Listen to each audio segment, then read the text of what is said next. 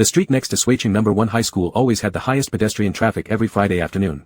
Especially the corner's Blue Spider Internet Cafe, which always attracted disreputable students from nearby secondary schools for gatherings, some playing games and others secretly meeting their lovers. But today, the atmosphere was a bit different. Everyone in the Internet Cafe, intentionally or unintentionally, was paying attention to the corner.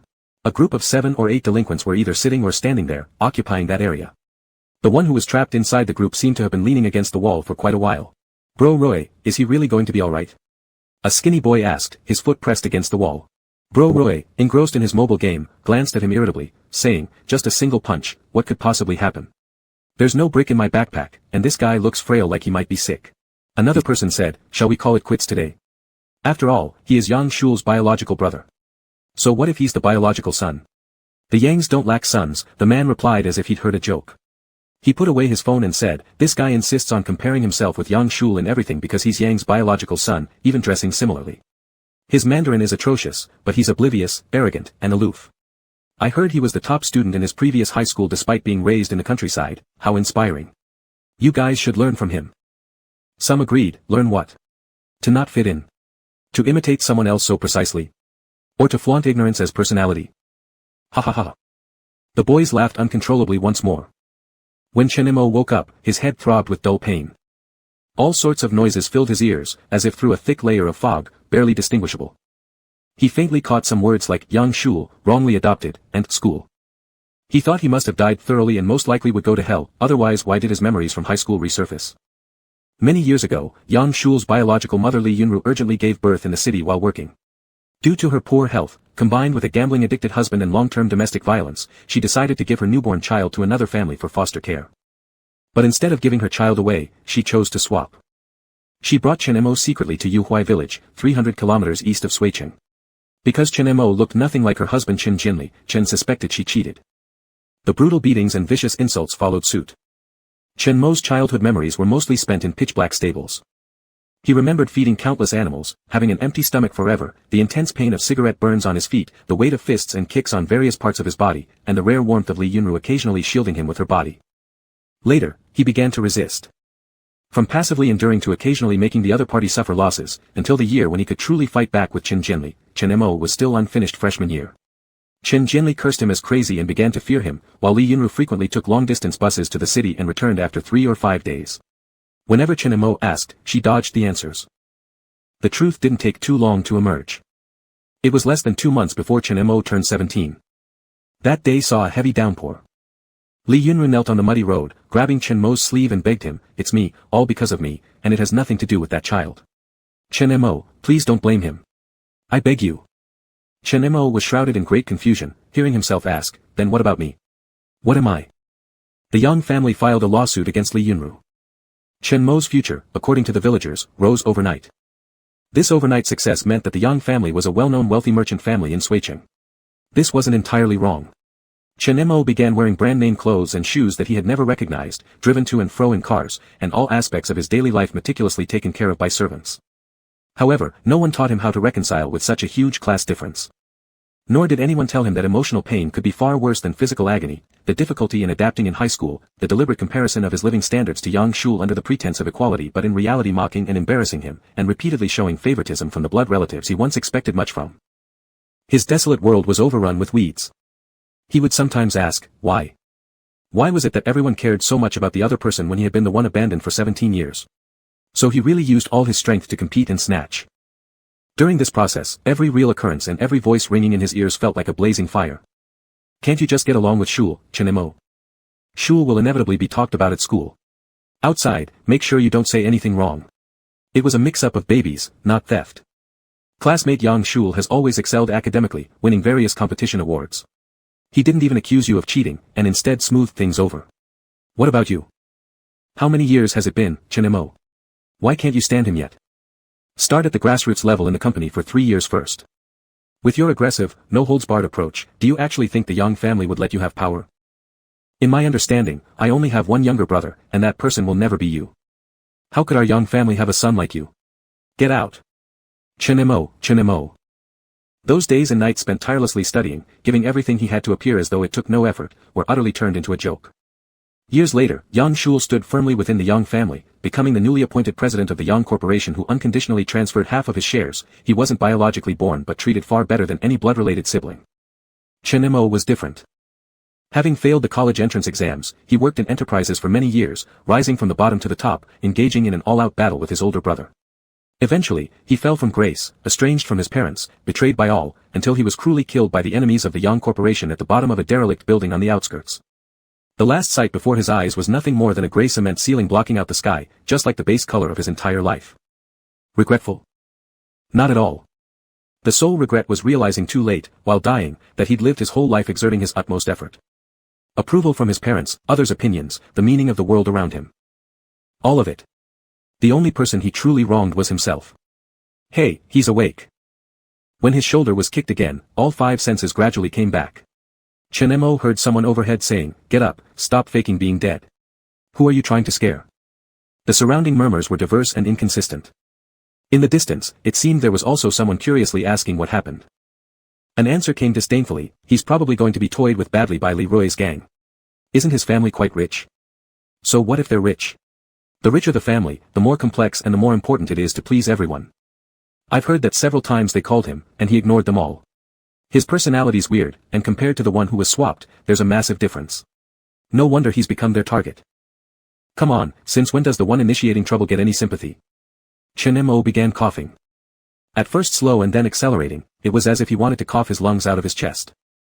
He propped himself up on his hands, leaned back against the wall, observing the surroundings, and looked down at his uniform and the bones protruding clearly on the back of his hand pressed to the ground. It was all too real. So real that it took him several minutes to fully accept that he wasn't dreaming. "Are you infected with some kind of disease or something?" The leader, a boy with a flat-topped haircut, who looked quite ferocious, frowned at him as if he were a virus. Chen Mo immediately recognized him, Leroy. He remembered quickly, not because they were familiar, but because after transferring to Suicheng No. 1 High School, most targeted incidents had involved this Leroy.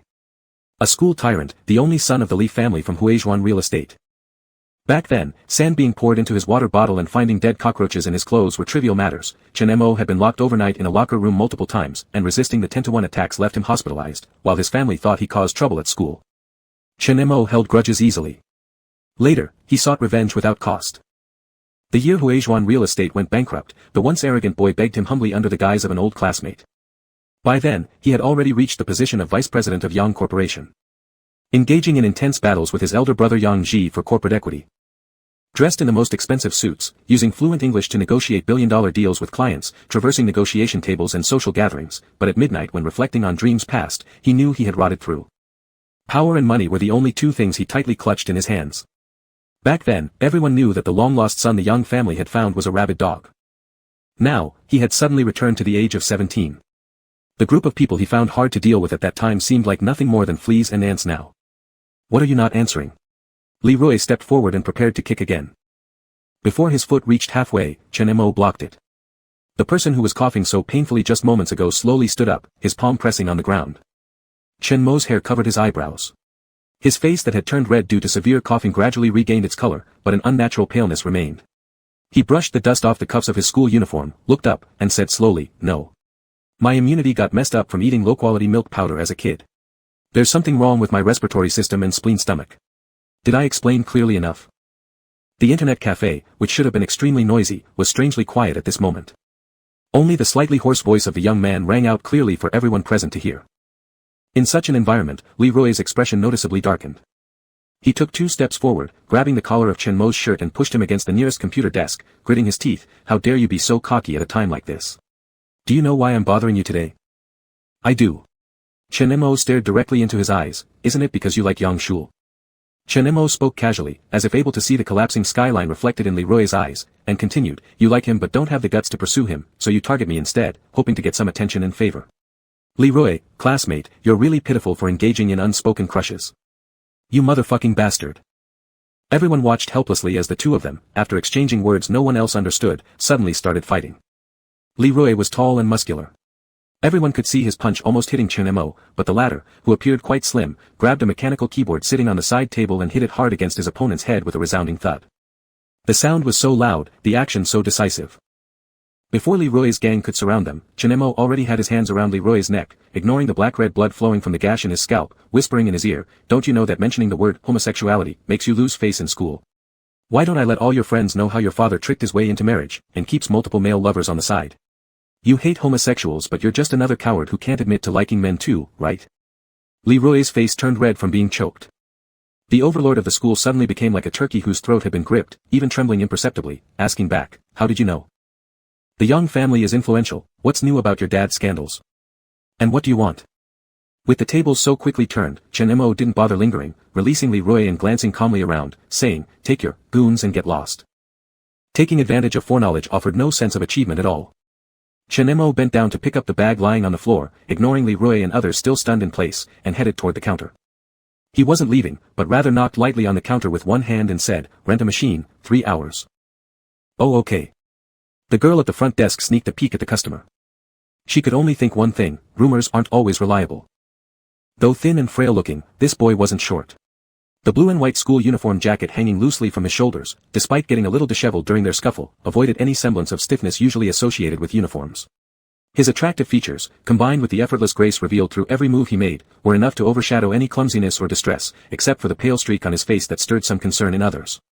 While she was busy handling the transaction, he casually grabbed a pack of Yushi cigarettes and a lighter from the adjacent shelf. Placing them on the glass counter, he asked, "How much is everything together?" "It's 48 yuan and 5 jiao." The boy searched his body thoroughly and finally pulled a black wallet from his trouser pocket. Opening it and seeing a thick stack of red banknotes inside, he raised an eyebrow for show before extracting one note and handing it over, saying, "Keep the change." Seeing his overly casual gesture, the girl inexplicably blushed and hesitated while holding the money. "That doesn't seem fair." Lifting his gaze, Chinemo simply asked again, "What food options do you have here?" Oh, instant noodles," the cashier immediately replied, "Sichuan pepper, spicy hot, or pickled cabbage mushroom flavor." "No other choices?" No. At this moment, Leroy's group happened to come out from inside. As he passed the front desk, Leroy deliberately shoved Chinmo's shoulder and jabbed a finger at him, gritting his teeth. "Chinemo. I'll remember you, just wait." The glass door swung open and closed again, quickly swallowing up the group as they disappeared from sight. The girl at the front desk looked worriedly back at Chinemo. "Shouldn't you tell the school teachers about this? Those guys are always overbearing, and they might still cause you trouble." Chinemo picked up his cigarettes and lighter with a laugh. "It's fine." She didn't know what else to say but asked instead, "Do you still want your instant noodles?" "No thanks." He turned toward the back of the internet cafe, adding as he left, "Lately I've been trying to stay healthy. I don't eat fast food." Watching the back view that moved away while tearing open the cigarette pack wrapper, she noticed how he casually stuffed the trash into his pocket, then deftly tapped out a cigarette with practiced ease. Her doubts grew.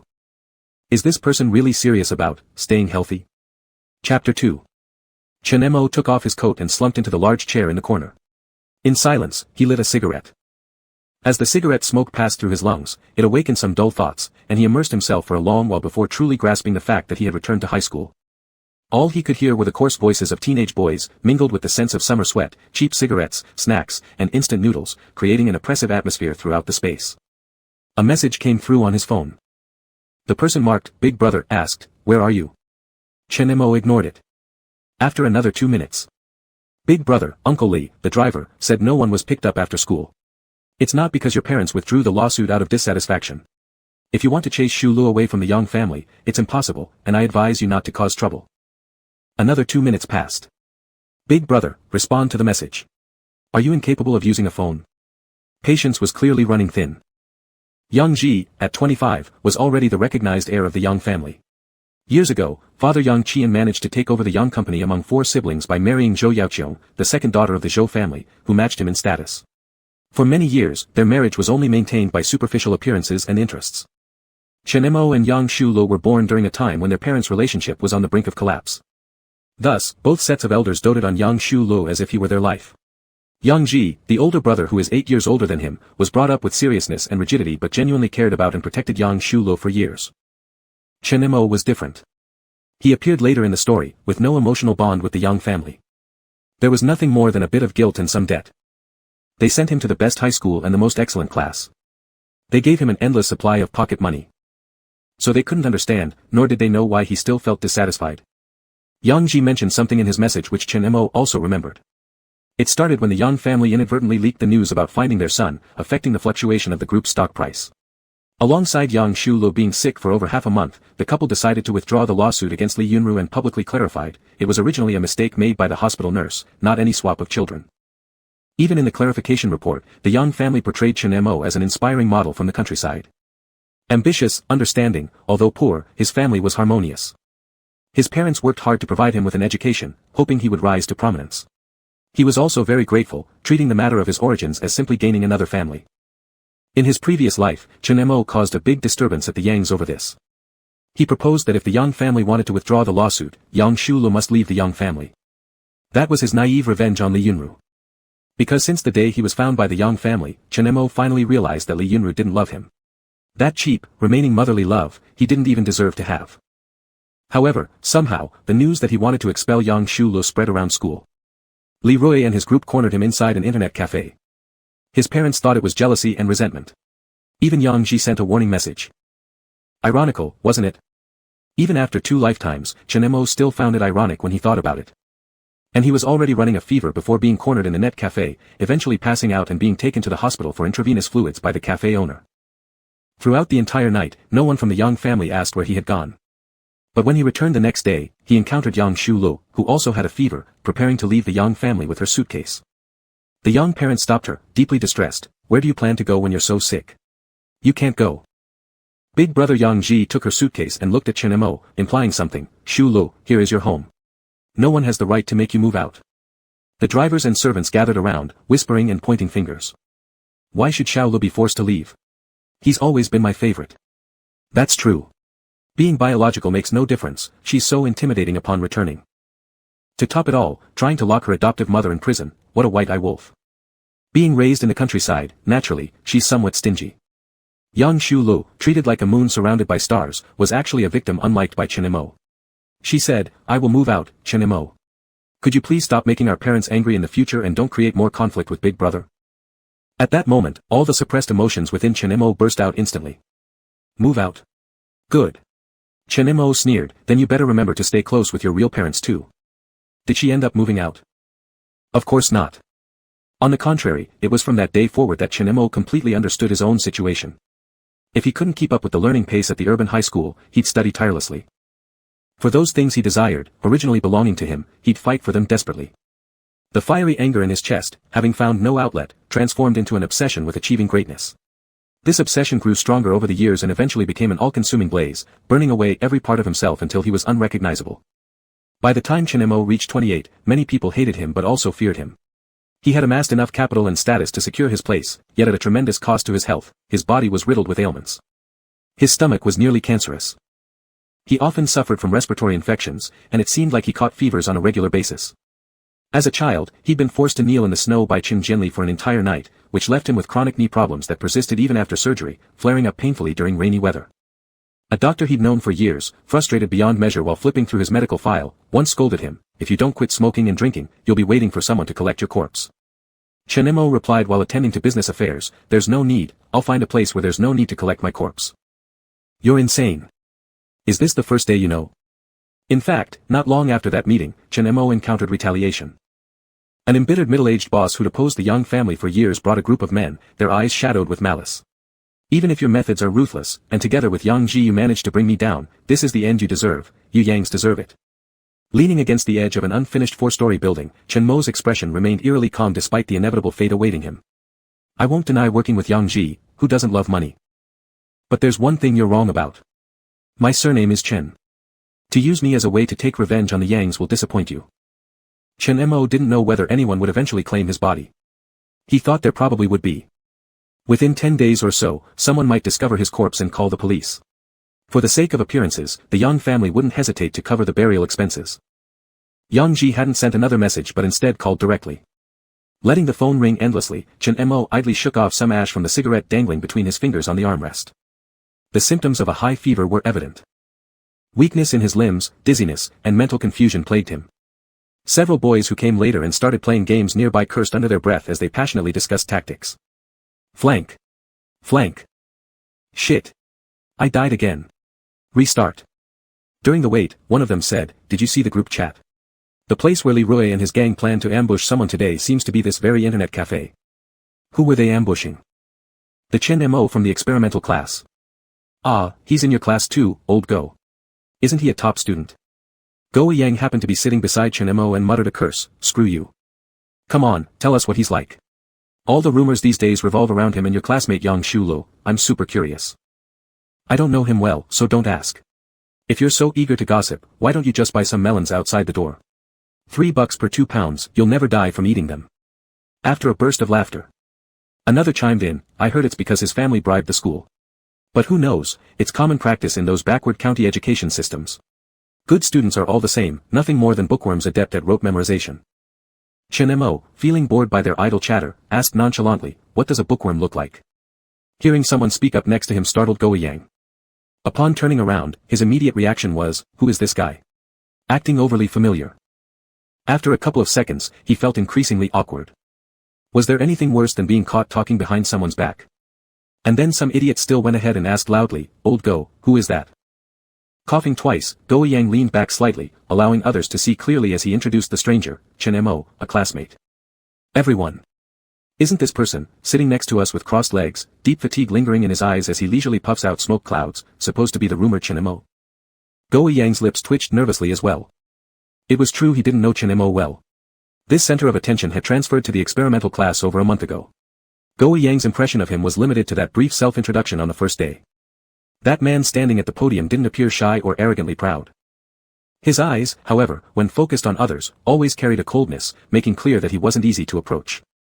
Thus, when Chen Mo initiated the conversation, Go Yang assumed immediately that he was provoking trouble. Not wanting to start anything, Go Yang guessed Chen Mo must have been in a bad mood from the day's ordeal and quickly smoothed things over, no harm done, they didn't mean anything by it. What if I decide to hold a grudge? Chen Mo tilted his head, raising an eyebrow. Go Yang blinked in surprise before letting go of the mouse, then come at me. Chen Mo took back his gaze and suddenly smiled, forget it. This classmate whose name sounded very much like, dog-like, would later become the familiar doctor friend of Chen Mo's. However, in the previous life, they became acquainted only after graduation from university, not in high school. As for the impression in Chen Mo's mind, Dr. Go was always a serious face with occasional humor during their high school days, but Chen Mo could hardly remember anything about him at all back then. His attention wasn't there at that time. Just at this moment, someone at the door suddenly shouted loudly, Lai Tuzi is here. Holy crap. Run. Run. The internet cafe went into chaos. Chen Mo looked up toward the entrance. In the next second, he was forcibly pulled up. He heard old Go saying, brother, let's put our grudges aside for now, we must prioritize survival. Chen Mo slowly reached for his coat, casually asking, why are you all so scared of him? Aren't you afraid? That's Lai Xianfu, the grade director of the sophomore year. Go Yang gave him a look as if to say, let's see how long you can keep this attitude, then stepped forward to pick up his coat, saying, we'd better run first. The experimental class is a key target for inspection.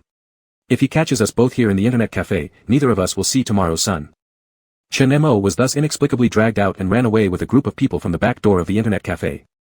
By now, it was already dark outside. This alley had few pedestrians, scattered shops emitting dim yellow lights, and stray cats startled, quickly darting out from garbage piles. After running for a while, Chen Mo felt his heartbeat was abnormally fast. Holding the retrieved coat, he naturally leaned against the wall behind him. Someone leaned on their knees panting and asked, has Lai Tuzi come after us? Probably not. Today I didn't get any game experience at all, it's such bad luck. Then let's go. How about going for barbecue? Together? They asked Chen Mo. Among males, sometimes things were simple. These people were different from Leroy's real delinquent gang, having only heard about Chen Mo's stories before without any genuine feud. Chen Mo shook his head because of the high fever, by this point, his back was already drenched in cold sweat. With a gust of wind blowing through the alley, there was a bone-chilling coolness. You go, Chen Mo said hoarsely. Young Go, seemingly destined to be a doctor with an impressive intuition, looked at him and said, are you all right? Your complexion was already off inside. With these words, the others also started looking over. Being accustomed to dealing with adult Go Yang, Chen Mo habitually responded, I won't die. At this exact moment, his phone buzzed again with a message. It turned out to be Yang Ji. Yang Ji, can you check what time it is? Chen Mo, even if you're upset, there should be a limit. Curiously enough, did Yang Ji send so many messages last lifetime? Chen Mo replied, do you care about me? The other side must have been thoroughly disgusted and fell silent. Having achieved his goal, Chen Mo pressed the return button, paused for 2 seconds, then wrote a sentence on the blank tag page. Retiring, do not disturb. Then he turned off his phone. His fingers unconsciously touched the cigarette pack in his pocket, suddenly wanting another smoke. But then he remembered he had left his lighter in the internet cafe, so he stopped. Adjusting his phone and looking up, he found none of the group had left. "Aren't you guys going for barbecue?" In the flash of a thought, Chinemo changed his mind and said, "I'll treat you." "No need for you to treat." "Exactly. Old Go will treat." "Go die, why don't you treat? Then we'll split." The youthful atmosphere grew lively. For a moment, Chinemo suddenly felt that this day wasn't completely unbearable and one didn't necessarily have to live too consciously. Chinemo got up from the wall. "Let's go, I'm worried my money has nowhere to be spent." F*******, what arrogant words. You're actually like this, Chinemo. Lord Emo is generous. Amidst the cheerful clamor where no ill intentions lingered, Chinemo just got up when he suddenly felt dizzy and lightheaded. Old Go, who grabbed his arm in passing, was shocked at the temperature. "Holy crap.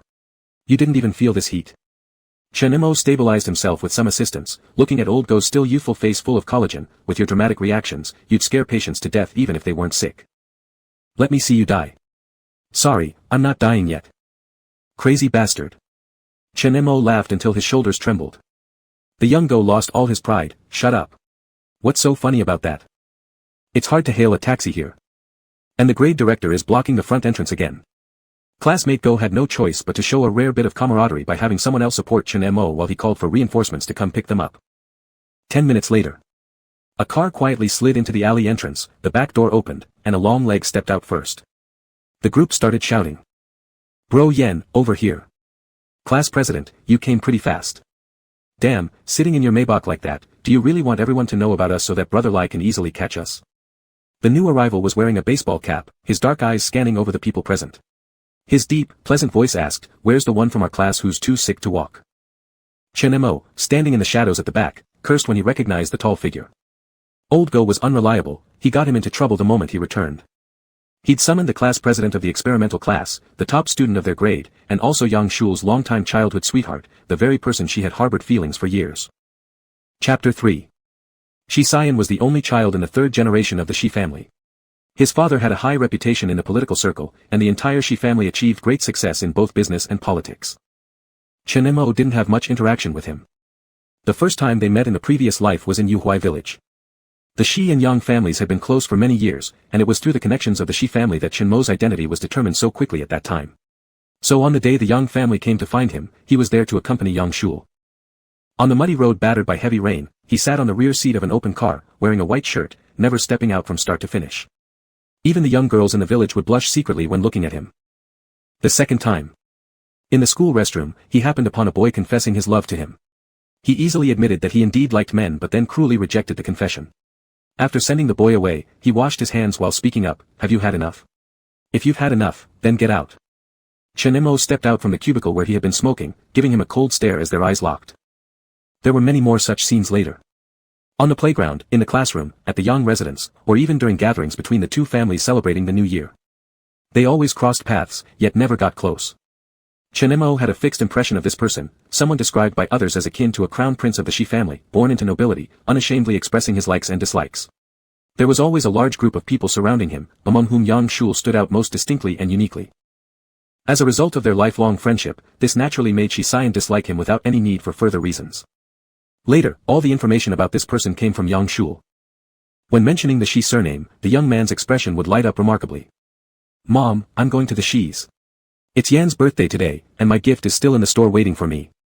He's going abroad, there will be no one to tutor me anymore. Yan, can I fly to see you during the summer vacation?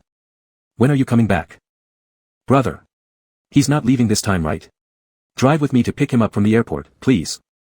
I won't go to work in the company, we've already agreed that I'll do an internship with Yen to avoid starving. Chinemo, this project is personally handled by Yen, how did it end up under your management?" That year, Chinemo was involved in many projects. Facing Yang Shul's skeptical look, Chinemo was truly stunned for a moment before bursting into laughter. "What exactly are you suspecting? All I know is that one project alone can support my entire team. Is it just because the boss is surnamed Shi that I should step aside for you, Yang Shul? Who do you think you are?" Those were the 2 years when Chinmo was the most aggressive in his work, with a temper that could ignite at any moment. Yang Shul turned deathly pale on the spot. Chinmo had already braced himself for Yang Shul whispering in the ear of someone surnamed Shi, making the project doomed to fail. However, that project went astonishingly smoothly until its conclusion. At the celebration dinner after, both collaborating parties dined together. As the drinks flowed, Shisayan arrived fashionably late. He was no longer the young figure from school that Chen Mo remembered. The young man was broad-shouldered and commanding, every move exuding the maturity of someone in power. The only thing unchanged was that he was still the center of attention, becoming the focus wherever he went. He took his seat next to Chen Mo. In the private dining room, everyone took turns offering toasts, and each drink he accepted without showing any change in expression. Finally, there was only Chen Mo left. Chen Mo, whose face flushed easily from drinking, was already 8/10 drunk. In the clamor of cheering, he leaned against the chair back, raising his wine glass toward Shisayan. "Mr. Shi, I toast to you first." And with that, he tilted his head back and drank it down in one gulp. After finishing, he looked at the empty glass and raised an eyebrow. "Mr. Shi, aren't you drinking?" "You're drunk," stated Shisayan. "Putting on airs." Chen Mo silently cursed a couple of times inside his head. He guessed that Shisayan looked down on his current adeptness at networking and also remembered Yang Shul's suspicious gaze from the beginning of the project. As a result, his celebratory mood faded by half. Driven by alcohol, he leaned on the table to stand up. One hand rested on Shisayan's shoulder, while the other lifted the glass to the other's lips, murmuring quietly, "Class monitor, we haven't seen each other for so long, and you really won't drink? Or do you want everyone here to know that we have known each other for quite some time?" Chen Mo couldn't recall whether Shisayan had helped lift that last cup as he drank it down. He only remembered the look that came toward him, refracted through the transparent glass, seeming somewhat distant and cool. When Chen Mo woke up the next morning, hungover, he found himself in an apartment he bought outside. Upon opening his eyes, he saw Go Yang's big face. "What are you doing here?" asked Chen Mo. Go Yang, in a bad mood, said, "Are you blacking out from drinking again? I've been telling you to quit drinking, or you'll eventually drink yourself to death." Then he asked proactively, "When did Shisayan return to the country?" Chen Mo was rather puzzled. "Ask me. Didn't you say that the two of you got along well back in high school?" Go Yang poured him some water as he spoke. "We lost touch long ago. After he went abroad, he basically cut off all his connections in China. Though we had a decent relationship during school days, but as people grow up, those differences become increasingly evident. His circle is one we can never reach." Chen Mo took a sip from the cup. Then he heard Go Yang speak with a gossip tone, "But I heard another version. Apparently his family had some issues with his sexual orientation, which made him cut off contact with China." Chen Mo wasn't surprised. Those years, Yang Shul seemed frequently upset because she couldn't get hold of Shisayan often. They were truly a pair of unlucky lovers. Chen Mo smirked coldly. Setting down the cup, he said, "Thank you for taking the trouble to pick me up last night." Go Yang looked at him. "I didn't pick you up, Shisayan sent you back." Chen Mo suddenly turned his head. Go Yang scrutinized his face. "Don't you remember?" "What should I remember?" Go Yang kindly helped him recall. It was something like, "I suddenly got a call from him and got quite startled. When I arrived, your coat was dropped on the main road at the entrance of the neighborhood, and your hands were around Shisayan's neck acting like a flirt." He added a scolding, "You know how terrible you are when drunk. Too repressed normally, once drunk, you lose all sense. How dare you?" Chen Mo's hangover gave him a pounding headache and a horrible complexion. He slowly said, "It was even worse than that." He recounted the event of forcing someone to drink last night while drunk. Go Yang wore an expression like there was no hope for him. "Why do you bother provoking him?" No wonder I noticed he had a difficult look. Chen Mo indeed knew that his behavior after drinking was average, so usually, he would control himself not to overdo it during social engagements. That night was truly influenced by alcohol. He guessed Shisayan probably wanted to kill him. Fortunately, they didn't end up letting Shi handle it personally. Until the day of his death, at the age of 28, the phrase, "dying too young," would certainly apply to him. Who knew that the first day he opened his eyes this life, he ran into this person? Perhaps it was karmic payback. Shisayan from high school was already tall, about 188 centimeters, and walking in the dim evening light already exerted a certain amount of pressure. With prominent eyebrows, a straight nose bridge, clear facial contours, he possessed a striking appearance that caught everyone's attention. He was the class president of the experimental class but was clearly not a student who enjoyed tattling. The group led by Go Yang looked at him as their mainstay, gathering towards him. Someone even responded to his question, "Where is he?" "Over here." A wave of hand accompanied, running quite high fever. Chen Mo had already retreated to his previous position, leaning against the wall, entirely hidden in the shadow where the light could not reach. When Shisayan followed the sound and looked over, their gazes collided, and Chen Mo could clearly see a brief moment of surprise in the other's eyes, as if somewhat shocked that the person among these many people was him. But Shisayan quickly composed himself and walked over. "How do you feel?" he asked. The distance between them was very close, close enough for Chen Mo to smell the faint aroma from his body, crisp and unique. His inner shirt looked ordinary, yet the dark golden pattern hidden under the rolled-up cuffs revealed certain uniqueness. "Not bad." Chen Mo leaned back on the wall, staring into Shisayan's eyes, trying to find evidence that he didn't match his facade inside and out. Unfortunately, this person maintained a proper image of a class monitor. He even lifted his hand to touch his forehead, his brows slightly furrowing. The temperature is somewhat high. Without waiting for anyone else to respond, he arranged things actively. I'll send him to the hospital. Where are you heading next? Getting the response, he continued, all of you, be more careful. If Mr. Lai catches you, even I can't save you, risking my life to save. Are you treating me like a robot? What about the monitor? The monitor also cannot escape the nightmare of being criticized by the teacher, even solving 2 physics competition questions for him in my dreams. Still able to joke around, his surrounding aura relaxed, in a good mood, old Go, come lend a hand. Chen Mo didn't even have a chance to refuse. Dragged out of the alley by the 2 of them. Go Yang standing by the car door patted his shoulder, what's wrong? Really delirious? Let go first. Chen Mo glanced at his arm still being held by Go Yang, his expression having a bit of an unspeakable complexity. I'm just running a fever, not sick in the mind. Are you treating me like a prisoner? You're not grateful enough. Go Yang obeyed and released his grip, then took a tissue from the pocket of his pants, it was an affordable brand, and handed it to him. Wipe yourself, you're quite alarming with this fever. Your cold sweat is flowing like a river. Chen Mo accepted it and crumpled the tissue in his palm. The paper absorbed the sweat from his palm, leaving a warm sensation. The continuously rising temperature in his body was frustrating and restless. Just as the driver had finished speaking, Shi Xian turned around and asked Go Yang, are you coming with me? I can't. Go Yang awkwardly replied, my grandma just called me, insisting that I go back home. Chen Mo knew how important Go Yang's grandmother was to him. She wasn't in good health and passed away before he could graduate high school. Later, whenever they would drink late into the night, Go Yang said his greatest regret in life was not spending more time with her when she was alive, and constantly finding her chatter annoying.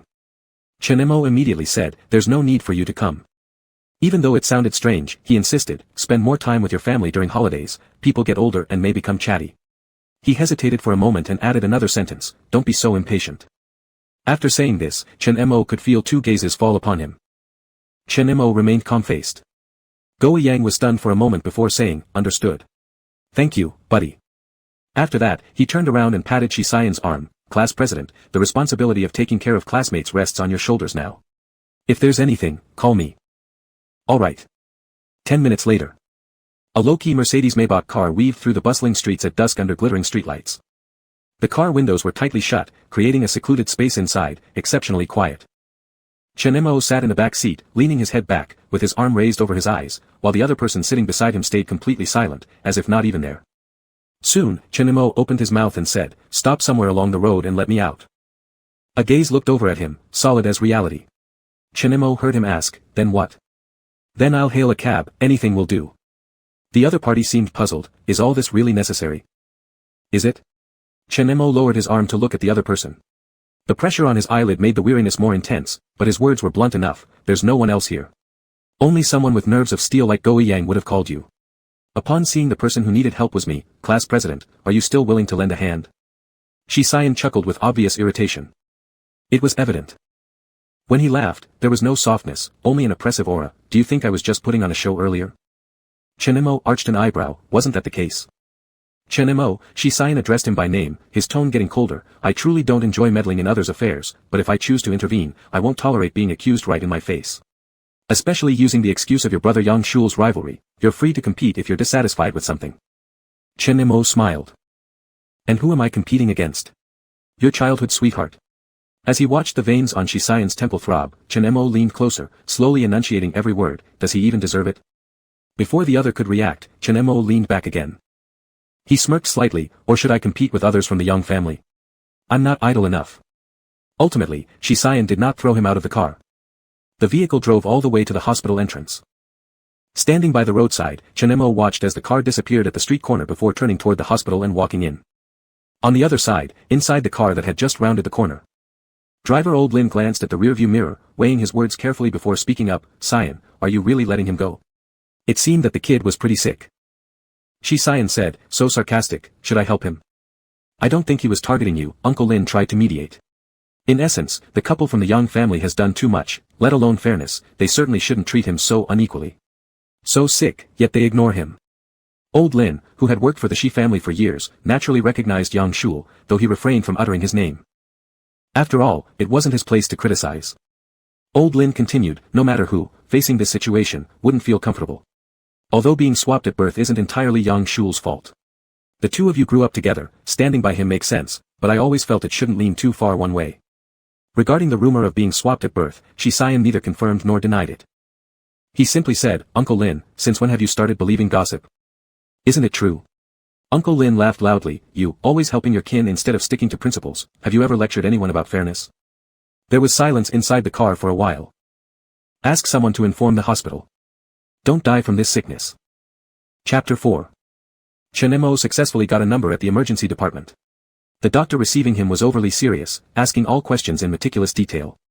By the time the 4-drip was administered, it was already half an hour later. For huge bottles of fluid, and by the time he finished, the sky outside had started to lighten.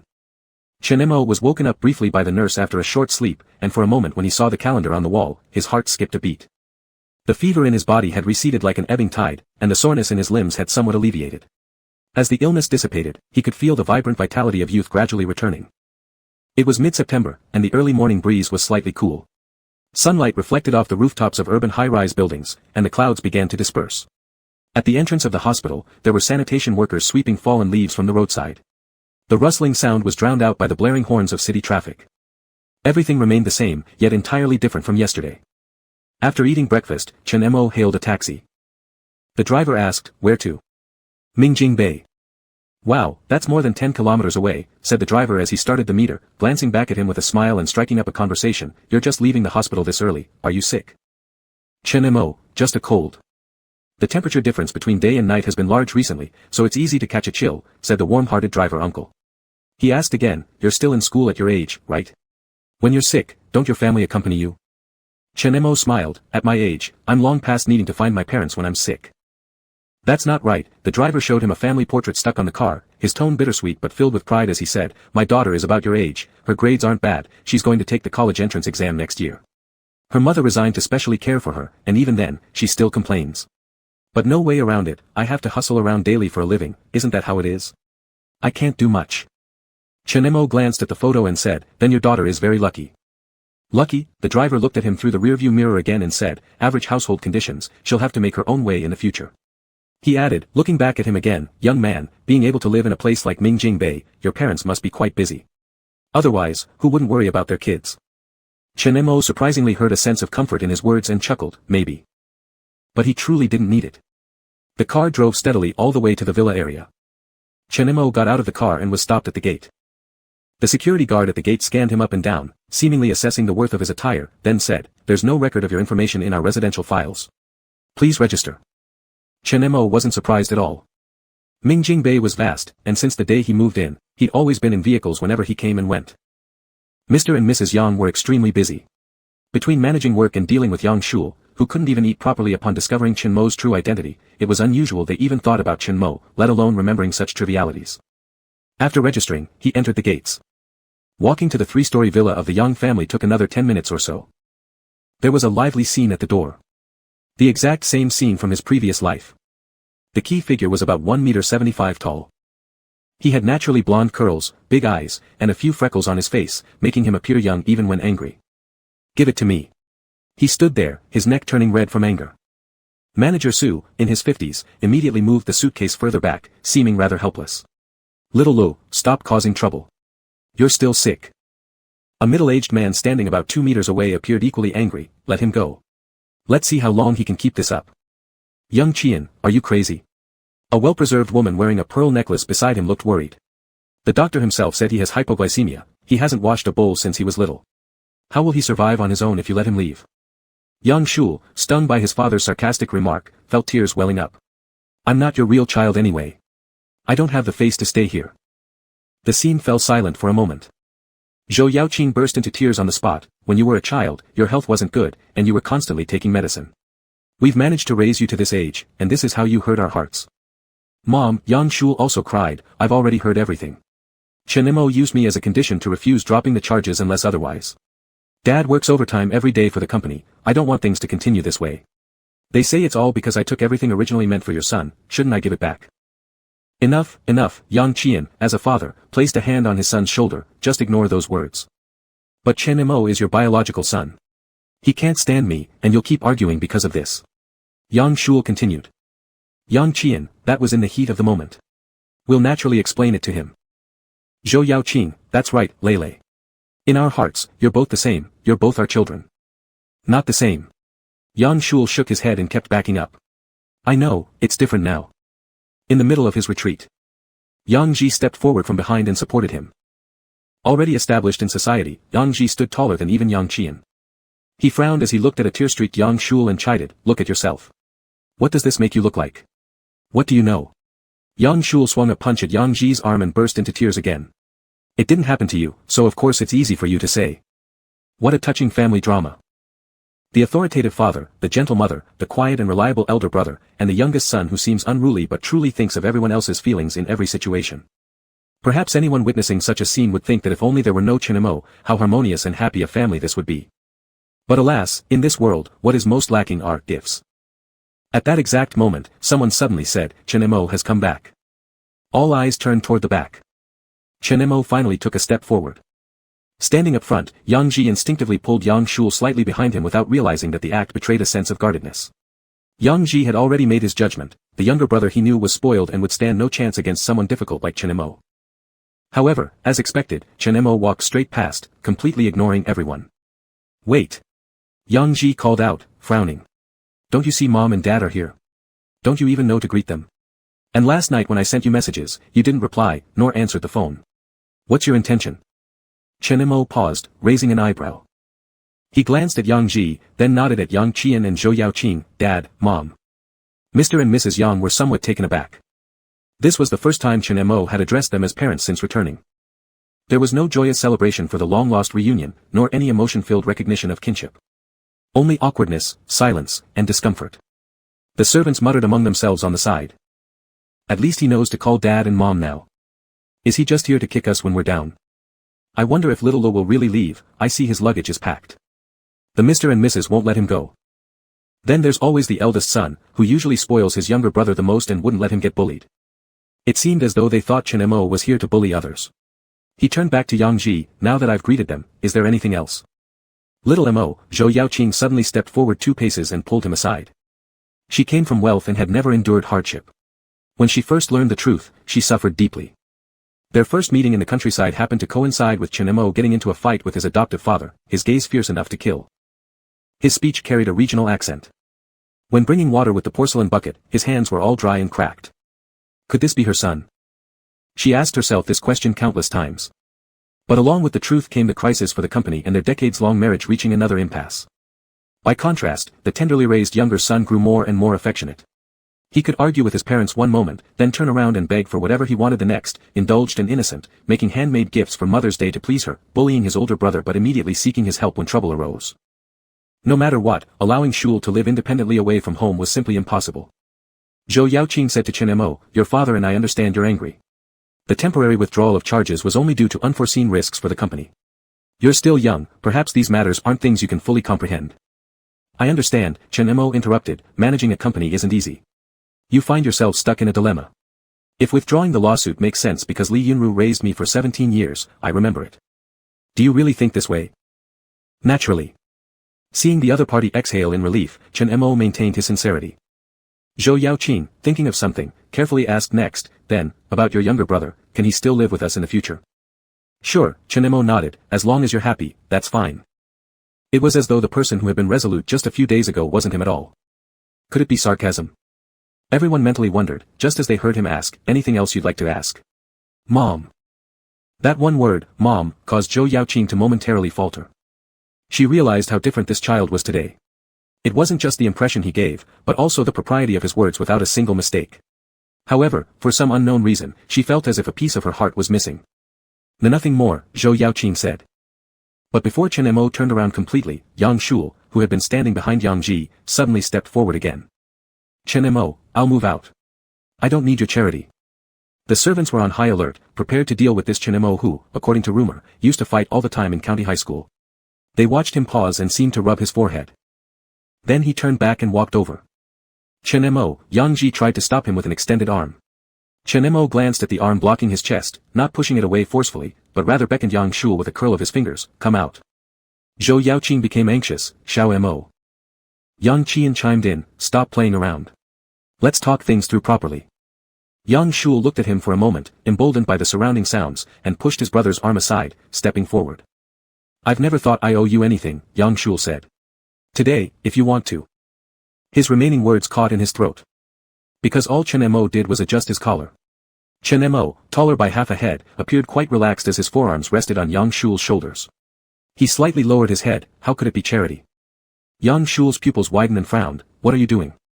Seemingly motionless, Chen Mo had actually suppressed any resistance from Yang Shul.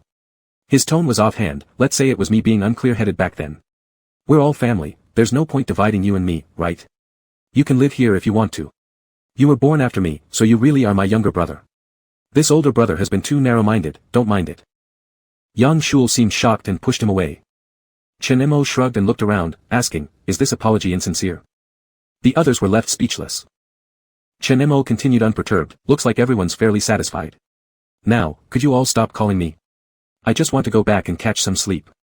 I've been up all night and my mental state is pretty bad. My patience only holds up to this point. Let's try to endure each other, okay?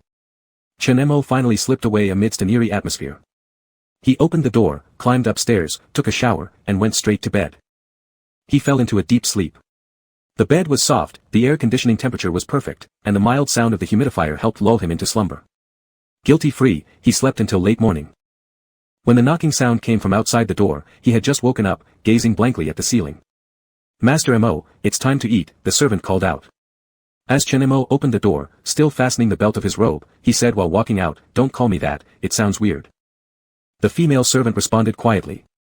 This person who claimed he didn't like being called master, didn't realize that at this very moment, he looked nothing less than what a mansion master should be. In slipper-clad feet, with a slightly unbuttoned robe, casually combing his damp hair, he looked more like the owner of the villa while yawning indifferently.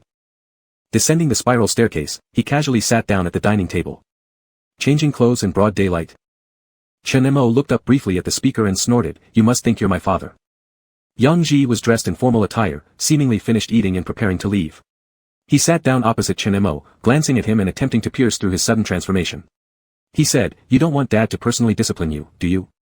After clashing for many years, Yang Ji knew Chen Mo very well. Chen Mo retorted, don't scare me with him, and he probably feels sorry for me now. As Chen Mo spoke, his phone buzzed. Looking at it, he chuckled softly, see? The compensation was already sent so promptly. Yang Ji ignored his nonchalant attitude and said, tomorrow's Sunday. Shul invited classmates home. Chen Mo, using a knife and fork to pick up broccoli from the plate, asked, why are you telling me this? Recently aware of the numerous rumors spreading around school, Yang Ji originally intended to warn him not to make the situation embarrassing.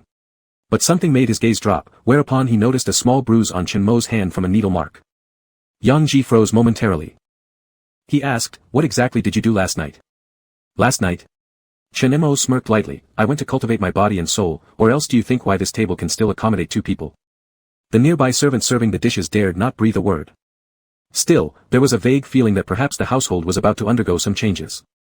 Chapter 5. The meal ended unpleasantly, and the young couple went off to the company. The house now only had Chen Mo and Yang Shul left. Yang Shul had made a scene in the morning, so he had his lunch delivered to his room by the maid and didn't even make an appearance. At noon, the sun hung high in the sky, and Chen Mo was dozing off in the open-air lounge downstairs. From a distance, at the corner of the lawn, a few maids took advantage of their lunch break to water the flower bed while having occasional idle chats. How is the young master today? Which young master are you talking about? For heaven's sake, I'm obviously referring to Master Shul. He has been sick for so long that he has lost a lot of weight, and he hasn't gone to school either. The class reunion tomorrow was actually suggested earlier by Mr. and Mrs., all in an effort to help him change his mood. If I were him, I wouldn't be able to cheer up. Apart from being ill, it's probably because he doesn't know how to face his classmates from before. He used to hang out with friends and shine so brightly, but now he has to confront so many rumors. Everything will be fine as long as that person doesn't cause trouble. As they said this, their conversation gradually became quieter, as if avoiding some taboo subject. It's strange. When he caused a commotion at the Young family residence before, nothing seemed wrong. But the episode this morning, where he didn't throw a tantrum anymore, somehow feels a little eerie to me. I'm truly afraid that he'll pick a fight tomorrow. What will happen tomorrow? Chen Mo, with a book casually placed over his face, actually gave it some serious thought. Something like this seemed to have happened in a previous life too. Back then, Chen Mo hadn't known that the Young family had withdrawn their lawsuit to show generosity just moments ago, then turned around to happily organize a class reunion for Yang Shul. What was the difference between this and slapping him across the face right there? And those who came that day included a few people from Yang Shul's especially close small group, and they weren't kind with their words. The ending was far from elegant. Because Chen Mo had thrown all those people into the swimming pool at home, not sparing Yang Shul either. In the scorching weather of September, when Yang Shul climbed out of the pool, he was shivering as though he had been dumped into icy water. Those condemning stares around them. The questioning eyes of his parents and Yang Ji. Later, the increasingly tough situation at school, thinking back now, it all felt vague and distant. Not to mention the hard-won temperament he had cultivated over the years in the workplace, merely the experience of dying once would make anyone realize that thinking these things were hurtful enough back then was completely unnecessary. Their conversation continued. It had already moved on to what happened during the lunch, specifically when Yang Ji got up angrily. Until an elderly cough sounded from behind, along with Mr. Su's reprimand, "Do you have nothing better to do?" Chen Mo took the book off his face, looked up, and was momentarily startled by the old man standing behind him wearing a white thin shirt with Chinese-style buttons, leaning on a cane. Yang Tsongxian, supported by Mr. Su, hands resting on the cane, his expression unreadable. A few maids were already frightened out of their wits. Not only because they failed to notice that the person they had just been discussing was sitting not far away, but also because this elder who appeared was the head of the Yang family from the previous generation. Yang Tsongxian's story of making a fortune carried a certain legendary charm. Close to 80 years old, yet still robust in spirit. He was without doubt the backbone of the entire Yang family. In the previous life, Chen Mo thought him too intimidating, and they weren't close. Not until 3 years later when his health deteriorated rapidly, eventually leading to his death, did Chen Mo discover that this old man was actually the only one in the Yang family who supported him.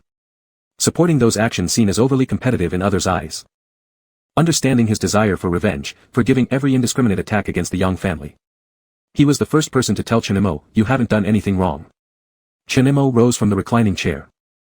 The shadow cast by the umbrella overhead fell on the stone slab below his feet. Chen Mo met the gaze coming from the old man, and after a couple of seconds, spoke, "Grandpa." Only then did Yang Tsongxian move. He walked beside Chen Mo and sat down on the rattan chair accompanying the small round table. Eyes clouded with cataracts, but still clear-minded, glanced toward the line of several maids. He asked, "What do you think?" "Huh?" Chen Mo didn't understand. "About what?" Yang Tsongxian lifted his eyes, "How about dismissing them?" The maids immediately tensed up. One of the younger ones started crying instantly, her eyes turning red. Only then did Chen Mo understand what Grandpa meant.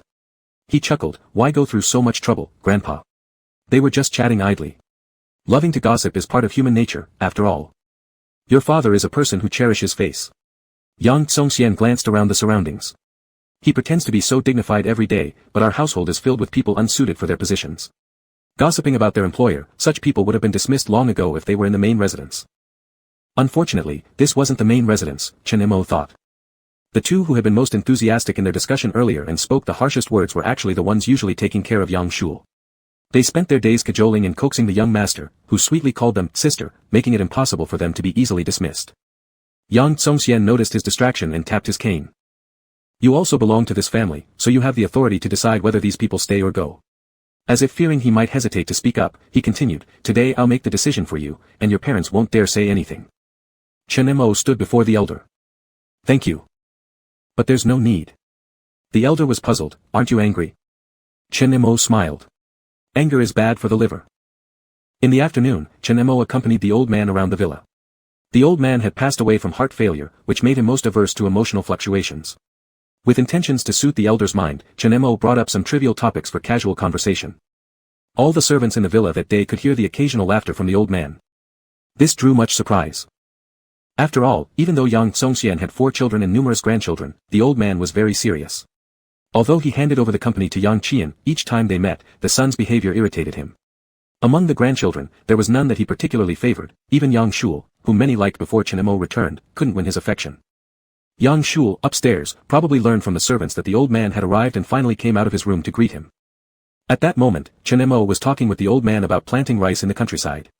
He mentioned how stepping into the fields barefoot for half an hour usually meant leeches crawling on one's legs. The old man followed by saying that when he was younger, the leeches he saw in the countryside were as large as little fingers. Yang Shul greeted politely, receiving a lukewarm response from the elder, and then humbly stood to one side. The elder didn't like him, and Yang Shul himself knew it. In the past, following his parents' advice, he had tried to please the elder, but now he had long since given up. He glanced at Chen Mo. Seeing that Chen Mo hadn't spared him a glance throughout, Yang Shul felt somewhat disdainful. What good did it do to curry favor with the elder? The elder was getting old, anyway, how many more years could he wield authority? When others returned home in the evening, Yang Qian went to the study with the elder to discuss business matters, accompanied by Yang Ji. Meanwhile, Zhou Yaoqing took charge of the kitchen and prepared food. Chen Mo could distinctly feel that everyone was extremely cautious. The elder was like a landmark of the great mountain that was the Yang family. As long as he lived, his sons and grandsons respected him. Moreover, to avoid disputes and rumors affecting the company, Yang Qian dared not do anything contrary to the elder's wishes. After all, the elder had more than one son, and internal competition within the group was fierce. There were still many things that required mediation from his father. Who knew that night, they received a stern scolding. The elder's cane knocked loudly, expressing his dissatisfaction. Tell me, what exactly have you done? A mix-up. That woman stole your son. It's your biological son. All you can see is money and interests. Is your wife confused, and are you confused too? I told you long ago she spoils her child without boundaries, and now look what happens. While the child she raises receives preferential treatment, what has she done to the other, to Chen Mo? Yang Qian wiped his face, frowning. Did Chen Mo complain to you? Complain? If he complained, things would have been better. Yang Ji quickly approached and gently patted the elder's back. Grandfather, Yang Ji said, please calm down. Dad isn't solely considering the company. Shul has had a high fever repeatedly over the last half-month. Mom and Dad don't want to upset him anymore, so the lawsuit has just been postponed, not really withdrawn. The elder snorted coldly, so everything comes down to Yang Shul. Dad, Yang Qian said, I've raised that child as my own son for over a decade. What about Chen Mo? The old man sat down in his chair, sighing and shaking his head. For so long, have you ever thought about changing his surname? When one child's health is fluctuating, have you even noticed the other child's illness? Sick. Yang Qian was startled. He hasn't said anything. If he didn't say anything, can't you observe? His complexion is terrible, with no color on his lips. The old man got angrier and sighed even deeper. I suspect he was tired from taking medication but still forced himself to spend the afternoon with me, this old man, without hinting a single word. You, oh you, how did our Yang family produce someone as blind and ignorant as you? Yang Qian hung his head, reprimanded like a grandson, and didn't utter a single word of dissent. And Yang Ji had not spoken for a long time. He thought again about that pinprick, recalling the other party's nonchalant tone. When Chen Mo was first brought back, he had been like an unbending steel bar, wary of others, unwilling to suffer losses, with a straight back that easily kept people at bay. Now, it seemed as if something had been extracted from his body and vanished. Some details stood out particularly starkly, making some words sound impossible to refute. Was this Chen Mo's new tactic? The old man was indeed a good target. Chen Mo had no idea what had happened in the study. On the sofa in the living room, Chen Mo sat with one leg crossed over the other, looking at his phone. Beside him, fruits in the fruit plate were cut into uniformly sized chunks, catering well to those too lazy to peel them themselves. Opening his phone, he discovered someone with a Siberian husky profile picture had added him during the afternoon. Chen Mo didn't need to guess, it was Go Yang. After all, even after 10 years, this guy's profile picture hadn't changed. As soon as Chen Mo accepted the friend request, a message popped up on the other side. What are you doing, Master Mo? You're stirring up nonsense for nothing. Call me Chen Mo. Alright, Brother Mo, greet me as brother, and save yourself a 10-mile climb. Chen Mo shook his head and replied, you'll regret it. He remembered those years when Go Yang often complained that if it weren't for carrying the burden all these years, Chen Mo would have likely died from sickness in some remote corner. This Go was still young and naive back then. Didn't you say there's so much money you don't know where to spend it? You're just the type who should be friends with me. Stop being a smartass. Is there any reason you're contacting me? It's because I feel bad for leaving you alone last night, just checking in. Chen Mo reminded him, I wasn't alone. Go Yang, that's exactly why I'm worried. Since you've only transferred here recently, you might not know. Our class president, Shi Sibin, is known alongside Yang Shul as our school's twin stars. Some online forums secretly fantasize about their royal pairing, the crown prince and his little prince. Reflect on it, taste it, consider how they relate. Remember when you were abandoned into that tiger's mouth last night? It makes me shiver just thinking about it. Chen Mo couldn't help but laugh suddenly. Go Yang's habit of gossiping like a straight man was evidently foreshadowed back in high school. Chen Mo replied, aren't you a bit late to remind me now? Go Yang, truthfully, I hadn't thought about that. Besides, Shi Sibin is just one of those guys who captures all the girls' attention in our school, no lie there. Go Yang asked another question, can I ask if you weren't assassinated last night? Chen Mo, I'm already dead. Don't forget to burn paper money.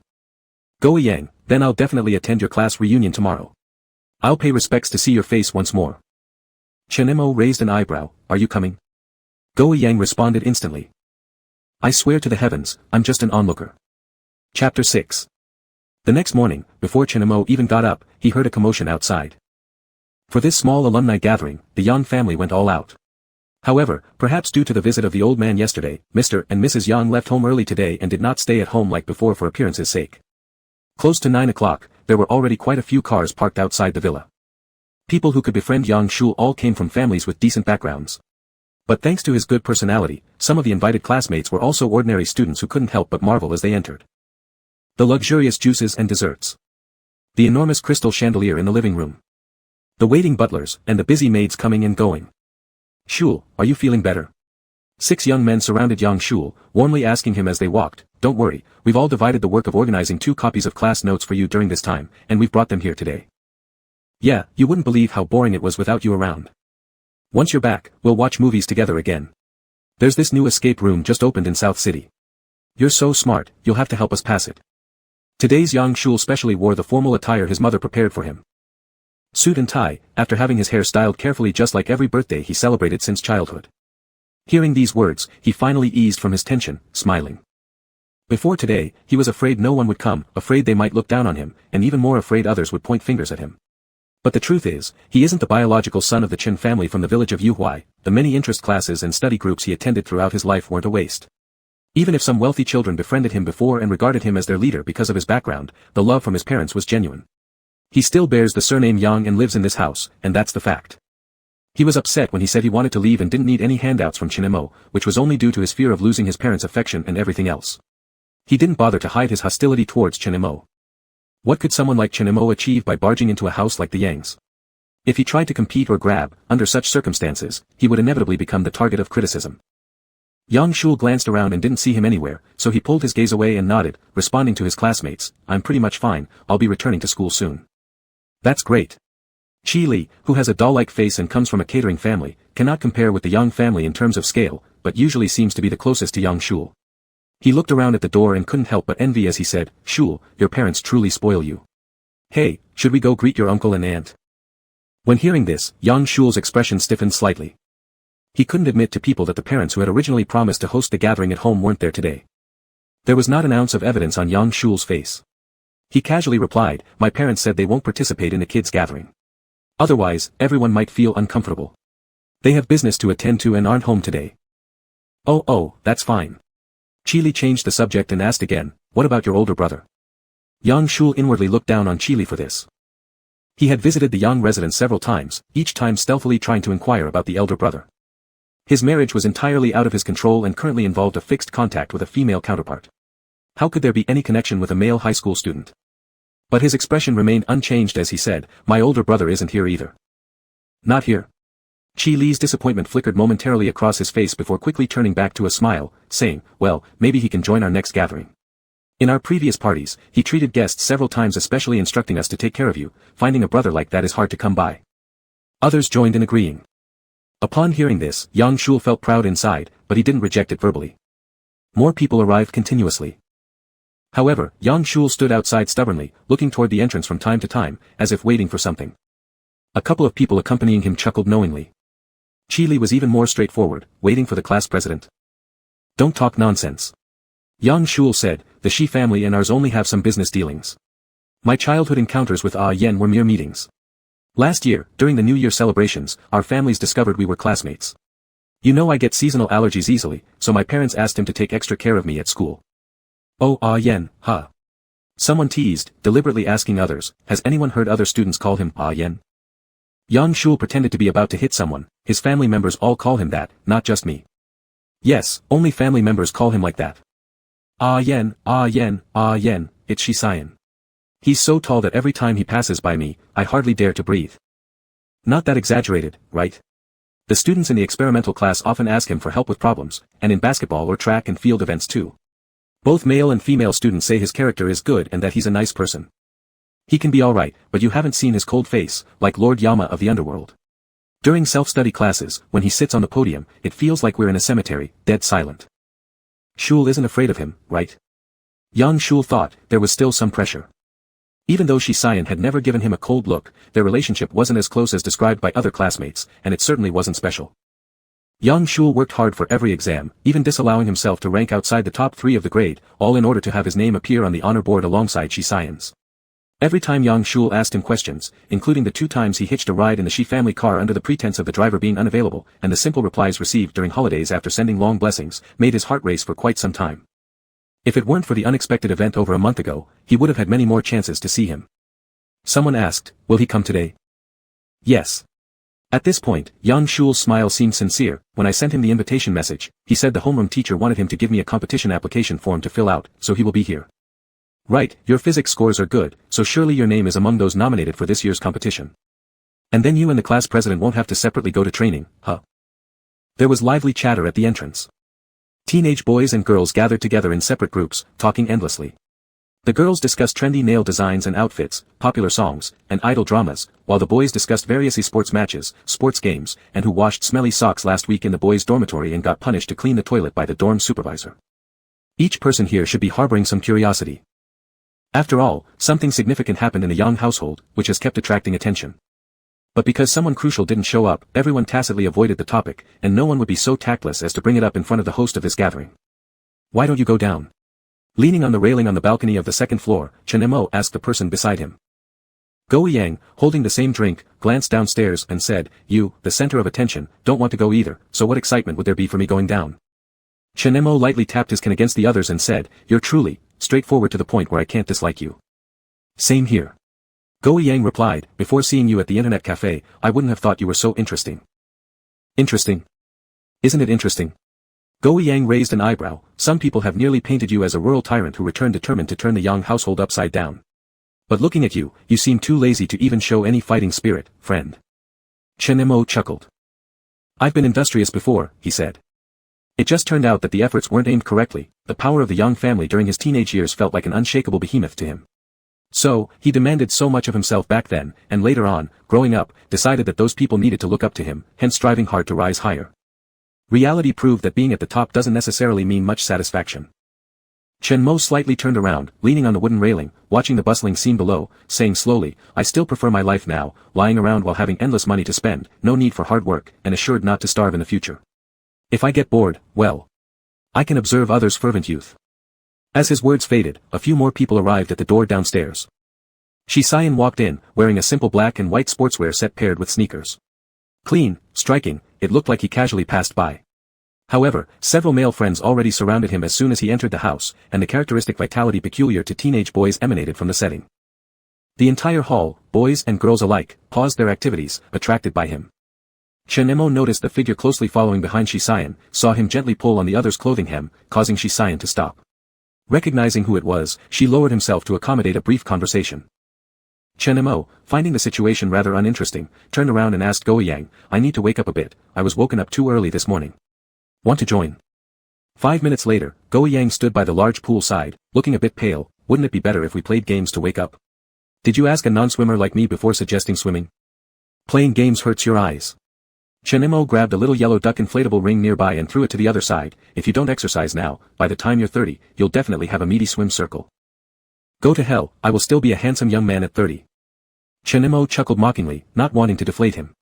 He strolled to the recliner with towels and lifted his hand to take off his top directly. Go Yang glanced at him, shocked. "What the hell, are you this pale? And your legs are too outrageous.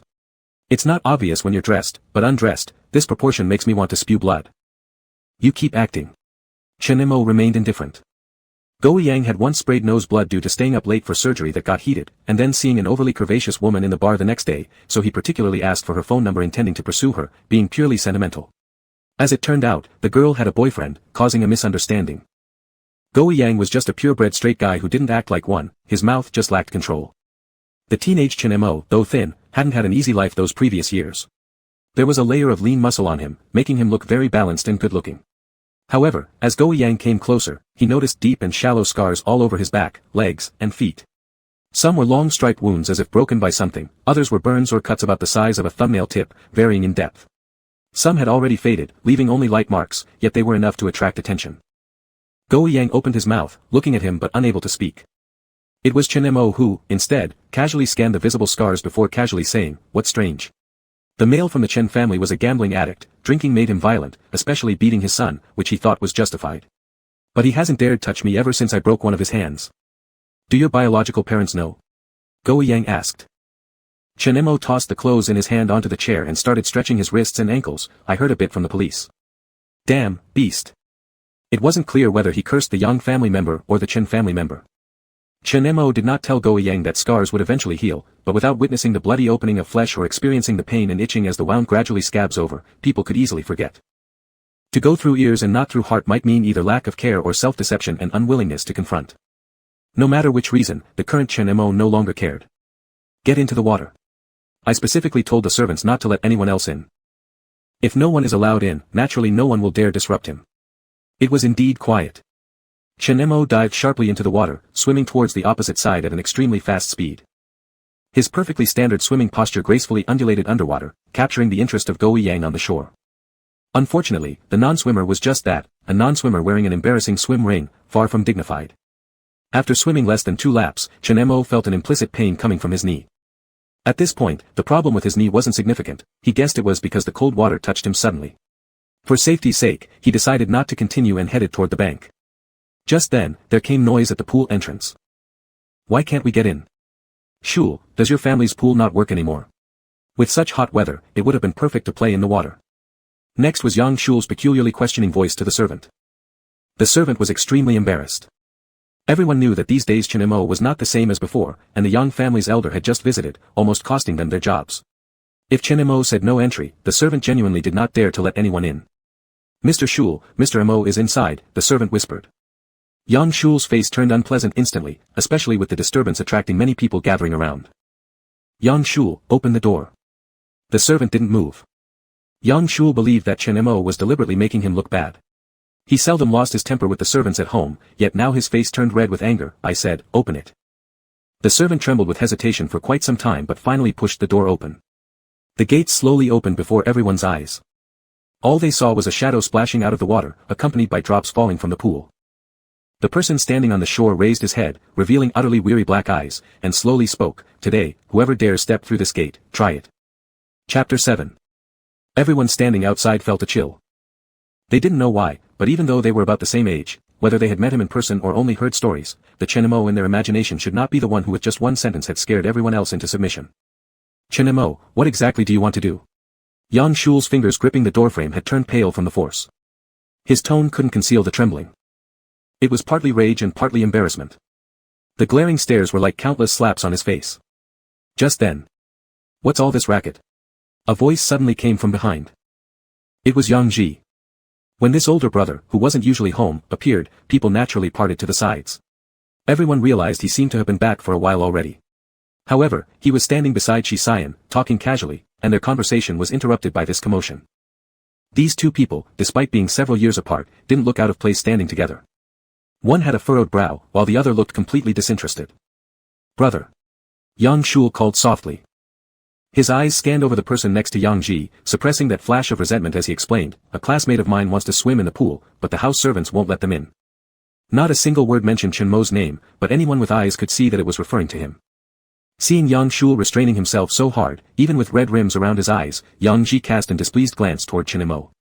As he opened his mouth to say something, he caught sight of the other person and immediately thought how detached that figure seemed. Their gaze met, and there was no emotion, no ripples. Yang Ji had never really felt anything for this younger brother, bound by blood alone. From the first moment he found him in the countryside, he knew they shared something deep down. But the kind of younger brother Yang Ji wanted for himself, someone smart enough to excel within the family and get along well socially, that should be Shul, smart, spoiled at home, admired externally, and polite when necessary. Shul's cunning could be used to compete for parental affection or manipulate external situations cleverly. He was talented, a shining light for the Yang family, and always thoughtful towards family members. But his intelligence would never be wasted on struggles for power or challenges against the authority of such a powerful family. Chen Mo was different.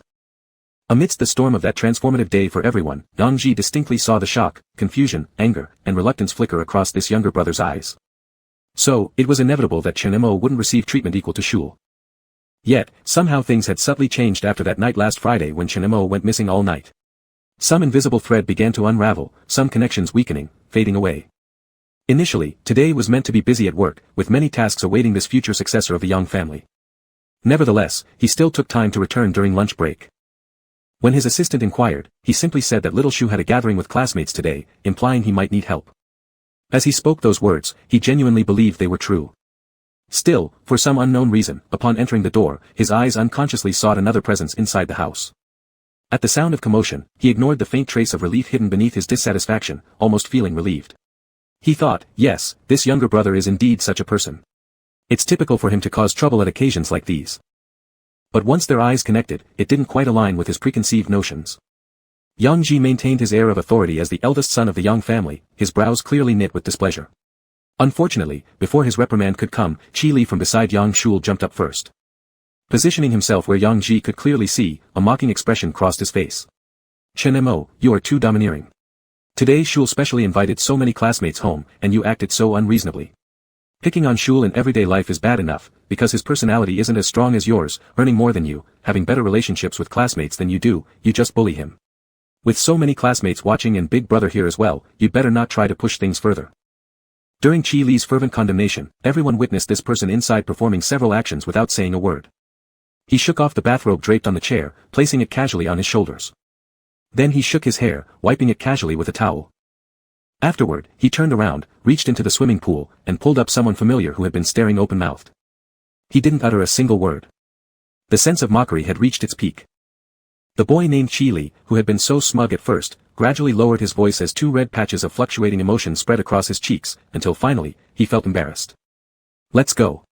Chen Mo tossed another towel to Go Yang. Come back next time when the water's changed. Go Yang was utterly in awe of him. He whispered softly in his ear, shit. It's my first time being naked in front of so many people. I feel dirty now. Chen Mo gave him a glance downwards, naked? This is almost illegal, you know. Chen Mo chuckled lightly and didn't reply further. It didn't matter to him whether they stayed or not today, but since Go Yang was there, he didn't want to drag him into things unnecessarily. As they made their way towards the door, just about to pass through the crowd, Qi Li, who suddenly felt humiliated, shifted his target onto Go Yang. What's your problem, Go Yang? Startled, Go Yang let out a mocking laugh. Qi Li, please stop making our advanced class look bad, alright?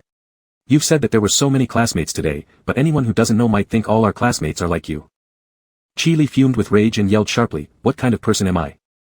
You talk too much, like a hen flapping around, and the words coming out of your mouth are too filthy for me to even bear listening to. Do you want me to keep going? Chen Mo stood aside with crossed arms. Go Yang's combativeness was something Chen Mo never doubted. There were several medical disputes where the scenes could be described as nothing less than a verbal battle against the crowd. Qi Li was breathing heavily, realizing deep down that though he'd initially acted to help Yang Shul, at this moment it seemed like he'd become the main culprit. When he glanced at Yang Shul, all he saw was an avoiding gaze. He couldn't allow things to end like this, otherwise how would he survive in school? With a final smirk, he said, Go Yang, you may have the surname Go, which sounds like bitch, but I don't know when exactly you became a vicious dog for that Chen Mo. Ah. Everyone else only noticed a flash of movement. Suddenly, they saw Chen Mo kick Qi Li's shin barefoot, producing a sharp crack that made everyone wince in empathy. Before Qi Li could let out his scream of pain, Chen Mo grabbed a handful of his hair and slammed his head against the nearby door panel with a loud bang. Qi Li slid weakly down along the door, emitting a faint groan of agony. Chen Mo stopped, saying sympathetically, relax, you won't die. I merely thought that you don't have even the most basic courtesy when visiting someone's home, so I'm teaching you kindly. Remember the pain today. If I hear one more word out of you, I'll send you home by 120 emergency services. After finishing, Chen Mo coldly eyed Yang Shul from beside. In the widened eyes of the other containing a trace of genuine fear, Chen Mo turned towards Yang Ji. Facing each other. Recalling the decisiveness displayed during the physical confrontation, Yang Ji's remark turned into only, your moves were too excessive. Don't bother worrying about me, brother. Chen Mo still held the random sheet of paper he picked up while passing by, using it to wipe his fingers as if he'd touched something dirty. Yang Ji's veins bulged on the side of his forehead. Clearly, the Chen family has cultivated in Chen Mo a ruthless and merciless personality. They really can't take losing even a little bit. Just as he was about to speak, the figure in front of him suddenly shifted his gaze to the side. Class President. Chen Mo pulled at the corners of his lips, with a smile that didn't reach his eyes. I assume you're not interested in hearing the nasty secrets of someone else's family affairs, right? That was issuing a guest dismissal order. Yang Ji's expression stiffened. Chen Mo. It's fine, Shisayan interrupted, looking at Chen Mo, with a hint of smile on his lips, which seemed sincere enough. He said, since what happened today wasn't inside the school, I won't report it to the teacher as a case of fighting. However, Chen Mo, if the other party voluntarily reports to the school, I'll need to truthfully recount what I've seen. Do you have any objections? Of course not, it's your duty as the class president. Shisayan handed over the folder in his hands to Yang Ji, smiling, big brother, give this to Shul. Let him bring it to school on Monday. I've got a game appointment, so I'll leave first. What kind of game? Yang Ji tried to hold him back, have dinner before leaving. The other did not answer, merely saying, definitely next time. Chen Mo watched as he turned, waving to a few possibly prearranged people and left together. A boy asked, Yen, can we really get into that place? Yeah. Hell yeah, those two bastards will be completely wiped out tonight. Voices faded gradually as Yang Shul squeezed through the crowd to chase after them. Yang Ji looked away, glanced around, and suppressed his voice, displeasure evident on his face. Do you know how important our business with the Shi family is? You were so disrespectful to him, causing offense, you should know better. I don't even need to tell you, but the consequences are far beyond what you can handle. Chen Mo had no intention of responding. Yang Ji's tone suddenly softened as he continued, you don't know who he is, this time, it'll slide. Chen Mo responded lightly with a touch of sarcasm, how could he not know? And he also knew that eventually, it wouldn't be surprising if they truly became one big family because of this. Unfortunately, Chen Mo didn't plan to carry this topic further. He abruptly said, starting next week, I'm going to live in school. Live in school? Yang Ji frowned, what's good about living in school? Our driver picks you up and drops you off at fixed times every day, isn't that better than the conditions in school? Chen Mo gave a faint smirk, living in school already represents my utmost goodwill towards you all, Yang Ji. He hadn't even called him brother. Yang Ji's expression began to sour just as Chen Mo added, if you don't want me to expose the truth about swapping children in the Chen family or your lies concerning Shul for personal gain becoming public knowledge, then we'd best let each other live in peace. I want a normal, peaceful life, and you want a false appearance of family harmony for the public. We get what we both want, so I'd appreciate it if you could inform mom and dad about my decision to stay at school. Chen Mo was too lazy to bother observing Yang Ji's reaction any longer, and turned away, leaving by himself. After what just transpired, everyone still present couldn't help looking at Chen Mo with a mix of fear. Qi Li had been helped away already. Go Yang soon caught up. What did you just say to your brother? Go Yang asked. Chen Mo, about staying in school. Go Yang surprised, are you going to live in school? Yeah. Problem? Well, living in school isn't much of an issue, Go Yang paused thoughtfully, but I feel I should warn you kindly. Although our school is a key high school, the dormitory conditions are actually quite ordinary, 6-person rooms. If you can endure living surrounded by smelly socks and instant noodles buckets, then consider my advice as unnecessary. Chen Mo chuckled softly, isn't this kind of life pretty great? Actually, he understood what Go Yang truly meant to warn him about. With his current predicament, group living in the dorm might not exactly be suitable for him. Chen Mo didn't say anything to Go Yang, though. He feared if he stayed in the Yang household much longer, incidents like today would keep repeating themselves until he could no longer restrain himself from burning the house down.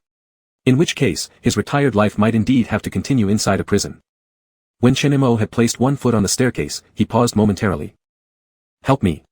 Chen Mo said. For a moment, Go Yang was stunned. What?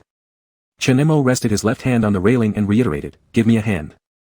It was only then Go Yang noticed something odd about his right leg. What's wrong? As Go Yang grabbed his arm and asked, what happened? Cramp? Or did you hurt yourself when you kicked earlier? Chen Mo bore the sharp pain slowly. Arthritis.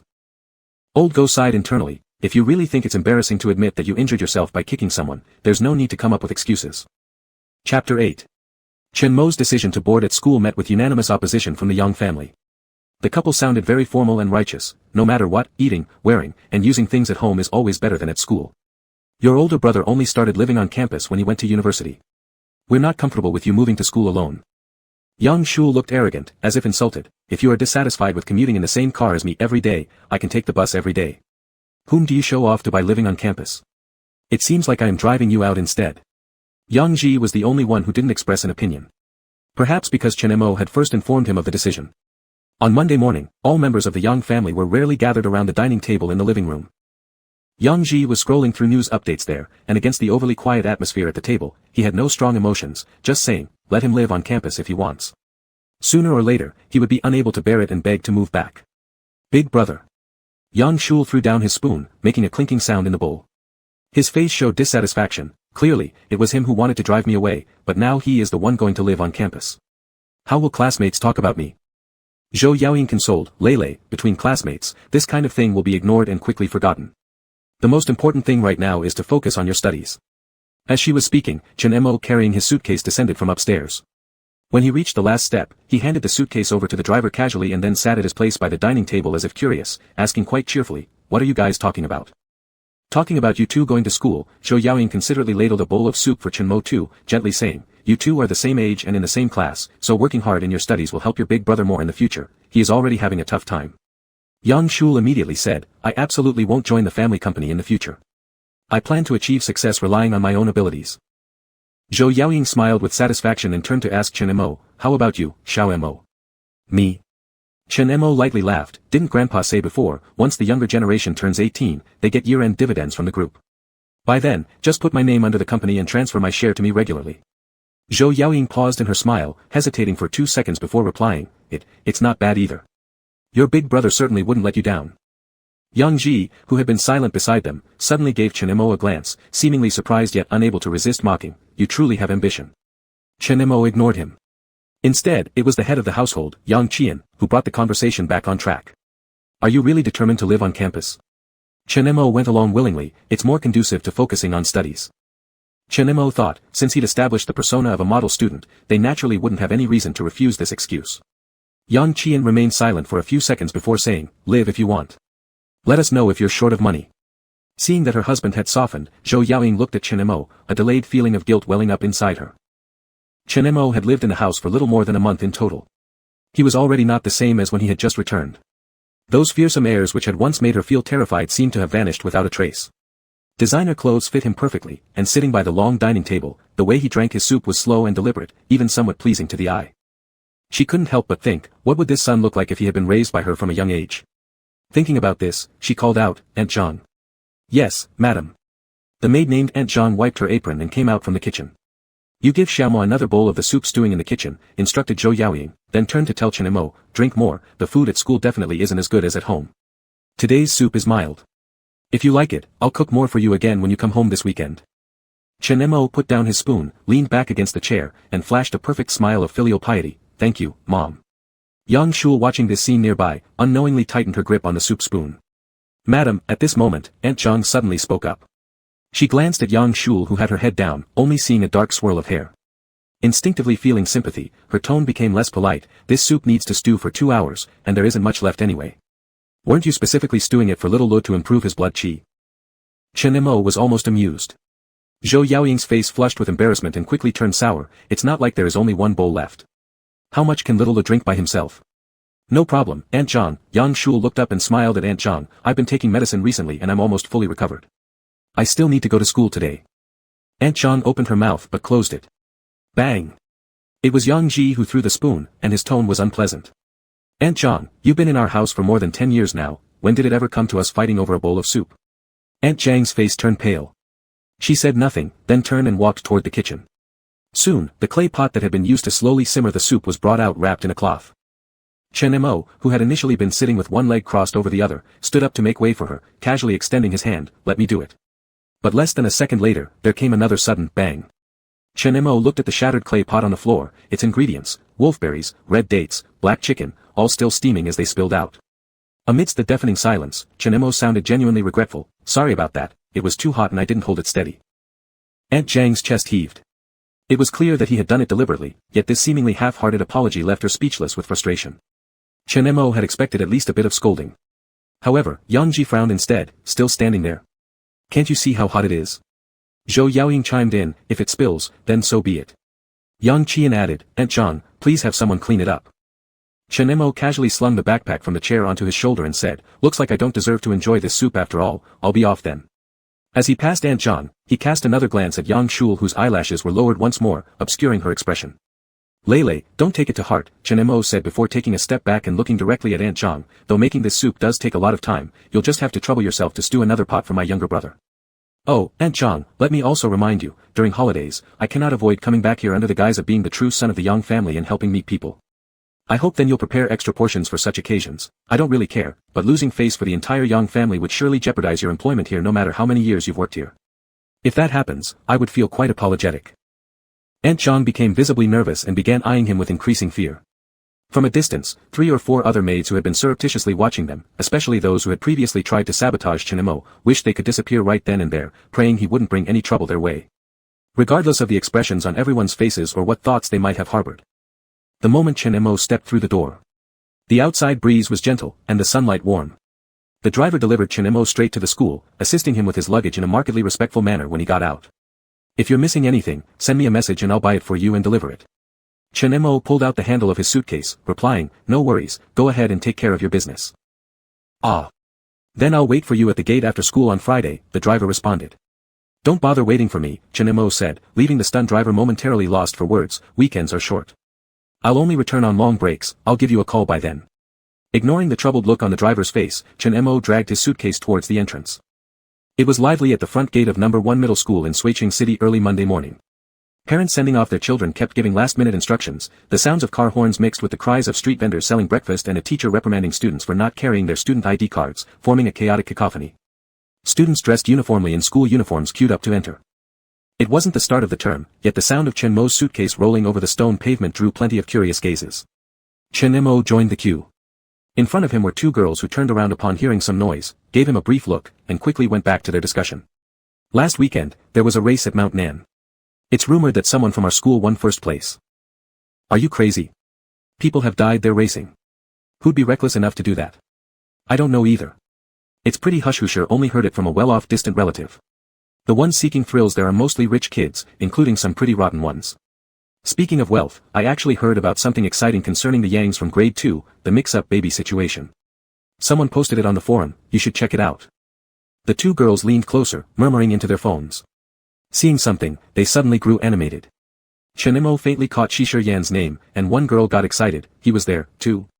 It's no wonder, they all say he gets along well with the fake son of the Yang family. The tone of another girl was slightly calmer but filled with yearning.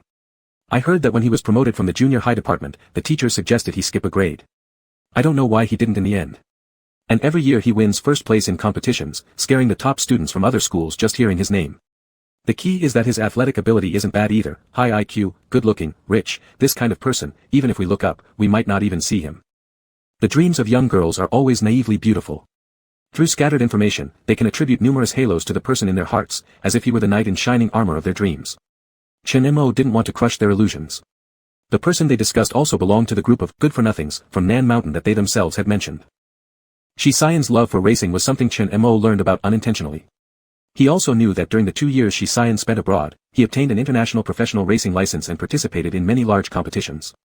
Abroad, no one cared that he surnamed Shi, perhaps not minding to peel off the skin of that dignified gentleman, revealing the extreme control hidden deep within. Back home, he still remained the new aristocrat of the Shi family, proper in business gatherings. Acquaintances who talked about him were still reminded of the unreachable son of student times that drew the admiration of countless girls. The girls continued their conversation. The topic suddenly shifted as one nudged the other knowingly, wake up. He probably doesn't even like girls. That's true. I've seen him play ball several times, the guy waiting by his side to give him water is that young kid, right? That's the one. I heard he hasn't been to school for quite a while now. This week at the young family gathering, the two appeared together again. You think, back then, could it have been that he didn't skip a grade because of him?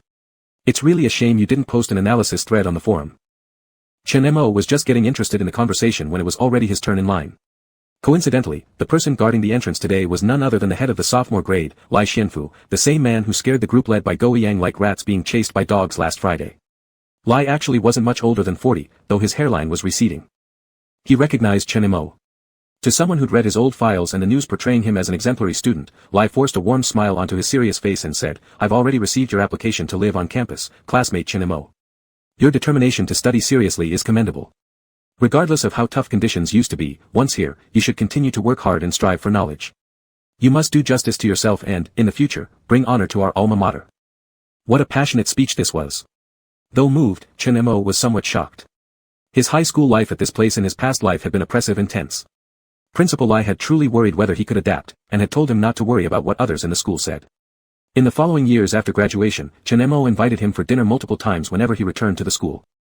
Despite aging significantly, Lai was still the head of the grade.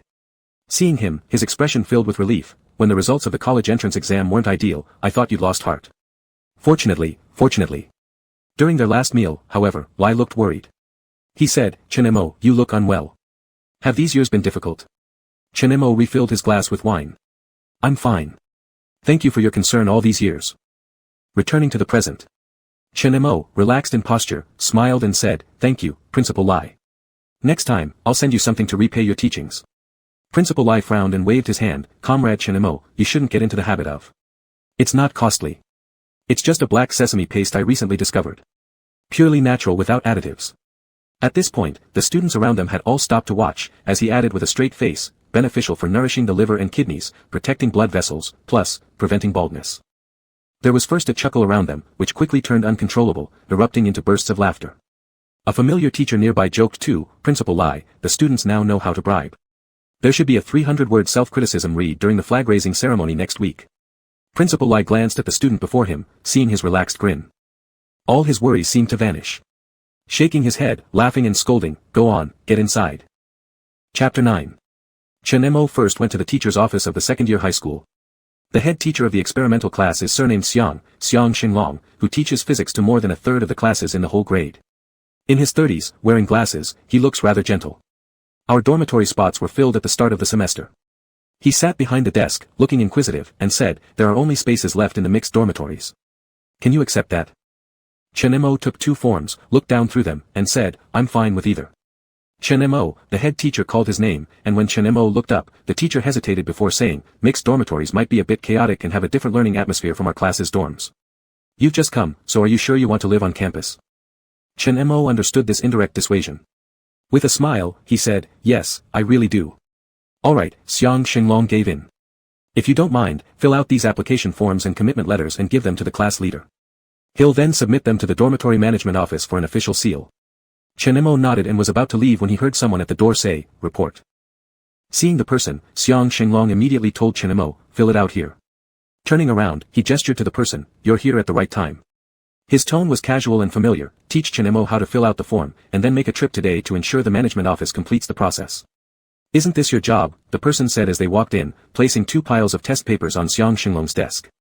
Without wearing the school uniform, the rolled-up shirt sleeve unintentionally brushed past Chen Mo's elbow, bringing a somewhat familiar fresh scent. Having placed the items, the person leaned on the table and took a look at Xiang Xinglong's computer screen, asking, "A report from the Physics Research Institute? Last year, it already appeared in the journal. Are you still making him the only one responsible?" Xiang Xinglong shot him a sideways glance and retorted, "This is a topic researched under the lead of my teacher. Do you think everyone is like you, without a sense of respect for teachers?" Shi Xian stood up straight and scoffed, "I didn't say anything. The one who started personal attacks was you." "Don't argue," said Xiang Xinglong, "did you collect the students' phones as instructed?" Shi Xian shook his head, "What's the point? Nowadays, everyone has 2 phones, one to placate the school, and the other stays in their pocket. You should take a couple of turns at the back door during self-study periods, the rewards will surely be more fruitful than collecting phones." Annoyed, Xiang Xinglong threw a book at him, yelling, "Do I need you teaching me how to do things?" Dodging the book, Shi Xian smiled and turned his eyes toward the other person present. Looking at the 2 sheets of paper in his hands, he raised an eyebrow and asked, "Are you staying on campus?" Chen Mo responded. He thought to himself, "Isn't this obvious? You know yet ask anyway." The next moment, Shi Xian reached out to him. Chen Mo paused for a second and handed over the 2 forms. Unexpectedly, Shi Xian shook his head and said, "No, not those. Give me your phone." At once, Chen Mo felt the habit of protecting his privacy kick in fiercely. Not only did he make no move, but also frowned deeply, showing evident dissatisfaction in his gaze towards the other. "Heh," Shi Xian smirked, turning to Xiang Xinglong, "Old Xiang, saw that? There's one who doesn't cooperate right here." Only now did Chen Mo realize, high school students generally aren't allowed to use phones, something entirely normal. He convinced himself, now you're just a high school student. You have classes to attend, exams to pass. Oh, and you're going through the college entrance examination all over again. This daunting fact hadn't even registered before Xiang Xinglong said, Chen Mo can temporarily refrain from handing over the phone. He gently addressed Chen Mo, live on campus and adapt for a couple of days. If you don't feel comfortable, you can call your family. As long as you don't bring your phone into the classroom, you can turn it in next week. Shi Xian sneered immediately, your tone sounds like you're babysitting. Thank you, Teacher Xiang, Chen Mo said simultaneously as he opened his mouth, there's no need to contact my family. Now I can't sleep unless I scroll through my phone at night. I'll adjust within a few days. Xiang Xinglong remarked, electronic devices can easily become addictive, so try using them less. While finding it amusing, Chen Mo found himself zoning out. After spending 2 days at the Yang household, he truly forgot how ill-suited his high school life used to feel. It wasn't just because of people like Li Rui, society's dregs, countless rumors and gossip, but also due to the constant cautiousness and attention given by every subject teacher. Most people weren't as direct as Mr. Lai, yet it made them uncomfortable regardless. Yuhui village might be poor, but it wasn't as if it were an inaccessible mountainous area. And indeed, the school he had attended since childhood was a Hoke primary school funded by rich benefactors, although the middle schools he attended in junior high and his first year of high school were at least located in the county. He had used a mobile phone before, albeit a keypad model. He knew which way the amusement park's doors opened, that the skating rink's gatekeeper would open the door for $10 even at midnight, and he even knew that in the 2 bars in the county town, part-timers could earn hundreds of yuan in one night. And what about Chen Mo now? How could he tell this homeroom teacher, with whom he had to coexist for another 2 years, that he couldn't be a model student? In his previous life, he barely lived up to those words only because studying was his sole way out for the first 17 years. Later, when he was determined to improve his grades, it was because he harbored anger and discontent, so much so that he didn't even recognize all the classmates. His impression of this teacher was simply that of a young educator who excelled at connecting with students. But now, he neither wanted to compete with Yang Shul nor needed his grades to validate anything. In fact, he asked a seemingly random question, one that baffled Xiang Xinglong. Teacher Xiang, is the experimental class taught in a rotating system? No, replied Xiang Xinglong, finding it strange that anyone would question this well-known fact but answering earnestly nonetheless, it used to be. But from last year, they changed that. You don't need to worry too much, the class doesn't shuffle people easily. Chen Mo, thank you, teacher. I'm not really stressed. It was unfortunate that being kicked out of the experimental class turned out to be just an illusion. When Shisayan separated from the office and headed off to another building while Chen Mo returned to the classroom, they parted ways. Before completely separating, Chen Mo called out to him. Shisayan looked puzzled, something wrong? Chen Mo asked, which floor is class 1 of the second-year high school on? Are you fooling around? Lifting both hands, Chen Mo replied sincerely, no kidding, I'm serious. You still have your conscience. After staring at him for a couple of seconds as if confirming something, Shisayan finally said, take a left turn on the second floor. Chen Mo nodded, showing he'd understood, and thanked him, thanks, good class leader.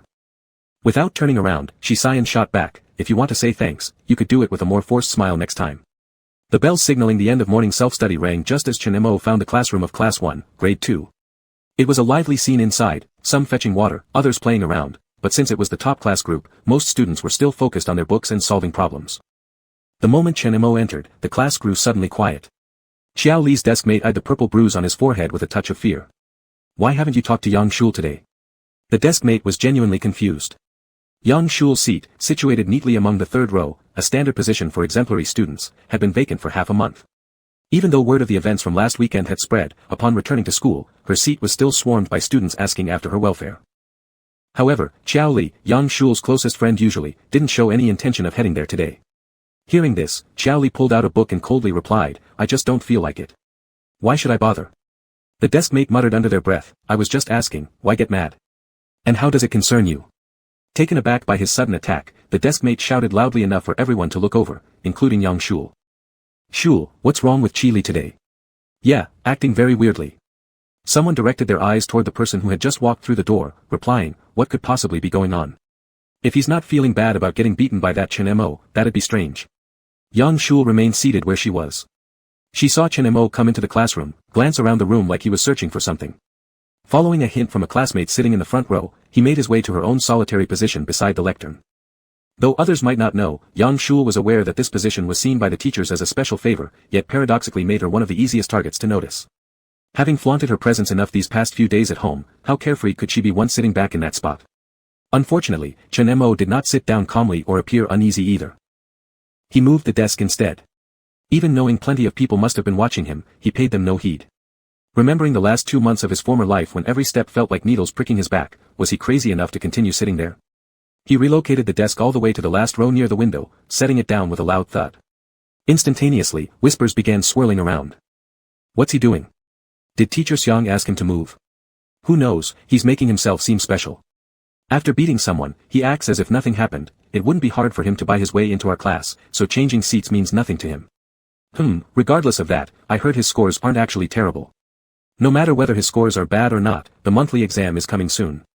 If his performance embarrasses him, it'll definitely be entertaining. Just then, Go Yang and the 2 males from Friday stepped through the rear door. Go Yang spotted him at once. What are you doing? How come you're sitting on my dream seat? The guy with his arm over Go's shoulder was named Jiang Su, who chuckled, don't be ridiculous, your dream seat is the cleaning corner in the back. Playing games in a trash room, no dog would ever notice. People from the last few rows burst into laughter. It seemed like the classroom was divided into 2 distinct areas, separated somehow. Chen Mo paid no attention to the subtle atmosphere, simply replying to Go Yang and his friends, I don't care. Holding hands in a garbage pile, whoever moves first becomes a dog. Who would hold hands with you? Besides, this position isn't even near the garbage room. A few of them crowded onto the seats in front of Chen Mo, Go Yang turning around, but dude, old Xiang said no one's allowed to sit here. How did you convince him? Chen Mo tidied up the messy items on the desk. Pens, rulers, it all felt strangely unfamiliar after having been used. Casually, he replied, I didn't say anything. Are you that bold? Chen Mo glanced at the solitary seat near the door, symmetrical to his own position, raising an eyebrow, why can't anyone sit there? Jiang Su shoved Go Yang aside, imitating Xiang Xinglong's tone, grabbed Chen Mo's ruler, and slapped it down on the table. Do you think you're another Shi Xian? There are only so many people in the experimental class, can't you all fit in the front? So that solitary seat belonged to the head of the experimental class. Chen Mo didn't remember. He only remembered how tight studying had been. The seating arrangement changed after each monthly exam. Apart from the first 2 months, the person at his desk came and went, but he couldn't recall any specific faces. The first period was Chinese. The Chinese teacher was an old man, not curious about why the seat beside the podium had disappeared, nor asking where the person for the other empty seat at the back had gone, instead nodding his head and reciting, you see not the yellow river's waters rise from the heavens, rushing towards the sea never to return. You see not in the bright mirror. As he continued, hey, student at the very end of this row, stand up and translate this. No response. The old man repeated, student at the back. The whole class turned to look. That person, who before class had been accused of buying his way in, truly demonstrated what it meant to spend money to get here. Morning sunlight streamed through the glass windows, falling on the tousled hair of the young man, one hand resting behind his head, already deeply asleep, unaware of day or time. Chapter 10. Shi Xian was delayed on the road for a bit longer. The reason was that upon leaving the office building, he happened to bump into some people from the Education Bureau who had suddenly come down for an inspection. A group of school leaders were accompanying several people from the Education Bureau, walking and chatting along the way. When it came to faculty strength and campus environment, the leader in charge of recruitment in the logistics team immediately stepped forward and said, our number 1 middle school was fortunate enough to receive funding last year for rebuilding the campus and expanding our teaching staff. As the key high school in Sui City, we have consistently seen annual growth in enrollment rates and our ability to attract students. The Education Bureau officials responded very officially to such self-promotion. It's a fortunate thing that society greatly supports education, and what we need to do is cultivate every student well. We shouldn't just look at academic performance, moral, intellectual, physical, and aesthetic developments should all be comprehensively nurtured. That's true, those around echoed. As they were speaking, someone noticed Shi Xian. The school leaders, recognizing the person coming over, couldn't suppress their smiles. In the end, it was still Director Lai from the 2nd grade who waved his hand, introducing to the Education Bureau officials, coincidentally, this student is one of the most important faces of our number 1 middle school. He's from the experimental class, excels academically, and has exceptional capabilities across all aspects. Even with so many senior figures around, the young man, who appeared as brilliant as a scene in the campus, didn't seem nervous in the least. After greeting everyone, he explained briefly why he was still outside when classes had already started. That leading official from the Education Bureau, listening to his assistant mention something, then looked over without the airs and formalities of the initial inspection, smiling rather kindly, is this the child from the Shi family? Yes, the representatives from the school replied, the 2 new teaching buildings we built last year also relied on the relationship of the Shi family. This boy is modest. The Education Bureau leader nodded, good. And almost casually, he remarked, I met Jinyu last year, and he mentioned having a nephew at your school. But he didn't say how good-looking he is. Shi Xian concealed the faint smile flickering beneath his eyes. On the surface, he seemed amiable, receiving this deliberately familiar statement by saying, my second uncle always mentions that most people in the education system are those with lofty aspirations, carrying their faith under burdens. That's why he has always strongly promoted education and has deeply rooted himself in the industry. In fact, Shi Jianyu, who is most considered unproductive within the family, was reckless during his school days.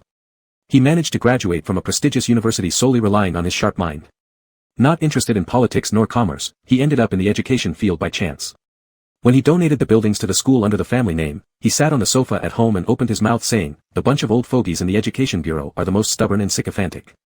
They speak grandly but inwardly are utterly corrupt. Our family may not have much else, but we have money. What are you doing participating in these campus star competitions? The Shi family surely gives you enough clout to boss others around in school. After saying this, he got a slap from Grandma Shi.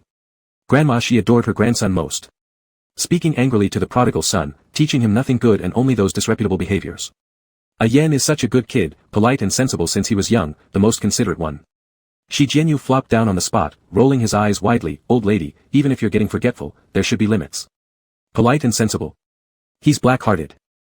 This rogue of an uncle began recounting the naughty deeds of his nephew. Small things like overturning Grandpa Shi's inkstone when he was 3 and forging evidence to frame his own father, making Mr. Shi nearly beaten by their grandfather when he turned 30. Large things like sealing stacks of pink envelopes in boxes when he was 13 or 14, being flipped out maliciously during festivals, and turning into a box full of trophies and honors, becoming an object of public outrage. Shi Jianyu never forgot to shout loudly, big things show tactics, small things reveal character. Our little laughing Buddha from the Shi family has been steeped in ink since childhood and following Grandpa Shi, not exactly a good influence. Thus, despite all this, Shi Xian maintained his uncle's face both inside and outside the family. Worthy members of the same family. A school leader proposed, since we're here, let's take a look at the experimental class together. The suggestion was unanimously approved. A leader asked, Xian, what subject are you having this period?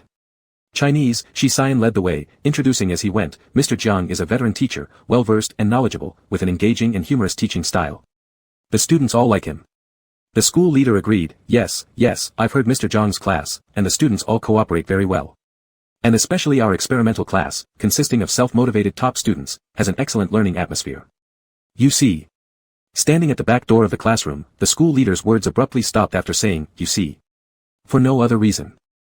The person lazily standing at the back of the classroom, who still looked a bit drowsy, had an attractive face but words that made the school leaders wish they could sew his mouth shut. He said, sorry, teacher, your recitation method is really hypnotic. How about I go outside the classroom and stand as punishment? After Chen Mo said this, he felt an unusually quiet atmosphere around him. He blinked his still heavy eyelids and glanced along with most of the classmates who had turned their heads. A pale-faced school leader. Mr. Lai, whose expression revealed disbelief. And then there was, a class monitor who seemed initially surprised by the comical scene, then couldn't help but stifle a laugh, using her fist to gently tap the tip of her nose. Chen Mo. Finally, it was Mr. Lai who spoke. Come out. Chen Mo indifferently moved his stool and calmly walked out. Leaders with insight immediately took the people from the Education Bureau to another place, leaving only the stern grade supervisor, Chen Mo, and Shi Xian, who hadn't entered the room yet. Mr. Lai didn't start blaming right away but even tried to appeal emotionally, Chen Mo, didn't you rest well last night? Pretty good, Director. Chen Mo glanced at the other person standing nearby, then withdrew his gaze, not intending to anger Mr. Lai. After thinking for a long time, recently, I've been inexplicably sleepy, maybe I have hypersomnia. Don't be sarcastic. The several sheets of paper rolled into a cylinder in Mr. Lai's hand suddenly hit his head. Answer me properly. Chen Mo touched his head, sighed, all right, I admit it. The Young family spent money to get me in here, but I can't keep up with the pace of the experimental class, I don't understand. Can I change classes? No. Mr. Lai refused immediately, truly angry. I know what people in the school have been saying unpleasant things, but I've seen your past results, and they weren't bad. Chen Mo chuckled, you're not telling me you don't know the standard of my previous high school. Forget entering an experimental class, just put me in a regular one, and maintaining average grades would already mean I had hit the jackpot in my past life. In his past life, hitting the jackpot never happened. The price for staying in the experimental class was countless sleepless nights until dawn and piles of tests and papers that could bury him. Though he eventually missed out on the university he wanted due to certain reasons, those days were real every single day. He wouldn't forget all the things he'd learned. But he had little interest in starting over again, determined to rely solely on these achievements to strive for brilliance once more. Not necessarily, Shi Xian suddenly interjected beside him. Chen Mo was startled, not expecting him to speak up. He turned and asked, what do you mean, not necessarily? Your grades won't rank middle in a regular class. Shi Xian stood there with his hands in his pockets. I've seen your entrance test scores, you can still catch the tail end of the experimental class. Chen Mo retorted, haven't you heard the saying, better to be a chicken head than a phoenix tail? Are you seriously aiming to be a chicken head? Shi Xian countered. Just so you know, even if you move to a regular class, blatantly sleeping during class will be nothing short of a fairy tale. Mr. Lai nodded immediately, Chen Mo, stop being self-abandoning. Let me figure this out. Chen Mo almost wanted to say that where exactly was he being self-abandoning? He simply disliked the current atmosphere in the experimental class, especially with Yang Shul making it hard to endure. Currently, he had substantial funds and even investment plans bypassing the Yang family's control. After graduating from high school and completely severing financial ties with the Yang family, going to a decent university would suffice, appropriately perfect. Did it mean he abandoned himself because he happened to fall asleep once? Looking at the carefree guy nearby. What was wrong with him? Being a class president, suddenly showing such camaraderie toward classmates. By the third period physics class, Chen Mo finally understood what Mr. Lai meant when he said, let me solve it. When homeroom teacher Xiang Shenglong entered the classroom and scanned the room, he said, Shi Xian, move next to Chen Mo. Everyone. Shi Xian raised a particularly different point, why can't he come over to me? You're blocking the door, isn't it? Xiang Shenglong said. As left and right guardians of the experimental class, you two should be. Since Chen Mo just arrived, you as the class president should tutor his studies regularly. Murmurs began to spread through the classroom. Xiang Shenglong ordered, quiet. Class started. The whole class was packed full, and Chen Mo didn't nap. He also took some notes. His physics scores used to be pretty good, which also had something to do with the unique teaching methods of this homeroom teacher. When class ended, the class began to buzz excitedly. Many people looked toward the corner where Shisayan was starting to pack up his desk. Chen Mo felt an especially intense gaze among them and knew exactly who it was. Looking at the person who had single-handedly moved a table next to him, Chen Mo asked while seated, "Are you deliberately getting back at me?" After placing the table properly and organizing his books, Shisayan responded nonchalantly, "What do you have that's worth me retaliating for?" Chen Mo tilted his chin forward slightly. Shisayan followed his gaze and raised an eyebrow. "Yang Shul. Or what?" Shisayan paused his movements and looked down at him. "I remember you've asked me this question twice now. Give me a reason." Chen Mo also remembered getting into his car on Friday night. At the moment, he didn't even feel like explaining further. "Considering my relationship with him, isn't that enough of a reason?" Shisayan seemed to actually think about it before understanding what he meant. He chuckled humorlessly. "Do you really think I like him?" Fortunately, it was break time, and the class was noisy. The 2 rows ahead were in the restroom, so probably no one heard. Chen Mo was still amazed by how straightforward he was as he sized him up and said, "Big class president, she sure has guts. A proper good student casually talks about liking someone." Shisayan let out a mocking laugh, his eyes carrying a faint indifference. "Who told you I like guys?" This time it was Chen Mo's turn to be stunned. In his memories from high school, whenever he saw Shisayan, Yang Shul was always around him. And at home, Yang Shul constantly mentioned Shisayan, with their parents encouraging them to get along well and maintain their friendship. Chen Mo then recalled that Yang Shul confessed to Shisayan during the second semester of sophomore year, not now. Even though things weren't openly discussed yet, surely he should know whether she liked men or women. Chen Mo thought back to many years later when rumors spread about him quietly coming out of the closet. Could it be that he was deeply in the closet? President Yen. At that exact moment, one of Shisayan's good buddies, Qi Lin, who would later become very famous in Suicheng's gay community, circled over and placed a hand on his shoulder, looking around. "This spot's pretty good, but it doesn't offer as much privacy as the previous place." Shisayan subtly moved his arm away. "It's fine." After saying that, he turned to meet Chen Mo's gaze. Shisayan's eyes flashed dangerously. "I know what you're thinking. Let me advise you not to." Qi Lin was confused. "Not to think what? What are you two talking about?" "Oh right, I came to tell you we're short one person." Seeing Chen Mo, he added, "Hey, aren't you Chen Mo? Your height is decent. How about playing basketball at noon?" "Not interested." "What? Why not?" Chen Mo smiled lightly. "Afraid the other side will get traumatized. F***K. So arrogant." Qi Lin got excited. Chen Mo pulled out the book for the next period, instantly killing his excitement. No time at noon. Moving dorms. Chapter 11. At noon, Chen Mo went to the dorm supervisor first and got the key. The on-duty supervisor today was a 40-something auntie. As she handed him the key, she glanced at him twice and said, 613, mixed dormitory, don't go wrong. Okay. Chen Mo took the key and turned around. Wait a moment. The supervisor called him again. Chen Mo looked back and saw her sticking her head out of the window. She frowned and said a sentence, "If there's anything inharmonious in the dormitory, try not to have conflicts with others, just come and tell us." Chen Mo raised an eyebrow. The management of high school dormitories is usually relatively strict, such as no private appliances allowed, bed covers must be folded, etc., so this try made it a bit special. Not until Chen Mo pushed open the door to the dormitory. The sounds of gaming battles mixed with curses came rushing toward him. The space for 6-person dorms already had over 10 people, sitting or standing. A cola bottle rolled by his toes because of the door pushing action, 2 meters away the trash can lay overturned, all sorts of garbage scattered all over the ground. Every iron bed frame also hung something, convenience bags, dirty sportswear, and Chen Mo even saw what looked like underwear. Especially when Chen Mo saw Leroy playing games leaning against the table, he immediately understood. This 613 stands out among many dorms because it has a person outside the school rules. The place where the school bully lives is especially like this, so Chen Mo wasn't surprised anymore. A crowd in the dorm doesn't necessarily mean everyone living here. Someone near the entrance saw Chen Mo and curiously asked, "Looking for who?" "Not looking for anyone," replied Chen Mo as he pushed the door open and walked in. Most of the several people who cornered him in the internet cafe last Friday were present.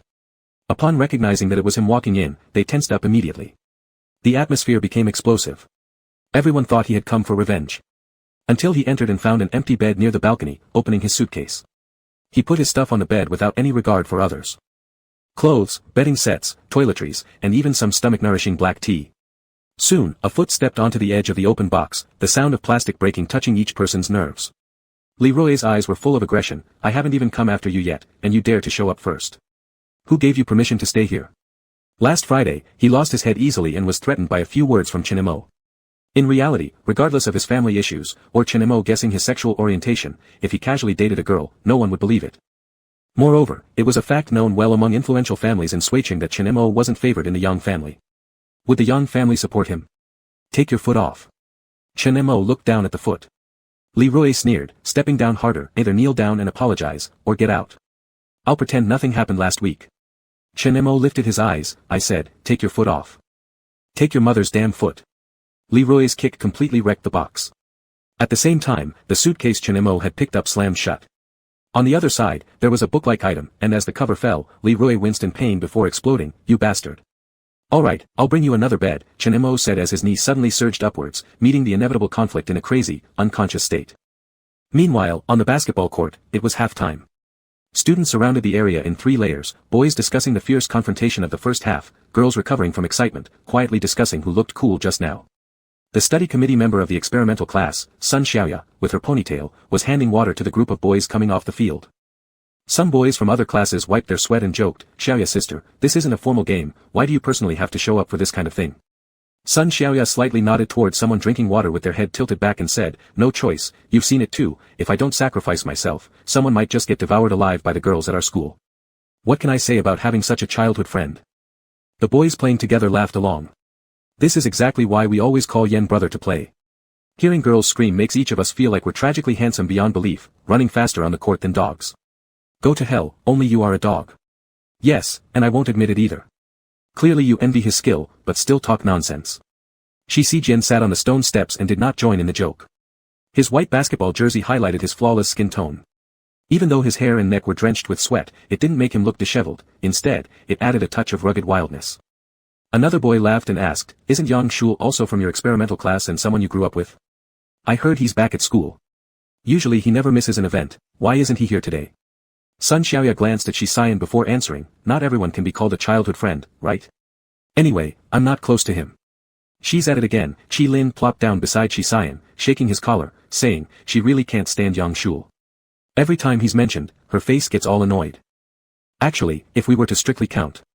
He, Shi Xian, Sun Xiaoya, along with Liao Tingting from number 3 middle school and Xing Yu from class 8 were the ones who genuinely grew up together. Their family backgrounds weren't as prominent as the Shi families, but they were still well off, and since they lived nearby, there were exchanges during holidays. Strictly speaking, Yang Shul was only really close with Shi Xian. The interactions between the Shi and Yang families could be traced back to their grandfather's generation, with close ties that became less intimate in the parents' generation. Qi Lin wasn't particularly interested in these adult matters, but he knew that the current head of the Yang family was average. Especially with the scandal involving real and fake bloodlines within the family, the handling of the situation had been a mess. Sun Xiaoya disliking Yang Shul wasn't because he wasn't biologically part of the Yang family. Speaking of this matter, Qi Lin still found it very interesting.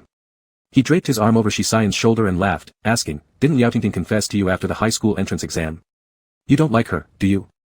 I heard Yang Shul secretly rejected her on your behalf. His interference made our sister Ya angry enough to send her best friend away to number 3 middle school. Naturally, she won't look kindly upon him. If you feel regretful, we could gather sometime.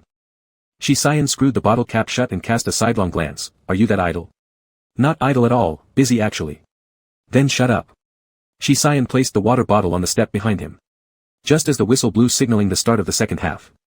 A breathless boy ran up to the group of boys from the experimental class and asked, isn't Chinemo from your class? Go Yang happened to be there, smiling in response, yeah, didn't he move dormitories? I offered to help, but he declined. A fight broke out. What? Chinemo is fighting with others, over 10 against 1. It's terrifying. Shit. Go Yang jumped up immediately. I'll check it out. As Shi Xian turned his head to listen, he furrowed his brows and stood up when beside him, Qi Lin added, this matter might need to inform Director Xiang. Shall I go? Go. Shi Xian pulled the jacket from the basketball net and gave a reminder, check if there are other people in the office. Solve this quietly if possible, no need to make it bigger than necessary. Understood. When the few boys from the experimental class ascended to the 6th floor, Shi Xian was at the forefront. The corridor was eerily quiet. Far from the imagined brutal brawl scene, only a few students from neighboring dorms were peeking out curiously, yet no one stepped outside. Room 613's door was closed. There was no sound from inside. Go Yang began to grow impatient, damn. Did someone die? Shi Xian frowned deeply, switching the coat from his right hand to the left and knocked on the door hard, open up. Still, there was no movement from inside. At this point, Go Yang rushed to the adjacent dormitory, seizing a male student to ask, what happened? Who was involved in the fight? It was Leroy and his group, the bespectacled boy replied in a low voice. Go Yang kicked the wall on the spot. Walking back, his tone was serious. It was Leroy and his group. They cornered Chen Mo last week at Blue Spider Internet Cafe. Shi Xian's eyes flashed fiercely. Why didn't you say this earlier? What to say? Go Yang was speechless. Last week's incident ended without any consequences, and Leroy's group inexplicably retreated, so Chen Mo fell into their hands today. Shi Xian didn't say anything further, took 2 steps back, and forcefully kicked with his long legs. Clang! A loud crash. The dormitory door banged against the wall behind and violently rebounded, knocking dust from the walls. When the few standing at the door saw the scene inside, for a moment, no one spoke. There weren't many people in the dorm. About 3 or 5 individuals, including the man sitting astride a chair with a cigarette pinched between his fingers. Chen Mo rested his elbow on the chair back. As he raised his eyes toward the doorway, through the hazy smoke, a fleeting coldness crossed them. That coldness disregarded those several people sitting on the ground, heads hanging low, bundled up tightly in bed sheets. Looking at the newcomers was just like seeing strangers. The moment Shi Xian stepped into the dormitory by pressing the doorframe, it was as if he had finally broken that confined world. Striding over the overturned chair and various scattered items on the floor, he approached the person sitting there. He didn't say anything, only tilted Chen Mo's chin to the side, inspecting the scrape on his cheekbone and the dark traces of blood at the corner of his mouth. Are there any other injuries? Chen Mo raised his head and avoided him. No. His voice was hoarse. Shi Xian let go and glanced downward, observing the seemingly weakened arms of Chen Mo, making a matter-of-fact comment, fighting is one thing, but smoking too, your audacity isn't bad. Chen Mo took another drag and exhaled before replying, then why don't you report me? For reasons unknown, Shi Xian refrained from further interference. Chen Mo then looked at Go Yang and the other boys, some of whom he hadn't even exchanged words with, asking, how did you guys end up here? Of course we had to come. It's not like we can stand by when someone's picking on someone from our experimental class. The others seemed to finally snap out of their daze, Go Yang even rolling up his sleeves, ready to give whoever started this a lesson. However, upon getting a clear look at the state of the people on the ground, they immediately lost steam. They were, too messed up. Some had twin streams of nosebleeds, others had eyes completely bruised black. Especially Leroy, who normally swaggered around school like a cocky monkey, might have had his teeth knocked loose, half his face was swollen. Alongside last week's still healing injury on his head, his condition was nothing short of grotesque. No wonder there wasn't an answer when they had knocked earlier. Aside from Go Yang, the rest of them were genuinely filled with respect. In their minds, Chen Mo was still the person sent by the Yang family not long ago, not yet clearly understood by everyone. Only known as someone solely focused on reading classics and deemed a forgotten pearl of high society hidden away. He looked rather slim, but turned out to be exceptionally capable in a fight. The way he now relied on cigarettes to suppress the violent tendencies in his blood appeared, to the others, composed and intimidating. Chen Mo. Leroy, stubborn even in defeat, called out, showing off your toughness to us means nothing, there are people tougher than you. You're done for. Chen Mo gave him a sideways glance, biting down on the cigarette filter as he got up from the stool, casually picking up a small fruit knife obviously left there intentionally. However, he hadn't taken more than 2 steps when he was caught. Shi Xian grabbed his wrist, confiscating the knife while sending an unfriendly gaze his way, hiding weapons. Do you want to compound your sins? I'm not hiding anything. Chen Mo jerked his chin toward those on the ground, I confiscated it from them. Shi Xian's expression grew cold as he flung the knife back onto the table with a flick of his hand. He dragged the chair Chen Mo had just sat on over to where Leroy was, pinning his legs under the base of the chair, before seating himself comfortably. Leroy startled, Shi Xian. What's it got to do with you? Got nothing to do with me. Shi Xian asked, everyone in the experimental class comes under my jurisdiction, including him. What do you think? Humph. Leroy wriggled relentlessly, gritting his teeth, you're only bullying people because of your family background. Without the Shi family, you'd be nothing. As soon as the words were out, Leroy's face contorted sharply, emitting a cry of pain. One leg of the chair on which Shi Xian was sitting had unknowingly been positioned on Leroy's leg. The sharp edge dug deeply into the flesh, while Shi Xian showed no sign of feeling it, lounging nonchalantly as he applied pressure and simultaneously grinned, shall I teach you what real tyranny is? Chapter 12. By the time Xingtao reached the dormitory, there was almost nothing left for him to deal with. Leroy and his gang could only lower their heads and admit their mistakes, without arguing or making excuses. They readily confessed to causing trouble for Chen Mo. As for Chen Mo, it was already a fact that he had used force. The outcome? Some busybody posted this matter on the forum and even exaggeratedly described the brawl in great detail.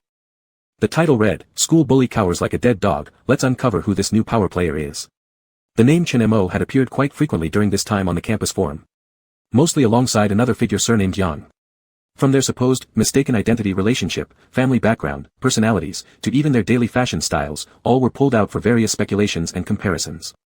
To summarize, it simply meant Chen Mo was mimicking the other person due to real jealousy. When the post came out, the original poster analyzed Chen Mo from all aspects using various rumors. Bold claims were made: this father figure isn't just blood-related but surpasses you in every way. According to an anonymous classmate from the high school he once attended, this scholar is genuinely extraordinary and highly motivated, not just because of hard work, but due to pure intelligence. He often skipped classes, supposedly to take jobs outside. He dominated the 3 streets around his high school, and according to witnesses, he once beat a middle-aged man so severely that he was thrown into an alley like a dead dog, later confirmed by police that the man was his adoptive father. The information authenticity cannot be guaranteed. Furthermore, after about a month of entering our number 1 middle school, the Yang family advertised him as a 3 good student. Initially, it seemed accurate, only focused on studying, indifferent to worldly matters, and showing no reaction when being troubled by Li Rui's group secretly, giving the impression of a student who excels in patience and forbearance. But considering that Yang Shul continues to share prosperity with them despite business issues the Yang family recently faced, I believe this situation merits reconsideration. And then, the focus comes here. Whether it's due to his personal ambition to compete with some fake nobility, his voluntary self-discipline, or being pressured by the Yang family to match the image of the 3 good student, looking back now, this master seems to have reached his limit. An incomplete statistic shows that since last week, he's taken down the school bully, humiliated a fellow member at the fake nobleman's class reunion. Today, with 2 fists against 4 hands, he achieved fame through combat. It's evident something significant happened last week. Finally, tremble everyone, there's a new school tyrant. New week, new life. Replies were varied, and in a short time, hundreds of comments piled up, clearly showing how unreliable the school policy prohibiting phones really was. Which one did the original poster refer to? If things were so bad, the school would have intervened by now, wouldn't they? How come I didn't hear anything? Living on the 5th floor of the male dormitory in Zone A, I confirm this incident is true, although I must say, the editor's fabricating abilities are impressive, I almost believed it. To sum up, the editor has mental issues. Where does the original poster get such juvenile energy? And tremble? Do you think Li Rui is the Wolf King, and next in line has to defeat him to rise? Frankly speaking, Li Rui is just a scumbag among the rich second generation. I still can't figure out why he targeted Chen Mo so insistently.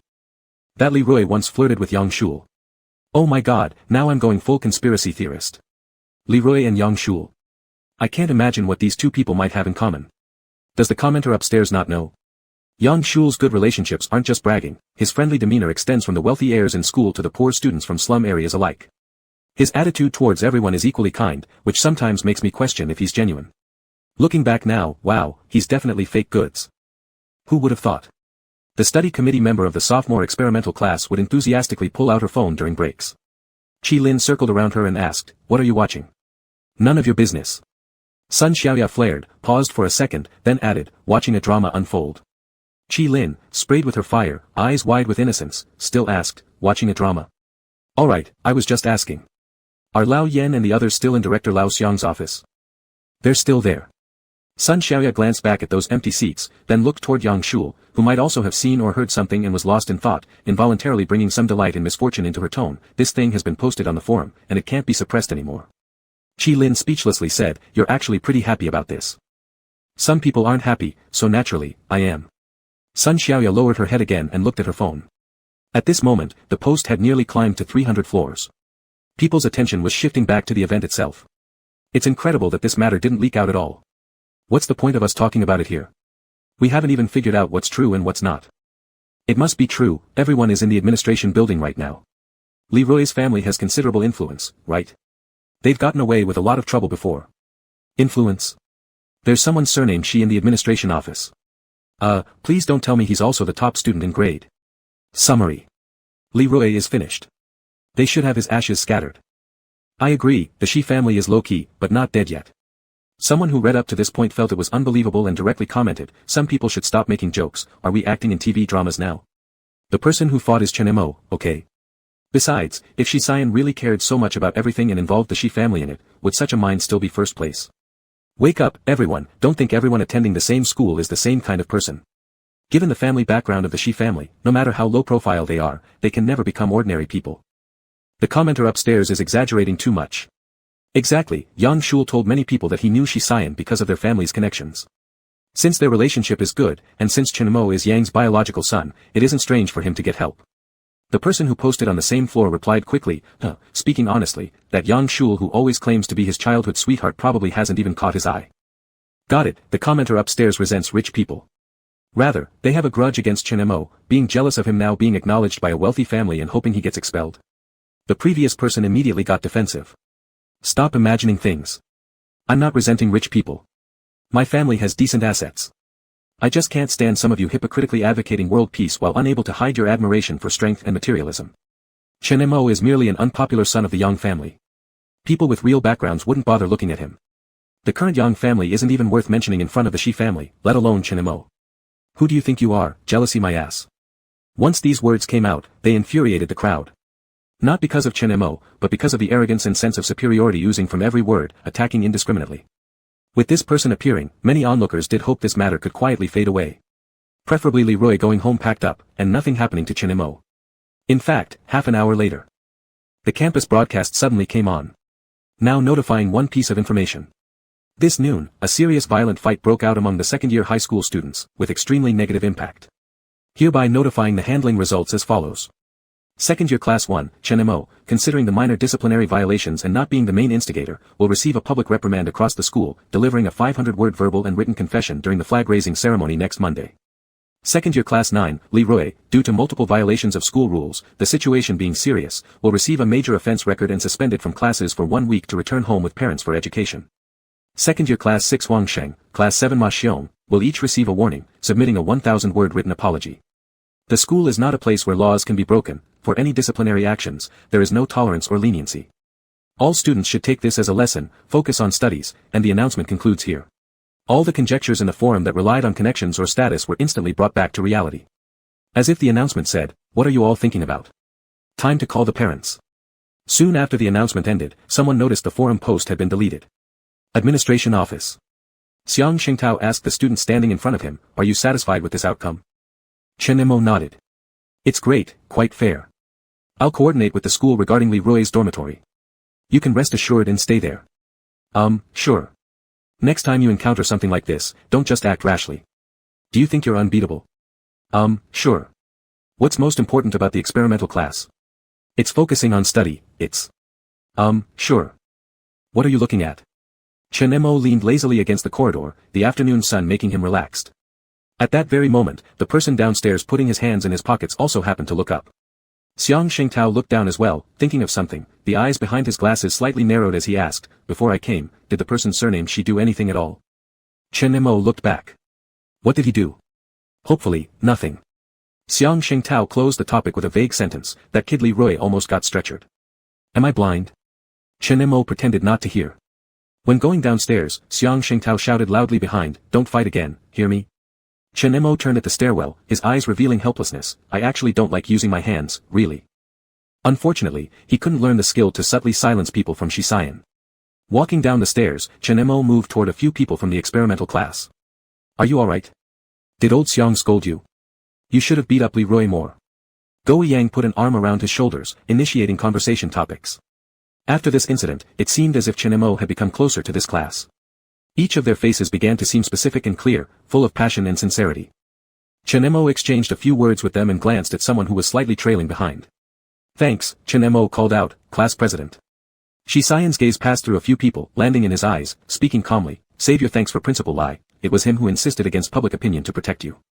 Chen Mo shrugged, I know, but isn't this thanking you for standing up for justice? Shisayan, looking at his appearance, gave a slight smile on the corner of his mouth, your mouth is broken, yet you talk so much. Chen Mo instinctively used his tongue to touch his mouth corner. Wincing in pain immediately. That night in dorm 613 could only be described as having a chilling atmosphere. A certain person deemed the new school bully after rolling through the forum, scared two good students in the dorms so much they dared not even breathe heavily, tiptoeing while washing up. Before Chen Mo arrived, this dorm had actually only housed 3 people including Leroy. The other 2 were Sun Chi, who looked timid, and Tang Suishan, from the liberal arts class, wearing glasses with an 800-degree prescription for nearsightedness, a bit slow in reaction. That evening, Chen Mo sat by the table flipping through his phone. Yang Ji somehow learned about what happened in the school, asking him in the phone if he caused trouble at school.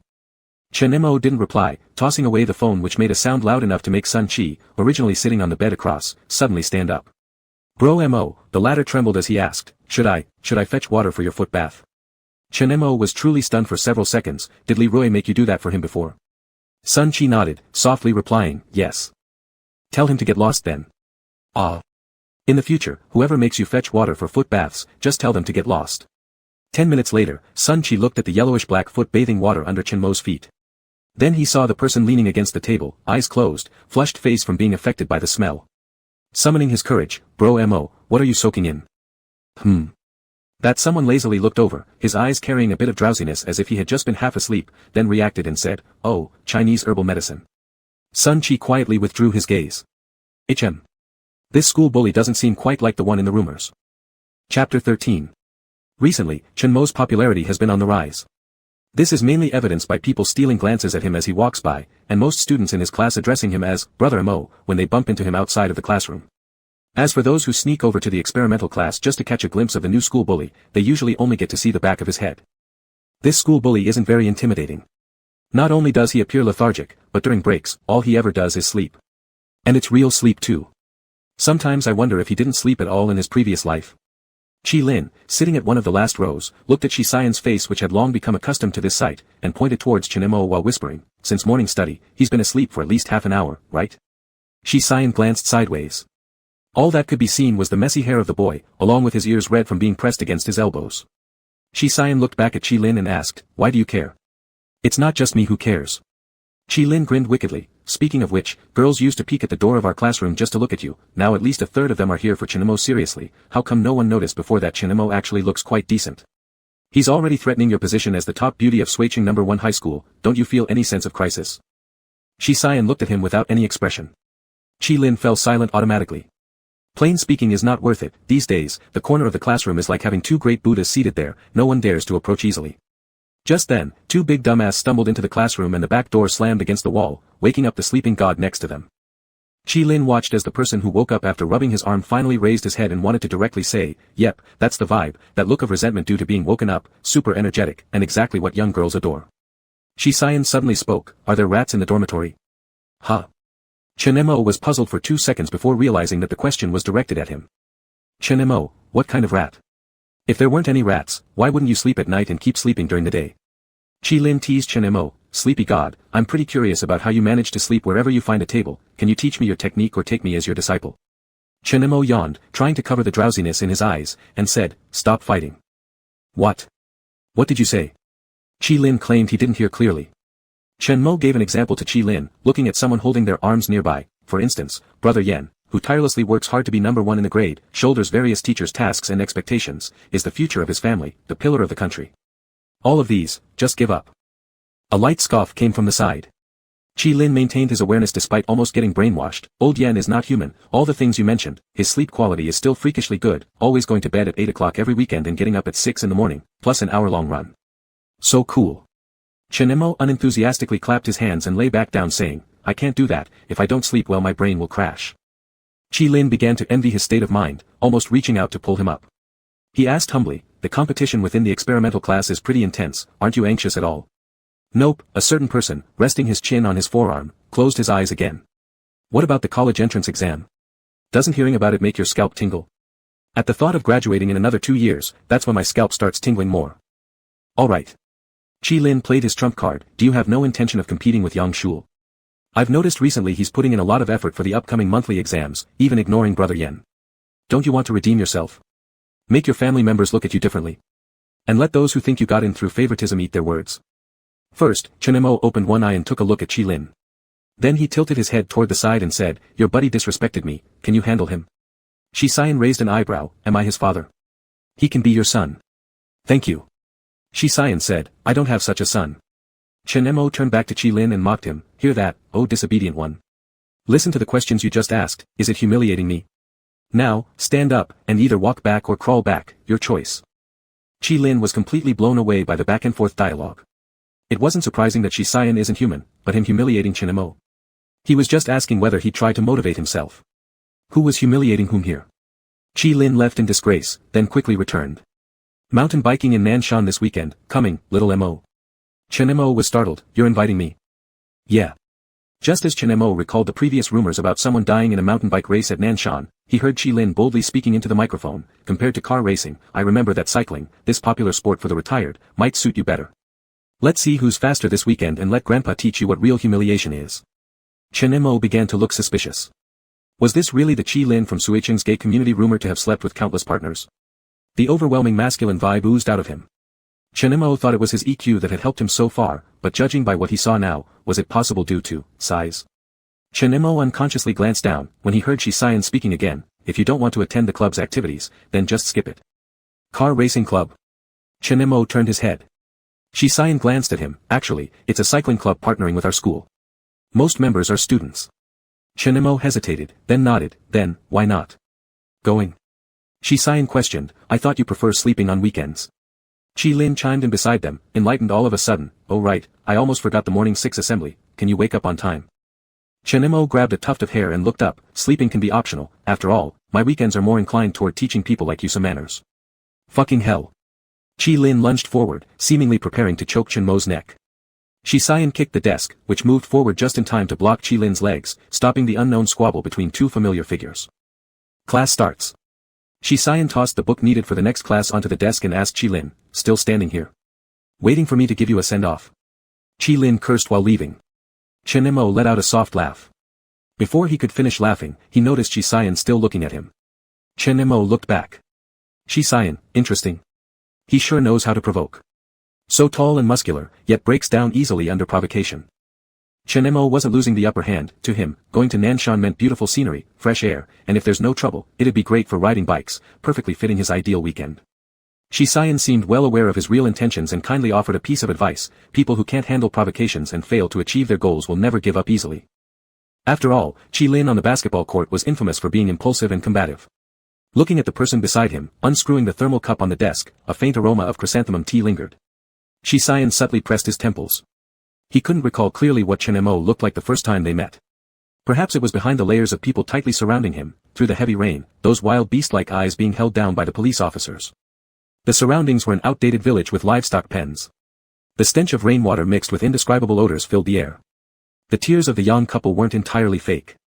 It was likely that Chen Mo's adoptive mother was pulling the police officer's arms desperately while lying on the ground was his adoptive father, Mr. Chen Jianli, nose bruised and face unrecognizable from being beaten by Chen Mo. A grotesque joke of a scene. Yang Shu's face in the car went pale. He asked, Elder brother Yan, is that Chen Mo? Shi Xian shifted his gaze back to the car ceiling. Thinking even about asking for the last time. The elder lady's kindness forced him to accompany her to check things out. Fact is, everything unfolded predictably.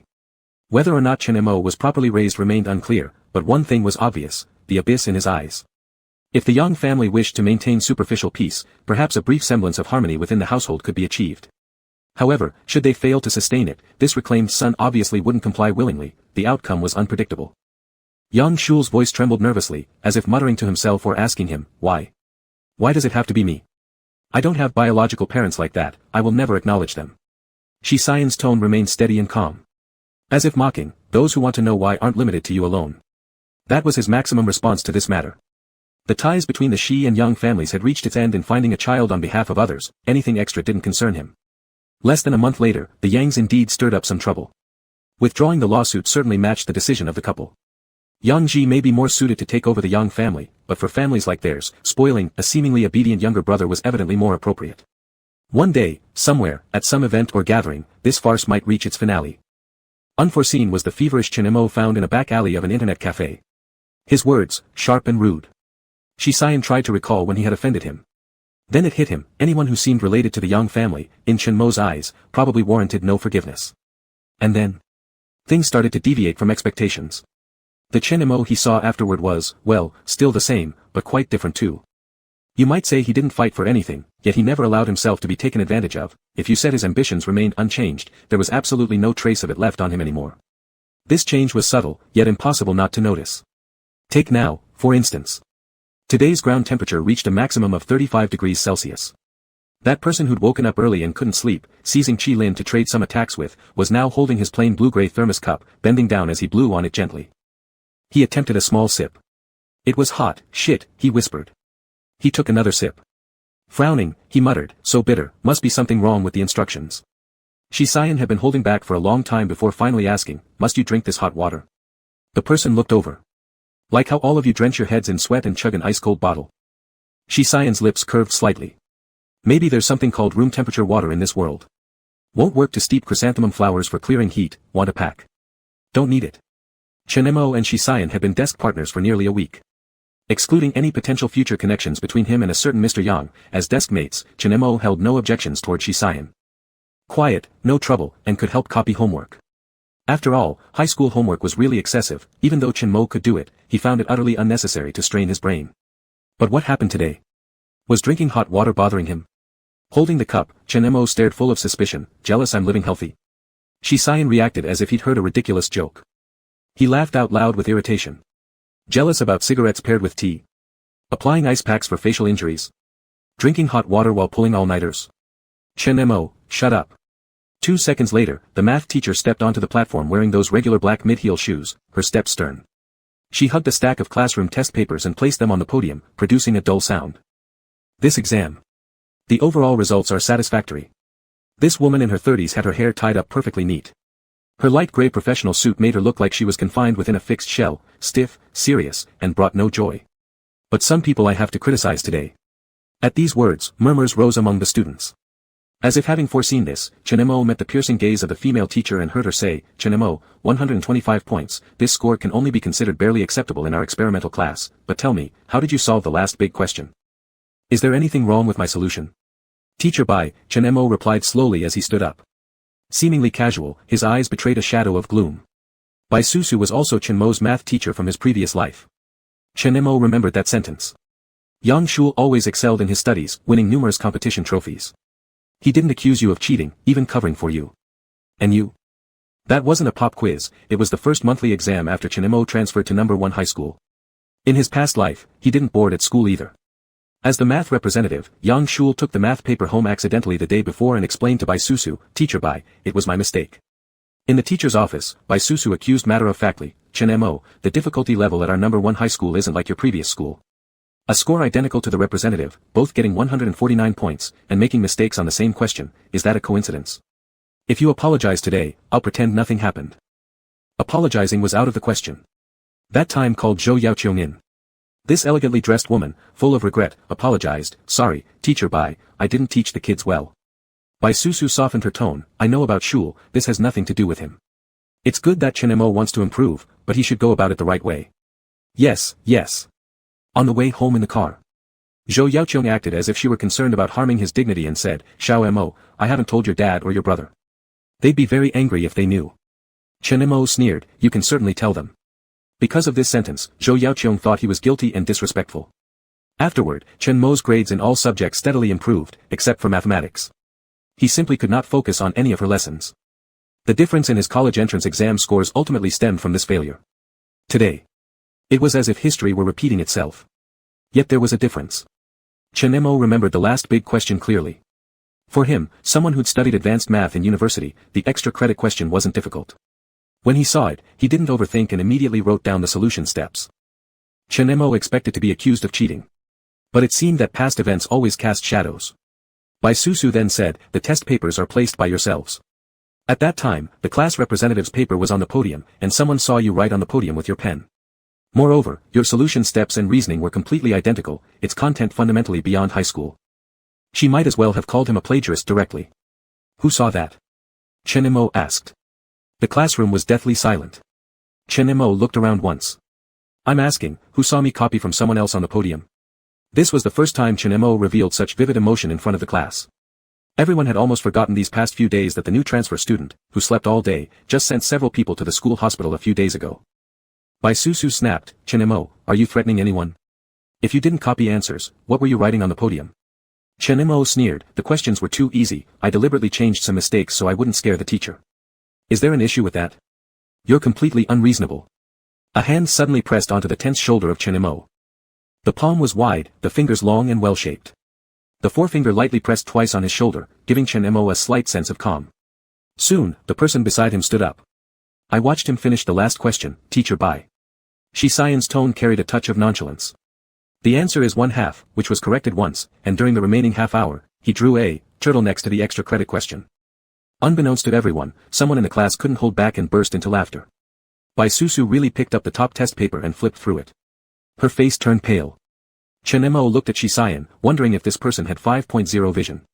Shisayan spoke again, even with a smile, "So, Teacher Bai, shouldn't such abrupt and baseless accusations warrant an apology to the student being misunderstood?" At this moment, the entire class became dead silent like chickens. Only Yang Shul in the front row clenched her pen tightly upon hearing Shisayan's words. As a matter of fact, this math teacher was unpopular. Most students disliked her rigid teaching style, but Chen Mo knew that until graduation, she would still teach math in the experimental class. Chen Mo also knew that Bai Susu subconsciously thought he had cheated because she'd heard about his supposed relationship with Yang Shul first, believing he had ulterior motives. She didn't believe that a student transferred from a backward county high school could solve such problems. The atmosphere grew tense, and Chen Mo knew she wouldn't apologize. This time, Chen Mo pulled on Shisayan's sleeve. Shisayan let out a from his nose, looking at him curiously. Chen Mo released the sleeve and looked at the podium. "In the next monthly exam, if I make it into the top 10 in grade, I stay, if not, the teacher stays." Chen Mo simply didn't want to continue clashing with a main subject teacher he faced every day. This aversion had existed for a very long time, years, and countless times when he recalled it later, it replayed in his mind. He originally thought he'd endure it this time with his eyes closed, but now it felt as if he had swallowed something foul, making him feel nauseated enough to vomit dinner from the previous night. She goes, or he goes. One of them has to go anyway. Of course, it was likely to be himself who leaves. The math teacher's face turned ashen, clearly not expecting Chen Mo to dare act so arrogantly. The entire class fell silent in awe. "Do you need a written report?" Only a certain class president acted as if no one else mattered, mocking Chen Mo, "Just because you say it doesn't mean it will happen." This could be interpreted as saying that Chen Mo had overstepped his boundaries.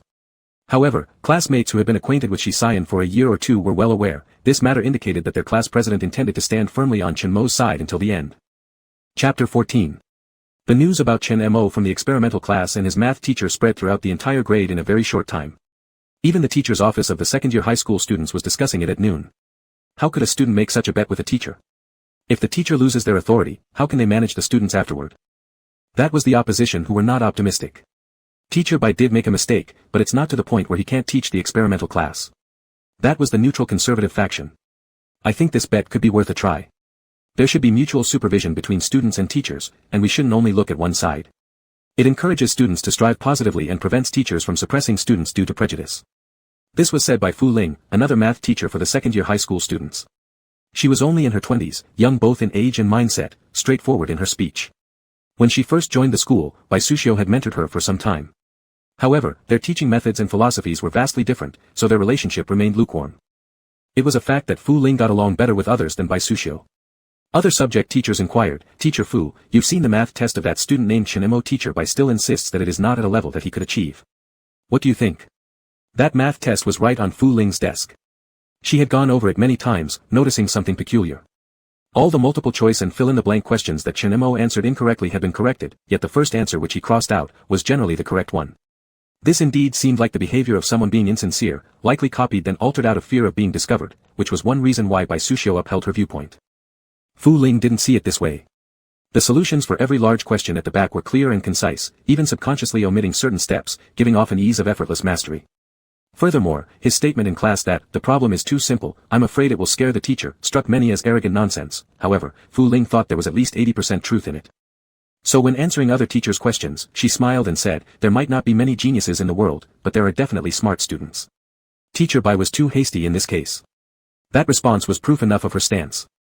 The teachers among themselves muttered further, "Then how does everyone plan to handle this matter?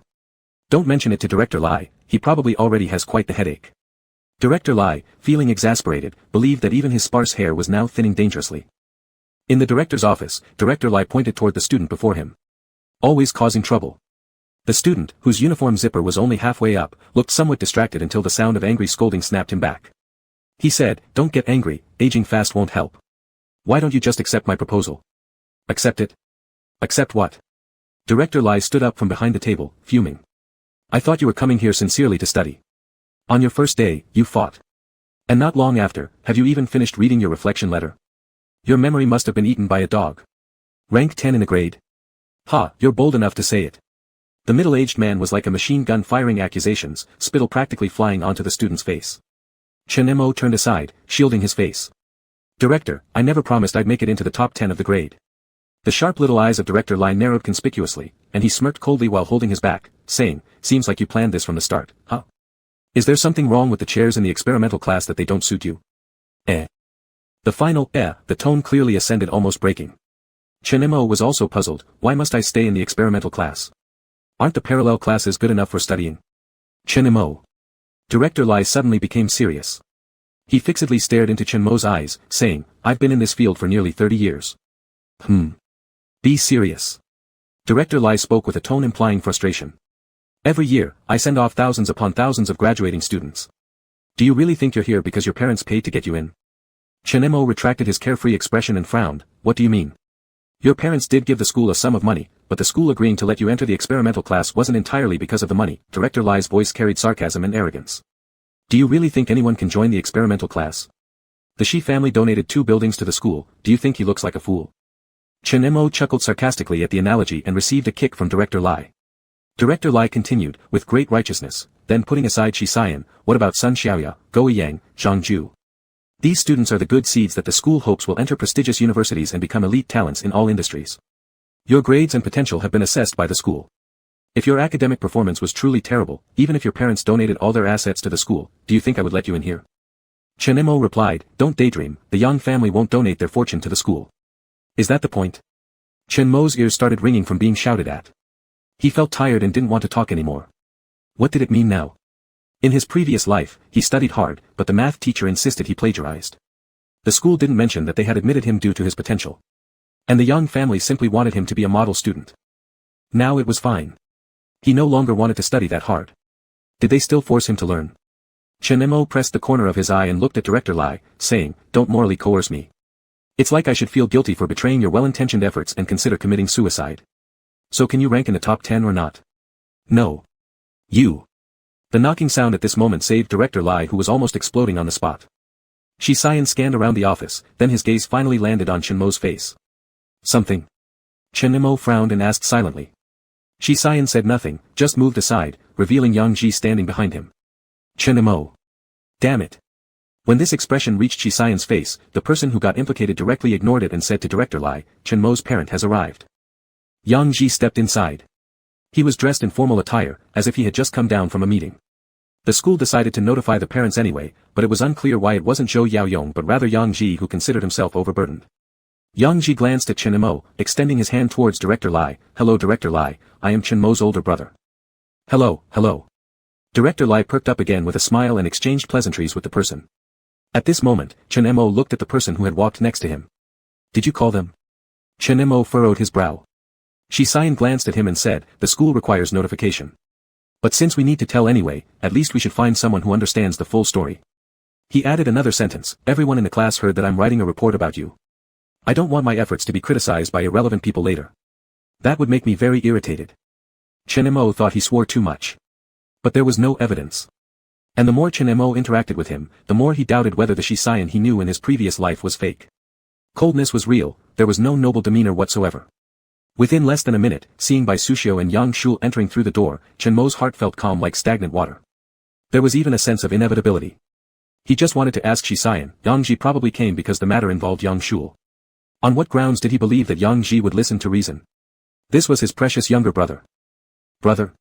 Yang Shul at the doorway clearly didn't expect Yang Ji to come. His initially calm face showed a bit of hesitation upon seeing Yang Ji, then he quietly said next to Yang Ji, "Why did you come? Where's Mom? She isn't available today." As Yang Ji said this, he once again glanced at Chen-mo. Chen-mo coldly returned the look.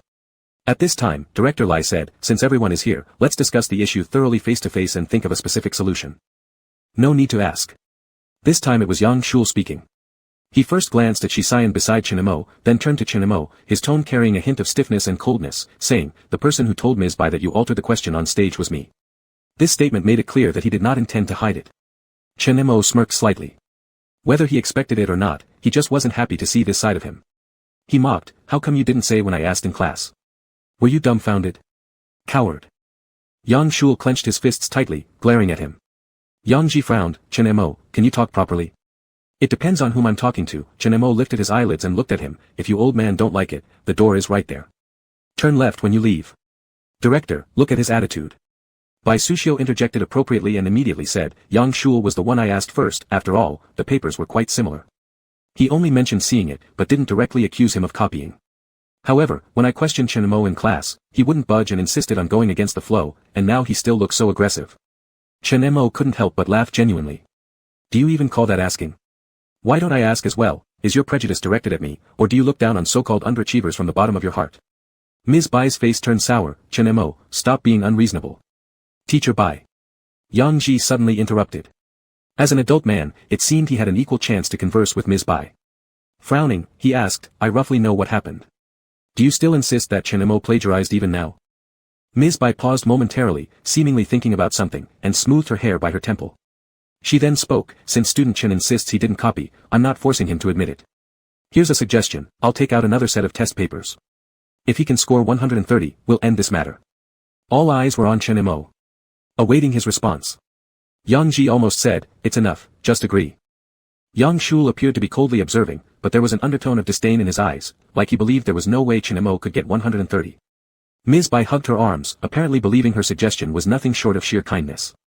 As for the other two, Director Lai frowned, lost in thought. Shi Xian had a calm gaze. Most times, Chen Mo did not understand him.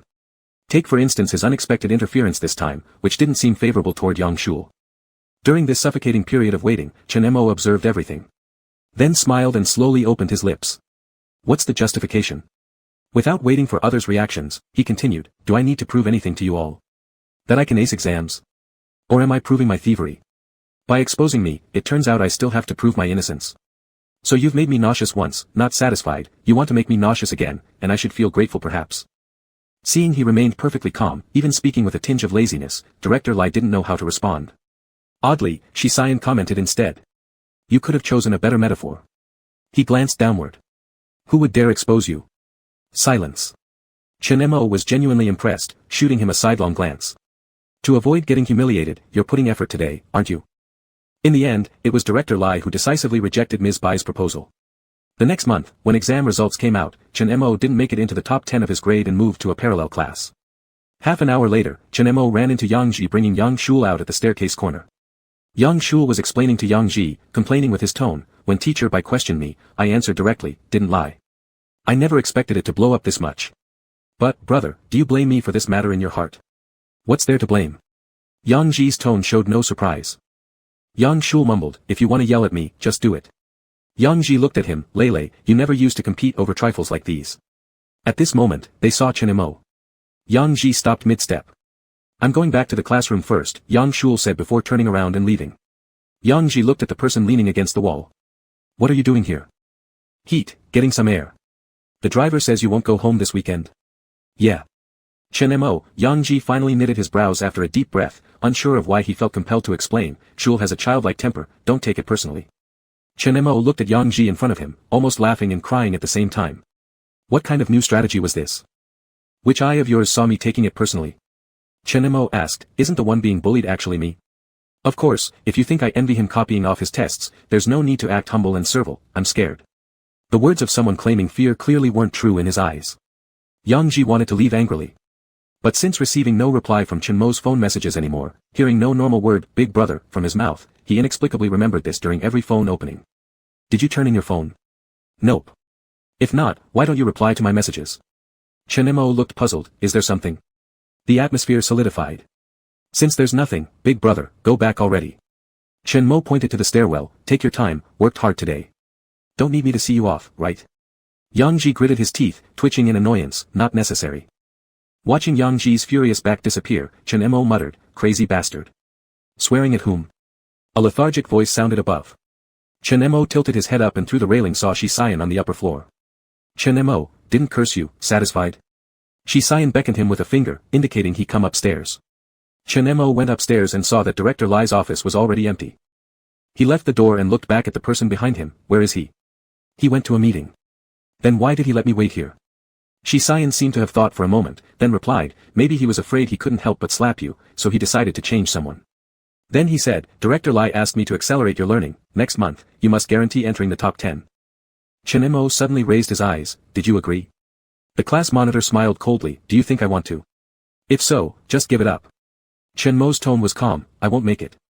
I can make you if I want to, unless you deliberately refuse. Shisayan's left hand touched the back of Chenmo's head, pushing him forward a bit as a sign, do you see? On the fourth floor, Director Lai said if you can't get in, he'll take you down from here.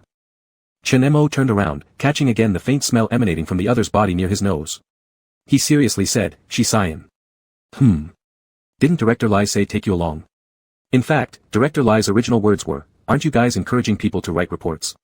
Aren't you enjoying the chaos and hoping for more? Do you really think I don't know all of you in the experimental class want to replace Ms. Bai? Shisayan truthfully responded, it's because she insisted on using outdated teaching plans, getting eliminated isn't normal. Director Lai banged on the table furiously, arrogant. Every single one of you doesn't know the measure of heaven and earth. Yet, there wasn't real anger. He also said, I can move Ms. Bai to an ordinary class, but on condition you bring Chenmo into the top 10. Shisayan, can't do it. Director Lai, you can't. Are you the one who predicts exam questions every year? If you can't, I'll jump off this building.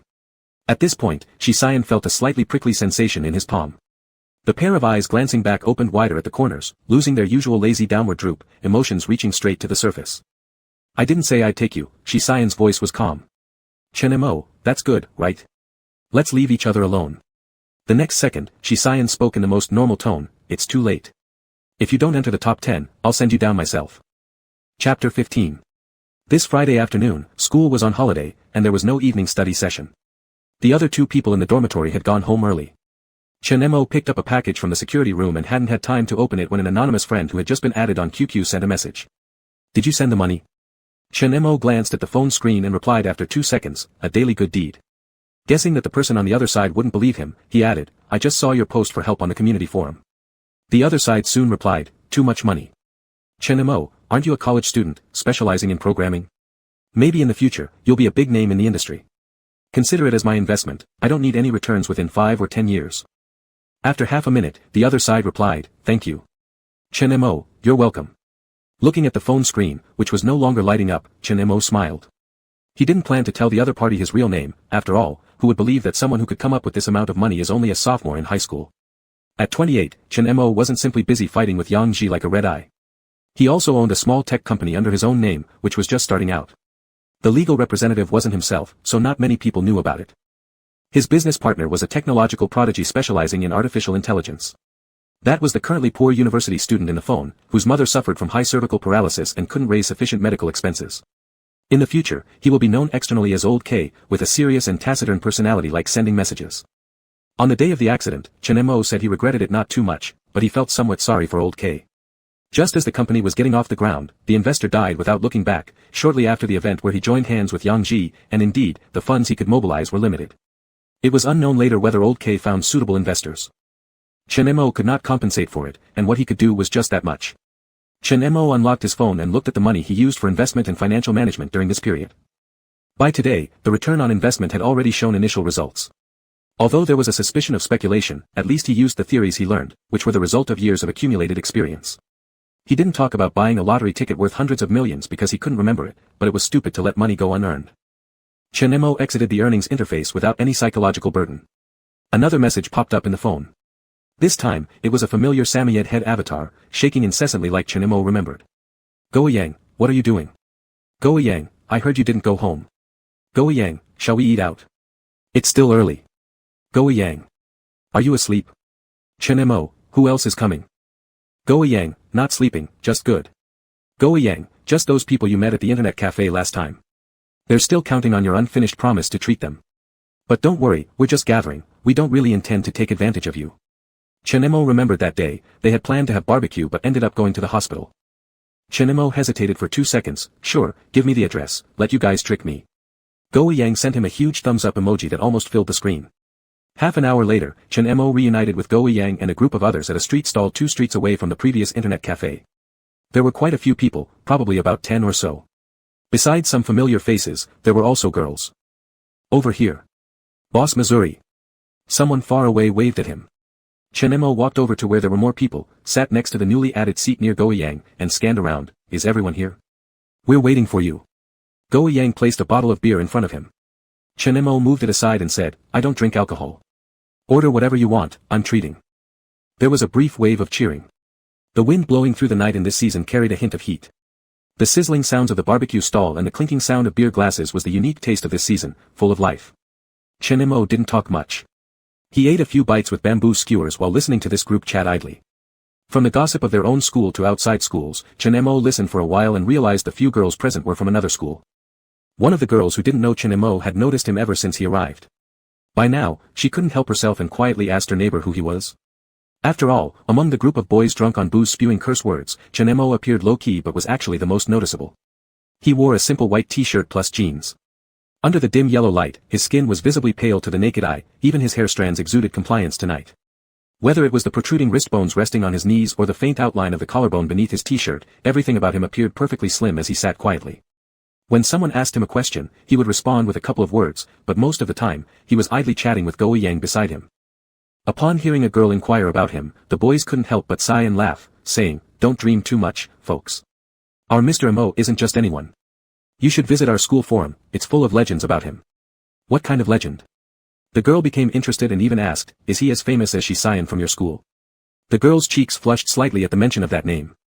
Chen Mo couldn't help but marvel at how popular this person was, even outside his own school. The boy from before quickly interjected, "That's a completely different concept." "Like what?" "Like me being an academic failure," Chen Mo chuckled, continuing, "smoking, drinking, brawling, having plenty of dark history and possibly more in the future. Don't compare me with Shisayan, it embarrasses me." Actually, Chen Mo was thinking that if Shisayan's face suggested threats about falling below the top 10 rankings, and getting pushed down from the 4th floor, it was indeed something one wouldn't want to endure too often. Hearing these words, Goji Yang suddenly asked, speaking seriously, "Is it true that Shisayan is serious about helping you get into the top 10? Chen Mo looked over, asking, "How do you know?" "Oh, so it looks like it's real." Goji Yang didn't intend to answer and instead said, "Everyone thought you had no hope, but now it seems not necessarily so." Chen Mo, and who exactly does everyone refer to? Goji Yang responded with a casual tone, "Just everyone in our class. The classmates stopped wanting White Snake's lessons long ago, but surprisingly, it's you who stepped up. Everyone's waiting for the result." Chen Mo. Even though he hadn't drunk alcohol tonight, his head started throbbing with pain. This topic had never been avoided lately, and now everyone seemed to believe he must enter the top 10. The barbecue lasted until 9:30 p.m. The night market remained lively. Chen Mo settled the bill and declined the proposal by some people to split the cost, but then, either out of embarrassment at letting him pay alone or because they weren't yet satisfied, someone suggested extending the night with all-night KTV sessions. Despite having quite regular sleep patterns recently, Chen Mo also didn't wish to ruin the fun, so he followed along. Entertainment options at this age were simple, internet cafes or KTVs, gaming and puppy love included, even entering a bar might feel like committing a crime. They chose a decently decorated KTV place where the interior shimmered with gold-plated brilliance, and the soundproofing was commendable except for faint sounds leaking from each room. The group rented a large private karaoke booth. Sitting at the corner of the sofa, Chen Mo drifted off into a semi-slumber. A chaotic mob of guys vied for the microphone, shouting out high notes wildly while the girls gathered around their phones whispering secrets. As Chen Mo was about to doze off, he felt the couch slightly sink next to him. Half opening his eyes, he caught sight of a girl whose face glowed red under the hazy lights, resembling an apple. Predicting what might come, Chen Mo leaned back instinctively. Unfortunately, the girl didn't seem to notice, timidly looking down and cautiously asking, "Chen Mo, can we add each other as friends?" "Why?" Chen Mo heard himself ask. It wasn't that he couldn't be added, it was that he didn't wish to accept a friend request based on certain unspoken implications of ambiguity. Indeed, the girl glanced at him briefly before biting her lip, "I just think you're a really nice person." Chen Mo couldn't help but snicker softly. He wanted to tell the girl in front of him that when he used to roam various entertainment venues and interact with brainless fat cat businesspeople, he embraced hostesses at bars and let princesses kneel to pour drinks. To call him a nice person. By now, all he could do was awkwardly smile, "Sorry, I don't randomly add people. I mean nothing by it." The girl's face seemed even redder as she whispered, "We can just be friends, can't we?" Chen Mo felt a bit exasperated. He reached for any orange drink on the table and downed it in one gulp. Lowering the glass, he gazed forward and sighed, lips curling faintly, "You're quite pretty, it's just that I'm not into girls." The girl slightly opened her mouth, staring at him with widened eyes as if disbelieving, stuttering, "Why you mean?" "Yeah," Chen Mo nodded, "I'm gay." Right as the glass collided audibly with the table, another song cut off. This made Chen Mo's statement echo throughout the private booth, clear enough for everyone to hear. When the prelude of the next song began, no one knew whose microphone had dropped onto the floor, emitting a sharp screech that perfectly matched the shockwaves rippling through the private booth. At this moment on the second floor of the KTV, Shi Jianqing was being pushed around by a crowd in the VIP room until he lost all sense from too much alcohol. He really wanted to throw in the towel. Seeing the tall figure at the door, he quickly said, That's enough for today. Yeah, I'm heading back. Him. No way, this is my nephew, a high schooler. Show some humanity, everyone. I'm out, see you later. He finally managed to leave the room. Shi Jianqing adjusted his tie and cursed under his breath, shit, those old foxes are ruthless. After muttering this, he looked at the nephew leaning against the wall and gritted his teeth, you almost let me rot in there. If you'd been half an hour later, you'd be picking up my corpse. I could have picked you a good plot. Shi Zijian stood up from where he leaned against the wall and put away his phone. Shi Jianqing almost spit blood at that moment. Tonight, his nephew, the great master of the Shi family, had been dragged off to some banquet earlier. Now dressed in a white shirt and slacks with gel-slicked hair, he looked devastatingly handsome. But also distinctly lacking in humanity. Can you walk? Shi Zijian held on to the swaying man. The driver's waiting outside. Shi Jianqing glared bitterly, what if I say I can't? Do you want to crawl down instead? Shi Jianqing took in a sharp breath and scoffed, your classmates should definitely see your true colors behind this polished exterior. Shi Zijian followed leisurely behind, what true colors? The one who ditched your brother and sister-in-law and went out of their way to pick you up after leaving a banquet even grandpa would attend. That kind of true face. Phew, there wasn't an ounce of respect or affection between uncle and nephew as Shi Jianqing revealed, you hate these kinds of situations. Acting like the perfect son and grandson since childhood isn't enough for you. Shi Zijian shrugged, if that's what you think, I can't help it. Save your playboy talk for your future wife, see if she slaps you right across the face. The argument carried on all the way down the stairs past the restroom. Shi Jianqing leaned against the wall groaning he couldn't continue, he needed to vomit. Shi Zijian waited outside the restroom. For 10 minutes. By the time Shi Jianqing emerged and was judged by passers-by, his already impatient companion frowned, I thought you drowned in the toilet. I just went to watch the show. Without needing to ask, Shi Jianqing immediately shared, turns out your high school students these days are so bold. Just now in the restroom, there were two guys, one vomiting, the other trying to comfort him. I caught every word. The guy who puked came out as gay after a girl confessed to him, and apparently has another person he loves but can't admit to anyone. Watching him drown himself in drink made me feel sick too. Shi Zijian, are we leaving or not?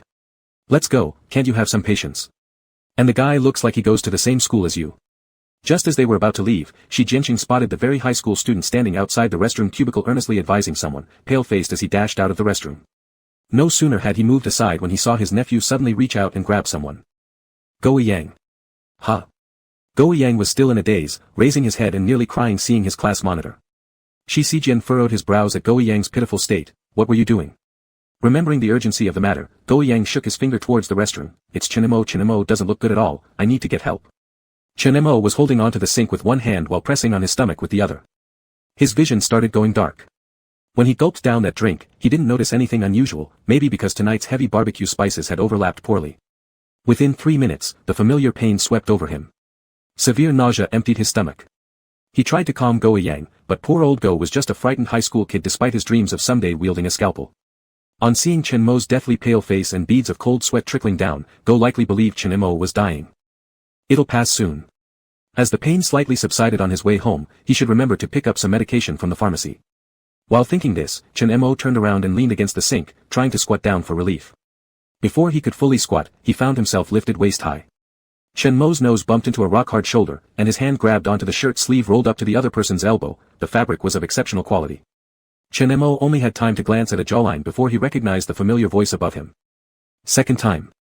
Hospital carpool. Let me carry you. Chapter 16. Chenmo's eyelid, damp with sweat, moistened his lashes when he blinked, making him appear all the more fragile at first glance. In reality, however, he firmly held onto the hand on his waist in a way that brooked no refusal, his pitch-black irises glaring at the other person as he stressed, if you dare to carry me out of here horizontally, do you believe it will take less than half an hour for the whole school to think there's something going on between us? His voice was raspy and his breath short. Shi Xian raised an eyebrow. Recalling what Shi Jianqing had just said outside the restroom, although he hadn't been patient enough to listen fully, his memory was exceptionally good. Love that cannot be proclaimed. Chen Mo gritted his teeth. It's their imagination, Go Yang's gang. So, leave me alone. I'll be fine in a while. Shi Xian scoffed. Without further ado, he bent down and lifted Chen Mo into his arms. He was quite light. This thought flashed through Shi Xian's mind before he spoke, if we were to leave a classmate who looks like they're about to die within the next second, just because of this sort of reason, even if the law wouldn't punish me, I'd never escape from the shame column of morality. By the time Chen Mo realized he was already suspended in midair, he could only glare up at the person above him. Is your moral sense really that high? Shi Xian carried the person across the restroom threshold and glanced down at the person against his chest. Do you have some misunderstanding about me? Nonsense, Chen Mo thought coldly. As they emerged from the restroom, Go Yang had already brought a group of people back. A group of youngsters, looking about 17 or 18, rushed down the long corridor of the KTV, creating a highly attention-grabbing scene. Even from far away, Chen Mo could hear the sound of sports shoes squeaking and scraping against the tiles. What? Has he passed out? Didn't you say it was just stomach pain? It's this serious? Brother Yen. How is he? Should we call 120? Chen Mo only felt a crowd gather around, but before he could speak, the person above him said, he hasn't passed out. The car is at the entrance. Let's take him to the hospital. Many volunteered themselves. I'll go together. I'll go too. Me too. Chen Mo couldn't help turning his head, his voice stiff. I'm still alive. You don't need so many people to carry my corpse. After saying this, he felt 2 vibrations in the chest against which he was pressed. Shi Xian said, seems like his condition isn't bad. Just let old Go follow along. There's no space in the car anyway. Go Yang happened to be walking beside Shi Xian at this moment and inadvertently met Chen Mo's gaze. Go Yang, don't you feel like this scene is somewhat familiar? Chen Mo's expression remained unchanged. I haven't lost my memory. Old Go shut his mouth. The one with the stomachache was truly irritable. At this point, the group relaxed slightly, finding the present situation rather surreal. Chen Mo had overturned everyone's image of him in such a short period of time. Earlier that night, he'd casually come out of the closet. This was explosive enough. Initially, someone came back to the room saying that Chen Mo had gotten drunk and thrown up in the restroom. The group speculated wildly, why would someone who clearly didn't want to drink suddenly get drunk? After analysis, it seemed something had touched a sore spot. When Go Yang went back and returned later, he reported that Chen Mo was nearly vomiting himself into unconsciousness, almost scaring everyone to death. Turns out it was a bout of gastritis. Everyone reflected on how ridiculous their previous speculations had been. Now they discovered that the wolfman who could beat up a group of people was currently being cradled in someone's arms, drenched in sweat and with pale lips. He did seem to have a bit of taste, if it weren't for his rough tone and the obnoxious mouth of the person holding him. Put me down. And then you roll yourself to the hospital. I can still walk standing up. Oh, even turtles crawling around on 4 legs consider themselves standing. Do you think parading a homosexual around town is something honorable? Do you tell everyone you like men? Pretend to pass out if you must. I care about reputation. Shi Xian. You will achieve greatness someday, but it certainly won't be because of your mouth. Thank you. Even if I rely on my family's name, I can still achieve greatness. A group of people listening from the private room to the KTV entrance all became desensitized. Old Shi usually didn't argue with people. He was steady and comprehensive in his actions, and at most cursed Qi Lin, saying his brains were probably given to Mother Wang from 2 miles away. The truth proved that once he decided to insult someone, ordinary people wouldn't even have a chance to respond. Just like Chen Mo, who blocked Bai Sushio's words until her face turned red in class, and whose actions in the office made the grade director furious. Now, stepping out of the gate, he already had a closed-eye posture, completely giving up. On Friday nights, especially in these types of entertainment venues, young people tended to hang around in abundance. The entrance of the dazzling KTV was now filled with quite a few young men and women, either chatting or waiting for someone.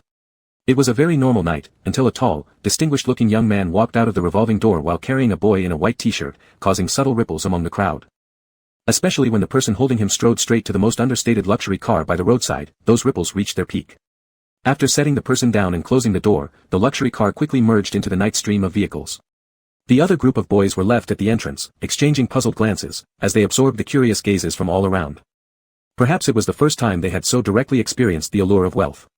A noble young master and his little darling wife. Chen Mo will tear your head off if you believe that.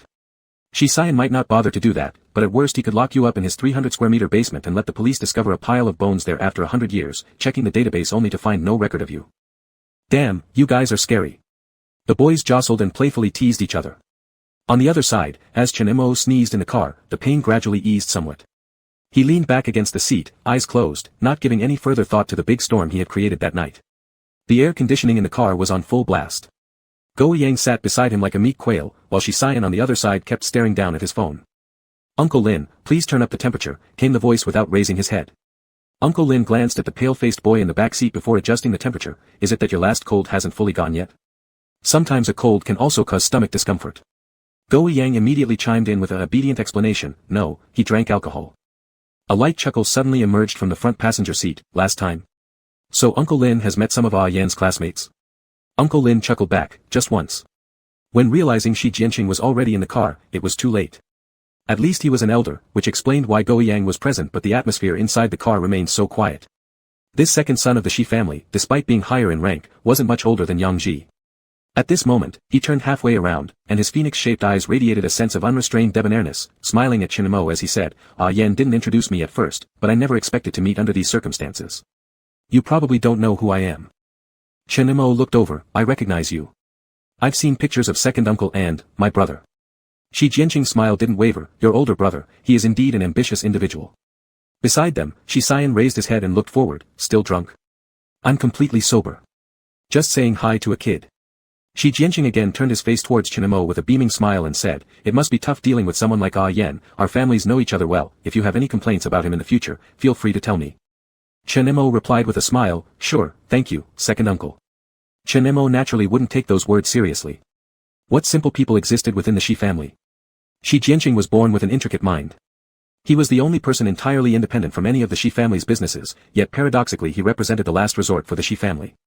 A person like Shi Jianqing could treat you familiarly, even buddy up with Yang Ji. But truth be told, aside from old Master Yang, it was probable that none in the Yang family were individuals he truly cared to associate with. Approximately 20 minutes later, they returned to the same hospital. Chinemo underwent a gastroscopy. The doctor examined his test results for quite a while. Acute gastritis. "Haven't you had this problem for quite some time now?"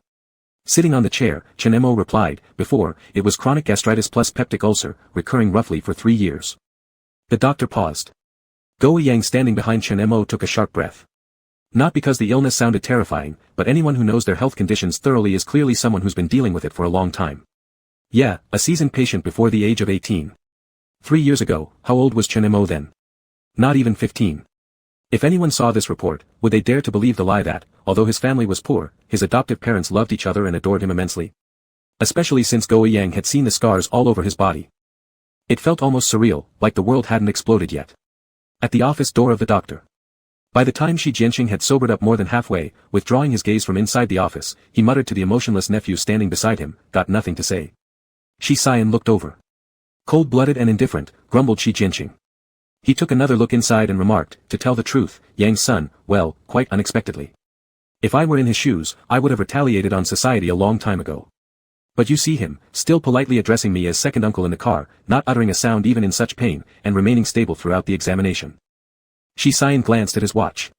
"You should go back now." He was dismissing him. "Shi Jianqing, what about you?" Shi Xian looked at the person who had already been hooked up to and for by the nurse. "I'll arrange for the hospital to clear out a bed." "Alright, I take back what I said about you being cold-blooded." Shi Jianqing wasn't planning to stay long anyway and, seeing that things were stable, was about to leave. Before going, he suddenly turned around. "Is there really nothing between you and that young boy inside?"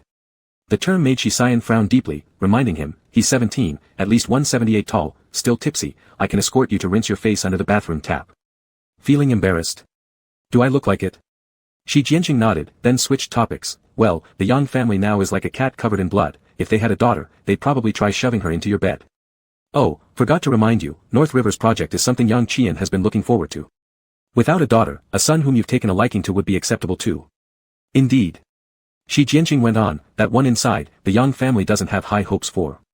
He laughed as if finding it amusing, scrutinizing his nephew from top to bottom, saying, "Who would have thought the main character searched high and low at tonight's banquet turns out to be together with someone completely unsuitable, an openly gay son.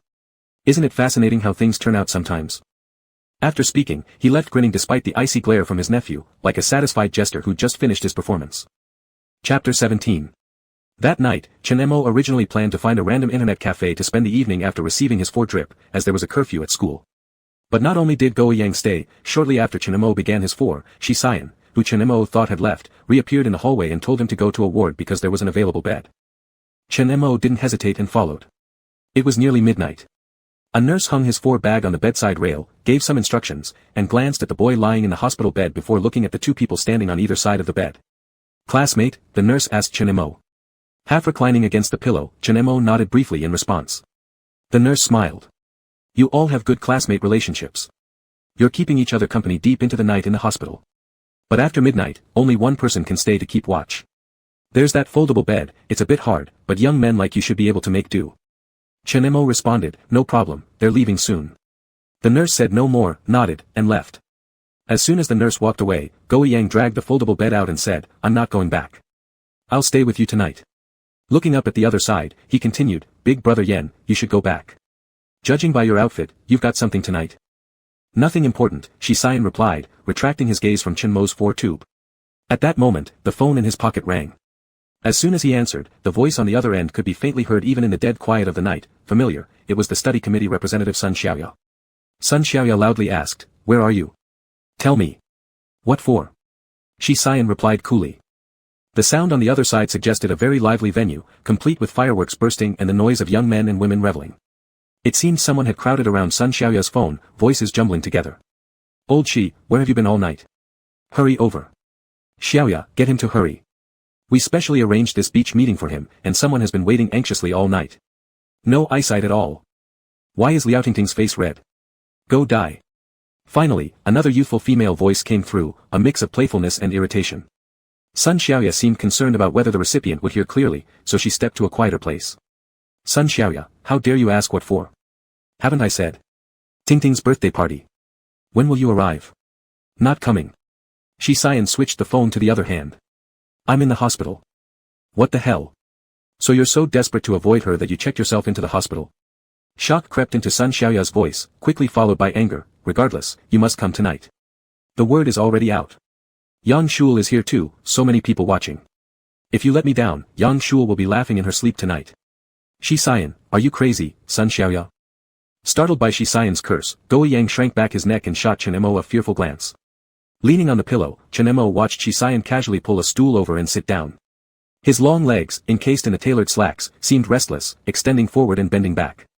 Elbows rested on his knees as he spoke into the phone. "If you don't stir up some nonsense every day, you feel uneasy. A birthday should just be celebrated peacefully. What's this about inviting someone you hate? Wasn't it him who initiated the provocation first? Moreover, everyone's invited, except him. Makes it seem like we're excluding him. I see through it early, Yang Shul obviously likes you. Disgusting, just thinking about it makes me want to vomit." Whether it was her direct attack on Yang Shul or disapproval of male-on-male attraction wasn't clear. Shi Xian frowned. "All this talk about liking, do you even know what liking means?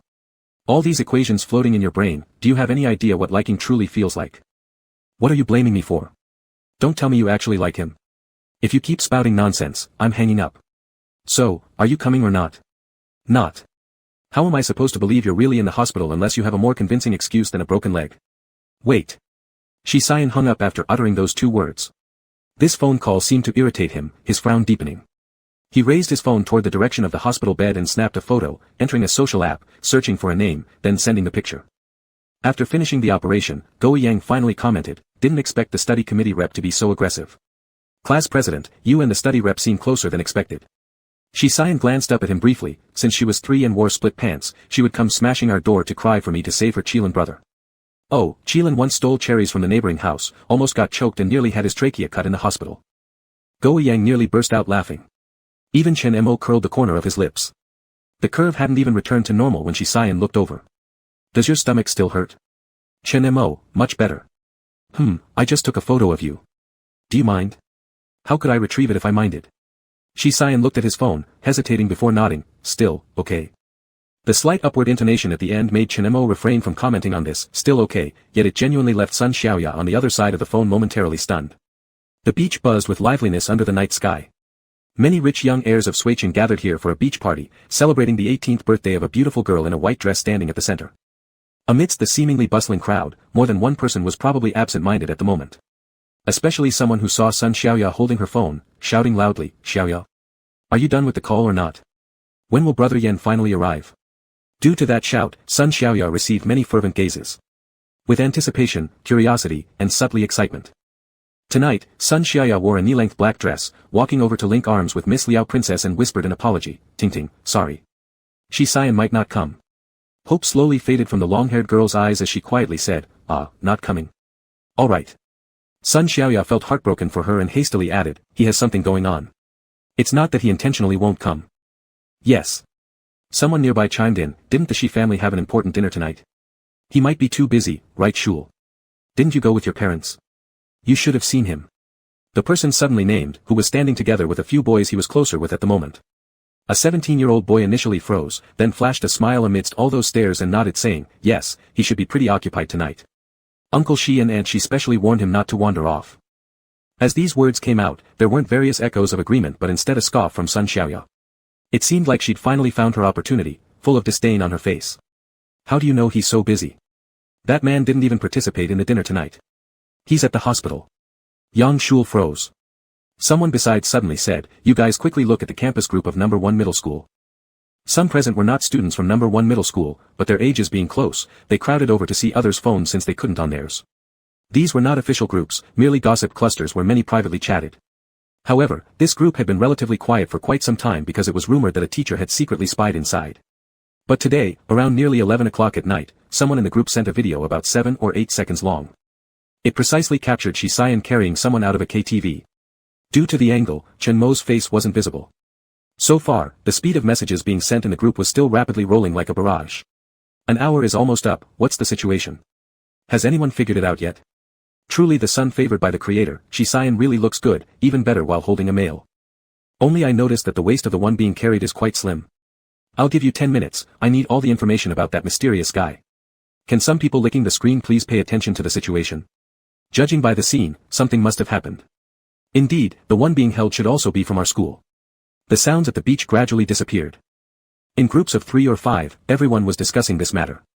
And the person who was just confidently asserting that Shi Xian was occupied by the dinner, now stared straight at the phone interface, making it hard to distinguish what was going on in his mind with lowered eyelashes. After a while, he lifted his head, looking completely calm, asking Sun Xiaoya with a very good attitude, "Looks like you know what's going on." The others all followed his gaze. Looking into Yang Shul's eyes, Sun Xiaoya thought of something and maliciously smiled. "It's obviously because of your dear older brother. Teenage girls are often unable to suppress their frustration.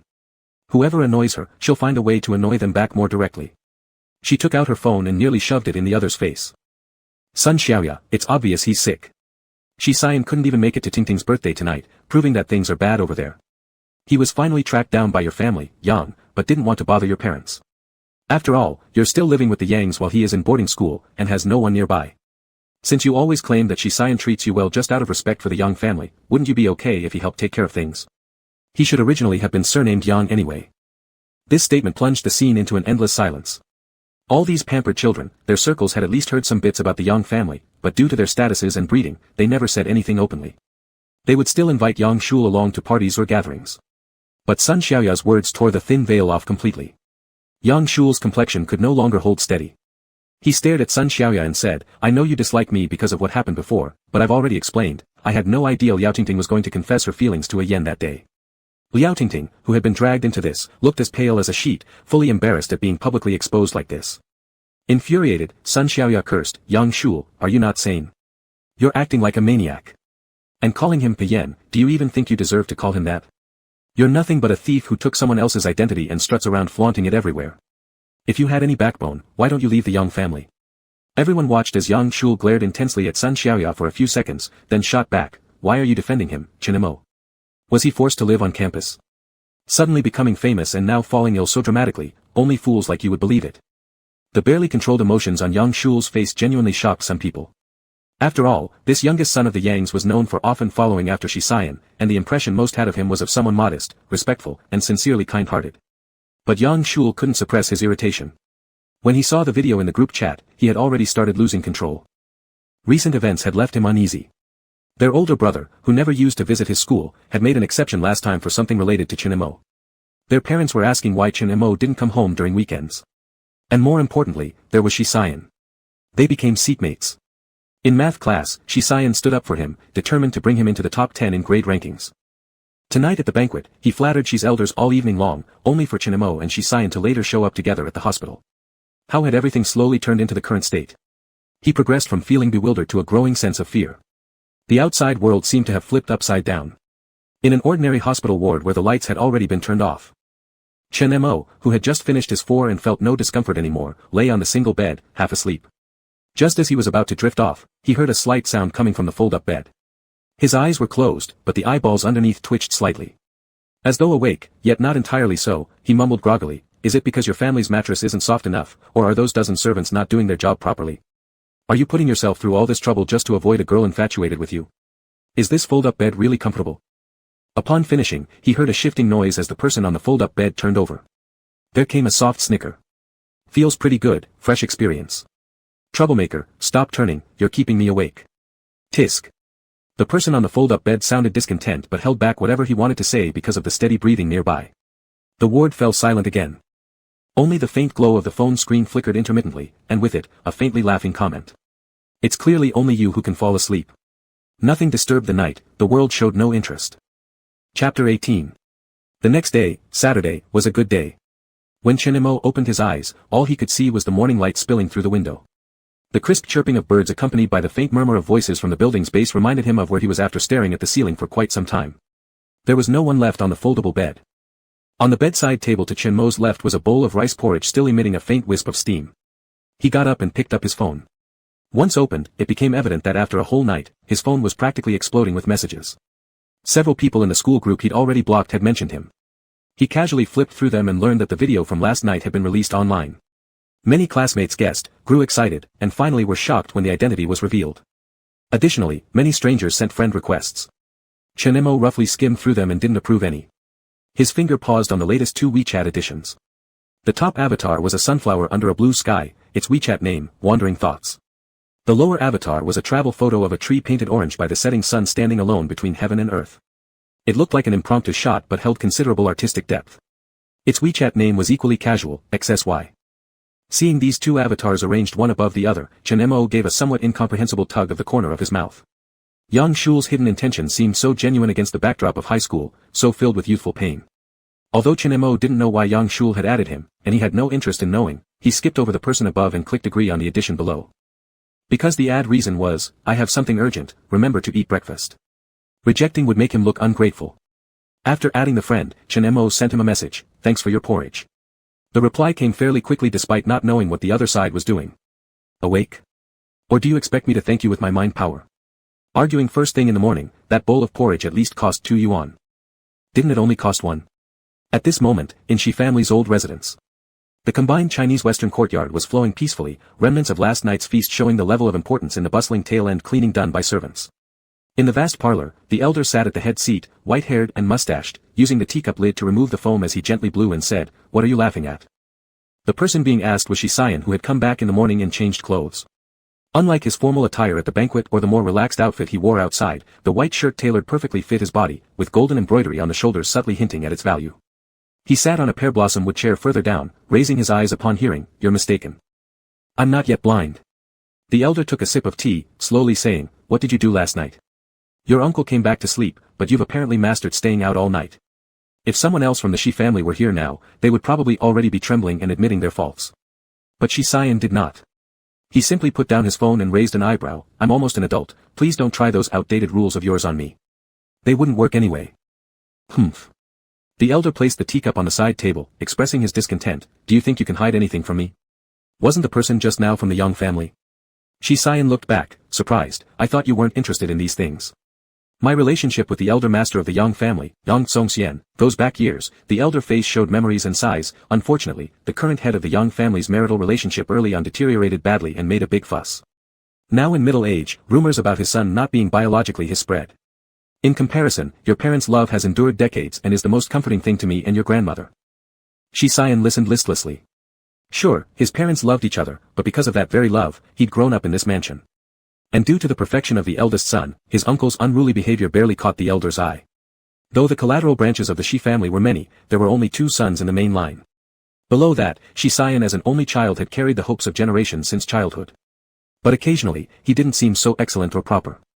For example, when mentioning his parents, his furrowed brows expressed nothing but helplessness. What exactly did you tell them last night? My mother sent me 3 full pages worth of voice messages in 60 seconds. You'd think I've caused some major problem out there. The elder also lost patience, how dare you bring it up? Let your uncle drink himself to death abroad if he wants to. Your mom always feels sorry for you, especially given your disappearance during last night's event. She couldn't help but worry that you might harbor resentment. Shisayan leaned back into his chair. He tilted his head back, crossing his arms on the armrest. I just don't like her taking it upon herself. The elder glanced at him, then picked up his teacup again with an unfathomable expression, there's more than just that youngest son of the Yangs. Didn't you meet another one last night? Shisayan turned his head slightly, what do you mean? The old man said, your mother's deceased grandmother-in-law from the Yang family once did her a great favor. Your mother only asked you to be more considerate towards the Yang kids, she didn't ask you to marry into their family. You think 1 or even 2 of them aren't worth your time, but during festivals or small matters, couldn't you pretend to be a good big brother? How old are you now? To your own mother, you're as hostile as if facing a flood or a savage beast. At this mention, Shisayan rubbed his temples, that's because she never cries in front of you or grandma. She saved all her theatrical skills for her husband and son. At this point, Shisayan seemed to remember something and asked the elder, since you can tell me to act nice, why bring up last night's issue specifically? The elder cleared his throat, your grandpa Yang sought me out. He continued, he's very pleased with his newly found grandson. If you don't want to get involved, there's no problem, but at least show some courtesy. Shisayan was first surprised, then scoffed softly. He asked indifferently, how exactly should I show courtesy?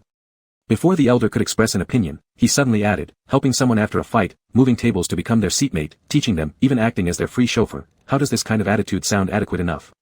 Show some proper respect. The elder kicked him with his foot. Stop bullying others. Your grandpa Yang told me that his grandson has a good heart and is soft-natured. You need to take care of him a bit more. Shisayan straightened himself up from the stool and laughed for quite some time, leaning against his forehead. The old man asked him what was wrong. Shisayan replied, we'll see how weak and exploitable he truly is. Let's ride this donkey and read the opera book as we go along. Shisayan stood up and left the hall. The elder called out from behind, where are you going now? South Mountain. The elder, who had been sitting properly in his seat, suddenly stood up and waved over the nearby servant, saying urgently, quick. Stop that reckless boy. He's off speeding again without any regard for his life. The old master, please calm down. The long-serving servant in the Shi family gently patted the old man's back and smiled, please don't worry. Young Master Yen is just heading out to greet grandma. Going to the South Mountain isn't for speeding, there's a cycling event today. This morning, he specially asked me to go to his outside apartment and pick him up a set of clothes. He mentioned he'll spend the night on the mountain tonight. Is that true? The elder face was full of doubt. The servant chuckled, it's true, the child is just teasing you. He knows when to stop. Please rest assured. Only then did the old man calm down his anger. With a slap on the table, he sat down and cursed, you disrespectful scoundrel. The servant snickered beside him. You're the only one who would scold him like that. Chenemo left the hospital at 9 o'clock and went back to the dormitory to take a shower. After staying in the hospital all night, he always felt as if the special odor of the hospital clung to his body, making him instinctively frown. Even though he had been a frequent visitor of the hospital in his past life and had a friend like Goji Yang who liked to joke around working there, that didn't mean Chenmo was used to being in the hospital. On the contrary, the hospital always made him associate with unpleasant memories, such as when Li Yunru rolled on the floor for his 100 yuan medication fee outside the hospital entrance, or when Qin Jianli claimed he was a money-losing waste. Then there was the day of his leg surgery where the cold light overhead in the hospital room made him feel, just before losing consciousness due to anesthesia, that maybe falling asleep wouldn't be so bad after all.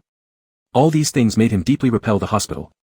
Therefore, the fact that his sleep quality was decent last night was something he found surprising even himself. After stepping out of the shower, Chenemo hung a towel on his head while brushing his teeth and looking at his own face in the mirror. This must have been the sole benefit of the genes given by the Yang family. From his late 20s approaching 30 back to 17 years old, his face looked as if the edges were merely smoothed out but still revealed a hint of softness. After taking his medicine, he started feeling drowsy soon afterward.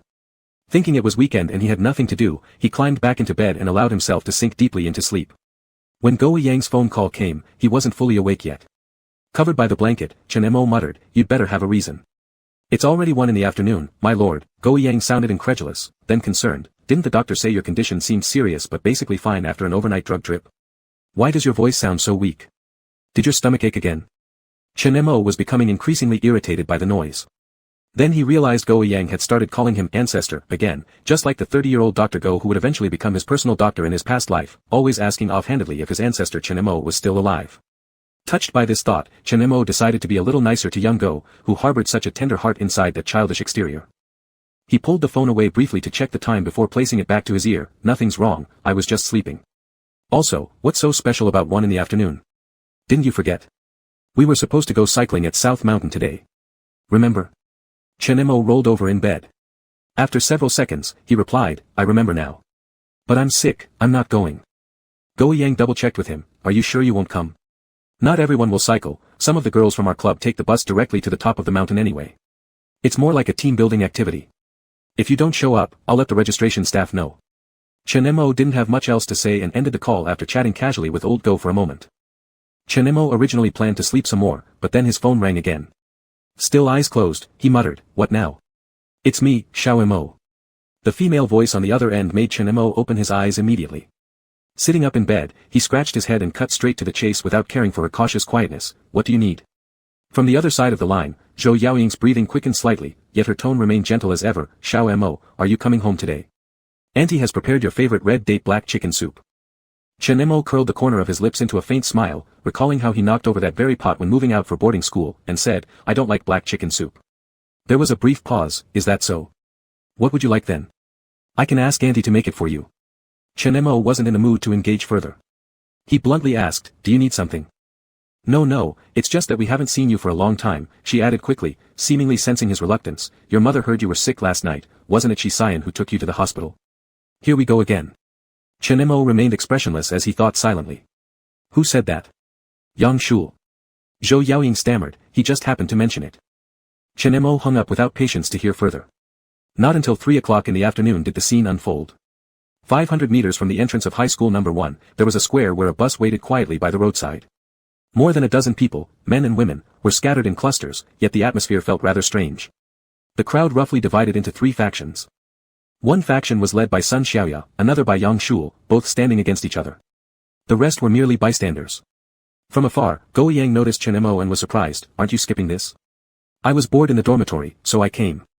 Chen Mo didn't feel like mentioning that he wanted to avoid hearing Ms. Zhou Yaoqing's half-hearted melodramatic pleas or being repeatedly reminded to return home. Pointing at the crowded spot, he asked curiously, what's going on? I think you wouldn't want to know, Go Yang, who was always among the first to gather gossip, remarked enigmatically, all I can say is that after last night, both Sun Xiaoya and Yang Shul in our class have completely turned hostile. In places where these two are present, expect chaos. At this moment, someone noticed Chen Mo's presence. The atmosphere relaxed somewhat unexpectedly. And those who had interacted with him recently greeted him, Mr. Mo, are you participating too? Aren't you just recovered from an illness? The latter half of South Mountain is all uphill, are you really going to ride? Chen Mo responded indifferently, I'm not riding. Didn't they say the bus goes directly to the top? First rule of joining the club, no bringing non-members to activities, interjected Yang Shul, whose eyes had been glued to Chen Mo since noticing him. He appeared worn out today, yet his gaze carried ominous undertones as he turned to Go Yang, breaking the rules requires consensus from the group, doesn't it? Silence descended upon the scene. This rule, no outside participants, wasn't strictly enforced, many precedents existed otherwise. Due to the club drawing many renowned students from the school, many clamored to get in. This rule prevented unruly conduct or incidents involving unauthorized members entering and causing trouble. No one expected Yang Shul to suddenly raise an objection. After last night's events, it seemed like a turning point. In the past, Yang Shul was known for his low-key approach, but today, he displayed blatant hostility towards Chen Mo openly. Chen Mo restrained Go Yang and swept a gaze across the gathered crowd, this has nothing to do with Go. If you've any issue, find someone who actually holds authority, and only then discuss rules with me. From the side, Sun Xiaoya mocked Yang Shul, right, criticizing others for getting preferential treatment. Weren't the few behind you recruited by you initially? People around Yang Shul couldn't tolerate Sun Xiaoya's words anymore. Sun Xiaoya, aren't you crossing the line? Shu Lu is just reminding us about the procedures. If you can't stand it, then quit. I've never liked you girls anyway, you chatter all day. Sun Xiaoya's group were all girls. They immediately changed their expressions. You're so great, aren't you? Always so greasy and self-unaware. If you have an issue, say it directly. Attacking girls makes you think you're better than others. Trash. Many people at the scene were probably confused as to how the situation escalated so close to losing control. What are you all doing? This angry shout came from Qi Lin. He and Shisayan walked over from another side and quickly separated the two almost fighting individuals. He looked around, have you all gone mad? What's wrong, Sun Xiaoya? Sun Xiaoya pointed at Chen Mo, can he participate? I'm the one who invited him. Qi Lin was confused and frowned, I've reported it in advance. The activity cost will be evenly distributed, and his share will be on me. Who has objections? Some people exchanged glances and lowered their heads. Beside them, Chen Mo asked Go Yang, is his word so powerful? He's the club vice president. Chen Mo raised an eyebrow, oh. At this moment, Chen Mo noticed Shisayan's glance flicking towards their direction before indifferently retracting. Then Shisayan spoke in a moderate tone but loud enough for everyone to hear, who else has issues? If not, get on the bus now. Anyone causing trouble today needs to report to Qi Lin. You're banned from coming next time. The crowd reluctantly moved toward the bus. Go Yang put his hand on Chen Mo's shoulder while walking toward the bus, no doubt, that guy's the real president, and he rules by fiat. Chapter 19. Despite the earlier unpleasantness, the atmosphere after boarding the vehicle gradually eased. After all, they were a group of teenagers in high school where the pressure was immense every day. When it came to outdoor activities, everyone couldn't help but feel excited and elated. The drive to Mount Nan would take about an hour and a half. On the bus, people were playing around, some listening to music, others chatting enthusiastically. Not long after boarding, Qi Lin who was sitting behind Chen Mo leaned over and patted him. Don't take it personally, it's just that your first time here turned out to be such an unpleasant experience. I should have announced in the group chat ahead of time. Chen Mo turned around, it's because I changed my mind last minute, so it's not your fault. Then just enjoy yourself today, Chi Lin said knowingly as he mentioned Chen Mo's hospital visit from the night before. I've counted, at least half of us don't want to ride because of the heat. There's a newly constructed open-air swimming pool on top of the mountain. And tonight we'll have a barbecue, you can treat this as a chance to relax. Chen Mo asked, do you start from halfway up the mountain? Yes, Chi Lin nodded. At this point, the person beside Chi Lin, who had been looking down at their phone, looked up with slightly furrowed brows. Do you want to ride? Chen Mo shook his head, no, I won't ride. Shi Xian shot him a glance, you'd better not. Riding truly did not happen. But when those who were riding had changed into gear at the temporary station halfway up the mountain and set off soon after, already puffing heavily as they pedaled, they heard the distinct sound of a small e-scooter running low on power, the characteristic do-do-do. By now, the people who had taken the bus up the mountain were already gone. As for the one who should have been in the car, he was now straddling the e-scooter, wearing a light blue helmet. The wind blew his white outer shirt outward as he easily touched his long legs to the ground while leaning into a curve. At this point, the group hadn't dispersed much yet, they were mostly within sight of each other. A few recognized him. Shit. What's wrong with you, Mo? Trying to piss people off. Jealousy. Looks cool, I want to ride too. How did you even come up with such a genius idea? The e-scooter didn't respond, but leisurely overtook them. Just a few steps later, the e-scooter suddenly played a song. On my beloved little motorbike. I will never get stuck in traffic. On my beloved little motorbike. I'll arrive home immediately. Behind them, the group. Brothers, let's chase him. Through sheer force of determination, the hatred fueled by this one act pushed the entire group to run through the second half of the trail in a fraction of the usual time, laughing and cursing under their breath. During a mid-journey break, someone looked around on the highway. Where's Chen Mo? Did he fall behind or rush ahead? Someone answered, he must have rushed ahead, how else could his two wheels be faster than our two? This is an uphill slope, his thing doesn't require much effort either. I doubt his electric scooter has enough battery to last till the summit. If it doesn't, then it's funny. In that case, what are we waiting for? Let's keep going, it's our turn to mock him. Fuel still pumping, the person whose mode of transport might fail was indeed found nearing the summit when his scooter began losing charge. This year, Mount Nan wasn't completely developed yet. Standing at the summit sometimes offered glimpses of houses hidden among lush forestation and winding roads like a coiled dragon, imparting a sense of danger. On this perilous road, there was someone who got off and was slowly pushing their electric scooter. Not too long after starting to walk, a red and black bicycle slid towards him, creating an emergency braking sound peculiar to sudden stops. Out of battery. A foot rested on the ground as Shi Xian pulled back his sunglasses and looked at him. With the remnants of sunlight from the mountaintop lighting him up, the outlines of the person facing him seemed illuminated, making his features more strikingly clear. Chen Mo was absolutely certain that he was undoubtedly the one leading the pack. Chen Mo glanced at the electric scooter and nodded, yeah, almost out. Shi Xian cast a look towards the summit, can you push it to the top? Chen Mo raised his chin forward and said, unless I say no, do you plan to help me? When the group caught up from behind, they realized the e-scooter was indeed out of juice. But the one pushing it wasn't Chen Mo. He had swapped for a familiar-looking bike while the president, who always ranked first in races, was currently pushing the incongruous little e-scooter. People started teasing. Yanji, what's going on? Your good deeds leave us no idea where to direct our mockery. I seem to recall, that year I broke my leg, do you remember what you told me back then? Shi Xian didn't care that the group who usually rushed here like wild dogs were now all getting out of their vehicles to walk. Someone asked, what did you say? You kept emphasizing the instructions and no one listened. Are you deaf? A chorus of lament followed. TSK TSK TSK. Memories aren't good to revisit, those without a heart can't stay. The champion cyclist of Mount Nan ended up lured away by some guy from outside. Indeed, by some guy riding a small electric scooter. Shi Xian kicked each of them in annoyance. You're all talk. The wild man Chen Mo had watched the commotion long enough and lifted his hand to speak. Do you know what he said when it was time to push the electric scooter? The others curiously inquired. Chen Mo repeated every word, when you mocked others, weren't you quite capable? Is Mount Nan so purifying or beneficial for the soul that you'd willingly come here to get scolded? The rest burst into laughter. They teased, old Shi, that's not right. How could you treat a sick person like this? Everyone saw the video from last night, how many girls are jealous of Mr. Mo's slim waist? Be kinder to him, alright? Exactly, so eloquent. You should definitely say more. Chen Mo, ride back down and let me scold you some more. No one expected that the main group would eventually walk the last few hundred meters today. Around the summit, there were several goose houses, forming a small resort, though it hadn't yet grown to any real scale. The sweat-drenched group reached their destination and rushed into the pre-booked accommodations, eager to wash off the stench of perspiration. The goose houses were uniquely designed. All rooms were on the second floor. Naturally, Chen Mo paired up with Old Go. After receiving the room key, Chen Mo changed clothes inside. About half an hour later, Go Yang finally arrived late. Old Go flopped onto the bed as soon as he opened the door. Are you tired? Chen Mo asked, drying his hair. Go Yang cracked one eye open and looked at him. How would someone who rents a busted e-scooter know how exhausting it is to cycle up here? With about 200 meters left, I'd probably meet my grandfather. Oh, my grandfather passed away 10 years ago. Chen Mo found this amusing. You don't need to emphasize that last sentence. Chen Mo fetched some clean clothes for him from his bag. Rest a bit and then take a shower. Go Yang crawled up from the bed and sat on the edge. What's wrong? Chen Mo asked while continuing to dry his hair. Go Yang stared at him intently. I heard some weird stuff today. Want to know? No. Chen Mo refused. Go Yang immediately grabbed him. Are we brothers or not? If I don't clarify this with you today, I won't be able to sleep tonight. Chen Mo was pulled and said, speak.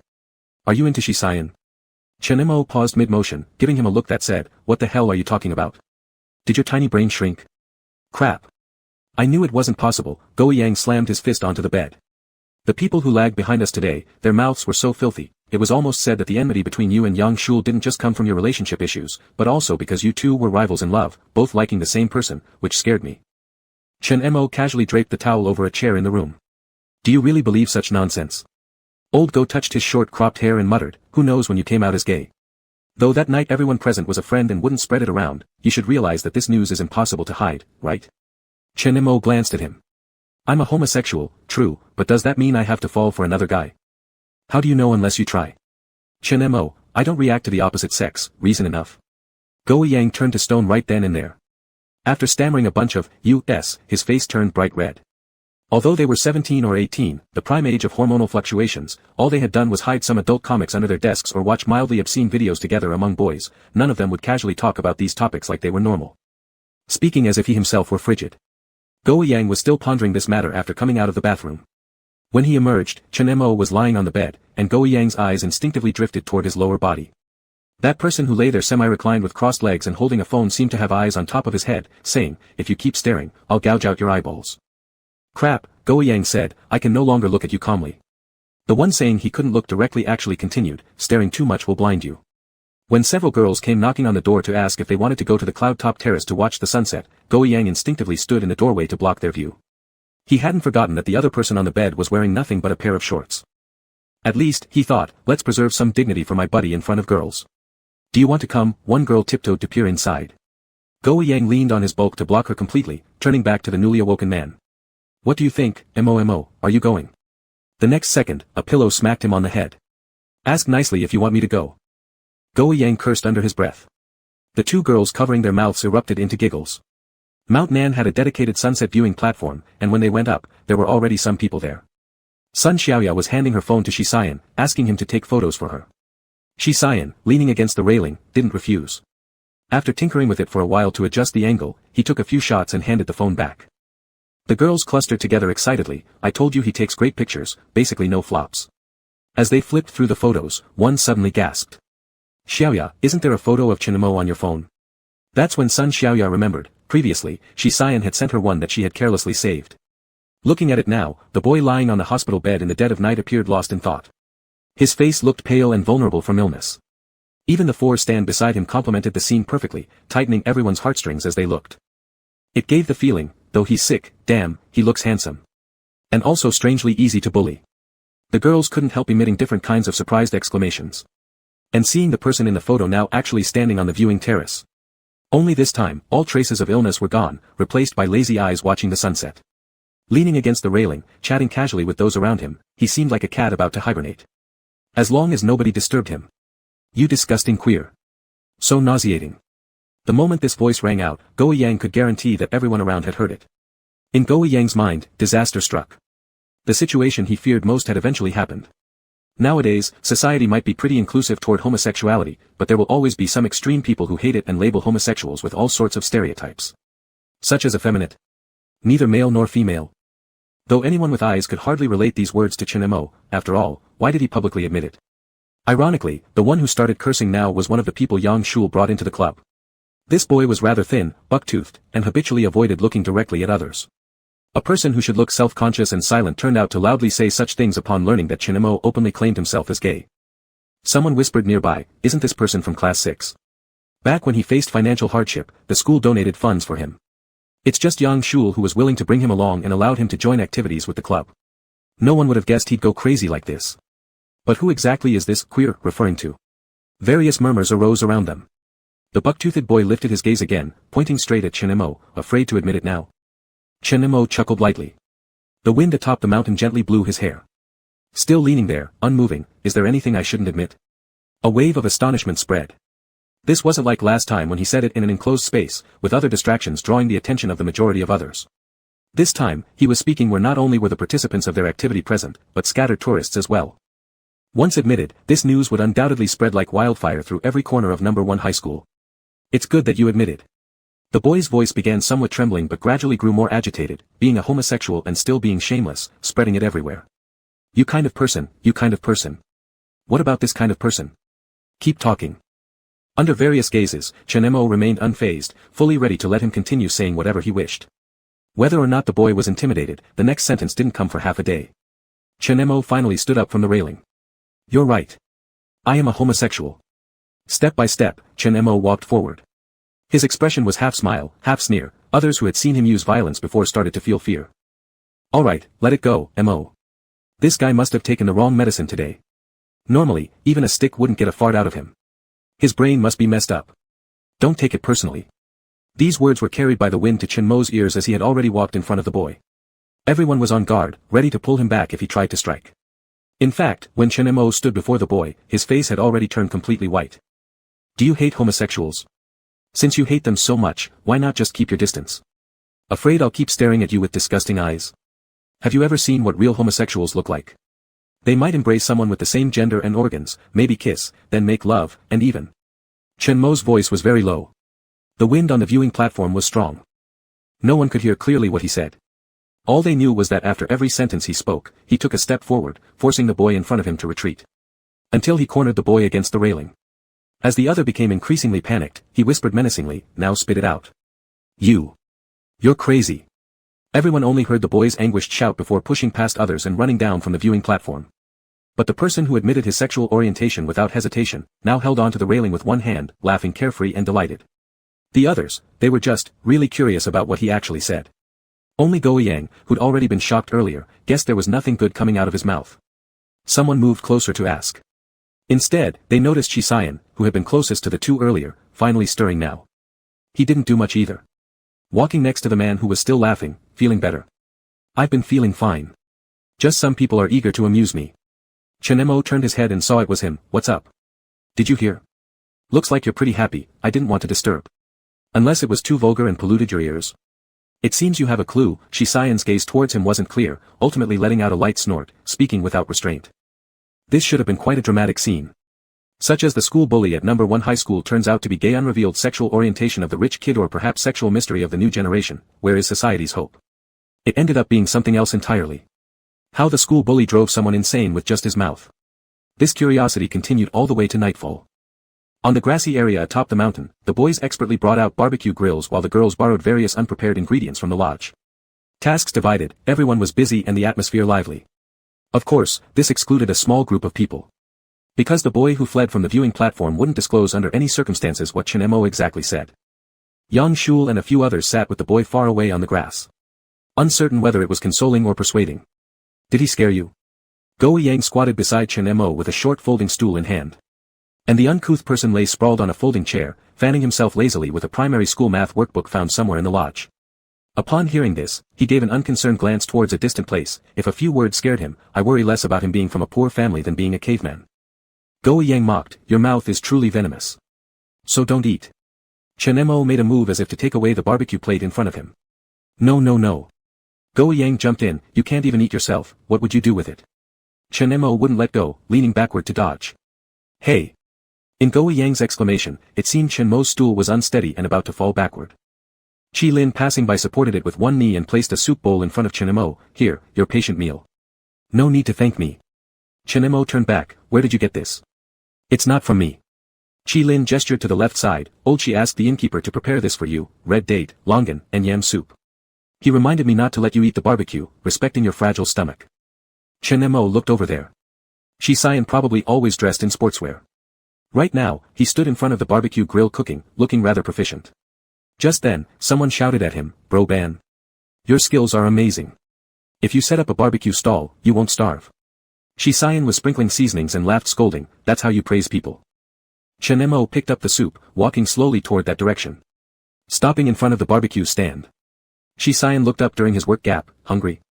Came to thank you." Chinemo lifted the soup. Shisayan noticed the item in his hand, nodded and asked, "How's the taste?" "I've known the madam of this guest house for a long time, her cooking skills are decent." "Pretty good," Chinemo said, "it suits me." Shisayan chuckled, "I detect some resentment there. Whose fault is it?" Upon saying that, Shisayan seemed to recall something, and his smile dimmed slightly as he reminded Chinemo, "Don't stand there, all the oil smoke will get on you." Chinemo obeyed and moved aside, standing there watching him barbecue, occasionally joking around when others came by to grab food. Chinemo liked tonight's night scenery. The wind was gentle, the stars above were bright, and the moon only showed half of its face. He sipped spoonful by spoonful until he unconsciously reached the bottom of the soup bowl. Just as he was about to leave, he heard a voice from behind, "Brother Yen." Yang Shul, who had been at a distance before, didn't know when she arrived. Shisayan glanced up, furrowing his brow lightly, "What's up?" "Over there," Yang Shul pointed at the boy still squatting on the ground, then glanced at Chinemo standing nearby, hinting with meaning, "Aki's condition is not right. As you know, because of his family situation, his personality has always been sensitive. Initially, when you agreed to let him join the club, you intended to help him. But now, he doesn't want to talk, nor eat anything. I don't know what to do." Shisayan paused his action momentarily, looking up at Yang Shul. He unjustifiably targeted someone else earlier this evening. "Don't you know why?" Yang Shul froze, shocked, "I don't know, Brother Yen, why are you asking me this question?" Shisayan didn't say anything, just nodding, "Call him over." Before Yang Shul left, she stared at Chinemo for several seconds. Not long after, the boy called Aki was summoned. This place was originally in the center. At this moment, many people noticed the sudden awkward atmosphere but didn't understand why. Shisayan handed his task to two other boys, walked to a side table, and pulled out a pack of wet wipes. While wiping his hands, he turned towards the boy hanging his head. "Shisayan, lift your head up." Chinemo clearly saw that the boy called Aki had already started crying again. His eyes were swollen like walnuts, and his nose was red. Shisayan pointed at the nearby empty soup bowl, which Chinemo hadn't reacted to yet, and asked Aki, "I'm not asking you about anything else, just one question, do you really hate him? Because he said a few words, are you scared so much that you can't eat or even speak?" The boy called Aki stole a glance at Chinemo at this moment and quickly withdrew his gaze. In a dry voice, he said, "No." "Aki," Yang Shul suddenly interrupted. By this point, everyone began to feel something was amiss. Shisayan remained calm, directing Aki, "Continue." "I'm sorry, I didn't mean it." None of them expected him to break down suddenly. The boy cried while crouching on the ground, pulling at his hair, saying, "It was a moment of impulse. Initially, classmate Yang Shul brought me into the club, and I admired how all of you could always laugh and be so happy. On the road today, I noticed Yang classmate wasn't in a good mood, and I heard him mention that Chinemo is a homosexual. If this matter got publicized, Chinemo would never be able to stay in school anymore. I acted without thinking." The boy stumbled through this statement, his crying sounding quite pitiful. Yang Shul sensed the looks being cast her way, her expression changing, "Aki, since it's your own mistake, why drag me into this?" "I'm sorry," the boy wiped his nose as he stood up from the ground, whispering, "Really sorry. I assumed you hated him, so. Can you please ask your parents not to cancel my scholarship?" Yang Shul stepped back in anger. First disbelief, then apprehension as she glanced nervously at Shisayan's face. "As expected. Your family's scholarship?" Shisayan smirked slightly, "Did you tell the boy this?" Yang Shul started getting flustered, trying to explain, "This is a misunderstanding, Brother Yen, I." "Enough." Shisayan tossed the balled up wet wipe into the garbage bag next to him. "With ambiguous words, you lead others astray, and yet here you try to clear yourself under my nose." Shisayan's tone wasn't heavy, but each person present felt a chill in their heart as he looked towards both Yang Shul and the boy. "The scholarship won't be cancelled, but starting from today, you're both expelled from the club. Don't let me see you at any future club activities." These words dropped like a drop of cold water into hot oil, triggering crackling chain reactions, stinging everyone's skin raw. Surrounding them were sounds of people sharply inhaling. Shisayan quickly drew a conclusion like that. And with that, the matter came to an end. Later in the evening, the group went to the open-air pool and swam for half an hour. Chinemo didn't get into the water. He sat on the shore wrapped in a towel, coaching a few inexperienced swimmers, which caused him to be drenched by splashes from head to toe. "I'm feeling great," Lao Go said excitedly to Chinemo while heading back to their room, reminiscing about something that happened an hour ago. "It's quite funny how I even thought the kid from class 6 was some hardcore homophobe today, but who would have guessed?" Yang Shul also got what she deserved. They returned last among the group, and the guest house had already grown quiet. Go Yang was still sighing in reflection. Now it's settled, the two of you are confirmed rivals in love. Has this got anything to do with me? Chen Mo shrugged off his hand as they walked. At the wooden stairs, Go Yang grabbed his shirt hem to pull along his noodle-soft legs after swimming, then exaggerated, I say, you're somewhat ungrateful. For whom did she sigh and act? Chen Mo stopped walking, isn't it because he intended to clean house early? Chen Mo thought silently, this is someone who clearly asked him before, who told you I like men? Knowing someone who likes him is always lingering around, perhaps he has wanted to kick that person out for a long time. So, Chen Mo occasionally wondered too. In her past life, Yang Shul often cheerfully called Yan Yan at the dining table of the Yang family. Was it all one-sided? Chen Mo didn't want to think anymore and wasn't interested in discussing this issue further with Go Yang. He turned to go upstairs. Their room required passing through the corner of the second-floor corridor. Just as they took a few steps forward, they heard voices talking ahead at the turn. Yang Shul was sobbing. The person standing before him leaned against the wooden railing of the corridor, looking up to meet Chen Mo's eyes. Yang Shul hadn't noticed them yet. Continuing, Brother Yan, I didn't mean to do it. Yesterday Sun Xiaoya and others said such things about me, today helping Chen Mo. I just acted impulsively. But really, I didn't let Aki say those words. I admit I don't like him and I don't want to be in the same school as him. I know I don't have the right to say these things, but what have I done wrong? I consider my parents as my own, so why does everything fall on me? And you?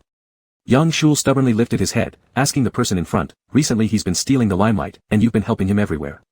Why? Shisayan shifted his gaze back to the face of the person in front of him. His voice was cold, if you knew how to put yourself in other people's shoes, you wouldn't ask such questions. I'm not helping anyone, if you have objections to the handling result, appeal to the school. Shisayan started to walk away. I like you. All four of them froze at that sudden confession. After shouting, what the hell, Go Yang nearly lost his balance and bumped the basin in his hand against the wall. Finally, Yang Shul realized there were two people behind him. Turning around, he glared at Chen Mo for a moment, unsure what he was thinking, then looked back at Shisayan. I like you. I've liked you for a very long time. In the past, I didn't dare to say it, and I followed you secretly. Now, I'm nowhere near as good as I used to be, but I still want to tell you, I like you, really really like you, so much that whenever anyone stands near you, I envy them to the point of madness. Go Yang was obviously more maddened by the situation. Through gritted teeth, he muttered, this awkwardness of mine acting on behalf of others has kicked in again. Someone please save me. Can we leave first? Chen Mo remained calm. He wasn't surprised at all. But he still spoke, excuse me. As he was about to pass by, Yang Shul suddenly grabbed him. What's up? Chen Mo looked down at the hand gripping his arm and asked. Yang Shul stared at him intensely, Chen Mo, are you coming out of the closet blatantly, or is there someone you like? Go Yang frowned beside them, Yang Shul, are you getting delusional due to stimulation? Can you stop acting crazy? Yang Shul persisted, determined to hear an answer, then answer me. Answering you, Chen Mo slowly replied, I gave it some serious thought, and I don't hold a grudge because you're way too immature. Also, I don't have the habit of competing with others on who gets to come out first. Who I like or don't like, isn't it none of your business? Oh, but here's a point, someone like you, I look down upon. Chen Mo. Yang Shul's face was red with humiliation. Right then, Shisayan interjected, let go. The moment the caught Chen Mo, Yang Shul released him abruptly as though burned. Shisayan did not rush to deal with the issue at hand, his gaze flickering over Chen Mo for a moment as he furrowed his brows slightly. Did you go swimming? At that moment, Chen Mo was only wearing a thin shirt. The white towel draped over his shoulder couldn't hide the nearly transparent fabric clinging to his waist. Standing under the corridor, his physique was almost fully on display. Unfortunately, the owner of the body didn't seem to notice at all. No. Go Yang noticed Shisayan's face darkening slightly and quickly explained for him. It was because someone splashed him. Shisayan glanced at his watch, it's very late, go back to your room early, we will gather promptly at 9 tomorrow morning. Yes, boss. Go Yang dragged Chen Mo away, saying, understood, we're leaving right away. You two can continue your conversation. After shutting the door, Go Yang patted his chest and asked, phew, what would happen if we just interrupted the scene where the class president got confessed to? Chen Mo remained indifferent, the consequence of me ordering you back to your room, and telling you not to be late tomorrow. Aren't you curious at all? Curious about what? How the class president will respond. Oh, I'm not interested. Deep into the night, Go Yang suddenly jumped up in bed. Chen Mo. Are you trying to die? I remembered something. Would you prefer going first or last? When you said you looked down upon Yang Shul, why does it feel like Yang Shul acts like a teased young bride? In the darkness, Chen Mo's voice sounded as if he'd reached his limit. If you're not sleeping just to insult me, then let me tell you, I neither come first nor last, I am your dad. The person who got scolded didn't dare make a peep. It grew quiet. The next day, the bus ride home was lively as always. But an observant person would notice one seat was already empty. Someone in the group asked, "Why isn't Yang Shul here?" His family driver came to pick him up in the middle of the night yesterday. The discussions increased. Some people began secretly creating smaller chat groups. Because of the incident of being expelled from the club? Seems like more than that. The person who shared a room with him said he cried for quite a while after getting back yesterday. Seems like his confession to the president was rejected. Shocked, Confession? Not strange, isn't it common knowledge? The main point isn't that he was rejected though. Brother Yen is so ruthless when kicking people out. I knew these two wouldn't end up together. Extreme level asexual. He has no place for emotions. Agree +1. When the car arrived at the front gate of number 1 middle school, it was almost noon. By the time they got off the bus, everyone was unconsciously keeping an eye on Shisayan's movements, trying to read his expression. Indeed, his face still looked as handsome as ever, showing no sign of fatigue, not even a hint of dark circles. Most people went straight back to school, except for those few who needed to buy things. Then, right at the entrance of number 1 middle school, many witnessed their supposedly emotionless President Shi, in the next second hooking the collar of someone at the gate. Tapping his notebook, register. The new school tyrant had slept the entire way there and appeared lethargic, yet his voice held a magnetic quality. His glance at people carried an air of dissatisfaction. Isn't this roll call? Just sign it, stop talking nonsense. Okay. The person took the pen, bending over slightly to fumble with the notebook. 2 strands of hair on his head were sticking up. President Shi, what did you do last night? Don't ask. The tyrant's expression was unreadable. I don't want to answer that question. After signing, he handed back the pen. Can I leave now? The person who was asked gave him a glance as if it hurt to look at him. Just go. As he dismissed him, he called him back. Handing over a key. The sleepy one blinked confusedly. President Shi, this is the key to the new dormitory, room 413. All the students from the experimental classes present were shocked. Not because of anything else, but because they all knew Chen Mo lived in a mixed dormitory, and the spots in the experimental class dorms had been filled long ago. These usually playful but studious individuals, even if they didn't live in the school, still had reserved dorm slots. Special approval granted by the school, just for naps. Room 413 was even known within number 1 middle school as the scholar's den. Chen Mo looking at the key said, so much trouble, I don't want to move. You must move. Shisayan closed his notebook.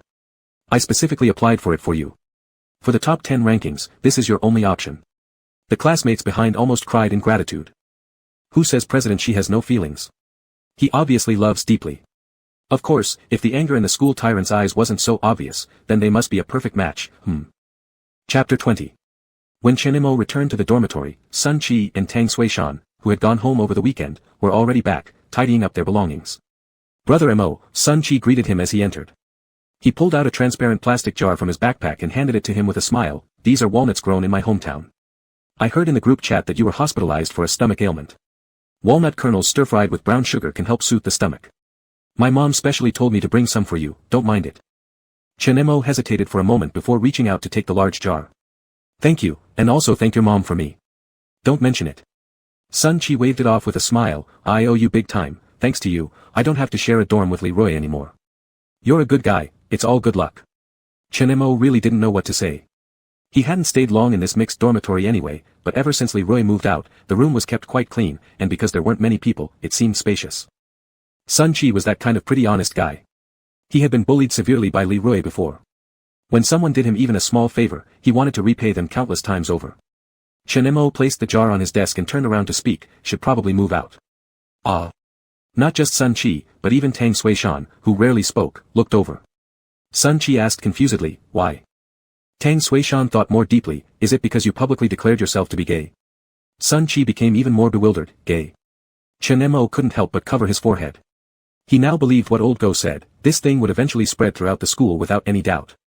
Seeing the two only showed simple confusion without anything else, Chen Mo explained, not moving out altogether, just changing dormitories. There's an empty bed available in the experimental class dorms. Sun Chi was disheartened, do you really have to move? Chen Mo also wanted to ask if he must move. Especially when he saw those bits and pieces on his table, the 2 pairs of shoes still drying on the windowsill, and the clothes he hadn't had time to wash on his bed yesterday. The doubt deepened. He took out his phone, snapped 2 pictures, found the avatar he added not too long ago, clicked send. Silence is not gold, picture. Silence is not gold, picture. Silence is not gold, do you know what's most cruel for someone who dislikes housekeeping? Moving dorms. The other side was busy with something and replied after about 5 minutes. XSY, don't tell me you haven't started yet. XSY, picture. XSY, what is that in the corner of this picture? Chenemo responded immediately. Silence is not gold, your eyesight is bad, nothing. XSY, no smoking in room 413. XSY, I'd better never catch you at it. Chenemo sucked in a breath and stopped replying. Chenmo's smoking history can be traced back to the age of 14. His first cigarette was a Tenyuan Hongta Mountain. That was also the first time he beat Chen Jianli so badly he couldn't get up. When he picked up the red packaged cigarette that Chen Jianli dropped and pulled one stick with weak hands into his mouth, lighting it, the sharp, pungent taste made him cough. But from that moment on, he felt like he began to gain control over his own life. That feeling was addictive. Later, during those years, he smoked numerous famous brands of cigarettes, yet he remained fascinated by the smell of inferior tobacco. Now, things are different. Chenemo consciously controlled himself. What was left on the table, spotted by Shi Xian, was the pack he previously bought at the internet cafe, with nearly half remaining. For Chenemo, who would later develop a severe nicotine addiction, this was almost impossible. But he couldn't help it. A battered stomach couldn't handle too much abuse, quitting altogether was only a matter of time. Chenemo spent nearly an hour organizing all his stuff. Before noon, he went to room 413. As soon as he opened the door and went in, he saw a half-naked person. Sorry, Chenemo instinctively stepped out and was about to close the door.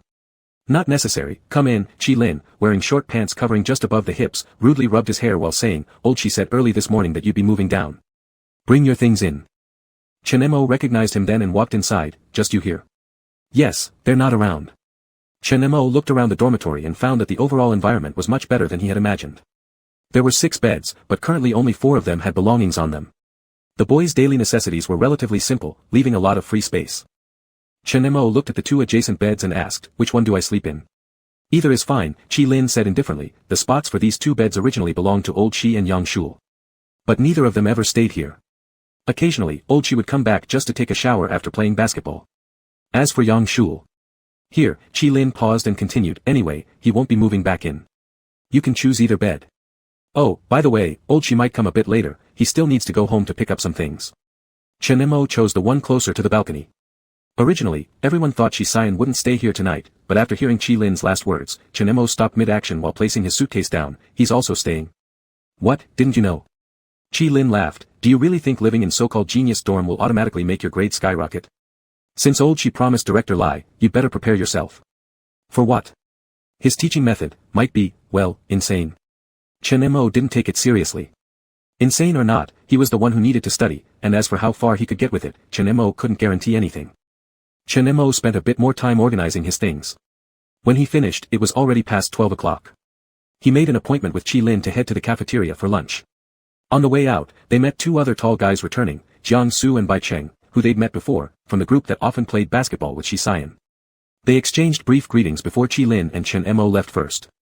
They're all pretty easy to get along with, Qi Lin told Chenemo while descending the stairs, there's only one person you haven't met yet, Shui Ping. Do you have any memory of him? Chenemo thought for a moment, the one in the 5th row from the bottom on the right side. Wow, good memory, Qi Lin praised. Chenemo didn't feel flattered by this statement. In the past, he didn't know many people, and after graduation, he couldn't even remember many faces because he simply hadn't paid attention. Now, after so much time has passed, if he still couldn't recognize everyone, maybe there was something wrong with his intelligence. Qi Lin explained, Shui Ping is actually a decent guy. You know, in any school overshadowed by someone like Shi Xian with his non-human intelligence level, there's always that perennial number 2. Unluckily, that's him. And I feel like he's completely obsessed with studying. He hardly talks to anyone, always muttering to himself, with only one goal, surpassing Old Qi. This second best ranking has nearly made him invisible, yet you managed to notice him. Chenemo realized that perhaps, in the eyes of others, he must have been quite similar to Shui Ping in his previous life. Maybe even worse. At least Shui Ping had achieved second place in grade rankings, whereas the most talked about fact about him centered around his mistaken relationship with Yang Shul. He was extremely immersed in his own world, showing no concern for anything or anyone else. Thinking back now, very few details came to mind. He didn't remember the seasonal changes of the tree at the bottom of the teaching building, nor did he recall the cold and warmth of the playground, nor did he find the school canteen so crowded back then. It's like you've never eaten in 8 lifetimes. When Qi Lin's foot was stepped on for the 3rd time, he finally lost his temper. Chenemo stood ahead of him, shifting forward slightly, deciding to keep a distance from this standout character. Qi Lin, seemingly unconsciously, leaned on his shoulder and continued yelling, line up. Why are you all pushing? Chenemo turned around, haven't you noticed everyone is staring at us? So what if they stare? Chenemo didn't bother to argue with him anymore. However, upon hearing two female students whispering excitedly in the queue beside them, "That's Chinemo from the second year, isn't it? In person, he's even better looking than in photos. Is the guy next to him his boyfriend? Ah, I'm going crazy, this is the first time I've encountered real-life homosexuals." Chinemo wanted to say, "Thank you, but it's unnecessary." In the end, he picked up a few dishes randomly, left early, and found a less conspicuous spot to sit. Before long, Chi-Lin showed up again. Seeing a tray placed opposite him, besides Chi-Lin, Chinemo was surprised to see another unfamiliar face, asking puzzledly, "Didn't you go back?" "I came back," Shi-Cyan glanced at him, simultaneously unpacking a pair of disposable chopsticks. He was still wearing the same clothes he had on when he came down from the mountain in the morning, with his sleeves rolled up to his elbows and the collar button, usually fastened to the top, now undone. His overwhelming presence instantly overshadowed Chi-Lin beside him as he sat down. Chinemo merely responded with an, "Oh," without voicing any opinion, continuing to eat his meal. The food at the high school cafeteria was actually decent. However, the doctor had advised him to avoid rich foods for these past couple of days. So Chinemo picked a dish of scrambled eggs with tomatoes, stir-fried broccoli, and carrots with meat strips. Though none were heavily seasoned, none of them particularly appealed to him either. Chi-Lin was busy typing messages to someone unknown. When Chi-Lin used a saccharine tone to send a voice note that said, "Baby, I'm eating right now. Are you dating?" Chinemo asked, holding a piece of broccoli between his lips. Chi-Lin looked up, grinning sneakily while whispering, "Don't tell anyone yet, we're just in a flirtation phase, I haven't confessed yet." Chinemo found it utterly disgusting. He thought this guy started fooling around since high school. Chinemo was about to say something but decided against it, instead picking up the soup beside him to drink. Chi-Lin actively held his phone up, showing it to Chinemo and Shi-Cyan. He said, "What do you think? We met online, have been chatting for only a month." When the picture was shown in front of Chinemo, he choked on the soup right there. "A woman?" Chinemo coughed, shocked. Chi-Lin asked curiously, "Why are you so surprised?" "It's like I'm the same as you, but I have no interest in men." Chinemo didn't know where to begin criticizing. He glanced at Shi-Cyan with a perplexed expression, who seemed more intrigued by his reaction. In the end, Shi-Cyan handed over a tissue, saying, "Wipe yourself off." "Thanks." Chinemo hesitantly took it, only to realize. Shi-Cyan's soup. Chinemo was initially still musing over the fact that Chi-Lin liked big-breasted women in high school, taking 2 seconds to react before looking at the soup bowl next to him. A tiny piece of seaweed floated inside, mocking him. "Sorry." Hesitating for 2 seconds, "Do you want another bowl?" "No, I'm done." Shi-Cyan threw away the napkin and leaned back on the chair. He gestured toward the plate in front of Chinemo with his chin. "Did you turn into a cat? Eating so little?" Chi-Lin leaned in closer. "Yeah, your appetite isn't great. Can't handle punishment well." "Punishment?" Chi-Lin pointed at the person beside him. Once Sun Xiaoya failed her physics test and cried non-stop, so she went to him for tutoring. In a week, she lost 8 pounds, and from that day forward, she vowed never to diet again. Chinemo chewed on a broccoli flower and looked at the person across from him who appeared exceptionally cold and merciless. "Physical attack." Chi-Lin laughed twice. "Your jokes suck." After finishing the meal, they returned to the dormitory. It wasn't until then that Chinemo realized Shi-Cyan's stuff had already been moved in. 1 box, a black bag, and even the bed was already prepared. The black-blue pure silk material was perfectly wrinkle-free, as if the person had some kind of obsession with orderliness. Below the table was a tablet, and Chinemo also noticed that there was more than one in the room, impossible in other dorms. No wonder it was a specially approved dormitory, the treatment was indeed different. Although 2 new people moved into the dormitory within 1 day, counting as newcomers only included Chinemo. Luckily, the other 2 roommates were as Chi-Lin described, creating quite a harmonious atmosphere. Until the evening. Xue Ping, the roommate not seen all day, returned. He wore glasses, a pretty normal-looking face aside from slightly long hair, and occasionally, one could see a few strands of gray hair among it, fitting his hard-studying image well. As a newcomer, when Xue Ping entered, Chinemo greeted him with a hand wave while leaning backward on his chair, his feet propped up on the desk. "Hi, I'm Chinemo." However, after Xue Ping gave him a glance, he remained silent, pushing his glasses up and returning to his position. His bed faced directly toward Chinmo's. Underneath it lay stacks of thick books and exam papers, distinctly different from the scattered appearances of the others in the dormitory. Chinemo raised an eyebrow, unfazed. Rather, Shi-Cyan standing with folded arms by the adjacent wardrobe tapped lightly on his desk, furrowing his brow and reminding, "Stay focused." Xue Ping paused for a moment when putting down the book. Turning back, he seemed puzzled about why the 2 were together. Shi-Cyan simply continued where he left off with what he was saying earlier. "All the key content outlines you need to remember are here. After digesting them, there will be an exam for you. A small stage lasts 3 days, specifically checking for omissions and weaknesses. Any questions?" Chinemo flipped through the textbook in front of him. From large subjects to small subtitles in each unit's short passages, everything had been carelessly circled with a red pen. Occasionally, there were one or two specially marked words, the handwriting bold and spontaneous, just like the owner. Chenemo closed the book, looked up, and nodded, there is. Speak. Chenemo twirled the pen in his hand, and when it dropped with a light click on the desk, he asked, what was your worst student like? Shisayan arched an eyebrow.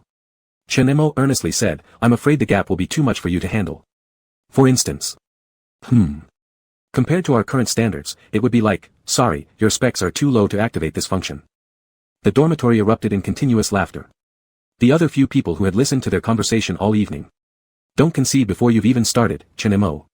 Indeed, how many would wish for a study partner so sharp they wouldn't part ways even into old age? When heaven bestows a great mission upon someone, it first shuts off their phone, cuts off their data plan, bids goodbye to mediocrity, and molds them into a scholar. Chenemo felt as though he was standing on a two-person comic performance award stage. Amidst this cheerful commotion came the sole out-of-place cold snort from another genius, Xue Ping, ranked second in grade. His eyes behind the lenses seemed to emit cold beams as he made the textbook gesture of pushing up his glasses. Wasting time on someone like that, do you really think you'll still win first place in a physics competition training camp in early November? This standard genius greeting took Chenemo a moment to process before realizing it was directed at Shisayan. Expecting physical confrontation to reappear. Like Shisayan retorting, based on what? Instead, all Chenemo heard above his head was an indifferent comment, whether wasted or not, time is time. Would you take the first place if I gave it to you? Xue Ping glared furiously, feeling insulted. Pointing at Chenemo, for him. Bro. Chenemo turned around in his chair, calm and composed, it's not that bad. You make me sound like some kind of country-ruining demoness. I feel rather embarrassed actually. Chapter 21. On the first night in room 413, Xue Ping, who never said a word, almost got angry and fell asleep in the silent atmosphere. In his deep sleep at night, Chenemo was actually solving math problems. It was like the college entrance exam that year. All around him were the sounds of pen tips falling on the test papers. He looked at the last math problem he couldn't solve no matter how hard he tried, so nervous that his heart felt like it was being squeezed, making it difficult to breathe. The ticking sound of the clock hanging on the wall grew increasingly clear. Tick-tock, tick-tock, he guessed there wouldn't be a scarier noise than this in the world. The invigilator began urging them to stop writing and submit their papers. Chenemo thought to himself, it's over. The last question hadn't been answered yet, he had to write quickly. When he flipped through the paper, all he saw was blank space. It wasn't just the last question that was empty, he hadn't written a single thing. Bang! Shit! Chenemo instinctively reached out to hold his head as if the crisp sound of his forehead hitting the iron frame of the bedhead still echoed around him. He opened his eyes and stared at the dark void, realizing only then that he'd broken into a cold sweat. Did you have a nightmare? Came a query from the next bed. The voice sounded clear, and very close, close enough to feel as if it was right by his ear. The two beds were adjacent. To show respect, their respective orientations resulted in their heads being separated by merely two iron racks. Chenemo took a deep breath, relaxing his whole body onto the soft bed. He looked up and mumbled, I always thought the scariest nightmares in the world come down to two kinds, life and death. Who the hell would have known that handing in an empty exam sheet would be an option? Outrageous. I nearly got scared into having a heart attack. There was a pause from the other side, and it seemed like a chuckle followed. I thought even in your dreams, if you didn't write anything, you could confidently throw that blank test right at the invigilator's face. I don't know, said Chenemo with listlessness, but I didn't do it. A few seconds passed, and he regained his composure. Chenemo pulled out his phone for a look. It was 2 o'clock in the morning. The moon should have been shining brightly tonight, and despite the curtains drawn in the dormitory, faint moonlight still filtered through. Chenemo leaned back a bit and asked, did I wake you up? Or were you awake anyway? I wasn't sleeping, the person beside turned over. Chenemo, not used to the new place. The moment those words left Chenmo's mouth, he immediately realized something, that probably in the minds of people like Shijia, the concept of boarding at school simply doesn't exist. Thinking about this, whether it was the little caretaker bed he lay on in the hospital before or boarding now, more or less had something to do with himself. Just when Chenemo started feeling a little conscience-stricken, he heard Shisayan say a sentence, just finished handling things, haven't fallen asleep yet. Chenemo remembered that before he went to sleep, Shisayan was sitting on the bed with a notebook on his knees, typing something. He asked impulsively, are you starting work so early because it's a tradition in your family? What are you thinking about, said Shisayan. Lao Xiang let me draft a cooperation intent letter between our school and a company, which he needs tomorrow morning. Chenemo stopped talking. The nightmare clouded his mind, subconsciously equating the adult Shisayan with the current high school version of him. But high school life isn't so complicated after all. Chenemo turned over, ready to sleep again. Just as he closed his eyes, he felt something cool and warm touch his face. Shisayan's voice, lowered in the darkness, sounded slower and deeper than usual. Drink some water and sleep. Fresh start. Chenemo grabbed the water bottle on his face and saw the shadow of someone withdrawing their hand overhead. This time, the night became utterly quiet. At 6 in the morning, the school's alarm for getting up rang on schedule. Chen-mo was the last one to get up. When he got out of bed, everyone else in the dorm either was already brushing their teeth or had finished washing their faces. He shoved his feet into his slippers and absent-mindedly brushed his hair twice, hearing Chi-lin opposite ask, "Didn't you bump your head against the bed last night?" "Did you hear that?" Chen-mo turned and asked. Chi-lin nodded, "I think I did, and I also heard you talking with brother Shi, but I didn't catch what you said." Chen-mo headed towards the balcony and said, "Nothing serious. If it happened in real life, my brother Yen thinks I would proudly slap that blank paper straight onto the examiner's face." Chi-lin paused. "Does brother Shi finally think you're beyond saving?" As he shut the dorm door behind him, blocking the voices of others discussing what he might mean, Chen-mo walked to the sink to brush his teeth. As soon as he arrived, he noticed that all his various toiletries had been thrown alone into the adjacent wash basin. Chen-mo looked at them for 2 seconds and tilted his head, asking, "Did you do this?" "Yes, it's me." Shui-ping, who was washing clothes early in the morning, turned around and looked at him with an arrogant disdain. "I hope you come to terms with reality soon, this dormitory isn't suitable for you." Chen-mo leaned against the washstand with his arms crossed. The lazy vibe from getting up early hadn't worn off yet, making his question sound equally relaxed. "Am I in your way?" "You're not in my way."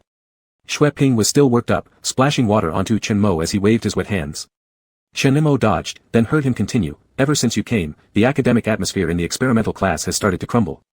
You tried to chase away math teacher by Susho, got the people in the experimental class into a fight, now you've even moved into the dormitory to get Shisayan to tutor you, you are simply a disaster." Chen-mo waited patiently for the other person to finish. He stood up and patted Shui-ping on the shoulder. "Did you think all night about these words? Really hard work." Shui-ping seemed somewhat shocked by his reaction. He even asked directly, "Why aren't you mad? Are you not stating facts?" Chen-mo took the toothpaste out of the basin, squeezed it onto the toothbrush, stuck it in his mouth, and glanced through the small glass mirror at the visibly deflated Shui-ping, immediately saying, "But don't give up. Without mentioning other things, your goal is unshakable and can't be influenced." Just as the bathroom door to the right opened, Shisayan, wearing shorts with a towel draped over his shoulders, emerged from the misty heat. He didn't know if he had heard their conversation in the shower but glanced first at the toiletries Chen-mo had placed in the basin, then at Shui-ping.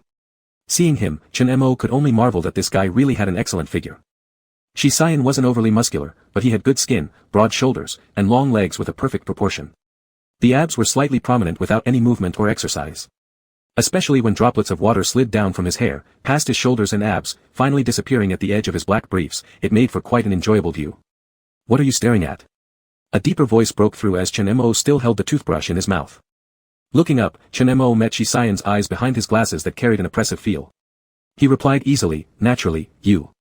Am I that good-looking?" Shisayan asked while tugging on the t-shirt hanging by the door and slipping it on casually.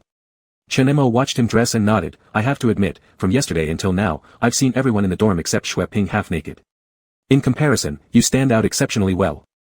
Go brush your teeth." Shisayan tossed the towel aside, glanced once more at the basin, and pushed open the balcony door before heading inside. At this point, Chen-mo realized he didn't even know when Shui-ping left, merely hearing vague murmurs from Shisayan in the dorm room. He guessed they must have been about Shui-ping throwing his stuff around. Sure enough, after Chen-mo finished washing up and returned to the dorm, Shui-ping apologized quietly with his head bowed and quickly left. Jiang-su commented nearby, "That stunt was rather dumb." "Don't bother with him," Bai Cheng said to Chen-mo as well. "He's just impulsive, not someone to secretly scheme against others." Chen-mo had no strong feelings. If he got angry over such trivial matters, he would have died countless times in high school last lifetime. "Let's go, it's time for morning study session." Chen-mo yawned, exhausted from poor sleep. However, just as he spoke. "It's Monday today. There's no morning study session." "Oh yeah, directly gather on the playground, there's a flag-raising ceremony." It was at this point, someone suddenly caught on, and eventually Chi-lin asked, "Judging by your determination to go to class, let me ask quietly, Go, did you write your letter of self-examination?" This caused even Shisayan, who was originally selecting books from the table, to turn and look. Chen-mo slowly repeated, "Self-examination letter." "Alright, understood, you didn't write it." Director Lai will die of rage. "You forgot about the fight you initiated yourself. Get ready to stand in punishment in front of the entire school today. Life isn't long, endure it, and it will pass." This day was bright and sunny, with not a cloud in sight. Like countless other Mondays before, shortly after 7, almost all students had gathered on the playground. But today was somewhat different. The school leadership spoke on the stage, raising their hands several times to try to quiet the restless crowd, but the commotion rose again. Leaders stepping off the podium grew puzzled, asking the teacher beside them, "What's going on today?" It's nothing strange. The teacher nearby noticed the steps next to the platform and pointed at someone ascending them, smiling and explaining, "Today, the representative of the second-year grade will speak." The moment the person who stepped onto the stage appeared, the commotion below grew more evident. After all, just by appearance alone, the man on stage dressed in a white shirt carried a certain air of elegance and grace. His sleeves were rolled up neatly, revealing well-defined forearms that were clean and handsome with an appealing voice to match. Even the hand that adjusted the microphone on the podium appeared particularly refined and precious like jade. He slightly bent over, leaning closer to the microphone as he began, "Respected school leaders, fellow students, teachers, good morning." With that polite greeting came a faint smile, one that captivated the front row of freshmen who quickly whispered and glanced around excitedly. Shisayan's presence as the representative speaker added a lively highlight to this otherwise dull morning. It was also when student enthusiasm peaked. By the time his speech concluded, the flag-raising ceremony was nearly at its end. But then, the school leader who had taken the stage seemed to have noticed Shisayan's popularity, so instead of stepping down, they called him back to stay on the podium and continued, "To avoid delaying your classes starting at 8, I won't waste much time. Let's make a few minutes use for the several students who broke rules last time to come forward and read their self-examination letters." As if fearing boredom among the students, the leader added with a smile, "I'll leave the individual here for you all to admire freely. Just don't be too loud." This comment brought cheers from the crowd. Gradually, the roar subsided as 5 or 6 boys made their way to the podium one after another. Those prone to breaking rules usually carried some rebellious streaks. For instance, their uniforms hung loosely or unzipped entirely, others even wore them casually tied around their waists, likely due to wounded pride. Each of them walked up with bowed heads and lackluster attitudes. This low-spirited atmosphere persisted until the last boy climbed onto the platform. There was something distinctly different about this boy among them. Wearing a loose black t-shirt, his school uniform similarly remained unzipped, but it didn't seem out of place on him. His pace was slow and languid, akin to someone who hadn't fully woken up yet. His hair looked slightly messy, while his arms revealed pale skin under the sunlight, almost blinding in its clarity. Who is he? He's pretty good-looking. Aren't these all second-year students? Don't you guys browse Chiba? That's Chenemo. Rumor has it he took on 10 people at once last time. Guess why he's reading a letter today? Various comments sprouted up everywhere. Isn't he that lord from the wealthy family whose identity got mixed up recently? Yeah, he's truly a young master. What about the fake one? Where is he? Today he probably doesn't have the face to show up. I heard last weekend. Regardless of what everyone below was talking about, on stage, Chenemo stood listening silently as others carefully read through their self-criticism letters, handing the microphone over to him. And thus, everyone watched as he fished out an A4 sheet. A clear yet slightly rough-edged voice rang out. "Respected leader. After a night of wall-gazing penance, I pledge to conduct myself properly each day going forward." That subconscious carried across the entire audience via the microphone. It sounded both incredulous and absurd.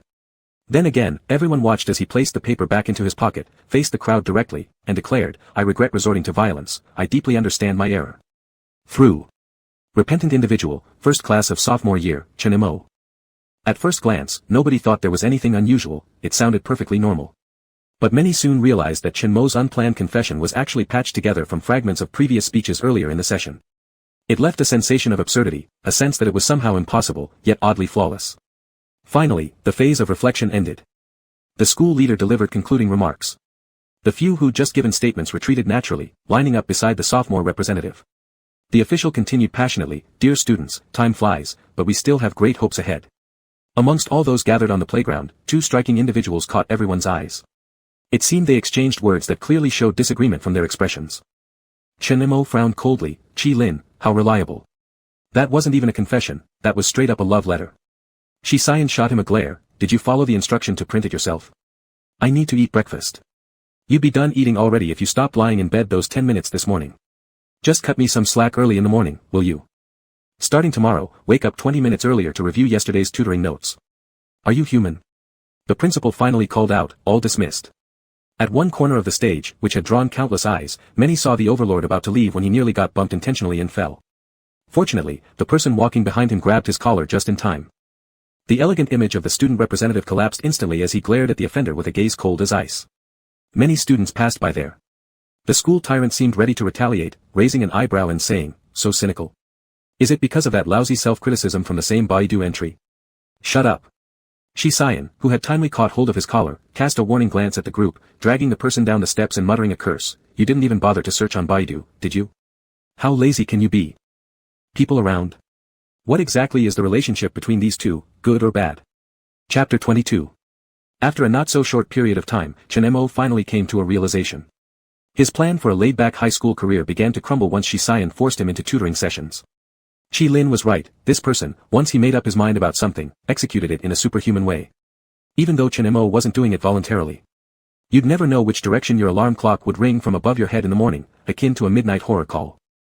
Pop quizzes would always show up on your desk, as if they had come out of nowhere.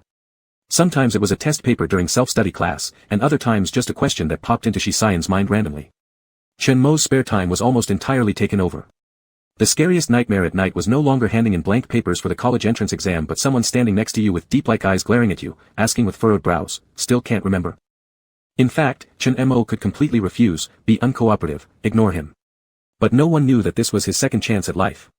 When someone spent their time and energy on you, even if you were like a dead fish, a tiny bit of conscience would force you to come alive again and continue solving problems. There's no helping it, after all, he was still a man with a sense of morality. So recently, what the people in the experimental class often saw was the corner in the last row of the classroom where the school bully sat daily with an old thermos cup yawning non-stop, looking weathered. Next to him, the top student of the grade checking his homework started off frowning heavily, then gradually relaxed and calmed down. Later on, he became increasingly at ease. By the end of October, the hot weather in Sway City finally came to an end. The ginkgo trees at the bottom of the teaching building gradually turned yellow, and when the wind blew, some leaves swirled in the air before slowly falling down. Let me see if you've lost weight.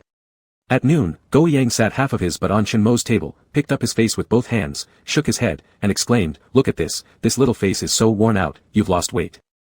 Chen Mo pushed away his hands, tightened his cup, and showed no emotion. "Get lost. Tomorrow's the monthly exam, how about it? Any confidence?" Go Yang sat down on the stool and looked back at him. Chen Mo glanced at him, "What if I say no?" "It can't be no." Old Go became agitated, realized that his voice had grown loud, looked around the classroom and found there weren't many people, then leaned against his table and continued, "It's been nearly a month. There should still be a little hope, right? This is a battle of dignity. You can only win, not lose." Chen Mo rested his chin in his hand, his brain still turning over the complex problem-solving strategy that Shisayan wrote for him in the last class of the morning. He casually said upon hearing this, "Do you really want to replace the math teacher? White Snake is secondary." Go Yang seemed unconcerned about this matter and pressed his voice as he spoke. "Didn't you notice anything different about our class lately?" "Huh?" Chen Mo signaled that he was listening. Go Yang was somewhat upset at his casual attitude and continued, "Yang Shul, haven't you noticed he's been extremely low-key lately? And he doesn't hang out much with those he used to play with. The guy is working hard to bounce back with a great report card. His previously proud image of good social connections has slightly collapsed in recent times, and because of that trip to South Mountain, his relationship with the class monitor broke down. He absolutely needs to make up for it by ranking highly in academic performance and give you a strong warning." Go Yang also said, "Most of the students in the class have placed bets on who ranks higher between you two." Chen Mo finally cleared his train of thought for solving problems. He felt a sigh of relief. It wasn't as if he was particularly desperate to secure a top 10 spot, but there was always this habit, when encountering issues, it didn't feel right until he quickly figured them out, and this flaw hadn't changed in either of his lifetimes. This was also one of the factors that drove him forward passively. Chen Mo wasn't any extraordinary genius.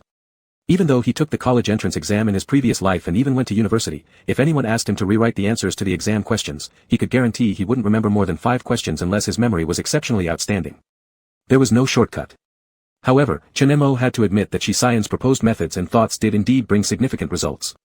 Currently, all knowledge points of high school formed a new outline in his mind in a tree diagram form, starting to gradually revive. This feeling was rather novel. He didn't find it too exciting, nor did he entirely reject it. Hearing Go Yang talk about the bet, he asked, "Who are you betting will win?" "Of course it's you, dummy." Go Yang shot a reproachful look at Chen Mo with the kind of eye roll that suggested, "Do you really think I'm that sort of person?" Before continuing, "Even though Yang Shul has consistently ranked within the top 10 every exam and over half the people think you'll lose embarrassingly, Old Go, will always support my bro, got it?" Chen Mo rolled his eyes, "You're dead." Go Yang glared, "Say that again. This bet is nonsense." Chen Mo quickly reined in his tone to prevent escalation, knowing when to back down was important, and clarified, "I mean, I don't care what place he gets." Chen Mo remembered from his previous life that Yang Shul's college entrance exam score wasn't bad either. But as a science student, he chose to study art in university, majoring in piano. This fact made his mother Zhou Yaoling extremely proud, believing that her younger son didn't need to kill himself pursuing academics since taking the artistic route worked just fine. But Chen Mo knew Yang Shul had only applied for a university's arts program because his originally pre-admitted seat in a university was taken by Shisayan, who decided to go abroad instead. In his past life, Chen Mo's goal was the university's computer science and technology program, but due to his sliding math scores, he ended up in C University's finance program. Later, he and Old K founded their own tech company, partly driven by compensatory motives. At present, he was rather content after doing his best in whatever he did. He wouldn't deliberately skip questions on tests, but comparing himself with others held no real appeal. It was lunch break now, and students were returning to the classroom one by one. Yang Shul entered through the back door, and most of the class was already back. So, when Yang Shul suddenly walked straight over to Chinemo, stood in front of his desk, and said this, after this month's exam, regardless of my ranking, I'm going to transfer to the regular class. The whole class erupted in astonishment. Why would someone with his grades choose a regular class? Crazy. Guess he can't stay in here anymore. Didn't you notice he hardly interacts with anyone lately? I admire him for his pride. Just means that whether I rank high or low, I don't want to compete with you anymore, and even if I leave, it's entirely voluntary. Seems like an insult.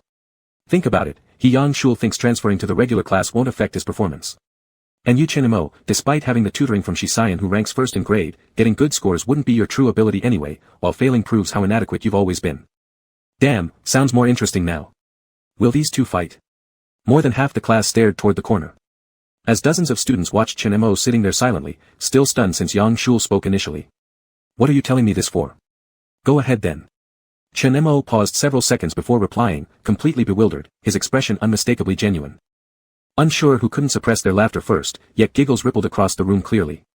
Yang Shul took a deep breath, his expression warping momentarily, appearing unwilling to accept and filled with anger, then spat out, you really think breaking into top 10 is so easy? Just wait and see.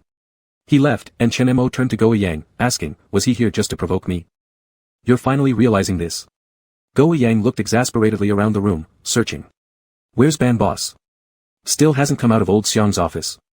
I need him to loosen your stiff head, you're too slow. Go Yang realized his words came back to bite him in the ass during the very next physical education, PE, period. It happened during free activity time when the PE teacher arranged a basketball match between the experimental class and the science 7th group.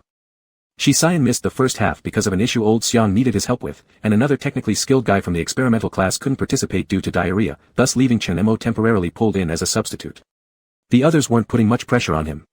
Just saying, bro Mo, you don't seem very active usually, just relax and play. It's fine to lose. Right, old Shi should return for the second half. As long as the points difference isn't too big, we can catch up. However, once they stepped onto the court. Shit. Such fast speed. Bro Mo, ball. 3-pointer. Awesome. Pass it here, bro Mo, over here. The boys' excitement surged continuously, drawing crowds of watching and cheering students around the court. There on the field stood a boy not wearing a uniform but a loose black t-shirt paired with shorts, highly conspicuous. His 3-point shots were incredibly precise, he moved swiftly, understanding the situation on the field excellently, and controlled the rhythm marvelously. Unconsciously, members of the experimental class began revolving around him as the center on the field. Whether jumping with that visible, flexible waist, or showing his striking face glistening with sweat-dampened hair, this game exceeded everyone's expectations. The atmosphere on the field grew increasingly. The cheers from the sidelines started to grow loud, almost exaggerated. And those who originally thought they'd lose in the first half watched as the experimental class, without Shisayan, widened the score gap to an impressive 16 points. It was downright terrifying. Shisayan returned to the playground just as the first half was nearing its end. His jersey number was always 9, and as soon as he appeared on the playground, someone spotted him and moved aside to let him through. You're here, the PE teacher called out, gesturing toward the court with a nod of his head and smiling. Your class has such a great player, why haven't we seen him play much before? Shisayan glanced at the field where the player made a fake move under the basket and then jumped up for a 2-point shot, triggering another wave of cheers. Shisayan smiled faintly, he's usually too lazy. Huh. The PE teacher didn't understand. Shisayan, too lazy to move. That lazy to move person felt tired now. He hadn't engaged in such intense exercise for a long time, and by halftime, he felt like there was blood in his nasal passages. However, when adrenaline is surging, perception dulls within that kind of atmosphere, making it hard not to get fired up. Fortunately, the first half ended quickly. As soon as the whistle blew, Chi Lin and his group rushed over to him, walking off the court together while excitedly discussing the game. Chenemo, why didn't you tell us you were so skilled? Did you see that fat guy from class 7? He tried to block Chenemo several times but couldn't, and his face turned green.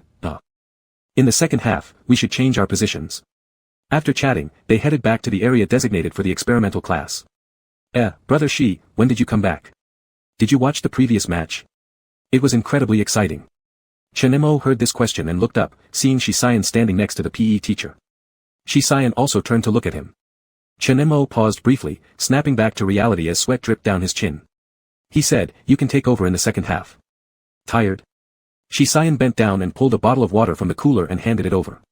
Chen Mo accepted it, calming his breathing without hesitation, nodding. Tired. All right. Shi Xian replied succinctly. In the second half, the familiar rhythm of the experimental class returned. Shi Xian's playing style was steadier than Chen Mo's, and it was evident that his stamina was good as he ran back and forth across the entire court for a long time without showing signs of heavy breathing. With him on the field, the cheering intensity around the court only increased. The lead expanded from 16 points in the first half to 20, then 25. In the end, the experimental class won the game easily with an overwhelming point difference. By the time the game ended, the period was nearly over. Back to the classroom. Back to the classroom. Go Yang shouted too, Chen Mo, let's go. Sitting on the third step by the side of the playground to rest, Chen Mo responded after hearing the call, let's go. When he stood up a little too abruptly and wasn't paying attention, a sharp crack came from his knee followed by a piercing needle-like pain spreading out. His mind went black, and he immediately knew he was done for. Sure enough, those finishing up their games nearby drinking water and wiping sweat exclaimed in unison upon hearing the sound, shit. Brother Mo. For God's sake, be careful. As the final exclamation faded, Chen Mo felt someone catch him. Since everyone was lightly dressed after the game, Chen Mo had rolled up his sleeves past his shoulders while resting. After a whole half, his skin had cooled down noticeably, slightly cold to the touch. So when enveloped suddenly by intense body heat, goosebumps sprang up visibly on his arms. He cursed softly. Too damn hot. The bare skin pressing against his felt unrealistically scorching. A familiar voice from above asked, what happened? Deep and furrowed with concern. Chen Mo looked up, still a bit dazed from nearly smashing his head onto the steps, and muttered, thank you. Brother Shi Xian. Otherwise, he would have hit the ground headfirst. That would have been truly embarrassing. Chapter 23.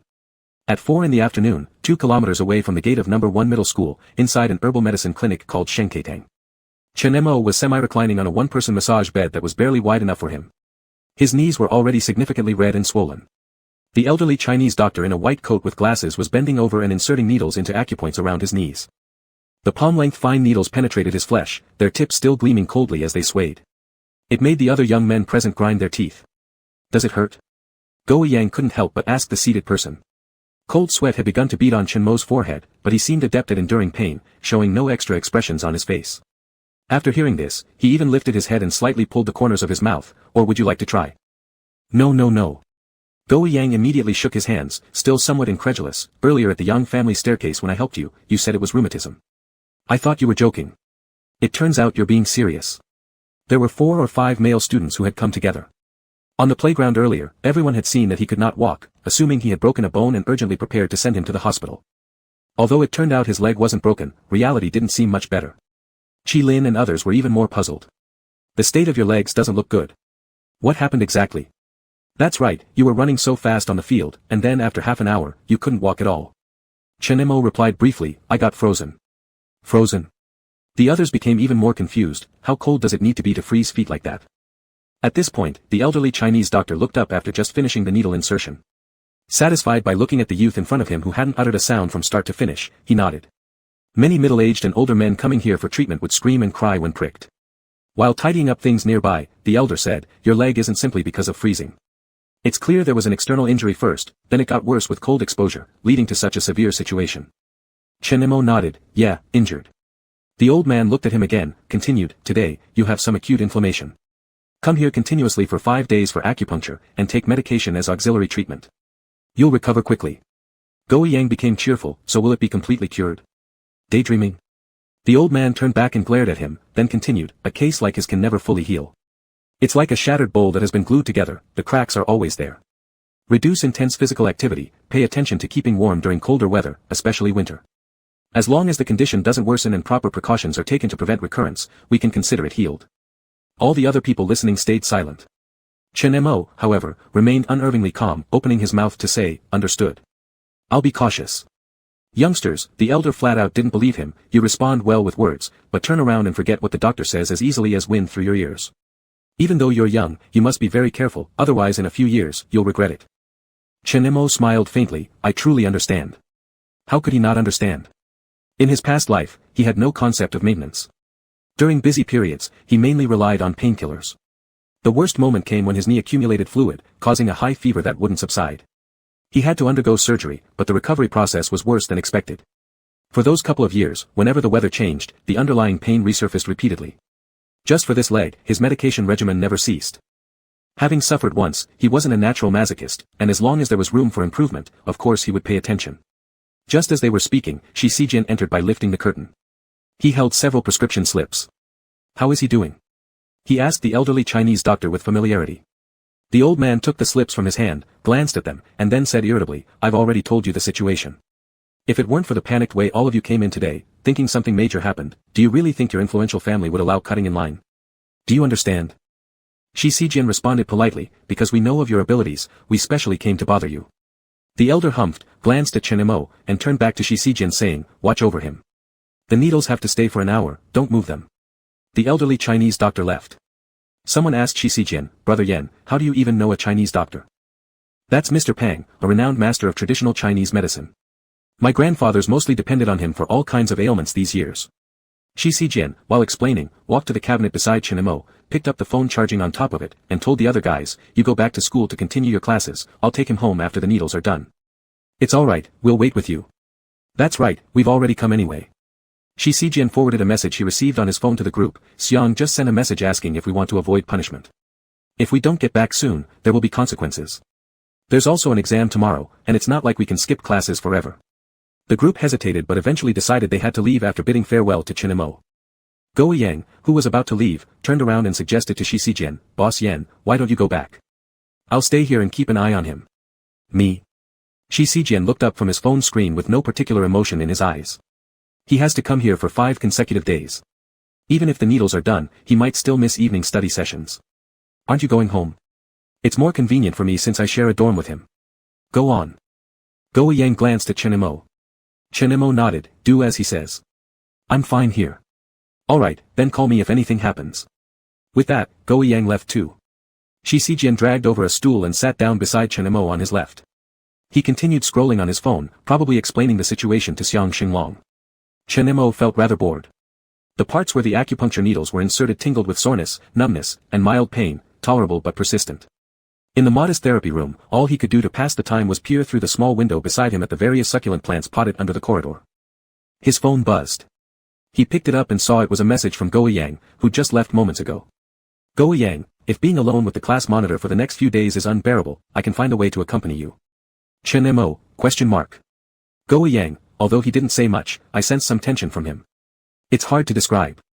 Just thinking about how for the next 5 days, you're stuck with him for an hour each day makes me feel suffocated for you." Chen Imo. Instinctively, Chen Imo glanced at Shi Xijin. Seemingly noticing his gaze, Shi Xijin looked up and then at the needle sticking out of Chen Mo's body. "Does it hurt?" "Not too bad," Chen Imo shook his head and counter-asked, "What did old Xiang say?" After finishing the reply, Shi Xijin put his phone away. "Not much. He told you to rest well and said he'd help arrange for someone near your exam venue to assist you tomorrow." Chen Mo, experienced in these situations, responded directly, "There's really no need. I can already walk a bit, and for the coming days, I can come here by myself." Shi Xijin didn't confirm whether he would allow Chen Mo to come alone or not. After sitting quietly for a moment and looking at Chen Mo, he suddenly asked, "Did you injure your foot while at the Chen family?" Chen Mo hesitated slightly but nodded, "Yeah. Actually, there was nothing embarrassing to admit." Leaning back a bit further, Chen Mo relaxed. On this quiet afternoon bathed in twilight, he recounted the story of that day for the first time with a calm, detached tone. "It happened either 5 or 4 years ago, I'm not sure. Winter. My mom, Li Yunru, had a migraine attack. She endured constant beatings from Qin Jianli and worked hard, so she suffered from lots of ailments. She gave me 5 yuan and asked me to buy some medicine from the village doctor for her. When I was returning, a heavy snowfall started. Yuhuai village isn't like Suiqing, it's the place with the highest altitude in Beima County. Every winter, there's heavy snow, sometimes deep enough to cover the lower part of one's legs. That night, Chen Jianli drank heavily and lost money gambling. When Chen Mo finally returned, trudging through deep snow, he found Chen Jianli dragging Li Yunru by her hair across the threshold. There was a streak of blood behind them. Li Yunru was pregnant then, something no one knew that day. Without thinking, Chen Mo tried to intervene. His knee was hit by a furious Chen Jianli using a wine jar. Chen Jianli cursed at him, calling him a bastard and accusing him of stealing money. He bound him with a rope and tied him next to the outdoor well to reflect on his actions. Around midnight, seeing that Li Yunru seemed close to death, Chen Jianli finally sobered up, fearing murder charges. He gathered a few men from the village and rushed her to the town hospital. Chen Mo remembered the wooden yard of the Chen family's house and the square-shaped sky visible through it. It was extremely cold that night. He thought his mother might die, though she wasn't especially kind to him nor cruel. And he believed he himself would freeze to death before morning. However, 3 days later, Li Yunru was discharged from the hospital. In a daze, she immersed herself in the sorrow of losing another child. The following morning, when her son was barely brought back alive, all she could ask was, "Where have you been for the past few days? You're so undisciplined." It wasn't until later that the Yang family found him. By then, Chen Mo was no longer the little boy struggling forward in the snowy night, nor was he the young kid beaten helpless for 5 yuan by Chen Jianli. The Chen family was a cesspool of filth. Anyone stepping into it couldn't escape without staining themselves. As for what the Yang family did, it was utterly heartbreaking. What is called a prestigious family, when it comes to benefits, he cared because he couldn't see clearly at that time. By the time he could see clearly, life had already restarted. The physiotherapy room was exceptionally quiet. The last ray of twilight streamed in through the window. Shi Xijian couldn't make out where Chen Mo's calmness came from. "I thought you'd want revenge," Shi Xijian said aloud. Chen Mo glanced at him and laughed twice. "How? Kill my adoptive parents? Then bring down the Yang family? Never considered it?" Chen Mo honestly nodded, thought about it. He had acted on it too. Chen Jianli was sent to prison by his own hands, and when Li Yunru died from illness, Chen Mo specially went to visit her and told her that her cherished son was on holiday abroad, not wanting to see her for the last time. Also, just a week after Yang Ji transferred his shares to Yang Shul, Chen Mo gave Yang Ji quite some trouble, so much so that even if the Yang family managed to survive, they would absolutely be greatly weakened. Even though he didn't have the chance to see it. He had done everything he could or couldn't do.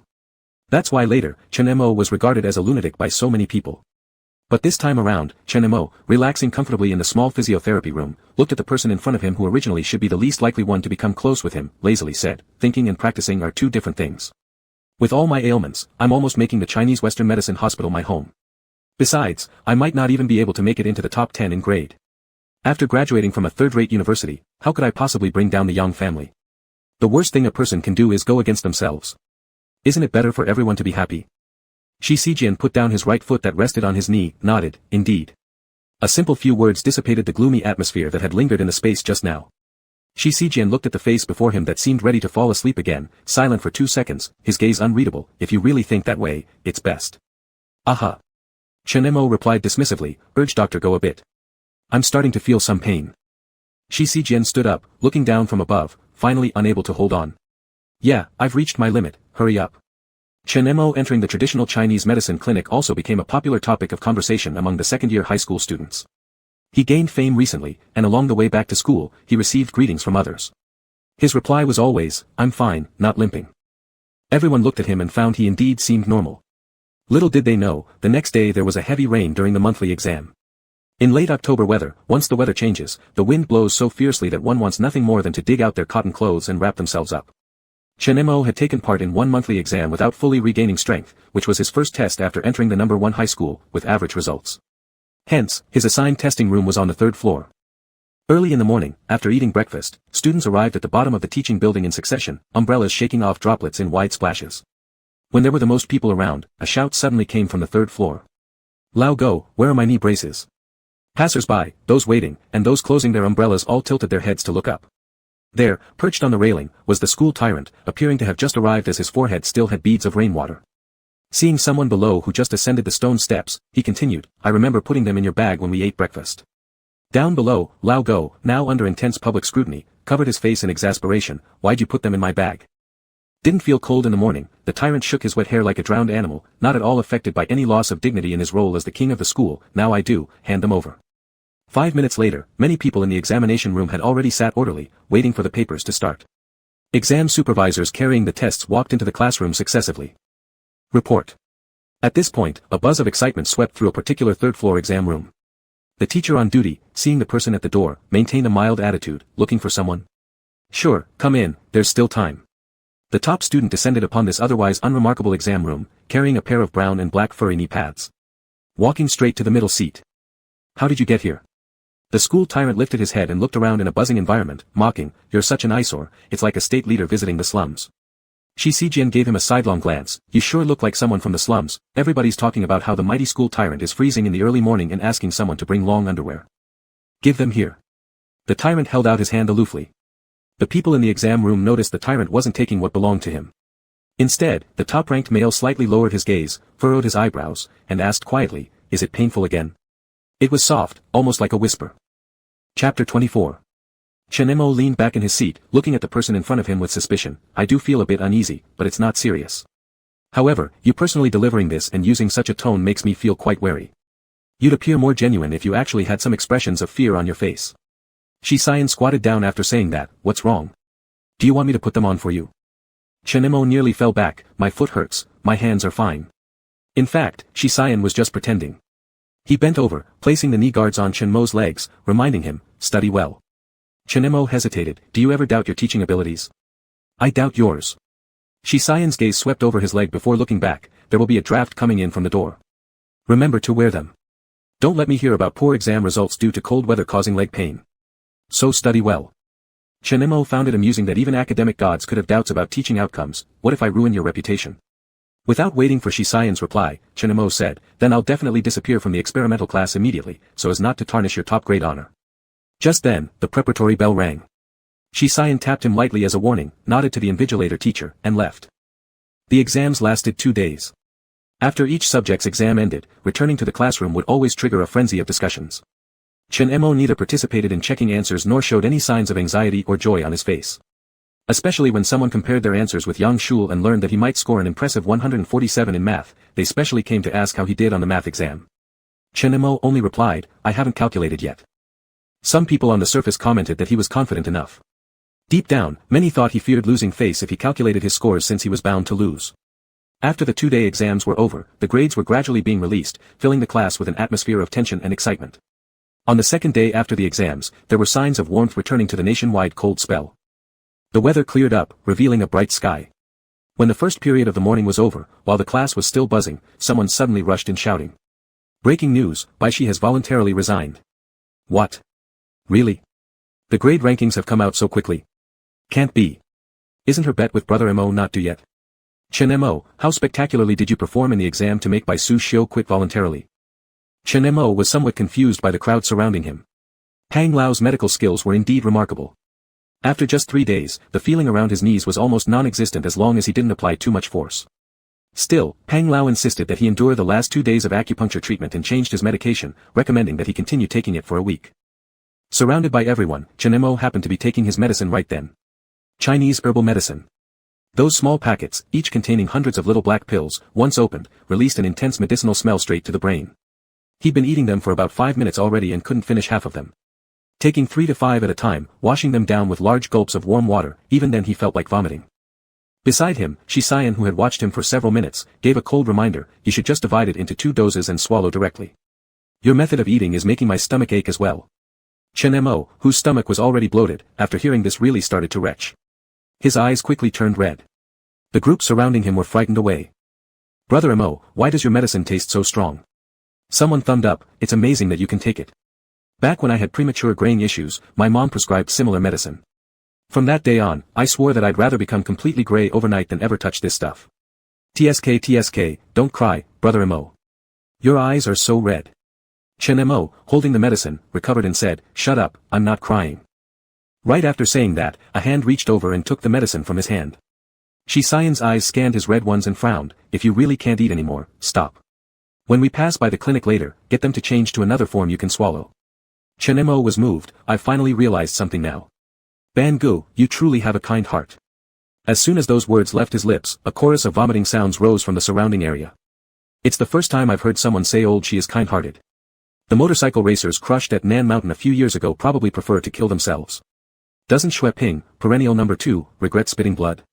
Are the 2 students who cried during the physics competition still alive? Chen Mo nearly burst out laughing.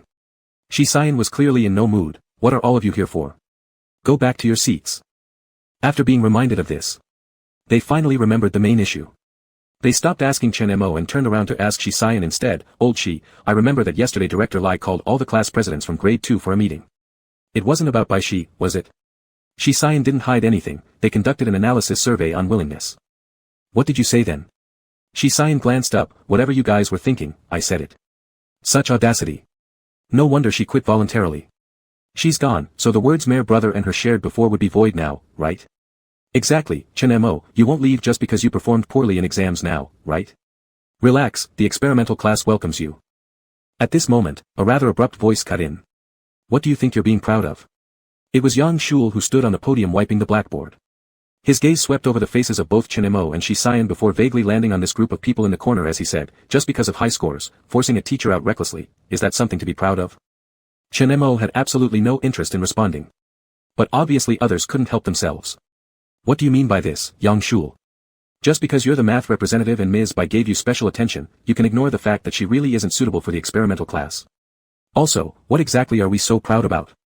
Yang Shul threw down the eraser, isn't what I'm saying the truth? First, Chen Mo put forward conditions, then Ms. Bai willingly stepped aside, allowing him to stay without guilt. You all favor him due to your closeness to him but disregard the rules, yet Ms. Bai merely questioned his abilities and got herself pushed out of the experimental class. Isn't that unfair? This sounded like it made sense at first. However, those who could enter the experimental class weren't all fools, they could not be deceived logically by anyone. Looks like you're good at sophistry. Wasn't it Ms. Bai who accused Chen Mo of plagiarizing first? Oh, almost forgot, Yang Shul added fuel to the fire too, right? And you've never acted this way before, probably just jealous that the Yang family's son truly has talent, aren't you? Exactly, recently acting oddly. Yang Shul on the stage quickly turned from a red face due to anger, to pale, to barely concealing deep hatred within his eyes, all within 2 minutes. Chen Mo watched indifferently. Actually, he somewhat failed to understand him. Avoiding the Yang family as much as possible in this lifetime, Chen Mo definitely had no intention to vie with him.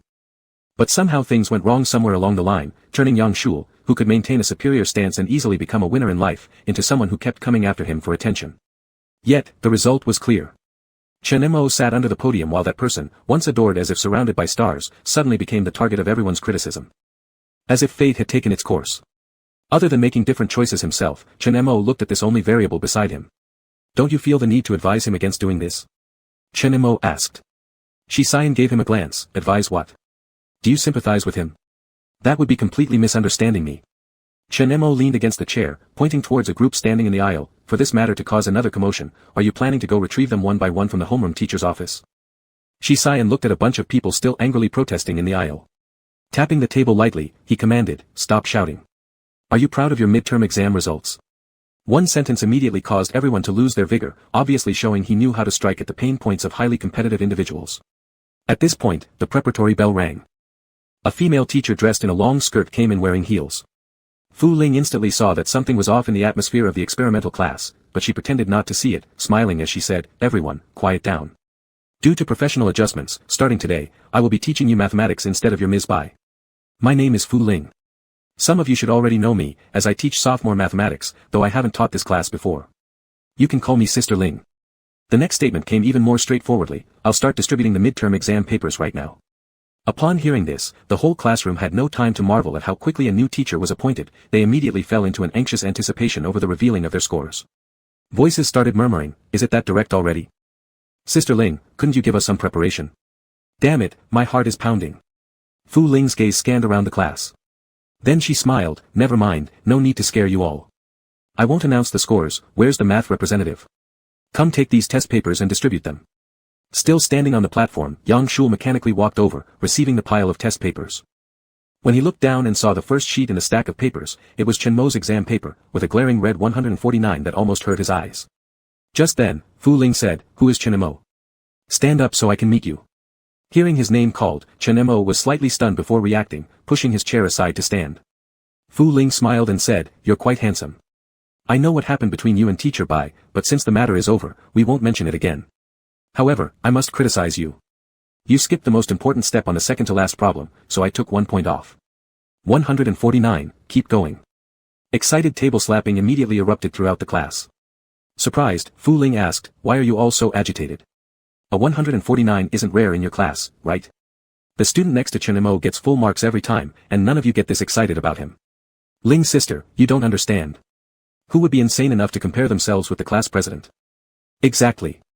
The person who was truly being compared tightly gripped the edge of the stack of test papers in his hands and glanced over at Chen Mo. Chen Mo appeared unfazed by his score. He was currently leaning his head to say something to someone beside him. But the person who once made Yang Shul's heart race, whom he admired, and worked hard to follow, now cast a low glance at those who approached. His eyes betrayed no strong emotion, just a patience Yang Shul had never witnessed before. Yang Shul had never hated so clearly. Since the day Chen Mo entered his life, everything began changing dramatically, but it seemed like only he himself was trapped within the truth of his origins, unable to break free from the struggle. All subject scores were revealed within the same day. Shisayan faced absolutely no surprises. He held firmly to first place, pulling ahead of second place Xue Ping by more than 40 points, which in the experimental class could practically be considered inhuman. When Chen Mo's name appeared on the grade ranking list, countless people were genuinely taken aback. Bright and clear, ranked 9th in the grade, a fact that blinded many. It should be noted that during his first monthly exam, he was placed squarely in the middle. He transformed what seemed impossible into reality. The most exaggerated outcome. His and Yang Shul's rankings were consecutive, Chen Mo in front, Yang Shul behind. Chen Mo led Yang Shul by a mere point. Coupled with the recent twists and turns in their fates, that single point seemed to serve as both a provocation and mockery. Chen Mo looked at the seat in the classroom that quickly became vacant. For the 13th time, he explained to Go Yang and others, "I'm telling you, I did not control my score. If I had that ability, what room would there be for Big Brother Yen? Isn't being ranked number 1 in the grade dazzling? Honestly, I'd also like to give it a try." Old Go said, "You weren't saying that before. You're getting too cocky." Qi Lin, overconfident. Jiang Su, Big Brother Shi, are you okay with this? Your apprentice seems intent on seizing power. Shisayan held 2 ranking sheets, one for the class, one for the grade, and looked at the person surrounded by curious classmates, answering their questions under pressure. That day, Chen Mo wore a sweater when he got up early. A deep blue one, round-necked, loose. Loose enough for him to casually cross his legs while sitting on a stool, eating the cold noodles that Go Yang brought from outside school. Old Go said he'd added a lot of chili, so Chen Mo needed only a taste. Yet, he dodged around holding a plastic box, persistently finishing the last couple of strands on his chopsticks. His expression was lively. This was utterly different from the first time Shisayan met him. Back then, Shisayan thought of him as a young wolf with wounds all over. Later, after transferring to the first middle school's experimental class, Chen Mo transformed into a coiled tiger ready to spring. Starting from which moment did Shisayan feel he was gradually understanding Chen Mo? Perhaps it was that night alley where, burning with fever, he leaned against the dark wall and glanced at Shisayan. Chen Mo started acting more lazy. Still as fierce as ever. Bite anyone who touched him. But occasionally, he would become someone very. Like now, in trying to avoid Old Go, he turned around and accidentally dumped the entire box of cold noodles directly onto the white sneakers worth more than 10,000 yuan owned by Shisayan. Seeing the veins pop out on Shisayan's forehead, Chen Mo immediately stepped forward. Amid the numerous eyes watching them like quail afraid to move, Chen Mo sincerely grasped the hands he believed belonged to a kind-hearted classmate and said earnestly, "I'm sorry." Okay, Shisayan did have his limits. At this moment, his cruelty was evident as he coldly asked, "What exactly did you do wrong? Did you really not manipulate your score? Aren't you responsible for making your brother so upset that he doesn't want to stay in the experimental class anymore? Did you spill a box of cold noodles?" Chen Mo decided to withdraw his previous judgment about Shisayan being kind.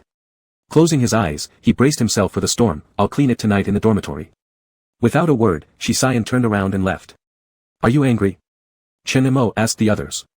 Qi Lin nodded and pointed at himself. "He really has a cleanliness obsession, he'll grab people and throw them away." Apparently, there was another victim here. Chen Mo had sensed this in daily life. In the dormitory, Shisayan's bed was always the tiddiest, his computer desk clean and things neatly arranged. Thinking of this, Chen Mo suddenly stood up. "What are you doing?" Old Go asked. Chen Mo countered, "Did he go back to the dorm to change shoes?" "It's possible." After 2 seconds, Chen Mo sat down and gave up. "Forget it." "What do you mean forget it? Explain clearly." Chen Mo, "My underwear is still on his pillow." Old Go. Qi Lin. Others. "Say that again." Seeing their reactions, Chen Mo got annoyed and said, "What are you thinking? This morning, I was too hurried and threw the underwear I just collected from the balcony onto the bed but missed, so half of it hung over the metal railing, and the other half landed on his pillow. That's all. And they were washed." Chen Mo emphasized. "Qi Lin, what's the difference between throwing your underwear on his pillow or directly on his head?" Old Go, "You insulted him." Others, "Big Brother Mo, our condolences." Chen Mo. "Condolences for what?" "For my black underwear." Chapter 25. That night upon returning to the dormitory, Chen Mo didn't find his underwear in the trash can. In fact, that black pure cotton pair, which he had only worn once, was neatly placed on his bed. However, the entire bedding set drying on the balcony made Chen Mo's eyes twitch involuntarily. Chen Mo asked Shisayan, who was sitting on a stool flipping through a book, somewhat incredulously, "Isn't this a bit too much?" "Too much." Shisayan didn't even look up, already knowing what he referred to. "Chen Mo, you've seriously damaged my male self-esteem." "That's your overthinking," replied Shisayan as he closed the book and looked at him. "The half-month physics competition training is about to start. I just washed things early so they'd be dry when I return." "You're just being overly sensitive." In an instant, Chen Mo's face displayed a mix of emotions. "How do you even know what I'm talking about? Your attempt to hide your OCD cleanliness issues has reached such an absurd level it's not convincing at all." Shisayan raised an eyebrow. Firstly, the moment you entered, you were staring at stuff on your bed for quite a while. That gaze, as if someone plotted against your boxers. If I hadn't moved them there for you, I'd have noticed something unless I'm blind. Secondly, haven't I forbidden you from sitting on my stool or stepping onto my bed? Last week, halfway through tutoring, you fell asleep and almost drooled on my desk, remember? My cleanliness obsession. Or abnormality. Chen-mo. This feeling of being questioned to the point of being left speechless was refreshingly new. Had he not known Shisayan was also the captain of the school debate team, he would have knelt down in repentance, confessing his sins. As for the few others in the dormitory wanting to laugh but dared not. Chen-mo turned around, questioning, are these things he mentioned real? Why do I have no memory of them? They are real, Chi-Lin struggled to say after stifling a chuckle. He controlled his expression and testified, not to criticize you, brother Mo, with how you live your life, always clutching your thermos and soaking your feet before bedtime every evening, seemingly healthy and positive. But truthfully, don't you realize your life is overly careless? Just last night, you absolutely used the wrong shampoo of old Shi's. I could smell it on you, it smelled just like old Shi. Upon hearing this, Chen-mo really hadn't noticed. He often zoned out during showers, finding bath time most relaxing after work. These private moments were precious for reviewing his day's events, what he did right and what went wrong. This habit still persisted. There was just less to worry about now, so major issues were just thoughts. Like missing some questions on a test. Instinctively, he scratched his hair and brought his fingers close to his nose for a sniff. It felt no different from what he usually used. Before he could say anything, Shisayan added sarcastically, sniffing it again. Dog boy, using the wrong shampoo isn't a big deal. Indeed. Chen-mo nodded unconcernedly but then remembered something as he thought about scratching his hair earlier, I feel like my hair is getting long. It's Friday tomorrow. School gets out early in the afternoon. Who wants to go cut their hair with me? Jiangsu, why not all of us go? Lao Xiang mentioned several times already, saying if he sees anyone who doesn't get their hair cut properly soon, he'll take a clipper to it himself. Everyone except Xue Ping had no objections. Thus, the matter was decided. Chen-mo still had one more day of acupuncture treatments left. After cutting his hair, he planned to visit the traditional Chinese medicine clinic once more. The weather was decent the next day. After school dismissed, everyone else returned to the dorm to gather things and knew about his leg issues, so they arranged to meet Chen-mo at the school gate. Chen-mo left the campus alone first. Every Friday afternoon, the school entrance experienced its highest foot traffic. Many parents came to pick up their children, and boarding students bustled back and forth, some sneaking out without permission by taking advantage of the large crowds. Standing by the roadside, Chen-mo attracted many stares. After all, he was now a high-profile figure. Just the fact that he publicly came out was enough to make him a topic of gossip among the students. To add to it, he draped his school uniform loosely around his waist. Tired from standing, he squatted by the curb. When acquaintances passed, he lazily waved, coupled with his appearance making a truly captivating impression. Several girls quietly observing Chen-mo couldn't help but stare continuously at him. At some unknown moment, he noticed that the person who had been squatting suddenly sprang up. Quickly weaving through the traffic on the road, the person disappeared into an alley on the opposite side. Thus, when the group of people from the dormitory came out and couldn't find him, despite trying to call but receiving no answer, many people offered them information. Chen-mo. He went across to the other side. Not sure what he's doing there. He ran so fast, when crossing the road a driver honked madly, as if he didn't even hear it. It seems like he was chasing someone. Couldn't see clearly, no one was seen on the other side. After hearing these words, Shisayan glanced at the opposite side of the road, his brows furrowing tightly. What's going on? Did Brother Mo run into someone he knows? Chi-Lin turned his head to seek Shisayan's opinion, asking, how about we go to the barber shop first and wait? Maybe he went to buy something. Jiangsu and Bai Ching nodded in agreement, replying, sure, we can call again on the way. Wait. Shisayan stopped them and shoved the bag in his hand directly into Chi-Lin's chest, all of us, let's go find him. The other three people paused for a moment. Seeing the seriousness on Shisayan's face, after exchanging glances, they didn't say anything more and just nodded. By the time Chen-mo cornered the man behind the street at the protective railing, this place should already be a kilometer away from the entrance of number 1 middle school. Below the railing was a height of roughly 20 meters, with a small landfill underneath. Beyond the landfill extended the largest river crossing Suicheng. The river wind was fierce, causing the "be careful" guarding area, promotional cloth tied to the railing to rustle loudly. The air was filled with the stench of rotten garbage from below. Keep running. Chen-mo grabbed the collar of the man in front of him, pushing him against the protective railing with gritted teeth. Why don't you keep running like before, huh? The middle-aged man being held looked quite disheveled. His greasy hair seemed unwashed for a long time, with a mouth full of yellow teeth and eyes bloodshot red from years of drinking. With no chance of escape now, his face twisted in anger as he cursed, little beast. After all those years I've raised you, is this how you treat your old man? How am I supposed to treat you? Chen-mo asked coldly, giving you money and supporting you? It should have been. Chen Jinli wasn't thinking about running anymore. Pulling back his worn-out jeans jacket, he pointed at Chen Imo saying, "Don't think I don't know, right now, the Yang family is practically begging for me." The news about mix-ups was released by the Yang family themselves. Even Li Yunru, the slut, got acquitted. "Giving me a little money, what's the problem with that?" Chen Jinli's excitement grew as he continued, gripping onto Chen Mo's arm with a reddened neck. "Son, the reason I've come here this time is to fight for justice on your behalf. The Yangs care about their face and reputation, not to mention profit. They don't treat you as a human being. This is our opportunity, father and son." Chen Imo sneered, "I'm not your son. If you're trying to squirm closer now, it must mean you've realized you cannot get close to your real son, right? Or maybe he doesn't recognize you, or even outright told you to get lost." Chen Jinli's face turned purplish for a second. It probably reminded him of his attempt to approach his real son only to end up unable to even see the person's face, almost calling the police on him. He shouted in anger, "That idiot who doesn't even recognize his own father. Recently, he's even surrounded himself with bodyguards." Bodyguards? Chen Imo thought back to similar events from the previous life. It was during this same period that Chen Jinli arrived, spouting the exact same lies. Back then, he hadn't started living in school yet.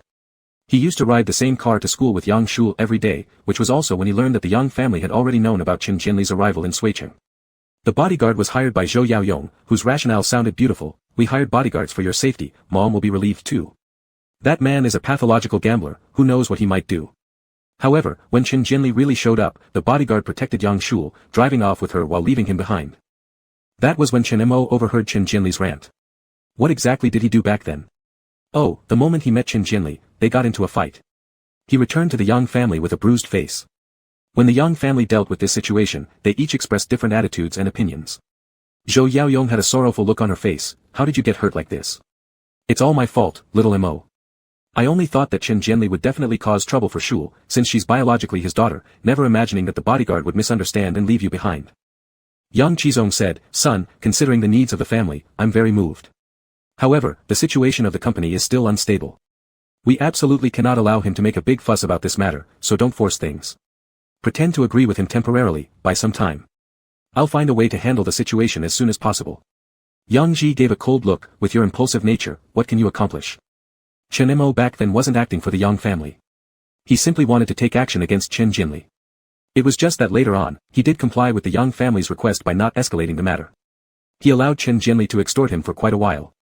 The amount demanded also increased from small amounts initially to exorbitant sums eventually.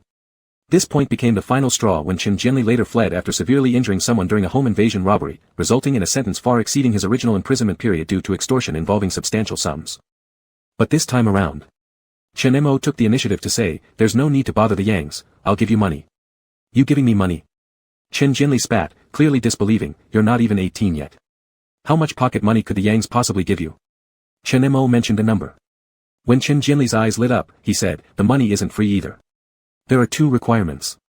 First, go find someone named Yang Ji at the Yang Corporation building. If he doesn't see you, feel free to make a scene, they won't hesitate to offer you another hefty silence fee. Secondly, don't come looking for me again. If you insist on involving me, I'll use these transfer records to have the police officers invite you for a chat. Legal battles between the Chen and Yang families will have consequences you should be aware of. Do we have a deal?"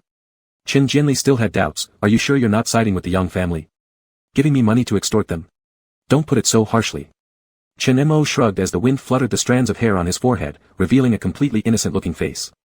"I'm just a high school student. What can I do? Moreover, I haven't seen you today." "Didn't see me?"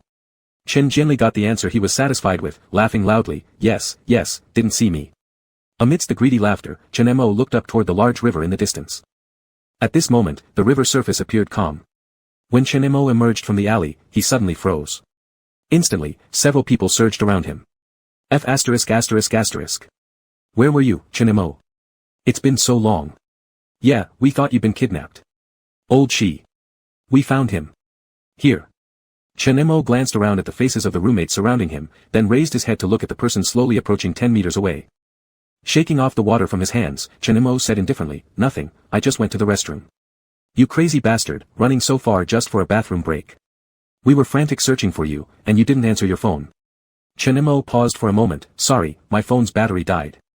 Just as Chen Imo finished speaking, Shi Xian had already approached closely. "What happened to your hand?" he asked immediately. Chen Imo looked down at his own hand, uncaring. "Oh, touched something dirty." It was only then that Qi Lin and the others noticed that from beneath Chen Mo's rolled-up sleeves, his arm from elbow to fingertips had been washed bright red with water, as if trying to scrub off layers of skin. Since he was fair-skinned, some places even showed faint signs of subcutaneous bleeding.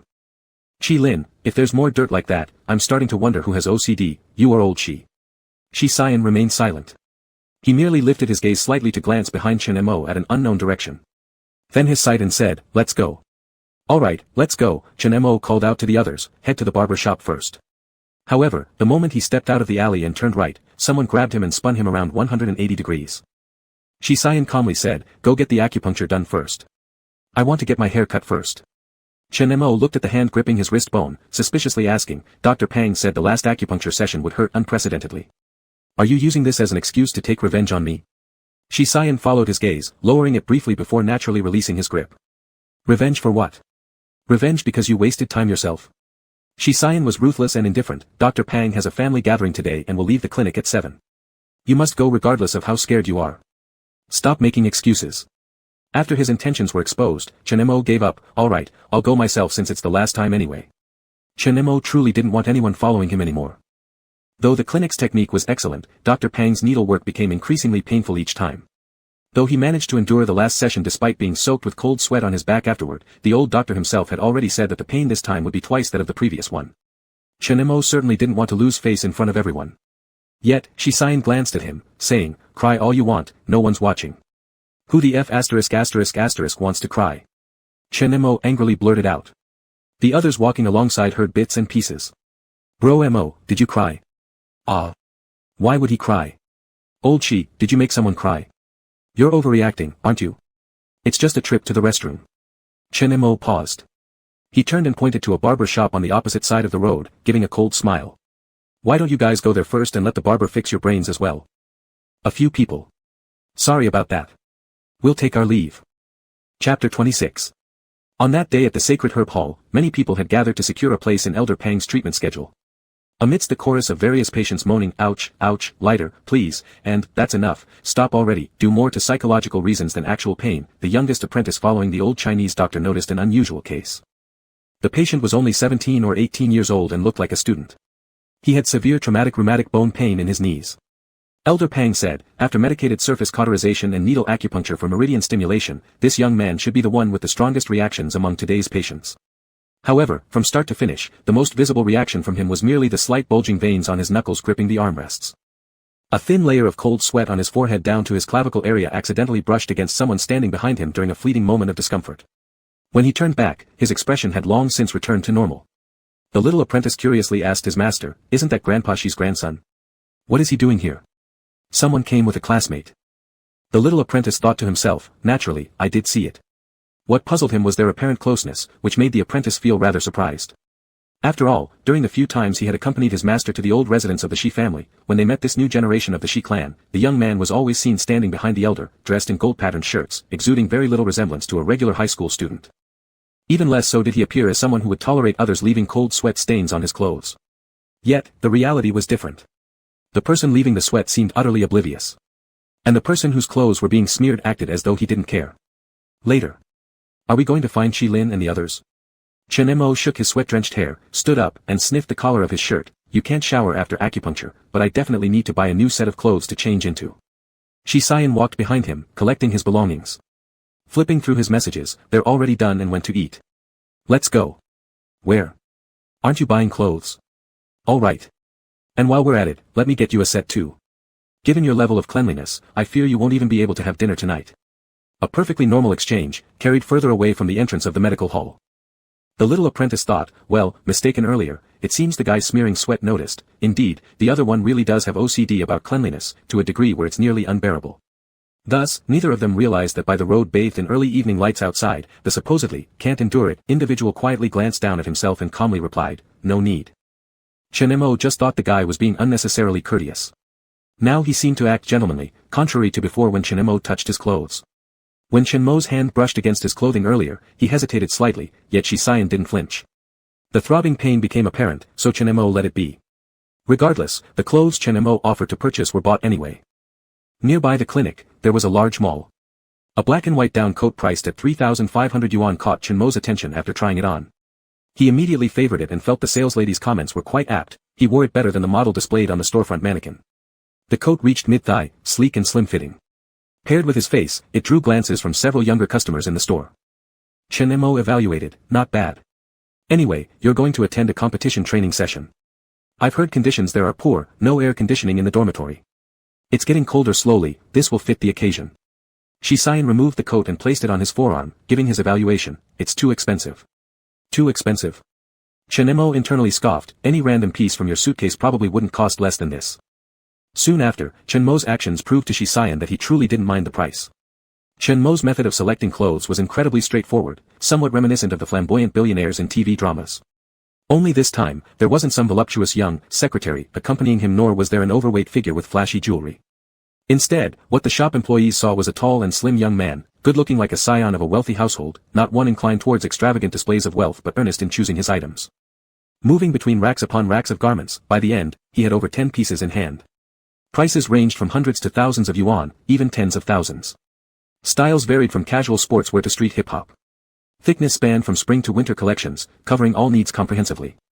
At checkout, he also added 2 boxes of briefs, one black and the other gray. The shop assistant attending to him practically beamed in joy. Shisayan, who had been silent all the way following him, finally spoke up when Chen Mo decided to check out. What's this new shopping spree of yours? Had enough of being confined at school and now indulging in revenge shopping? It's my own money anyway. Chen Mo handed over the already packed bags with a kind smile. Consider it a thank you gift for your tutoring recently. Wear them if you like. In the end, Shisayan reached out to take the bags, looking at him and nodding, saying, all right, as long as master is happy. Chen Mo couldn't help but chuckle. At the checkout counter, while leaning against the side, he explained to Shisayan, just don't feel like browsing around. I have low requirements for clothes and dislike online shopping, so I took the chance to buy more. Most items were sent directly to the school by the store staff. Chen Mo casually carried a few bags, then got his hair cut before heading out to meet Qi Lin and the others. It was a hot pot restaurant, just hitting dinner rush hour, bustling with activity. When they saw the two enter laden with large and small bags, Qi Lin exclaimed, damn, did you two go shopping together? Just on the way, Chen Mo sat down on one side of the square table. Bai Cheng came over to poke through the bags, pulling out a colorful shirt, giving an expression that said it all, not trying to be rude, Mayor Lord, but are you serious about wearing this? What's wrong with me wearing it? Chen Mo dipped an enoki mushroom into the clear broth. Qi Lin turned to look at the person across from him who was resting back in the chair looking at his phone. Old Qi, how do you let him have such a chaotic sense of style? Not bad at all. Shisayan glanced up from his phone screen, taking a quick look at the shirt. Chen Mo nodded, that's right, he approves. Shisayan hummed in agreement, price is good too, this piece costs 8,800 yuan. There was a brief silence at the table. Then. Damn. That's impressive. In the face of money, what's ugly or beautiful? I declare this shirt absolutely gorgeous. Dad, would you care to adopt some more sons? Chen Mo lifted his head and smiled, son, Dad isn't stupid even if we have plenty of money. Your intention to inherit my estate has become obvious. Bai Cheng kept examining the shirt in his hand. But Mayor Bro, it's not the right season for this. Chen Mo continued scooping things from the hot pot, but failed after struggling to catch a fishball for quite a while, gave up eventually, saying, I'll wear it during the Spring Festival.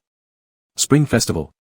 Chen Mo noticed 2 extra fish balls suddenly appearing in his bowl.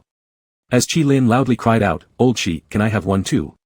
Chen Mo glanced at Shisayan still scooping things for Qi Lin and answered the previous question, yeah, going to the southern hemisphere to bask in the sun. He paused briefly, adding, possibly. This seemingly simple statement struck something deep within these young men, leading to a flurry of complaints. Mayor Bro, your resentment goes too far. Believe me, I have to attend remedial classes during the Spring Festival. My mom said if my chemistry scores don't improve significantly by the end of the semester, she'll make sure I won't enjoy the holidays. Ah, the thing I hate most during the new year is visiting relatives. I want to go bask in the sun, too. Every year during Spring Festival, there are tons of kids in my house, so frustrating that I can't play games properly. Chen Mo listened amidst the steaming fog as they chatted about their holiday plans, both enjoyable and unpleasant, lively and warm. He chimed in occasionally, like any normal person in the world would. Except for Shisayan. They were sitting diagonally opposite each other. Through the swirling fog, Chen Mo met Shisayan's gaze and understood that they knew each other well. He had been to Yuhuai village. The Shi family played a searching role in this familial reunion process. Thus, before Shisayan, apart from hiding the fact that he wasn't really the 17-year-old Chen Mo, almost nothing remained hidden. No embarrassment arose, only a fleeting disorientation. Disoriented due to failing to recall more memories related to this person from the past life. They had never sat face to face at such a close distance, never spent a night sleeping shoulder to shoulder in a dorm room, impossible to shop together, and certainly, Chen-mo would never buy him clothes. Why had they gotten closer? Even the specific reasons escaped Chen-mo's memory. Why are you staring at me? Shi Xian on the opposite side looked straight through the hot steam at Chen-mo, ultimately saying, staring won't help. If you want things from my spicy red soup, you can't touch them. Chen-mo propped his head with his hand and suddenly burst into laughter. He thought, why does it matter that I can't remember? Such scenes and days could last for how long?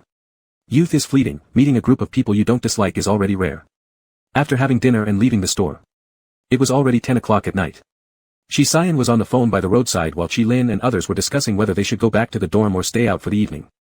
Chen-mo flipped through his phone, checking today's extravagant spending messages and a 5-hour-old bank transfer notification. The phone suddenly vibrated. It was an unfamiliar number. Hello, said Chen-mo as he picked up. The other side stayed silent. Chen-mo didn't rush to hang up. After about 5 seconds, Mo. It was Li Yunru's voice. As if afraid he would hang up, she quickly added, I'm not calling to ask you for anything. I just want to remind you that your father, Chen Jinli, is recently in Suicheng. I'm worried he will cause you trouble again. Be careful. If you can't handle it, tell the Yang family, they'll take care of it. Chen-mo took a few steps to the left, standing outside a brightly lit 24-hour convenience store. He put his hands in his pockets, staring at his blurred reflection on the glass door, his tone slow and light-hearted, almost playful, you care about me? The other end froze again. Then hesitatingly responded, Mo, if you don't mind, remind that kid too. He might not know what kind of person Chen Jinli is and might get scared. Won't happen, Chen-mo replied, he has bodyguards following him. Is that so? The other end breathed a sigh of relief. That's good. Then realizing how obvious it sounded, she asked tentatively, Mo, are you doing well recently? I know I have no face to call you, I certainly don't deserve to care about you. You miss your son, don't you? Chen-mo interrupted her abruptly. There was silence from the other end for a moment. Chen-mo continued unconcernedly, understood. Next Wednesday, if you turn on the TV at home, you'll see him. Chen-mo hung up before the other side could respond. When he turned around, he saw Shi Xian looking at him nearby. He walked over. Whose call? He asked. Chen-mo didn't really care, my stepmother, Li Yunru. Shi Xian subconsciously furrowed his brow, then remembered the message he had heard on the phone earlier and suddenly asked, was the person you chased this afternoon none other than Chen Jinli? Chen-mo paused, you're a high school student, aren't you? And you already know that much? Shi Xian fixed his eyes on Chen-mo's face, unfocused slightly, and you're a high school student too, but still daring enough to collude with journalists in manipulating public opinion? For the first time, Chen-mo clearly felt the speed and ability of the Shi family to gather information. I don't have those skills, Chen-mo smiled with feigned helplessness, Chen Jinli approached me demanding money. Since you're asking, you probably also know I simply bribed a couple of lousy gossip media outlets with some cash to let them speak a few good words on my behalf, it's all self-preservation, since Yang family cares more about your little peach blossom, band boss. There's nothing I can do. Shi Xian's gaze scanned his face, searching for signs of earnestness. But what he found instead was complete nonchalance. Any genuine emotions were hidden behind a fog-like veil, shielding from prying eyes whatever scenes lay beyond the mist of sincerity he had created. No one would ever truly know its nature. Shi Xian said, I've already told you, she's not my peach blossom. Ah, Chen-mo smirked, how heartless. Just then, Qi Lin shouted over from their side. Chen-mo answered, coming. He started walking away. But after 2 steps, he was pulled back, Shi Xian reminding him, Chen-mo, don't act rashly. Don't overthink things. Chen-mo waved the packet of kasha tea given as a gift from the hot pot restaurant. I'm just a model student cultivating virtue, eating and sleeping peacefully, ranked 9th in my grade at 17 years old. What rash actions could I be capable of? Chen-mo glanced at the man in front of him. Oh yeah, he added with a sly smile, I'm gay, does harassing male classmates count as acting rashly? Chapter 27. Shi Xian was momentarily stumped by a single sentence from Chen-mo and could only temporarily let the topic go. In the following few days, as Chen-mo had said, he seemed to have put down the pressure of the monthly exam. His most important daily activities became eating and sleeping. Shi Xian's tutoring also came to a temporary end. He no longer woke up 20 minutes early every day, conducted impromptu quizzes, or checked on Chen-mo's homework situation and progress. It had been just 2 days into the new week, and most of the monthly exam papers had already been reviewed. When Sun Xiaoya came to collect the wrong question assignments, she saw Chen-mo covered his head with his jacket and was sound asleep, completely oblivious. She couldn't help but say to Shi Xian sitting beside him, are all the big shots this capricious? They can rank at the top of the grade when they want to study, and when they don't, they just give up completely. You only have a few more days before you leave school. If he continues like this, won't he fall back to the middle of the grade in the next exam? It won't happen. Shi Xian handed over the assignment to Sun Xiaoya. Sun Xiaoya looked at the two workbooks in her hand, shocked. You wrote his assignments for him too? Wrote them myself, thank you. A muffled voice came from the person covered under the jacket. Sun Xiaoya watched as the person lifted half of their school uniform, revealing a pale face that had turned slightly red from sleep. His messy hair made it look even worse. Half awake and confused, his sleepy eyes gazed at Shisayan as he asked, why didn't you wake me up? Shisayan, didn't you say you didn't sleep well last night? Chenemo complained lightly, and whose fault is it that I didn't sleep well? It's because of you. The study committee representative looked back and forth between the two. Not knowing what she was thinking, her face turned red suspiciously and looked somewhat awkward. Then she hastily left with the words, Shisayan, don't forget about tomorrow evening's thing, and quickly walked away. Chenemo was somewhat bewildered. What was that look she gave me just now? Shisayan glanced at him. Since the whole school knows your sexual orientation is male, can what you just said not cause misunderstanding? Chenemo sighed silently. The reason he hadn't slept well was that last night Shisayan had to pack his bags and go home to stay for a few days before the competition training. Shisayan disrupted his unshakable sleep schedule, though it was just an excuse for insomnia. Still, could Chenemo possibly have any ulterior motives for Shisayan? He wasn't crazy. However, Chenemo quickly skipped over this issue and asked Shisayan first, why did you say earlier that I wouldn't drop back to the middle of the grade when Sun Xiaoya mentioned it? Why do you think you will? Shisayan countered. Chenemo thought to respond that it probably wouldn't happen. But in the end, he simply nodded and gave a definitive answer, of course not. Shisayan merely hummed once, indicating that he had heard. Chenmo didn't know where the certainty in Shisayan's counter-question came from. After all, so far, Chenmo still hadn't intended to become a crazily hard-working student again. All he was doing was trying his best, leaving no regrets. Without any utilitarian purpose. Shisayan was different. Because Shisayan hadn't told Chenmo that from the beginning, shortly after he started tutoring him, he realized that Chenmo had a very solid foundation in the basics. Many things weren't that he didn't understand, rather, he forgot due to lack of focus. Once reminded, he could quickly grasp similar concepts. So the person who least felt surprised that Chenemo managed to enter the top 10 in the grade within such a short period might have been Shisayan. As for mentioning his carefree attitude leading to a regression in grades, it would only happen for one reason, if he chose to give up. Shisayan might feel regretful about it, but he wouldn't try to dissuade him. Regret lies in the fact that someone clearly exerted all their effort, ran full speed ahead, but stopped midway for unknown reasons. He wouldn't dissuade because the Chenemo he knew, beneath the seemingly indifferent exterior, possessed an ability to see through everything. If he truly chose to give up, it could only mean that such a choice made him happier. Shisayan took out a thick notebook from under the desk and handed it to Chenemo. What's this? Chenemo uncovered himself completely, curiously receiving it and asking. Shisayan, essentials for each subject, and some reference material summaries of additional problem types. Consider it a graduation gift from my tutoring. Of course, you can also regard it as my return gift for the clothes you gave me. Chenemo flipped through it. No matter how stunning the handwriting inside, it couldn't disguise the dizzying density of listed references. Chenemo slammed the notebook shut and looked up. What? Shisayan asked. Chenemo sincerely replied, thanks for the thought, but can I refuse? Shisayan's gaze grew icy, no. The graduation gift personally prepared by Shisayan would likely cause a frenzy if it were put in front of the entire experimental class. Unfortunately, he gave it to Chenemo, who seemed unambitious. Chenemo, who was forced to accept the gift, placed the black leather notebook, which looked of good quality, at the upper right corner. Under the scrutinizing gaze of someone, he made an insincere promise, all right, I'll definitely read it every day. As long as I'm with it, even if I perish, it will remain. Shisayan frowned, don't talk nonsense. Do you actually believe that? Chenemo laughed. As someone who had genuinely experienced rebirth, he didn't believe in such golden-mouthed predictions. All truths leading to a predetermined result must have a preceding cause. Chenemo looked out the window. This teaching building for the second year of high school was located in the best position of number 1 middle school. Not far below was the playground where 2 classes were playing basketball again at this moment. The atmosphere was lively. Someone sat alone on the stone steps, looking far into the window of the experimental class. Chenemo and Yang Shul stared at each other from afar. They couldn't clearly see each other's faces, but they both knew they hadn't mistaken anyone. Chenemo asked Shisayan while looking outside, what did you just say you agreed to help the study committee member with? It's the engagement evening banquet for her cousin tomorrow night. She lacks a dance partner for the opening performance, so she asked me for help. Chenemo slowly said, oh, and turned back, don't tell me her cousin's fiancé is surnamed Zhou. Yes. Shisayan stared at him, he is related to your biological mother from the Zhou family. Do you want to go? Chenemo pretended to think seriously for a moment, then said, I initially didn't plan to go, but my mom has called me many times. She said since I've been back for such a long time, I should officially meet the Zhou family. Shisayan leaned back in his chair, tapping the pen on the table rhythmically, if you don't want to go. Go. Of course, I want to go, Chenemo smiled. In the afternoon, Chen Mo went to ask Xiang Xingtao for leave. Xiang Xingtao recently was very satisfied with this student, who had unexpectedly risen like a dark horse, stunning the entire youth crowd.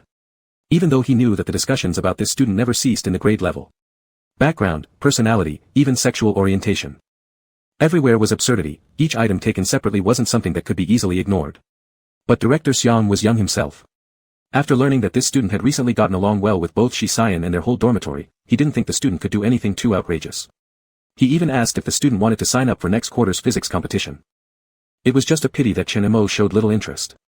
If the college entrance exam was crossing a narrow bridge with 1,000 soldiers, then each year's major competitions involved countless students across the country fiercely competing for those 1 or 2 guaranteed admission spots.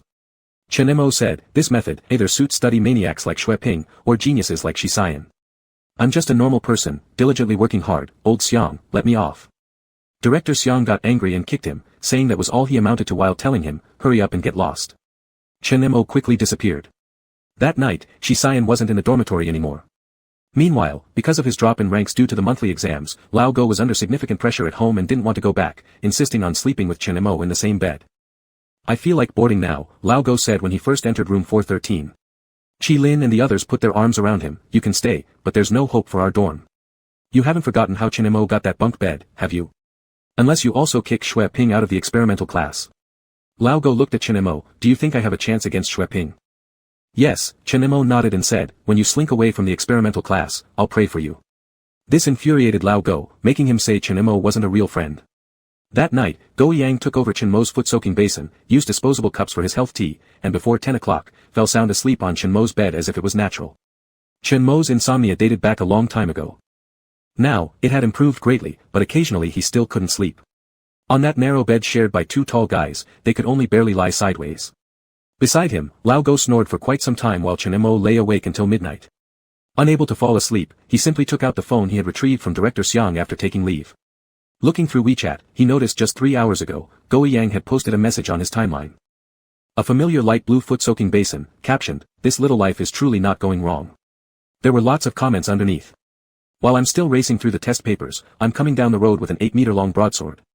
Go ahead and say, which fox spirit's bed have you conned yourself onto? The foot-soaking basin does look familiar. Have you seen another one with rollers in the entire school? It's my brother Mo, the health guru. Chen Mo smiled as he saw this. He had just given it a thumbs up when less than 2 minutes later, a new message popped up. XSY, still awake. Silence is not golden, it's your grandfather, yeah, how about you? XSY, got some things left. XSY, can't sleep. Out of boredom, Chen Mo simply recorded a short audio of old Go snoring up close and sent it over. XSY. XSY, you two are sleeping together. Silence is not golden, it's your grandfather, what else? Should I sleep on the floor? XSY, my bed isn't empty. You can go over there. Now it was Chen Mo who was speechless.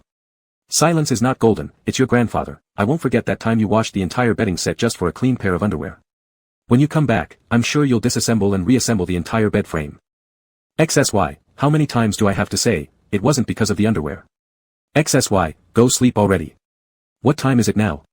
Chen Mo thought debating about whether it was because of the underwear at midnight was absurd, but he couldn't bear sharing a small bed with someone either. He'd probably stay up all night if he stayed. He looked sideways toward XSY's bed. It still had the same color bedding set from before, though Chen Mo knew Shi Xian had changed it recently. As he hesitated. XSY, did you move or not? Silence is not golden, it's your grandfather, should I really go? XSY, lie down and send me a picture to confirm. At this moment, inside the Shi family mansion. Shi Jianqing had just walked out of the old master's study when he noticed his long-absent nephew still sitting on the couch, scrolling through his phone. Didn't you ask someone to closely monitor the Yangs lately? When did your phone addiction get so bad? Shi Jianqing sat down at the back of the sofa. However, upon lowering his head, he caught sight of a photo popping up on Shi Xian's phone. Shi Xian seemed unprepared, frozen for 2 seconds before turning off his screen instantly. Frowning, he asked his uncle, what's up? I, naturally have something. Shi Jianqing wore a fox-like smile and reached for the phone, who just sent you a picture. I didn't catch it clearly. Show it again. In one swift motion, Shi Xian grabbed his second uncle's hand, expressionless, a classmate. Nothing worth seeing. What's not worth seeing then you're hiding? Shi Xian stood up directly, it's getting late. If Grandpa's already rested, I'll go back to my room too. As if saying outright, there's no way I'm showing you. After all, even Shi Xian hadn't expected it. He merely wanted Chen Mo to send a photo confirming there was someone in bed, but possibly due to the dorm lights being off, Chen Mo used the phone light to take a random shot of his upper body. Covered by a recognizable quilt, only the chin showed above, yet the loose pajamas exposed a large portion of the collarbone, elegantly shaped. In the soft glow of the phone light, that little patch of skin appeared slightly blurred yet glaringly white, almost reflective. Standing at his own bedroom door, Shi-Xian opened the picture, intending to say something. But in the next second, the photo was recalled. From the other side came the line, "Do you believe me when I say I realized it resembled an inappropriate picture only after sending it?" At this very moment, Chen Mo lay on the unfamiliar bed. He felt wrapped in an awkward sense of familiarity all around him. Especially after that picture. He even hoped Shi-Xian hadn't seen it, better yet, inexplicably questioned what bed pictures referred to. Result? A few seconds later. XSY, looks like you're quite actively flirting with your male classmate. Silence is not golden, it's your grandfather. Give you 3 seconds to recall that and resend. Sure enough, the other side did recall it. XSY, nice shot. XSY, sleep well. Chapter 28. The next day happened to be Wednesday. Chen Mo didn't wake up naturally in the early morning, instead, he was shaken awake by old Go. What's up? Chen Mo mumbled, placing his elbow over his eyes and asking groggily. Go Yang didn't even care how he had sneaked away noiselessly last night and dared to climb into Shi-Xian's bed next door. Instead, he spoke urgently, "Are you still sleeping? Hurry up and go online. Something's happened at the Yang family." However, Chen Mo showed no sign of being proactive. Go Yang couldn't wait any longer and simply shoved his own phone right in front of Chen Mo's face. Chen Mo opened his eyes blearily and realized it was a news video. In that mere half-minute video on his phone, one could see Chen Zhenli with a group of people similar to him in front of the Yang Corporation, shoving and cursing at the security guards. The sign they were holding clearly read, "The Yang family give us back our son." The video clearly recorded their voices. "Everyone, come take a look. The Yang family appears so proper but doesn't let us see our real son. We just returned your child, but they hire bodyguards to keep us away. We and his mother aren't even allowed to see him. What kind of intentions does the Yang family have? Do you think you can oppress us commoners just because you're rich? Come on everyone, give an opinion here. The Yang family must give us an explanation today." This not-so-long video was soon reprinted by all kinds of media. The titles became increasingly exaggerated. The incident regarding the Yang family's search for their son takes another turn. What is the true purpose of this father who confronted them? A beautiful accident labeled as mistaken identity by the Yang family. Is it luck or misfortune for these two families? As the news was reprinted more and more, the topic quickly climbed to the top of the urban gossip news list. This wave of attention far surpassed the initial moment when Chen Mo was found, leading to the fabricated grand reunion story the Yang family staged. After all, once a topic involved the unknown, even a sensitive stray dog would come sniffing around. In less than 2 hours after this incident, in the information age, pictures of Chen Mo and Yang Shul were uploaded online. Chen Mo's picture was nothing extraordinary, a regular student ID photo taken 2 years ago. Back then, his hair was very short, his features slightly youthful and awkward, and his gaze somewhat stern. There were more photos of Yang Shul. He had an account on the world's largest social platform, which was easily exposed. The photos there showcased his various holidays, skiing overseas, trips, concert attendances, and he often shared pictures of gatherings with friends or luxury shoes and bags gifted by his family. Unluckily, 2 days ago, he had just posted a picture of a pair of shoes. It was the latest model of an internationally renowned brand, captioned, "The best brother in the world sent me these, I like them very much." Netizens immediately erupted.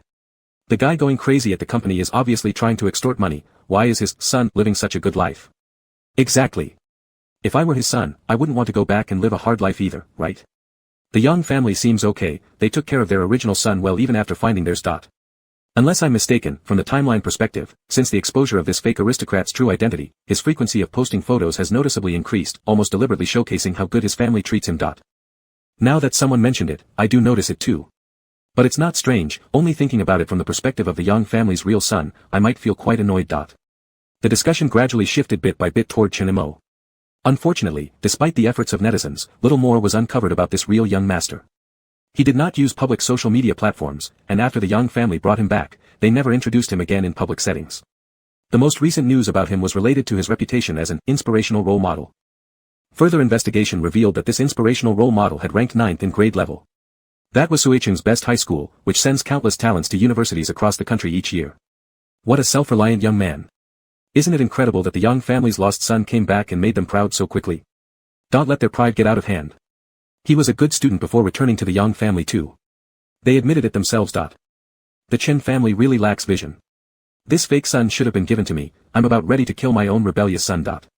Go Yang flipped through the various speculations and statements about Chen Mo on the internet, feeling more uneasy as he went through it. Looking at the person currently cross-legged sitting on Shisayan's bed, leaning against the wall and about to fall asleep again, he said, "Mo, don't you have any thoughts on this?" Chen Mo turned his head. "What should I feel about it?" Go Yang scratched his chin. "Though it's true that you're good at academics, if these people knew you smoke, drink, fight, insult others, and sleep in class, I wonder if they would still say the same." "Don't slander me," Chen Mo said. "My image as an all-around excellent student has been deeply ingrained in everyone's mind from start to finish, and moreover, my appearance matches my inner character."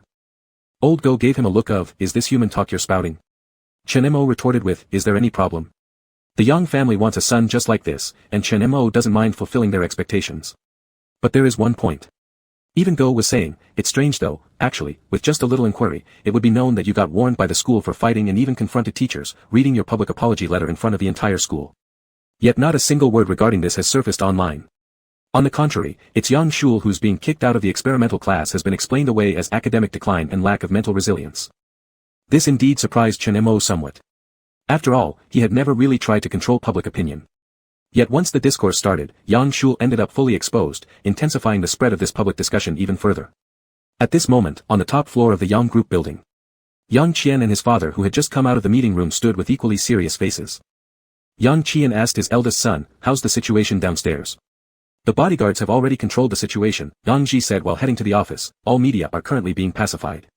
Yang Qian pointed at him, "Your overconfidence won't change. When that man's surname Chen first came, we should have given him some money to settle it right then and there. Now, he's leveraging our initial falsehood before the media, betting on the fact that we can only keep going wrong according to his manipulation." Yang Ji followed Yang Qian into the office and closed the door. "Dad," Yang Ji admitted, "I acted too hastily. I didn't expect him to dare bring people here to stir trouble." Yang Qian waved his hand, frowning. "In the current situation, the only solution is for your younger brother to step forward to explain and mend relations with the Chen family, otherwise, the media will definitely seize on this." Yang Ji frowned. "Isn't it inappropriate for Shul to appear? Mother wasn't willing to let the family have any contact with the Chen family." Yang Qian slammed the table. "Have you seen what time this is? With the situation turning out this way, didn't you see what kinds of looks were thrown by your uncles and aunts at the previous meeting? Shul is after all Chen's biological child. Perhaps due to Chen Jianli's sudden visit. Or perhaps because the Yang Corporation found itself in a much worse situation than before. The current head of the Yang family seemed to have just suddenly realized that the child whom his wife blatantly favored and protected, for whom he even dropped charges against the thief who abducted his own son, should originally bear the surname Chen. He is the son Chen Jianli is looking for. And his biological son's name is Chen Mo. He used to speak solemnly in front of the elder, declaring how heartfelt and sincere his love was for the child he raised for more than 10 years. But suddenly, those feelings grew fainter. Yang Qian looked out of the floor-to-ceiling window and said suddenly, "Tonight, personally go to number 1 middle school to pick up Chen Mo for the Zhou family's engagement banquet. The Zhou family has interacted less in recent years due to dissatisfaction with my marriage to your mother, but as relatives, ties cannot be broken." Go Yang understands perfectly what his father is thinking. These past years, he has been trying to rebuild relations with the Zhou family, hoping to use this introduction of Chen Mo as an opportunity to regain the Zhou family's favor and solidify his position in the group.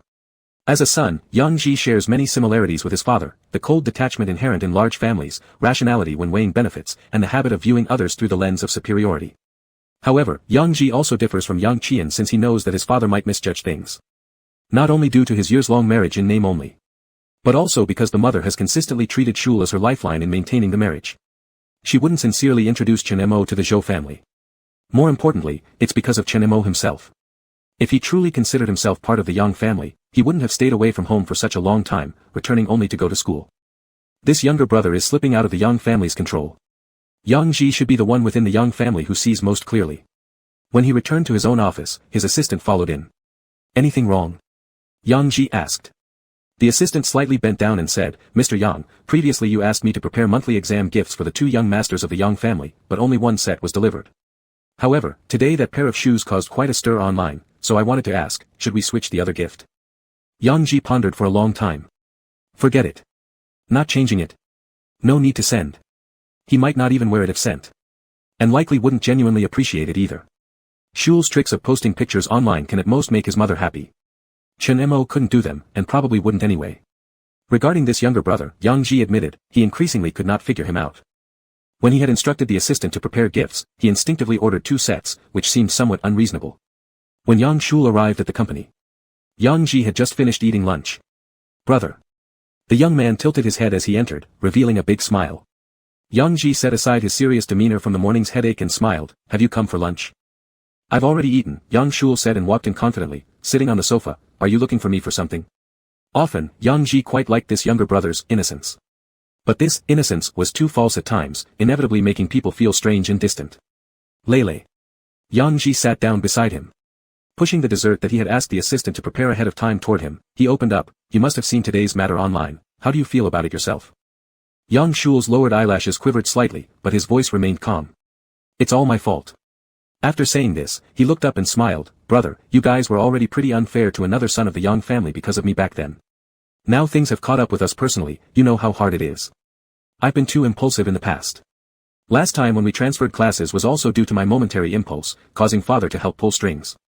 This time, whatever decision you all make, I will cooperate." Yang Ji patted the teenager's head and said, "It's only pretending to cooperate with the Chen family to deal with the media, don't worry." "I know," Yang Shul said. As he said this, his eyes reddened, red enough to soften hearts. After Yang Shul left, the assistant asked Yang Ji, "Mr. Yang, should I go over the lines with young Master Shul to avoid any mistakes?" "It's fine." Yang Ji recovered his gaze from the obvious nail marks on the black leather sofa, glancing at the door. "If you want to be a son of the Yang family, there are no real misunderstandings." He has grown up, knowing what to say. On this day, it felt like chaos reigned across the world. Alone, Chen Mo's world remained quiet as ever. Even the touching scene of Yang Shul and Chen Jianli recognizing each other as father and son made it to the front page of the news with high-definition photos at top speed, and Chen Mo only cast a glance at it indifferently.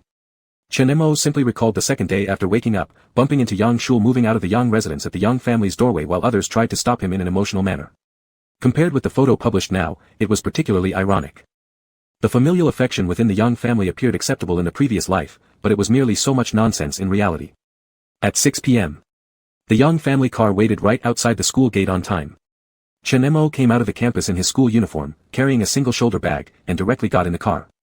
Older brother, Chen Mo greeted. Dressed formally, Yang Ji sat on the back seat of the car, frowning at him, "Why haven't you changed clothes? Did older brother not help prepare?" Chen Mo said, "I am just a student, inexperienced in attending evening banquets, so what should I wear?" Yang Ji hesitated for a moment, instructing the assistant in the front seat, "Prepare a set of clothes for him." "Okay," the assistant nodded. The car pulled away from the school entrance and merged into traffic. Yang Ji sized him up, "You seem to be in a good mood." "Fine." Chen Mo leaned back against the chair, turned his head, and stared at Yang Ji smilingly. "On the way out, I saw a good show of dogs biting each other at the bottom of the dormitory building, quite amusing."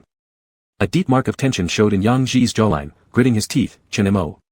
What is it, older brother?" Chen Mo's whole body was in a relaxed state, raising his eyebrows. It really was just stray dogs fighting. If older brother is so excited, surely he must have been bitten by a dog too today. Originally reaching out for his phone in the front row to ask someone to prepare a formal suit. For some reason, the assistant didn't hold the phone steadily, and with clumsy handling, it clanged twice before falling into the gap between the seats. The assistant bent down to dig the phone out, wishing he could shove his head in as well. With a cold voice, Yang Ji growled, "If you can't pick it up, I'll tell you to get out and buy a new one." The assistant flinched. Tisk. Chen Mo sympathetically looked at Mr. Hao, who had followed Yang Ji since their battle days last life. By now, he had barely been in the workforce for a few years. In the previous life, Chen Mo had longed for this taciturn and organized assistant for a long time.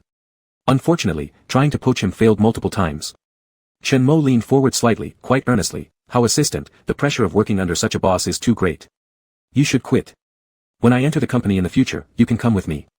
I'll pay you 3 times your current salary every month. How does that sound?" The assistant mechanically lifted his head slowly, on the verge of tears under his boss's dark as a frying pan expression. "Young master too, don't mess with me. Look at your pitiful state."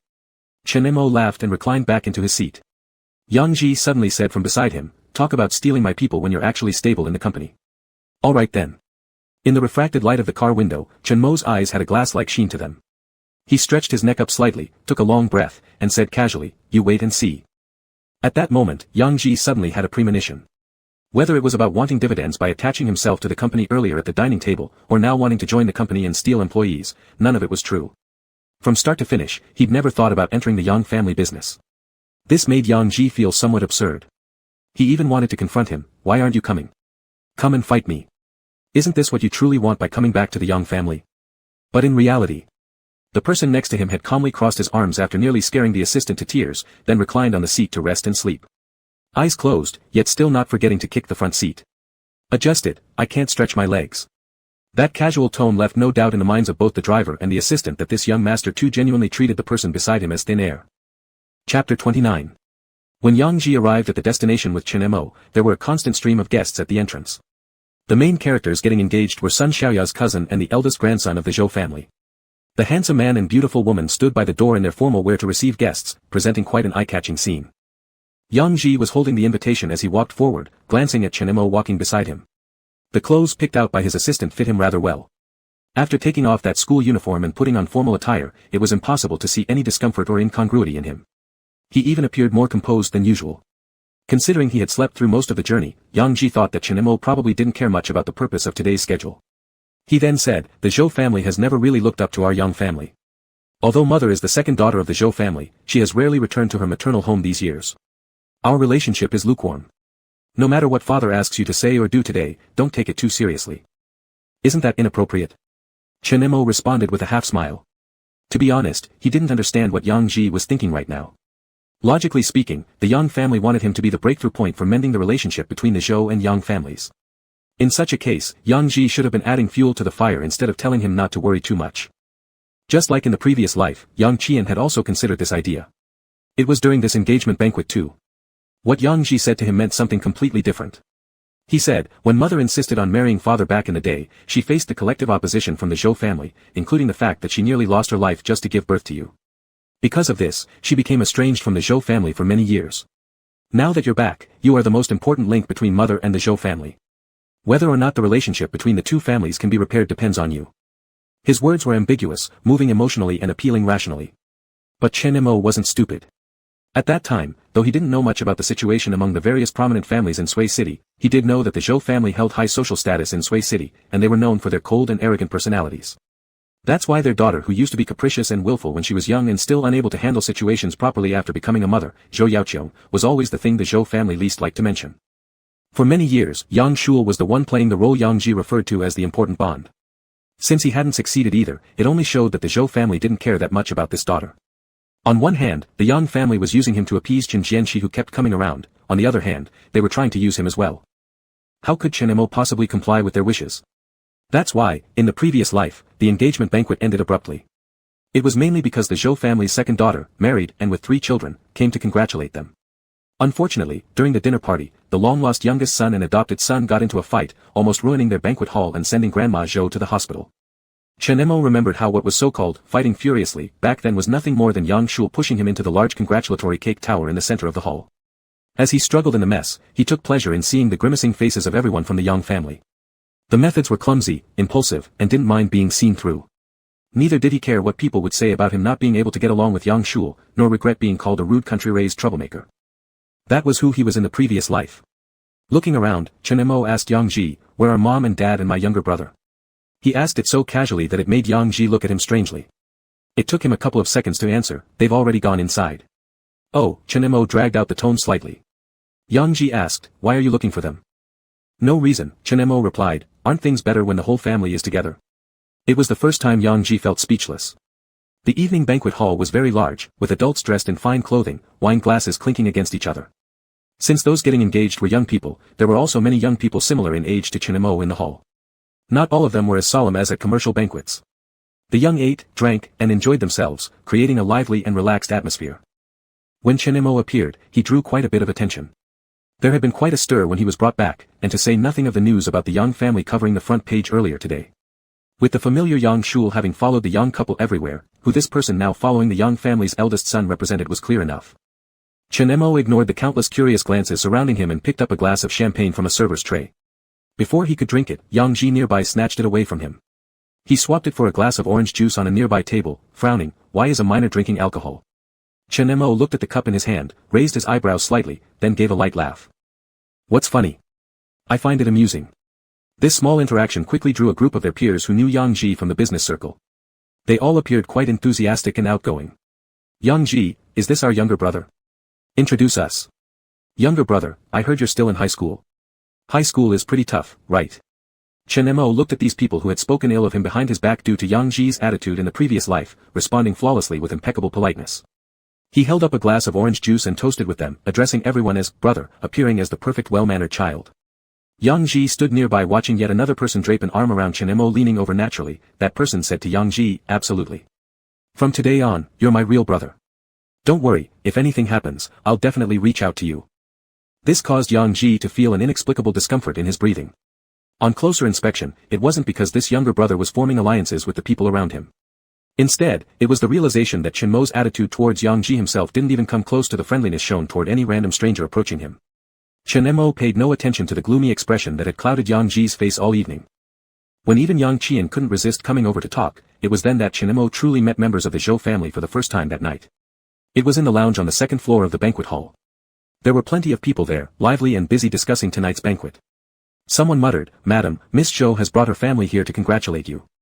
Instantly, the crowd fell silent and turned around to look at the doorway. For the first time in both lifetimes, Chen Mo carefully scrutinized this woman, the most powerful figure in the Zhou family. She was around 70 years old, with silver-streaked hair neatly tied back. Dressed in an old-fashioned cheongsam and wearing jade bracelets, age might have taken away her youthful appearance but left her grace and elegance intact. Zhou Yaoqiong stepped forward first, "Mom." As she received no response from the elderly lady, Zhou Yaoqiong felt uneasy and instinctively pulled on the arm of the person next to her. Taking a step forward, she said, "You haven't seen Shul in a long time, have you? The last time he saw you, he was still in junior high. Shul, hurry up and greet Grandma." Yang Shul tightened his fingers so much that the knuckles turned pale. He actually feared this old woman. His feeling towards Grandpa Yang Song was completely different, because he clearly knew that Mom always treated this grandma with caution. Dad, too, had areas where he needed help from the Zhou family. Ever since he was young, he disliked visiting the Zhou household the most. But now he had no choice. His current situation was already awkward enough, with Dad placing all his hopes on Chen Mo. If he couldn't win the old lady's favor, he'd have even less standing in the Yang family. He took 2 steps forward, bent down, grasped the elder's hand, and smiled faintly. "Grandma, it's been a while, how are you doing recently?" "I'm fine." The old lady's education did not let her pull her hand away immediately, but her tone was light, "Don't stand there, find a seat and sit down." Yang Shul sighed in relief. What he feared most was that the old lady would reject shaking hands with him because of his current status. However, that did not happen, which meant he had won. Sure enough, Zhou Yaoqiong and Yang Qian's faces lit up slightly. The next moment, the old lady glanced at her daughter, suddenly saying, "Didn't they say you've brought your whole family to see this old woman, or what? Is this all you have, a single son?" Zhou Yaoqiong stiffened momentarily. She originally planned to bring Chen Mo by her husband's request just to meet her mother-in-law. In fact, even Shul couldn't accomplish this. Moreover, she didn't believe Chen Mo could gain the old lady's approval. Besides, given that Chen Mo hadn't even returned home recently, Zhou Yaoqiong found it hard to fathom his thoughts. If he messed things up, or worse, upset the old lady, then. Zhou Yaoqiong hesitated, then beckoned, "Xiaomua, come in." Almost everyone present was a relative of the Zhou family. At the sight of the person standing at the door, the young man displayed an air of composure, neither overbearing nor submissive. Upon hearing the invitation, he walked inside with confidence. Whispers arose from those gathered. "This child looks quite handsome. He does resemble his parents a bit. To me, biological children are better. Haven't you seen today's news?" The other one even wept with joy upon reuniting with his biological father. Who knows what this young family is thinking about? Stop talking. Back in the day, Miss Zhou eagerly married into the Yang family. It was only after Mr. Yang Qianan had a second son that he fully settled down. Do you think why Miss Zhou values a non-biological son so much? These murmurs weren't just heard by Chen Mo but also by Yang Shul naturally. By the time Chen Mo reached the old lady, he could almost feel a fiery gaze directed at him, trying to burn right through him. Chen Mo turned his head and smiled. "Younger brother, is there something?" Yang Shul hesitated, pulling himself out of his emotions, glancing at the old lady who was looking at him, and lowered his eyes, shaking his head, "Nothing." Then he stepped aside. The old lady had observed this little episode, and her gaze towards Chen Mo now carried a hint of approval. She opened her mouth and said, "Your mother was foolish, and I spoiled her too much. You've suffered because of it these years." "Ah," Chen Mo softly responded, somewhat surprised, but quickly smiled, "Grandma, you're exaggerating. I'm doing pretty well now." The old lady nodded and gestured him over, "Come here." Chen Mo moved forward and squatted down naturally. The old lady patted his hair and said, "You have the blood of the Zhou family running through your veins as well. The Zhou people are not accustomed to bowing to others all their lives, nor will they ever be forced into doing what they don't want to. If you're not happy at the Yangs, why not come to the Zhou family? You can live with Grandma." Upon hearing these words, Chen Mo understood that the old lady clearly knew what plans the Yangs were up to. Yet he was still grateful that the old lady did not speak harshly to him but chose this protective way, hinting subtly that he didn't necessarily need the Yangs, while at the same time putting pressure on Yang Qian. In his previous life, his obstinacy caused him to miss out on the goodwill from the elder Yang family and never got to hear the words from grandmother Zhou. That was regretful. However, Chen Mo looked up, smiled, and said, I might be a bother if I stay too long. Today is cousin's engagement banquet. If he knew I kept you upstairs hosting for so long that things went wrong, wouldn't your wish for a great-grandchild be postponed? A small joke easily brushed aside the topic. Instead, it brought several complaints from around them. You're only so young, yet you dare joke about your cousin. Old lady, please control his mouth. Remember to visit Grandma Zhou during the New Year celebration, and she'll properly discipline you. The atmosphere in the lounge was lively and harmonious. No one present was foolish, everyone could see that Chen Mo was deliberately making the old lady happy. Since the old lady favored him, others naturally followed suit. Excluding Yang Ji who remained uninvolved throughout, the young couple on the scene, including Yang Shul who greeted the old lady first, were in an awkward situation of being intentionally ignored. When they came out of the lounge, Yang Qian stared at Chen Mo for a while, wanting to say something, but in the end turned and left. After all, Chen Mo indeed received favor from the Zhou family. But this favor was fundamentally different from what he had imagined. And there was no outlet for him to vent his anger. This unexpected twist put Chen Mo in a good mood. As they walked downstairs together, Yang Shul behind him asked, was that on purpose? Chen Mo didn't deliberately acknowledge it. He simply told the truth, I didn't plan to help my family, but this really wasn't intentional. Chen Mo stopped on the stairs, turned back to look at the person behind him, and smiled faintly, saying, do you want to know why you must reunite with your biological father? Yang Shul's eyes gradually widened. Chen Mo stopped smiling and quietly said, because I wanted it that way. He successfully prevented the tale behind him. As Chen Mo went downstairs, he happened to meet the ongoing ball below. The main star of the day was already nearing the end of their dance. Next, it would be the turn of the guests to enter the floor. The class committee member in a white dress rushed over hastily, almost colliding with Chen Mo. Looking up and seeing him, she immediately grabbed him and said, save me. Huh? Chen Mo was taken aback. Sun Xiaoya treated it like trying to save a dying horse, pulling Chen Mo towards the dance floor while cursing, Su Sikhen is such a jerk. How dare he ditch me, when I see him tomorrow, I'll definitely tear him apart. Chen Mo found it amusing and glanced around. Didn't he come? He said he was stuck in traffic. Do you believe that? He's definitely lying. By then, they were already inside the dance floor. Looking at the person in front of her, Sun Xiaoya thought about his background, her tone became desperate, and she asked with her last hope, at least you know a bit of social dancing, right? Isn't it too late to ask now? Chen Mo smiled and said, I'll try not to let you fall. Just as he finished speaking, the music began. Chen Mo politely lightly held the waist of the girl, making a gentlemanly gesture. Sun Xiaoya was stunned. From the moment Chen Mo led her spinning on the dance floor, Sun Xiaoya realized she hit the jackpot today. Not only due to the slowly stopping glances from around her, but also because of the feeling that even after learning for many years, she was effortlessly guided. Kicking legs, swaying hips, spinning. The music changed continuously in her ears, and her body naturally adapted to changing dance styles. From tango to rumba to Latin, it was exhilarating. Loud applause echoed around. You dance really well, came the generous praise as they stopped. It was the first time Sun Xiaoya felt her ears burning. Looking at the sweat-dampened jawline of Chen Mo, she said in a daze, can I chase after you? After blurting this out, she immediately heard Chen Mo's laughter. As if guided by some mysterious force, Sun Xiaoya reached out impulsively, wanting to wipe the sweat from Chen Mo's chin. The next second, she noticed his laughter suddenly halted and the person before her stepped back a few steps, distancing far away. And just then, that traffic-jammed, good-for-nothing man finally arrived.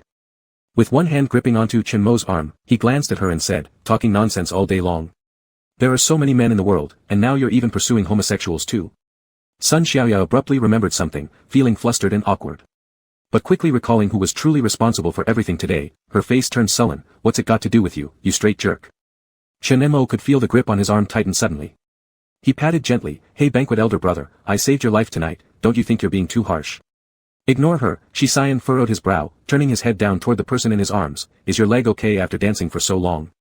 Chen Mo moved slightly and tested, still alright. Shisayan nodded. Tonight, he was also dressed in a black suit, but he had already taken off the jacket and held it in his hands, the pants fitted neatly on him with an erect posture. Chen Mo felt a bit regretful, you didn't dance.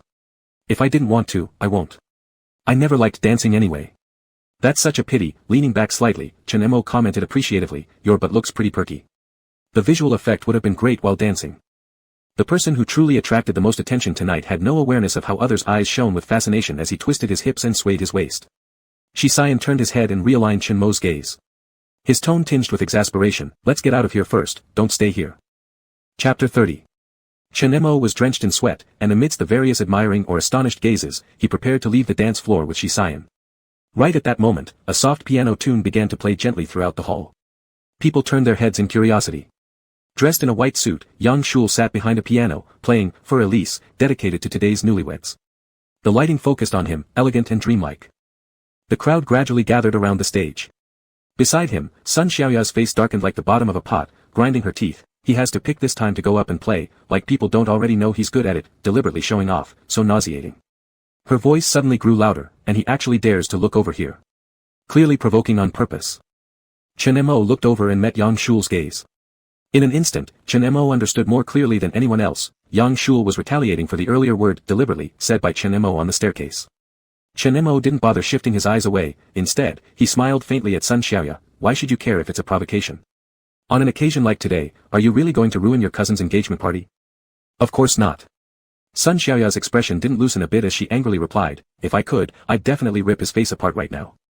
Chen Mo had witnessed such quarrels between them before, so he wasn't surprised by her anger. Yet, he didn't warn Sun Xiaoya.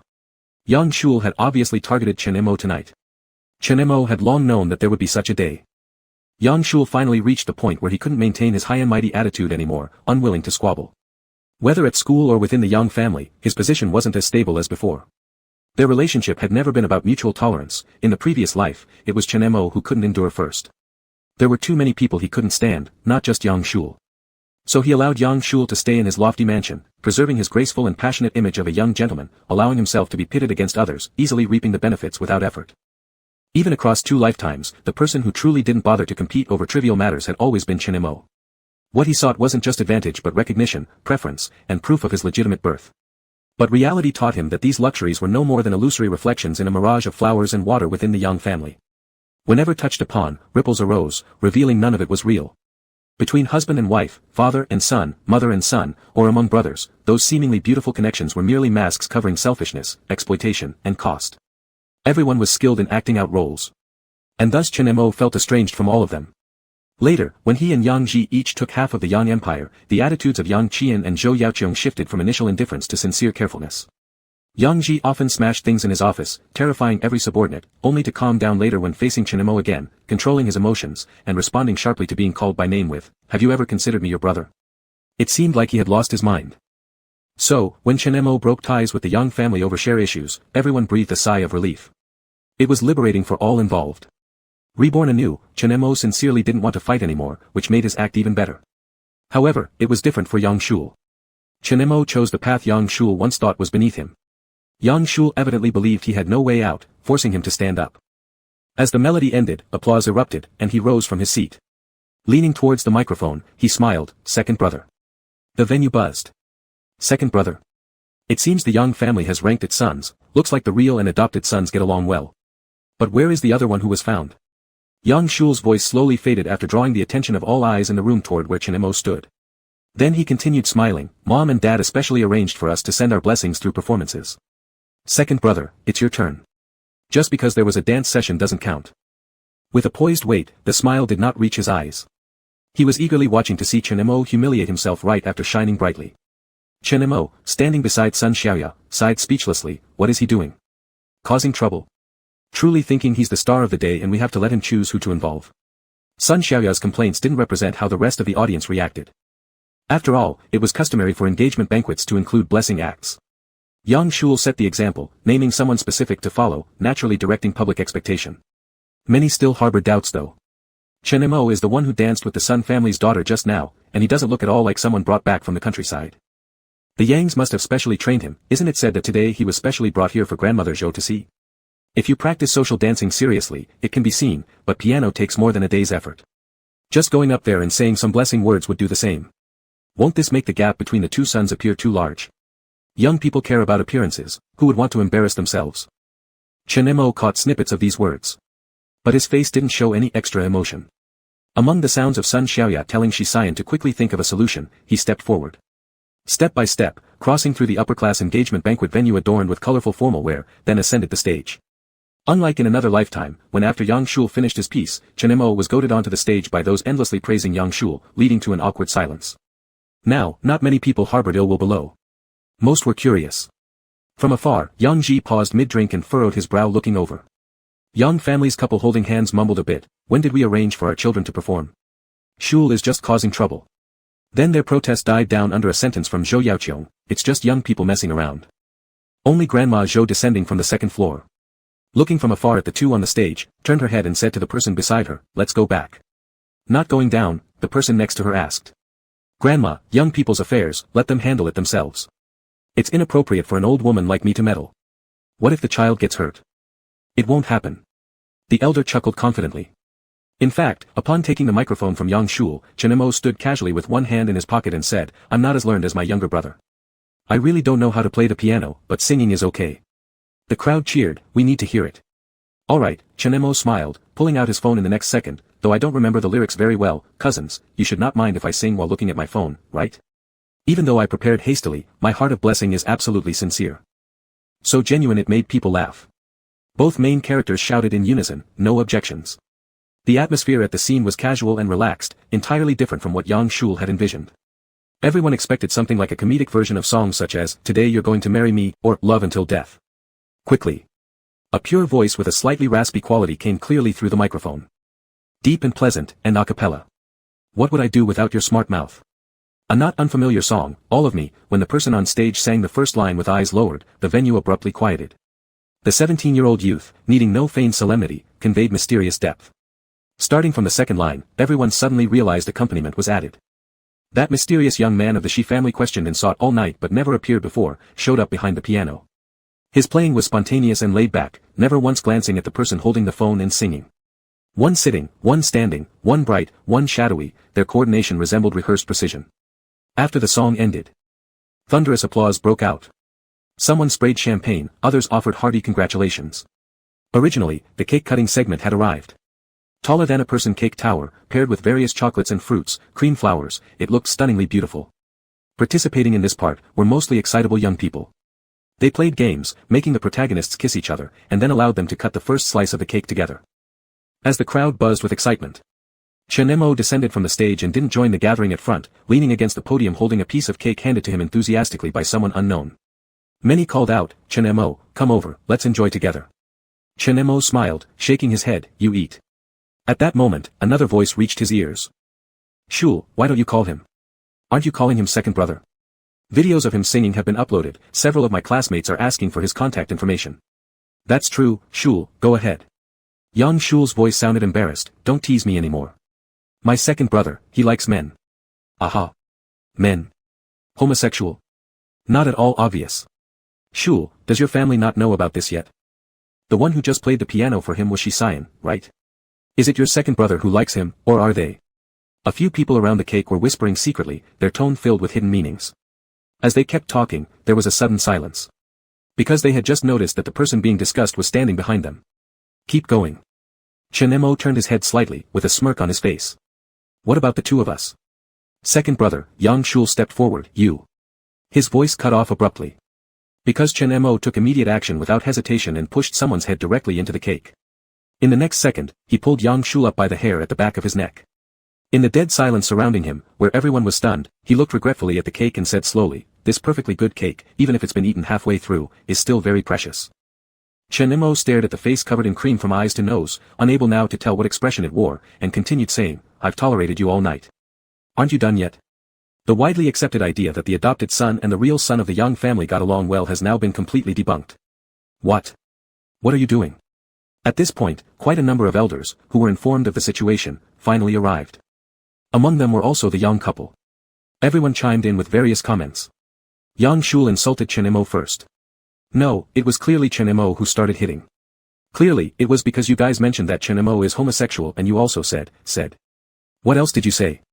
An increasingly angry Yang Qian asked loudly. Chen Mo's status as a homosexual, originally confined within the scope of the school, has now become common knowledge among the entire upper-class circle of Suicheng. Not considering the stance of various families, Yang Qian must be very angry. The one who spoke earlier decided to take the matter to its conclusion and shouted loudly, and they also said whether Chen Mo liked Shisayan. Shisayan helped him with the accompaniment, and it was uncertain if they're not actually dating. Chen Mo put a hand to his forehead. Watching Yang Qian go from rage, to shock, to numbness, and then to an expression of mixed surprise and joy, made him feel sick. Chen Mo looked towards the person who had spoken before, classmate, if giving a musical accompaniment means I like someone, sharing the same frame would mean we're in love, and since we share the same dormitory, shouldn't it imply we've already slept together? Are you spreading false rumors about Shisayan because he isn't here? The comment rendered the person who had spoken earlier speechless, stupefied by the question. Chen Mo ignored Yang Qian's gaze and glanced disdainfully at Yang Shul, opening his mouth to speak, watch your so-called good son. It doesn't matter if I am or am not homosexual, there's no need for him to publicize it. If Shisayan gets into trouble over this from the Shi family, parents, then I fear the embarrassment will not be the only problem for you. The back door of the banquet hall led out to a small garden. 10 minutes later, the main character of the previous incident was leaning against a wall in a darker corner, the faint glimmer of firelight flickering on the tip of a cigarette. Someone came out from the archway directly opposite, which happened to be Shisayan, who after providing the musical accompaniment earlier, had disappeared. He walked up and stood there. Chen Mo looked up, have you heard? You must feel embarrassed by the implication. Shisayan glanced at him, you have refuted it, mentioning straightaway having sex in a light-hearted way makes me question your former school environment. Not bad. Chen Mo replied somewhat absent-mindedly. However, he remembered Master Go mentioning that Shisayan went abroad in a past life seemingly due to issues related to sexual orientation. To be targeted by such rumors, yet enduring it fairly calmly was surprising. Since Shisayan stated that he wasn't interested in men, Chen Mo had clarified the matter and wouldn't delve into it further by questioning. He merely said, what was up with you today? Delaying by tricking Sun Xiaoyao about traffic jams, so many people looking for you throughout the evening, where did you go? Curious? He asked. Chen Mo paused, nodding. Next moment, the figure before him bent slightly, Chen Mo feeling fingertips gently grasp his wrist hanging by his side. They slowly slid down along the wrist, passing over the palm, fingers, and finally taking away the cigarette he had been holding. After achieving his purpose, Shisayan stood up. He looked at the object in his hand, raising an eyebrow, smoking again. I'm annoyed. Chen Mo frowned. He didn't come here today to play a grand role alongside Yang Shul, yet ended up putting on a show for free. Shisayan's eyes darkened, giving Chen Mo a fleeting sense of misapprehension, almost making him feel that his mood tonight seemed pretty decent. Chen Mo quickly heard him say, bring out the cigarette case. It's being confiscated. It was slow but allowed no refusal. Chapter 31. Chen Mo tried to clarify, you just mentioned that a no smoking rule in 413, but this is off campus. There's no such rule here, right? Shisayan responded, there is now. Chen Mo, no way. Really not. Shisayan raised his eyebrows. Chen Mo imitated him, The door to the back garden was occasionally pushed open, with people going in and coming out. Occasionally, someone would notice the dark corner nearby, where two people stood close to each other. But due to the dim light, their faces couldn't be seen clearly. If someone could recognize them, they would realize that the other people's child often used by various families as a model for educating their own young ones, Shisayan, the pride of the Shi family, was at that moment holding back the long-lost biological son retrieved by the Yang family. Neither polite nor gentlemanly. He effortlessly restrained the other person's hand, forcing it into the other's pocket and pulling out half a pack of cigarettes. Acting like an unruly bandit who couldn't even be bothered to argue reasonably. Chen Mo was left baffled by his antics. Not until the cigarettes ended up in the other's hand did he stammer, asking in confusion, if you want to beg or something, that's fine, but what's the point of just grabbing them outright? Just then, someone approached, and Shisayan casually tossed the snatched cigarettes over, glancing at Chen Mo once before saying, I don't smoke. Qi Lin, on the side, hastily caught the cigarettes. It was the first time Chen Mo saw him tonight, abandoning the thought of the stolen cigarettes, he asked, have you just arrived? I've been here all night. Qi Lin nonchalantly came closer, one elbow resting on Shisayan's shoulder, flipping through the cigarettes in his hand and said to Shisayan, what's the situation? You've already driven your uncle to cursing you every time he sees you. Now you're bullying classmates from the same dormitory here.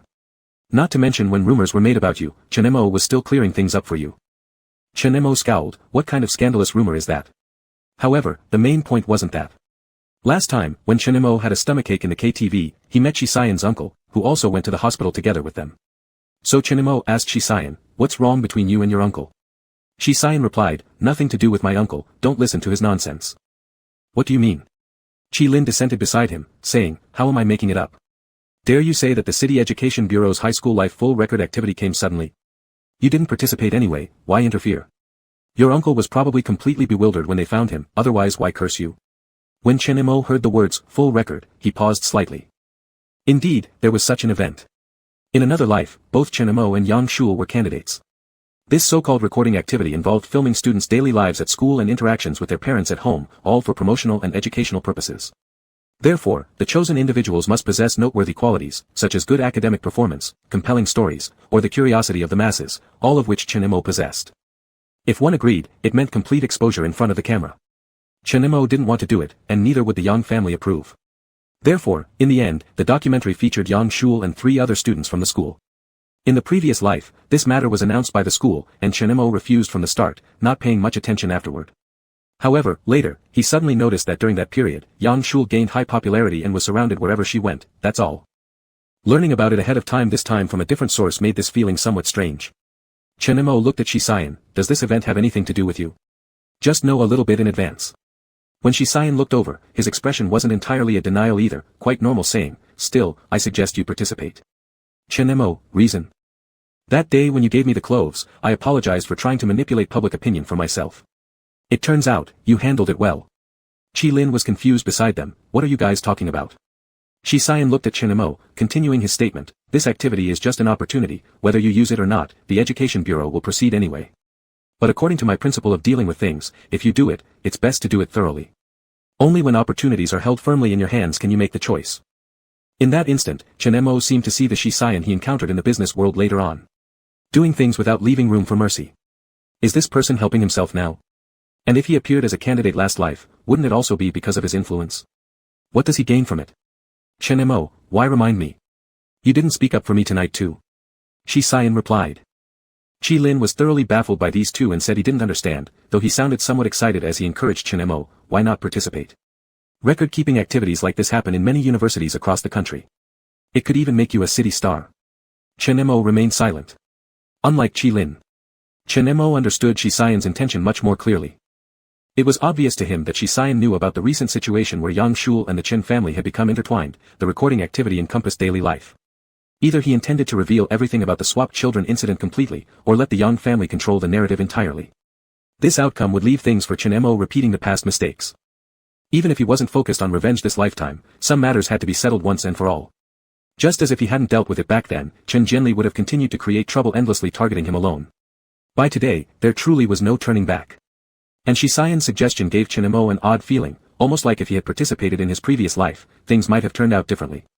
As though indeed, he'd had a chance to change something but missed it each time.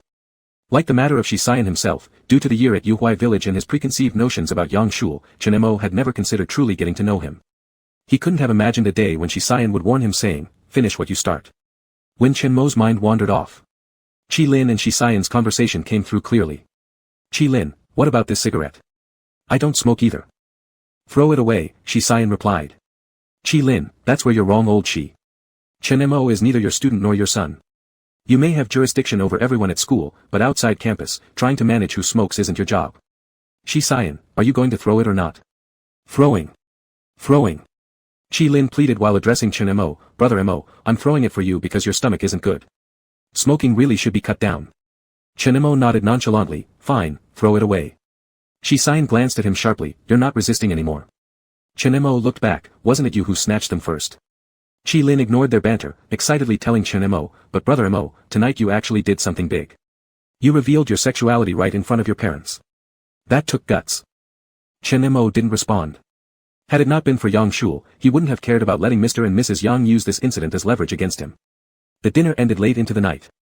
Once the revelry dispersed, Chen Mo prepared to call a taxi back to school. In no time, a black sedan approached nearby. Yang Ji sat in the rear seat, get in. Without hesitation, Chen Mo got in. Yang Ji brought him here, so taking him home made sense. After all, he didn't want to freeze standing outside. As soon as Yang Ji's car left, another vehicle that had parked by the road also started moving. Uncle Lin asked the person in the back seat, since he got into his brother's car, do we follow? There's no need, Shi Xian replied coolly before leaning back, let's go back. Uncle Lin turned at the intersection. Driving toward the Zai's ancestral home, he casually questioned the person sitting quietly behind him, why not tell him that if you hadn't arranged people to intercept his adoptive father today, he probably would have already caused chaos and disrupted the wedding banquet. If such a thing were to occur, both the Zhou family and the Yang family would definitely lay the blame on him. Shi Xian slightly opened his eyes. Though the Yang family promised verbally, they eventually refused to pay. This issue cannot be counted as Chen Mo's responsibility, so the consequences shouldn't land on him either, Shi Xian spoke calmly. Since we've already interfered with public opinion, helping him out of trouble is only appropriate. Uncle Lin chuckled, then why still use your second uncle as an excuse? An excuse? Shi Xian slightly leaned closer, gazing at the darkening scenery outside the window, the event is real, my intention to remind him is true too, it doesn't count as an excuse. Uncle Lin looked ahead on the road reflecting, do you remember? The first time I saw you, it was when you took that kid to the hospital. With your temperament then, you dropped him straight off at the entrance. Shi Xian seemed lost in thought for a moment. He smiled faintly looking down. Things are different now. Uncle Lin, didn't take long from back then. Yet I kind of regret it, Uncle Lin. This emotion was unfamiliar even to Shisayan. Who would have guessed he could feel regret? And all because he abandoned a fellow student he barely knew at the hospital entrance that day. He was running a fever, utterly alone. Shisayan had no doubt that entire evening, the student was all by himself in the hospital. And as to why he regrets. Uncle Lin appeared to know quite a bit, saying, "Young Master Yen, your grandfather once said something about you that I found quite accurate. From a young age, you've lacked nothing and been so outstanding that someday, your arrogance would bring regrets. That boy has a good character and is open-minded. I doubt he'd dwell on that little incident." Shisayan leaned his elbow against the car window. Indeed. Chenemo wouldn't care, that little event was just a scratch compared to what he had endured. For Shisayan, who by now knew Chenemo so well, one time of understanding was enough. Shisayan took out his phone and sent a message to Chenemo, "Let me know when you get to school." A ding sounded as a response came back. "I won't be able to make it, staying home tonight." Shisayan furrowed his brow. Another message arrived from the other side, "Yang Ji must have gone crazy or something, I woke up to find him already at my doorstep." From those periods in the sentences, Shisayan could roughly tell how exasperated the other party was. He chuckled softly. "Shall I come pick you up?" "That's not necessary, if I'm staying, might as well enjoy it, least the bed's softer than in the dorm." Chenemo replied, finally getting out of the car. The young family villa remained brightly lit even in the night. This was the first time Chenemo returned since starting to live on campus. The young couple and Yang Shul had already arrived earlier. Servants bustled about, after all, young master with a head full of cream necessitated attention. With different expressions on their faces, it was unclear if they had quarreled along the way, but upon arriving, both retreated to their respective rooms without acknowledging each other. Chenemo trailed closely behind Yang Ji, stifling a yawn while entering. A servant hurried by holding a small bottle and almost caused Chenemo to stumble. With a smash, the purple-red little bottle shattered. The intense fragrance irritated the nose. Yang Ji glared coldly, "What are you doing? So careless." "Master," the servant flinched, especially seeing Chenemo beside him, reminded instantly of the smashed stew pot incident. Nervously uttering, "This is the fragrance brand Master Shul often uses. His room ran out, and I was just bringing it upstairs." As soon as the servant finished speaking, a loud voice boomed from upstairs, "Ace Yang. Why hasn't it been brought up yet?" Simultaneously, atop the staircase appeared Yang Shul in a bathrobe. The whiteness of his hair still visible indicated he had been harshly scrubbed, red-faced clearly showing annoyance and irritation ready to explode. But Yang Shul saw clearly who stood below. And quickly rushed down the stairs. Gritting his teeth, "Chenemo. After pulling off such a thing, how dare you come back?" Chenemo looked towards Yang Ji, "I'd like to ask too, how did I return?" Yang Ji frowned deeply at Yang Shul's attitude, "Shul, this is his home too. What's wrong with him coming back?" "Brother." Yang Shul first vented anger, then directed eyes filled with rage and at Yang Ji, pointing at Chenemo, "He shoved me into the cream right in front of everyone. He went too far." Yang Ji continued frowning, "Didn't you force him onto the stage first?" "I just casually mentioned it during interaction. He already danced in front of everyone, how was I supposed to know he didn't want to?" "Ah." Chenemo dragged out the sound, "Just a hand itch, accidentally pressed you in there. You didn't react at the time, so I thought you were willing." "Chenemo, you." Chenemo stepped over the shards of glass on the ground. Addressing the still stunned servant, "Send some essential oils to my room that can help sleep through bathing, but don't make the smell too strong." "Yes, yes sir." The servant agreed. "Yang Shul, first, send mine, since it's broken go fetch another set." The servants were all dumbstruck, unsure of what to do. Chenemo walked upstairs, sent his first. "Brother, good night." Behind him came Yang Shul's complaining voice, as well as Yang Ji's ambiguous reply which seemed neither soothing nor patient. Chenemo ascended the stairs, entered his room. The room was the same as when he left, reasonably clean. Chenemo randomly picked out an unworn sleeping robe and entered the bathroom. The only advantage of this room was its ultra-large bathtub with massage features. Chenemo turned on hot water and soaked until drowsy. Until the knock on the door sounded. The servant cautiously handed over the essential oil and his phone, saying, "Young Master Mo, I noticed your phone kept lighting up, so I brought it in for you." "Alright, thank you." Chenemo accepted it with wet hands, noticing numerous messages. The latest one was from Shisayan. He asked, "Really sure no need to pick you up?" With water on his hands, Chenemo found typing inconvenient and simply initiated a video call instead. This was the first time Chenemo had ever made a video call to Shisayan, as they usually saw each other in school on a daily basis. It rang twice before the other side picked up. Shisayan looked even more stunning on the video call. The camera captured him from the waist up, making it impossible to tell where he was. All that could be sensed was that he should be in a room or at home, with quiet surroundings. "Class president." Chenemo addressed him like this. The hot water had slightly hoarsened his voice, and the massage at the lower back was at its strongest intensity, causing him to hum softly before lazily saying, "Don't worry, you really don't need to pick me up."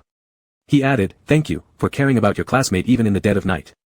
The gaze of Shisayan on the screen momentarily froze, as he frowned and asked lowly, "What are you doing?" "Taking a bath." Chenemo replied, only then noticing the redness on his face reflected in the small window and his wet hair, with his entire body gently trembling due to the vibrating massage function. He quickly realized the possible misunderstanding on the other side's part. Smiling broadly, he leaned to one side on the edge of the bathtub and looked into the lens. "Rest assured, no matter how shameless I might be, I wouldn't do anything inappropriate while looking at your face." Shisayan watched the man on his phone who couldn't stop laughing. He asked, "What can you possibly do?" Due to leaning towards the lens, Chenemo got very close to it, either deliberately or unintentionally, without uttering a sound, but the two words could be faintly lip-read. "Masturbating." Then, amidst the indiscernible expression in Shisayan's eyes, he burst out laughing. Chapter 32. The next day, when Chenemo woke up, he stared at the almost 5-minute video call he had with Shisayan last night on his phone, lost in thought. How did it end again? Oh, right, Shisayan said he was going to the training base today and had to sleep early. And how did the topic of self-pleasure get diverted? Chenemo could no longer recall. He just felt that Shisayan was indeed a master at changing topics. Chenemo got out of bed, brushed his teeth and washed his face, then left the room. The entire villa was very quiet. Until a voice came from behind, "Excuse me." Chenemo looked at Yang Shul, whose face was gloomy, and cheerfully greeted him, "Good morning." This "good morning" made Yang Shul's eyes express not just disgust but also confusion. He said, "How can you act as if nothing happened after doing such things?" "I didn't act like nothing happened." Chenemo raised an eyebrow. "We're not putting on a show of brotherly affection, I think I did a pretty good job." "You." "Hey," Chenemo interrupted, "don't push me to swear this early in the morning." Yang Shul instantly looked like he needed to poop. Looking up at the other side of the corridor, his voice was filled with unbearable discomfort as he called out, "Brother." Yang Ji walked over, asking, "What's going on?" "Yang Shul, ask him." By the time Yang Ji arrived, Chenemo had already gone downstairs without even greeting Yang Ji. Yang Ji shifted his gaze from the descending figure back to Yang Shul, speaking calmly, "Lele, what did I tell you last night?" This question paused Yang Shul for a moment. His eyelashes slightly drooped. "I know he's not someone to mess with, and I haven't intentionally provoked him. But brother, before he went to live on campus, it wasn't like this." Yang Ji asked, "Then how should it be?" Yang Shul looked up, "At least our parents wouldn't always fight because of him, and you never let me off the hook without finding out the truth first whenever anything involving Chenemo happens." Yang Ji frowned deeply. "I was there the whole time yesterday." "Brother, do you really think I'm being unreasonable?" Yang Shul looked at Yang Ji, trying to find traces of indulgence or guilt from his eyes that he used to know well, but he couldn't. He finished his sentence. "Back then, inside the house, it was him who forcibly stopped my friends from entering the pool, and he was falsely accused of plagiarism by the teacher, which ended up making it seem like it was all my fault. Why have my friends turned against me? Why can't I even stay in the advanced class anymore? It's not that this family can't accommodate him, it's that he can't accommodate me." Yang Ji truly lacked patience about this matter. But he still comforted with a sentence, "You're thinking too much, he doesn't even plan to come back. Isn't this exactly what he wants?" Yang Shul seemed like these words had been pent up all night as he stared directly at Yang Ji. "He will ruin the Yang family. The home that used to be so good." Yang Ji laughed as if he were calming down a child. "You need to accept a reality, Shul, he has returned, and this fact can't be changed." Yang Shul lowered his head. The line of his jaw was slightly tense. "Is that true? Can't it be changed?"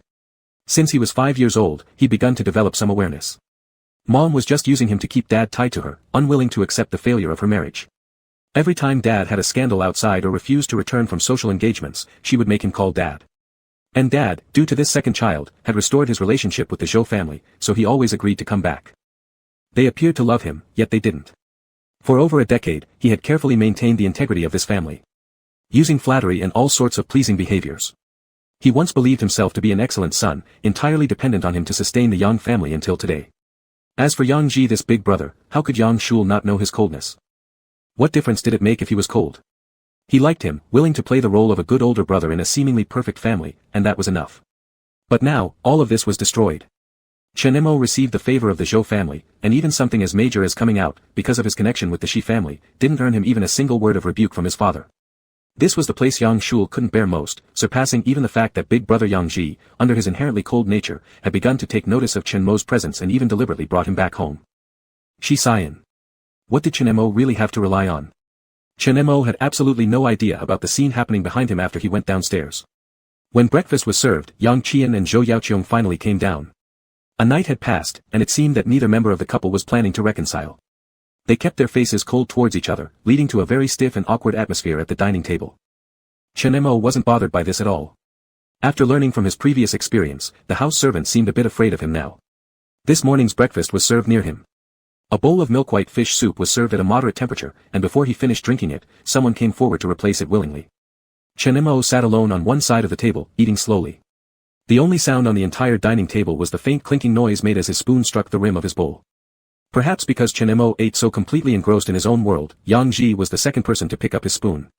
As a result, the remaining members of the family stood out even more. Yang Qian originally intended to play the part of the patriarch and scold Chenemo for what happened yesterday, but no words came out of his mouth. Instead, he asked, "Xiao Mo, you and Shi Xian." "Dad." Yang Shul interrupted him. Yang Shul said, "It's just rumors. You know Grandpa and Mr. Shi have some old connections. Our two families have been maintaining contact for years due to these relationships. In school, Ayuan also helped me a lot. We shouldn't let these rumors get too far. If we bring it up clearly within our own home, when it gets back to the Shi family's ears, it might cause unnecessary trouble." Yang Qian coughed awkwardly. In fact, he had a project that required getting connected with the Shi family. Grandpa would never act as a mediator in such things. Although he could be ruthless at times, he didn't want others to know he was trying to exploit his son for advantage. So, after suppressing his emotions, he turned toward Yang Shul and said, "Since that person took care of you so much, you should invite them over for meals at our place." "Dad," Yang Shul poked his bowl, "I'm no longer in the advanced class." After finishing, he glanced over at Chenemo. Yang Qian immediately remembered the water and fire conflicts between his two sons at school. Currently pressured by projects, Yang Qian turned toward Chenemo, saying, "You went too far. What's the big deal between the two of you? Why make such a scene that lets others mock our family?" Chenemo almost laughed listening to this father-son tandem performance. He finished his bowl of soup one mouthful at a time. When it was empty, he put down the washed bowl and said to Yang Shul, "I remember you were the one who voluntarily transferred to the regular class, right?" Yang Shul hesitated and said, "If I hadn't been forced to leave, do you think I'd go there willingly?" Yang Qian paused, adding, "Exactly, if he could stay in the advanced class without any issue, why would he choose to switch to the normal class?" Indeed, Chenemo nodded, wiped his mouth, stood up, and said, "Wasn't it me who forced you to leave the class?" Yang Shul stuttered, "I didn't say that." "In that case, good." Chenemo pushed his chair away and waved to summon a servant to bring him his backpack. He slung it over his shoulder and then announced, "I'm done. I'll head off first." Though he claimed to leave earlier, his feet remained still. Then, after everyone looked over, he added, "Oh, by the way, Shi Xian should dislike being used very much. Dad, don't bother inviting him over for dinner. And little brother, you should stop mentioning Ayuan specifically during meals, it's an odd habit you need to change. I'm serious. That's my suggestion. Now, I'm leaving. Ayuan." While sitting in the car, Chenmo's lips still muttered this term. Chenemo had only ever heard Shi Xian's uncle call him by that nickname. Now hearing it from Yang Shul, it felt entirely different from how it did in the past life. Previously, upon hearing it, it suggested a deep intimacy between the two. After all, Chenemo himself had never called Shi Xian that name publicly before. Now it just seemed too contrived and awkward. Probably due to having become close with Shi Xian recently. Chenemo arrived at school just as the bell for morning study rang. The neighboring desks were still arranged the same as before. There were two newly issued but untouched test papers lying on the desktop. Chenemo placed his bag down and casually shoved those two test papers into Shi Xian's desk. He left early with Shui Ping. Many people in the advanced class focused on competition prep paths. Even though it was only sophomore year, Chenemo had already heard a lot of talk about preparing for various competitions, chemistry, math, English, etc. This clearly illustrated the distinction between the advanced and regular classes. Under the influence of this environment, Chenemo felt no pressure, but suddenly experienced a sense of emptiness. It was hard to articulate that feeling, especially staring at the empty seat next to him all day, he began to feel quite unaccustomed to it. During break time, he didn't fall asleep anymore. Even resting with his head down, the bell sounded and he quickly got up. The weather in Suicheng changed rapidly. Within just a week, students progressed from wearing 2 layers to sweaters, then finally added jackets underneath their uniforms. Chenemo had prepared for the winter well and often joked about going into hibernation. It was another lunchtime after school. Old Go invited him to the cafeteria. It drizzled outside, and a gust of wind suddenly brought an icy chill to their faces. "Damn, it's cold," Old Go stomped his feet as soon as they went downstairs. Chenemo urged, "Let's go, if we wait any longer, we'll have to eat cold food again." Old Go took the lead and dashed forward, angrily cursing, "Freshmen these days. They run faster than stray dogs every lunchtime to grab food, leaving us older students suffering. Especially you old man who can't stand the cold." Chenemo immediately kicked his leg with knee pads towards Old Go's buttocks. "Don't push me. My last bit of kindness is not asking you to bring my food back to the classroom. Old Go quipped, thanks for your majesty's grace. Isn't that what a eunuch would say? Bullshit, it isn't. On their way, Qi Lin and his gang caught up. Brother Mo, still going out for meals in the rain? Chen Mo was speechless. Do you expect me to levitate instead of eating? Not what I mean. Why don't you just let one of us bring food back? We could do it any time. Qi Lin walked beside him, nudging under his umbrella while only wearing 2 layers, shivering as he said, every year in Suiqing, the winter arrives suddenly. Cold as hell. Brother Yen told me specifically to keep an eye on you before he left. Chen Mo paused. He asked you to look after me. Yes, he said, since you haven't experienced a Suiqing winter yet, he worries about your legs. In the training camp for competitions, using mobile phones wasn't as convenient as at school. Chen Mo didn't feel the distance because Qi Lin and his gang always mentioned Brother Yen casually each day, but upon hearing this sentence, he was slightly stunned. Qi Lin continued, your legs were treated by the Chinese medicine prescribed by him. If he comes back and sees you limping or something, he might be pissed off badly. I grew up in colder places, I'll be fine. Chen Mo ignored the strange feeling and asked, is the competition training camp really that bad? A male student beside Qi Lin said, hell yeah, I participated in High 1, but got eliminated halfway through. The winter when I attended, holy crap, if you didn't move fast at night, you'd only have cold water to wash your face. That wasn't doing a competition, it was purely about forging a steel-like willpower. A group of big guys laughed loudly, beginning various complaints. After the laughter died down, Chen Mo remarked, that must have been tough. Actually, that was just once. Within the province, so conditions being less ideal was normal, another guy added, with Brother Shi's abilities, surely entering national-level competitions is assured. Every time, the environment gets better and the competitors more skilled from across the nation. Someone sighed, they are indeed non-family members. In fact, these people talking about non-family members were already among the best of those preparing for the college entrance exam. Chen Mo couldn't help but marvel at the disparities in the world. By the time the group reached the cafeteria, the queue was already quite long. After moving around, the protective knee pad slid down a little, so Chen Mo bent down to adjust it. When he stood up, he suddenly realized something was about to bump into his face. The cameraman held the camera steady and did not retreat. This student's face looked amazing on screen. In the lens, there was someone in a short white down jacket, with a checkered scarf, hair slightly dampened by the rain sticking to their face, making their skin appear particularly pale. When looking at the lens, their eyes were ice cold. Staring straight ahead, their tone unfriendly, what's going on? Before the cameraman could explain, he first commented that with this face appearing in the full documentation campaign for the year, the promotional impact should already be sufficient. Chapter 33. Lao Go and Qi Lin's group also noticed the commotion. Without saying a word, they pushed directly in front of Chen Mo, stretching out their hands to shield him behind them. Who are you? Do you even know this is a school? Who let you in? Exactly, what are you filming? Especially Lao Go, his initial impression of Chen Mo was from the front page of the news. His background had some bizarre elements, his return had hung on the news for several days, so Lao Go's first reaction was that this guy was probably here for that reason. The cameraman was startled by this group of young men who were hostile. He quickly explained, don't misunderstand, I just came to say hi. No problem. Chen Mo brushed away the people in front of him and already guessed roughly what was going on as he looked at the camera. Did the school approve your visit? Yes, yes. The tall man nodded repeatedly, saying, it's about that consent form you signed earlier, used for promotion and educational significance events. I'm responsible for filming this time, my name is Zhang Biao. Oh, hello. Chen Mo greeted briefly. As the cameraman started to relax, Chen Mo suddenly said, I remember the school mentioned that this activity would not affect the daily lives of the students. That's correct.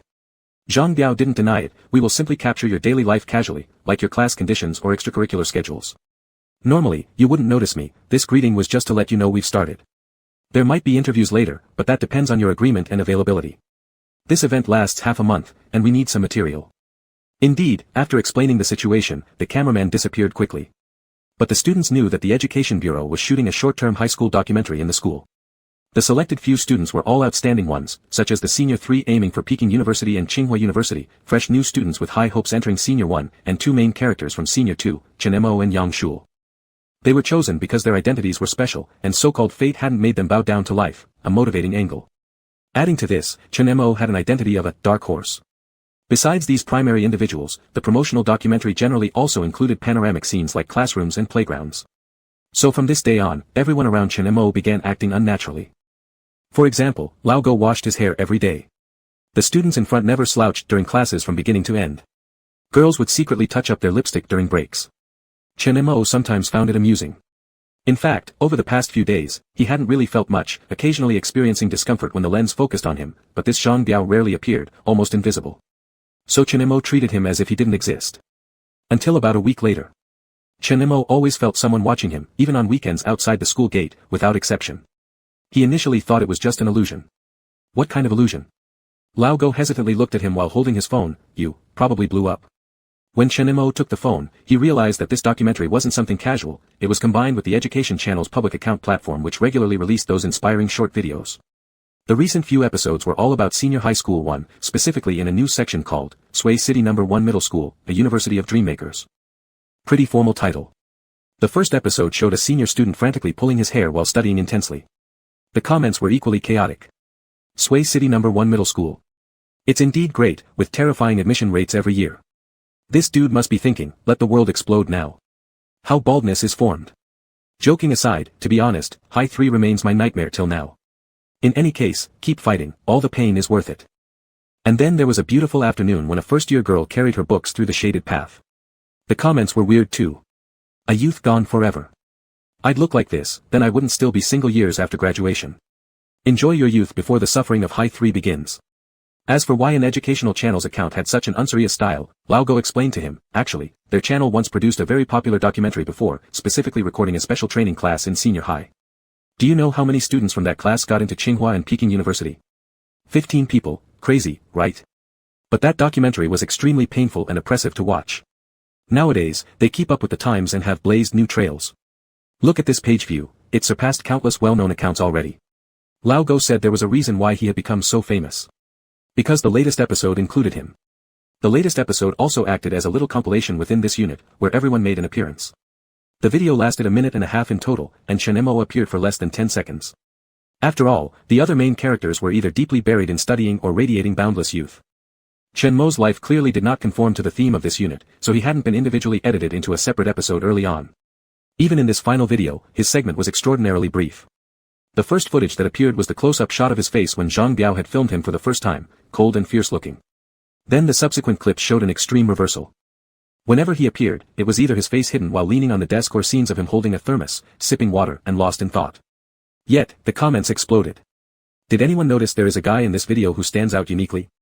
He looks like he's definitely not in high school but retired instead. With one calculation, I realized, the face appearing at 37 seconds was precisely what I dreamed of for my first love during high school. His cold stare was absolutely intoxicating. Your unit should film more of him, it's such a waste. You're ruining talent. This handsome man has an anti-motivational quality about him, laughing out loud. How did you even select him, is it because of his face? This issue's views kept shooting upward. Later on, some insiders even started leaking information. He's not retired, he's the kingpin at No. 1 Middle School, a punch could send you to the hospital. He isn't motivational at all, just someone who skyrocketed from the middle of the grade ranking straight to 9th place. Quite ordinary. Indeed, he's the one solely responsible for replacing the best experimental math teacher at No. 1 Middle School, just nothing more than that. It felt like a riotous celebration among restless ones. This wave of popularity stirred up even some high-ups on the platform. It's a hot topic, the superior affirmed. But the person in charge of this unit looked apologetic and said, this student is not suitable. Is there any problem? The superior couldn't help but ask, puzzled, we aren't some vulgar gossipy platform. Once we thrust someone into fame, they'll become a representative figure in high school. With added personal capability, it will benefit him greatly in future whether for college entrance exams or selecting universities. The person in charge still shook his head helplessly. Really can't be helped. Someone higher up has already said something. Just shoot him as he is, don't overly package things around him. When the superior learned that the one who spoke up was from the Shi family, he gave up immediately. Just a pity, the superior said. Since he wants to stay low profile, then why agree to participate in this activity? You don't know, the person in charge explained. This student has gone through quite a lot of twists and turns. The person in the Shi family who bridged the gap between us and No. 1 Middle School happens to be good friends with this student called Chen Mo. Through this opportunity, they reminded us that when Chen Mo returned originally, it was under heavy public scrutiny. This time, allowing the public to get to know him again through public opinion would fit his positioning better. Clearly familiar with the Shi family, the superior quickly understood the ins and outs and chuckled, they're really adept at picking places, using our hands to pave the way for this classmate. This relationship seems to be quite solid, pretty great. The person in charge smiled along. Let's switch focus to another student, this Yang Shul fellow whose earlier episodes resonated pretty well. Moreover, he's highly cooperative. The superior took over and had a look. On the spot, he came up with Rising Star as the theme and let them fully explore everything around this student named Yang Shul. But Chen Mo had no clue about this matter. Nor did he realize that the seemingly unchanged trajectory of Yang Shul's life from last lifetime had completely deviated from this moment onward. He only vaguely guessed the intent behind Shi Xian's suggestion for him to participate in this event at that time. And Chen Mo's original purpose from the start was simply to understand that since he borrowed the media's force to divert the trouble caused by Jianli, it would be more passive not to join rather than participating. He didn't like that feeling. The filming continued. And eventually, due to the excessively high level of conversation around him, Chen Mo was given his own separate episode, uploaded to the platform. Title name, Perhaps There's Another Kind of High School Life. This episode's theme revolves around only one person. At the very start, this person was crouching by the roadside wearing a blue wool cap, as if having a nicotine craving but instead sucking on a candy stick held between their lips, looking somewhat nonchalant. But he suddenly raised his face with a smile, and his eyelids slightly drooped down in response. In that smile, there were moments of him and friends hugging shoulders together, occasionally teasing. Of him bundled up like a ball, so cold while doing homework that he'd even shrink his hands into his sleeves, then jumping up to hit someone amidst others' complaints. There was always chrysanthemum tea on his desk, test papers that under the tough image of a school tyrant appeared impossible for him to complete, yet were still neatly finished. Every subject teacher, especially the new math teacher, tried persuading him to join competitions, but he always came up with excuses before walking away. Carefree yet worldly, flamboyant yet humble, gentlemanly yet rebellious. These originally conflicting traits could all be found in such a person. Chen Mo reappeared once again in the public eye. And this was his form. He wasn't some motivational model from the countryside. Nor was he the forgotten noble young master. People didn't care about his surname, they just knew this youth. His name was Chen Mo. As Chen Mo's popularity soared high, on the other side, many people had already dropped out from the physics competition camp due to the unbearable pressure. Most of them thought it was too stressful. Big Brother Yen, a male dorm mate from a different school, couldn't help but ask the person sitting on the chair reading an English extracurricular book, 2 more left today, haven't you noticed? Shi Xian closed the book. If I had to feel something every time someone left, wouldn't my emotions have to be way too abundant? His words weren't cold-blooded either. After all, people here were all competitors, let alone Shi Xian, who saw this place merely as a stepping stone, an extraordinary genius selected from tens of thousands. I'm going crazy, I think I don't suit this competition path at all. The guy lying on the upper bunk first showed a dejected demeanor, then said, have you guys seen the recently highly popular compilation of high school life? It has someone called, what's his name again? Oh, Chen Mo, yes, that's right, it's him, did you see it? I really want to slack off like him. After this sentence, the usually solemn atmosphere of the dormitory livened up. Yes, I've seen it. He seems pretty badass. I've read someone saying he ranks at the top of his grade. The mentality of this guy is truly impressive. People like him actually suit competitions more than us. They have huge hearts. Speaking of this, someone remembered something and turned his head. Brother Yen, aren't you from number 1 middle school? Do you know him? The person being gazed upon by several sets of eyes leaned on his hand and smiled. Yes, I know him. Come on, tell us, are you too close? Shi Xian's gaze shifted toward the phone placed on a corner of the table, which was constantly lighting up with reminders of messages from others. Shi Xian, just average acquaintance, we never contact each other unless necessary. He reached over and flipped the phone to cover it, thoroughly cutting off others' curiosity. Chapter 34. In a not-so-long period of time afterward, the seemingly monotonous life at First High School continued day after day. However, every day brought its own set of fresh events. Like who got caught in an early romance and had their parents summoned. Who didn't come home last night and got dragged to the corridor by Mr. Lai early in the morning, freezing until they shivered. Chen Mo's life didn't change much but had some subtle differences. This difference was purely internal, as he could clearly perceive the slight changes caused by the varying perceptions others had of him. If his high school years from his previous life were divided into 2 parts, the first half was filled with fists and brutality, while the later part, after being recognized by the Yang family, consisted of endless oppression and monotony. Chen Mo had never explained his lifestyle or attitude toward the world to anyone. Neither before nor now did he do so. But due to one short documentary, he was passively acknowledged, analyzed, mocked, and even envied by others. Even though he hadn't gone through all those experiences before, Chen Mo was no longer the person who couldn't reconcile himself with class differences and distinct teaching environments. He could handle every situation he encountered well and absorb any kind of attention or evaluation directed towards him, good or bad, without exception. Here, your milk tea. A cup of bubble tea with pearls clearly visible at the bottom was placed on Chen Mo's desk. Chen Mo raised an eyebrow and picked it up. The moderate warmth perfectly alleviated the stiffness of his frozen hands. Looking at Sun Xiaoya, Chen Mo said, so generous. I bought one for everyone. Sun Xiaoya pointed at the cups of milk tea already on every desk in the classroom, then turned back to Chen Mo and added, but out of all the boys, only your cup is warm. Don't you have stomach issues? Just keep your hands warm, don't drink it. Chen Mo mimicked the other students in the class, leaning against the backrest of his chair with a smile. Thanks, big sister Xiaoya. Don't flash that smile at me like that. Sun Xiaoya immediately stopped him, rolling her eyes as she said, though I was mesmerized when you charmed me at my cousin's engagement party, the fact that you scored just 1 point less than me in this test still pisses me off. Qi Lin and his group came rushing in after playing basketball. The atmosphere was lively. They also just happened to hear this remark. Let me tell you, big sister Xiao, Qi Lin fearlessly draped an arm over Sun Xiaoya's neck and said, with old Qi not around, and with Wan Yanla Shui Ping absent, you finally seized the chance to be top of the class. Be happy about it quietly. Even our brother Mo could have surpassed you if he answered one more question correctly. Treasure your luck. Right after he spoke, a punch landed on his stomach. The girl glared furiously, go die. Chen Mo couldn't help but chuckle lightly next to them. You helped me, yet you're laughing. Qi Lin held his stomach and directly sat down in Shisayan's seat, leaning his head to the side and asking, but I'm curious too, how did you manage it? Chen Mo held the warm milk tea against his face casually, asking back, manage what? Second place. Qi Lin snatched the test papers from the desk and stared at the astonishing scores, one subject after another, each higher than the last, and asked incredulously, are you cheating? Old Qi may have a good way to tutor people, but he wasn't really here this month. Yet you not only didn't drop ranks, you actually moved forward. What gives? There was disbelief laced throughout Go's tone. Especially looking at math, which used to be Chen Mo's weak spot, suddenly scoring a perfect 150 under the new teacher, otherwise, why would Fu Ling always ask him to try participating in the mathematics competition? Qi Lin pointed at the math paper and asked, is that something a normal person can achieve? I never said I was normal. Chen Mo maintained a serious expression, you can assume I'm a ghost.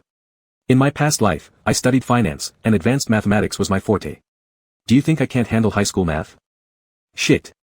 Qi Lin rubbed his arms, your jokes are always this cold. Chen Mo handed him the milk tea, here, have it. Thanks. Qi Lin accepted it, inserted a straw, took a sip, and immediately criticized, how do girls like Sun Xiaoya always end up buying this crap? It's sickly sweet and disgusting. At this moment, he seemed to recall something and asked mysteriously, hey, brother Mo, what do you think? What do girls usually like? You're asking me. Chen Mo looked slightly stunned. He quickly remembered the ambiguous online relationship previously involving Qi Lin's phone and asked curiously, did it turn romantic? Shoo. Qi Lin grinned mischievously and sweetly, it's confidential. No one in the class knows yet. Then he paused, appearing conflicted and troubled, but my girlfriend, she's different from other girls. Chen Mo asked curiously, how is she different? Qi Lin scratched the back of his head, a look of perplexity on his face. She doesn't seem to like flowers or cosmetics. Oh, and she doesn't even like this bubble tea I've got in my hand. You'd think most girls would go for these kinds of things, right? But every time we talk, she seems pretty uninterested, and I don't know what else to say. This was truly asking the wrong person. Not only is Chen Mo's sexual orientation widely known, but from his previous life when he entered society and interacted with countless female characters, he still couldn't figure out what girls were thinking. Chen Mo could only manage to offer some feeble advice, why don't you ask Yan Gu? He's too lazy to bother with me, Qi Lin groaned as he rested his head on the table.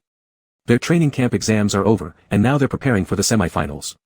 He hasn't replied to any of my messages lately, he must be really busy. Busy, right? Chen Mo leaned down to fish his phone out from his desk drawer, though it hadn't been handed in yet. Looking at their chat records, he saw that their latest conversation had happened just last night. It started quite simply.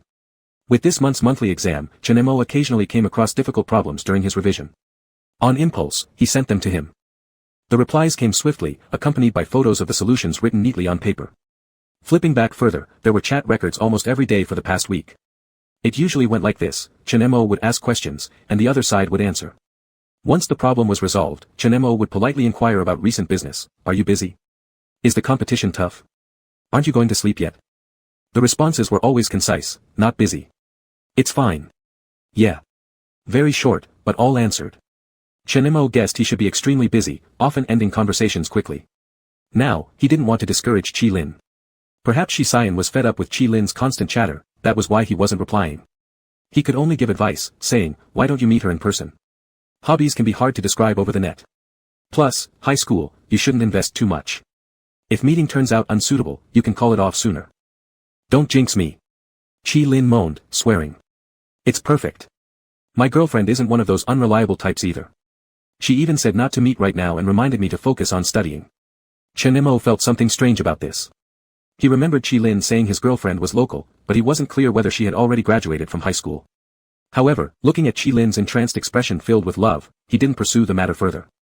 In the past month, aside from Chen Mo showing promising progress in his grades, there was another rising star at first high school, Yang Shul. Unlike Chen Mo, who became popular after being discovered in an obscure corner, Yang Shul managed to secure multiple interviews and photo shoots within a short span of a month. His official media profile was flawless. Titles like, one of the top 10 high school hot figures, let us dive into the life of this future piano genius, or, city rising star, learn his study methods. 17 years old. A wealthy family background, outstanding academic and physical appearances, exceptional piano talent. Almost overnight, Yang Shule's name created a wave of attention among people who followed high school students. Everything about him seemed so perfect and dazzling. Whenever he appeared at school, he once again commanded center stage attention. And the Yang family handled this packaging campaign impeccably. After all, his positive image benefits the group, and there was not a single trace online of anything about Yang Shule's origins. As if the original, wrong baby swap incident had quietly disappeared. All the way until New Year's Day. Cold rain drizzled intermittently across Sway City, finally giving way to snowflakes like white salt scattered lightly on the afternoon they broke for holiday. People rushed at the school gates, some heading home, others waiting for someone. Before 5:30 p.m., it was already dark, and taxis waiting to pick people up had their headlights on. "Hey, big brother Mo, aren't you leaving yet?" A classmate encountered him at the gate. Chen Mo had his hands in his pockets, answering casually, "I'll leave first. I have a little more time." "What are you going to do?" Chen Mo smiled. "The school bullies lying in wait." "What? Are you interested in coming along?" "No thanks, call me if you lose." Acquaintances hopped mercilessly into the taxi and drove off. The reason was simple, they knew Chen Mo was joking. He'd mentioned before that he didn't like resolving things through violence, which the majority of students believed since the school bully had been busy studying and hadn't thrown a punch in ages. After everyone left, Chen Mo adjusted the strap of his shoulder bag and walked toward the neighboring street. Originally, this used to be a snack street. Because of the weather, now not a single food stall stood open, and only 2 shops remained operational, with shopkeepers lazily dozing off, nearly falling into their heating stoves. Chen Mo walked all the way to the end of the street, turned into a dead-end road, checked his watch, and leaned against the wall to wait. However, within 10 minutes, the conversation around the corner rang out. "Where's the money?" "I don't have it." "What? Don't have it?" A loud slap resounded, followed by gritted teeth and curses. "You bastard son of a bitch, are you also following Yang family's deception on me? Wasn't it you who came looking for me? You said as long as I don't cause trouble at the Yang family, you'd give me regular payments." The boy's voice was laced with anger, even sharp. "Do you think the Yangs really care about me? If it wasn't for my current status, that good-for-nothing son you raised would have overshadowed me long ago. Isn't it all because you're no good?" Chen Jianli immediately grabbed the person in front of him by the hair. This son wasn't like Chen Mo, his thin arms and legs weren't made for fighting. He had also fallen into Chen Mo's trap before, causing chaos at Yang's company, but to no avail. Yang's family had promised him 2 million, but they reneged on the deal. That night, he had almost managed to track down Chen Mo's location, but then misfortune struck, a car accident. Helpless, he could only continue harassing the Yangs. Yang Shule seethed internally. Recently, every 3 to 5 days, Chen Jianli asked the Yang family to return their son. Father's business hadn't progressed, mother was suspicious and doubted infidelity, creating an awful atmosphere at home. Especially after he couldn't help but open up to his older brother Yang Ji recently, he felt Yang Ji's attitude toward him growing colder and colder. Chen Jianli couldn't be allowed to keep creating such commotion. Who knew if one day, the Yang family might truly send him back to that poor mountain village. Previously, he never worried about this, but lately, his confidence has waned. Fortunately, school activities arrived just in time. Father's attitude softened considerably, and mother began speaking kindly again as she used to. As for brother Yang Ji, things will take time. Everything was progressing positively. But this Chen Jianli was extremely hard to get rid of. Chen Jianli let go, patting his face mockingly. "I'll give you 2 more days. If you don't bring the money by then, don't blame me for being ruthless. I didn't even know you before." Yang Shule ground out through clenched teeth. "Chen Mo is your son." Chen Jianli laughed darkly. "Then blame your own mother. She secretly swapped you, and yet didn't hide it well enough. Or maybe blame those parents who raised you for over a decade. Why did they go seeking another son, eh?" Humming a tune, the man strolled away after flipping through the small amount of money he had taken from Yang Shule's pocket. Finally, Chen Mo stood up. Step by step, he approached. With a split lip and a red swollen forehead, Yang Shule squatted in the corner, staring at Chen Mo like he saw a ghost. Stopping in front of him, Chen Mo looked down from his higher position, indifferently saying, "I just wanted to see what kind of mood people feel when they are on top." Yang Shule clearly didn't understand why he appeared at this moment. Chen Mo didn't need him to understand. That person full of disdain from the past who said, "Chen Mo, I won't compete with you. My pride won't allow it," had become a dog desperate to flatter under the pressure of the Yang family's interests. Looking good on the surface, but behind closed doors, driven by desires and fears, he proactively contacted Chen Jianli, a source of endless trouble. Even if Yang Shule didn't grasp what Chen Mo meant, he could detect something amiss in Chen Mo's expression. He exploded in rage. "Was it you? Is all of this arranged by you? I'm not capable of that." Snowflakes continued falling, landing on Chen Mo's shoulder, only a few lingering before melting into water. He didn't mind telling the other what he had done. Nothing more than arranging for Chen Jianli to approach the Yang family. collecting evidence that suggested possible infidelity by Yang Qian, then sending them to Zhou Yaoting. Chen Mo said, still confused. It's the Yang family that let you reunite with Chen Jinli.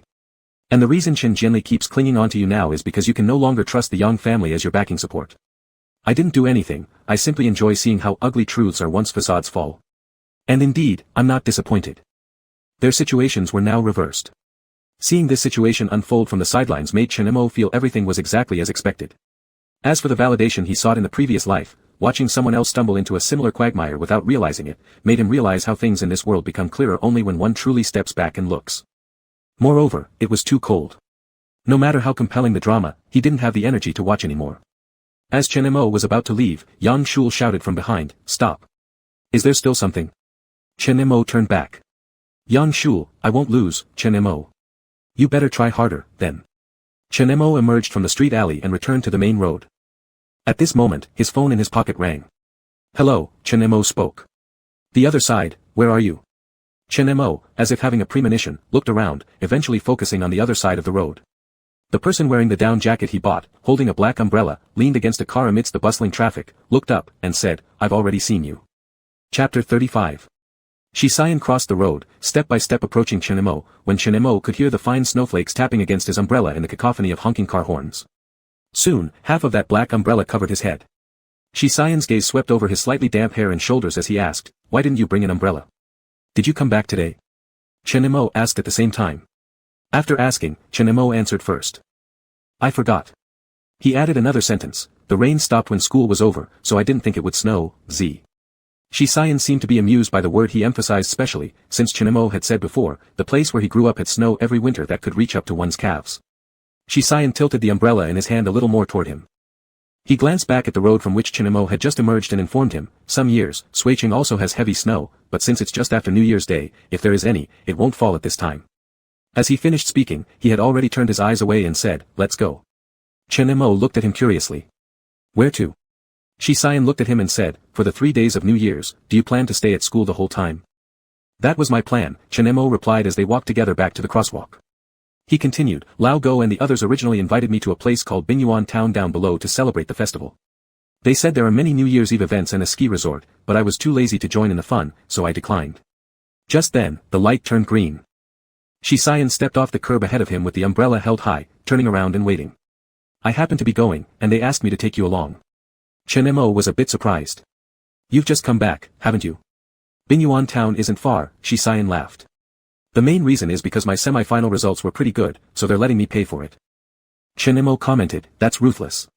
He didn't ask Shi Xian, because he knew that when he said not bad, it actually meant winning first place in the city-level competition. Not only city-level competitions, but later national ones, he even participated in the International Physics Olympiad. In the previous life, Chen Mo thought he would continue on this path forever, but facts proved that he gave up the guaranteed admission spot and went abroad smoothly, returning years later to take over the vast Shi family business, managing it with great success. People from the Shi family, how could their life paths possibly be limited to just one? No matter what choice they made, ordinary people couldn't catch up with them in a lifetime. Shi Xian asked, are you coming? It's one of your rare chances to let me treat you. Chen Mo still casually asked, when does the training start after entering the national competition? Probably after the new year. Chen Mo nodded to show he had heard. He knew that from the second half of the semester onwards, there would be few opportunities to see him again at school. By now, they had already reached the side of the car. Shi Xian opened the rear door, extremely gentlemanly holding the roof to block for him and tilting his head to indicate, get in first, otherwise we'll arrive too late. I haven't said I'm going yet, right? Chen Mo stood by the door, looking down at himself. Also, I didn't bring anything. Shi Xian lightly pulled him, reminding him to get in first. He directly said, we'll buy it when we arrive. It wasn't until the car had driven several hundred meters away that Chen Mo finally realized something. Looking at the person sitting next to him who was resting with his eyes closed, he said, you don't tell me that you never intended to drop me off at school. Shi Xian opened his eyes and looked at him. He raised an eyebrow, since I came especially to pick you up, are you sure you don't want to go?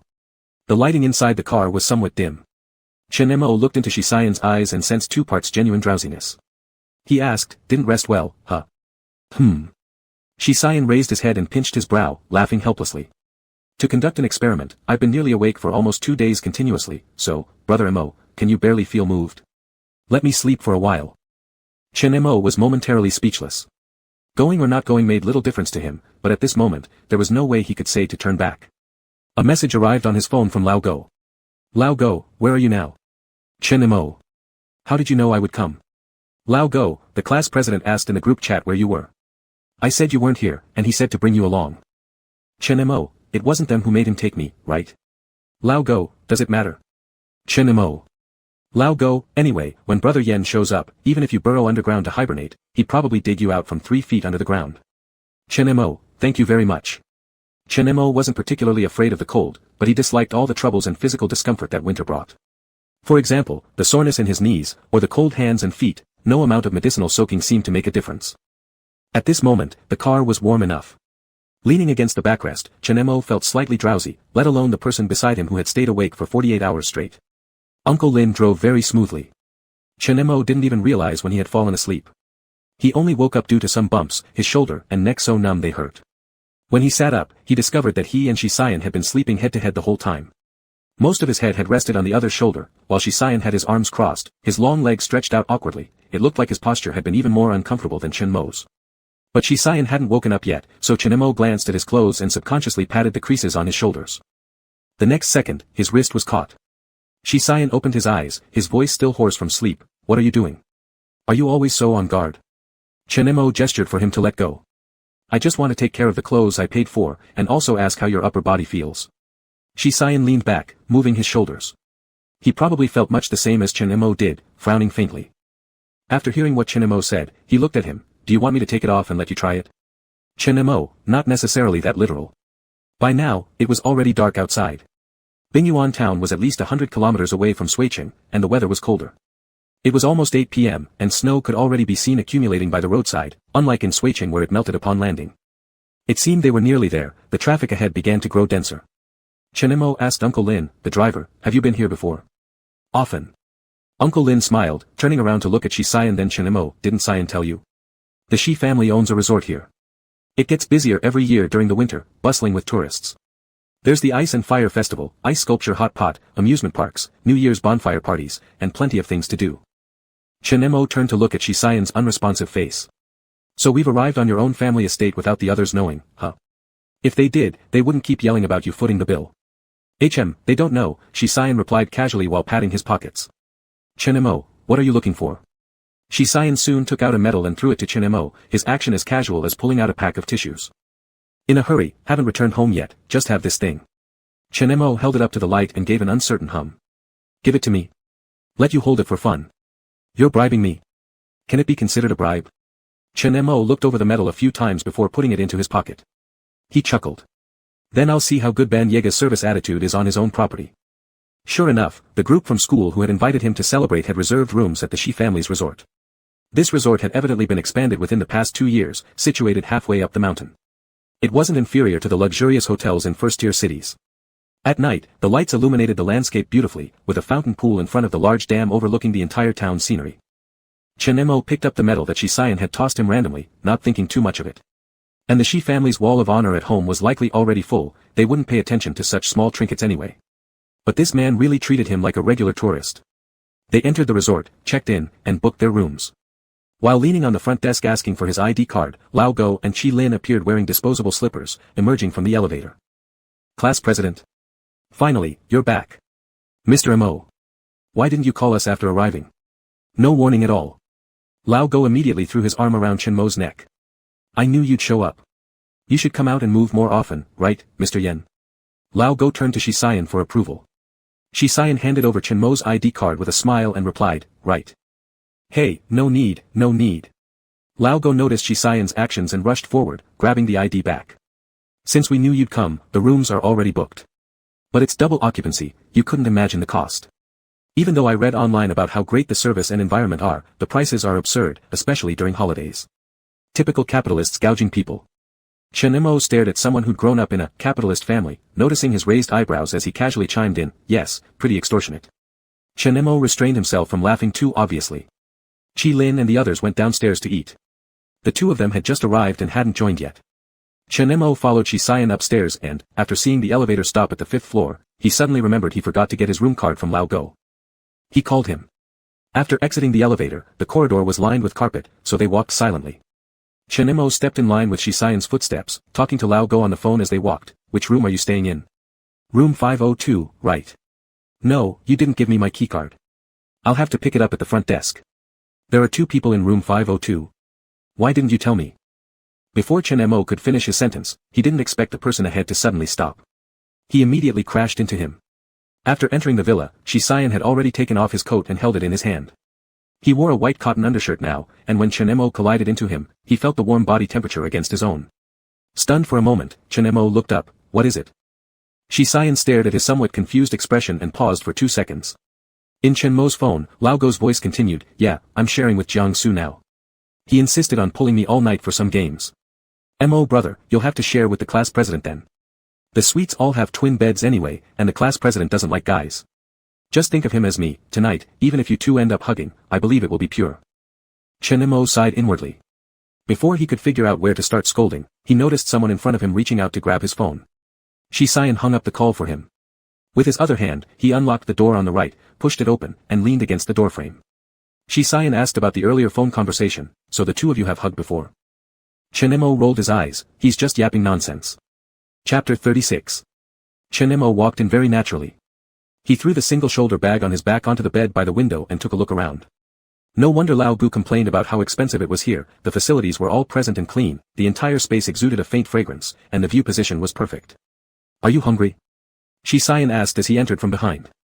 Chen Mo turned around from the window, what about you? Shisayan tossed the room card on the bedside table, turned on the air conditioning and adjusted the temperature, then said, I'm fine, it depends on you. If you're not hungry, we can go find others to eat after tidying up, if you are hungry, we can call for room service and have something simple.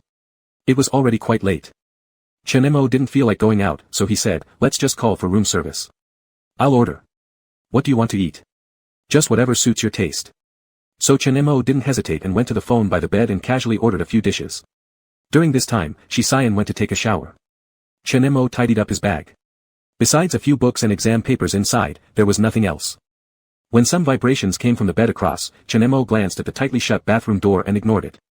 Only until the vibration stopped for a brief second before starting again did he hesitantly call out. Shisayan. Receiving no answer, only hearing the sound of water from the bathroom. Chen Mo had no choice but to get up, walk over, pick up the phone, and saw that the caller was marked as Mr. Jiang. He knocked on the bathroom door and called out again, Shisayan. Is that you calling? The water inside stopped. Chen Mo nodded, yeah, your phone has been ringing. Do you want me to pass it to you? Who's calling? Thinking it was someone from society he knew, Chen Mo replied, Mr. Jiang. My mom. Tell her I'm not available. Realizing she was an elder, Chen Mo hesitated and replied, why don't you open the door and say it yourself while I hold the phone? A somewhat helpless laugh filtered through the frosted glass door, Chen Mo, I'm still naked. I didn't plan on looking, said Chen Mo. Through the frosted glass door, one could vaguely make out the silhouette of a person. After hearing some small sounds inside, the door clicked open slightly. Only a third of the way open. Steam wafted out. Chen Mo saw Shisayan grab a towel from the hook beside him, the veins on his forearm slightly prominent with smooth lines, quickly saying, all right, pick it up. Chen Mo pressed the answer button, activated the speaker, and handed the phone into the room behind him. The woman's voice rang clearly in the spacious restroom. Jiang Jing, what are you doing? Why didn't you answer my calls for so long? Shisayan, taking a shower. Finished? Not yet. Shisayan interrupted any further pleasantries, any news? Jiang Jing, evidently also one who doesn't indulge in too much chit-chat during critical moments, went straight to the point. Recently, the Yang family contacted your dad several times regarding that North Sichuan project. I rarely interfere with your father's business affairs, but yesterday even Aunt Yang reached out to me indirectly, wanting to know if you've recently fallen out with Su Lu. Shisayan's tone was casual as though discussing the weather. Straight to the heart of the matter, not giving them conveniences in business deals, they found another way to probe, can't you tell? Why do you always have to be so blunt? Jiang Jing continued, between adults, there are adult ways to handle things. Having known each other since childhood for all these years, is it really necessary not to interact anymore? By this time, Shisayan was already dressed. He fully opened the bathroom door, took the phone from Chen Mo, and stepped out. The doorbell rang, it should be room service. Shisayan gestured for him to open the door and said, interactions when we were kids were due to our ancestors' connections. Now there's no need because he increasingly crosses boundaries. It's a fact that great-grandmother Yang almost lost her life saving you years ago, but such favors couldn't possibly extend to him.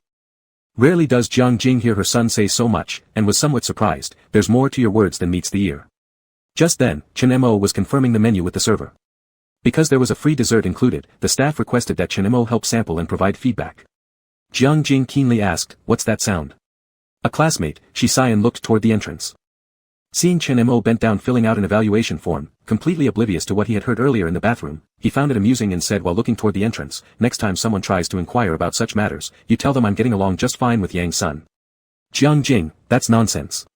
Not only did you have him kicked out of your cycling club, I've heard you also played a part in his leaving the experimental class. When we were younger, I noticed you didn't like him tagging along with you, but you weren't this extreme back then." Shi Xian, "It's not exactly nonsense. The Yang family never really treated the boy as their son, though they allowed him to bear the name." As if there was more to say on the other end, Shi Xian simply bid them good night and hung up. Chen Mo turned around with the food. "Are you done?" Shi Xian tossed the phone aside. "Yeah. So, shall we eat?" Chen Mo lifted the takeout bag slightly to indicate the food inside. There was no dining table in the room, just a coffee table. Shi Xian sat down on the sofa without caring about his still damp hair, opened the food container, and asked Chen Mo, "Don't you have anything you want to ask?" "Ask what?" Chen Mo thought sitting on the sofa would make it awkwardly high compared to the coffee table, so he pulled a cushion over and threw it onto the carpet before cross-legged sitting down. Shi Xian glanced at him and reminded, "The floor is cold. Just for a bit, it'll be fine." The earlier topic naturally passed. Actually, Chen Mo was aware of some of the long-standing exchanges between the Shi and Yang families, all thanks to past connections among their elders. But from the conversation just now by Shi Xian, he realized more clearly that these exchanges were laced with probing and considerations of gain and loss. He hadn't seen through this so clearly in his previous life, because even after he reached a senior position in the group later on, he never dealt with business matters related to the Shi family. Of course, one must exclude the last project he completed just before his death. At that time, the news of Shi Xian's return from abroad was everywhere. Although the team led by Chen Mo had spent sleepless nights for more than half a month trying to secure it, honestly, he had very little confidence they would win. But right now, Chen Mo was curious about something, asking, "If you became the boss in the future, and after I graduate, I don't do too well, and I want to intern at your company, would you give me preferential treatment?" "You come," said Shi Xian simply. Chen Mo took a bite of vegetable leaf with chopsticks, giving him an expressionless look. "I wouldn't go." "Why?" Shi Xian asked calmly. "Chen Mo, you're too casual, which means your company isn't great either." Shi Xian. They quickly finished dinner. Lao Gu and his friends returned after eating outside. Because it was late, they came in to greet everyone briefly, made arrangements for places to hang out tomorrow, and each went back to their respective rooms. After showering, Chen Mo lay on the bed playing with his phone. Shi Xian might have had an outbreak of cleanliness, even though the room looked spotlessly clean, yet he insisted on moving around, tidying up here and there repeatedly. Putting his phone aside, Chen Mo said to him who was tying the garbage bag, "If the manager of this resort knew the backstage young boss was here, scrutinizing the place like an inspection committee finding issues with hygiene, they'd likely be anxious enough to lose sleep tonight." Shi Xian placed the garbage outside the door. After closing the door, he finally got into bed and replied, "I'm not used to eating in the room, always feels like the smell doesn't dissipate." Chen Mo was puzzled, "Then how do you usually put up with it in the dorm?" Qi Lin and the others often eat instant noodles and thair. Shi Xian looked at him, "That's due to limited conditions." Chen Mo gave up and dropped his phone, lying on the bed to sleep. Otherwise, he felt continuing the chat might make the other person think he was like some sort of germ, desperately wanting to sweep him out of the room. The night on the mountain was very quiet. In this season, there were many visitors, and from the window of their room, they could see the lights of the ski field on the mountaintop far away. However, it was midnight now, utterly silent. Chen Mo couldn't recall exactly what time he fell asleep. He had a dream. In the dream, he was attending high school again, unsure whether it was sophomore or junior year. Winter. He could never adapt to Suicheng's winter weather, it was wet and cold. There were no air conditioners in the classroom, and he often sat there all day, his legs sometimes aching to the point of difficulty getting up. After another day of school ended, it was raining outside. Most people had already left the classroom, only a few were lingering around packing up their bags slowly. Chen Mo wanted to stay seated a while longer, but his phone already buzzed with messages from the driver at home reminding him that Yang Shul was eager to go home since some classmates had invited him out. There were voices coming from the corridor. "Mr. Shi, aren't you leaving?"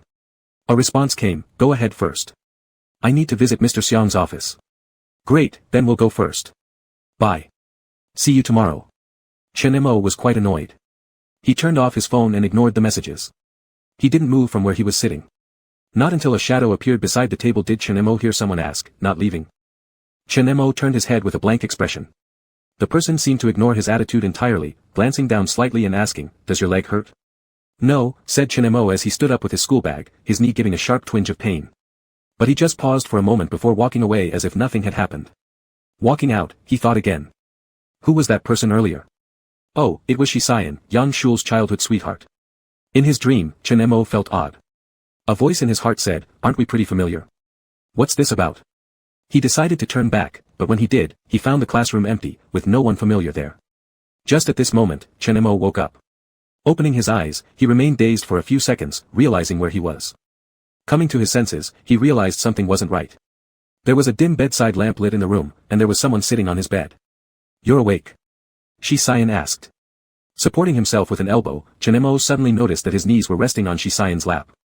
Shi Xian held a towel pressed against his knee, its heat flowing steadily, alleviating the discomfort. "What's going on?" Chen Mo asked dumbly. Shi Xian glanced at him in the dark and said, "I noticed you tossing and turning in the middle of the night, curling your legs up tightly, so I figured you weren't acclimatized yet. Elder Pang said heat therapy helps improve circulation and can relieve your condition." Chen Mo maintained the posture. He was stunned. Pulling back a bit, he dryly responded, "Thank you, but actually, you didn't need to bother. Acupuncture already improved my condition by a large margin." Shi Xian placed his hand over Chen Mo's knee crease, holding it steady. He said, "Don't move around." Chapter 37. Chen Mo had never been so close to anyone in both of his lifetimes. Especially when he could clearly feel the sensation of someone controlling the back of his knee with their hand, it made him feel somewhat disoriented. Shi Xian seemed quite natural under the dim light, and his actions were not at all clumsy. "You seem very good at taking care of people," Chen Mo said. Shi Xian changed the towel halfway through and said, "I grew up with my grandparents from a young age, and you know when people get old, they always have various issues." "Chen Mo, then you must have a great relationship with your grandparents." "Pretty good," Shi Xian said with a smile. He insisted on applying heat for nearly 10 minutes before stopping. "That's better. Thank you." Chen Mo pulled his leg back and sat cross-legged on the bed. The air conditioning was on in the room, and Shi Xian's gaze swept over his knee, which had turned red from the heat. He glanced further down and asked unintentionally, "Is that a burn on your foot?" "This?" Chen Mo's fingers brushed over the scar near his ankle and asked. "A cigarette but did it," Chen Mo said casually. "It wasn't treated at the time, and it was summer, so later it got infected, which is why the scar is so noticeable." Shi Xian had seen scars on Chen Mo's body before. There were far more than just this one. That day at the young family's villa, when he came out of the swimming pool, everyone present saw them. But no one would ask about how the family that adopted him in the news, though poor yet harmonious, let a 17-year-old boy end up with such pervasive old scars. His past experiences, Shi Xian had already glimpsed the truth from his own words during their visit to the traditional Chinese medicine clinic last time. Yet just now, when his finger accidentally touched that round scar, he still couldn't help but ask. Chen Mo's skin was white, and his difficult upbringing environment hadn't worn away that pale complexion, making his scars particularly prominent. The person sitting cross-legged on the bed right now, speaking indifferently about the cause, even gave Shi Xian an illusion. The person before him possessed a soul that was absolutely mature and resolute, strong enough to sustain all his current situations and pain. And the person who felt some unbearable weight, rather, was the observer. Shi Xian didn't press further into the details. "Go to sleep early," he said. Chen Mo had already ignored that little discomfort earlier, feeling warm and comfortable after the heat treatment, and drowsiness quickly came over him. Chen Mo slept very soundly in the second half of the night. He didn't dream at all. When he woke up the next morning, it was already 9 o'clock. The outdoor ski resort in the distance was blanketed in white. The snowfall in the ice-field town the previous night hadn't stopped and instead continued throughout the night. Because the air conditioning ran all night, the air in the room became a bit dry. Chen Mo turned his head and found a glass of water on his bedside table, and Shi Xian was nowhere to be seen. Chen Mo took out his phone. After seeing Shi Xian's message, he realized everyone else had gone to the ski resort early in the morning. Chen Mo made a call to Lao Go. "Hey! Chen Mo!" Accompanying Lao Go's voice was the whistling cold wind. Chen Mo propped himself up leaning against the headboard, drinking 2 sips of water and asked, "Have you hit the slopes yet?" "Yeah, I'm practicing the basics with Jiang Su and others. We're falling like crazy." Chen Mo laughed upon hearing this and put down the cup. "I'll find you guys later." "Don't come." Lao Go stopped him immediately. "Brother Yen said you had leg pain last night, so we didn't call you. Rest well, we'll be back before noon." "Chen Mo, what about the others?" "They're on the advanced track," Lao Go panted heavily. "All those playboys are showing off their skills there, and a crowd has gathered to watch." Chen Mo wasn't surprised at all. In his past life, Yang Shul learned skiing because Qi Lin and his group knew how to ski, and they organized winter sports every year. Later, Chen Mo learned many skills as well, such as golf, billiards, rowing, etc. Most of these skills were used for business entertainment. As for skiing, he truly didn't know how and didn't intend to join in the fun. However, after getting up and finishing his wash-up, he still took the cable car to the top of the mountain. At the summit, there were various shops and food stalls. It being the New Year season, it was indeed crowded with people. Chen Mo roamed around in the ski hall for a while and then wandered elsewhere. "Big brother," someone suddenly stopped him. Chen Mo looked at the 2 young girls who had jumped in front of him. They were probably around 17 or 18 years old, wearing white ski suits. One of them, with a round face and bangs, asked, "Are you alone?" "Yes, I'm with classmates," Chen-mo replied. Chen-mo didn't know why the other person had called him, so he asked, "Are you looking for me? Is there anything you need?" The two girls exchanged glances. The round-faced girl took a step forward and said softly, "We're beginners and are heading to the novice track. Seeing that you're alone, we wondered if you'd like to team up with us." "Oh." Chen-mo waved his hand with a smile, "You at least have some idea of how it works. I don't even know which way the door opens. I don't ski." "Sorry." The girls looked regretful as they complained to Chen-mo quietly, "Coaches here are really expensive. We were hoping to find an experienced skier who could teach us." Chen-mo laughed lightly, "Do I look like a master to you?" "Because you're handsome." The girl was straightforward. Actually, these two had been observing him for quite a while. Amongst all those who came for skiing, only he aimlessly strolled around on top of the mountain. He was young, wearing a black down jacket that accentuated his long legs. The round-faced girl was genuinely reluctant to give up, especially after realizing how good-tempered he was. She proposed, "Anyway, it's cold out here, we're not particularly keen on skiing anyway. How about we find somewhere to drink something?" If Chen-mo still couldn't figure out what she meant at this point, he would have truly wasted his years living.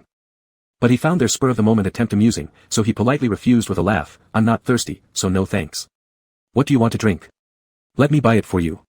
On the advanced slope at this time, Qi Lin and Bai Cheng, along with several others, had enjoyed enough looks of amazement from passers-by and stopped to rest. "Where's she?" Qi Lin asked. Someone pointed backward ambiguously and teased, discussing techniques with some girls. Qi Lin glanced back and slapped that person on the head, saying, "Don't spread nonsense. That Cece from the UI club, cultivated as a potential national team candidate. Although she's only 19, in the skiing world, she's considered a senior who has trained numerous apprentices. Bai Cheng, she seems pretty familiar with her." Qi Lin, how could they not be familiar? They're master-disciple siblings, trained by the same teacher. But isn't Yan older than her? How is she the disciple then? She started hitting the slopes when he was 6 years old. Find anyone more experienced than him? Just as these words fell, one red-clad and one black-clad figure shot down from the peak at breakneck speed. Anyone who understood skiing could see that both had highly refined skills, each move textbook perfect. Close up, the pair slammed on the brakes, kicking up a snow wall several meters high. "Damn!" A group of people splashed with snow complained, "That was intentional, wasn't it? That's too harsh. You should be expelled from the slopes for that behavior." The girl in red lifted her ski goggles, laughing heartily and turning to the person who stopped behind her, "I brought quite a few new friends this year, seems like." Then she turned back to greet everyone, "Hello there." A chorus responded, "Hello, miss. Old Shi, introduce us." The fully equipped man dressed in black, whose face was completely hidden, had no intention of making introductions. He simply told the girl, "I can't answer your professional question, you should ask a coach. I just wanted to test you." The girl smiled brightly, "Every year you come here and crush a bunch of people under my command who call themselves pros. I need to check if you've regressed this year. Let's go." She signaled the others. The girl panicked, "Ah, you're leaving already?" But the person she shouted at had already disappeared quickly down the ski slope. Her junior sister was confused and turned to ask someone familiar, "Qi Lin, what's going on? He usually spends at least half a day here, but now he's leaving already." Qi Lin was equally helpless, "How would I know?" When the entire group gathered back at the ski hall, Lao Go and the others also arrived from the beginner track. There were exceptionally many tourists visiting this area this year, and the hall was packed with people. Lao Go complained to Qi Lin, "You didn't see the situation on the beginner track, it's crowded like dumplings boiling in water, completely boring. It's nothing but novices trying to outdo each other."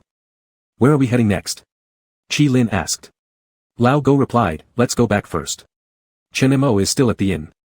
As soon as they mentioned it, the others remembered. "Is Mo fine?" "She only mentioned that his leg hurts, should be fine." "Then let's go back. It's almost lunchtime." The group discussed and began moving towards the exit. But they hadn't gone far when someone pointed at the glass window of a beverage shop and asked, "Doesn't that guy look a lot like Boss Missouri?" "Bullshit."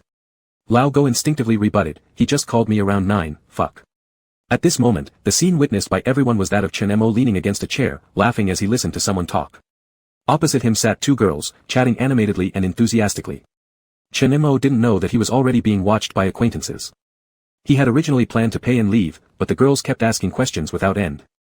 Chen-mo wasn't actually paying much attention to what they were saying, his mind was somewhat blank. Yet despite his wandering thoughts, his face still gave off the impression that he was listening attentively. Until the glass door of the drink shop was pushed open again. Just at that moment, one of the girls opposite him was asking if he knew anyone particularly skilled in skiing. Chen-mo gestured toward the door with his chin. "The god you're looking for has arrived." The two girls turned around simultaneously. And were instantly petrified. Chen Mo was wondering why they reacted this way when he saw another girl walking out behind Shisayan. The girl looked at this side of the table, tilting her head and whispering something to Shisayan. They seemed quite familiar with each other. While they were talking, Chen Mo noticed a group of striking figures standing outside the glass window on his left. Seeing him look over, they were wildly waving at him, appearing rather happy. Chen-mo wanted to ask them why they didn't come in. But before he could, Shisayan and the girl had already approached. The two girls in front of Chen-mo spoke first, senior sister.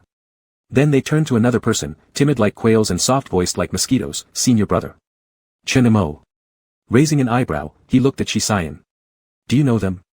Shisayan was still wearing that black ski suit, perhaps just coming down from the slopes, bringing along a frosty air that made him appear even colder. He responded with an evidently acknowledging the greetings of the two girls. Chen-mo then noticed the girl next to Shisayan, whose expression was filled with schadenfreude as she said to the other two girls, "You never listened when I told you not to flirt with cute guys, now you've got your brother's wrath."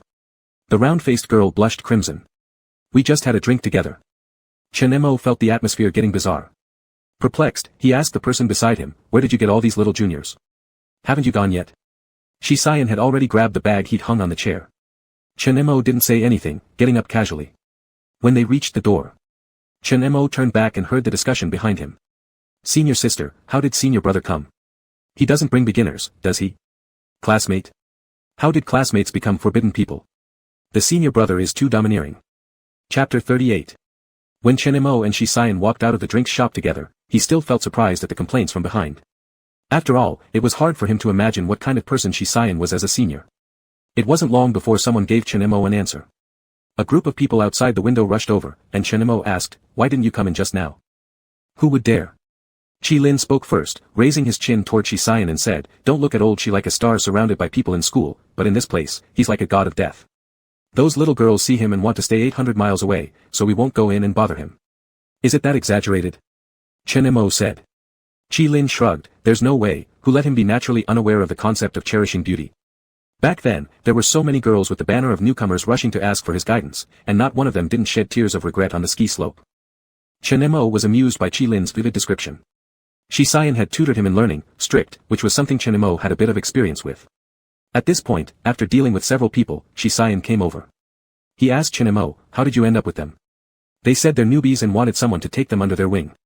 Chen-mo looked back into the shop, catching the gazes of two girls who were looking over. Chen-mo nodded to them without much additional feeling. He said to Shisayan, "Probably they just thought it'd be fun." Shisayan frowned, "Keep your distance from them. Are you too harsh on your junior sisters?" Chen-mo turned his head to look at him and teased, "I'm not really going to do anything to these young girls anyway." Walking side by side with him, Shisayan glanced at him, "Have you realized that you're the one being flirted with? The thing is, flirting with me doesn't work." Chen-mo laughed generously, "I don't like girls anyway." Shisayan stared at him for a while. It was unclear what emotion lay beneath his gaze, seemingly speechless, yet also somewhat indulgent. The group came down from the summit at noon. Because of consideration for Chen-mo's legs, quite a few ice sports were abandoned in the following 2 days. Chen-mo felt somewhat apologetic about dragging everyone down, but the group was carefree and no one minded. Combined with the ice sculpture hot pot and various hot spring trips arranged by Shisayan, it was already enough to captivate attention. On the eve of New Year's Day, there was an evening party in the town. Unlike other places, the town's party venue was very down-to-earth, held at the largest square in town. The grandpas and grandmas brought their own short tables and stools, leisurely chatting and eating sunflower seeds on the square during the late afternoon before the party began. Children, dressed warmly and plump, ran around in groups chasing each other, lively and joyous. Because of the numerous young travelers, the area was beautifully decorated with festive lanterns and decorations, creating a lively atmosphere. As the group wandered into this area, Jiang-su suggested, "Why don't we spend New Year's Eve on the square with everyone else tonight?" "Sure. We'll return early tomorrow morning, so we have to enjoy a sleepless party tonight." Loud singing. "Shout out your frustrations." In the midst of the raucous cheering, Chen-mo offered an honest comment, "The townspeople usually go to bed after 12. Imagine if we start screaming on the square in the dead of night, would we not be considered insane? Silent young master, your elderly schedule cannot comprehend our youthful happiness. It's all about the atmosphere. Brother Mo, come on, be dramatic, let's welcome the brilliant tomorrow." After sensing the gazes coming from all directions, Chen-mo covered his temple and asked another person leaning on the steps at the edge of the square, "Can you get rid of these fools?" "Probably not," Shisayan calmly replied, "this is a public place. They're disturbing the peace." Even so, there's no way to drive them away." Old Go darted out of the crowd in a couple of steps, one hand draped around Chen-mo's neck, his gaze flicking between the two of them as he said, "What are you talking about? I've noticed that the two of you have been whispering secretly aside for the past 2 days. Chenemo let old Go drape around him and asked, wanna know? Yeah. Saying something bad about you. Chenemo, are you asking for death? Old Go sneaked an attack on his waist, not only acting himself, but also calling others over. Chenemo was thus forced to join this revelry. Pinning snowballs together with a group of big boys and attacking each other on the square, being grabbed by the waist and tickled all over, and falling down amidst a pile of people. At that moment, Chenemo lost himself. He forgot that he had lived 2 lives, he wasn't truly 17 anymore. He forgot everything about the Young family and the Chen family. He also forgot about himself, who had once gone to great lengths to compete and climb up, never knowing what it meant to be unrestrained. All he felt deeply was that he had returned to this New Year's Day of the same year, with close friends around him, laughter, and a genuine sense of relaxation and joy from within. By the time the laughing and playing ended, Chenmo had worked up a sweat. The white breath he exhaled dispersed in the air as he returned with a few others to where Shisayan was leaning, looking at the stage ahead where the host took the microphone on time. Chenemo rested his elbow on the stone platform behind him, gazing forward when he heard someone ask, "What do you want to do in the future?" "I want to be a doctor." This was old Go, who had unknowingly clarified his goal for the future at some point. Next was Jiang Su, "My dad suggests I study law." He was immediately teased, "If you persuade someone to study law, you'll get 10,000 cuts." "I want to study art." "Get lost, you're a science student, what art are you talking about?" "I'll study physics, continue my education after graduation, and plan to focus on research later." "I'll study." Amidst each clear or vague goal, only Chenemo and Shisayan remained silent throughout. Finally, someone asked, "Old Shi, what about you?" "Me." Shisayan changed his posture nearby, looking rather relaxed. "Finance or management, haven't decided yet." "Damn, I thought you were going to take the physics competition since you've always been into it." "It's not strange, does old Shi look like someone who can stay in the lab all day?" In various discussions, Chenemo turned his head to look at the person next to him. Knowing clearly that Shisayan got his spot through the competition exam and ultimately chose to study abroad, but unsure if the decision to go overseas was made later or chosen by the Shi family beforehand as his path. "What are you looking at me for?" Shisayan glanced back at him and asked. "Chenemo, you don't seem like someone who hasn't made up your mind." Shisayan smiled, "What's so strange about it? I'm normal too, and of course, I will also have doubts about choosing schools and majors." He continued speaking and then asked back, "How about you?" "Me? Do you have a target university or major?" Upon being asked, naturally others followed up with questions like, "Yeah, brother Mo, you haven't said where you plan to go." "I'm different from all of you. I have the typical slacker mindset." Chenemo lazily laughed while looking forward, "Although we're all in the same class, it's only our 2nd year of high school, why pressure ourselves so early? I prefer enjoying the moment." This statement met with unanimous disdain. After all, for everyone, a grade-level dark horse, one who ranks higher in every monthly test, saying they are a slacker is truly infuriating. Chenemo laughed as he listened to all sorts of complaints and jokes. He focused his attention on the upcoming evening party. The New Year's Eve celebration in Icefield Town was practically a fusion of rural and trendy vibes. Not overly sophisticated, but lively and festive enough. There were several local specialty performances that gave a refreshing feel. The party lasted until midnight at 12 o'clock. The entire crowd counted down together. Then fireworks burst in the sky on time. Underneath the colorful night sky, Chenemo, for the first time, held a bit of piety, wishing these youthful aspirations would never grow old. Just after 12, the noise across the world gradually subsided.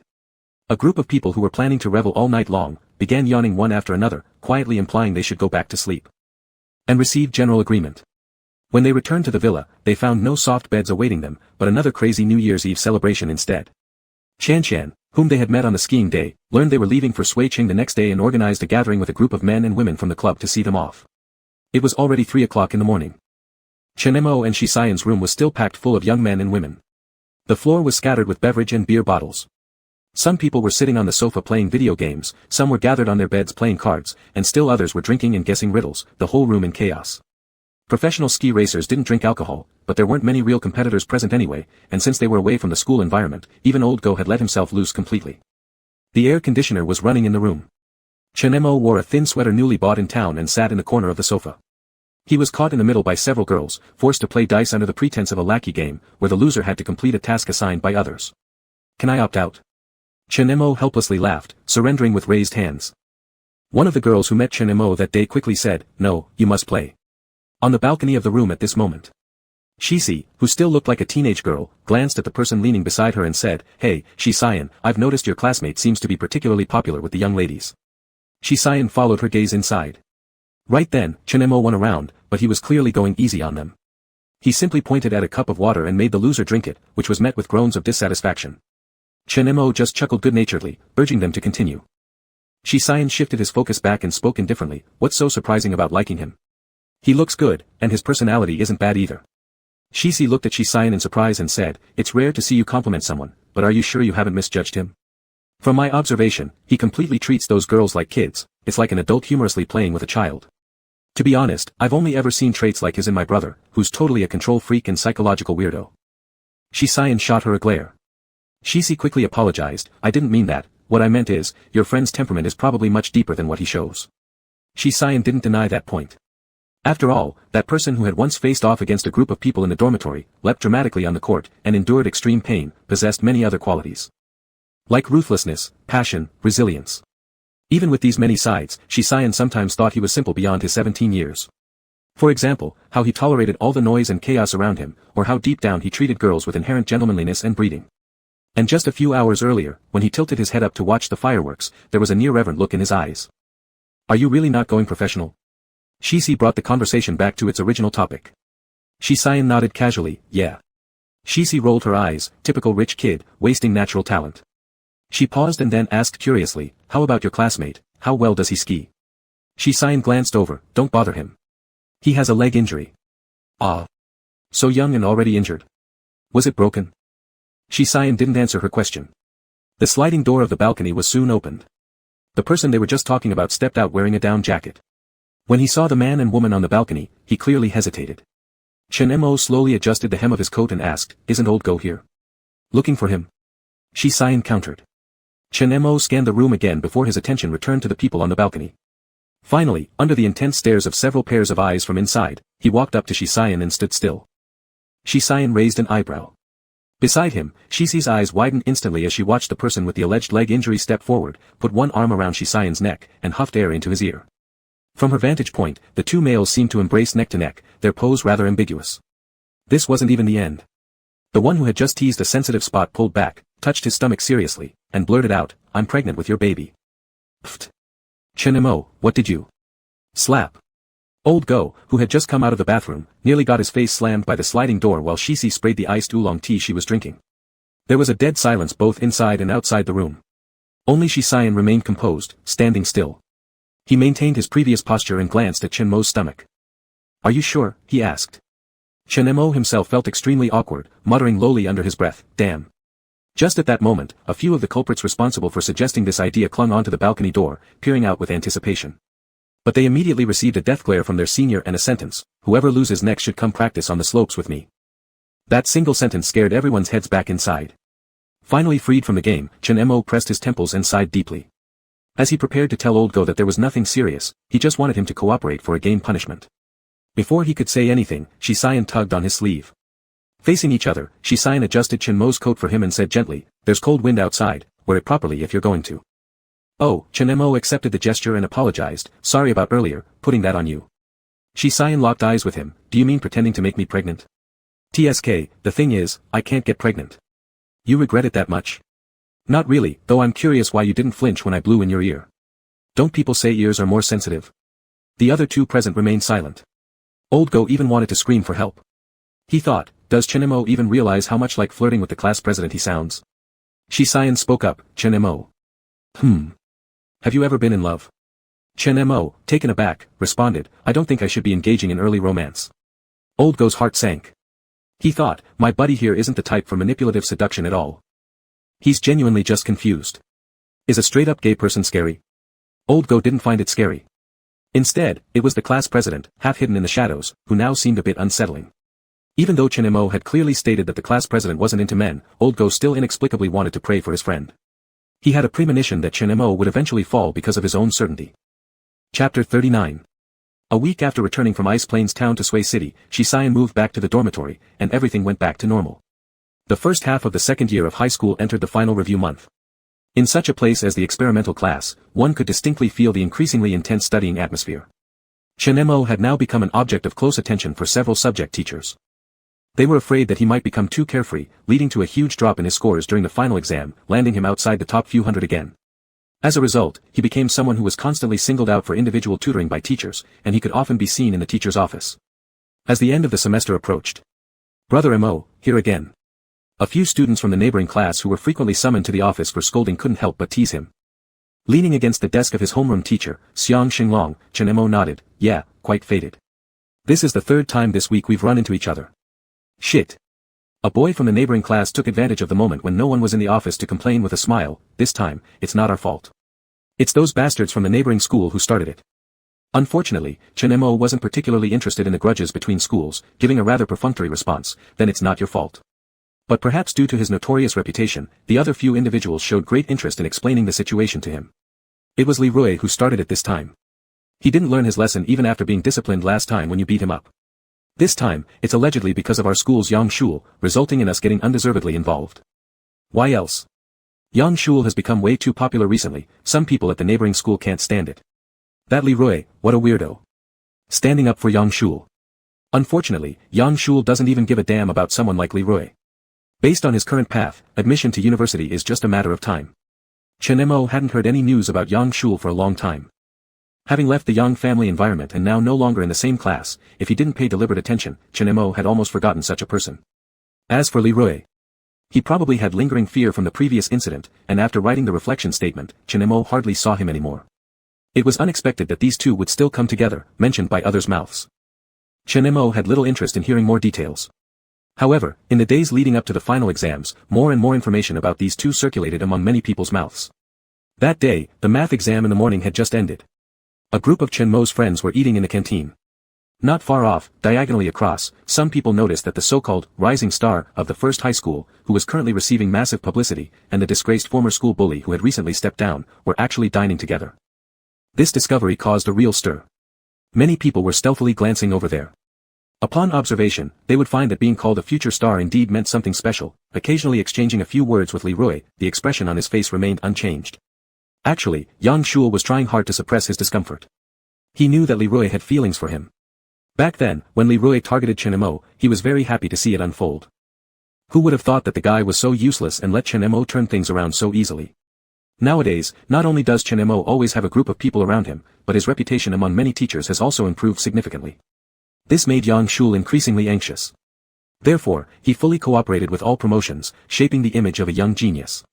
The following month, he would be giving a piano concert at the largest cultural exchange center's auditorium in Sui City, and he was still living a bright life. If it weren't for Chen Jian establishing connections and asking for money from him every now and then. Coupled with the incident last week where he got into trouble with some hooligans from the neighboring school, he still believed that his current self far exceeded Chen Mo. Precisely because of these little twists, he endured sitting with Li Rui in the cafeteria, accepting so many odd looks. Thank you. Yang Shul expressed his gratitude again, if it wasn't for you last time, I would have been in a lot of trouble. Li Rui turned red in excitement. He never imagined that Yang Shul would actually accept his invitation, especially given his soaring popularity at the moment. Waving his hands hurriedly, you don't need to thank me again. I'm very glad to be able to help you. Yang Shul lowered his eyelashes, revealing a hint of melancholy at the right moment. Sure enough, Li Rui asked anxiously, what's wrong? Are those people still bothering you? Nope, Yang Shul poked at his meal plate uninterestedly, showing a wry smile, you know, my background is rather complicated. Recently, my biological father keeps coming to see me, but I dare not tell my adoptive parents. Li Rui frowned deeply, your biological father? Yang Shul seemed reluctant to say, he is actually a rural thug, a gambling addict who also loves drinking. He's been trying to get me to ask my adoptive parents for money. Li Rui immediately felt a heavy sense of responsibility. Thinking about that man constantly causing trouble for Yang Shul, and how helpless he was due to being spoiled since childhood, Li Rui's heart ached. Li Rui quickly promised, don't worry, I'll handle this for you. You handle it? Yang Shul looked troubled, we're both just students, and he's an adult male. Li Rui was confident, you don't need to worry about that. I know a lot of people in society, so he definitely won't bother you again. Yang Shul was full of gratitude, thank you. It seems the school's rumors about you are all misinterpretations. Oh, by the way, you and my second brother, oh yes, my second brother is Chen Mo, you too. He's not worthy of being compared to you, Li Rui bluntly cut him off. Thinking about how Chen Mo and Shi Xian made him fall into such disrepute while Chen Mo's popularity kept increasing, his eyes were filled with fierceness and disdain, he merely flattered Shi Xian through devious means, and they collude with each other. Don't think too highly of him, and stop calling him second brother, or you'll eventually suffer at his hands. Li Rui mentioning Shi Xian made Yang Shul's gaze sink a little. But he covered it well. Since Chen Mo returned, he hadn't encountered someone like Li Rui, someone he found very easy to control. It gave him a sense of confidence and joy. So he wore a smile but seemed slightly disappointed. Chen Mo has now gotten closer to Xian, which must indicate he has some extraordinary talents. What kind of extraordinary talent could he have? Leroy didn't want to acknowledge it, mixing it with flattery. He mocked and belittled relentlessly. He intentionally tried to sow discord between you, envying your success, and wants to take everything that belongs to you. It can't be, right? Shu Lu, you're just too nice. This self-directed play went on without anyone noticing, and Chen Mo missed out on this performance entirely. If he had heard it himself, he would surely have gained a deeper understanding of Yang Shul's ease in manipulating hearts, and even applaud his refined acting skills. During this lunch, he ate quite slowly and attentively. In the end, he hesitated over the 2 spare ribs left on his plate. He thought eating them might make him overly full, but throwing them away felt wasteful. He hesitated quite a bit. Until someone across from him reached out and took his plate, stacking their own on top, making sure it was out of sight. Chen Mo looked up. There's still some left. I know, if I delayed 2 more seconds, you would have already shoved it in your mouth. Shisayan glanced at him and reminded, if you don't want stomach pain and be unable to eat anymore, don't force yourself. There's an exam in the afternoon. Qi Lin couldn't help but criticize nearby. Old Qi, do you realize how much you resemble a violent parent? Not letting a kid eat their fill. The criticized person remained calm as he took the plates away. Others gradually left their seats. Just as the group was leaving one after another, there was a clang sound, catching everyone's attention. Shisayan, who was walking ahead, had already stopped. The plate in his hand fell to the ground, spinning several rounds before tipping over. As for the 2 ribs that were left over from Chen Mo's plate, they conveniently rolled back to Chen Mo's feet. Sorry, I didn't see it. Leroy looked provocatively at Shisayan. Yang Shul stood behind Leroy, looking at Shisayan now with surprise, seemingly not expecting Leroy to directly antagonize Shisayan. He appeared eager to act as if he didn't know Leroy. But Leroy clearly hadn't grasped the situation. He assumed that Shisayan had broken ties with Yang Shul, and perhaps was deliberately trying to show presence before Yang Shul. He was rather bold. Qi Lin and others started to lose their tempers. Leroy, are you insane? Idiot, it was clearly intentional. Didn't see. Are you blind?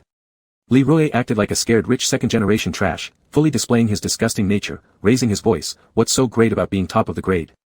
You've already apologized, yet here we are barking like dogs. Qi Lin raised a fist. Who did you call a dog? Qi Lin. Shisayan stopped him, his tone calm. His eyes looked at Leroy, then casually glanced at Yang Shul behind him. Anyone familiar with Shisayan would know that at this moment, he was already unhappy. Yang Shul obviously knew this. He hesitated for 2 seconds and stepped forward. Yen Gu, I. Shu Lu, why do you fear him? Leroy pulled Yang Shul behind himself, ignoring the latter's sudden look as if watching an idiot, and sarcastically said to Shisayan, some people are blind, so why bother trying to please them? It's not worth it. Many in the school who were aware of the grudges and entanglements between the few now stared dumbfounded at this scene. Whispers echoed around. Shisayan being called blind, does it refer to his friendship with Chen Mo? Though Yang Shul is popular, isn't Chen Mo acknowledged to be a good person this semester? I haven't heard any reports of his misconduct. To tell the truth, how did Yang Shul end up with Leroy? And which one is the blind one here? This is absurd. No wonder Leroy lost his title as the school bully. His face is disgusting. These whispers reached the ears of those involved, making the atmosphere on-site more awkward and tense. If described by someone like Lao Go who spends all year lurking on Chiba forums, this could turn into a dramatic story titled, Former Childhood Sweethearts Turn into Bitter Enemies. The girl brings a third party to confront her ex-boyfriend. Is it just pure revenge or because she has never moved on? Unfortunately, there weren't many audience members willing to play along with such drama. Especially when everyone was expecting the former school tyrant to passionately clash with the top student, eagerly awaiting how it would end. However, the result was this: the new school tyrant who was walking at the back bent down and picked something up from beside his feet. He then pushed through the crowd, advanced towards the defeated rival who was just about to speak, stuffed the thing into the person's mouth, held the head firmly, and covered the mouth with his hand so that the person couldn't spit it out. The world became silent. Very violent, very direct. Especially watching Chen Mo's expressionless face, paired with Leroy's muffled sounds and the red neck made this moment particularly impactful. After about half a minute, Chen Mo stepped back 2 steps and looked at his hand with evident disgust. Leroy spat out the bone in his mouth, his eyes black and terrifying. Enraged, he pointed at Chen Mo. What did you do? Bite you. Chen Mo looked around, then focused on Shisayan's trouser pocket. He walked over and used another hand to retrieve a tissue packet, tearing 2 pieces off to barely wipe his dirty hand. Irritated, he told Leroy, didn't you say he sent a dog after you? Perfect, you're the dog he bites. You bastard. Fine. Chen Mo, you win. Leroy pointed at Chen Mo, dragging a now pale-lipped Yang Shul due to Chen Mo's attitude, before forcefully bumping into a few people and storming away. Qi Lin and others were furious and yelled at the surrounding crowd, what are you staring at? Disperse, disperse. Chen Mo was solely focused on wiping his hands while contemplating where the nearest faucet might be. As he scanned around, someone grabbed his hand. Shisayan's palm wasn't cold even in winter, pressing against Chen Mo's icy wrist, transmitting warmth. Chen Mo looked up. What? Shi Xian took the tissue from his hand and gave him 2 new ones. You really shouldn't have said all those things. Chen Mo didn't care, better if they piss him off completely, stupid bastard. Feeling the pressure of the tissue wiping against his palm, Chen Mo retracted his hand slightly, frowning. I need to wash it. Just thinking about what touched me earlier, I want to throw up everything I've eaten. Shi Xian gave him a look. Why did you resort to violence? I had no idea it would be so nauseating. Chen Mo frowned. Once I had it covered, I couldn't possibly let go halfway, right? Too embarrassing. Shi Xian chuckled in disbelief. Do you care about your dignity? It's your dignity. Chen Mo glanced up. Yan Ji's dignity. How can we tarnish it for you? No way, right? Chapter 40. After this little incident, everyone's mood was ruined to a great extent. Coming out from the canteen, Qi Lin still noticed, old Qi seems not to be very angry. What should he be angry about? Jiang Su, walking beside him, made an unintentional tease. With that attitude of brother Mo, his next step would be tearing Li Rui that junior's mouth apart. Who would dare to offend old Qi like that in the future? Something is strange. Qi Lin scratched his head and said. Jiang Su felt confused. What's strange? Qi Lin seldom thought about such things, but at the moment, he acutely perceived something off, yet he couldn't specify exactly what was wrong. He only said, do you think that the old Shi Xian would be the type of person who hides behind others and needs someone else to fight for him? I was about to rush forward when he called me. Why did Chen Mo do it, while he didn't say a word from start to finish? Jiang Su gave him a look of contempt. Are you fiercer than brother Mo? Old Shi probably doesn't want you to get beaten up, you fool. Qi Lin frowned. Is that so? Absolutely. Jiang Su was sure. They both looked at the two people walking side by side ahead. Chen Mo was shaking the water off his hands. On the other side, Shi Xian answered a call, occasionally replying with a few ahas, seemingly aloof and cool. Everything seemed quite normal. At first glance, they might as well appear as classmates with decent relationships or even friends. Qi Lin looked for a while and no longer obsessed over that bit of strangeness. That afternoon, rumors spread throughout the sophomore year that Chen Mo had taught Li Rui a lesson in the canteen. The school bully occasionally teaching someone a lesson didn't seem worth anyone's surprise. What went hand in hand with it, however, were speculations by many as to why the school star like Yang Shul suddenly had such good relations with someone like Li Rui. These speculations seemed to find a clue on the afternoon when final exams ended. It started with a middle-aged man with a bruised nose and swollen face appearing at the school gate and causing a ruckus. Claiming he was beaten by someone from the school. When the security guard asked who had hit him, he couldn't provide a name, but quite a few students leaving school heard his cursing there. Let me tell you, I'm Yang Shul's real father. It must have been that little animal who found someone to beat me up, and also threatened me, saying if I mess with that little bastard again, I'll be kicked back to the countryside and won't see tomorrow's sun. Phew. The man spat rudely onto the ground near his foot. And then cursed further, a bunch of bastards, daring to mess with your old man. Let me tell you, if your school doesn't give me an explanation today, tomorrow I'll bring a banner and lie down in front of the Education Bureau office, letting leaders know how you educate students. Judging from his recent demeanor, this middle-aged man probably had some money in his hands lately. His attire wasn't shabby anymore, except for his coarse, savage disposition, which remained unchanged. Moreover, because he'd just been beaten, he looked quite disheveled. Many people stopped at the school gate to watch, pointing fingers and whispering. At the time, Chen Mo was actually inside a black car parked by the roadside at the school gate. This was a car sent by the Yang family to pick someone up. Since starting boarding school, Chen Mo had only returned to the Yang's home once, and that was when Yang Ji took him back late one night without his noticing. Now that the final term had ended, nearing New Year's, boarding school had become impractical, so Chen Mo naturally got into the car. The driver had originally been sending messages to Yang Shul, who hadn't yet come out, but was drawn by the commotion at the gate. After watching for a bit, his expression became peculiar. Turning around to look at the calm young master seated at the back, he hesitated. Young Master Mo, that person. Chen Jinli. Chen Mo casually glanced out of the window. He hadn't expected Yang Shul's minor moves could stay hidden for long. So he remarked, he is quite difficult to deal with. If you deem it necessary, best to report it to your boss. Startled, the driver paused for a moment without any action. The driver was not stupid either. News of Chen Jinli coming to Suiqing had reached the Yang family quite early. Lady Yang had even arranged bodyguards specifically to protect Yang Shul in case Chen Jinli caused trouble. But judging by the current situation, it seemed that Chen Jinli had been seeking Yang Shul for more than a day or two. Yang Shul had never mentioned anything to the Yang family, and the fact that she managed to avoid her bodyguard suggested that it was her own choice not to make it known to others. High-class families were complicated. Especially the Yang family, where the relationships could hardly be explained in a word. This certainly wasn't something a mere driver should involve himself in. As he watched the entrance, the driver suddenly said, "It seems I'm not needed here, the school administration has arrived." Chen Mo looked out. Sure enough, a few people who looked like school leaders appeared there. No one knew what they said to Chen Jinli, but soon, he was invited into the school, leaving the troublesome area, of the school gate. Chen Mo wasn't at all surprised. Regardless of whether Chen Jianli really intended to cause trouble at the Education Bureau, Yang Shu's popularity was currently on the rise. He was the face of the first high school, so the school wouldn't easily abandon him. If something happened, naturally they would try their best to suppress the matter. Chen Mo turned his gaze away and said indifferently, "Let's go. Yang Shu probably won't come out for now." The driver didn't hesitate either. "Alright, then I'll take Master Mo home first."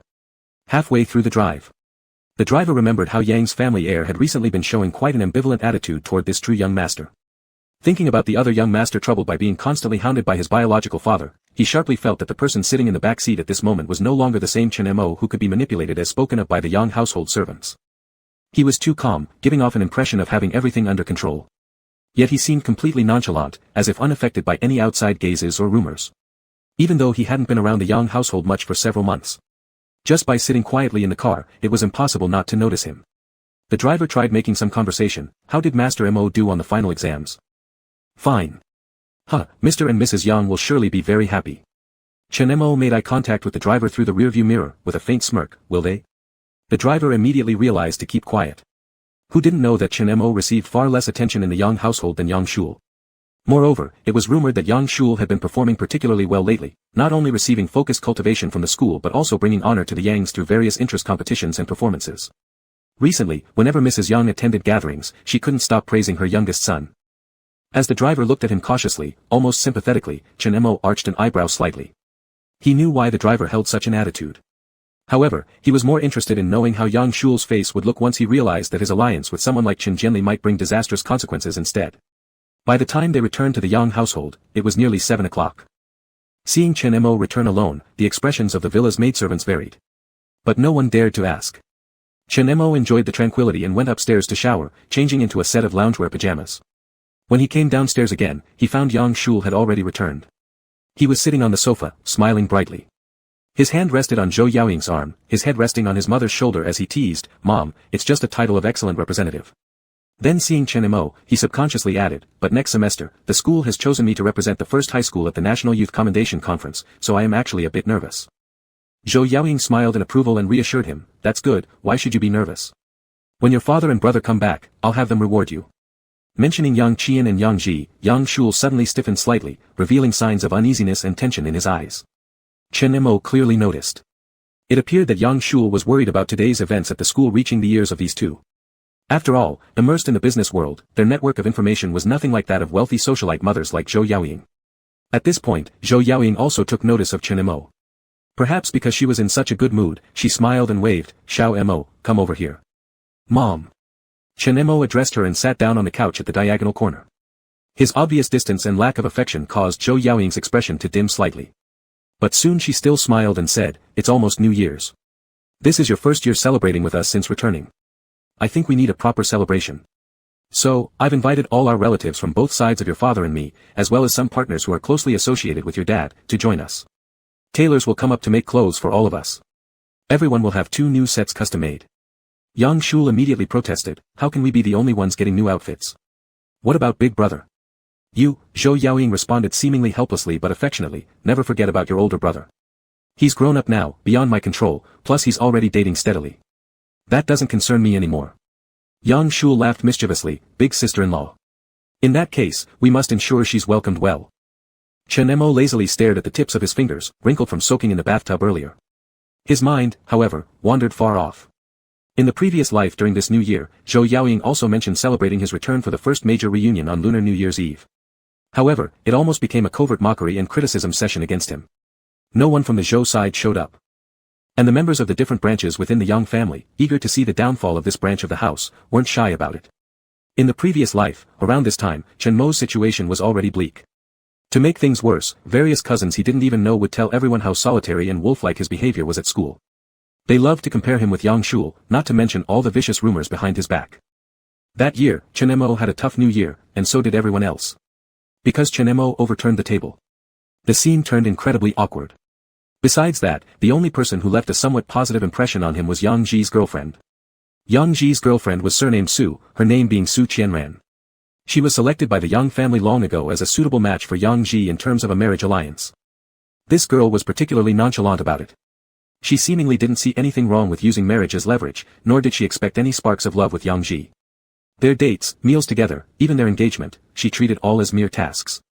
On that lunar New Year's Eve, she was the first one to smile at Chen Mo and say, "Your move earlier of overturning the table was really cool." Later, over the years, she indeed became Chen Mo's nominal sister-in-law. Although her relationship with Yang Ji remained distant, she had her own business, and during the struggle where Chen Mo fought for the Yang family shares, she helped him multiple times. All the way until the year Chen Mo died. Once, he even overheard her arguing with Yang Ji. Yang Ji questioned her, why did she always interfere unnecessarily? Su Qianran laughed coldly and said, "Yang Ji, haven't you been blind and stubborn enough for all these years? Isn't the taste of self-deception satisfying to you? How hypocritical are you?" Chen Mo didn't know what had triggered the argument between them, but he felt this sister-in-law was truly an authentic person. Marrying Yang Ji was a wasted talent. Now, when Yang Shul mentioned wanting to warmly welcome this sister-in-law, Chen Mo knew he'd be wasting effort. Because Su Qianran detested Yang Shul deeply. Chen Mo once even suspected that the few times she helped him were perhaps due to her hatred for Yang Shul, which led her to also dislike Yang Ji, who always indulged Yang Shul. Not long after, Yang Qian and Yang Ji came home from work. Father and son walked in one after another, expressions unreadable. Only after Yang Shul enthusiastically called out, "Dad," and "Big Brother," did they respond indifferently. After a brief exchange, Yang Qian unexpectedly asked Chen Mo to join him in the study. Amid Yang Shul's resentful glare, Chen Mo rose despite his weariness, glanced at Yang Ji whose gaze was filled with mixed emotions, and followed Yang Qian's steps. Yang Qian's study exuded a strong literary atmosphere. Despite not having much of a business acumen and making less decisive decisions than his elder son, Yang Qian was once a youthful talent, hence causing Mrs. Zhou to constantly suspect if he had affairs outside. "Sit." Yang Qian pointed to the opposite sofa upon entering. Chen Mo sat down calmly. Yang Qian took off his coat and sat down on the other side of the sofa. He seemed to ponder for a while before speaking. "Your adoptive father hasn't caused trouble at your school, right?" Upon hearing this, Chen Mo knew he probably found out about the incident today at school. Chen Mo shook his head, "No." "That's good." Yang Qian nodded. But here, he hesitated to find the right words to ask about Chen Mo's past. Was it guilt or regret? It was unclear. When Chen Mo was initially found, the Yangs quickly became embroiled in a public relations crisis. He was busy handling matters from every direction, listening to his wife repeatedly talk about how their adopted youngest son had fallen ill and couldn't get up. Though knowing Chen Mo's living conditions had been bad, and that Chen Jianli wasn't a good person, he never seriously thought to investigate further. Moreover, since Chen Mo returned acting very defiant. Over time, no one remembered to ask, "How were your 17 years?" The serious investigation into Chen Jianli began after the latter caused a scene at the company gate. Initially, there was just a plan to pay him off, but it turned out the man was tenacious like dogskin plaster. The results of the investigation have now finally come out, and they have just learned recently that Chen Jianli has been entangled with his supposed innocent and ignorant young son for quite some time. This was still not the worst part. As more details unfolded regarding Chen Jianli's history, what was laid bare to the young father and son was a stark and brutal reality. The truth behind Chen Mo's unasked 17 years. The text was simple. Chen Jianli raised a son, but doubted he was biologically his. There were multiple instances when he wanted to abandon him or arrange an accidental death. Due to years of abuse, the father-son relationship was strained, leading to multiple violent altercations. There were 8 recorded visits to hospitals at or above the county level, but records below the county level were incomplete and thus could not be tallied.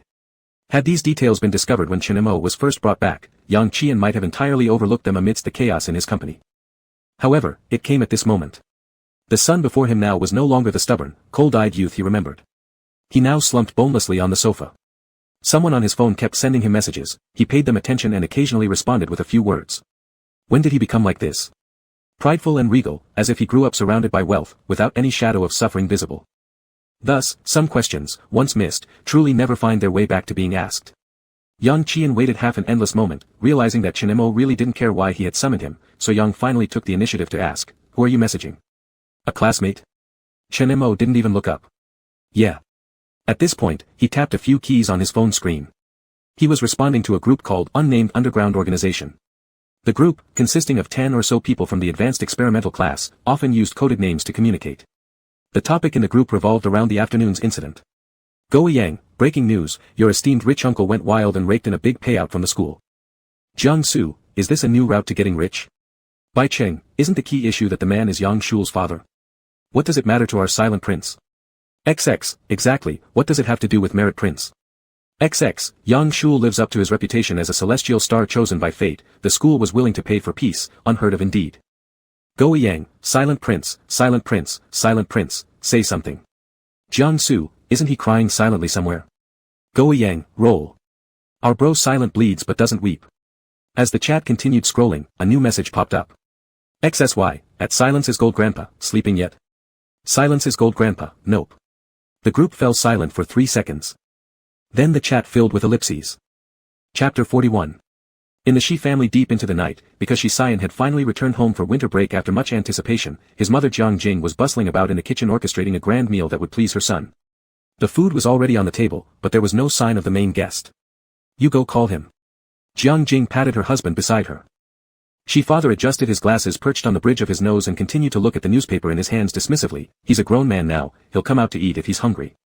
I think there's something strange about him. Jiang Jing leaned towards her husband on the couch and whispered, our son grew up with the old master from a young age, his mind is so intricate that I once doubted he was just an ordinary student. But haven't you noticed, over the past 6 months, he has changed quite a bit. Like what? Shi father finally glanced at her briefly. Jiang Jing recounted, I previously noticed that for a while, his book pages were full of tutoring notes, densely packed. He has never been this serious about his own schoolwork, right? And then suddenly, he decided to stay on campus.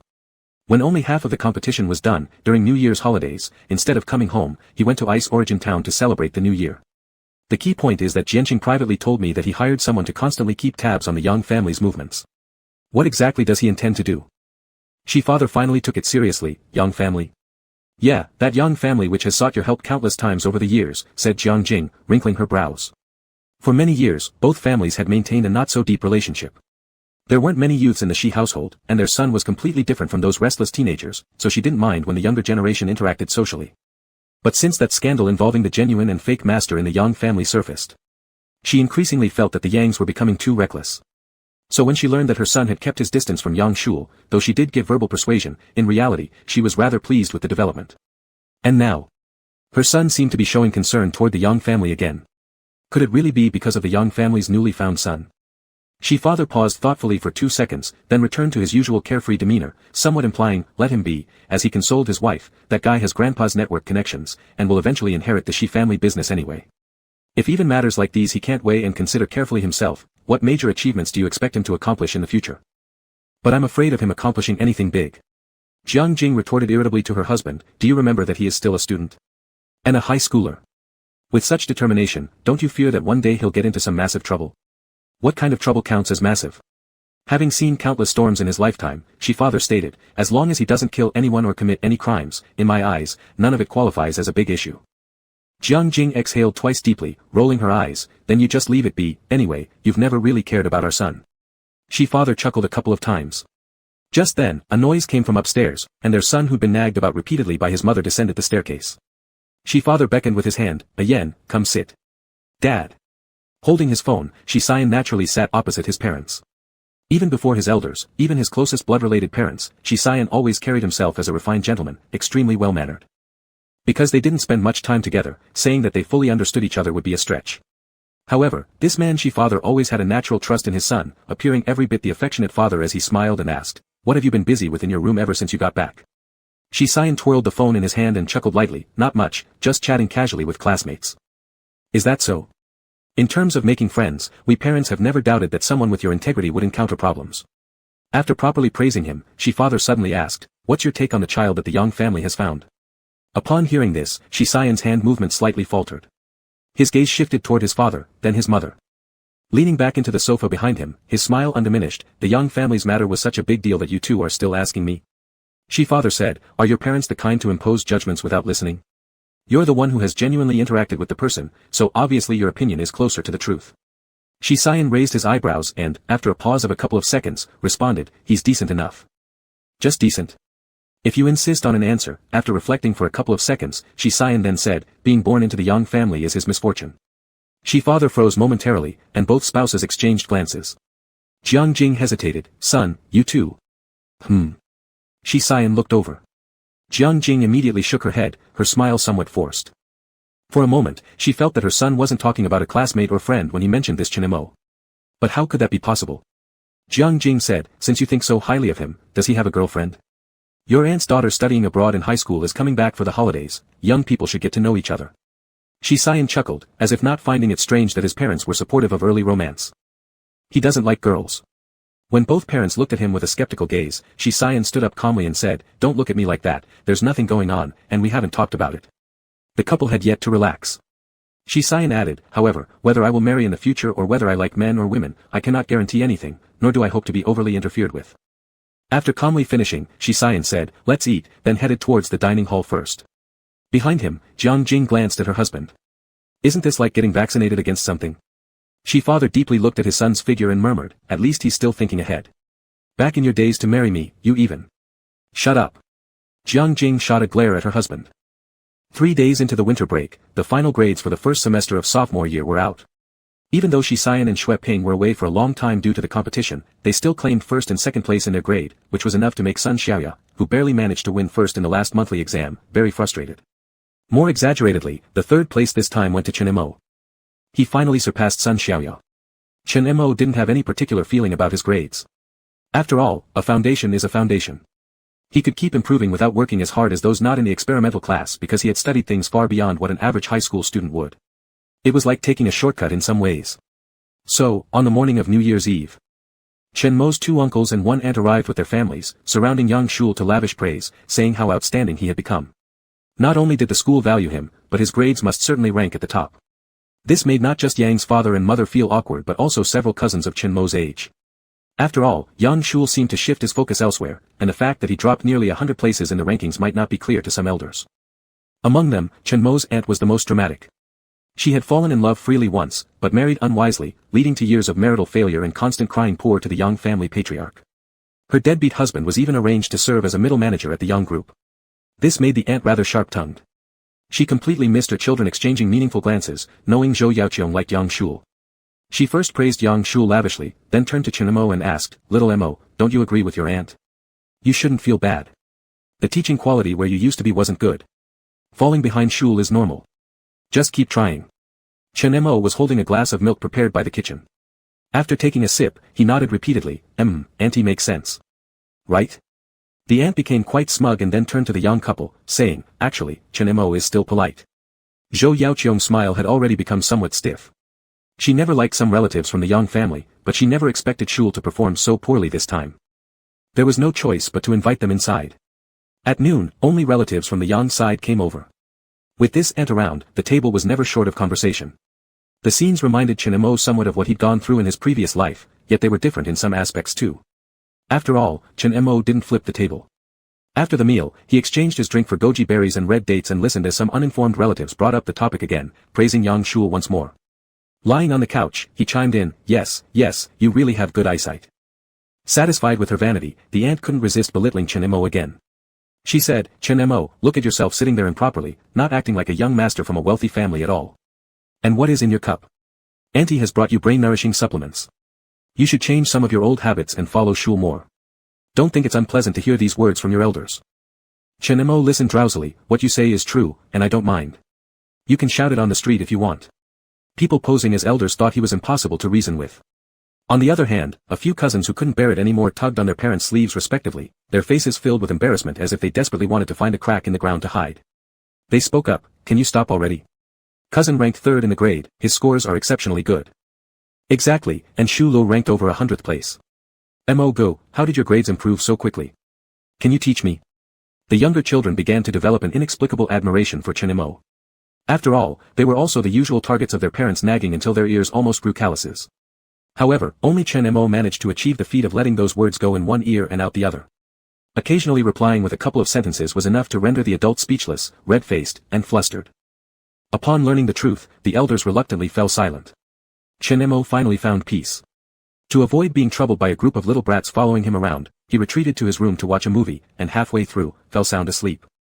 He was woken later by the sound of his phone notification. It turned out Yang Ji had sent him a message.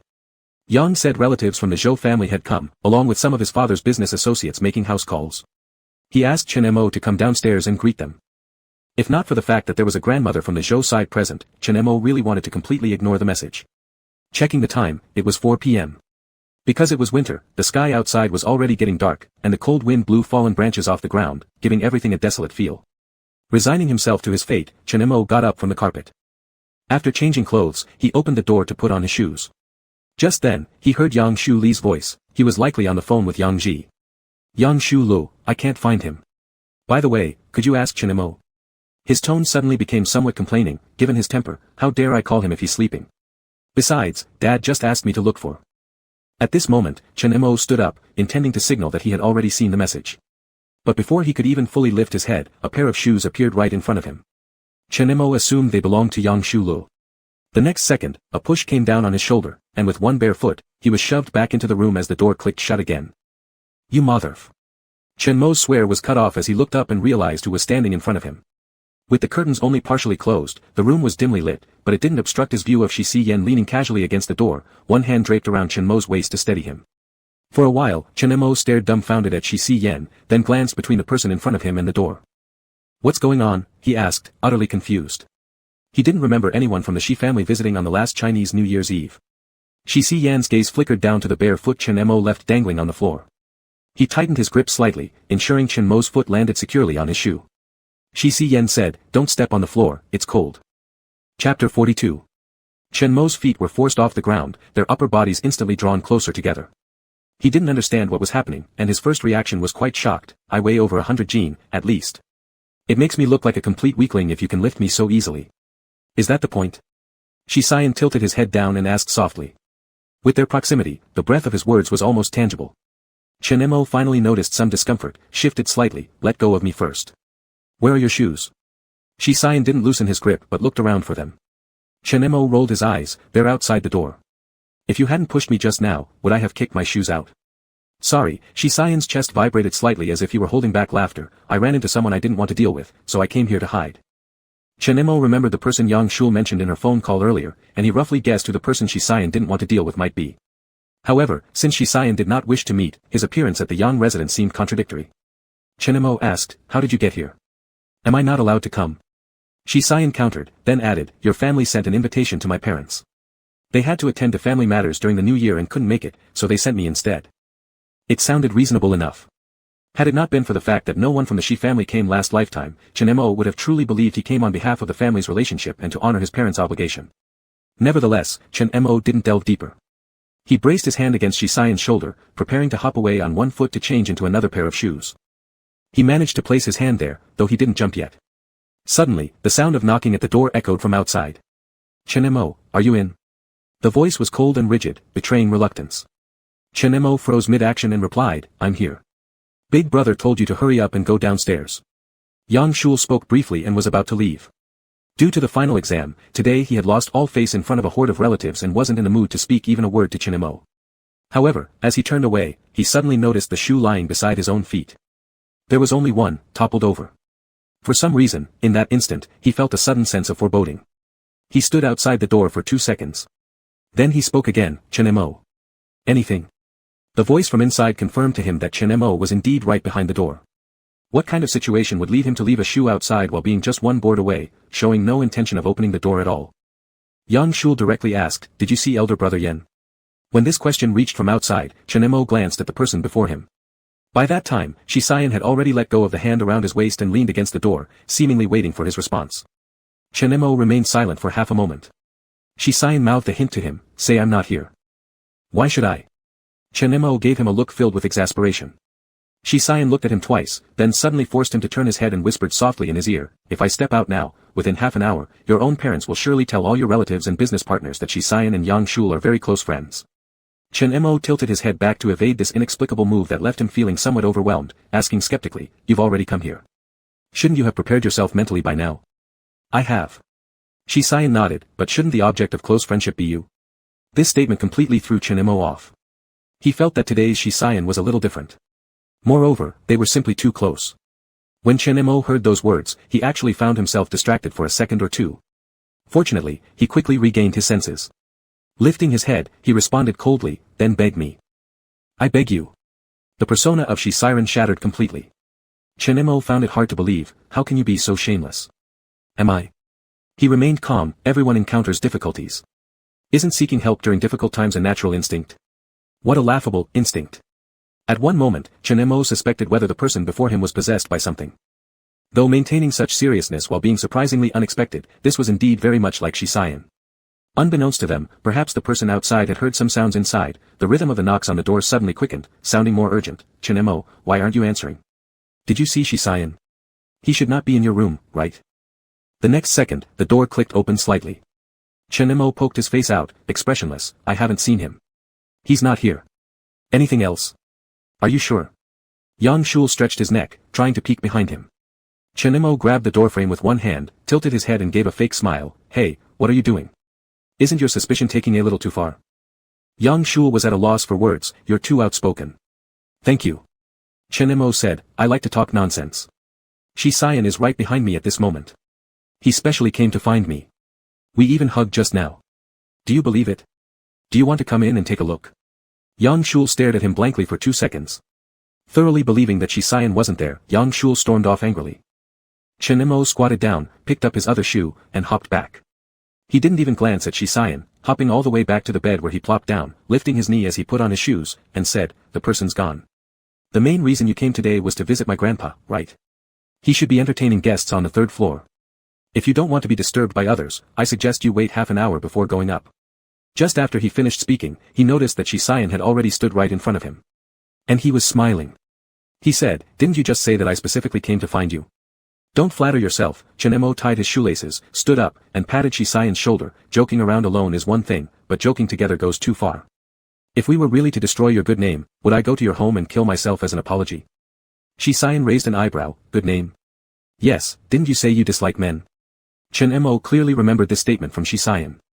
Moreover, because of how Shi Xian's and Yang Shul's relationship had been rumored last life, Chen Mo reasonably suspected that it was orchestrated solely by Yang Shul herself.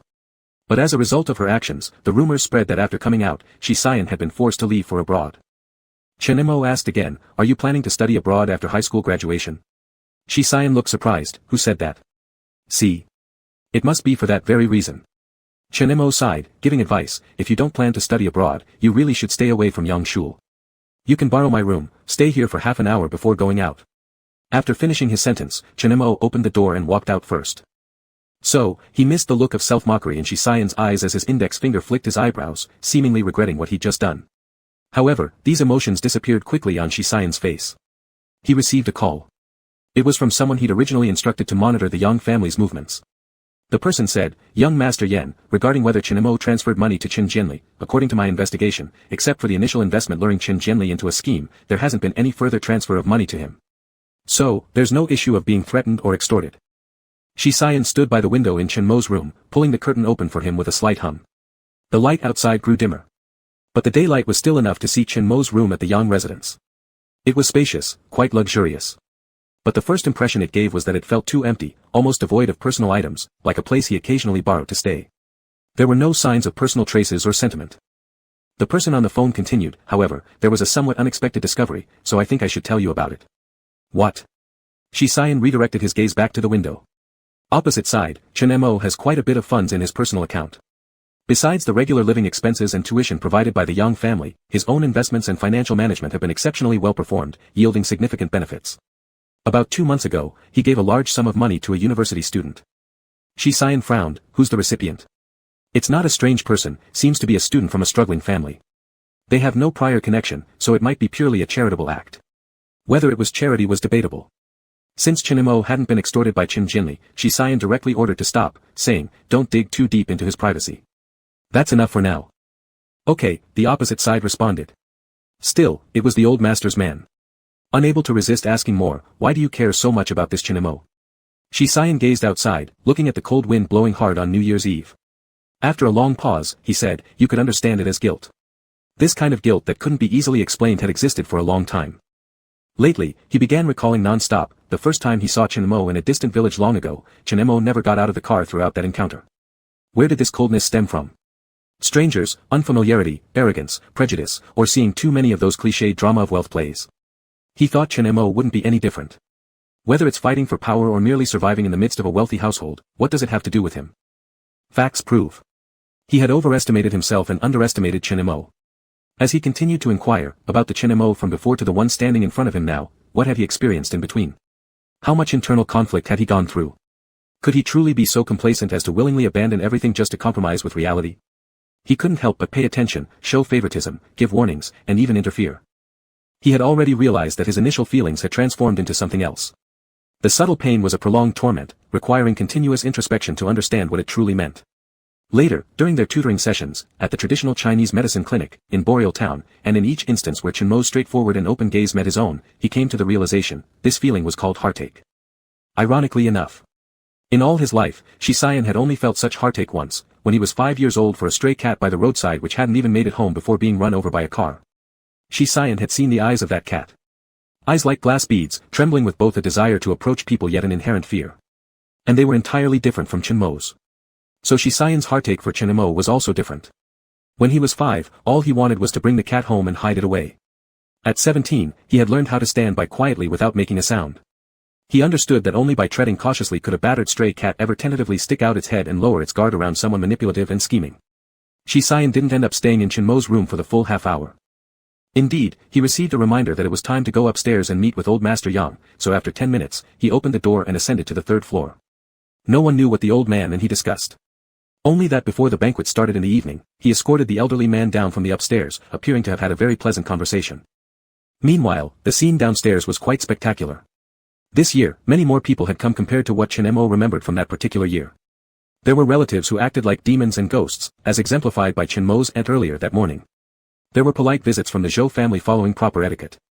There were screaming children running wild throughout the hall, and some small company executives sneaking in and handing out business cards everywhere. It was chaos on an unimaginable scale. At that moment, Chen Mo leaned against the glass window at the back of the hall, immersed in this seemingly lively, yet actually farcical New Year's Eve gathering. He watched Yang Shul adeptly navigating the social interactions. He saw Yang Ji putting on airs of an elite as he mingled with guests. The moment Shi Xian appeared with the elderly man, the farce fell abruptly silent. Chen Mo, amidst the hall filled with clinking glasses and laughter, locked eyes across the room with Shi Xian, who stood beside the old man like a well-bred scion of high society. Stepping out of the confined space of the bedroom, Shi Xian's aura had completely changed, he seemed naturally superior and aloof. It was hard to imagine this was the same person who had just moments ago pleaded with unwavering eyes. Chen Mo let out a loud whistle, perfectly summing up the situation. It earned him numerous curious glances in return. Everyone noticed the son that the Yang family had reclaimed, dressed impeccably in formal attire, exuding luxury in a quiet manner, his presence dazzling. Yet, this behavior he exhibited upon seeing a member of the Shi family. No matter how one looked at it, it resembled that of a petty hooligan. Chapter 43. As the people around began whispering, acting as bystanders or making comments, the old man on the stairs suddenly gestured with his hand. Chen Mo, come over here. Chen Mo arched an eyebrow and got up from the doorframe, walking up the steps to stand beneath the elder man. Grandpa. After saying that, he exchanged a glance with the person beside the elder. Shi Xian's eyes showed no ripples, as if the commotion caused by Chen Mo earlier didn't even cross his mind. Nodded Elder Yang, raising his hand and placing it on Chen Mo's shoulder. He suddenly turned toward all the guests and relatives in the hall and spoke, today is already a good day for reunion, also to celebrate my grandson regaining ties with our Yang family. The Yangs owe him much, so let everyone present today bear witness for Yang Tsongxian. When I pass away, all properties under my personal name will be inherited entirely by Chen Mo. An uproar filled the entire venue. Even Chen Mo took quite a while to react. Instinctively, he looked back. The hand of the elder on his shoulder patted gently, offering some reassurance. Sure enough, there were those who couldn't restrain themselves anymore. The fortune under the elder's name was no small matter, it included various real estates, antiques, calligraphy paintings, and even held 20% shares in Yang Group. The elder had 4 children, and each child had more offspring. By rights and sentiment, none of this should belong to a grandson like Chen Mo who just returned home less than half a year ago. Chen Mo's aunt was the first one to speak up. With an already livid face, she said, Dad, what nonsense are you talking about? That's right, added several of Chen Mo's uncles. Dad, Chen Mo is just a clueless kid who hasn't even become an adult yet. Moreover, you're in great health, isn't discussing these things too early? Among the chaos, the only person who seemed truly pleased was Chen Mo's biological father, Yang Qian. Yang Qian, though managing the company, often felt hindered by his siblings. Regardless of the elder's motives, at least the legacy would eventually end up in the hands of his son. His face instantly lit up with uncontrollable radiance. Chen Mo's gaze swept past the many seniors of the Yang family, met Yang Ji's deep and slightly complex look, and finally settled on Yang Shul, who appeared unwilling and shocked. He understood perfectly what every individual was thinking. What surprised him was the elder. According to the original trajectory, the elder had passed away 3 years later suddenly without leaving any last words. During Yang Qian's term, numerous issues in the group had reached an incurable point.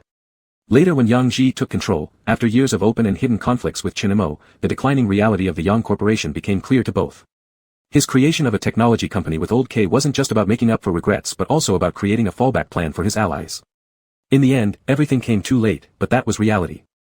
The current Chen Mo faced Yang Ji now, supposedly aiming to have his name linked to the company in the future. But in truth, he lacked interest altogether.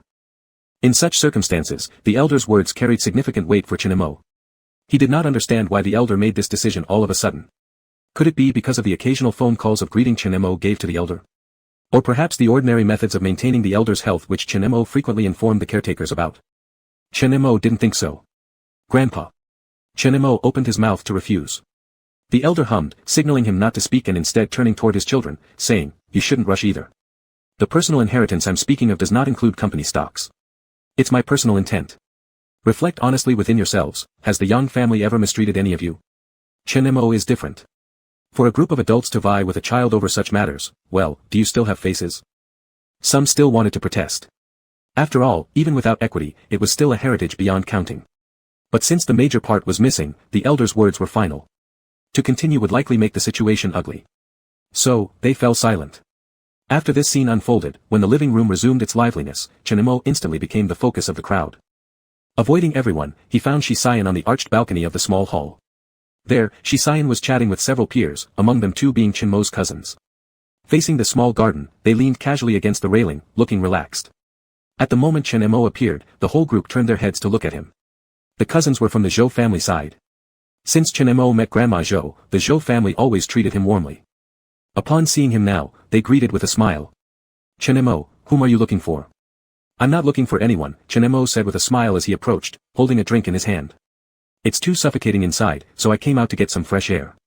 "You feel suffocated?" someone joked exaggeratedly. "At our age, you should be the wealthiest among us right now. If it were me, I'd wake up smiling in my dreams." Chen Mo leaned on the railing and lightly tapped Shi Xian's drink can with his own, shifting the topic toward him. "Don't talk about me, I'm just a parasite. If we're talking about wealth, it has to be Yan Gu, brother Yan, who is not only rich but also capable and smart. You guys should focus on him, not me." Sure enough, the conversation shifted toward Shi Xian. Shi Xian responded with a casual laugh to this blatant attempt to shift the spotlight and brushed off the teasing and inquiries in a few sentences. When the others dispersed, only the two of them remained on the balcony. It was quite cold outside, especially after coming from a warm, heated room. White vapor formed when they exhaled. Chen Mo leaned on the railing and gazed outward, saying, "Why did you tell my grandpa so much about me?" "It's simply because the elder cares about you." Shi Xian sipped his drink and glanced at Chen Mo sideways. "Are you upset?" "Why would I be?" Chen Mo chuckled lightly. But in his mind, there was what the elder had said: "Your parents were foolish, your older brother is self-absorbed, yet you still managed to achieve good results. Your grandfather is very happy. The Yang family doesn't have many outstanding individuals, so giving our assets to you won't be a waste. Just use it to protect yourself. The most important thing is to live happily." Chen Mo felt somewhat guilty. Deep down, he was never a positive or optimistic person, nor did he have any indispensable goals. He wasn't sure if that meant he failed to meet the elder's expectations. At this moment, Chen Mo received two messages on his phone. They were from Old K, whom he had added recently and exchanged a few simple words. Old K was still in school and hadn't graduated yet. Old K sent him two pictures. The first showed a middle-aged woman sitting in a wheelchair, busy in the kitchen, her back turned to the camera. The second was a wooden table set with simple and plain New Year's Eve dinner dishes, garlic sprouts stir-fried with cured pork, braised fish, dried bamboo shoots, etc. Old K's note was simple. "My mother has recovered significantly. If it weren't for you, this year I might not have tasted the flavors of home cooked by my mom. Thank you. Also, there was leftover money from what you sent. I've already used it for a startup project with classmates. As per your request, it will count as an investment. If convenient, please contact me to confirm the official contract." Chen Mo always remembered Old K as being extremely serious and meticulous. That first sentence was rare in its touch of sentimentality. Although Chen Mo transferred the money anonymously back then just to relieve the burden, he didn't expect to hear from Old K again afterward. While typing his reply, Chen Mo noticed Shi Xian politely averting his gaze. However, before he could finish typing, a dispute arose diagonally across from them behind some indoor potted plants about a meter tall. A man and a woman. Upon hearing their voices, it turned out to be Yang Ji and his girlfriend, Su Qianran. "Yang Ji, what do you mean?" Su Qianran, "Exactly what I mean, Yang Ji. We agreed long ago not to interfere with each other. If you must insist on being unreasonable, then our relationship is over." They were breaking up. After a few scattered footsteps, Yang Ji seemed to grab Su Qianran. "I'm not interfering with you," Yang Ji tried to explain while suppressing his temper, showing some patience. "This is the critical period for cooperation between both families. It's very inappropriate for you to suddenly want to dive into college student investment startups at this time. This is making things very difficult for me." The woman let out a derisive laugh. "You find it difficult?"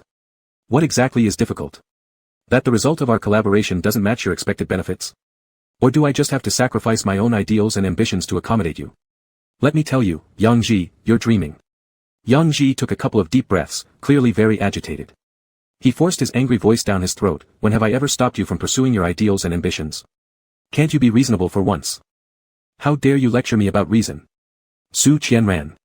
I am your boyfriend, not one of those young college students who chase around you, thinking only about getting your money. Are you crazy? That was legitimate investment. Chen Mo stopped typing altogether and exchanged a glance with Shi Xian nearby. Stumbling upon someone else's lover's quarrel felt a bit awkward.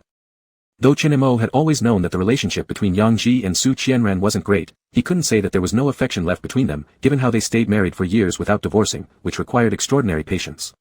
But currently, it looked like Su Qianran was extremely enraged.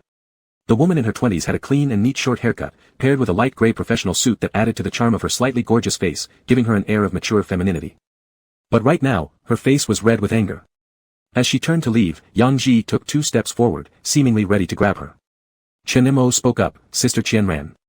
Since they were not yet married, Chen Mo naturally wouldn't call her big sister-in-law. Upon hearing his voice, both paused and looked towards the balcony. Yang Ji hesitated upon seeing who else was on the balcony. On the contrary, Su Qianran suppressed her emotions and put on a smile. Is that Chen Mo? Hello. Then she turned to him beside Chen Mo. Xian, you two know each other? Being in the same circle, Shi Xian obviously knew Su Qianran. Nodding with a smile, he replied, classmate. Excuse us. Su Qianran adjusted her hair, behaving quite gracefully. Chen Mo said, Sister Qianran, are you doing investment projects for college students? By chance, I know someone who is starting a business. I wonder if you might be interested in learning more about it.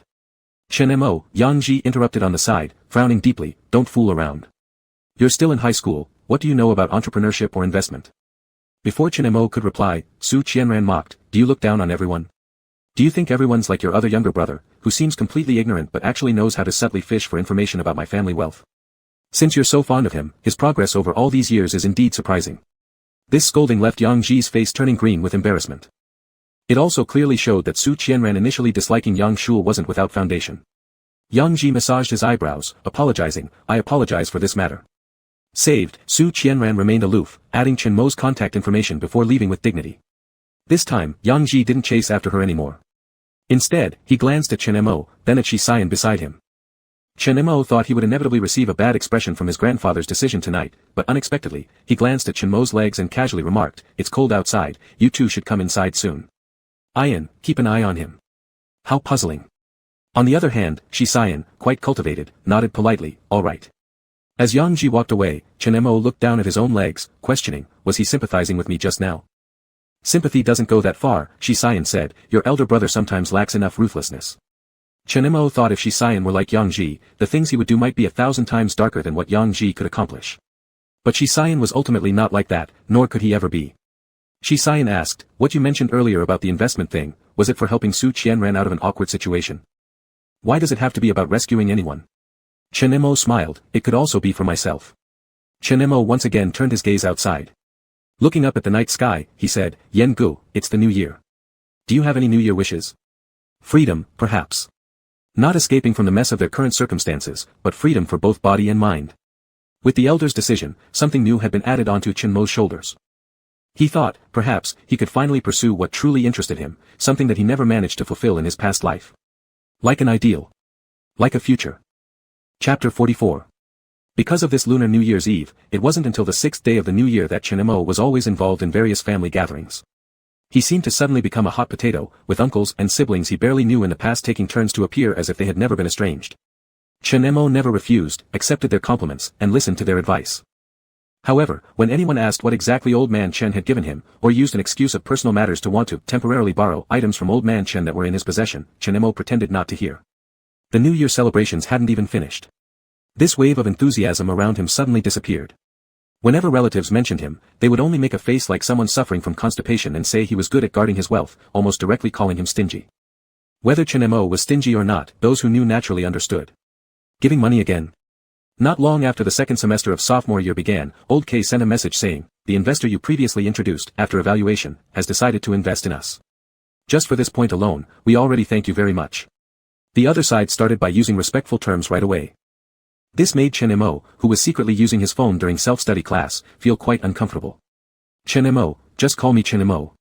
Old K, alright, boss Chen. Chen Mo. Though he knew the other side wasn't clear about his identity, and he had reminded Su Qiran not to leak his information, yet being in an environment full of high school students, he could not equate himself with the self from his previous life sitting in the office. Besides, he didn't like it anyway. He disliked the distinct hierarchical office environment where one had endless documents to sign, meetings to attend, and personnel issues to resolve. He remembered when he was very young. In a backward and secluded mountain village, he discovered the awe when a neighboring child's migrant parents brought back a remote-controlled toy car. That was his first spark of exploration spirit towards the world beyond the mountains. Even though he was in a dire situation. During the few years he spent in junior high in the county town, through books, emerging KTVs, internet cafes, and other environments, he clearly knew that not every set of parents were like Qin Jianli and Li Yunru, and life was not merely the small piece of land he could see. His studies, which he had never fallen behind on, were subconsciously his first way of escape. Even though later when he returned to the Yang household, he fell into another form of self-identity disorder, it did not stop the fact that deep down, he had never stopped searching. This was also why he later had the opportunity to meet Old K and collaborate with him. He liked the ever-changing world. Obsessed with cutting-edge technology and its causes. As long as he was within this environment, it was as if he was just his original self. Chen Mo replied to Old K, this amount is considered my formal shareholding, not the previous ones. However, I do have conditions, I won't participate in any form of decision-making or operation. Within 5 years, I can't guarantee providing mature technical support either. Even though he held shares, it sounded like giving money away for free. The other side took half a day to respond. Originally, Chen Mo had been looking down all along when he suddenly heard 2 tapping sounds. Lifting his head, he saw his homeroom teacher, Xiang Xinglong, standing next to him, glaring at him with a deadly stare. Hand it over. Xiang Xinglong extended his hand. This commotion was enough to draw the attention of the entire class. Chen Mo was instantly brought back to reality, touched his nose, and resignedly powered off his phone before handing it over. After confiscating the phone, Xiang Xinglong couldn't help but educate him, you've indulged less than a month after the start of the new semester, getting complacent because of your good grades from the final exams last term. There's still a long road ahead. I'm sorry, Mr. Xiang. Chen Mo acknowledged the situation wisely. Xiang Xinglong, what, Mr. Xiang? Pay attention to classroom discipline and be serious. A burst of laughter echoed through the class. Turning toward the podium, Xiang Xinglong, somewhat irritated, said, what are you all laughing about? Everyone focus on self-study. Look at Shisayan, since the start of the school year, he flew to the capital to participate in competitions. Unsurprisingly, by the end of sophomore year, he will likely finish the entire Olympic competition series. He's already far ahead of most people, yet you all remain so leisurely without a sense of urgency. A wave of moans swept through the room. Mr. Xiang, studying is hard enough already. Please don't humiliate us commoners with examples of monsters like Yen Gu practicing dimensional strikes. That's right. We're merely honest folk following the steps laid out for us. Teachers and students shouldn't come to such desperate ends. The students in the experimental class were certainly not lacking in eloquence. Chen Mo found this amusing from the back, looking at the empty seat beside him, and felt somewhat disoriented. March had arrived, and the cherry blossoms at the base of the teaching building were blooming splendidly. At this moment, everyone in the classroom who was claiming to be an ordinary person was without exception striving towards their own future. Chen Mo's heart was brimming with a sense of urgency that he had never experienced before. It was a clarity and brightness he had never felt so distinctly. Just a few days later, Chen Mo received materials from Old K regarding the ongoing projects within his team. It was about a special research on the application of intelligent technology in new media. Chen Mo was not unfamiliar with intelligent technology, after all, he had led similar projects in his previous life. This did not stop him from consulting large amounts of data, and there were quite a number of thick professional books like bricks on the desk in his dormitory. He delved into it from scratch. As his communication with Old K increased day by day, their chats also became more professional. Meanwhile, Old K, who was still just a college student at this time, began adopting an increasingly serious attitude. Naturally, as a high school student, Chen Mo could not possibly tell the other party his real information at present. The people in the dormitory started to feel puzzled. After all, the health-conscious young Master Chen recently seemed less concerned with maintaining his well-being. It wasn't that he didn't soak his feet, drink tea, or wear long johns, rather, it was that recently, his whole demeanor seemed changed. That lingering sense of lethargy always present around him had completely disappeared. In its place was a composed sense of determination. What are these things? Qi Lin, while exchanging sweet nothings with his girlfriend online, flipped through an obscure and incomprehensible book written entirely in English belonging to Chen Mo and was shocked, I can't understand any of it. It's about robots. Chen Mo glanced over and said. Qi Lin, robots? Why are you reading about them? I don't have a specific reason, I just genuinely enjoy it. Chen Mo reached out to take the book back, weighing it in his hand and smiled. Actually, it's pretty interesting. Our worlds don't align, Chi-Lin said baffled. Until now, only chairman she made me feel like we belong to different dimensions. Brother Mo, are you stepping in his footsteps? No, I'm not. Chen Mo easily turned his chair around. Shi-Cyan overwhelms you all, but I'm just enjoying myself and challenging myself. Just yesterday, my phone got confiscated by Mr. Xiang. To send a message, I'd even need to borrow yours. Just as he spoke, the black mobile phone in his hand vibrated. Chen Mo had already logged out of his social media, so he handed the phone back to Chi-Lin directly. It's a call. Probably my girlfriend. Chi-Lin wore a sweet smile but hesitated to answer, glancing at the screen absent-mindedly before blurting out, honey. Chen Mo jolted slightly in his seat. The next second, Chi-Lin's face twisted awkwardly. Babbling, she, not. Honey. No way, I didn't mean to call you honey. After explaining for half a day, Chi-Lin passed the phone back to Chen Mo, looking flustered. It's for you. For me. Chen Mo confirmed again, then took the phone, recognizing it was Shi-Cyan calling. He gave a somewhat sympathetic look toward Chi-Lin before bringing the phone to his ear. What's up? There might have been poor signal on the other side. There was some crackling sound, but Shi-Cyan's steady tone soon came across. Where's your phone? I've sent you messages for several days and got no reply. You sent me a message. Chen Mo paused momentarily. The phone is with Mr. Xiang. Got caught using it during class and it was confiscated.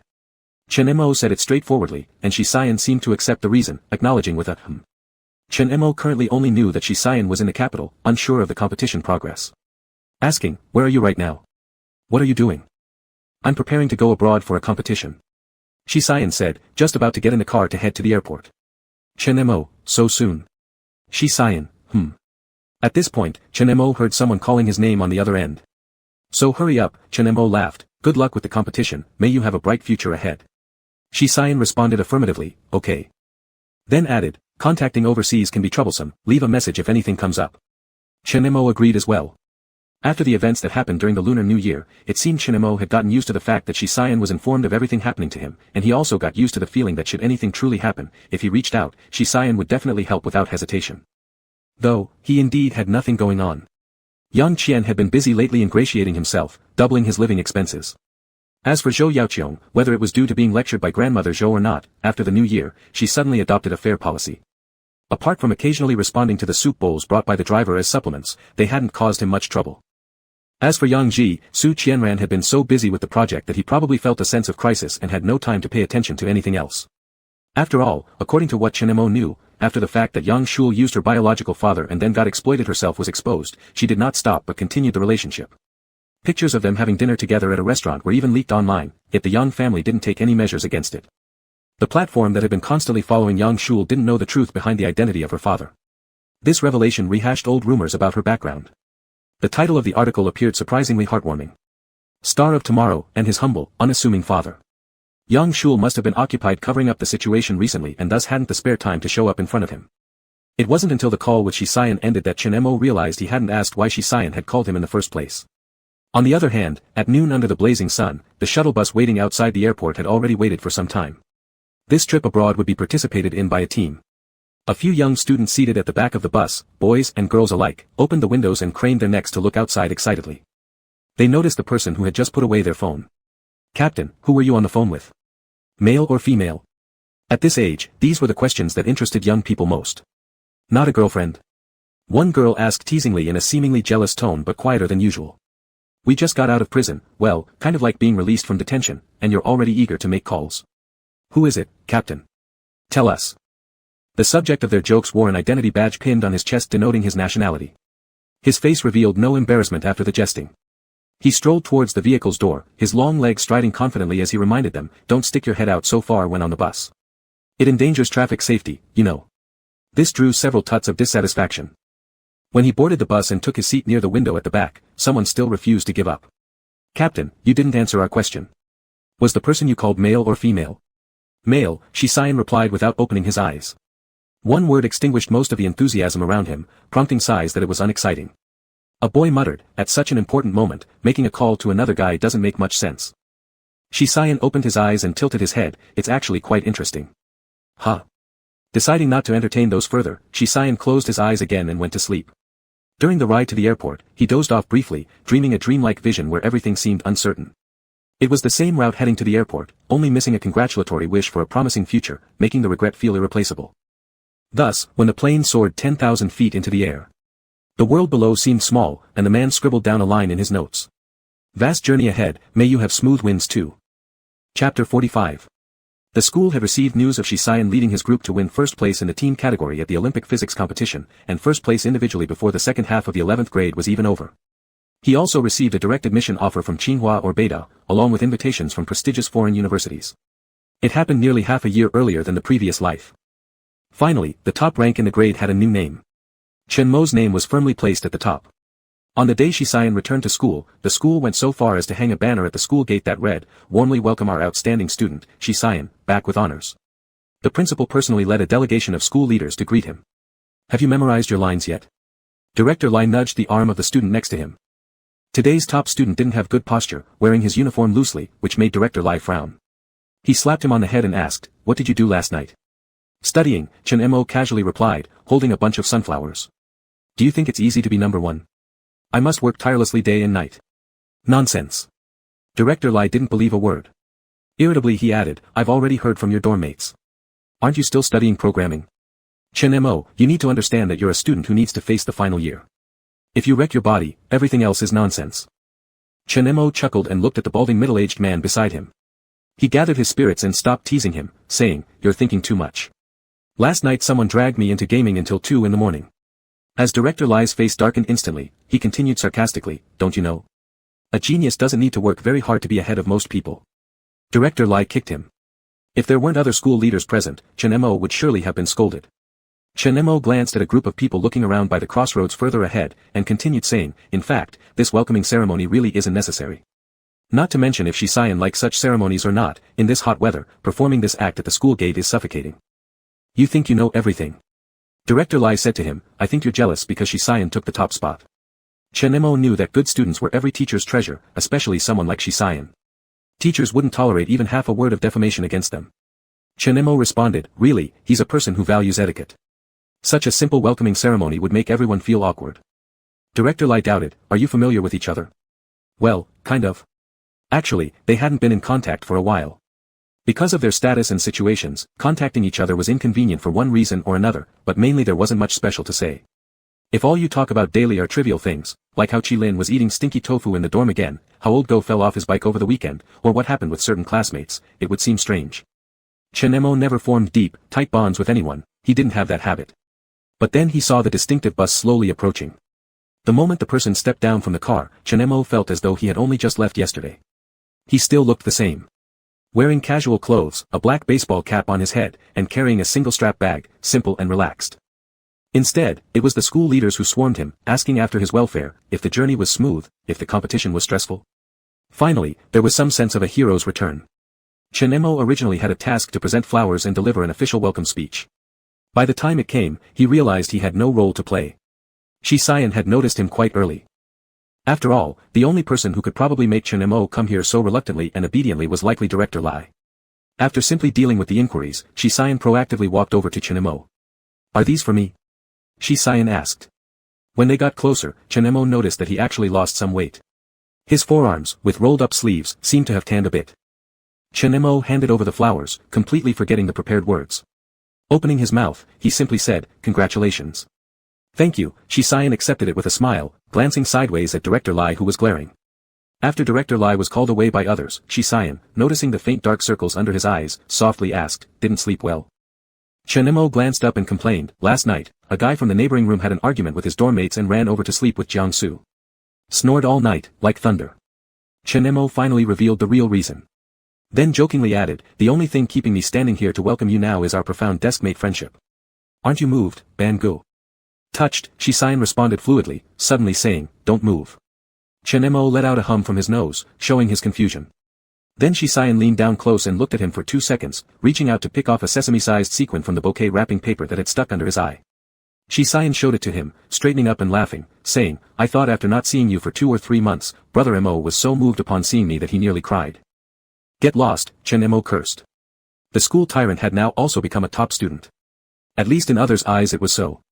Therefore, as the two walked through the school during the break, passing through the shaded path, the library, and beside the playground, toward the second-year teaching building, the various glances and inquiries they received were so friendly that it shocked Chen Mo, who due to being busy these past few months, hadn't cared about his reputation for quite a while. For instance, Chen Mo overheard several people murmuring, "Holy crap, that's the godlike sophomore who got an early admission. The students participating in this year's college entrance exam must be envious to death." Shi Xian. Not surprising at all. The one walking next to him is Chen Mo, right? Looks like genius-level students hang out together. Isn't Chen Mo that person who got officially reprimanded? How long ago was that? Go check out the school honor board, the photo there looks pretty good.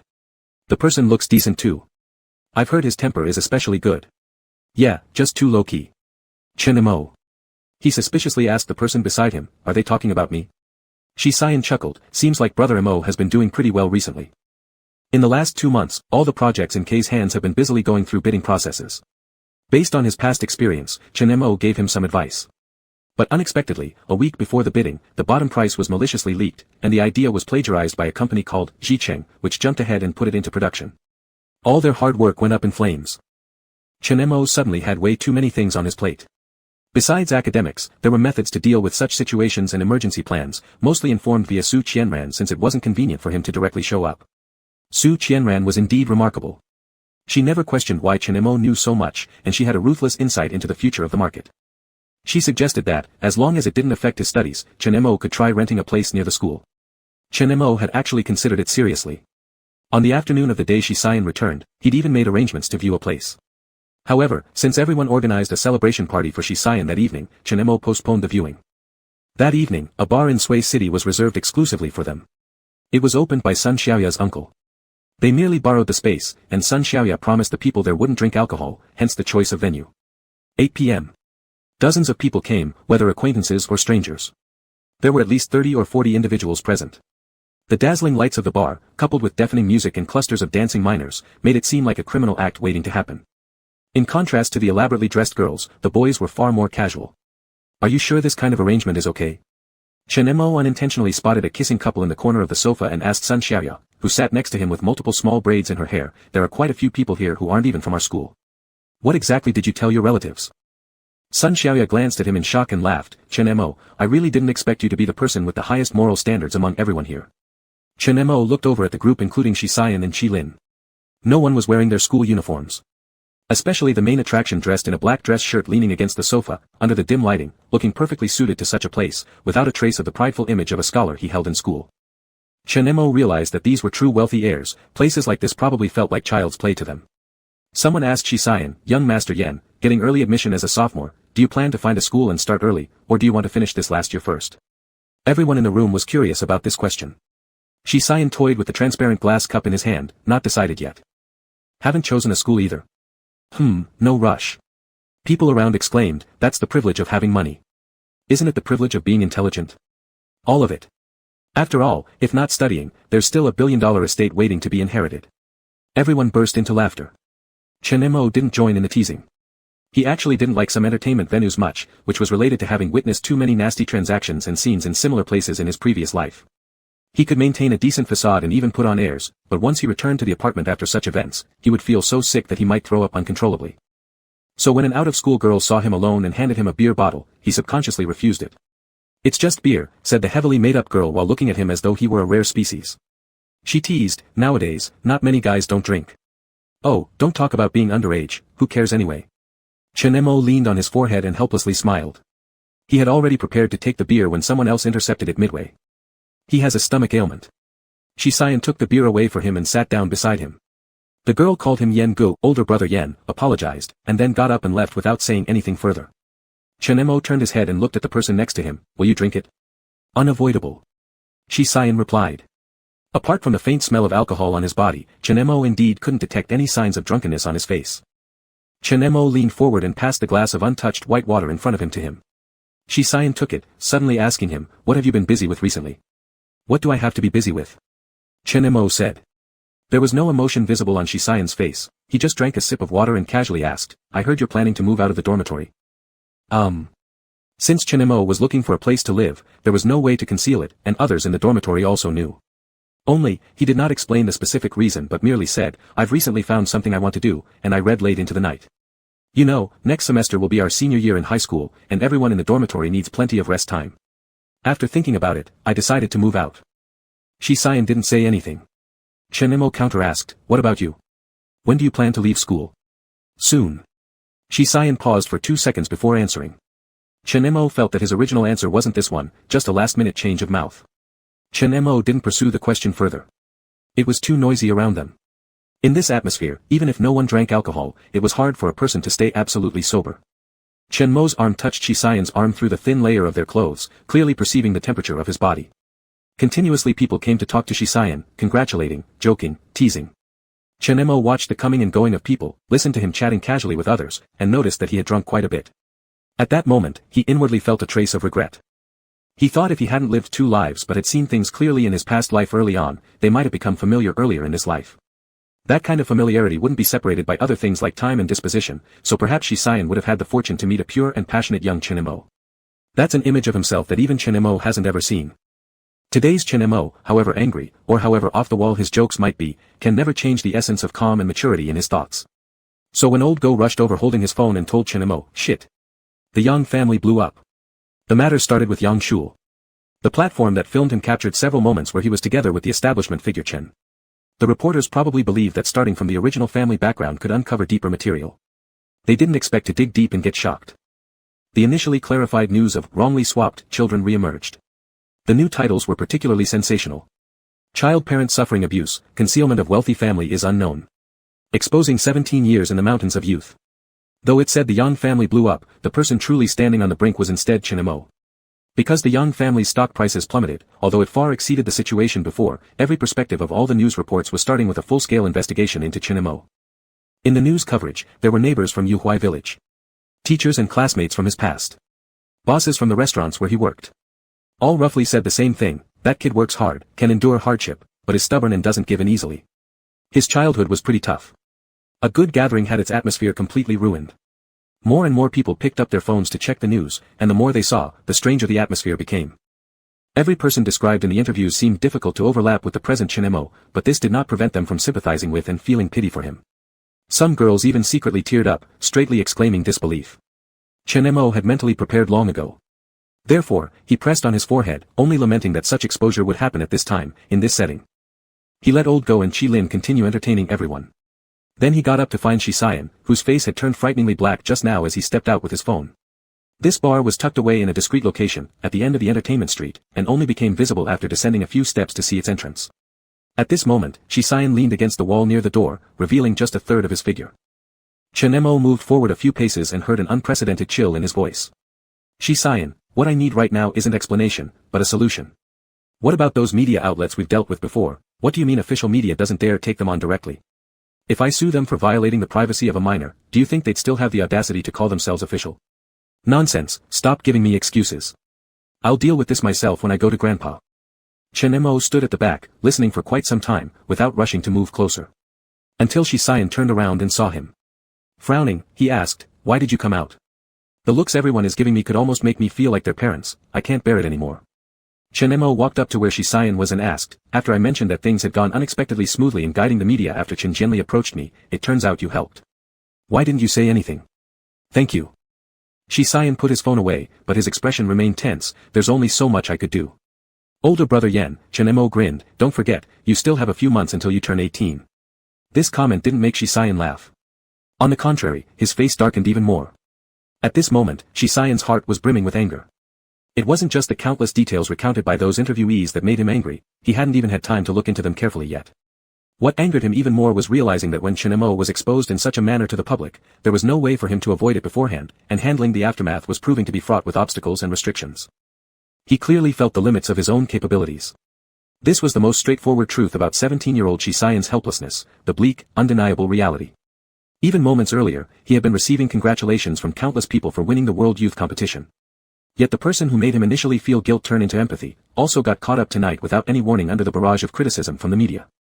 That child who would walk through the snow, one foot sinking deep after another, to buy medicine for his adoptive mother.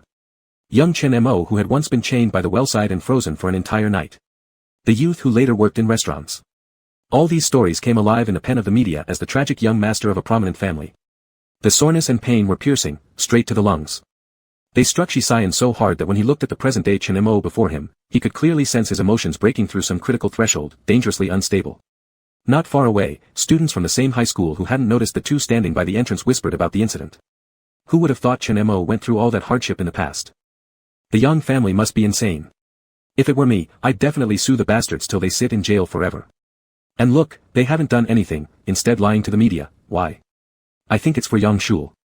Look how fast this news broke. Yang Shul has already slipped away quietly. Plus, how much the Yangs spoil him, it's not a secret they've never gotten along. That's true, plus the reason involving Shisayan. There are already rumors that Chen Mo stole Yang Shul's thunder. You mean, the relationship between Chen Mo and Shisayan? It's not simple.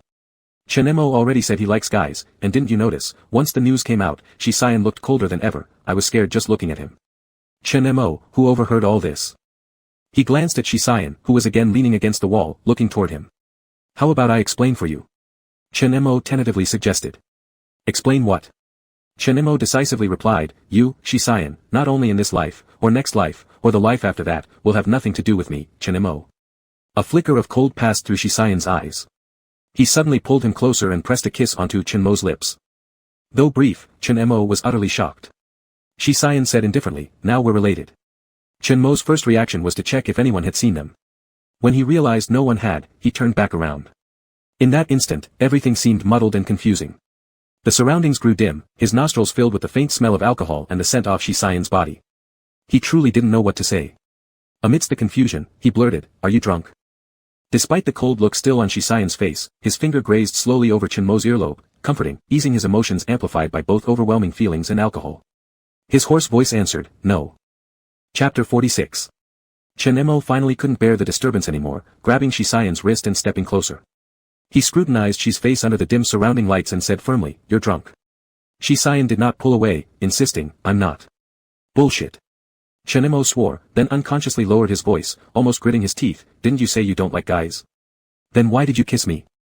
Shisayan raised an eye, that's because I haven't liked anyone else, my self-awareness isn't comprehensive enough. You. Chen Mo scoffed at this explanation, but soon realized there was another layer of meaning in these words. He was shocked, are you saying you like me? Shisayan glanced at him sideways, or what? Do you think I just start kissing people after drinking? Chen Mo rolled his eyes, at a time like this, can your mouth not be so sharp? He took 2 deep breaths, feeling he needed to calm down. First off, he had just felt something soft brushing against him but hadn't really noticed much. As he deliberately recalled the past year, their relationship evolving from strangers to acquaintances when Shisayan became his desk mate and started tutoring him upon request. The more he thought about it, the crazier he found Shisayan's actions. Sure, Shisayan had taken him to the hospital multiple times. Found him a Chinese doctor, accompanied him through treatments, let him sleep in his bed, brought him food, and even went shopping with him and witnessed some fights. But what exactly did he like about him? Did he like how he paired cigarettes with red tea? Speaking under the national flag? Being semi-crippled yet starting from scratch? Chen Mo confessed, I was wrong, I shouldn't have spoken without restraint in front of you. Saying things like he's gay, joking that he wouldn't do anything while showering despite seeing his face, or claiming that he got pregnant with his child during gaming sessions, all of which Chen Mo attributed to leading Shisayan astray. Shisayan saw how even at such a moment, Chen Mo still insisted on taking responsibility for his own behavior, grinding his molars in irritation. It made him burst out laughing in frustration. You. Don't speak. Not now. Chen Mo suddenly reached out and covered Shisayan's mouth, pushing him into a shadowy corner of the passage. He waited until the few people who had just talked outside walked back in from the other side before sighing in relief, only to realize he hadn't yet released Shi's mouth and hurriedly stepped back. Chen Mo considered the matter briefly and directly said, let's both pretend this conversation never happened tonight. Can you really pretend nothing happened? Shisayan raised an eyebrow. Chen Mo was ready to say that getting kissed once wasn't a big deal, that he wasn't naive enough to think one kiss required any commitment or demands for explanations. In truth, Chen Mo clearly knew inside that he just needed a reason to step back so as to redefine and sort out their relationship. But before he could speak, Qi Lin and the others had already come out looking for them since they hadn't gone inside for a long time. Were you two fighting? Qi Lin asked quietly as he walked beside Shisayan. Shisayan looked at him, why do you say that? I feel strange vibes between you two. Qi Lin glanced ahead at Chen Mo who had already mingled back into the group led by Lao Go and continued, and I just called him, but he completely ignored me. Tell me, what the hell happened tonight? Did Chen Mo really live such a life before? Qi Lin didn't finish the rest of his sentence.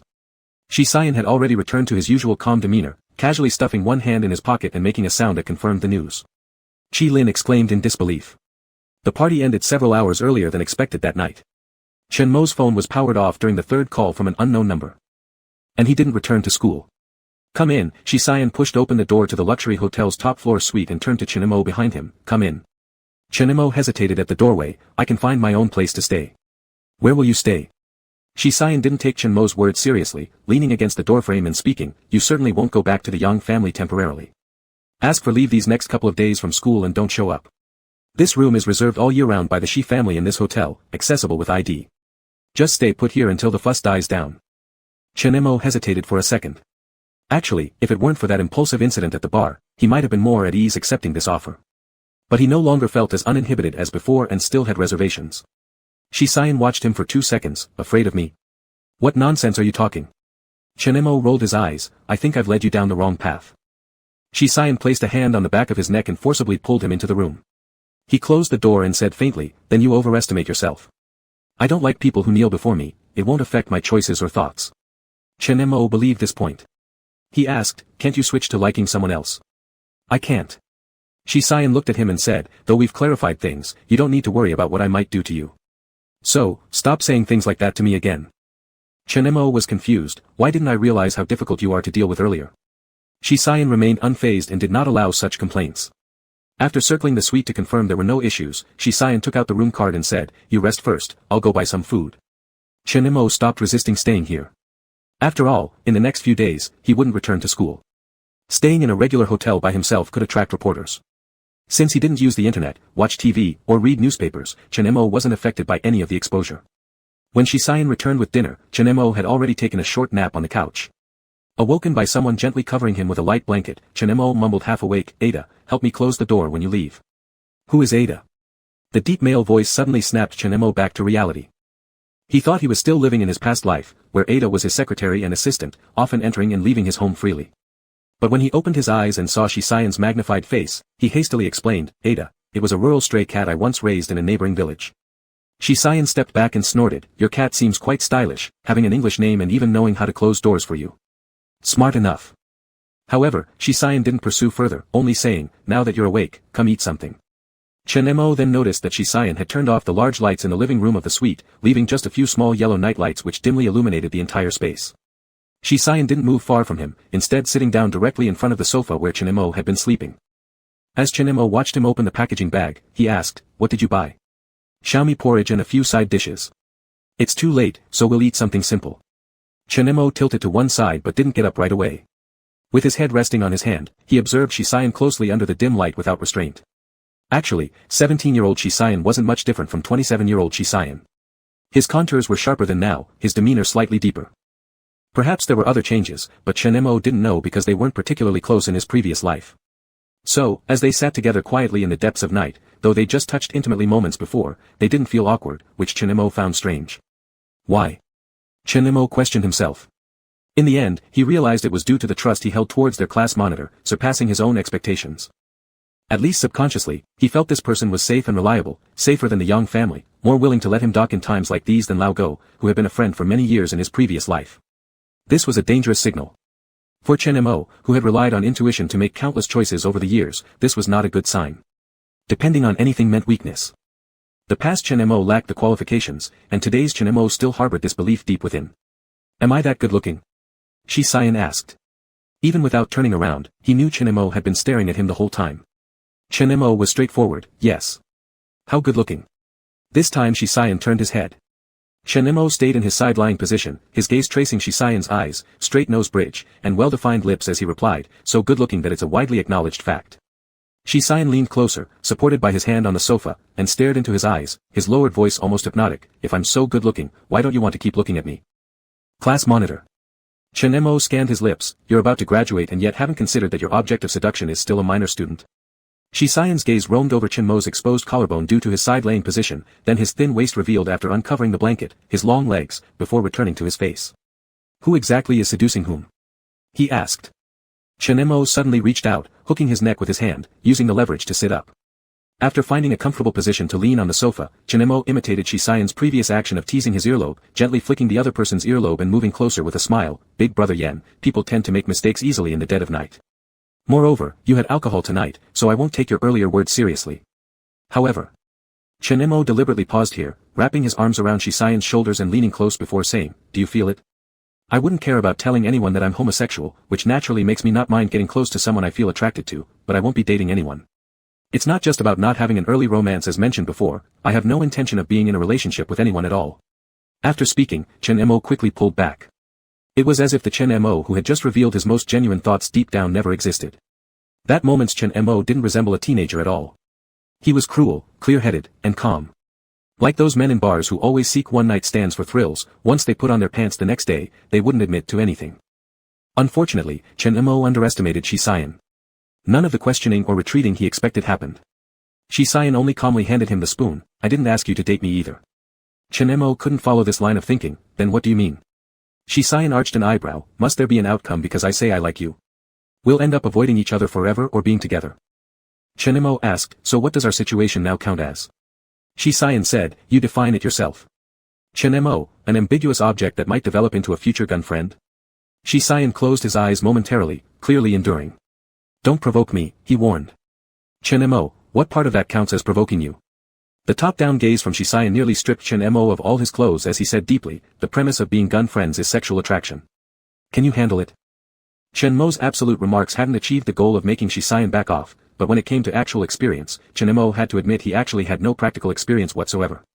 In both lifetimes, he neither dated, engaged in casual sex, 419, Chinese slang, nor had any long-term gun friends.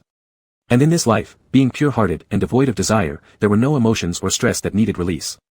It wasn't until recently that he first noticed, after so long, he actually hadn't even used his right hand, and hadn't thought of such things at all.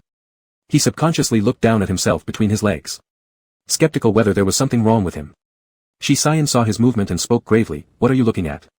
"I'm seeing if I've drunk too much cooling tea," Chen Mo continued unabashedly. "After all, even if I want to play, I must ensure my own health beforehand to proceed." Shisayan.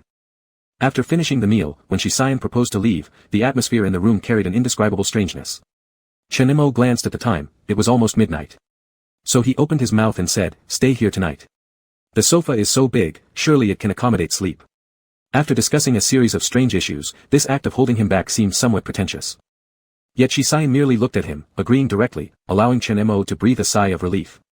He thought the night's conversation would ruin their relationship entirely, likely leading them to never communicate again. In fact, it proved that not only did Chen Mo, this adult, habitually mask problems, but after waking up the next morning, Shisayan also showed no unusual behavior. Sobered up from the alcohol, it was as though last night's version of him ceased to exist, not mentioning a single word about what they had discussed. "Good morning." After finishing washing up in the bathroom, Shisayan greeted Chen Mo who was about to enter. Chen Mo, still sleepy, replied, "Morning." Everything went peacefully. However, at 8 in the morning, Qi Lin and Old Go arrived unexpectedly. They also brought the latest developments in the matter. "Qi Lin, I heard the Yang family has been busy handling public relations. They're probably in quite a mess right now. They're even talking about relitigating the case. Wonder why they didn't start sooner." "Old Go, I've already taken your leave at school for you. Just listen to Big Brother Yan's arrangements and don't worry." While brushing his teeth, Chen Mo instructed Old Go, "I ordered a laptop online. Remember to sign for it later." "Sure." Old Go leaned against the door watching him. Curious, he asked, "I thought you toss and turn all night, worried about everything. But I see your face glowing with vitality. It's as if some good news has come your way." "Good news?" Chen Mo unconsciously touched his face, then glanced down. Was finally caring about his own desires considered good news? Chen Mo looked back. Just then, Shisayan was seen sitting in front of the computer, with Qi Lin perched on the armrest of the sofa beside him. Whether or not they had overheard the conversation, Shisayan looked up briefly. Chen Mo naturally broke eye contact and replied to Old Go, "There's no good news. How can you be happy when someone exposes your secrets?" At that moment, Chen Mo was holding his newly turned-on phone. Messages kept vibrating his phone for a long time before stopping. Most of the Yang family were asking where he was. And classmates from school, some old acquaintances, even neighbors. Even the boss of the restaurant where Chen Mo washed dishes in junior high sent him a message saying, "Chen Mo, I'm really sorry, I never thought things would get this big. The Yangs must have suppressed the story initially to protect you, right? I feel truly sorry about that."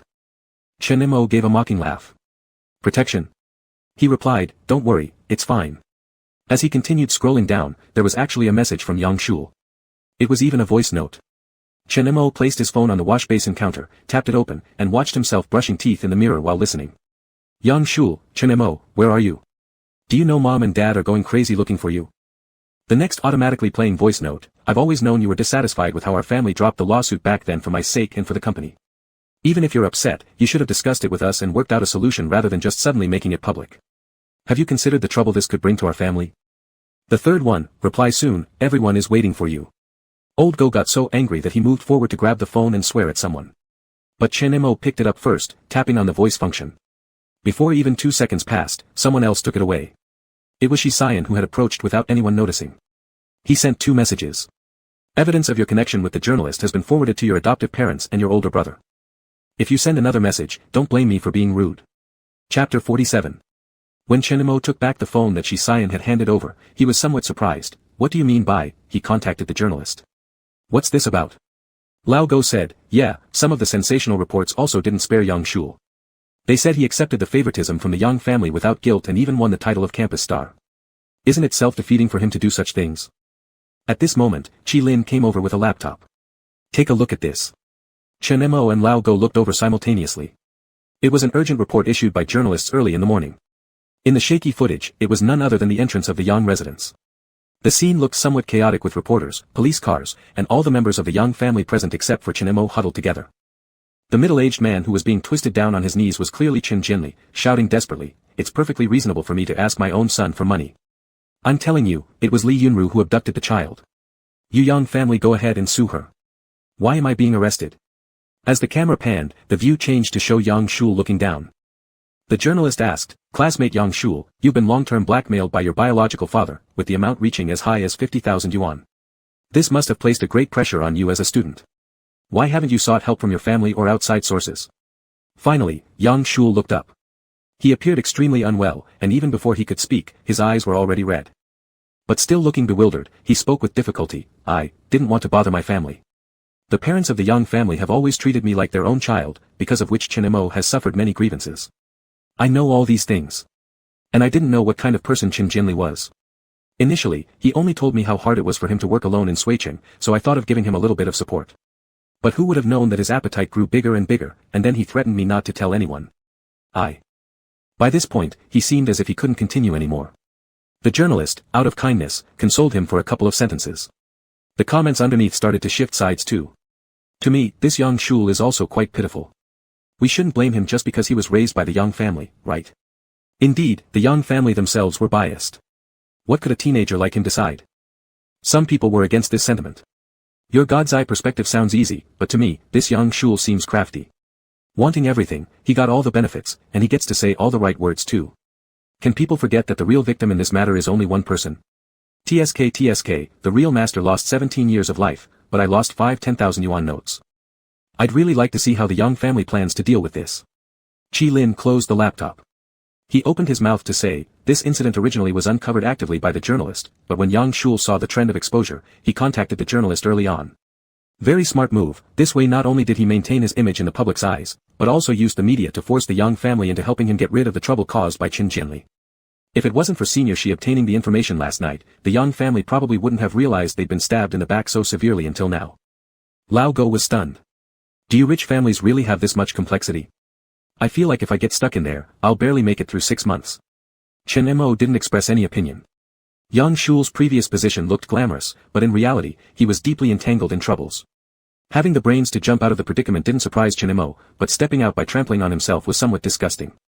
Chen Mo turned around and spat out the water in his mouth, saying, I'll go back to the Yang home. You're crazy. Lao Go blocked him, going back at a time like this is openly adding fuel to the media's fire. There are so many people out there who are exactly worried about not finding you. Chen Mo washed his hands, someone has to step forward to bring closure to this. At this moment, Shi Xian spoke again. There will definitely be a need to return, but not now. By the afternoon of that day, Chen Mo understood what Shi Xian had meant by waiting. The controversy involving the swapped children between the Chen and Yang families finally involved a crucial figure. The culprit behind everything, Li Yunru. A woman in her 40s, dressed in a flowery shirt, with a triangular headscarf, an overly aged face, and strands of white hair, making her appear more like someone in her 50s or 60s. She granted an interview. Sitting inside a rather humble-looking rented apartment. She bowed her head slightly and began to speak slowly. It was a rainy day, I fell on my way to work and was sent to the hospital. I didn't have any money, and it would have been good enough if Chen Jinli that beast hadn't asked me for money. A kind doctor paid my medical expenses. The woman in the bed next to me looked very wealthy, she also had a difficult delivery. She screamed like her heart was being torn out, constantly shouting that she didn't want to continue, then asking her husband when he would arrive. Her eldest son came first, about 6 or 7 years old. Later, both of our babies were born, but my child's health wasn't good and needed to be placed in the intensive care unit. When I heard that it required a large sum of money, I panicked. It just so happened that the baby next to mine also had to go into the ICU because it was premature. Back then, hospital management wasn't as strict. Without even realizing why, I took advantage of the neighboring mother being unconscious, the nurses not paying attention, and switched the bracelets on the 2 babies. I fled the hospital with that child, hiding for days out of fear of being found.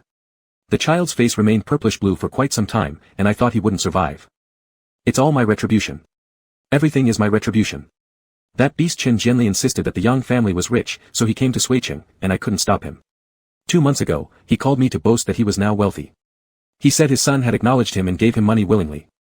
I learned from Chen Jianli's phone call just a few days ago how smart that boy is. He understands that the bigger the amount, the greater the chance it constitutes a crime.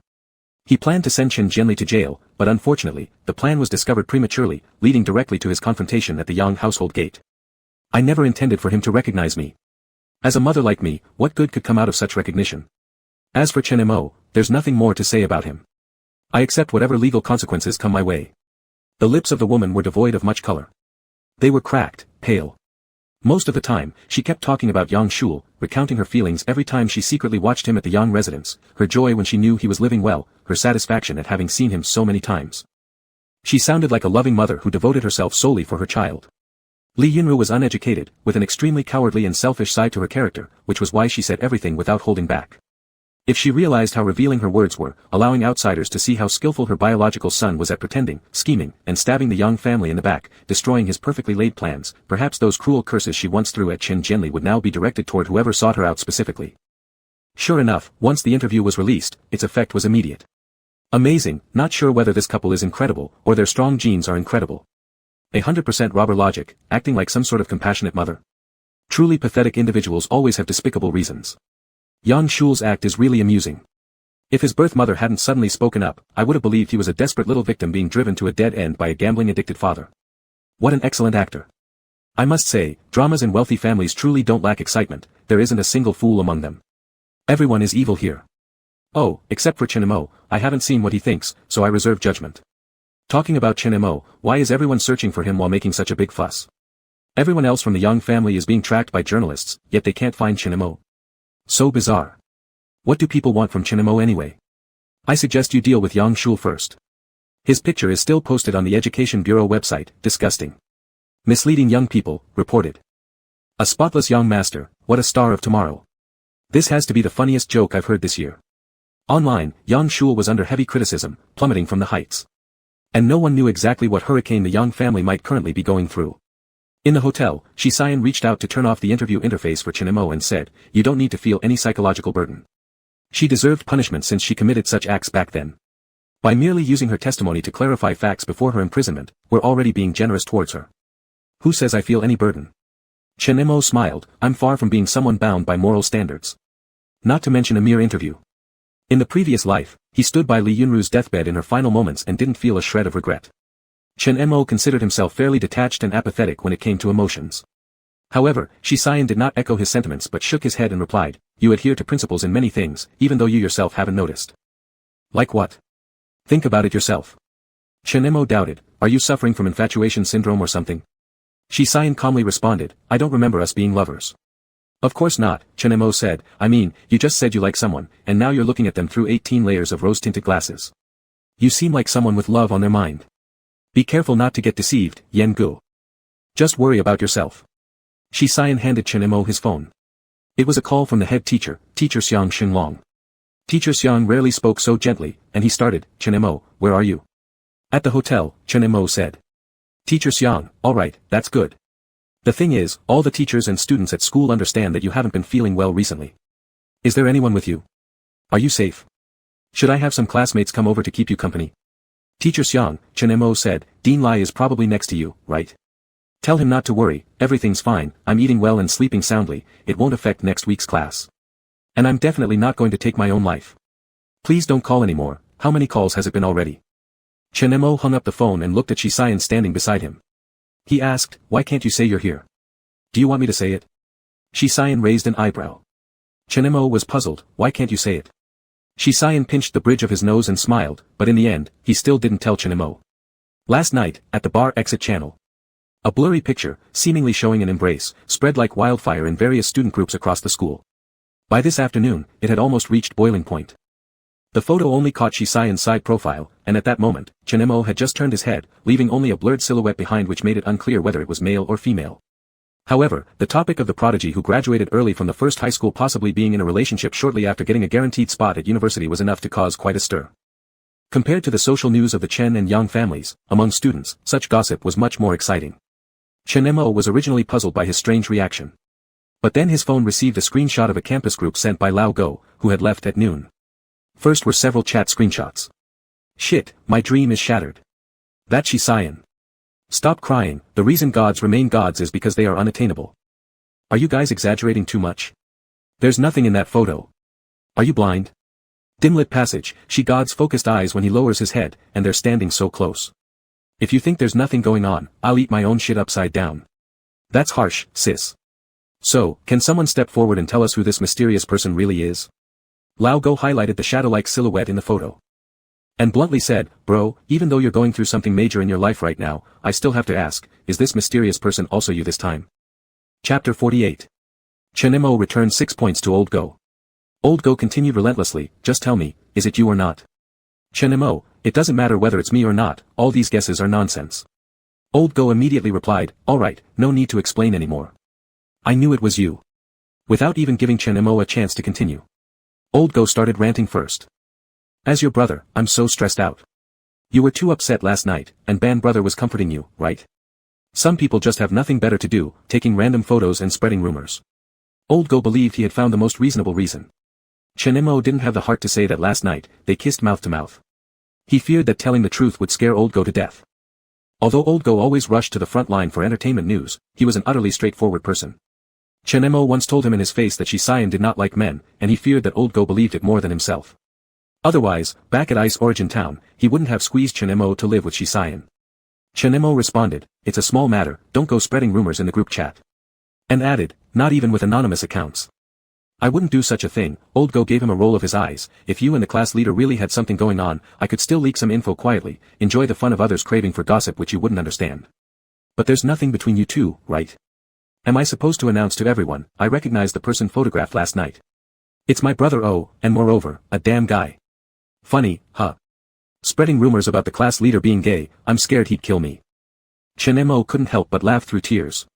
He wasn't sure whether to say Old Go was sharp or dull. Yet, he didn't feel any suspicion whatsoever. After finishing the idle chatter with Old Go, Chinemo picked up his bank card, room card, wallet, and other items, then stood up and said to Shisayan, is there anything else to take care of now? Let Uncle Lin send me away. Let's go. Shisayan glanced at him and didn't ask any unnecessary questions. It was around 4 o'clock in the afternoon.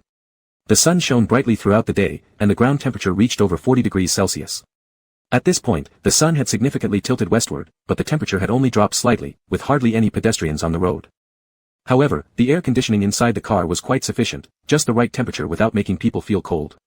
Uncle Lin remained taciturn as usual. Chinemo looked at a certain person sitting beside who had their legs crossed. The laptop screen showed the official website of a prestigious foreign university. Chinemo briefly scanned it and asked, have you decided on the school? Not yet. Shisayan looked at the computer without lifting his head, raising an eyebrow simply to explain, my uncle sent it over to take a look, he's currently abroad, saying if necessary, he will prepare recommendation letters in advance. Chinemo frankly said, it's a good opportunity. It was then that Shisayan turned to look at him, do you think it's a good opportunity? Yeah, Chinemo nodded. Shisayan asked again, have you ever thought about studying abroad? Me? Chinemo paused, smiled, no plans for that.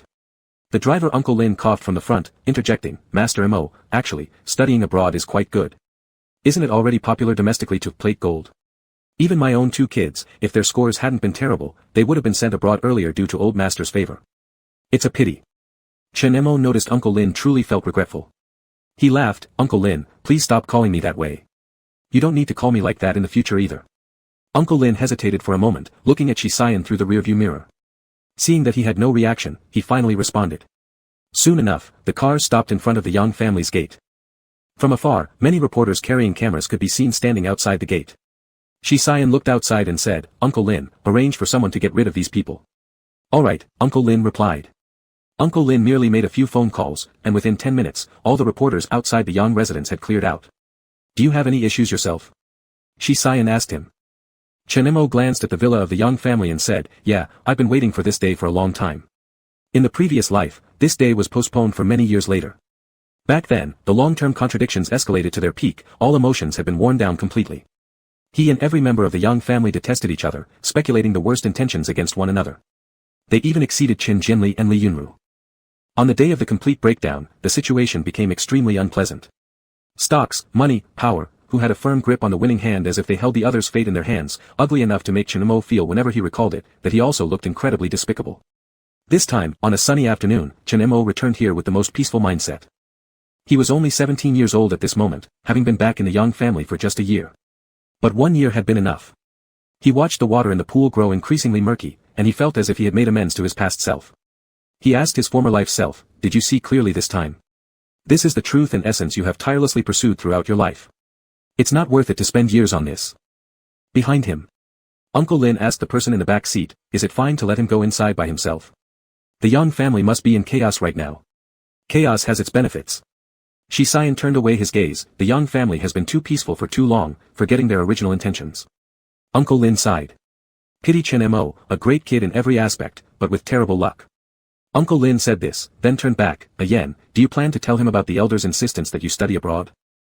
Things not confirmed aren't worth talking about, Shi Xian's voice became lighter. Uncle Lin seemed to smile bitterly, if there were more children in the Shi family, things wouldn't all fall on your shoulders. Unfortunately, your parents don't have that thought, and your uncle is unreliable. He claimed he would monitor business abroad for the elder, yet he knows nothing about this area. He is bound to suffer losses. Shi Xian closed his laptop and looked out of the window again. Uncle Lin didn't say anything more. Having lived half a lifetime, Uncle Lin used to drive for the matriarch. In his memory, a Yen was always a child. 2 years ago, he was assigned by the matriarch to serve him, and he knew from then on that the future heir of the Shi family would never be anyone else. But only at this moment. Uncle Lin realized that the child in his memory had truly grown up. Perhaps he already possessed the ability to defy the matriarch's will. Yet what was going through his mind could no longer be easily guessed. At this time, the atmosphere inside the Yang family villa was stagnant. Because journalists had piled up outside early in the morning, the Yang family initiated emergency public relations, making explanations and statements to the media. Everything appeared to be moving towards a better direction until an interview with Li Yunru in the afternoon caused everything to fall apart. Yang Shul had already gone into a fit of rage. Countless cups, plates, and bowls were smashed in the living room, leaving a mess behind. However, the screen occupying half a wall still kept replaying the woman's voice, that was a rainy day, I fell on my way to work and was taken to the hospital. I escaped from the hospital with the baby, hiding for days to avoid being discovered, the child's face was purple for a long time, I thought he wouldn't survive. Turn it off. Can't you turn it off? Yang Shul accused the servants loudly. Unfortunately, no one listened to him this time. Yang Qian was still standing by the window making a phone call, his voice weary, yes, we adults have lost our minds. The lawsuit has entered the process, announcements will be issued. We will sue for more than extortion, including child abuse charges. On ordinary days, when Yang Shul got angry like this, Zhou Yaoqin would have soothed him. This time, she blankly stared at the screen, her expression dazed. The exhausted-looking woman's words on TV shattered her long-standing self-deception. She remembered the pain she experienced on the day she gave birth. She eagerly hoped her husband would come soon. She woke up seeing her eldest son holding her hand and excitedly saying, Mom, it's a younger brother. Hearing the child wasn't healthy made her cry involuntarily, without even realizing it. Over these years, due to this son, their marital relationship had indeed improved.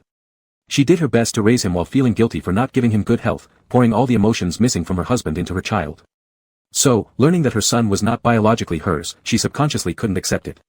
Even if it was the truth, after raising him for over a decade, a non-biological child had become as real as biological. Especially when discovering Chen Mo wasn't close to the ideal image in her mind, she chose avoidance, evasion, and turning a blind eye. However, this kind of self-deception eventually came crashing down. It came unexpectedly. Particularly upon hearing Li Yunru mention taking a premature child out of the hospital and fleeing around secretly.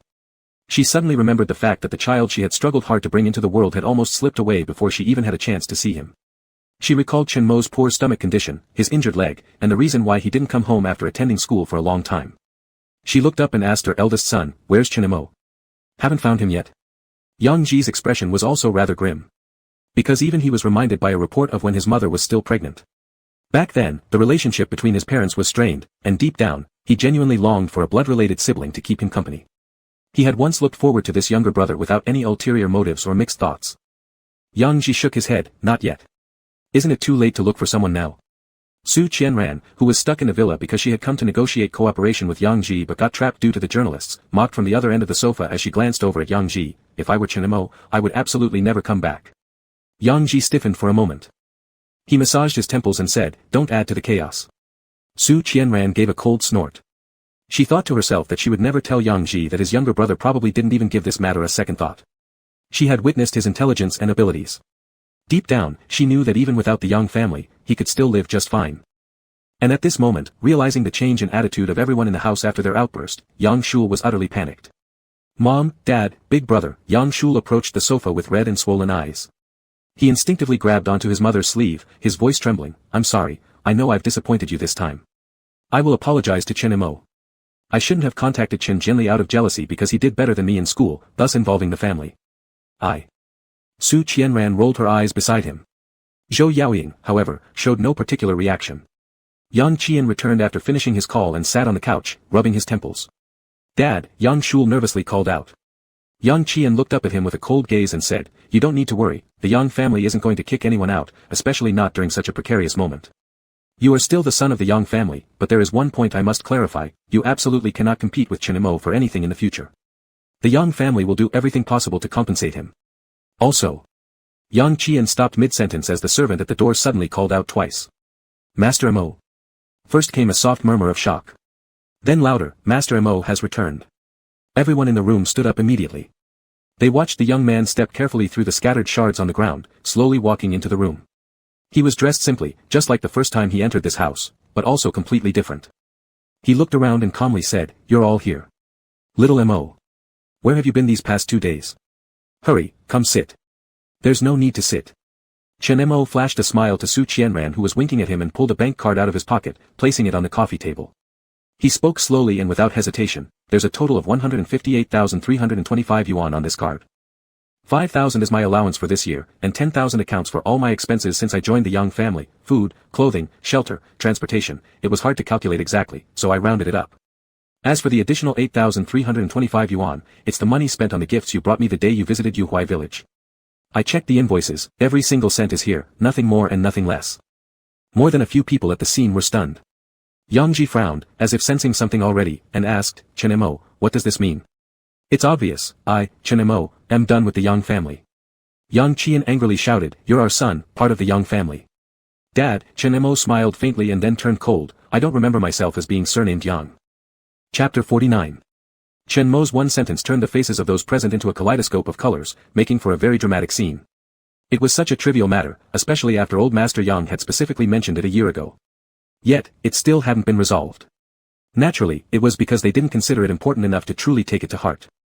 Saying it in this situation was like slapping each member of the Yang family in the face with a loud crack. Mo, Zhou Yaoying called him softly, her eyes red. Although Chen Mo did not know what was going on, he still said, you don't need to be so nervous. I'm not here to condemn anyone. A year ago, I said that I would no longer pursue dropping the charges. This still stands now. As for whether to refile the lawsuit or use another method of handling things, do as you find convenient. If you want to protect Yang Shul, I have no objections, but I have one point, I do not wish for my private life to be exposed again. Chen Mo smiled faintly, after all, stepping on my head and jumping is a bit excessive, isn't it? My temper isn't good, you know. Zhou Yaoying hesitated, wanting to say something, you've misunderstood me. Mom isn't trying to protect anyone, There's no need to explain to me, Chen Mo interrupted calmly, glancing around, I'll take back what Grandpa gave me, and I'll visit him during festivals. Beyond that, I will not come back. Chen Mo, Yang Ji grabbed his arm, frowning. Do you even know what you're saying?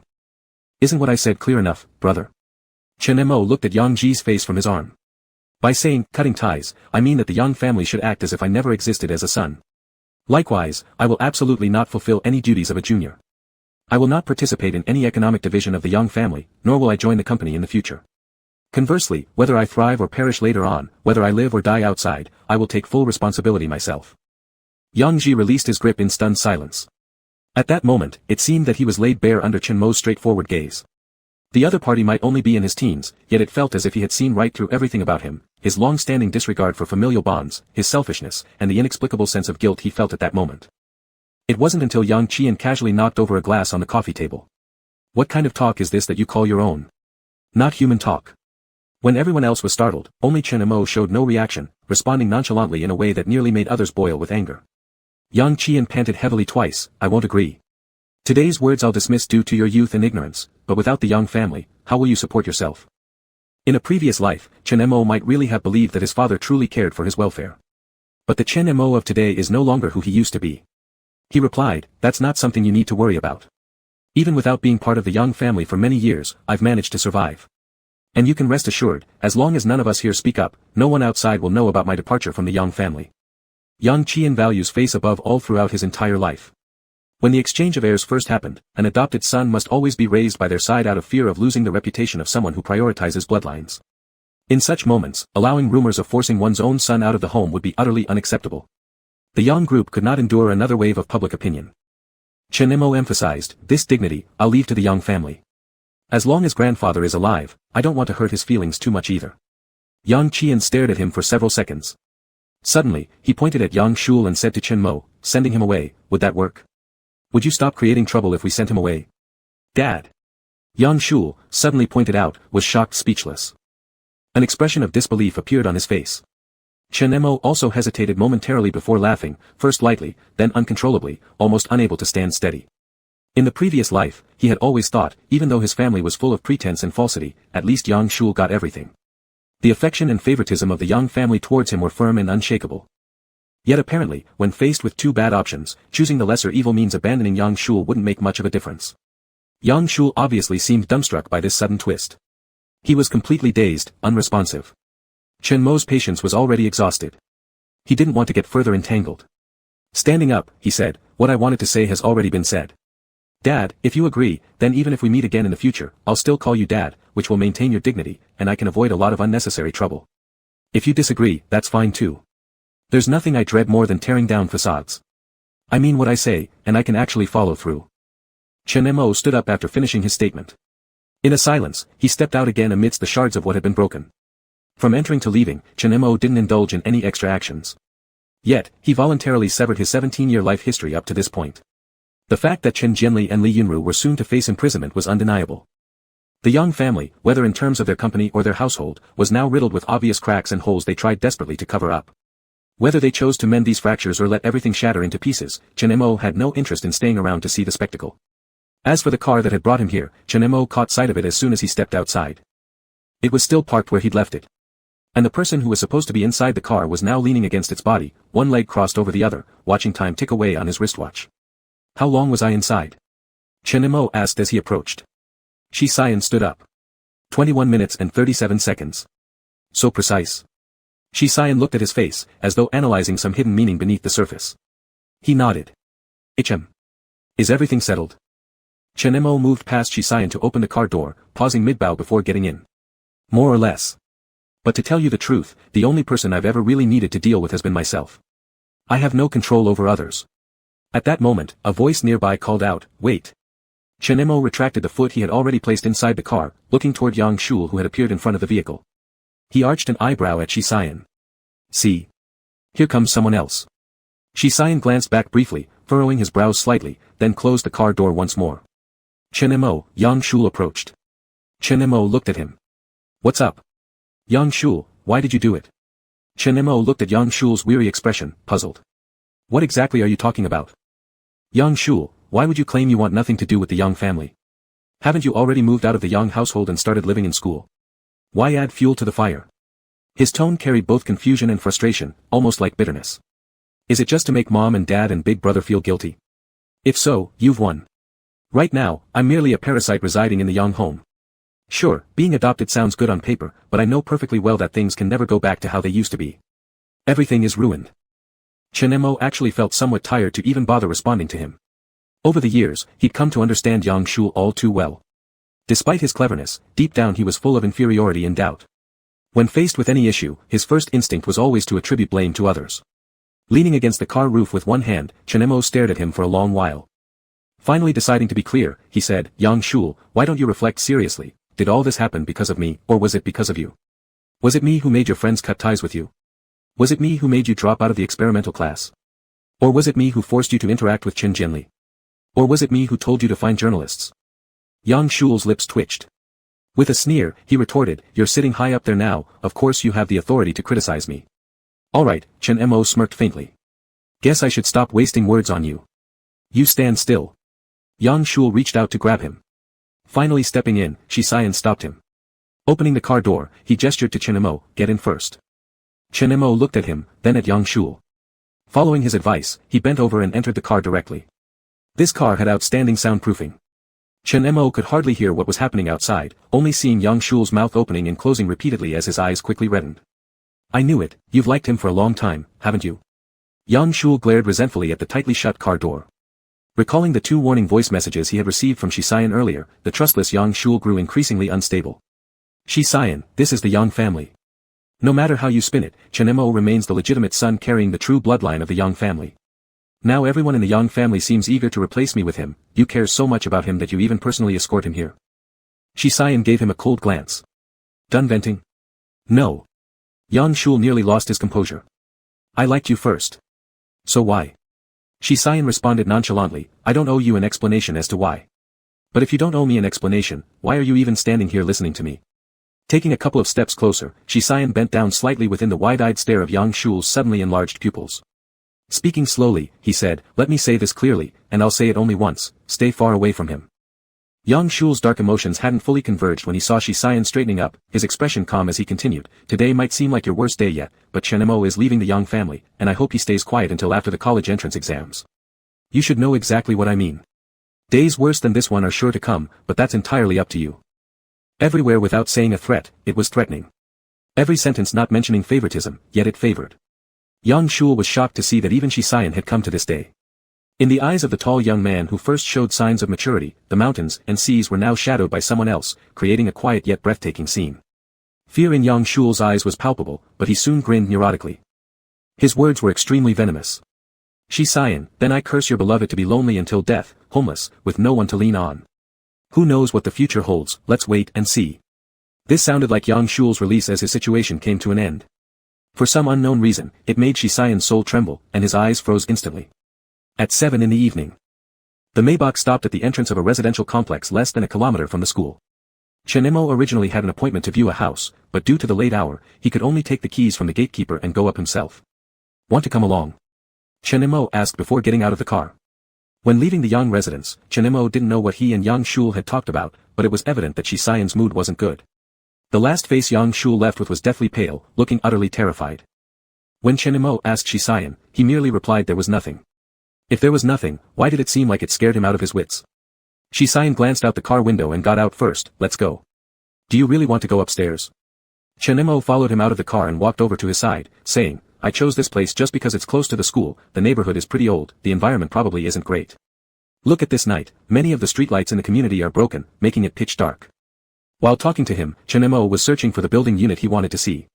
They entered the complex and within 50 meters reached their destination. It was on the 5th floor, with no elevator.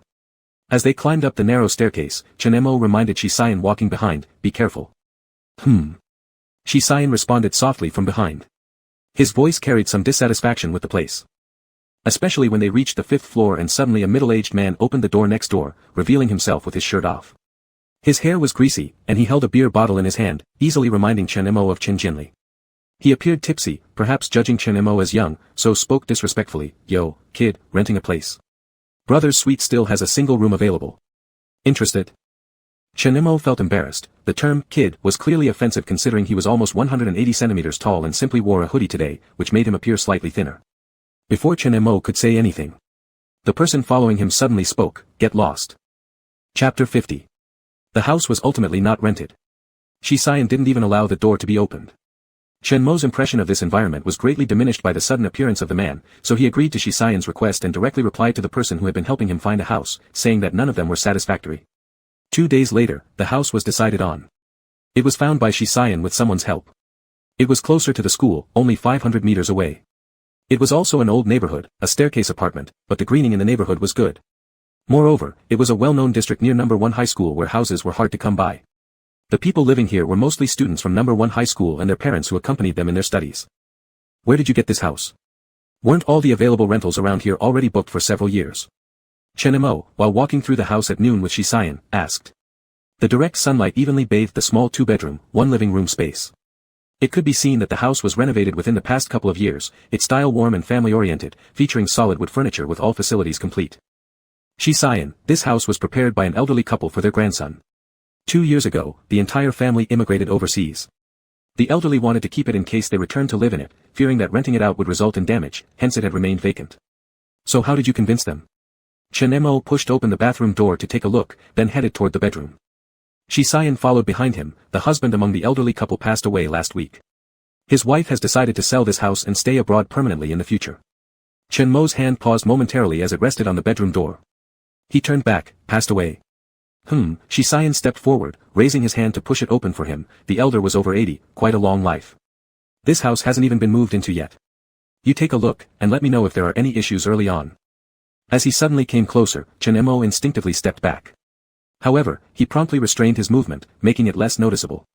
This caused the two to become too close. Chenmo's ear was even brushed by Shisayan's sleeve when he lifted his hand, tickling him and causing him to unconsciously scratch it. Damn it! His heartbeat thudded loudly, loud enough for him to hear it himself. What's wrong? Shisayan asked after not hearing a response from him. Only then did Chenemo turn around and take a couple steps forward. Nothing. He explained, I just feel a little sorry. You can tell that effort was put into the decoration. Chenemo pushed open what seemed to be the larger bedroom of the suite. It should have initially been reserved for the grandson. Compared to the neat and clean common hall, this bedroom had a completely different style, very modern and tech-savvy computer desk and chairs, basketball posters on the wall, and an entire dark blue wall, all very suitable for the preferences of teenage boys. Shisayan quickly glanced around from behind and said, if you don't like it, we'll switch directly. Chenemo finally remembered the inconsistency he had noticed all along. Furrowing his brow, he looked back and asked, didn't you say this house was up for sale? Then why did you tell me it was for rent, and the rent wasn't even too expensive? Shisayan looked at him before saying, cheating my classmate. I'm not that desperate for money. Chenemo understood the implication and was shocked. Did you buy it? In your name, did you really buy it? Yeah, so as your new landlord, I won't cheat you. Feel free to live here peacefully. Chenemo was speechless, hesitating for a moment before saying, thank you. Shisayan crossed his arms and looked at him. Chenemo added, what I mean is, it's clear you're not short of money, you've got more than you need. Chenemo didn't plan on pretending nothing was amiss and naturally knew Shisayan wouldn't buy a house without a reason. From what Chenemo knew, the price of the houses here was absurdly high, even higher than the new residential complexes in the city center. Although Shisayan drove a Maybach and came from a top-notch family background, even before being recommended for admission, Chenmo's impression of him was no more than a student with higher intelligence than the average person. Yet, within 2 days, he made such a significant move. Although Chenemo wasn't short on money now, he was far from reaching the level of purchasing a district property outright. Especially considering that Shisayan wasn't much older than he was currently, Chenemo felt there was more than just a chasm separating him, who had just broken away from the Yang family, and the other side. Seeing that he hadn't spoken for a long time, Shisayan gradually frowned, ultimately admitting he hadn't considered things carefully enough. He said, don't think too much about it. The Shi family has invested in plenty of properties across various places, we're not short of this one. Not to mention, this house is under my individual name. Even if it weren't rented to you, it would only appreciate in value, not lose any. Chenemo shook his head, indicating that there was no need for him to explain further. Shisayan continued, I thought that renting a house was ultimately unsafe, and most landlords would always pick on flaws. If it causes you to be distracted and fall behind in your studies, I can do this one-time favor for you without much difficulty. If you feel uncomfortable. Stop. Chenemo finally raised his hand to interrupt. He found it amusing as he looked at Shisayan and said, this is the first time I think you talk too much. Not angry? Shisayan asked. Chenemo laughed helplessly, what's there to be angry about? Even though he had been poor before, he wouldn't easily feel offended. Though he didn't currently have much risk resistance capability, his mindset remained steady. Also, in the previous life, the few empty houses he had bought weren't necessarily cheaper than the ones here. What startled him was that Shisayan would do all of this, and the attitude hidden behind such actions. Was everything really worth it just because of a word like? Chenemo stood near the bedroom door, where light and shadow intertwined, then walked to where Shisayan was. Class president, Chenemo called out. Shisayan's eyes dimmed slightly, we're not in school, don't call me that. Then Yengu. Chenemo changed the way he addressed him. Leaning against the doorframe, Shisayan remained silent, merely looking at him. Chenemo, do you always pursue people like this? Shisayan shook his head, this isn't pursuing someone, it's just something I want. And I've never pursued anyone. Chenemo was momentarily speechless, stepping closer until their shoe tips were almost touching. Close up, Chenemo meticulously observed the fine features of Shisayan's face, marveling at how flawless this 17-year-old face truly was. At 17, Shisayan still hadn't developed much worldliness or depth. "Chen-mo," Shisayan called out in a low voice. "What?" Shisayan warned, "Don't come any closer." Chen-mo had changed a lot recently. In Shisayan's eyes, those changes brought him joy. During the scorching summer, he had cut his hair short, revealing an alert countenance free from any trace of laziness. This made him look full of vitality. When he wasn't being rude or making trouble, he actually appeared quite young. Such a Chen-mo, who had left the young family alone, now standing in this little house filled with the scent of sunlight, made Shisayan feel as if he had finally touched solid ground. If Chen-mo had grown up in an ordinary family, neither wealthy nor extravagant but simply average, he might very well be like this, every aspect fitting perfectly, easy to make one forget the thorny path he had traversed, which could wound anyone deeply. But Shisayan remembered. So his warning wasn't groundless, he hoped Chen-mo wouldn't go too far. Because the one who couldn't control themselves first would certainly be him. But Chen-mo paid no attention to this, or rather, he didn't care much about ethics and adult boundaries. His emotional world was a blank slate. He only came to understand his sexual orientation when, during social gatherings later on, he discovered that he felt nothing for women, and through introspection came to know more. When he publicly disclosed his sexual orientation, it was merely due to opportune timing, because he didn't pay much attention to society's gaze, nor did anyone else's reaction hold any particular importance for him. But Shisayan's existence, along with his exposed emotions, in this space outside the campus, where it was just the two of them, coupled with the pleasant weather, sparked a bit of curiosity within him. He was genuinely curious. "When did you discover that you liked men?" Shisayan leaned back, pushing the door panel completely against the wall, producing a sound, feeling somewhat absurd as if punishing himself. "I've already said it, I didn't know myself whether I liked men or women in the past," Shisayan stated. Chen-mo couldn't help but laugh at their current pose. "So what exactly happens between two men?" Chen-mo bluntly asked. Shisayan suddenly stared at him. "Don't tell me that someone who always announces they are homosexual doesn't know what goes on between two men." "I do," Chen-mo stepped back, "I've seen everything. What I mean is the sensation, the feeling on various aspects." "Forget it, asking you would be pointless anyway." Chen-mo had already decided to rent this place. At this point, the topic came to a halt, and he was about to go to the kitchen to grab a broom and clean. But after he had barely taken a couple of steps, he was pulled back. "What's wrong?" Chen-mo turned around. Shisayan fixed his gaze on him. "Didn't you ask about the feeling?" "You know." "No, so we try," Shisayan said. "If you don't want a romantic relationship, that's fine. On various aspects, anything you want to know starts with me." At that moment, Chen-mo felt an intense sense of guilt. With his psychological age being that of an adult, but the other party being a genuine adolescent, and this being his first time liking someone, liking a person of the same gender, to top it all, someone who inquires about feelings yet claims they won't date, it seemed even more despicable to say, "No, won't try," or "Stop messing around." Thus, Chen-mo inadvertently plunged their relationship into a strange ambiguity. The next day, Chen-mo returned to school and directly moved out of the dormitory. It was midnight at 11 o'clock that night. Chen-mo was talking to Su Qianran in the bedroom about his current whereabouts when he heard knocking on the door. Thinking Shisayan had forgotten his keys, Chen-mo got up to open the door. Shisayan had helped move his stuff from the dorm, temporarily placing them here while spending the night in the adjacent room before stepping out to buy some things. "How could you go for so long?" Before Chen-mo could finish his sentence, he was overwhelmed by cries of surprise. "Are you surprised, brother Mo? We climbed over the wall to celebrate for you. Congratulations on breaking free from your suffering." They were mainly boys from the dormitory, along with Lao Go and two other students who commuted daily and were quite familiar with him. They brought plenty of food, drinks, and entertainment. Staring blankly for a couple seconds, still dressed in his pajamas, Chen-mo said, "Come in then." "Why such a reaction?" Chi-lin grabbed his neck and looked around as soon as they entered. "This house you found isn't bad." Not showing any excitement upon seeing us, "Did you hide someone inside?" Lao Go gave him a punch. What kind of sister would Chen-mo hide? If anyone, I'd be the one he'd want to hide. Right after his words fell, the door opened again. Everyone in the room turned toward the person walking in with a plastic bag, opening the door themselves. An awkward silence filled the room. "Class president? Aren't you moving back home from school? You actually have Chen-mo's house key." Lao Go reacted most strongly, leaping to wrap his arms around Chen-mo's neck and yelled angrily, "Momo, I'm no longer your only confidant. You even gave away the house key." Shisayan just paused for a brief moment. He casually placed the bag near the entrance, came inside, and changed his shoes. While taking off his watch, he said, "I'm temporarily staying here. Did Teacher Xiang know you guys sneaked out?" A sudden sense of pressure set in. "Spare our lives, class president. Begging on our knees, pretend you didn't see us. Brother Mo, save us." Chen-mo and Shisayan exchanged a glance. Feeling guilty, they looked away. Though Shisayan wasn't wrong, Chen-mo felt utterly embarrassed to have been caught red-handed, as if something had gone terribly wrong. Chapter 51.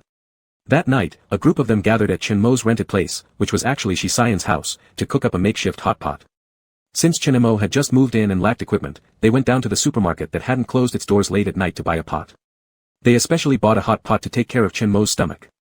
The air conditioning was blasting despite it being summer. In the rising steam of the hot pot, the house was filled with the bustling atmosphere of life. "Would you like something to drink?" Jiangsu suggested. They brought out a case of beer they had brought along and clanged it onto the table. Chenmo kindly reminded, "Really going to drink? Don't you have class tomorrow?" "Fear not," Bai Qing replied. A high school life without climbing over walls, getting scolded, having parents summoned, and writing self-criticisms is incomplete. This declaration of adolescent nonsense was met with unanimous cheering and agreement. Chenmo didn't bother saying anything more. After all, even Shisayan wasn't managing things, and when Qilin placed 2 bottles of beer in front of him, he smoothly opened them with a bottle opener and toasted. Chenmo didn't drink. Everyone knew about his stomach condition, so no one urged him. His spot was on Shisayan's left, and on the other side sat Old Go, who kept fishing yams from the clear broth for him, claiming they were nourishing. Chenmo took a bite and threw it into the trash can. Old Go, busy chatting with people while still paying attention, turned his head in shock. "Shit, do you disdain me? Not cooked enough, dumbass," Chenmo cursed. Everyone laughed uncontrollably. With so many people around, all sorts of gossip and topics came up non-stop. Mostly harmless jokes, until someone suddenly mentioned, "Brother Mo, we know you've been dealing with a lot lately, and we can't help much, but let's say this, if there's anything, just speak up, and the brothers will definitely do it without hesitation." Before the words even settled, there were already many affirming voices. At the time, Chenmo had just finished eating a piece of rib that Shisayan had randomly placed on his plate, and half a bowl of soup remained in his bowl. He glanced around. If one were to talk about relationships, then perhaps Old Go was a bit closer. At least Old Go knew some of his past experiences before the news broke out. He also more or less understood the real situation between him and the young family and realized that this move out wasn't as simple as leaving the school. But sometimes among young men, everything doesn't need to be explained clearly. Playing together every day means nothing special, but when something comes up, it's just a word thing, everyone is ready to step up without second thoughts. Chenmo smiled, put down his chopsticks, and stood up. He fetched a cup. When he looked at Shisayan, the latter leaned against the chair as if knowing his intentions. Reminding him, "Don't exceed half a cup." Chenmo then poured a third of a cup with the bottle. Thinking carefully about this detail, it was a bit strange because there wasn't only Shisayan at the table with alcohol. However, in such an atmosphere, neither the parties involved noticed nor did others think much about it. Chenmo lifted his cup and said, "Since we're friends, I won't beat around the bush. Saying thank you feels a bit awkward, I know it will be hard to gather everyone again in the future. For example, Shisayan has already been admitted early, and there are quite a few of you enrolled in various competitions in chemistry, English, and so on. You can always come here as long as I am here. Lastly, I wish all of us sitting here a bright future and a path filled with prosperity." Some pounded on the table, others tapped their chopsticks. "That's too official. Brother Mo, you raised the topic too high, making me feel a little ashamed. Don't talk nonsense, raise your glasses. Drink, drink, drink." The meal was incredibly lively. Qilin brought another case of alcohol halfway through, causing by 1 o'clock in the morning, the house that Chenmo had just tidied up in the afternoon was thoroughly disheveled with drunken louts lying helter-skelter. The originally commuting Old Go and others couldn't go back either. Chenmo packed all the garbage and placed it outside the door, doing a quick sweep up. Then he opened all the windows in the house to air it out. When he came out of the bathroom, he bumped into Shisayan exiting his own room. Have they all fallen asleep? Chenmo peeked behind him and could see that on the 1.8-meter bed in Shisayan's room, there were already no fewer than 5 people sprawled out. Shisayan nodded. There were still 2 on the living room sofa, Qilin and Jiangsu. Chenmo's room, being prepared for the younger ones initially, was smaller compared to Shisayan's. It just had a small double bed. Chenmo gestured, "Should we put these 2 inside?" Shisayan glanced at the sofa, "Let them sleep here." "They took your bed, where are you going to sleep?" "I don't care," Chenmo said nonchalantly, "besides, aren't they considered guests? You can't just kick the guests out to the living room while sleeping in a room yourself. And despite your severe, you still allowed quite a few people to lie on it." Shisayan looked at him but didn't say anything more. The 2 of them together moved the 2 from the living room inside. They were all boys who usually loved playing basketball. Tall and robust-looking lean, but actually incredibly heavy, especially Qilin, who was completely drunk out of his mind and unable to exert any force. Once on the bed, he turned over hugging a pillow and mumbled, "Wife. Beer could make someone like this so drunk." Chenmo stood panting by the bedside, wishing he could snatch his pillow back. He saw Shisayan pressing his corners of the eyes, frowning, "Headache? I see you also drank a lot." "It's okay." Shisayan stretched his neck. At 3 o'clock in the morning, Chenmo and Shisayan each occupied one end of the sofa. Shisayan turned off the lights in the living room, finally cooling down the afterglow of the lively night, as the world sank into the deep silence of the night. The sofa was four-seater with decent width. But squeezing two big guys was far too tight. Chinemo bent his knees and stared at the ceiling for a long time without any sleepiness.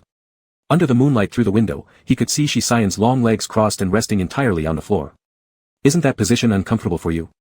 Chinemo asked. Shisayan quickly replied, "No, it'll be light in a few hours anyway." Then he counter-asked, "Can't sleep?" "A bit." There came some noise from the other side. Chinemo noticed Shisayan got up. "What are you doing?" Chinemo whispered. "Shisayan, I remember there is a bamboo mat deck chair on the balcony, I'll sleep on that. You rest peacefully." "Hey!" Chinemo instantly stood up and grabbed Shisayan's wrist. Still kneeling, Chinemo felt a little awkward upon gripping it. But he didn't have much time to dwell. He spoke, "It's not because of you that I couldn't sleep. That chair is too hard, and we haven't even had time to wipe it yet, let's just sleep here." Shisayan didn't move. Chinemo could feel him looking at himself, but due to the lighting, he couldn't tell what he was thinking. Seeing he didn't speak, Chinemo continued hesitantly, "I'm not that finicky. Although that day, we never clarified things until the end, but you don't need to always cater to my feelings. Shisayan, do you understand? I'm not a child, I don't need you taking care of me all the time. In fact, when you mentioned trying then, I didn't reject it right away because I was selfish, just determined about that part of liking me, thinking. Then be a little more selfish." Shisayan said. "Chinemo, what?" I said. Shisayan suddenly turned around and held his wrist, sitting back on the sofa, pulling Chinemo to sit beside him, and whispered in his ear slowly, "Be a little more selfish." Chinemo could smell the faint fragrance of alcohol, able to clearly perceive the warm breath exhaled from Shisayan's mouth. Especially after Shisayan finished speaking and did not retreat, instead directly burying his head in his neck area. Shisayan's hair wasn't soft but not stiff either, sweeping past Chinmo's chin and ear brought a ticklish sensation. Chinemo didn't feel any discomfort at all, but he was completely rigid, feeling somewhat embarrassed and unsure about what to say. This time, Chinemo didn't ask if he was drunk. He just asked, "Does your head still hurt?" Shisayan responded. Chinemo had never seen such a side of Shisayan before. He had gotten used to seeing him being smooth and composed. He had also seen him talk tough to others and be extremely cutting with words, but he had never seen this private side of him. Last time when he got drunk, he had even broken the thin layer of tension due to his internal heat, stealing a kiss from him. Under the present circumstances, Chinemo found this side of Shisayan novel as well as tender-hearted. "Should I get you a glass of water?" Chinemo offered an idea. Upon realizing that Shisayan shook his head slightly, Chinemo went on, "I have painkillers in my room. Let me take one for you, they are really effective." Refused again. "Chinemo, you can't possibly sleep like this for the entire night, can you?" "Chinemo." Shisayan finally moved, but not to stand up. Chinemo could feel his name vaguely mumbled from between his lips at the same moment when a soft object touched his neck. He shuddered. Before he could quiver, he immediately sensed a tiny ache as teeth ground against his skin. "Shit!" Chinemo cursed lowly, grabbing the hair at the back of Shisayan's neck, leaning against the sofa with a wince as he nodded lightly, turning his head aside. "What are you doing?" After 3 or 4 seconds, Shisayan finally released. He did not retreat much, but controlled Chinmo's action of tilting his head back, getting closer until they could see each other's eyes clearly. Chinemo suddenly realized he'd been tricked. Shisayan's gaze was clear, there wasn't a hint of drunkenness or any sign of discomfort. All traces of the earlier fragility when his head had been buried in someone's neck were gone. "You." Chinemo began to speak. Interrupted by Shisayan's hand, Shisayan whispered, "Why didn't you dodge just now?" Chinemo speechlessly replied, "You bit me and asked why I didn't dodge. You could have shouted for help or even used some force and I would have let go. Why didn't you do either?" "Because." Chinemo himself couldn't continue. How could it be for anything else? It was instinctive that he hadn't chosen to act like that. Damn. There was a hint of amusement at the corner of Shisayan's mouth as his palm rubbed the inner side of Chinmo's wrist which rested beside him. "I'll take that as your agreement." "What?" "Try with me." Chinmo lost all words instantly. This try carried subtle nuances. It wasn't about romance, rather an unspoken taboo that once said, remained unsaid. Especially at this moment. Except for them, the 2 rooms were filled with sleeping people in the house. Chinmo wasn't a conservative person. Even more, he made decisions that often dared to take risks and explore the unknown. With such efforts from Shisayan, it excited the restless factors within Chinmo, making him want to see what Shisayan truly looked like when fragile and out of control, when he lost his usual composure. The future successor of the Shi family. A genius elite perched high above everyone. In this year, however, still a young fledgling eagle yet to come of age. How do we try? After realizing, Chinmo quickly relaxed. With a mix of indulgence and mischief in his mind, his fingers slid along Shisayan's hairline, tracing slowly down his neck and then spoke, "From where should we start trying? Like this? Or like this?" Chen Mo's hands, separated only by a thin layer of shirt, glided over the spine of the young body, then came around again, brushing against the shoulder, flicking open the second button under the Adam's apple, careful not to touch the heated skin underneath. Breathing became heavier gradually. Not just Shisayan's, but also Chen Mo's. Under the heavy night sky, incessant cricket chirping echoed through the community's greenery. Their intertwined, indistinguishable breaths, along with the close contact through the cloth, stirred restlessness in their youthful bodies. Even though they hadn't done anything physical or drawn excessively close, there was already a disarrayed sensation disrupting their calm. Chen Mo's hand stopped on the fabric covering Shisayan's waist. Shisayan glanced down at it. Then, looking up at Chen Mo again, he murmured softly, "Should we stop here? You can untie and slide in." His voice hoarse, almost deliberately seductive. At this precise moment, there was a sudden click as Chen Mo's bedroom door opened.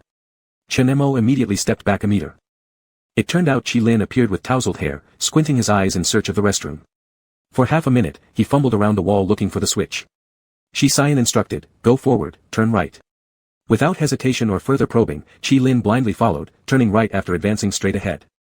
Bang, a muffled sound of a collision. Head hit the wall. Chen Mo suppressed the reminder he had nearly spoken.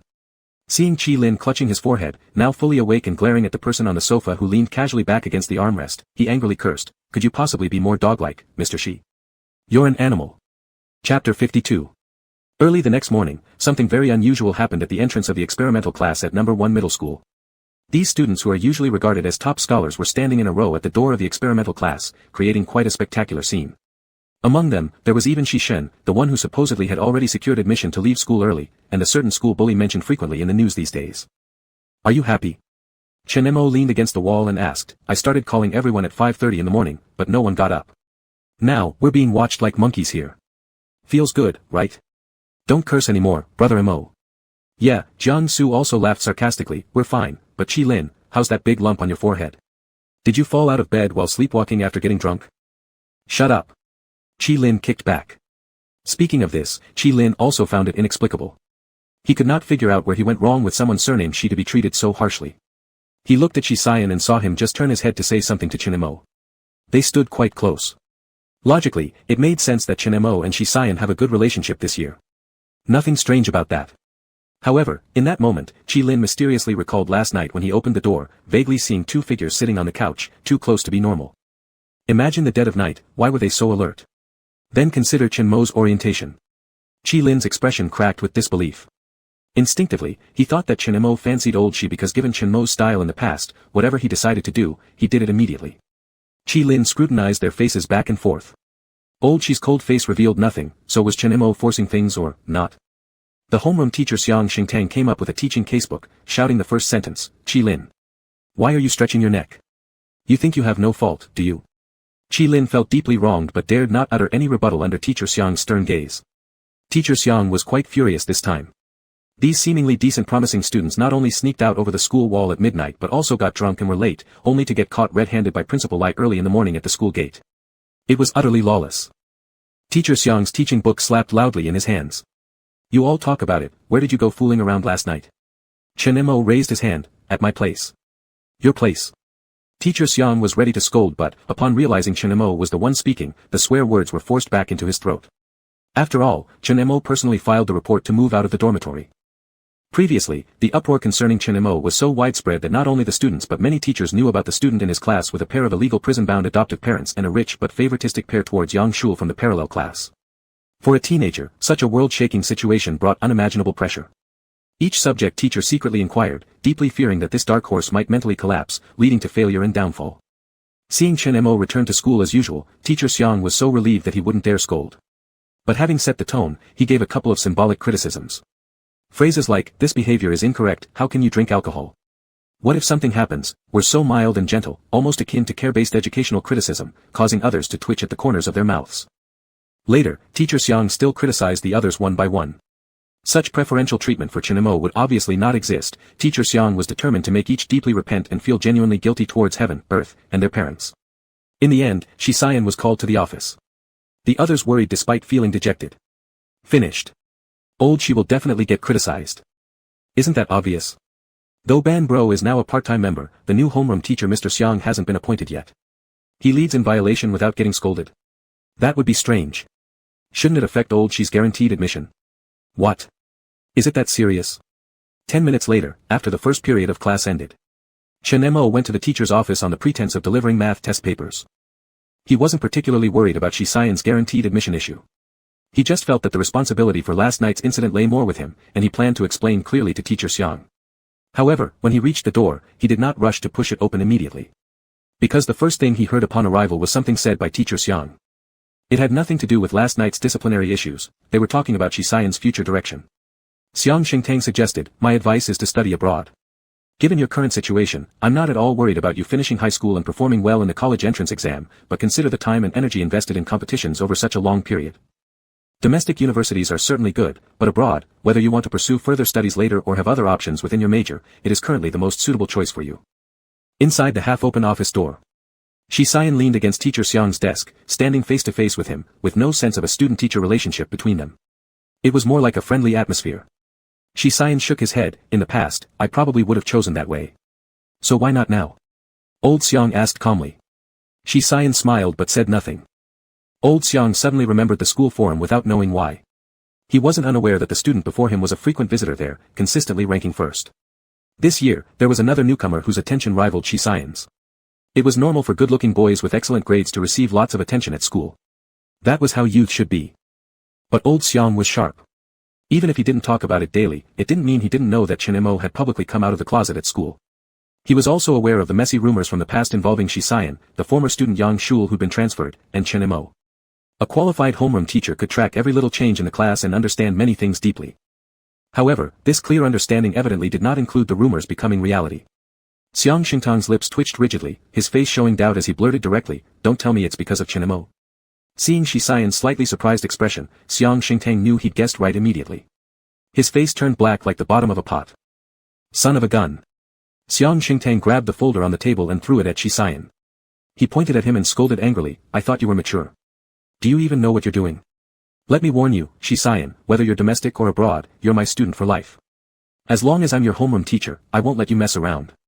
Upon receiving the folder, Shi Xian raised an eyebrow. "You're discriminating against sexual orientation?" "Discriminate against my sister?" Teacher Xiang's image as a role model fell apart entirely.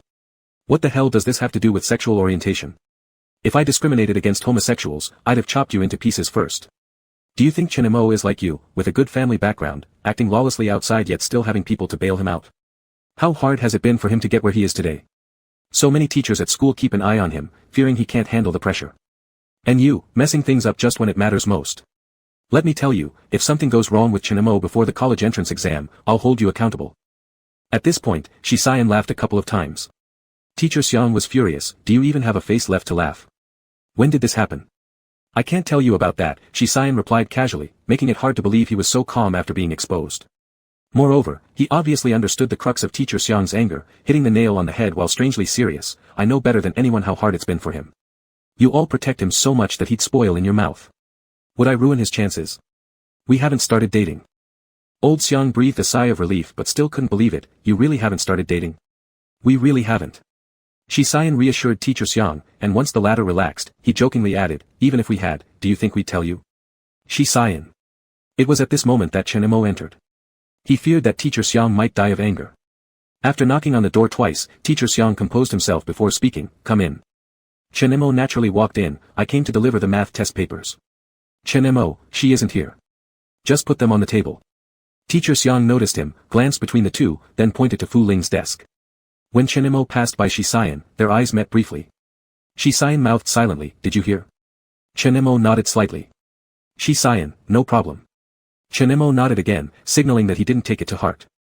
For Chen Mo, being known by his homeroom teacher regarding his sexual orientation was no different than others finding out. What mattered to him was not the part discussed later between Shi Xian and teacher Xiang regarding him, but the initial decision for Shi Xian to stay in the country. Had Shi Xian chosen a different path this life because of him? At such a significant turning point concerning someone else's destiny and future, Chen Mo questioned whether he could bear the responsibility. The answer was, he could. Yet he hesitated. It was precisely because he had experienced it before that he doubted. He knew himself too well. Egotism, dictatorship, and making decisions based on gut feelings. Especially after restarting once, he paid more attention to his inner feelings. Deep down, he had an impulse to live his relationship with Shi Xian like a doomsday revelry, not caring about tomorrow, only the willingness of the moment. However, in reality, they were far from equals. This would be unfair for Shi Xian, whose life came but once. So after leaving the office, Chen Mo asked, really have no plans to go abroad? It's the same domestically. Shi Xian glanced at him. For me, the result wouldn't change regardless of where I attend university. So, of course, I choose what I want. Chen Mo understood perfectly what he was saying. Suddenly interjecting, why don't you move out first? Shi Xian looked sharply at him. Chen Mo continued, to get used to the distance and clear your head. Actually, both of us need some space to cool off. Shi Xian fell silent for 2 seconds, then burst into laughter. Fine, he replied nonchalantly, showing no objections.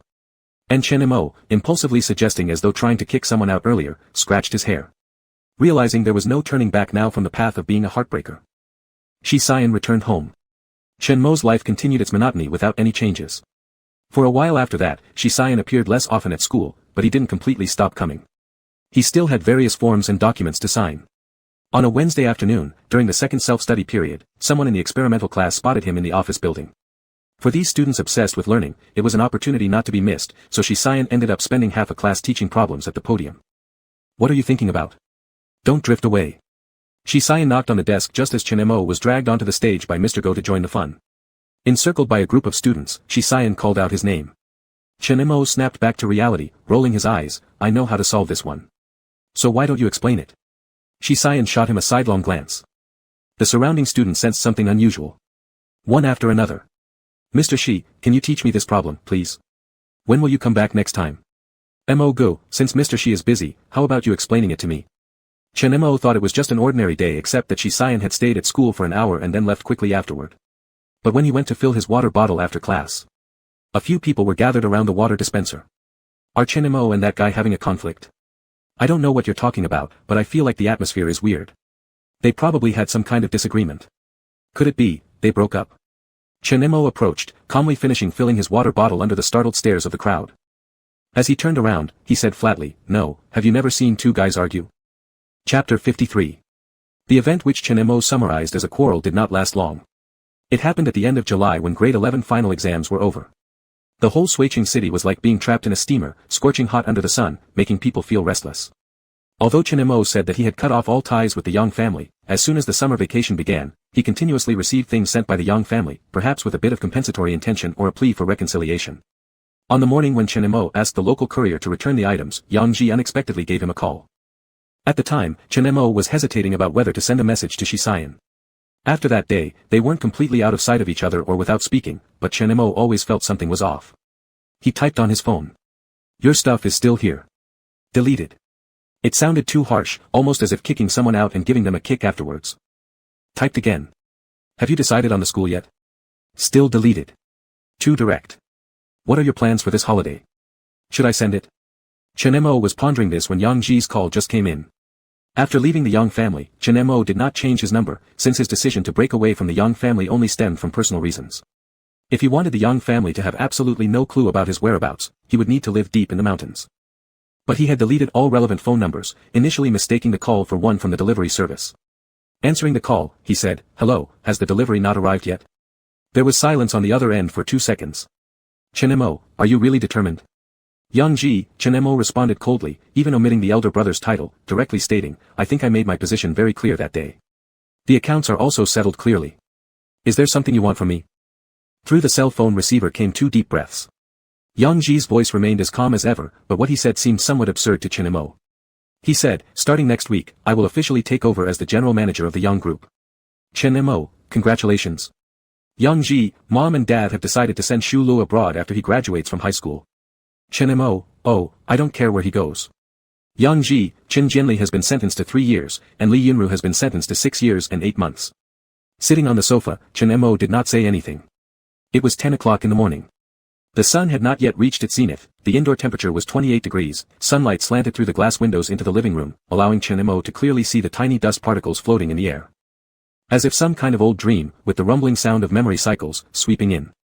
In the previous life, Li Yunru did not go to prison, while when Chen Mo sent Qin Jianli to jail, due to committing a major offense at the exact moment, Qin Jianli received a life sentence. 2 different outcomes, same state of mind. After all, he no longer cared. If the retribution in the previous life came too late, then in this life, it was his decision to let himself go. Seated on the sofa, a cup of lukewarm boiled water beside him, Chen Mo took a sip, then replied to Yang Ji, understood. Anything else? Yang Ji paused for a moment.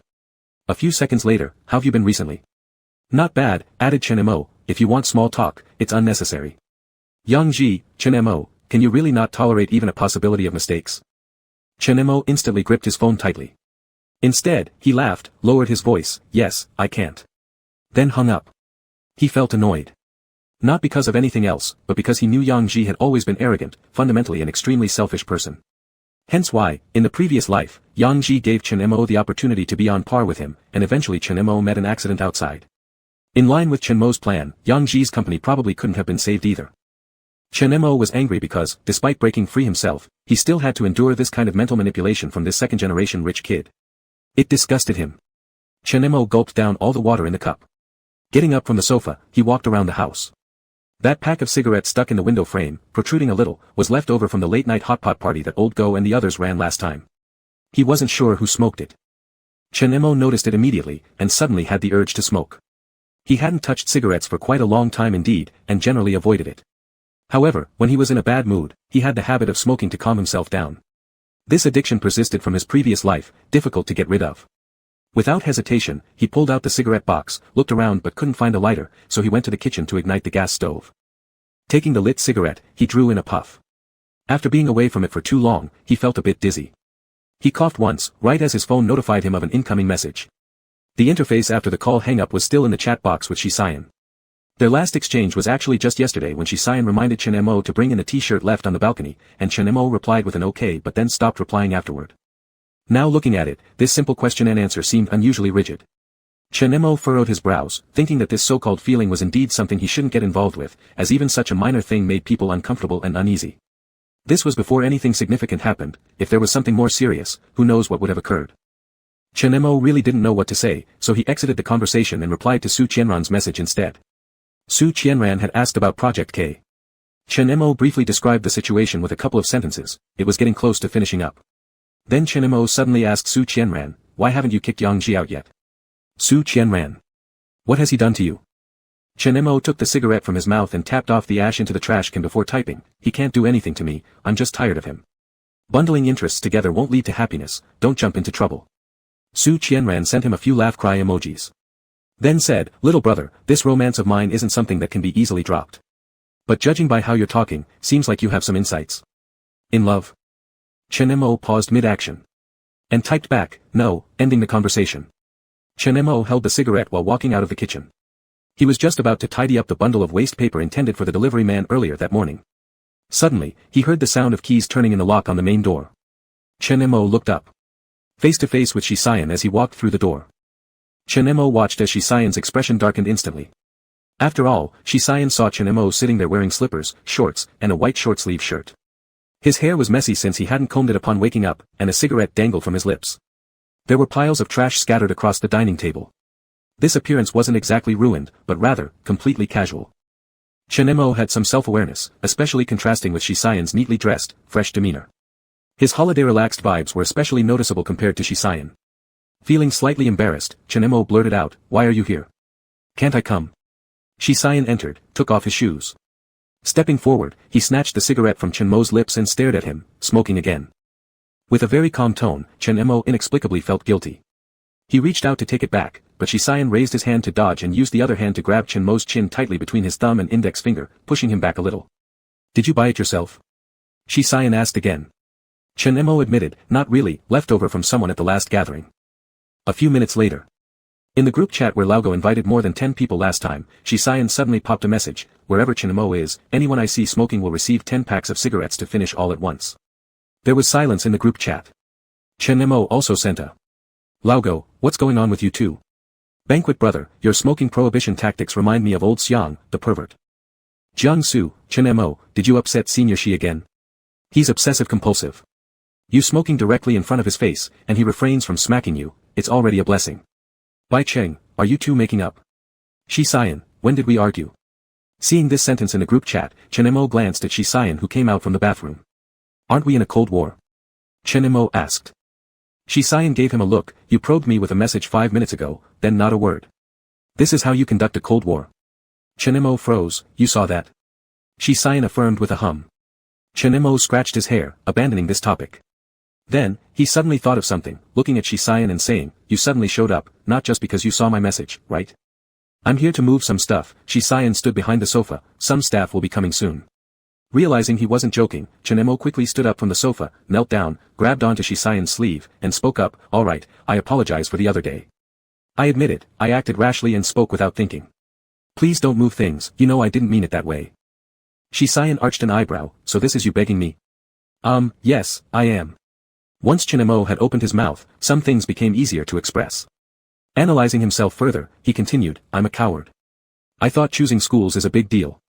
But after carefully considering, trying is fine. Since you dared to do it, why should I be afraid? Worst case scenario, if we never meet again in the future." "Shut up," Shisayan cut him off before he could continue. At the same time, he reached out and tightened his grip around Chenmo's waist, tilting his head to kiss him. Chenmo's posture left him completely unbalanced. He toppled forward, his upper body entirely draped over Shisayan across the sofa, arms flailing helplessly. Shisayan's kiss started somewhat abruptly but soon melted into a lingering sweetness. Gentle, tentative, and solemn. Finally, Chenmo found a foothold, shifting his hands from flailing in the air to wrapping around Shisayan's neck. Youthful bodies were always quick to ignite, and soon the air around them became tense. Chenmo took the initiative, only realizing as he was pinned down onto the sofa. "You said someone was coming, didn't you?" Shisayan paused briefly between kisses, brushing Chenmo's hair back to reveal a clean forehead, then kissed it softly, coolly saying, "I lied. Fool. Shisayan." Chenmo burst in anger, attempting to rise. "You." But he froze mid-motion. Because Shisayan's hand slipped down from his head, grabbing a fistful of his hair, forcing him to tilt his head back. His propped-up upper body was also immobilized by Shisayan's other hand. Kneeling on one leg on the sofa, Shisayan pressed their lips together again. This position made Chenmo increasingly uncomfortable. His elongated neck struggled with a visible movement of his Adam's apple, unable to push away, muttering, "Shisayan." Shisayan hummed in response, deepening the kiss instead. Chapter 54. In the end, Shisayan tidied up the courier wrapping paper on the dining room table.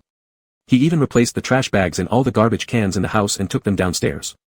When Chenmo saw him come back upstairs, he said, "Every time I think you have severe obsessive-compulsive disorder, OCD, you always give me surprises. And when I feel that you don't have OCD at all, your appearance of cleaning looks like compulsive behavior again, making me feel as if I'm living in a pile of garbage." "I am used to it," explained Shisayan for his own actions. Chenmo's foot in slippers nudged Shisayan's calf. "Are you choosing the right time and object for this habit?" Shisayan glanced down at his foot and avoided it. "Don't mess around." "TSK, now you're pretending to be modest." Chenmo touched his still numb lower lip and couldn't help but comment, "You are so proficient, it shows that you study well on daily basis." Shisayan curled his lips and smiled slightly. Since he received the notification of being directly recommended to graduate school, Chenmo has almost never seen him wear uniforms anymore. His casual clothes don't show brands, the colors are simple, but they all have good textures. Covering a cap easily on his head makes him stand out in crowds anyway. "Are you going back today?" Chenmo asked him. Shisayan sat down beside him, covering Chenmo's exposed knee with a blanket, and replied, "Yeah, I'm going back." And reminded, "Don't catch cold while using air conditioning." Chenmo focused on the word return. He turned his head and looked at him deeply. "You go and return freely. Now every time I think about it, since this house was bought by you, I feel like I am waiting here every day for your favor." "What a comparison," said Shisayan. "Recently there is something happening at home." Chenmo asked seriously, "What happened?" "It's not a big issue," seeing that he was still looking at him, Shisayan explained, "although these years appear to have many outstanding talents in various fields in the Shi family, our core business is actually still managed by my grandfather. His heart wasn't good this year, overseas parts were handed over to Uncle too, and the domestic part was temporarily taken over by Dad. But he and Mom have been running their own business outside all these years and aren't very familiar with internal affairs, so Grandpa asked me to learn and start getting involved." Chenmo doesn't know much about the Shi family. But he knows that Shisayan grew up with his grandparents, and later, his outstanding achievements within such a short period in the Shi family were due not only to his abilities but also to what he learned from a young age. "Chenmo, is your grandfather's health fine?" "Yeah, the condition is under control for now." In the previous life, Chenmo vaguely heard that the real reason Shisayan returned to China was because his grandfather's health could no longer hold up. At that time, Chenmo did not focus too much on this matter, and about a month later, news of his passing spread. Everyone in the Yang family attended the memorial service, except for Chenmo who had just been sent on an out-of-town business trip by Yang Ji. He felt rather puzzled at that time. Because that business trip schedule was originally set for Yang Ji himself, a profitable assignment that he would normally not let go, it didn't seem like Yang Ji would be so generous. As it turns out, when he returned from that business trip, he overheard other people chatting in the company, learning indirectly that Yang Shul went to intern at the company under Shisayan after this memorial service. Back then, Yang Shul had a high status in the Yang family, and quite a few people in the company were eagerly anticipating which of the three sons would have an edge if they were all in the same company. These words seemed to be still ringing in Chenmo's ears. The good drama fell through. I said, this Lord Shul obviously still has a childish mind, and can't be compared with the other two. He went to Huading, a place where countless graduating students fight tooth and nail to get into. Having connections can't be helped, can it? Now that the young master of Huading holds power, having grown up together with our young master of the Yang family, their friendship naturally is extraordinary. In contrast to the second son, if he really entered the company, he might be eaten down to the bone. The eldest will surely protect him. Speaking of closeness, the eldest and this stepbrother without blood ties have always been closer. But our young lord doesn't need it, marrying into Huading, how could he not have a promising future? All those laughs sounded especially grating to Chenmo at the time. Chenmo started getting involved in the family company early, but Yang Qian let him work at the grassroots level for 3 years. This wasn't because he valued him, but because by that time, the rift between him and the Yang family had already become obvious. He finally climbed his way up. His ambition was clear for all to see. The Yang group suffers from many of the common issues that plague family-owned businesses, with fierce factional struggles. Chenmo spent a considerable amount of time cultivating his own influence within the company but could not escape the reality that he had made himself countless enemies. Upon first hearing those words, he already placed Shisayan on the opposite side. This was also why, during the celebratory dinner after that project's success, Chenmo didn't intend to give Shisayan a good face. Now, extracted from that environment. Shisayan, who until now he had only met in passing or glimpsed from afar, was now sitting right beside him. This feeling was very delicate. What are you looking at me like that for? Shisayan asked him. Chenmo shook his head and replied, nothing, just occasionally I feel my luck isn't too bad. A life that failed once, still got another chance. A wrong path taken can still be rewritten. And some people left such a deep impression on him, in ways and relationships he had never imagined, in this 17th year of his life. It turned his otherwise barren youth into something more vividly colored. Shisayan didn't know what Chenmo's gaze towards him meant. When he heard the phrase, my luck isn't too bad, it felt like being pricked by a needle, frowning slightly. Various emotions intertwined, leaving a mix of flavors in his heart. Next week I have time. Is there anywhere you want to go? Shisayan held his hand and absent-mindedly asked. He added, let it be the first step, maybe. Chenmo glanced over, slowly, didn't we already take the first step? Shisayan paused, surprised, and laughed, that doesn't count. So what does count? Chenmo pressed for more answers at this moment. Shisayan thought for 2 seconds and answered seriously, all the feelings you're curious about between men. I hope we start with the simplest ones. Consider it a date, just the two of us. Chenmo was somewhat moved by this. But where to go became a question. They didn't rush into making a decision. In the following few days, Shisayan would occasionally come over and spend the nights in the room next to Chenmo's. They'd casually boil noodles in the kitchen. Whenever Chenmo had nothing to do after finishing research, he would drag Shisayan down to the basketball court for a game with others. Each time, he was very restrained, Shisayan wouldn't let him play too intensely. In the afternoon, they might sit facing each other on the carpet before the sofa. Chenmo had endless summer vacation exam papers to write, while Shisayan would kneel on the floor typing things into his laptop. Chenmo occasionally glanced over, seeing some things he understood, and some he didn't. He chose not to ask, after all, these things shouldn't be comprehensible by a high school student. On the contrary, it was Shisayan who couldn't tolerate his habit of procrastinating while doing his exam papers, urging him with intensity akin to their second semester sophomore year when he tutored him. At night, they'd watch a movie together on the sofa. Then, after washing up, they would go back to their respective rooms to sleep. Aside from that kiss, their relationship was more like that of dormitory roommates who hadn't moved out yet, continuing much of the same tracks and habits as when they were in school. But there was an evident difference. Chenmo could clearly sense the presence of the other person in this small space. Whether he woke up, brushed his teeth, took a shower, or changed clothes in the afternoon. Habits were scary things. Before long, Chenmo had already become very accustomed to having his private space quietly occupied by another person, accepting it without discomfort. On the last day of July, the largest summer storm of the season hit. Rain fell in torrents, and the several pots of succulents Chenmo bought one afternoon from the downstairs elderly man lost many leaves when knocked off the balcony. When he rushed out onto the balcony to bring them inside, half his body was soaked through. As he was standing by the glass door wringing out the water, his social media app received a group call initiated by Jiangsu. Chenmo initially intended to hang up, but accidentally tapped the accept button instead. When he joined, already 4 or 5 avatars were lit up. Jiangsu shouted first in the voice call, brothers, after tonight, I'm going to ascend through calamity. Bless me. Someone asked, what sounds are coming from your side? Jiangsu responded, damn it. My house is on the top floor. It's leaking. Now water is almost up to my ankles, and the family downstairs is yelling at my mom at the doorstep. Indeed, loud cursing could be heard in the background. There was also a pitter-patter sound of unknown objects falling. Indeed, it's raining hard tonight. I'm rushing to finish my English exam paper, this weather really suits sleeping, damn it. When will I graduate from this torture? The discussion voices in the group chat were lively. Lao Go was saying, I'm at my grandma's house in the countryside. Have you guys ever experienced lying on a bamboo bedsheet during a heavy rain without any air conditioning or fans? It feels like I've gone back to my childhood. I'm a city kid, thanks. Are the mosquitoes in the countryside extra venomous? One bite and it swells into a big bump. Lao Go, will I have the honor of meeting an African guy when I see you next semester? Shut up.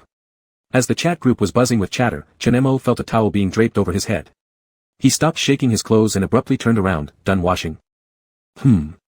Shisayan's hair was still wet, with a light gray towel draped over his neck, but his expression was unusually sullen as he furrowed his brows while drying Chenmo's hair. In this short moment, did you shower together with me? This rain is too. Chenmo's words were interrupted by a "Wachow" from the phone. Jiangsu, am I hearing things?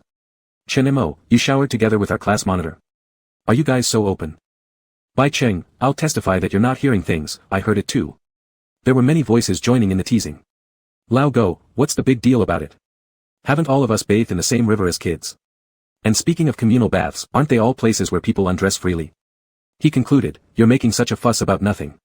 No wonder Lao Go was his brother. At critical moments, his first reaction was always to clear Chenmo's name, regardless of how actively he participated in various forum posts and threads, or even though he knew very well that his buddy was gay. He staunchly ensured no rumors would taint Chenmo's reputation. After Lao Go said that, the others gave up continuing their teasing. At this point, Shisayan said, we didn't shower together. Everyone in the group let out simultaneous oaths, nodding fervently as if they fully understood what had just transpired. Then, Shisayan continued, but we should be in a relationship where we could shower together. Chenemo widened his eyes at him. The group suddenly went silent, quiet as chickens. It might have lasted for 10 seconds or more. Someone murmured quietly, is this what I think it means? Amazing. Not bad for you guys. Not bad for you guys. Not bad for you guys. Shisayan hung up the phone for Chenemo, ignoring the frantic messages popping up from Lao Go. Continuing to dry Chenmo's hair, he asked, scared. Of that? Chenemo quickly snapped out of his brief surprise, allowing his head to be massaged as he grabbed the phone to send a message to Lao Go while saying, I didn't expect you to care so little about others knowing. Shisayan paused his actions, calm, I want the whole world to know. That line works, Chenmo nodded, and I approve. Saying that the whole world needs to know, Shisayan instructed Chenemo to take a shower first before picking up his phone and sending a voice message in the group. Don't go spreading this around. Your Mo brother still has school to attend. After receiving everyone's promises, within Chenmo's gaze, Shisayan smiled, anyway, wait until after you graduate from high school. Sounds like you've already graduated yourself, Chenmo teased lightly, his eyes filled with laughter. Meanwhile, Lao Go was spamming messages relentlessly on the phone. Reply. You traitor, Chenmo. Didn't you tell me Shisayan doesn't like guys? And now you're secretly hooking up behind my back. Silence isn't gold, stop talking like I'm some cheating wife. Silence isn't gold, besides, nothing happened. We're perfectly pure. Lao Go. Screw it. Chapter 55. Shisayan dropped a bombshell, stunning everyone. Chenemo originally thought that when these people came to their senses, he would face some doubts or inquiries. In fact, except for Old Go who scolded him, no one showed much surprise. And the way Old Go cursed him was quite unique. He even accused him of saying things differently from what he truly felt. In a sarcastic tone, who was it that personally told me, if I'm gay, do I have to date a guy? I actually thought you were different. How cliché. Chenemo was extremely annoyed, shut up. Seriously. Old Go ignored him, how does it feel? Chenemo was confused, what kind of feeling? The feeling of dating the class president. We haven't started yet, just going to try. You're such a scumbag, Momo. Chenemo had black lines on his forehead, can you leave now? No. Chenemo had already finished his shower and come out. The rain outside didn't show any signs of stopping. He sat cross-legged on the sofa chatting idly with Old Go while Shisayan was on the phone in the room. Chenemo absent-mindedly flipped through the group chat again and found that the topic had already deviated somewhere else.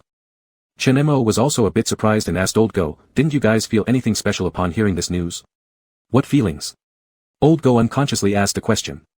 But he quickly understood Chenmo's point, seriously said, joking aside, but everyone this year has truly regarded you as a brother. The class president, there's no need to talk about him, you know clearly, he seems to treat everyone equally, but the people he truly trusts are few. Class defines distance, this is reality. He obviously treats you differently. We aren't all blind, perhaps at first no one dared to associate such things with him, but since he confessed it himself, I guessed others might be like me, thinking everything makes sense now. Besides, whether you two are in love or break up doesn't affect the fact that we are all friends, right? Chen Mo paused for 2 seconds and slowly spoke, don't be a harbinger of bad luck. Chen Mo randomly chose an irrelevant point to reply to Old Go, but deep down, he was deeply touched by Old Go's words. People often say teenage friendships are the simplest and most precious. Chen Mo thought, this time he truly experienced it. Old Go, however, reverted to being playful, saying, do you think I want to curse you? Being together with someone like she, comes at a price. What kind of person is she, Cyan? Chen Mo asked. Old Go hesitated for a long time, wasn't it already said before? That type who seems born with a halo, destined not to be on the same level as us commoners. Chen Mo smirked, I'm the one Chen Mo wants, I don't care who he is. Old Go, understood, true love. Stop talking. If I hear you talking, I'll consider it your defense, hypocritical man. There it goes again. Old Go couldn't get over being left in the dark. At this moment, Cyan came out of the room, what are you talking about? Just chatting. Chen Mo stopped fooling around with Old Go and turned to ask him, whose call was that? Qi Lin. Mentioning Qi Lin, Chen Mo suddenly remembered that he hadn't appeared in the group earlier. He usually loves to stir things up, so this seemed a little unusual. Chen Mo asked, why did he call you? Cyan raised his head and pinched his temples, frowned, had a fight with his family, says he's going to find his girlfriend. Chen Mo slowly opened his mouth, Cyan lowered his hand and made eye contact with him. Chen Mo hesitated, with such heavy rain, the traffic must be paralyzed. How will he go? He's almost an adult, not 8 years old. It's useless if issues like this still need others to worry. However, his current emotional state is poor, and I foresee he's picked a less than ideal timing. Chen Mo looked at him, is it really good to criticize him like this? His mood isn't great, isn't finding a girlfriend for comfort normal? Qi Lin hadn't been heard from for 2 days after that. On the day Suicheng's weather cleared up again, coincidentally, Liao Tingting had a singles gathering, announcing it throughout Suicheng's second-generation circle and inviting many people. Back then, Sun Xiaoya had fought a lot with Yang Shul because of her. Cyan, as the core figure of this multi-angled relationship and someone whom Liao Tingting had openly and secretly loved for a long time, was specially invited. Regardless of whether the girl was holding her close or putting on airs in front of her ex-love, she at least seemed magnanimous. Cyan's refusal was a decision he consistently made. But Sun Xiaoya had invited Chen Mo to the dinner, which turned out to be this very singles gathering, and Chen Mo even accepted it. He only found out upon arriving. Why didn't you tell me earlier? Chen Mo showed up wearing a black hoodie and jeans, noticing everyone around had meticulously dressed up, makeup included for both genders, and asked Sun Xiaoya, I thought this was a class reunion. I don't even know half these people, why did you invite me? This was a high-class restaurant. The food was premium steak. Besides Sun Xiaoya, Chen Mo recognized a few other faces, they were all second-generation heirs from Suicheng. Sun Xiaoya rolled her eyes, grabbed his arm to stop him from leaving, saying, aren't you a rich heir too? Anyway, that Cyan not coming is his loss. Now Tingting's boyfriend was introduced by her family, super wealthy, also fairly good-looking, probably they'll get engaged within a couple years, no longer anything to do with Cyan. Chen Mo couldn't escape from her grip and also couldn't tell Sun Xiaoya about his actual connection to the Yang family. So he followed her into the main hall. There were indeed many people, all young adults. Chen Mo hadn't personally met Liao Tingting before. When Sun Xiaoya pulled him over, he couldn't help but admit that she truly looked stunning. Her long hair cascaded down to her waist, skin was fair, and she appeared as a classic warm and gentle heiress. Sun Xiaoya introduced them, Chen Mo, in my class with Cyan. Liao Tingting, my sister. I'm sure you've heard of her. Chen Mo nodded in acknowledgement, receiving a polite smile in return. However, the man beside Liao Tingting suddenly said, Chen Mo. Are you the Chen Mo from the Yang family? Chen Mo glanced at him. The man was in his early 20s, reasonably good-looking, sporting an oiled hairstyle that gave off an affectation of depth. With Chen Mo's experience of sizing people up over 2 lifetimes, he disliked this person immediately. As expected, the man spoke without waiting for Chen Mo's response, smirking and saying meaningfully, I've seen your older brother, and I actually know another younger brother from your Yang family, Shul, right? Heard recently your family has been through some troubles. That you can stay unaffected at such a time shows solid mental strength. That was clearly an innuendo criticizing Chen Mo for causing chaos in the Yang family while keeping himself out of trouble. Liao Tingting's expression shifted slightly, pulling on her boyfriend's sleeve, whispering, Qin Kai. Ah, so he was Qin Kai. The Qin family held considerable status in Suicheng, on par with Xi's family. Yet, this Qin Kai wasn't someone Chen Mo could place immediately, given that in the later power struggles among Suicheng's second-generation heirs, this man had never surfaced. Chen Mo smiled at Liao Tingting, signaling it was nothing, then turned to Qin Kai, responding, is that so? For me, I've never relied on hearsay. My grandfather frequently mentioned that the Qin family is matriarch-led, with every leader being exceptional. Presumably Qin Gongzi's elder sister is the current chairman Qin Shuhua. Indeed, Qin Kai's face changed instantly. Chen Mo almost never interacted with the second-generation social circle, it was more Yang Shul's realm from the previous life. However, that didn't mean Chen Mo was ignorant. In fact, during those years in Yang Enterprises, he conducted ample related work. Qin Kai's elder sister wasn't born to the same father and mother and was already around 40 years old. Moreover, Qin Kai was likely an illegitimate son raised under the name of his stepmother, claimed as a late-born son publicly. These secrets of the wealthy families weren't certain knowledge to Chen Mo. With just a little probing now, he affirmed his guess. Even if Sun Xiaoya was straightforward, she should have sensed something amiss in the atmosphere. She tugged at Chen Mo and suggested, let's go to that corner. But Qin Kai felt his pride injured and wasn't ready to back down. Suddenly raising his voice, he called out, everyone. All nearby attentions turned toward them. Stepping forward, Qin Kai placed his hand on Chen Mo's shoulder, loudly saying, introducing Yang family's second young master. All of you must have heard of what's going on with the Yang family, right? Mr. Chen Mo has been here in Suiqing for over a year and never joined any of our gatherings. Clearly, this was due to our oversight. The blessings we've received today will stay, but let's raise a toast welcoming Chen Mo into our group. His call was met with universal agreement. Chen Mo remained expressionless, I don't drink alcohol. So unfriendly, Master Mo. Qin Kai sneered coldly. Liao Tingting's complexion turned deathly pale. Sun Xiaoya hadn't anticipated the situation to turn this way, but remembering that Chen Mo was invited by her, she said aloud, Qin Kai, Chen Mo truly doesn't drink. He has a poor stomach, he didn't even drink during our class gatherings. Oh, Qin Kai drawled out, so it's a stomach problem, how pitiful. All the more reason to drink, it's called using poison to attack poison. Once your alcohol tolerance increases, 10 cups won't be an issue. What's 1 cup, really? 1 cup indeed isn't much. Chen Mo reached out and removed the other person's hand from his shoulder, lightly brushing his shoulder as if in disgust. Looking up, he said, but I've been taking care of my health for too long, it's become a habit. What kind of habit? Qin Kai furrowed his brows with that question. Chen Mo replied, a habit of not bothering with trash. Chen Mo didn't want to ruin the atmosphere, especially on a day like today. However, Qin Kai seemed to have some unknown motive, targeting him everywhere right from the start. He soon revealed the reason as anger bubbled up within him, speaking aloud, Chen Mo. A person raised in the countryside just because of a blood relation, pushing Yang Shul into being exiled abroad. Do you feel superior just because of who you are? Let me tell you, everything is fate. No one at the scene spoke. Nor did anyone follow up to agree with Qin Kai. Because those who had ears could clearly hear how absurd Qin Kai's words were. But Chen Mo completely understood. Qin Kai probably identified himself with Yang Shul's role as a bastard child. He empathized and pitied Yang Shul, and deep down, he believed that Chen Mo shouldn't have even been found, or if found, shouldn't dare to fight back. In their minds, once something is owned, it's deserved, and if lost, it's because someone undeserving took it away. Qin Kai still wouldn't let up. Staring at Chen Mo, he forced a smile and said, just a joke, don't take it to heart. Here's what you'll do, drink this cup, and let it be today's celebration for me and Tingting. As he said this, he fetched a large glass of red wine from nearby. Chen Mo looked at Liao Tingting's gaze full of desperate pleading and thought of Su Qianran. One pure white, one fierce as fire, yet they both faced similar predicaments, trapped in arranged family marriages unable to break free. Chen Mo didn't reach out to take the glass, nor did he grab it to spill its contents onto the other person's face. Drink it. Qin Kai moved the glass forward again. The next second, his hand was caught. Chen Mo stared at the sudden arrival, slightly surprised. The person tightly gripped Qin Kai's forearm while another hand took the wine glass, drinking it all in one go. You. Qin Kai, irritated, looked over and upon recognizing the individual, his expression shifted, his lips twitching. Shi Xian. Compared to Qin Kai, who always gave off a greasy impression. Shi Xian was refreshingly clear, his calm maturity emanating both inside and out without any artificial pretense. He also carried a certain clarity and innocence typical of young people. Upon his arrival, Liao Tingting's eyes never left him.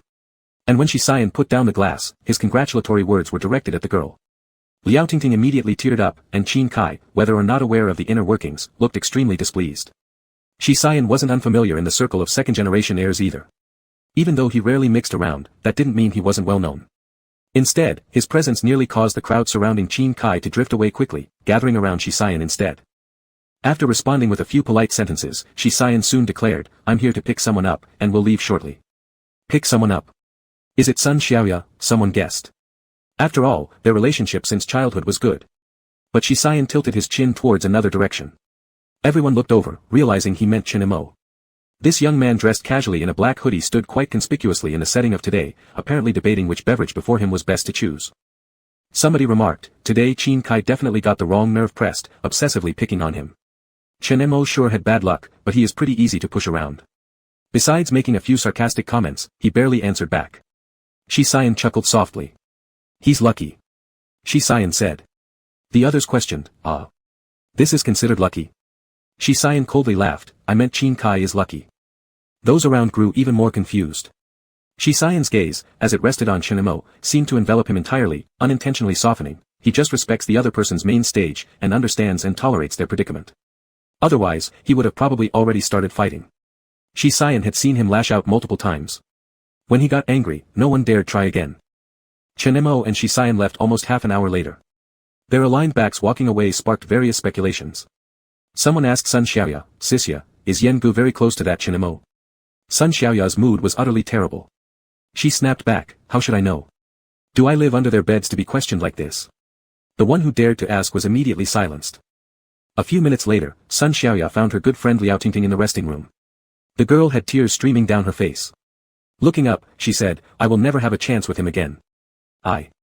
Sun Xiaoya hesitated for a while, unsure, I thought, you still liked Qin Kai at least. Liao Tingting shook her head. My parents forced me into this. We need the power of the Qin family. Why do people even have to grow up? The girl cried loudly into her best friend's shoulder. Sun Xiaoya turned around and was about to leave, I'll go get him back for you. No need, Liao Tingting choked, stopping her with sorrow. Today he gave me the best answer already, he has someone else. Sun Xiaoya's head spun instantly. Who is it? Liao Tingting managed a tearful smile and said, you're truly the simplest and purest person among us, yeah. Sun Xiaoya couldn't follow her line of thought at all. Casually looking downstairs, she caught sight of Shi Xian pulling Chen Mo by his hoodie cap and pushing him into the car. She felt as though all her friends around her were changing, but what exactly had changed, she couldn't articulate. But there was one person she definitely felt she noticed something different about. Like Shi Xian. That jerk never sat at the back with anyone. From childhood until now, be it her or Qi Lin, whoever went to school with him could only sit in the passenger seat next to the driver, and if there was an extra person, too bad, find another ride yourself. And just now, she clearly saw Chen Mo trying to climb into the front seat, only for Shi Xian to grab him back and shove him into the back. This hypocritical dog. Chapter 56. Chen Mo didn't know about Shi Xian's habit. Only after getting in the car did Chen Mo have time to ask him, how did you get here? If I hadn't come, what were your plans for today? Shi Xian replied. Chen Mo knew what he was asking. After thinking for a few seconds, he opened his mouth and said, then I might have to betray, your red beauty. Mr. Qin's mind isn't good, I probably wouldn't have been able to hold out. Shi Xian focused on the first half of the sentence, she's not a red beauty. Isn't she someone you've known since you were young? She's liked you since junior high. Shi Xian leaned back in his seat, calmly saying, we've known each other for a long time. The Liao family only has this one daughter, who's been raised very meticulously, but they still can't escape from having controlling parents. Compared to Sun Xiaoya, whose personality is impulsive and doesn't think much, she is much more sensitive. During junior high school, because of her outstanding looks, she received a lot of attention and harassment as well. Back then, Qi Lin and I had to take turns escorting her home for fear something would happen. I guess she probably placed me in the role of a savior, but unfortunately, I'm not. Fundamentally, Shi Xian was actually a cold person. He was thorough in everything he did, with excellent capabilities across all aspects, making it easy for girls to develop feelings for him. However, his rationality always dominated, meaning he was never someone who acted based purely on emotion. To speak of rare actions that deviated from his nature, most of them were directed towards Chen Mo.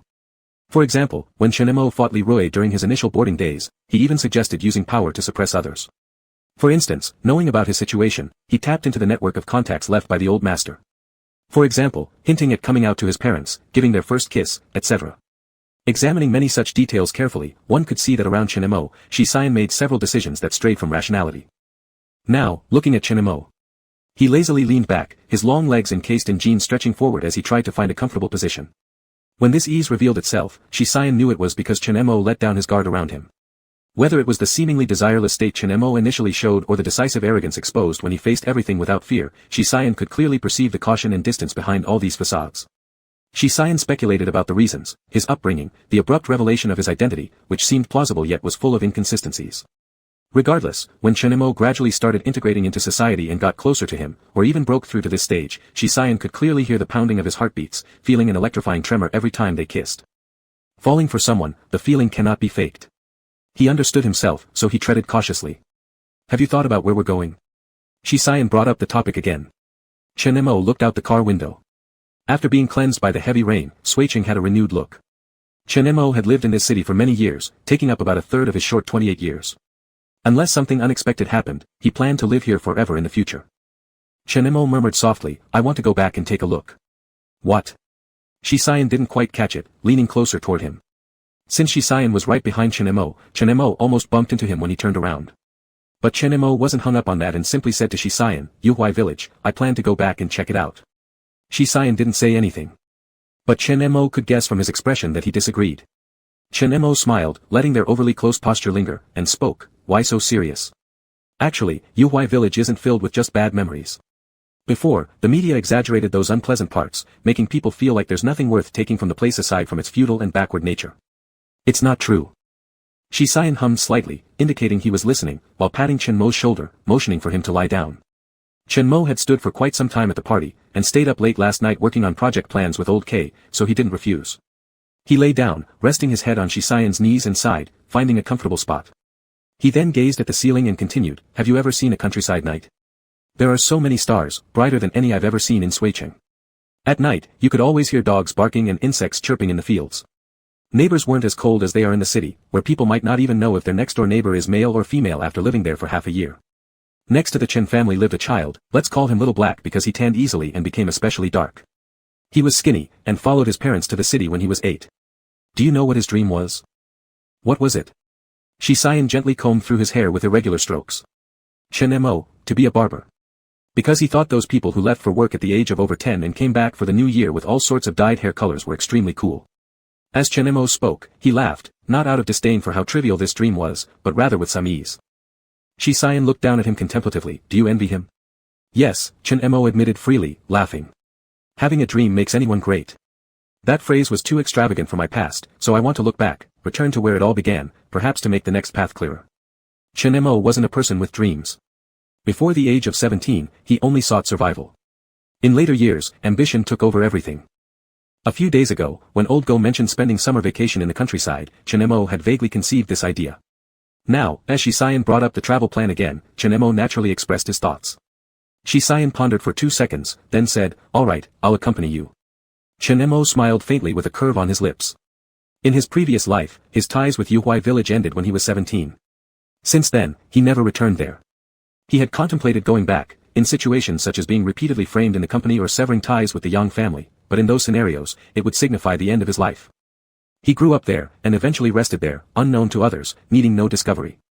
But this pessimistic conclusion derived from fate never actually occurred. He died under an unfinished building in Suicheng, and from then on, nothing about his afterlife was known or could be known. He never imagined that if he really had to go back, it wouldn't be alone. Someone said, I'll go with you. Later, Chenemo fell asleep in the smoothly driving back seat. He didn't know that during that brief journey while he was sleeping, Shisayan watched him for a long time. Finally, he asked Uncle Lin, the driver, a question. He said, Uncle Lin, he talks about the place he lived in the past as if he has already let it go. It's been just 1 year. If it were me, I admit I couldn't do it. Could you, Uncle Lin? Uncle Lin glanced at the person sleeping on the tall teenager's knee, shook his head, if I were to put myself in his shoes, I definitely couldn't. Then Uncle Lin summarized, so he is very strong. Ah Yen, your grandfather won't easily agree to you staying. Haven't you truly reconsidered? Shisayan didn't reply. Uncle Lin sensed his silent refusal, indeed, Shisayan said, if I decided to leave, I wouldn't have involved him from the start. Uncle Lin shook his head, ceasing further persuasion. The most precious encounters in youth are also the most regrettable. At the heart of it, Uncle Lin liked Chenemo quite a bit. In those times when youthful emotions were intense, even separated by oceans, their future was almost invisible. Grandpa Shi had once said, Ah Yen is too proud. Uncle Lin felt that he was too certain of his plans, he had always been like that since he was young. Once he made a decision, it was almost impossible to sway him. Chenemo wasn't aware of this interlude. This summer was particularly special and full for him. He began to participate in understanding some of Su Qianran's core investment projects, mainly because the other party was just starting too, and they were more collaborative. Moreover, Chenemo still had his studies, various self-study tutorials, and then there was Shisayan, making time fly, even leaving a feeling of not having enough. Shisayan was also very busy, often unseen for a day or two. However, they frequently stayed in phone contact, talking about insignificant little matters. Finally, the day Chenemo and Shisayan agreed to set off arrived. Unexpectedly, something happened the night before. It wasn't someone else, it was Qilin. When Chenemo received the news from Shisayan and rushed over by taxi, it was the first time he experienced what it was like to feel utterly flustered. Is he alright? Chenemo asked. On the deserted road in the dead of night. There was not a soul around. Qilin was shirtless, wearing merely a pair of boxer shorts without any shoes, hugging himself, curled up beside a roadside stone stool unmoving. It was hard to imagine what he'd gone through in these days. Shi Xian leaned against a sports car parked by the side of the road, eyes on Qilin, answering Chen Mo, he's fine. If he were really in trouble, would he still be alive here? I am in trouble. No one expected Qilin to suddenly explode, raising his head to shout, fuck. I'm in trouble. Damn it. Shit. He vented and cursed into thin air, looking slightly deranged. Chen Mo looked around, hesitating, maybe you should put on some clothes first. Although there aren't many people here, cars still pass by occasionally, and I don't want to be mistaken for a pervert. Shi Xian threw cold water, snickering, his clothes were already ripped off. Who tore his clothes? Shi Xian glanced at Qilin and said, his girlfriend. Chen Mo, huh. The truth was stranger than fiction. Qilin's online girlfriend he had been chatting with for over half a year finally met him on a stormy night. However, the girlfriend who opened the door turned out to be a dark-skinned muscle man. Qilin was deeply shocked by the fact that his big-breasted girlfriend turned into a well-built man. Combined with family troubles that evening, his mind wasn't clear, and he stayed overnight confusedly. According to Qilin's account, he beat the black-skinned muscular man, but this guy cooked him a bowl of noodles with 2 fried eggs in it. A single bowl of noodles convinced Qilin that this person wasn't so bad after all. Moreover, because the other kept apologizing, saying he created the female account just to pass the time. They started talking more seriously, but then couldn't admit the truth. Based on the man's description, Qilin believed he had a tragic background and led a tough life, yet was kind-hearted and extremely shy, he even blushed easily. Qilin fell for this scam completely. Of course, the consequences were financially devastating. Chen Mo could only silently marvel at the twisted story as he watched Qilin's appearance. After hesitating for a while, he asked Shi Xian, is he, defiled? Qilin shot him a resentful look from not too far away. Shi Xian pressed his forehead, seemingly also speechless, and paused for a few seconds before replying, he messed with someone else. Chen Mo suddenly didn't know how to start. Then he thought about something and said, Qilin is still a minor, right? Can we file charges? The other party's an adult. What do you want to report? Shi Xian looked at him, report him for being clouded by lust? Or brainless? Plus, his ID shows he's legal age. It seemed Qilin had slept with that person more than once. The cost was waking up stranded in the countryside, his cash and watch gone, his clothes entirely stripped off. Fortunately, it was summer, or he might have frozen to death outside. The other person disappeared without a trace. Shi Xian investigated, this individual wasn't from their city, and most of his backstory checked out. Except for that point, everything else was lies. The part about liking Qilin and being attracted to his character, only Qilin believed it. It wasn't until they bought some clothing at a spot 1 kilometer away that Qilin returned to the car. Chen Mo finally remembered the rumors later circulating in Suiqing about him. He guessed it was likely related to this incident. Reassuring him, Chen Mo said, no big deal. Even though I don't know why you would go near a member of the same sex, it's not too late to change course now. Qilin was curled up against the car door, looking like his soul had fled. It's too late, I'm already unclean. Just as Chen Mo wanted to point out there was an issue with what he said, Qilin abruptly exploded, furiously declaring, that dumbass better not cross my path again, I'll make him regret being born. Chen Mo reminded him, you offered yourself willingly, who else deserved to be conned if not you? Shi Xian added insult to injury. If you'd used your head, you should have stepped back upon seeing him for the first time instead of charging forward and ending up rolling around in bed with him. Qilin completely broke down. Enraged, he retorted, shit. Did either of you refrain from jumping into bed? Who are you to criticize me? Shi Xian coldly chuckled, no, dumbass. Qilin froze for a moment, then tears poured forth, leaving him utterly devastated. Chapter 57. Qilin was in a bad mood before meeting his girlfriend. He lost more than he gained, the other party had stolen everything but left him 1 pair of underwear. As Shi Xian put it, typical retribution. Of course, the other side deceived him first, and the behavior was indeed malicious, deeply hurting the heart of an innocent young man. Chen Mo genuinely doubted Qilin's sexual orientation, though Qilin adamantly denied having developed any affection during those days. He will stray from the right path. On the wobbly bus, Chen Mo said to Shi Xian sitting next to him, are we really going to leave him alone? Shi Xian glanced at him and asked, what kind of wrong path? Chen Mo momentarily stumbled, hesitating for a few seconds before saying, like if he makes a bad decision and then ends up with chaotic private life later. The Qi family won't neglect this situation. Shi Xian's tone was very calm. Seeing that Chen Mo didn't believe him, he said, you probably don't know this, but the Qi family has strict discipline. Qilin may appear casual, but in reality, he is like a rat seeing a cat when he faces his father. He wouldn't dare. And besides, it's not difficult to find out who stole his belongings, haven't you noticed? Although he brags loudly, he clearly hesitates when mentioning reporting to the police. He doesn't want the other person to go to jail, nor does he plan on retrieving his stolen items. Chen Mo was momentarily taken aback. This was indeed something he hadn't thought of. Qilin had spent more than just 1 day with the thief. Other than what Qilin himself described, no one knew the details. So how did all the rumors about Suiqing start in the previous timeline? Chen Mo had seen Qilin twice as an adult in certain situations, and his aura was indeed quite different from now, completely the type of playboy who had passed through many experiences. However, after careful consideration, although the rumors were rampant, he never actually saw anyone consistently around Qilin. Since Chen Mo himself had suffered greatly due to these rumors and since Shisayan seemed so certain, Chen Mo stopped worrying. After all, compared to his understanding of Qilin or the Qi family, Shisayan definitely knew more. It was already mid-August by now. Most of the summer vacation had passed. On the day they set off, it was a sunny day with clear skies. After getting off the high-speed train and onto the bus, it was already close to noon. There were quite a few people on the bus, and there was a particular smell unique to old buses, which could cause dizziness after prolonged exposure. Chen Mo pulled open the window, letting the summer wind rush in as the bumpy road wound through the mountains, offering a refreshing sense of lightness. As the bus traveled from Bema County to the town, passengers kept boarding along the way. The people on the bus spoke loudly in their local dialects, discussing domestic matters, trivialities, creating a distinctly different atmosphere from big cities. Watching someone carrying live chickens, holding back baskets, and crowding around Master Shi, Chen Mo found it amusing. "Can I switch seats with you?" suggested Chen Mo. Shisayan moved the chicken cage near his feet into the aisle and said, "No need." The woman with the chickens noticed and spoke up loudly, "Hey, son, don't mind it. These are black-bone chickens I bought in the city to nourish my eldest grandson's body. He is about to enter high school in the county and even attends extra classes during the summer holiday, which is very tiring." Shisayan shook his head and replied, "No problem. Looks like you're students too, right? Are you heading home after taking extra classes?"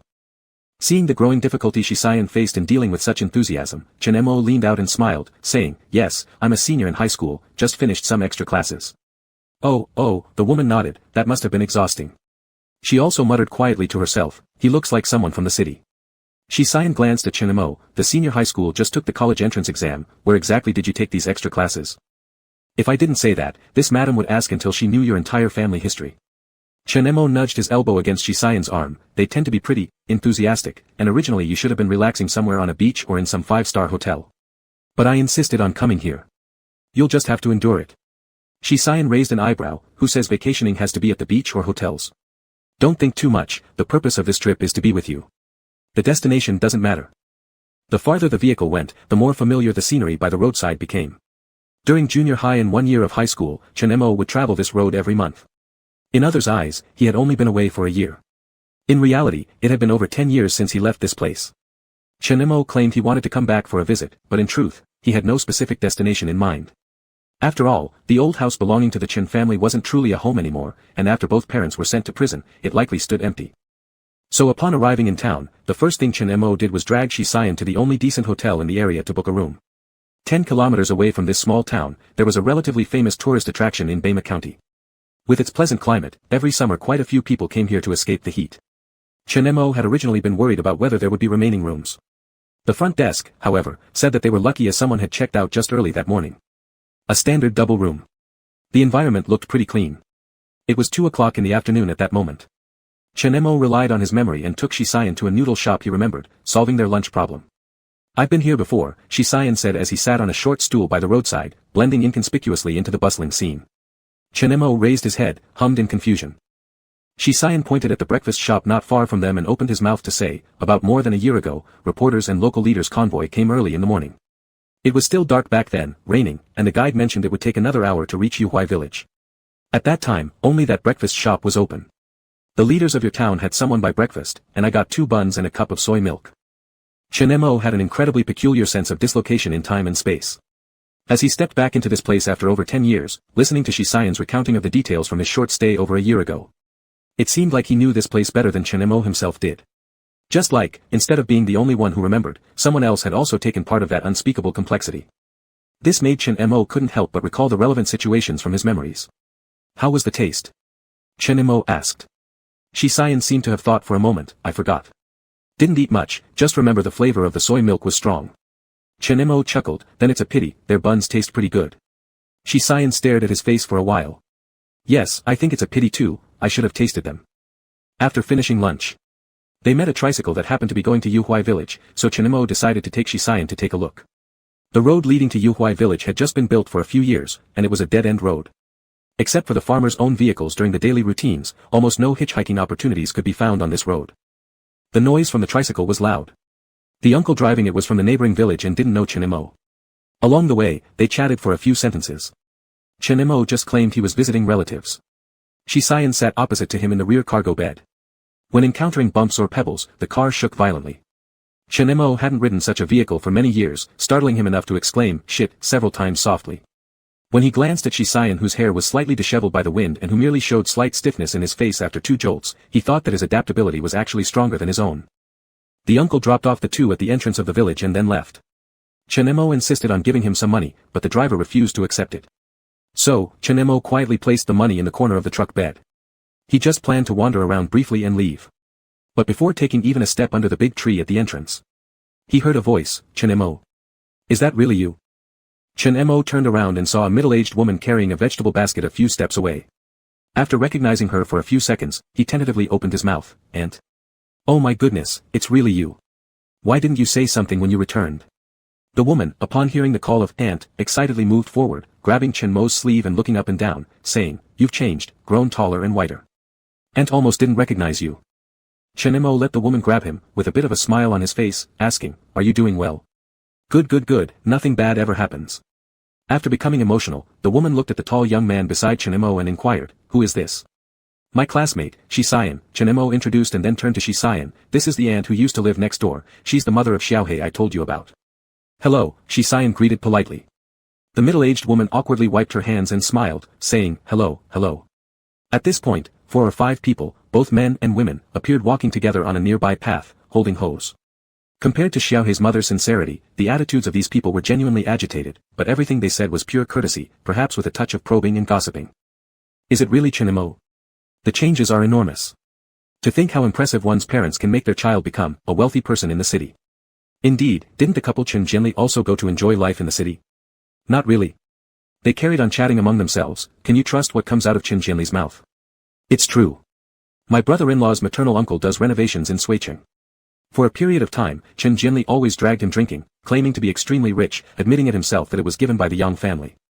Really generous, rich people casually flaunting wealth enough to last our average folks for a lifetime. Indeed, Chen Jianli also said he acknowledged a son. With his character, who would have thought he'd have a son destined for an emperor's life, luckier than all of us." As this was mentioned, someone turned to Chinemo. "Chinemo. How come you're the only one back? The parents here didn't follow you?" This person then looked at Shisayan and asked, "Is this Chen Jianli's real son? He doesn't look similar at all. I remember that last year, he didn't look like this." Finally, Xiaohei's mother couldn't stand it anymore. She spat twice and said, "You are all talking nonsense. Daydreaming about everything without any basis." Before others could respond, she directly dragged Chinemo and Shisayan away, saying she wanted them to stay for dinner. Away from the others. The aunt carefully asked Chinemo, "Tell me the truth, did that Chen Jianli really go to the city to find you?" "No," Chinemo reassured her, "he's in jail." Xiaohei's mother was so shocked that her eyes widened. "Is that true?" "Yes. That scoundrel, he deserves it." Chinemo explained to Shisayan that the Chen family, being unique in Yulai village, had no relatives by blood or marriage. And the people Chen Jianli associated with on a daily basis were nothing but lowlifes. Maybe they could drink together and boast in Suicheng, but there was no way they would know the entire truth of what happened. This is why, even though both Chen Jianli and Li Yunru's verdicts had already been handed down, none of the villagers knew anything about it yet. Unable to decline Auntie's invitation, Chinemo and Shisayan went to her house. Uncle, her husband, injured his leg 3 years ago at a construction site and limped slightly. Seeing Chinemo and Shisayan arrive, he quickly started gathering green beans from the field, saying he'd add them as a dish. Shisayan volunteered to help. "Where's Xiaohei?" Chinemo asked after not seeing him inside. "Isn't he supposed to be on vacation?" "He stopped studying long ago." Auntie said unhappily. He complained reading books gave him headaches.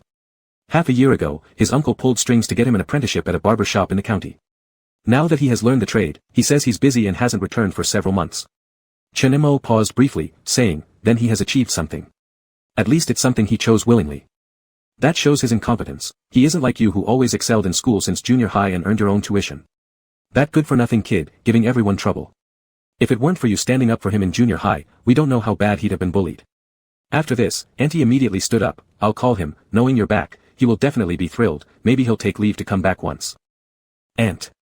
Chinemo quickly stopped her, "Don't make the call. We won't be staying long. It's too much bother for him to come back just for our visit." Auntie hesitated. "In the year you've been gone, he still often mentioned you." The next second, she sat back down and said, "That's fine." Chen Mo, don't think Auntie speaks too bluntly, actually, you shouldn't have come back. What is there worth remembering about Qin Jinli and Li Yunru? Or this poor mountain area? You simply don't belong here. You've moved out, why come back? Chen Mo smiled, what I remembered has nothing to do with those things. I remember you and Uncle Auntie, the little river by the door, the big locust tree at the entrance of the village. If you hadn't saved me when I was a child, I wouldn't be alive today. The warmth of the blanket wrapped around him on a snowy day remained unforgettable for Chen Mo. Just that in the previous lifetime, he hadn't been able to face himself, lacking enough peace to calmly review the past. Auntie's eyes suddenly turned red. She softly scolded, it's that couple's wickedness that made their hearts turn black and blinded them. Chen Mo laughed, grabbed a piece of paper from the table, and passed it to her. When he turned around, he saw Shi Xian standing at the doorway for a while after returning from the fields, silent and unmoving. After the conversation ended, upon entering the room, he spoke, Uncle asked me to fetch another bag when we come back. Yes, yes. Auntie quickly went into the house to re-grab one. Chen Mo could feel the uneasiness of Uncle and Auntie when facing Shi Xian. After all, he obviously wasn't from here, looking completely out of place.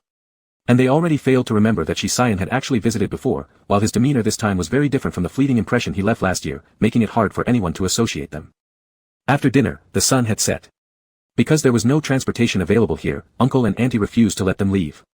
Chen Mo and Shi Xian decided to leave early the next morning. At dusk, Chen Mo accompanied Uncle in the courtyard cooling off. Occasionally they chatted about Xiaohei's current situation. Chen Mo also talked about himself, but only shared trivial details, academic status, targeted universities, future plans. The atmosphere was harmonious. In the lit room behind them, the aunt took the young man's basket of vegetables and gestured towards the courtyard, saying, I haven't seen him this happy in a long time.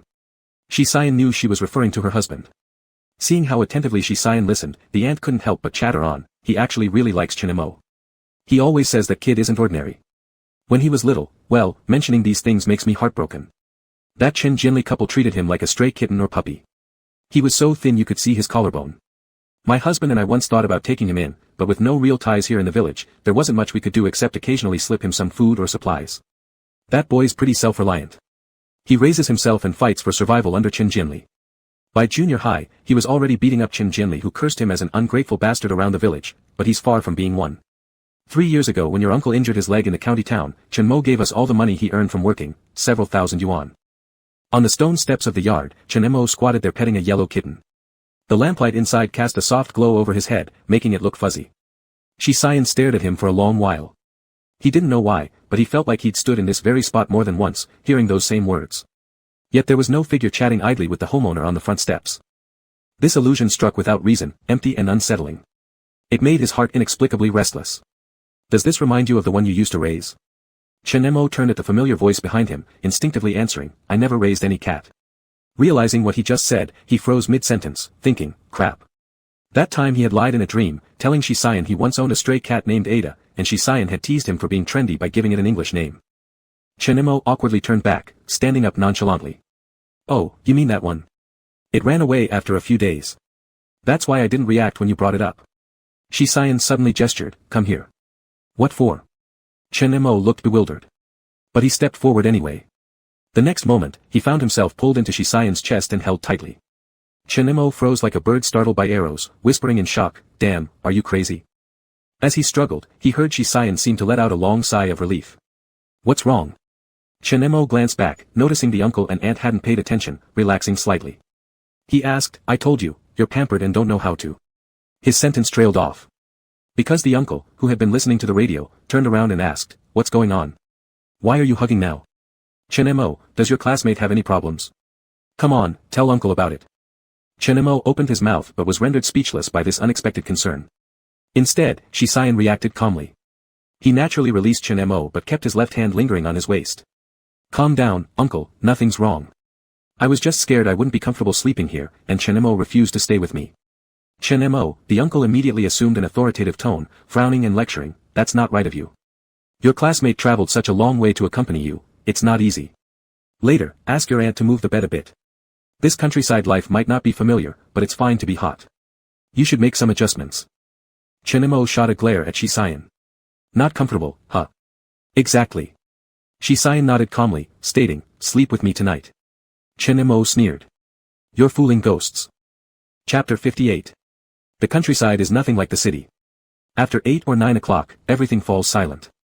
The couple lived downstairs, and the second floor of the old house was kept very clean. The room upstairs was prepared for their son by the couple, but since he hadn't returned for most of the year, it had been vacant. A bamboo mat lay on the bed, and the quilt was also brand new. It carried the warm scent of sun-dried fabric. Shisayan took a shower downstairs and came up to find Chinemo leaning against the wall, scrolling through his phone. "Will you sleep on the inside or outside?" Shisayan shook his hair, with a towel still damp over his shoulders. Chinemo glanced at him, then looked down at the bed beneath him. "Whatever." Shisayan made the decision for him. "Then you take the inside." The bed wasn't very wide, but two people could easily fit. Chinemo put down his phone, and as Shisayan sat on the bed, his arm unintentionally touched Chinmo's knee. Chinemo stiffened slightly. The next moment, his hand reached out to touch Shisayan's arm in surprise, asking, "Did you use cold water?" "What's wrong?"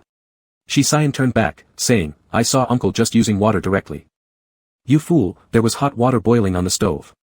"You should have mixed it." Chinemo restrained himself from pressing his forehead, telling him, "Uncle and Auntie are used to it, but that well water is so cold, can you handle it?" Shisayan reached out and pushed him down. "I'm fine." "Bullshit." Shisayan chuckled lightly, placing his hand on Chinmo's shoulder to stop his movement and said, "It's quite cool, which will help with sleep quality. Let's go to bed. Tomorrow, Uncle mentioned there's a car going to the town early in the morning." Unable to move, Chinemo grabbed the nearby quilt and threw most of it over to the other side, saying, "Cover up. It'll get colder once night falls." The two of them flipped and lay down side by side. The soft yellow light from the ceiling illuminated every corner of the small room. Neither of them spoke. This wasn't the first time they shared a room. But it was the first time they shared a bed. The quilt wasn't thick, feeling weightless on their bodies. Staring at the mosquito net above, Chinemo had no intention of sleeping. "Turn off the light," Chinemo reminded.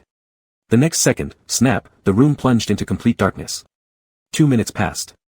Chinemo silently thought that they probably shouldn't have turned it off.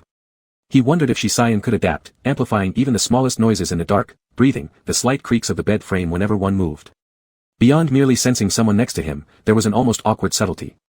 Not sure if half an hour or 10 minutes had passed, Chinemo began feeling stiffness and discomfort in his back. Noticing Shisayan's steady breathing, he wanted to roll over but paused mid-motion. His foot touched Shisayan's calf beside him. Both were wearing shorts, making Chinemo hesitant to continue moving. He froze in an awkward posture. The next second, he felt Shisayan turning toward him. Facing each other, Chinemo was about to ask if he was awake when he felt a hand wrapping around his waist. Shisayan wasn't hugging him, but pulling him closer toward himself.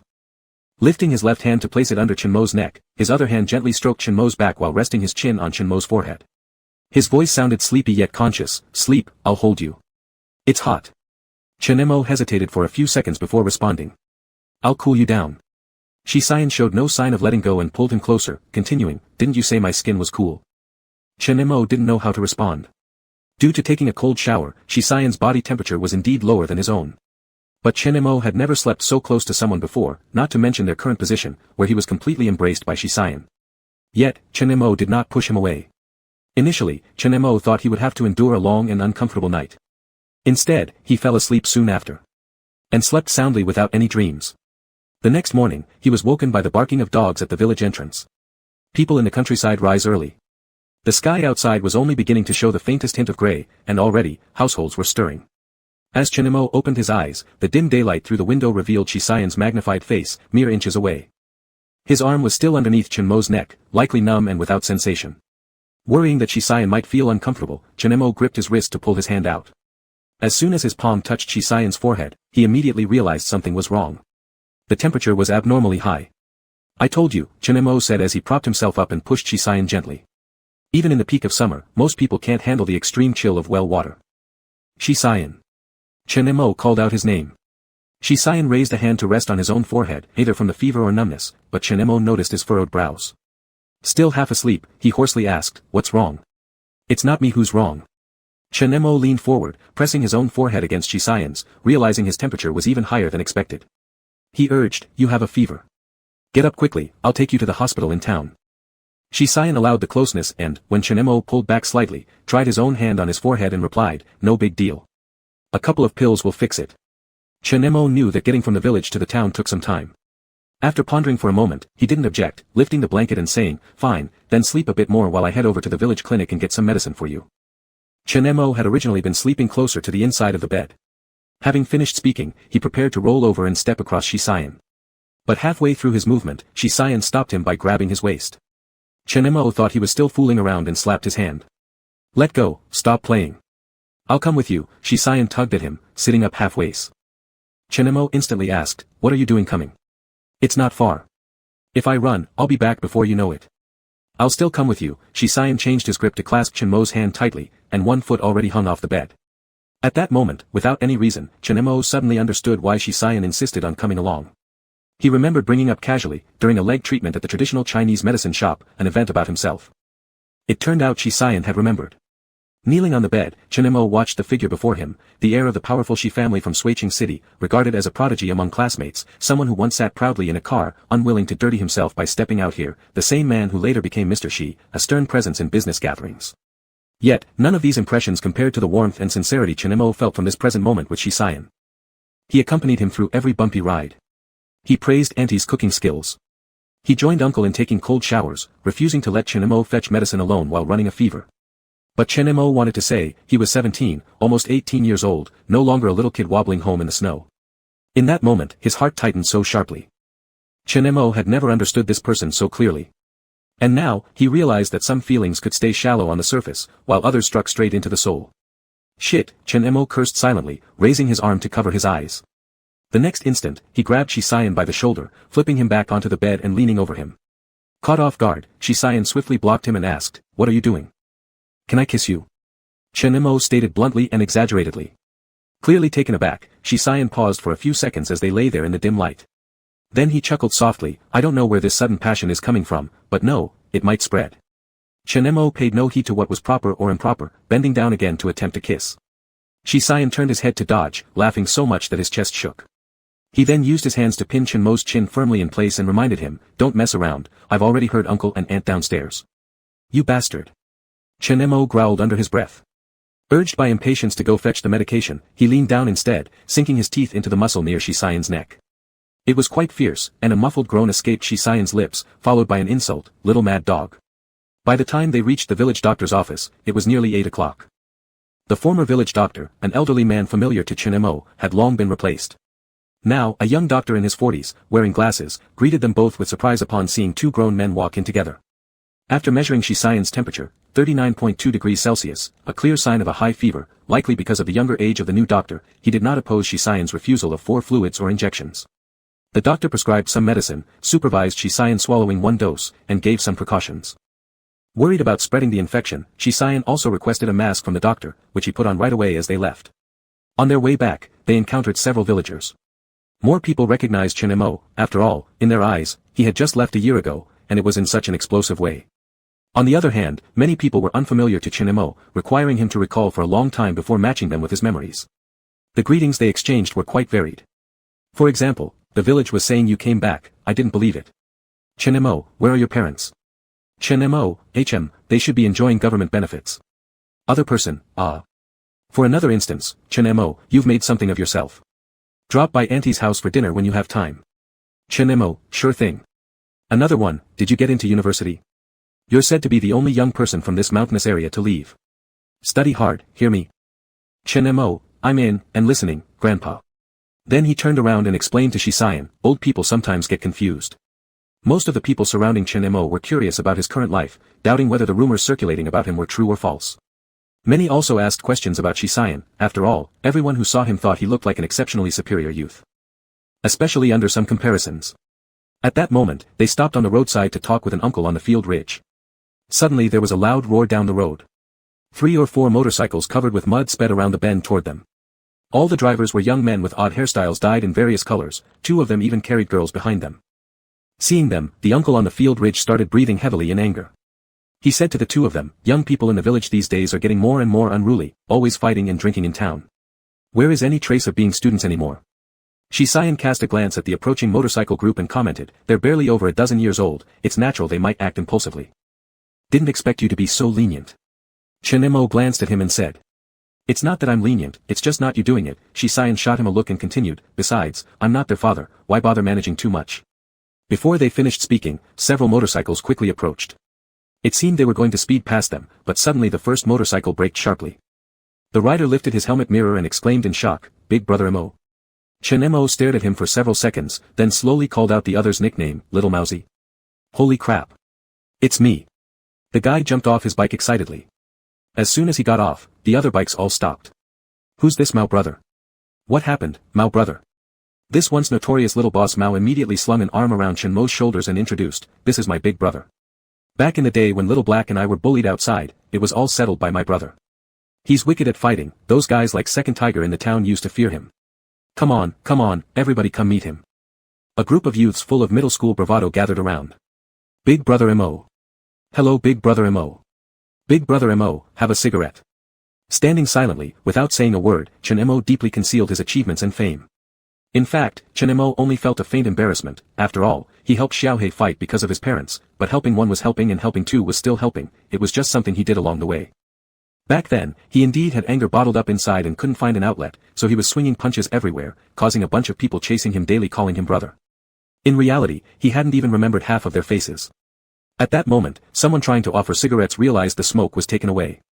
Just not by the big brother they thought it would be. Instead, it was a boy wearing a mask, hiding his face.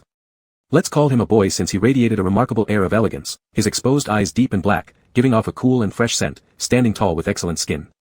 With polite manners, he said, thank you, I'll take it on his behalf. No issue, right? No issue at all. The person offering the cigarette instantly became flustered and cowered under the comparison, even stuttering while speaking. Little Mousie was also startled and asked Chen Mo, Big brother Mo, who is this? Chen Mo snapped back to reality, noticing how courteous Shi Xian was standing despite being unwell, making others feel inadequate. Having a mischievous idea struck him, he said, my younger brother, newly recruited. Call him Xiaoxi. Mao Gu, ah. But upon meeting Shi Xian's gaze, he somehow lost his voice and meekly said. Brother Shi. Hello.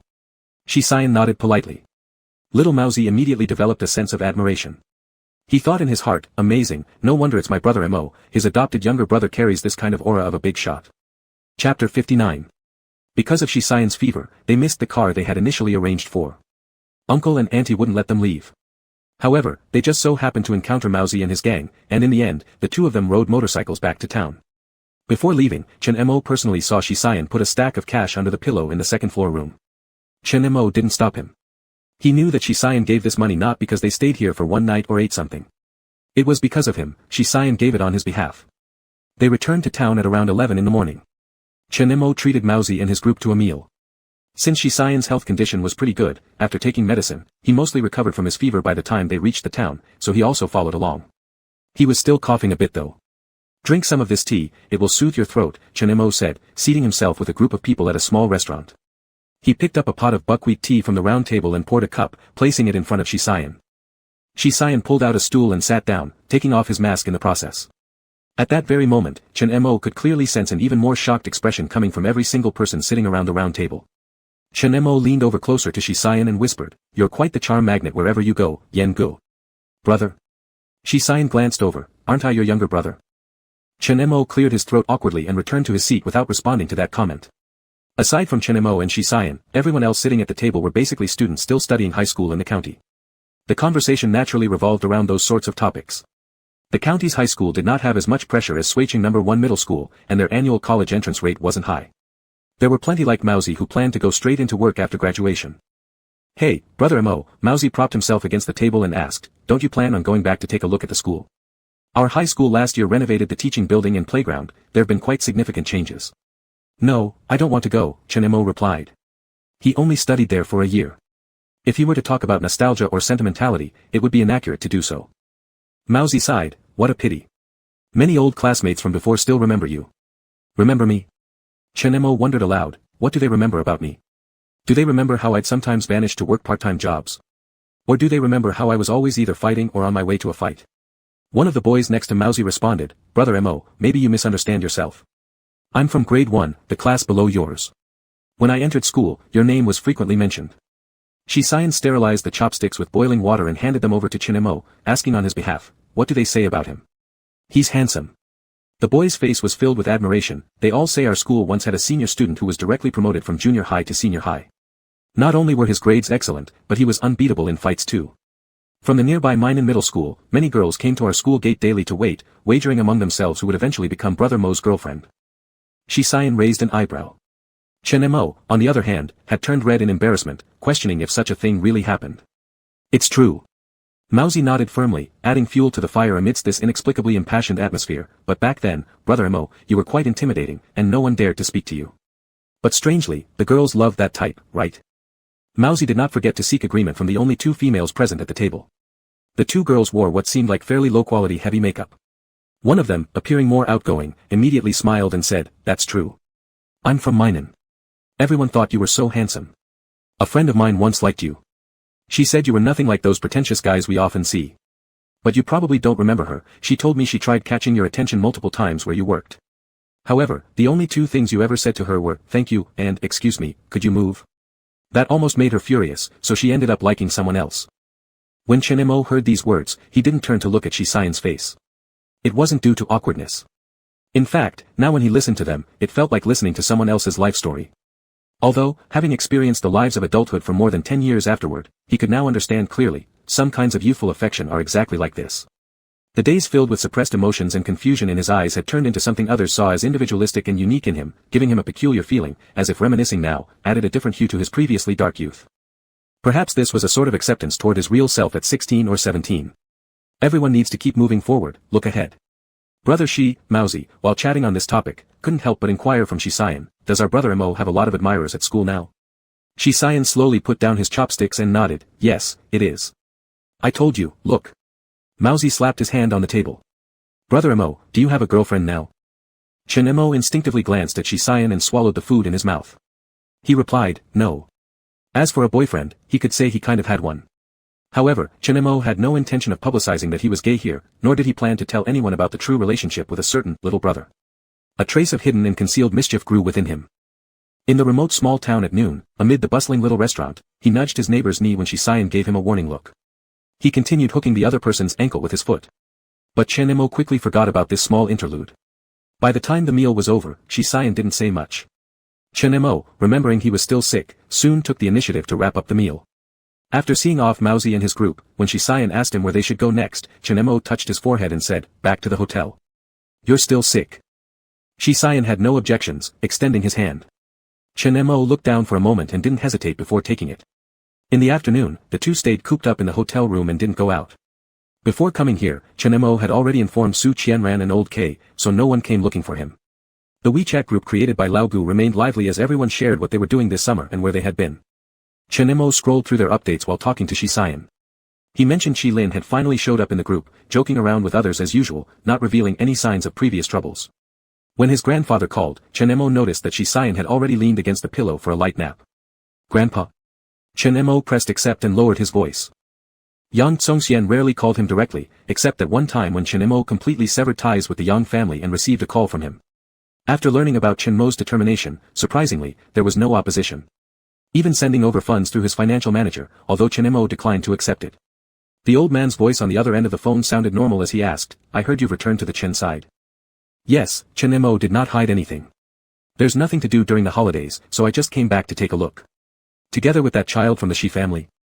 Chen Mo glanced at Shi Xian again and softly hummed an affirmative response. Then he counter-asked, "What's the matter, Grandpa?" "Yang Tsongxian, you too." The hesitation caused Chen Mo to pause momentarily, saying nothing. Changing the subject, the old man sighed, continuing, "Since you've made up your mind to leave the Yang family, I have absolute confidence in your future. But my boy, a person in this world cannot just focus on themselves, you'll be facing not only the Yang family but also colleagues in society, your boss, and old friends and classmates. You are very smart, you should know what I mean." The elder didn't elaborate clearly, but Chen Mo understood. This was about giving him an exit strategy. Chen Mo stood up from the sofa, looking once at Shi Xian before entering the bathroom. He closed the door, furrowing his brows slightly, then spoke up, "Did something else happen? It shouldn't merely be those half-guessing, half-fictitious rumors about school that would prompt the old man to specially call him. Do you know if that child from the Shi family plans to study abroad?" The elder let out a self-initiated sigh before continuing, "The Shi family has always been high-profile, even at our family's most prosperous times, we couldn't match them. Relationships are one thing, your father previously was muddled, but given the Shi family's background, they pay special attention to their face. If that child had grown up with his parents, it might be okay, but he happens to be the one your late granduncle she values the most. Now that you've gotten entangled with him, it isn't a good thing." Chen Mo wasn't concerned about the Shi family's background. Shi Xian had already clearly and repeatedly stated that he had no intention to study abroad. Chen Mo explained, he won't be studying abroad. His school applications have already. Shi Jianqing disappeared overseas. That single sentence left Chen Mo speechless and startled. Appeared? Disappearance is putting it mildly. The old man did not plan to hide it from him. In reality, he faced malicious retaliation from his competitors overseas. Currently, there's little hope for survival, and the Shi family's enterprises abroad have suffered a significant blow. The Shi family has sent many people out for search and rescue efforts but has decided to keep this matter under wraps. Your granduncle Shi is gravely ill, his eldest son is focused outside of the main family, and the side branches are extremely complicated.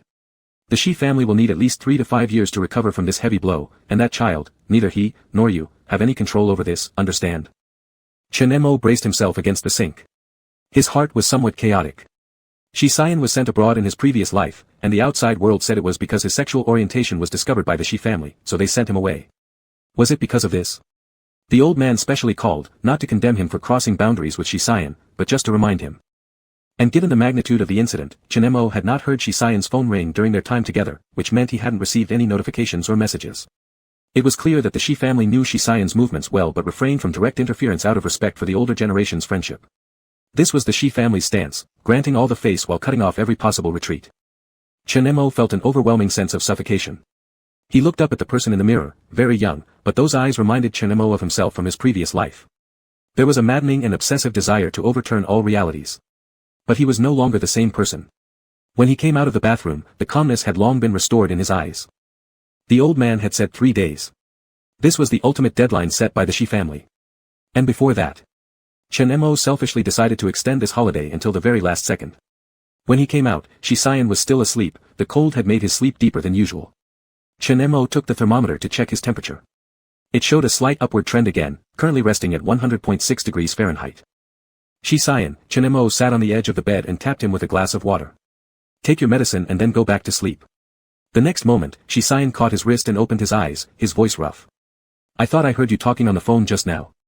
Who called? Chen Mo paused, then replied naturally, my grandfather. Shi Xian didn't ask further, leaning against his forehead. When we get back to Sui City, I'll go with you to see him. Chen Mo hesitated for a brief moment, wondering whether to tell Shi Xian directly since this involved a matter of life or death. But if fate didn't change, years later, Chen Mo remembered hearing about news related to Shi Jianxing.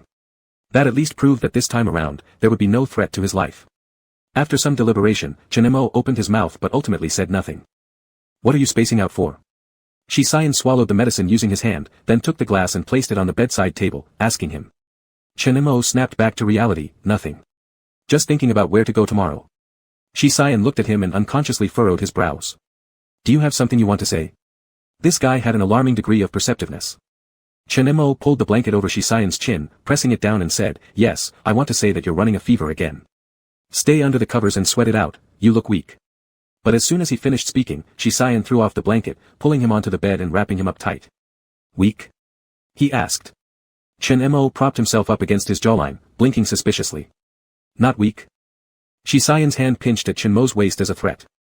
Chen Mo reacted rather strongly, bouncing a little but not escaping. Their breaths mingled closely together. Staring into each other's eyes, the air seemed frozen. Just as Shi Xian was about to let go and pull back the blanket, Chen Mo reached out and grabbed him, placing the other hand on Shi Xian's shoulder and nodding as he leaned in close and whispered, I suddenly remember another way to make you sweat. Need help? His words were followed by a grip around Shi Xian's waist that made him groan softly. Shi Xian stared at him dangerously, lowering his head and brushing against Chen Mo's ear. His voice sounded deep and throaty, do you know how? Chen Mo didn't answer. His hand trailed downwards, slipping inside Shi Xian's shirt tail and disappearing near the edge of his loose black shorts. As Shi Xian furrowed his brow and tilted his head back, Chen Mo licked at his Adam's apple, acting recklessly, you name it, I'll do it. Chapter 60. The sky had not yet turned completely dark, but the looming black clouds on the horizon hinted at an impending storm. Outside the windows of the small town hotel, tree shadows swayed violently in the wind, while in a particular room on the 3rd floor, the temperature was steadily rising. Chen Mo felt a little dizzy. As the inexperienced service provider, his initiative didn't give him full control. Every time the other's breath paused, the flush appearing on the neck, and the slightly furrowed brows all brought about different sensations. This purely visual experience, when linked to the phone call half an hour ago, became even more impactful. Because that person, who was supposed to be wandering in an infinite future, was now trapped in this tiny hotel room with him. Private, unrestrained touching, and closeness. And what caused all of this today was simply because Chen Mo was no longer Chen Mo.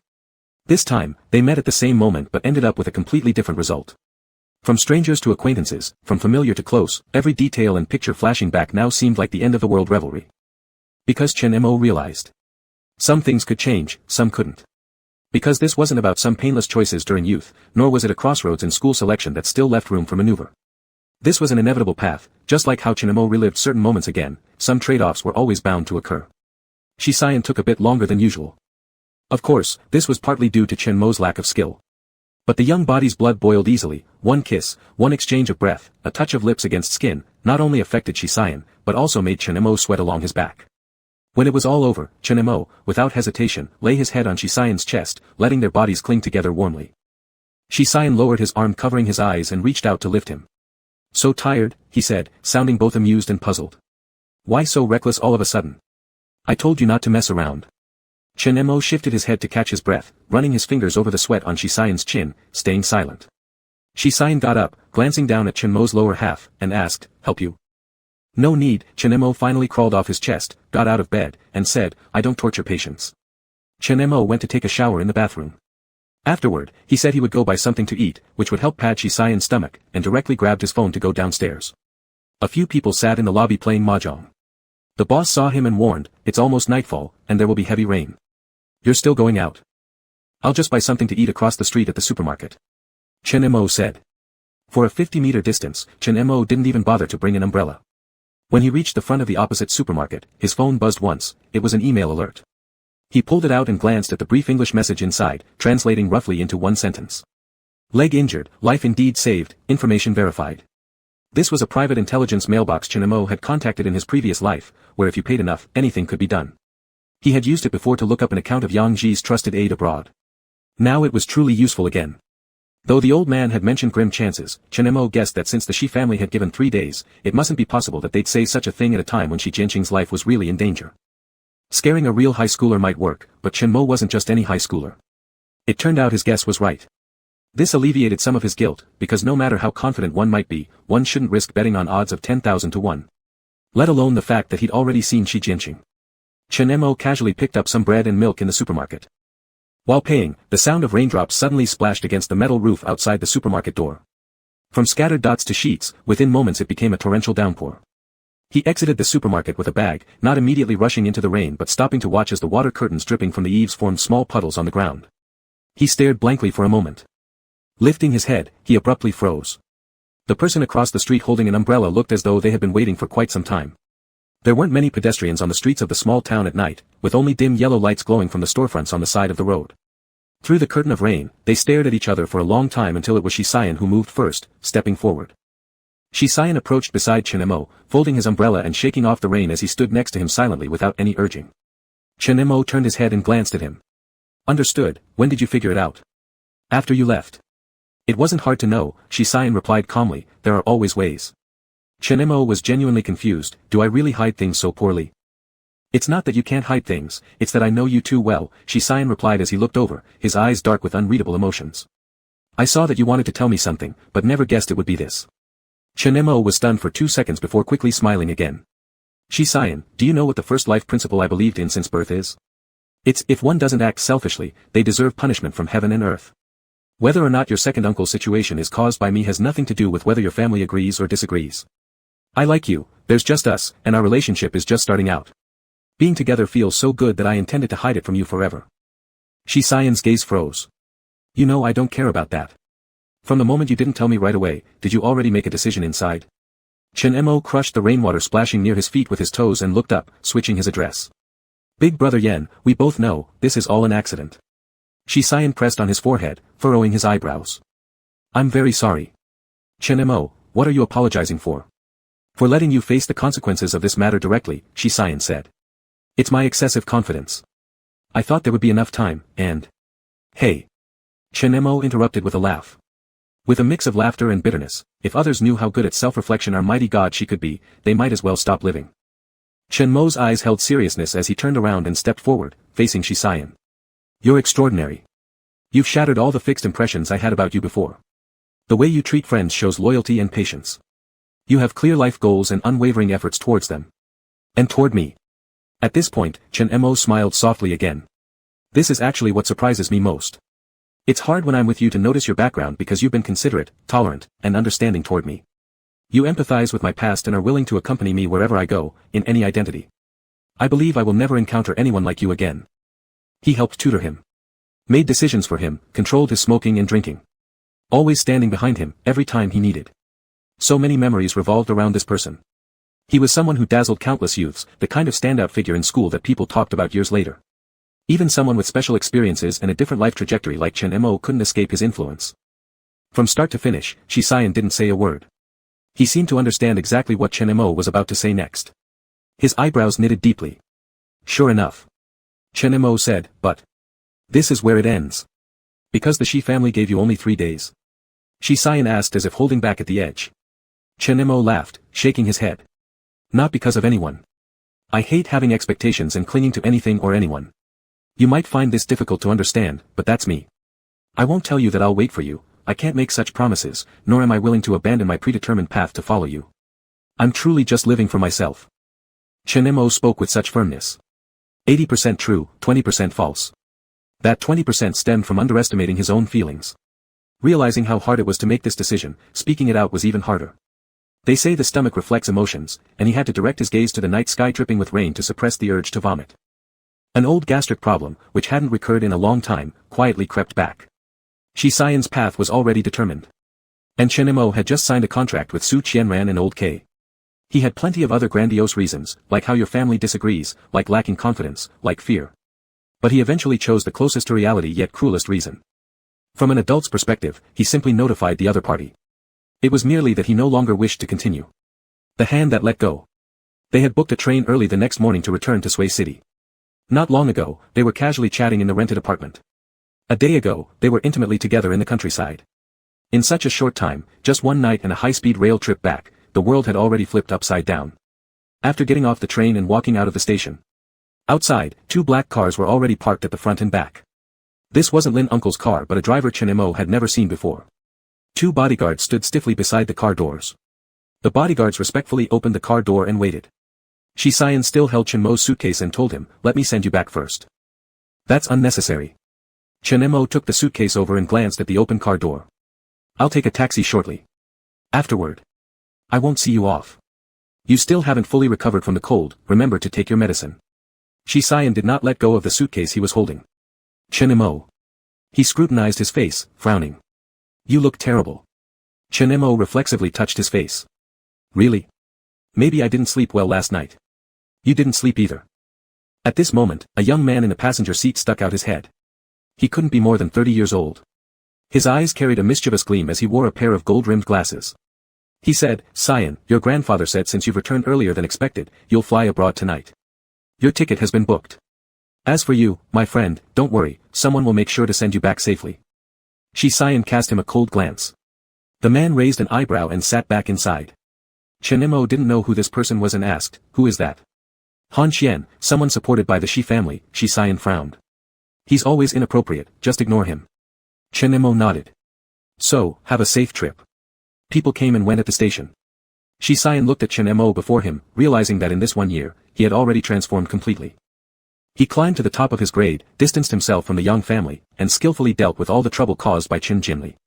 Shi Xian imagined all the possible unpleasantness and crises around Chen Mo, but ultimately admitted that even without him, he would still do fine. The future was promising. Bright and dazzling. Just like how they once hoped for each other.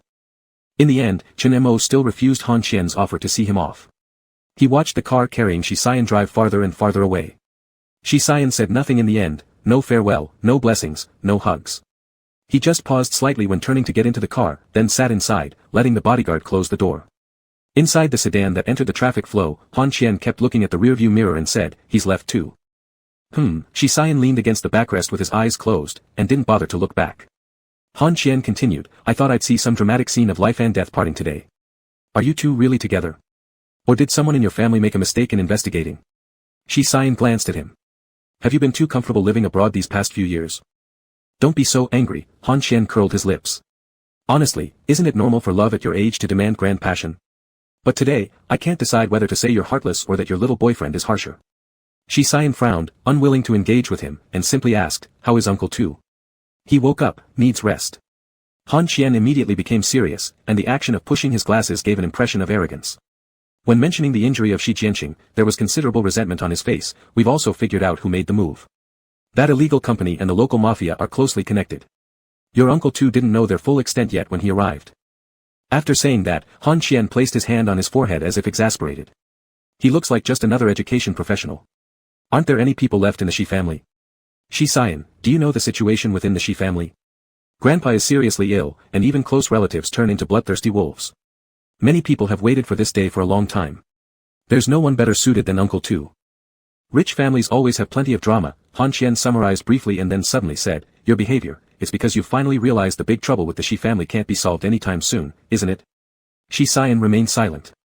Han Qian applauded by himself, indeed, only when one is young, would they act so mercifully. Are you done? Shi Xian kicked the back of the passenger seat. Han Qian continued, it's a pity. Your, wait, ex-boyfriend. If you've truly dated, he should be your ex, right? Think about it, being such an excellent college student, how many talented individuals will he meet next? Don't you feel jealous? Then he added, he does look very good. And I heard he performs exceptionally academically, right? If I were you, I'd have bundled him onto the car first. Shi Xian pulled at his collar forcefully. When his fingers accidentally touched the bite mark where his neck met his shoulder, his movement paused slightly. Han Qian.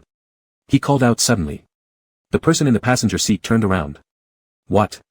Starting now, until I board the plane, I don't want to hear another word from you. Everyone in the car including the driver and the bodyguards from the following vehicle, who had been wearing earpieces, fell quiet. This new representative figure about to formally appear on behalf of the Shi family saw something rapidly fading from him, while something new continuously grew. Every major family's transition always came with costs of one kind or another. Only Han Qian saw through clearly. The scion of the Shi family, designated by the old master to follow, aside from his outward appearance as a gentleman which hid his underlying nature not to be trifled with, also had an untouchable taboo. A boy he met during his teenage years named Chen Emo. In this year when Shi Xian was about to come of age, Chen Emo was the one who stayed behind. Perhaps Shi Xian had thought thousands of times about bundling him up and taking him away. But he didn't do it. So, he wouldn't allow anyone else to touch him either. Chapter 61. Shi Xian's departure was swift and silent. It wasn't until the start of the senior year that classmates gradually accepted the fact that he had already gone abroad. They complained that the class monitor left without even giving them a chance to hold a farewell ceremony. Qi Lin and others found out a little earlier, but since they couldn't get in touch with Shi Xian, they muttered about it often as well. What's going on now? The teaching building for the senior year underwent renovations during the summer break. At the start of school, the tense atmosphere hadn't become too intense yet. After class, a group of students chased each other around and played in the hallway. Meanwhile, Qi Lin and Jiang Su blocked Chen Emo, who was returning from the restroom, and asked, Mr. Emo, aren't you guys something special? Has he contacted you? Chen Emo stopped, shaking off the water from his hands. We broke up. Broke up. Shit. Senior, she actually dumped you and went abroad. First thing after landing was cutting ties with his lover. Didn't know he could be this scummy. Jiang Su, who just shouted loudly, got slapped on the back of his head by Qi Lin. Because of family connections, Qi Lin knew a bit about what was happening within the Shi family. He said, Senior, she went abroad because of family matters. Can you tone it down a bit? Do you want the whole world to know that Chen Emo got dumped? Chen Emo chuckled at these people. Shi Xian initially told them not to spread it around. Within their circle, there were lots of discussions, but externally, they kept their mouths shut tightly. You're still laughing. Jiang Su looked at him softly and said, Mr. Emo, if you're really sad, you don't have to force a smile. Chen Emo glanced at him, what? So it can only be him dumping me, and not me dumping him? You. Several people were stunned, dumped Senior Shi. Chen Emo sighed, why are you so fixated on this? No, neither happened, we parted ways amicably. Why? This time it was Qi Lin who asked. Perhaps having undergone a unique experience during the summer break, although on the surface he seemed like his usual self, he became quieter. Wrinkling his brow, he asked Chen Emo, did you have no other choice but to part? If you liked each other enough, nothing should be a reason, right? Bai Cheng, standing nearby, shivered in disgust and sneered, what's wrong with you, Qi Lin? Are you spouting romantic nonsense because your brain is broken? Chen Emo paused for 2 seconds, let's just say it wasn't enough liking each other.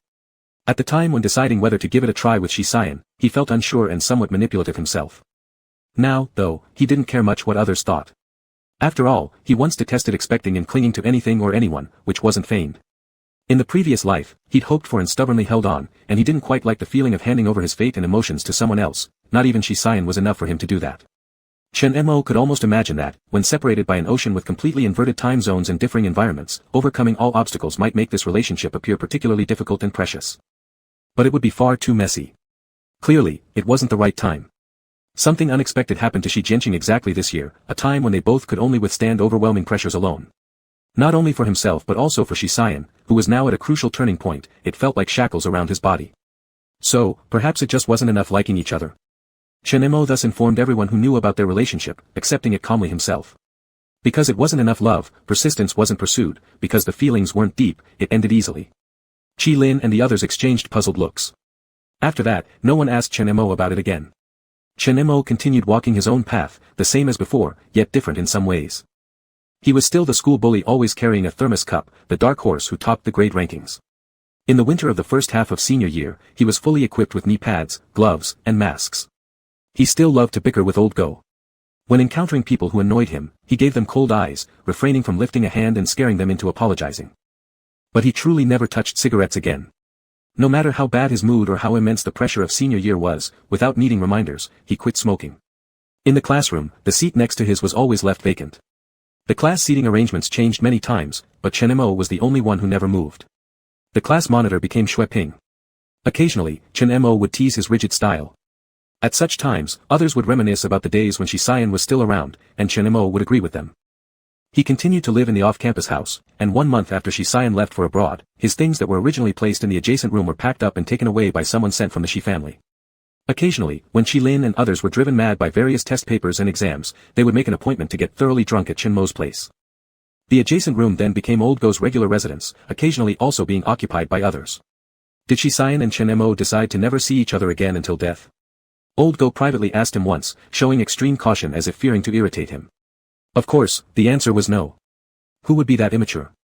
For the first month after Shisayan left, he might have been busy dealing with his uncle's affairs, so no news came back. But afterward, they were able to resume normal communication. However, with half a planet between them, their routines were completely inverted, making it difficult to stay synchronized. Halfway through senior year, Chenemo and Shisayan had a video call. That day was Chenmo's 18th birthday. They talked about their respective current situations. Chenemo learned that Shisayan had entered a globally renowned university where he not only had to deal with heavy academic loads and research topics but also faced the initial expansion stage of the Shi family's business overseas. In the video, Shisayan's hair was shorter, he sat on a black leather sofa, wearing a black shirt. Different from his past habit of always wearing white shirts, the black color somehow highlighted his sharp contours in just half a year. His brows and eyes appeared stern, a change visible even through the screen. He said, "Happy birthday. And also, I initially planned to return home, but I got tied up with some unexpected matters, and couldn't celebrate your birthday." Chenemo pointed to the cake in front of him which had already been sliced mostly, and smiled, "This birthday can be skipped anyway. They were too noisy, the noise gave me a headache." The mess from the celebration still hadn't been cleaned up. Chenemo looked at Shisayan's bloodshot eyes and leaned toward the couch, picking up a spoon to taste a bit. He didn't know where Old Go had ordered it from, but its flavor changed quickly, carrying an inexplicable bitterness. Later, Shisayan fell asleep on the sofa while the video call was still on. Half an hour later, Chenemo hung up and sent him a message. "Big brother Yen, take care to rest." After that, their communication gradually decreased. Apart from holiday greetings, they rarely chatted idly. Chenemo was busy studying, preparing for the college entrance exam, continuing to cooperate with Su Qianran, and planning to meet Old K before the exam. News about Shisayan occasionally came from Qilin or Sun Xiaoyao. Their information mostly stemmed from their respective families. Because in the second-generation circle of Sui City, there was someone who stood out remarkably, gaining prominence in the prestigious financial circle abroad right after reaching adulthood, becoming a legend. Shisayan's name had become a remote, unattainable symbol. People marveled at it, yet also thought it natural. He stood too high, towering over most people so that they found it hard to catch up. Chenemo performed exceptionally well in the college entrance exam. The math subject that tripped him up in the previous life scored 149, helping him smoothly enter the Intelligent Science and Technology program at Q University. Old Go attended the medical school next door, separated from Q University by just one street. Qilin and Jiang Su were all either directly admitted or had progressed in the second half of their senior year. Time rushed by, and youth sped past like the wind. And at the tail end of this youthful period, the only slightly surprising interlude was Yang Shule's failure in the college entrance exam, scoring worse than ever. The once acclaimed star, who had been followed by the Education Channel and recognized by the Education Bureau, quietly fell from grace. Covered in mud, she looked disheveled. If it weren't for her being hurriedly sent abroad immediately after the exam ended, going to the same country and city as Shisayan, Chenemo probably wouldn't have paid much attention to this. Even though their fates seemed entirely different, some things strangely coincided with the previous life. For instance, Shisayan ultimately went abroad. For example, although it seemed like there would be no more intersections between him and Yang Shule, because she was also sent abroad, their names reappeared together again. Phrases like, God she sails across the ocean, Yang Shul chases love across thousands of miles, or, continuation of the love-hate entanglements of childhood sweethearts, etc. When Old Go saw these things on the school forum, he almost died laughing in Chenmo's rented apartment. Chen Mo was packing his luggage. Preparing to report to the university. You hear what they're saying? Old Go poked fiercely at his phone screen and asked him, don't you feel anything? Chen Mo sealed the cardboard box and asked, what should I feel? Old Go was momentarily speechless. Quickly and confidently, he said, it's that kind of air where anyone can do it, but not you Yang Shul. Isn't the relationship between you two already one where you step on each other? You should be the type who says, the men I've been with are mine, even if I don't want them anymore, you Yang Shul don't deserve to stand alongside him. Something like that. Chen Mo was speechless, can we not be so vulgar? There's a fundamental difference between just sleeping together and actually having a real relationship. Old Go, your points are oddly peculiar. Are you regretting something? Get out. Old Go continued unperturbed, truly regrettable, considering whose body it is, Shi Xian's. He could very well become some major player overseas in the future, someone we'd have to bow down to when we see. Just thinking about it makes me regret on your behalf. Chen Mo didn't bother responding anymore. He knew that over the past year, no one had refrained from bringing up his relationship with Shi Xian in front of him. But no one believed they had ended things calmly and peacefully either. In many people's speculations. Maybe their love had been forcibly torn apart, or maybe one of them had stepped out of line. Their breakup seemed to require some drama according to the common mindset. Chen Mo never explained himself. Nor did he plan to. Are you really not going to acknowledge anything? Old Go persisted, I've been itching to spill the beans about your relationship for quite a while now. Do you have a problem? Chen Mo handed the tape to Old Go, asking him to help tear it off as he stuck it onto the cardboard box while saying, some people enjoy self-indulgent fantasies, should I then go into their heads one by one and flush out all the water? Old Go sat up from his semi-reclined position. I'm just sticking up for you. It's obvious. Don't make it obvious, Chen Mo interrupted, are you trying to make my life more complicated? Old Go shut up. After all, Chen Mo had enrolled in Q University with the second highest score in the province and first place at his school. Since the results came out, he hadn't had a moment's peace. His grandfather said he would throw him a grand celebration dinner. The Zhou family gave Zhou Yaoying an ultimatum, insisting she must personally bring Chen Mo back to dine with the Zhou clan, emphasizing mother-son reconciliation. Plus, various universities were throwing offers his way. Interview requests from the media and all sorts of things. This was also why he was eager to leave early for university. Chen Mo spent half a day tidying up. Having lived here for a year, Chen Mo's belongings weren't too many, nor too few. On leaving, he placed the keys under a plastic pot beneath the flower platform by the door. The afternoon sun cast an orange-yellow glow through the hallway, like carrying imprints of old times, quietly lingering, preserved. Old Go waited for him, dragging the suitcase. He asked, did you remember your keys? Aren't you coming back? I'm not coming back. Chen Mo looked at the door and slowly said. The house belonged to Shi Xian. Chen Mo left behind his unrepentant yet precious youth here, along with everything associated with Shi Xian. Closing the door, he turned and walked forward. Chapter 62. In the Big Data Intelligence Lab of Q University, there were not many people in the afternoon. On this day, a first-year undergraduate student had just entered the school and was harshly scolded by her mentor because of an error in one of her experimental data. She cried, then realized she had forgotten to lock her door after rushing back to her dormitory due to a muddled mind. She hurriedly rushed back. The lab stored the experimental data from collaborations between her university and several external tech companies. She couldn't imagine how terrible it would be if these data were lost. Just thinking about it made her legs tremble and her face pale. A senior student called her on the way. It wasn't because he had found that she hadn't locked her door but because she had failed to submit the homework assigned by her mentor on time. The girl felt a sense of relief but simultaneously started breaking down under the pressure of everything piling up. When she arrived at the entrance of the laboratory, she immediately thought, it's over, there is actually someone inside. Anxiety overwhelmed her as she opened the door and immediately saw a figure standing by the window going through some data samples. His back was facing the door, only revealing his tall stature, black hair, and a slim yet sturdy frame dressed elegantly in a long white robe. Hello, the girl timidly spoke. Because he was wearing a white coat, the girl didn't suspect him of stealing data. After hearing her voice, the man inside turned around. He was handsome. Not the kind of handsome that makes people exclaim at first sight, but the man standing there with silver-gray glasses perched on his nose, his fingers resting on the data book resembling ivory-white jade, made him appear all the more composed and elegant. However, when he spoke, his deep voice carried a touch of calmness that softened his icy demeanor. I came in when I saw the door was open. He explained, I'm here to fetch some materials, I've already informed the head of the lab, I'll be leaving shortly. The girl walked in and looked at him carefully before asking tentatively, are you also from our school? Looking at her, he smiled slightly, first year. Yeah, the girl nodded, her heart beating faster, I was the last one to leave today, and I was supposed to lock the door, but I forgot. There was no expected blame or lecturing as an upperclassman would usually do. He seemed to see right through her, and his tone was natural and casual. I don't have the habit of reporting others, so don't worry. But most of the experimental data are confidential, be more careful next time. Thank you, senior brother. The girl's face flushed, and her previously shattered emotions were reduced by half. After leaving the lab, the girl remained lost in her thoughts the entire way back. If the conversation they just had hadn't still echoed in her ears, she might have thought she had dreamt the whole thing. Then she wondered, who is he? Judging from his appearance, he should be majoring in intelligent data. But having been enrolled for half a year, she had never heard anyone talk about such a remarkable individual among the seniors. Someone like him would surely have become well known within the university by now. When the girl returned to her dormitory, her roommate noticed her absent-mindedness and probed further, only to learn that she had fallen head over heels in love at first sight. Upon pressing for more details, after analyzing and discussing together, the group finally identified one person as the target. Pointing at the official passport-sized photo on the computer, her roommate said expressionlessly, "You're not telling me you encountered him, right?" The girl leaned closer for a look. The picture lacked the vibrancy of real life, but the features were indeed consistent. It was definitely the person in the lab. Within half an hour, news spread like wildfire through the first-year girls' dormitories. Q University's legendary figure, who had won countless technology awards during his undergraduate years, leading a technical team to invest in a famous emerging technology firm, was currently pursuing both master's and doctoral studies concurrently at Q University while remaining out of public view, had returned to campus. While the girl was reeling from being hit with a heavy blow, she heard numerous speculations and explanations about him.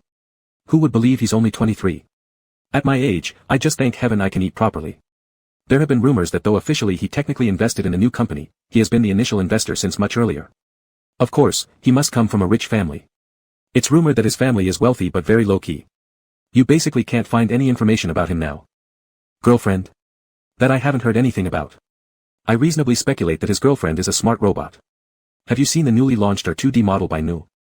I watched their promotional video. It was hilarious. It's practically an all-around healthcare expert. They claim it's mainly developed for the medical severe disease sector, and it's crazy popular in the market. Chen Mo only stayed at school for one day. Because of a problem with the project in his hands, old K drove to school to pick him up the next day. Counting this life, Chen Mo had first contacted him 7 years ago. That one struggling university student over his mother's medical fees now wore suits and exuded an elite air. Chen Mo could hardly remember how last life, when he first met him, he appeared full of frustrated ambition with no outlet. Old K pulled up in a formidable tank-like vehicle, teasing from the window, "I heard you stirred up quite a big scene at school again. Why is it always like this every time you come back? Isn't the issue supposed to be urgent and yet you're still cracking jokes?" Chen Mo opened the door and got into the car, exasperated. "Also, can you please change your car?"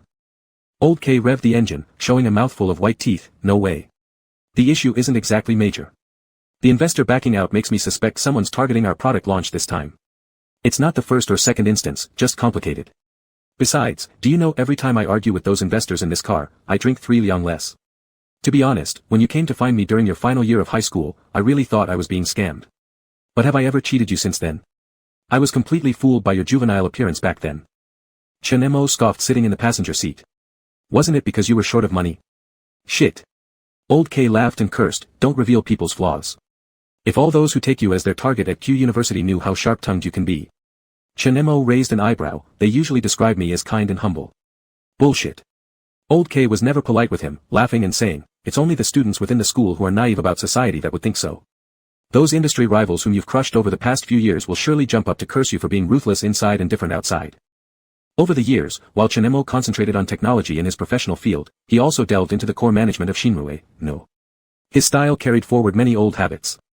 Pursuing decisive strikes, leaving no retreat. Thus, unlike his situation at Q University, within Shinrue's core, Chen Mo's prestige actually far surpassed old K's. Beyond his control over numerous core technologies, most importantly, the company's technical team only recognized him, mainly due to his long-standing authority, often making people forget that he was still just newly graduated from his bachelor's degree. "Now where to?" Old K asked. "Back to your place in the city center." Aren't we eating tonight? I need to go back and change clothes." Old K turned the steering wheel right and headed towards Chen Mo's residence. For the moment, they put aside work topics. Old K, seeing the weariness in his eyes, knew he hadn't rested well these months working on R2D. Finding some trivial matters, he continued chatting idly. "Isn't Ms. Su getting married? Did you receive her invitation?" Chen Mo looked down at his phone. "Yeah, the wedding banquet is next week." TCH, another heavy bloodletting. Old K complained regularly. Didn't she have an average relationship with her fiancé these past few years? How could they still decide to marry? What were they thinking? Chen Mo hummed and didn't follow up. He had limited interactions with the young family in recent years. He wasn't sure if it was due to proper care adjustment, but Grandpa did not pass away in the year he expected. However, it was a fact that his health was increasingly deteriorating. This might partly explain why Yang Ji was choosing to get married at this point. As for Su Qianran, as a senior manager of Xinrui, even though breaking free from her original family's constraints wasn't easy, it wasn't impossible either. It could only mean that since she agreed to marry, she must have her own considerations. After all, in these few years, he had heard quite a bit of gossip about her experiences with Yang Ji. Things like chasing her across 1,000 miles, publicly apologizing humbly in front of the entire company to Su Qianran. Chen Mo wasn't without suspicion that Yang Ji had been bewitched. After all, this sounded very un-Yang Ji. Was it mutual torment or a different outcome? Chen Mo had no right to interfere. Just when he learned of the marriage news from Su Qianran, he said, "Sister, congratulations." Su Qianran replied him with a message. Chen Mo, over these years, I've always considered you my younger brother. This has nothing to do with Yang Ji. Initially, I thought I was helping you, but later, I felt more and more that it was actually you who had been helping me all along. You focused on research and deliberately left space for me to play a role, and helped me stabilize my position step by step in Xinrui. Private feelings are hard to express in a word or two. I just want to say that regardless of your relationship with the Yang family, privately, I am your sister and will always be. When Chen Mo saw that long message, he couldn't help but feel moved inside. The relationship between him and Su Qianran had become closer than the previous life. In the previous life, Chen Mo admired her, and she had helped him. In this life, as unconditional partners in trust and cooperation, they understood each other's backgrounds, families, and origins. In Chen Mo's life, where he had completely cut ties with his past, there weren't many people who still knew about his past. Su Qianran was one of them. Chen Mo now lived in an apartment located in the city center. He had bought it last year. The renovation took half a year, followed by another half year before he moved in 2 months ago. The place had very strict security, but since Old K's car frequently went in and out, it got registered at the gate for direct access. Your environment here is really nice, Old K said. I'm even considering selling my current house and buying one here. Chen Mo replied, won't your mom find it inconvenient then? So I'm hesitating. The reason Chen Mo chose this place was its position right between Xinrui Technology and Q University. It made it convenient to go back and forth, plus its central location brought less extreme fluctuations in terms of profit or loss. His previous place was closer to the Xinrui Tech R&D Center, however, it was quite remote. During his 4 years in university, Chen Mo had endured enough commuting woes. As a result, when he bought this apartment, he did so without hesitation. After stepping into the elevator, entering the door, and changing shoes. The apartment's interior decoration was fairly simple but heavy on the tech aspect. All furniture and appliances were voice-controlled. Each time Old K came over, he commented that Chen Mo didn't understand the younger generation. Especially since he couldn't comprehend why those young tech personnel under Chen Mo worked day and night sometimes just to celebrate resolving a minor issue. That level of passion was foreign to him. This is precisely why Chen Mo thought Old K was better suited for a frontline leadership role. Since it was the weekend, they held an emergency meeting with the team below them. After a 4-hour online session discussing the general direction, Old K promised everyone a company-wide team-building activity the next week, finally receiving enthusiastic cheers. Will Brother Mo join? Someone asked curiously. Xinrui Technology was a young company, and Chen Mo didn't hold any explicit leadership title. He was both the head of the tech department and an investor, so the team usually called him Brother Mo or Boss, reserving the term Mr. Chen only for some formal settings outside. That was to show formality. As Chen Mo went to change his clothes, Old K was eating takeout. He ordered to the door while saying, you'll have to ask him yourselves. He never goes anyway, he probably just wants to rest. I always think the boss is a paradoxical combination. He's crazy about emerging technology, going all out until it seems like he'll die from exhaustion, but other times, he acts like an old man. Even now, he uses a wooden tub to soak his feet. Hawthorn berries are never missing from his thermos cup. He owns a pair of knee protectors that are fraying already, yet he still uses them every winter. Not exactly poor, more like sentimental, I guess. Old K tapped the table lightly. Stop gossiping behind your boss's back. Your Ms. Su is about to enter the marriage cage, so tonight, it falls on us two to deal with it. It seems Ms. Su's husband-to-be is pretty wealthy, some say from a rich family. Who knows? Keep an eye on Brother Mo though. And remember, don't let him drink. Old K sighed, do you think I'd dare make him drink? That year when he was in the first year of university, during a time when Xinrui nearly collapsed, we didn't know his condition. He almost ended up in surgery. I was this close to apologizing by committing seppuku. That frail physique of his, I don't know how he grew up. No one paid attention to Old K's final grumble. After all, most people met Chen Mo when he was already at the peak, seemingly without weaknesses, an idealist who combined planning and action perfectly. Though Old K had known him earlier, he could still vividly picture the lanky teenager carrying a single shoulder bag, smiling easily and providing contact details. That nickname, "Silence is Golden but Your Grandpa Isn't," offered a rare glimpse into the boy's exuberance and rebelliousness. Kept to this day, it gave Old K the pleasure of watching the jaws drop of every so-called successful person who added him as a contact. Not being entirely serious fits oddly yet suitably on today's Chinemo. Chapter 63. The evening engagement was booked at a private Chinese restaurant. The setup was extravagant, with various traditional cultural elements adding a stylish touch. As Old K put it, purely for the purpose of showing off. The current head of the investor group called himself a man of culture, pretentious and aloof, acting as if he wouldn't even bother organizing this gathering if not for the promising development prospects of New Edge. Chinemo was initially a bit confused. Logically speaking, someone like that should be difficult to tempt with ordinary incentives. But when Chinemo saw him, everything made sense. A large private dining room that could seat 20 people in total. The round table was filled with various luxurious dishes, abalone, ginseng chicken soup, Australian lobsters, and other dishes that screamed wealth. There were already around 7 or 8 people seated, each representing different stakeholders. And the person sitting at the main seat held a fan in early October, with the words, "Heaven Rewards Diligence," written on it in calligraphy. In his 40s, bald, with 2 shiny walnuts in his hand. As soon as Old K entered, he whispered to Chinemo, "He's talking about heaven rewarding diligence. The guy dumped his original wife to hook up with a rich woman and now he passes himself off as some high-class cultured individual. TSK. Chinemo glanced over. Doesn't he cuss after putting down his bowl? Aren't you supposed to beg him tonight? Thinking about this pisses me off, Old K said quickly. If Huan Shang Ventures hadn't split internally and the previous person in charge hadn't left, it wouldn't be his turn to act arrogant toward us. You need to be careful tonight. I just found out that his wife at Huan Shang originally didn't get along with Director Zhu, so we're bound to face difficulties. Follow my cues. Chinemo didn't reply. Zhu, general manager mentioned by Old K, was the vice president of Huan Shang, who had personally pushed hard for this collaboration in the beginning. New Edge, as one of the latest tech companies, was founded with a core principle, to maintain academic innovation while offering every capable young person maximum self-expression space. Their ideal investors would be wealthy, low-maintenance, and not meddlesome, avoiding situations where ignorance is mistaken for wisdom. Director Zhu indeed achieved all these points. For the past 2 years, their cooperation had been smooth. Together, they successfully brought New Edge's or 2D project to market. However, last month, Director Zhu was reported and recalled to the overseas headquarters for investigation under suspension. As soon as Chinemo and Old K appeared, everyone in the private dining room turned to look. A representative from the largest medical device distributor collaborating with Huan Shang called out loudly, "Here you are. We were just talking about you. Come sit." Brother Lu, Chinemo nodded in greeting and took an empty seat next to him. Chinemo had known this person for quite some time, not through any commercial settings, but through their shared alma mater.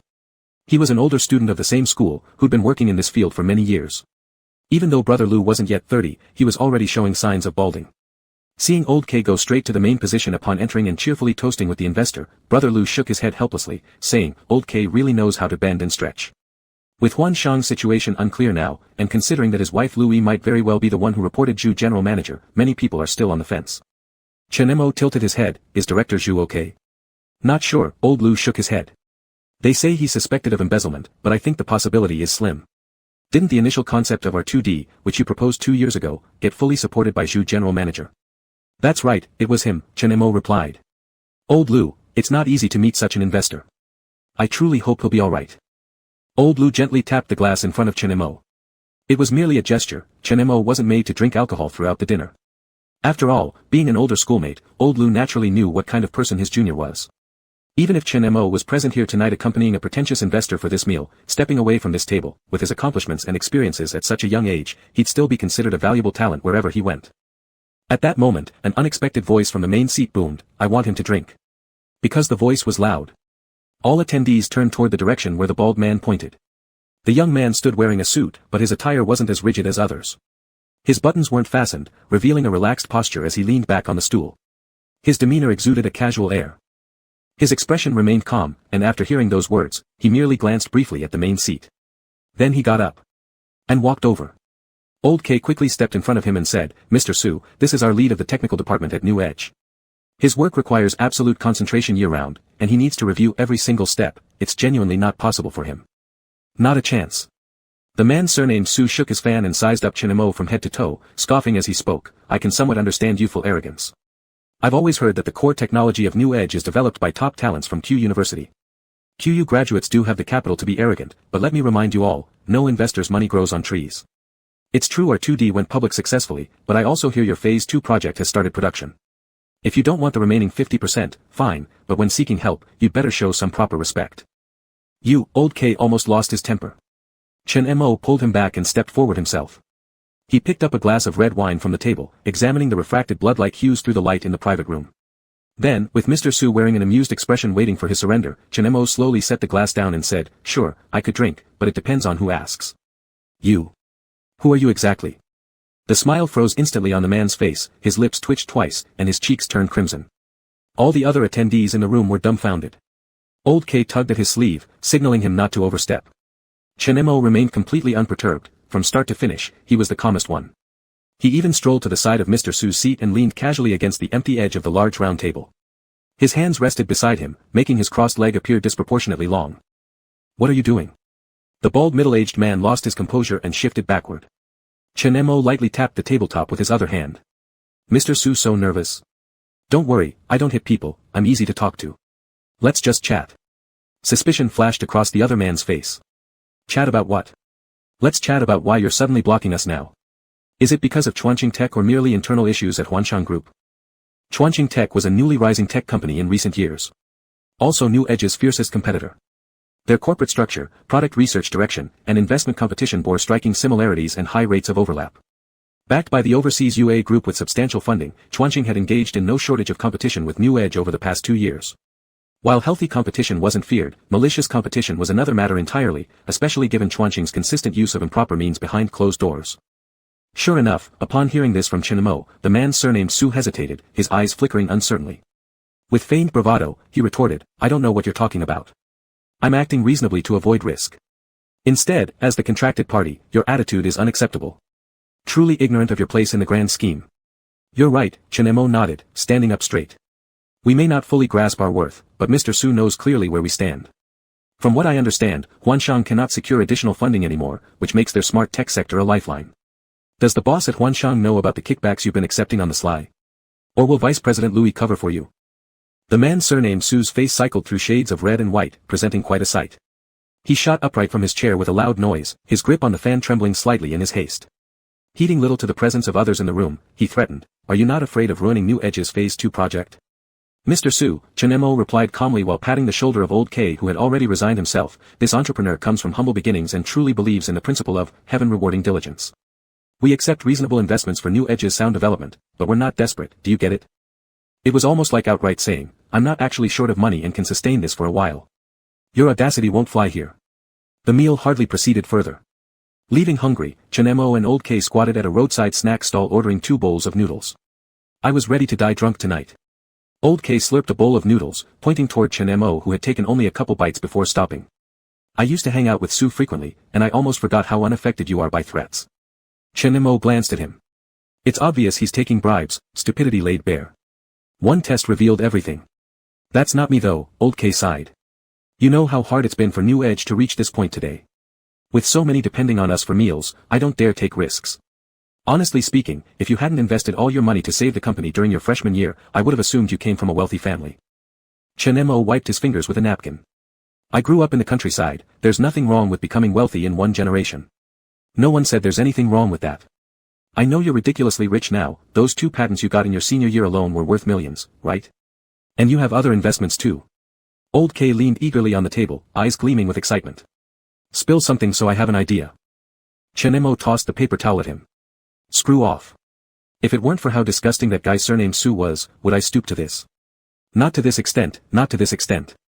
Old K chuckled and said, "Who really endures this nonsense when we've come this far? If you didn't intervene, I'd have tried to get Huanshan to replace their representative. Aren't you hungry anymore?" Chen Mo, "No." Old K, "Have a bite or 2. What's wrong with you? Your weight's dropping again, your friend Lauga would likely scold me for exploiting you if he knew." Chen Mo, "When has he ever scolded you?" Old K, losing his steam, "Last year, when you led the team on a business trip, the final physical examination showed malnutrition." Chen Mo, "That was because of poor absorption, which I've already addressed. I've told you many times, it's not from hunger. And thank you." At that exact moment, across the ocean, it was 8 a.m. A skyscraper stood prominently in the most visible position of downtown.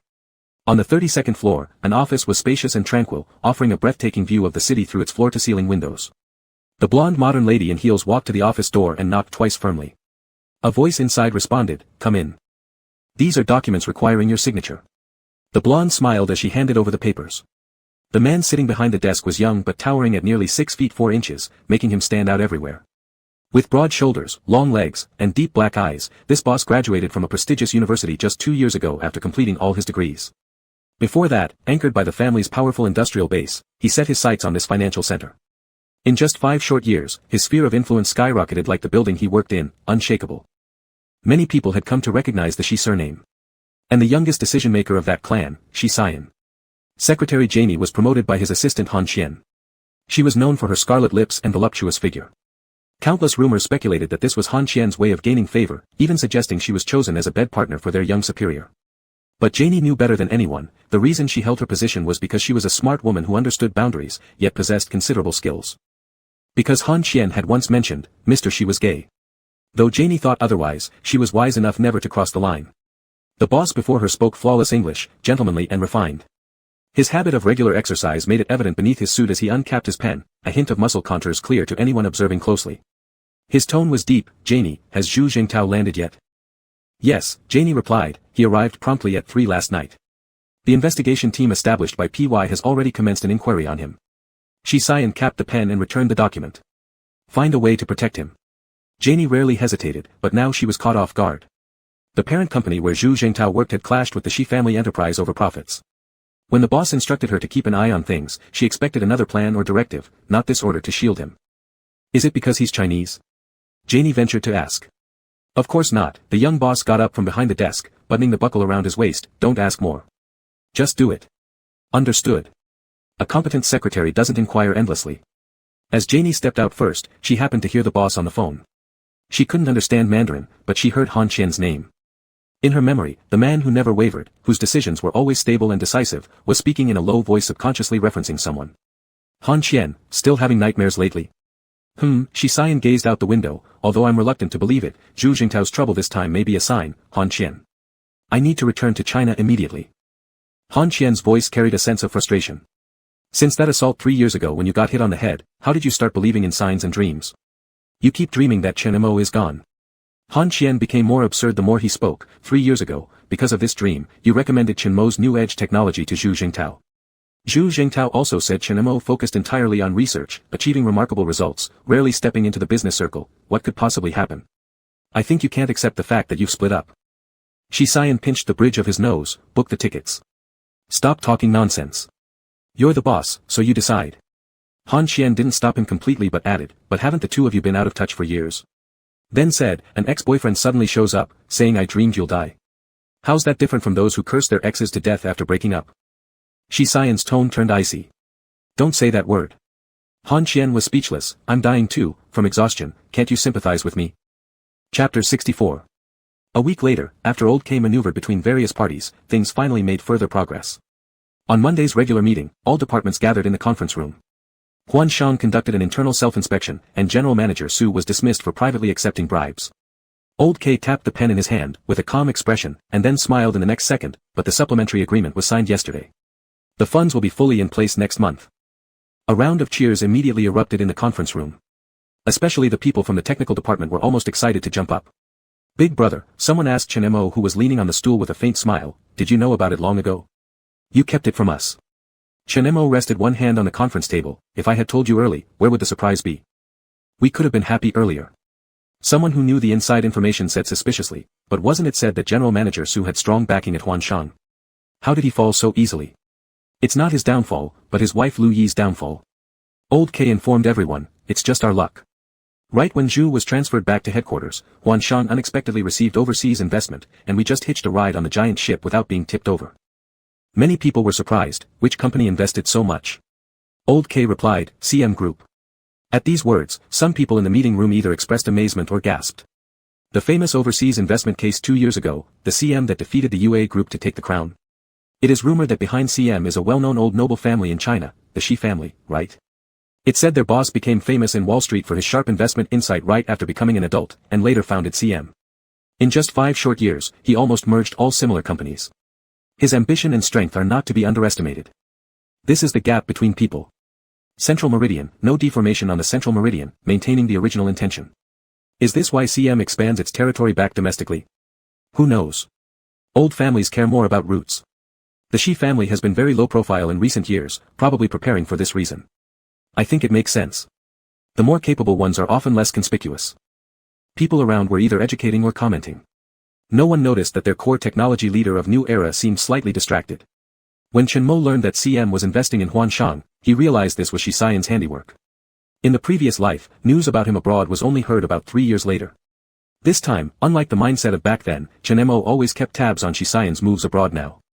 Occasionally, he would pay attention to the man's updates, as he'd always known Zhu was introduced by him. For these past few years, Chen Mo often reminisced about those high school days. He also clearly understood that if it weren't for Shi Xian, today's Chen Mo wouldn't be who he was now.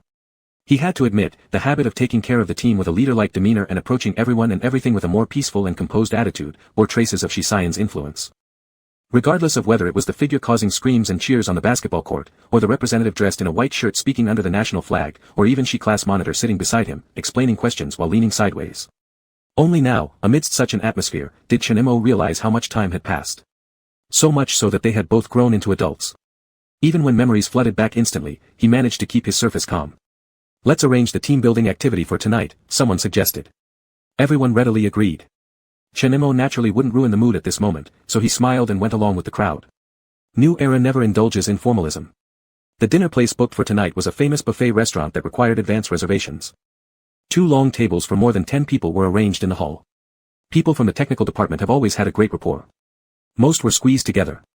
A new recruit who just graduated from undergraduate studies this year, a boy named Yuan Hao, stood up first and said, "I feel extremely honored to join New Era and become a member of the technical department. You probably don't know, New Era is currently the top target for job seekers from all universities. Many people envy me."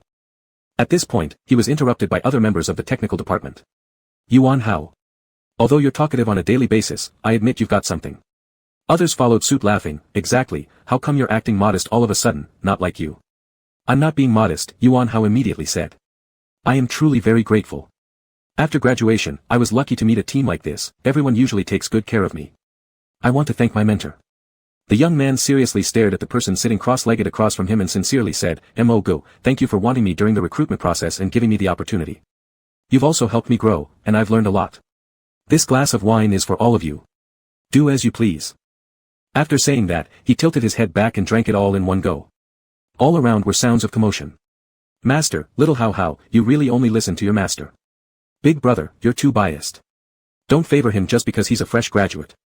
Look how smug he's become. That's right, Mo Go, why didn't you acknowledge mentoring me when I first joined? It's unfair. Isn't that true?" Seeing Chen Mo under attack, Yuan Hao became anxious. The boy's face still held the naivety of someone who had just graduated. With black short hair, a slightly round face, his cheeks flushed red when he was flustered, and when he bit his lip, a small dimple could be seen on his cheek. He said, "Don't joke around. I'm serious. How, you can't take a joke, unlike us, whose skin is thicker than city walls and are seasoned veterans." Chen Mo, who had not changed his posture from start to finish, looked at them after they finished laughing and joking, then smiled and said, "Don't listen to their nonsense. I wanted you not because you're young, I myself am still young." This self-deprecating remark earned another round of cheers and laughter. Yuan Hao asked earnestly, "Then what is the reason? Don't you remember the interview day?" Chen Mo said, "I asked you why you came to New Era, and you said you had the confidence to bring New Era into an entirely new intelligent domain." Mentioning his bold words of the past, the young man blushed so hard it seemed he could bleed, wishing he could burrow under the table. "Master, don't say that anymore," Yuan Hao pleaded. Chen Mo signaled him not to worry. "Precisely, I love hearing some middle school dream statements. You have proven your words through practice, and your abilities are genuinely impressive. Our 2D hit a bottleneck in the second experimental stage. If it weren't for you finding the issue after a week of sleepless nights, our losses would have been impossible to estimate. You're doing great, it's a fact." Ignoring all surrounding noises, Yuan Hao stared blankly at him, looking at someone who was not much older but far surpassed him in both ability and maturity, making his heart beat a little faster, then lowering his head as if trying to drink a large glass of water as cover-up. Chen Mo had not noticed the other party's reaction. In fact, he did not truly see him as a disciple. Just seeing that he had good capabilities and an outgoing personality, guiding him a bit was just something convenient to do. However, since the other party addressed him as such, he never forced him to change it. This dinner lasted a full 2 hours. After eating, the group of people did not disperse but planned to find an entertainment venue next. A group of people stood by the roadside discussing. The wind of the October night was a little cold. Chen Mo handed over his jacket to a female colleague from the company who wasn't long pregnant, leaving him in a shirt that was now a bit wrinkled.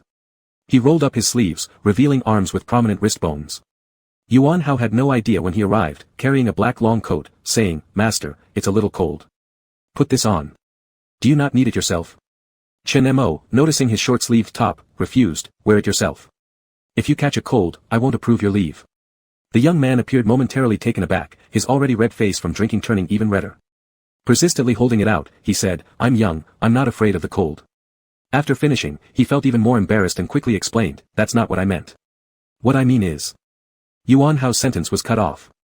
Because at that moment, several glossy high-end sedans drove by the roadside, attracting the attention of many people around.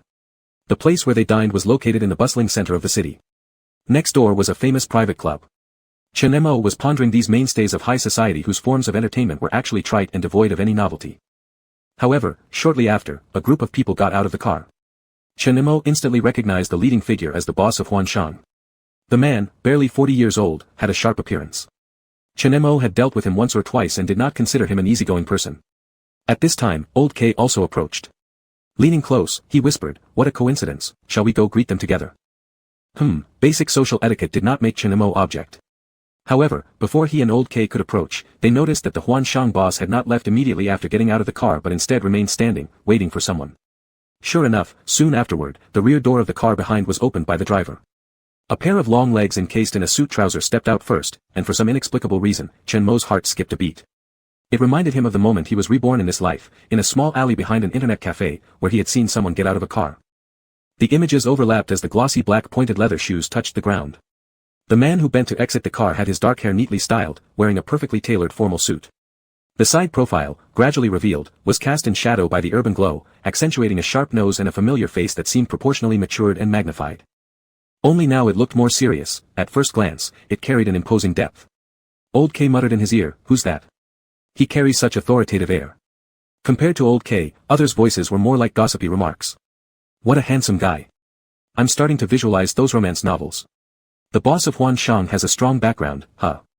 People he associates with aren't from our ordinary world." As everyone was enthusiastically discussing, they then noticed the person they had been gossiping about suddenly look up in their direction. It seemed accidental, then frowned, and suddenly started walking over. Many people stiffened in shock. Until they saw the person stop right in front of their own tech department leader, Chen Mo. By Chen Mo's side, Old K remained wisely silent at this point.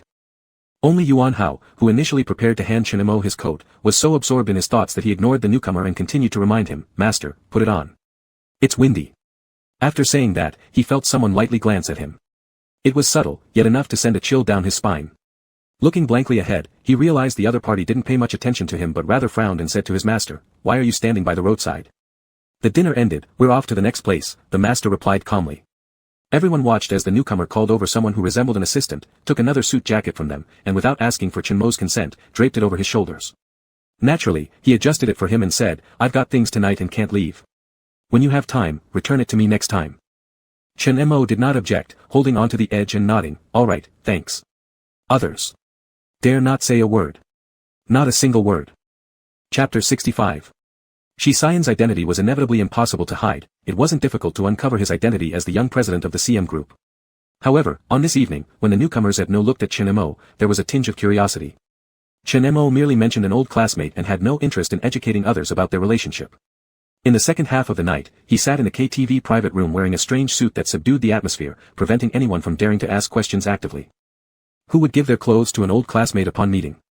Later, Su Qianran arrived midway. She had recently missed many company affairs and apologized upon entering. Then, carrying her elegant leather bag, she sat beside Chen Mo and said, "Did you hear? Yen has returned." I've seen him," Chen Mo nodded. He acted as if he didn't notice all the ears perked up around them. Su Qianran said in surprise, "You've already met? That fast? Wasn't it said that he just got off the plane this morning?" Coincidence. Old K calmly held his wine glass while pretending to look nonchalant. "We were having dinner outside and coincidentally ran into him entertaining the boss of Huanshan together. He couldn't help but add, he came over to greet us himself. Oh, to be precise, he greeted only Chen Mo." Chen Mo internally felt exasperated with Old K. Old K and Su Qianran were different. Although Old K had a vague understanding of Chen Mo's past, he had just discovered that the bigwig of the investment group partnering with his own partner was someone Chen Mo knew well, and more than acquaintances. The underlying sarcasm expressed a more urgent curiosity for the truth. Su Qianran hadn't experienced what happened after the dinner. Chen Mo knew that given her family background, she should have known something of the insider details when Shi Xian went abroad originally. But she was always a smart person. After realizing the somewhat subtle atmosphere on site, she quickly changed the topic. 10 minutes later, outside the private room in the corridor. Su Qianran lit a slim woman's cigarette, her white fingers elegantly holding the fine smoke in a rather alluring manner. She smiled and asked Chen Mo, "Did I ruin anything just now?" "You're overthinking it," replied Chen Mo leaning against the opposite wall. The suit jacket was too large for him, almost entirely covering his shoulders. One foot rested against the wall behind him, flipping the black mobile phone in his hand while asking, "How much do you know?" "Not much," Su Qianran frankly admitted. "If the Shi family wants to keep a secret, they can definitely hide it.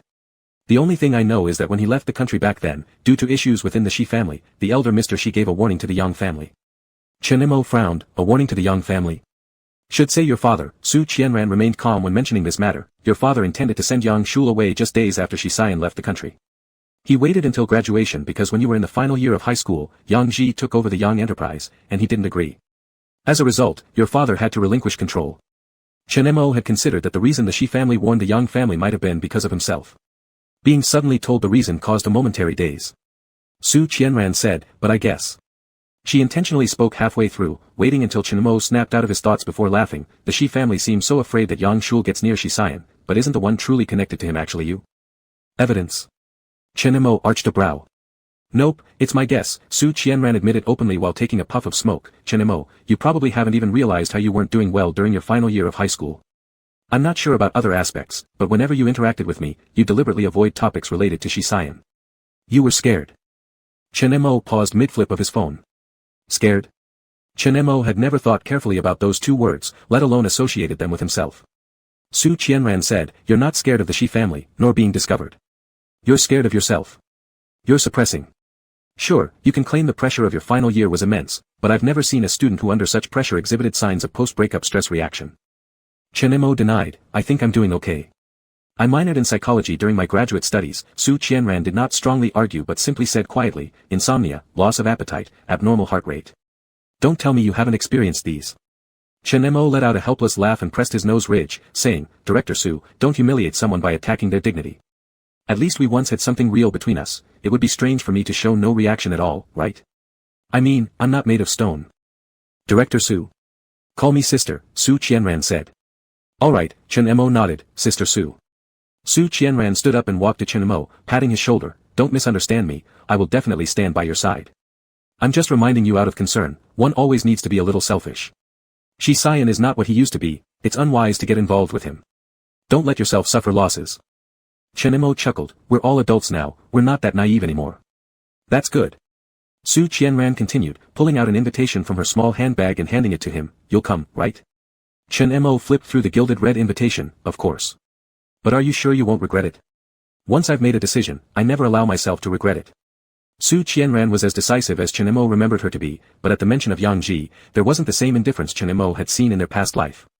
She smiled and said, "Besides, we're not the only ones changing, everyone is. Though you likely wouldn't care about the rest, so I won't bother saying more." Chen Mo nodded, "All right, congratulations on your marriage." "Thank you." At the same time, at the Hejin Club. Including Shi Xian, besides the boss of Huanshang, several group executives and industry celebrities were also present. It was not a particularly formal occasion, yet the inferior traits of these high-ranking men were almost impossible to conceal. As a result, apart from ladies from the club accompanying them, there were even entertainment celebrities ranked second or third tier tagging along. Shi Xian's demeanor remained composed.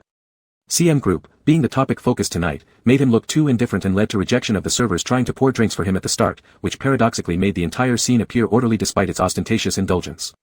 The companions generally kept themselves nearby only for refilling drinks occasionally and some casual talk. Talk centered around Shi Xian didn't cease. "Mr. Shi is truly talented and young. I heard CM had plans to enter the domestic market long ago. Mr. Shi mustn't intend to leave this time." Shi Xian seemed perfectly accustomed to such social gatherings, picked up his glass with ice from the coffee table, swirled it slightly and casually responded, "No, I'm staying. In that case, our future collaboration would undoubtedly bring us many opportunities to lean on you. Shall we toast a cup to Mr. Shi?" Leaning forward, Shi Xian tapped his glass against the slightly overweight businessman's pleasantries. The flattery was too much, making the social event feel nauseating. Seemingly responding to each compliment, Shi Xian in fact seemed distracted. After clinking glasses repeatedly for nearly an hour, the people around him finally left some breathing room. At this point, Han Qian leaned toward him and whispered, "I say, tonight you've been overly absent-minded. After all, this does relate to whether CM can land smoothly without trouble next month. I really don't want to return to 2 months of overtime." Elbows resting on his knees, Shi Xian glanced sideways, or I could inform the old man that you've grown tired of working. Fine, you win. Han Qian choked, clicked his tongue and muttered, who would have guessed who made a bet with the old man to escape family interference. For 5 whole years, I've worked my ass off following you, cleaning up every issue until we've successfully freed CM entirely from dependence on others. And here you are deciding to go back home on a whim and turning around to threaten me. Shi Xian raised his hand and clinked Han Qian's glass. Thanks. Han Qian felt choked again and murmured, fine, I don't regret it either. For a full 5 years, what they had experienced, how step by step they got to where they were today. There might be no one clearer than Han Qian about those details. The Shi family did indeed do him favors, but far from enough to make him willingly spend 5 years following someone he couldn't trust, especially when back then, Shi Xian had just turned adult, an inexperienced tiger, no matter how ferocious, was still far from fully developed. Yet the fact that he was still here today proved everything sufficiently. Just at this moment, a young girl in a tight skirt suddenly approached. Mr. Shi. Her voice was crisp and charming, and even under heavy makeup, her facial features looked good. Naturally, she sat down next to Shi Xian, put her hand on his shoulder, and smiled, saying, let me share a drink with you, Mr. Shi. Han Qian watched from the sidelines, amused. Simultaneously, he softly whispered into Shi Xian's ear, typical tricks domestically. Watch out.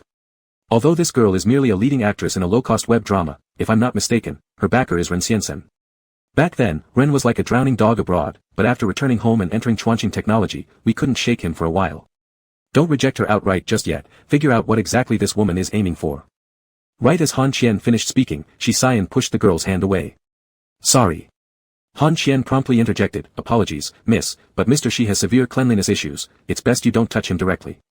Ah, I see, the beauty said, understandingly but still with fiery eyes. I wonder what hobbies Shi Xian has in his daily life. You should be interested in sports, I can tell that you work out often. Or are you more inclined toward leisure activities? The girl was very enthusiastic. It seemed she just wanted to use Shi Xian as a shortcut to success. After all, being CM's boss at such a young age, he had an excellent physique and good looks. From start to finish, he hadn't associated with any special status women, earning him a reputation for self-discipline. From the moment he walked in, he had already become the prey targeted by many women. That minor web drama lead actress who managed to enter here, no one would believe her if she claimed innocence. Especially when the girl occasionally tossed her hair back or deliberately revealed her stunning figure, these signs were crystal clear. Unfortunately, the person she tried to seduce remained unmoved. Leaving her alone, feeling increasingly awkward. Because of her failure, her seat was soon taken over by someone else. Meanwhile, Shi Xian asked Han Qian about his comment earlier, is Chuanqing Technology's new project starting to seek investors? Han Qian teased him for rejecting the girl, would letting someone flirt with you eat you alive or something? He quickly became irreverent again, saying, yes, recruitment began. Imagine how Ren Xiansen would feel knowing that his current fierce rival is your ex-boyfriend, wouldn't he be infuriated? The term ex-boyfriend made Shi Xian frown slightly. Han Qian went on teasing, but now I have to admit that you and Chinemo truly share some kind of destiny. Your tastes in choosing rivals coincide. Shi Xian set down his cup, Ru Yi's downfall obviously hasn't enlightened him yet. Han Qian spread his hands wide, he was Ru Yi's old lover.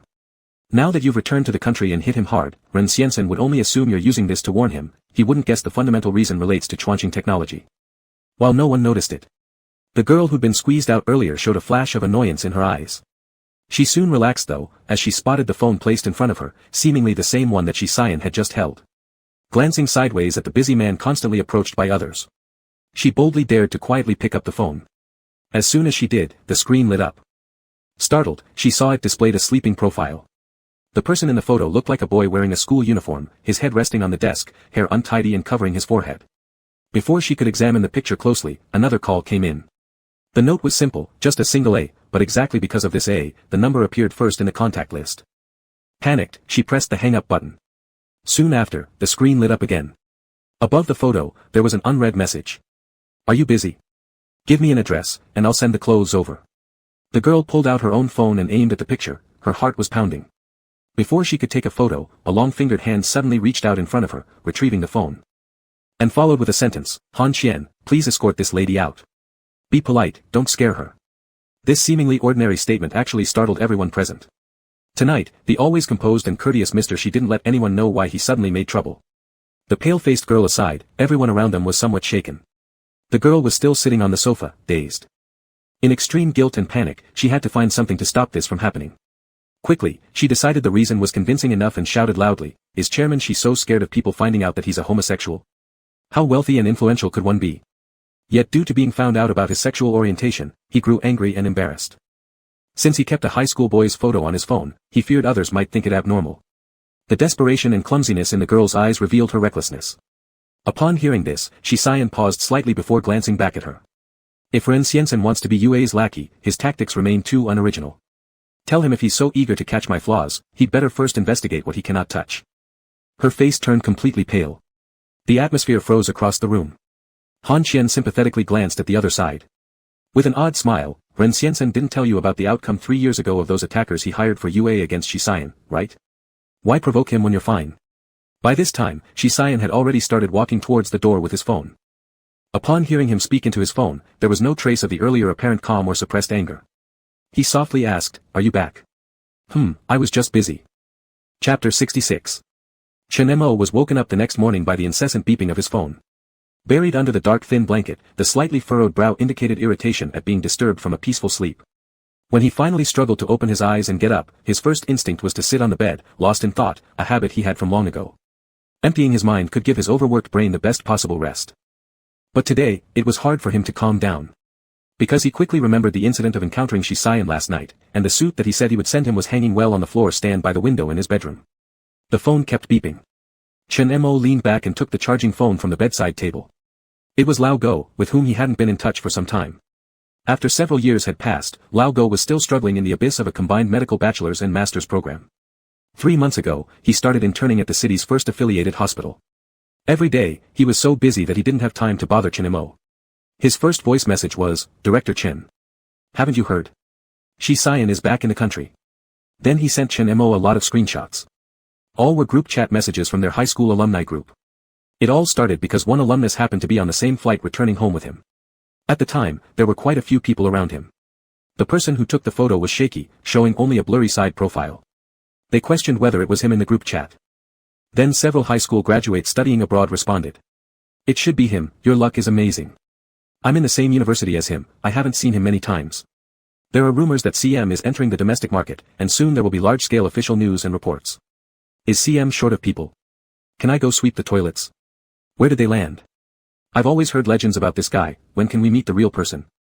The last 2 pictures were different. They were some domestic entertainment gossip marketing accounts.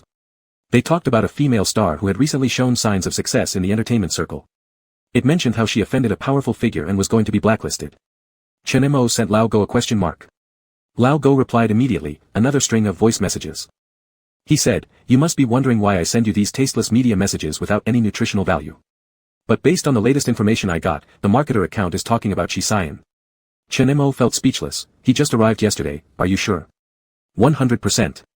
Lao Go's tone was quick and reckless in the early morning, probably he hadn't yet started rounds. Have you heard of the 6 degrees of separation theory? Don't ask me how I know, I'm just telling you this is true, absolutely cannot be faked. Moreover, many people are passing it around. The reason this small star offended him is because she claimed he's gay. Wow, surprising or what?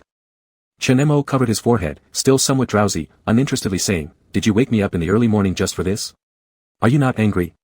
Lao Go counter-questioned and suddenly added, "No, wait, you knew he came back yesterday." Leaning back against the headboard, Chen Mo found it strange. Why is it strange if I know? You're not still unable to let go, are you? Lao Go blurted out, "Director Chen, we are at least people leading such a big team, at the forefront of emerging fields. You understand the principle that past events can't be pursued, right? Although what I say may sound a bit disrespectful to the class president, but given his taboo on being a homosexual now considering his current wealth and status, perhaps he has never really wanted to acknowledge the past between the two of you." Tisk. Chen Mo was annoyed, I wouldn't even casually admit it in front of my company colleagues. Why would he bother admitting it? I'm finally enjoying a hard-earned 2-day vacation, leave me alone. I want to sleep. Even though he said that.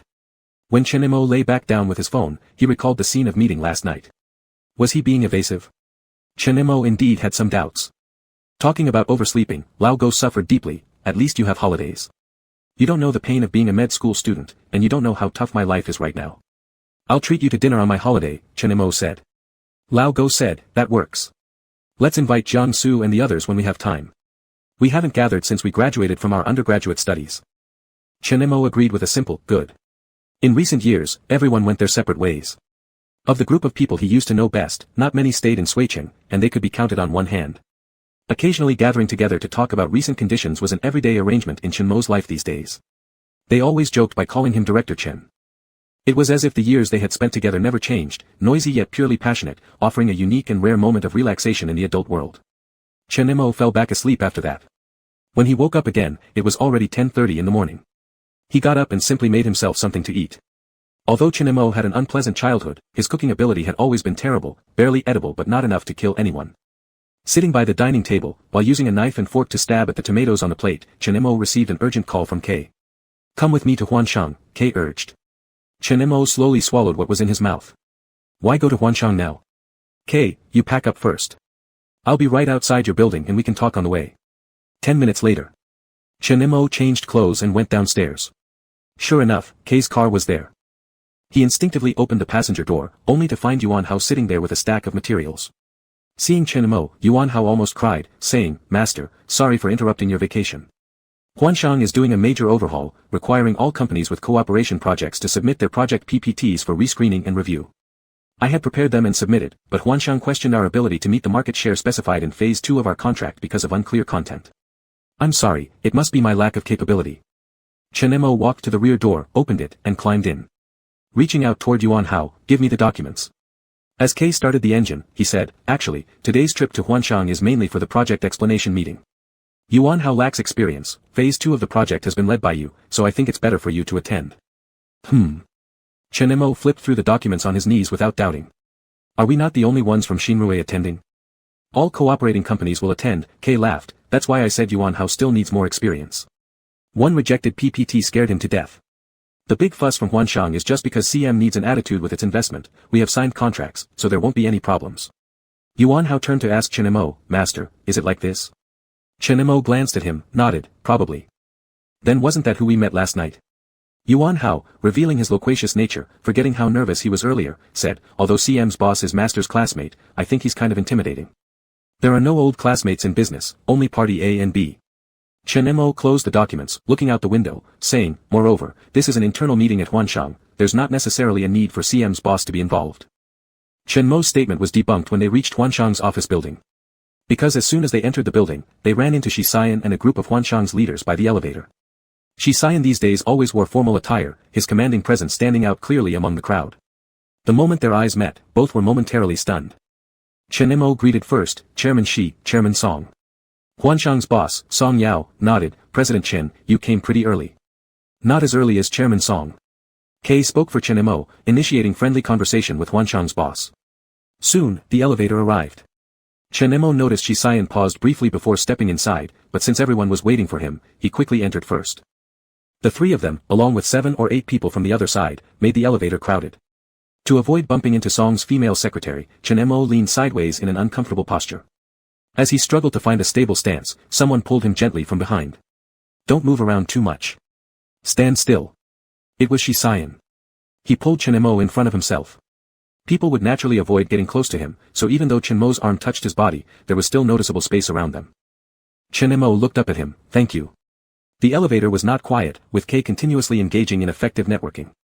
Thus, their subtle interaction drew no one's attention. At 2 p.m. The conference room at Huanshang was full of people.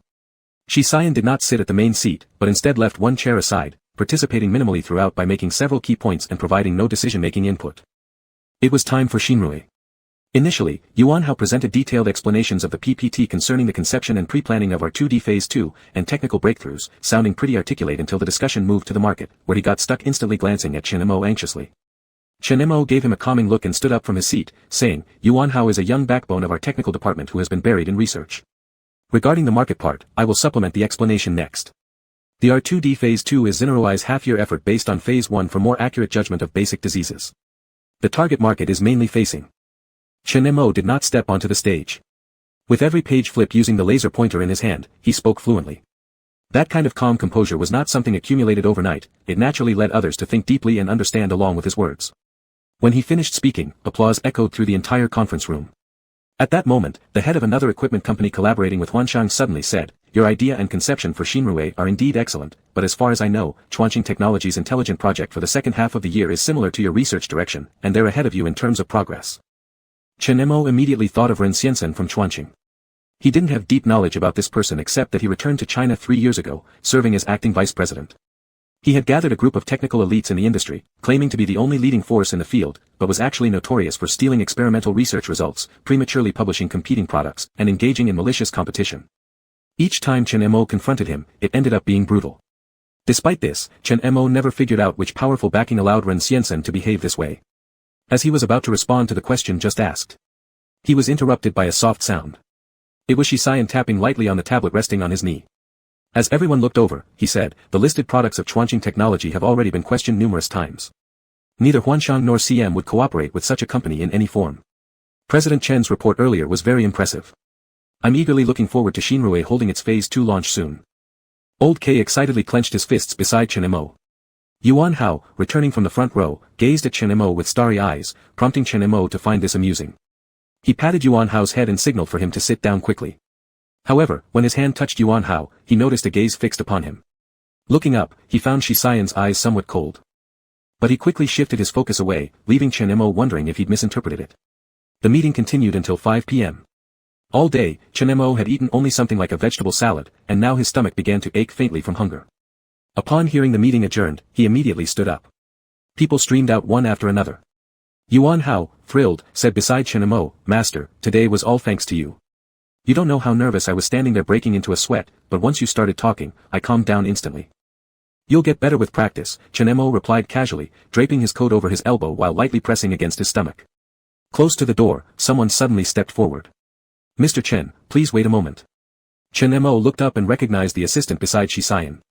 Bowing slightly, the assistant handed over a business card. My boss has some project details he'd like to discuss further with Mr. Chen. Would you be available? Chen Mo took the card and saw that it truly belonged to Shisayan. The pure black card bore the embossed gold letters, CM. Shisayan's title was written simply. Both Old K and Yuan Hao crowded closer. Boss, she wants to see you, master. Project-related matters. There mustn't be anything wrong, right?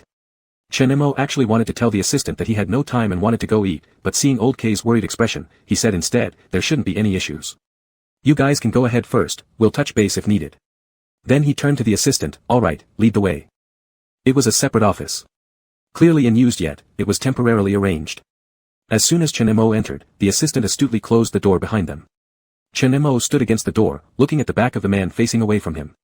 Shisayan had also removed his coat, revealing a black dress shirt tucked neatly into his slacks, showcasing an exceptionally well-proportioned figure.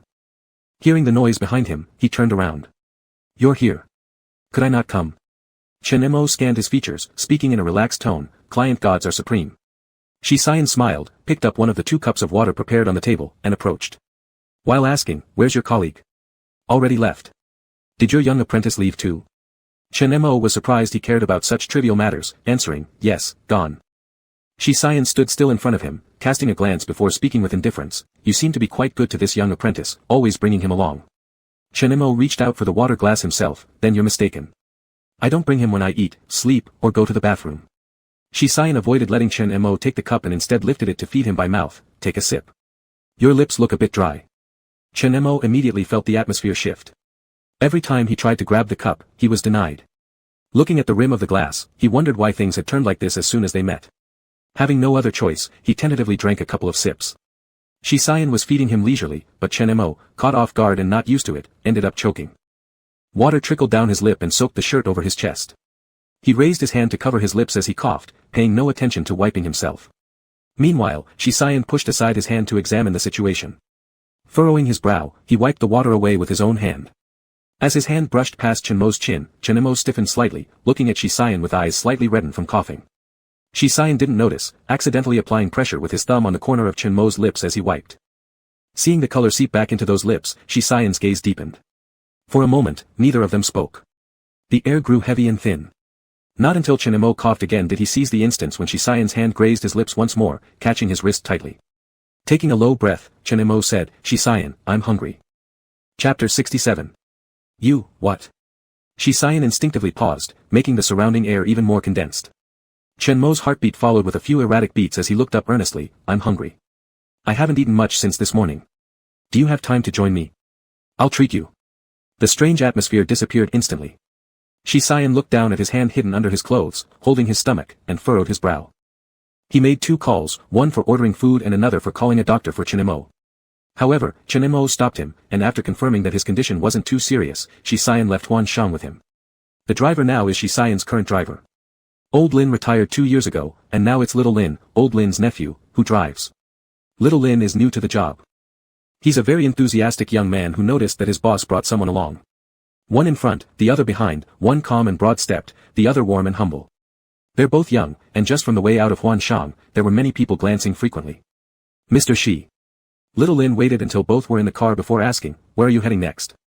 Shi Xian, Zhu Xiangjai. What is that place? Chen Mo sitting beside asked. Driver Little Lin immediately said, that's a particularly famous private customization restaurant in Sui City.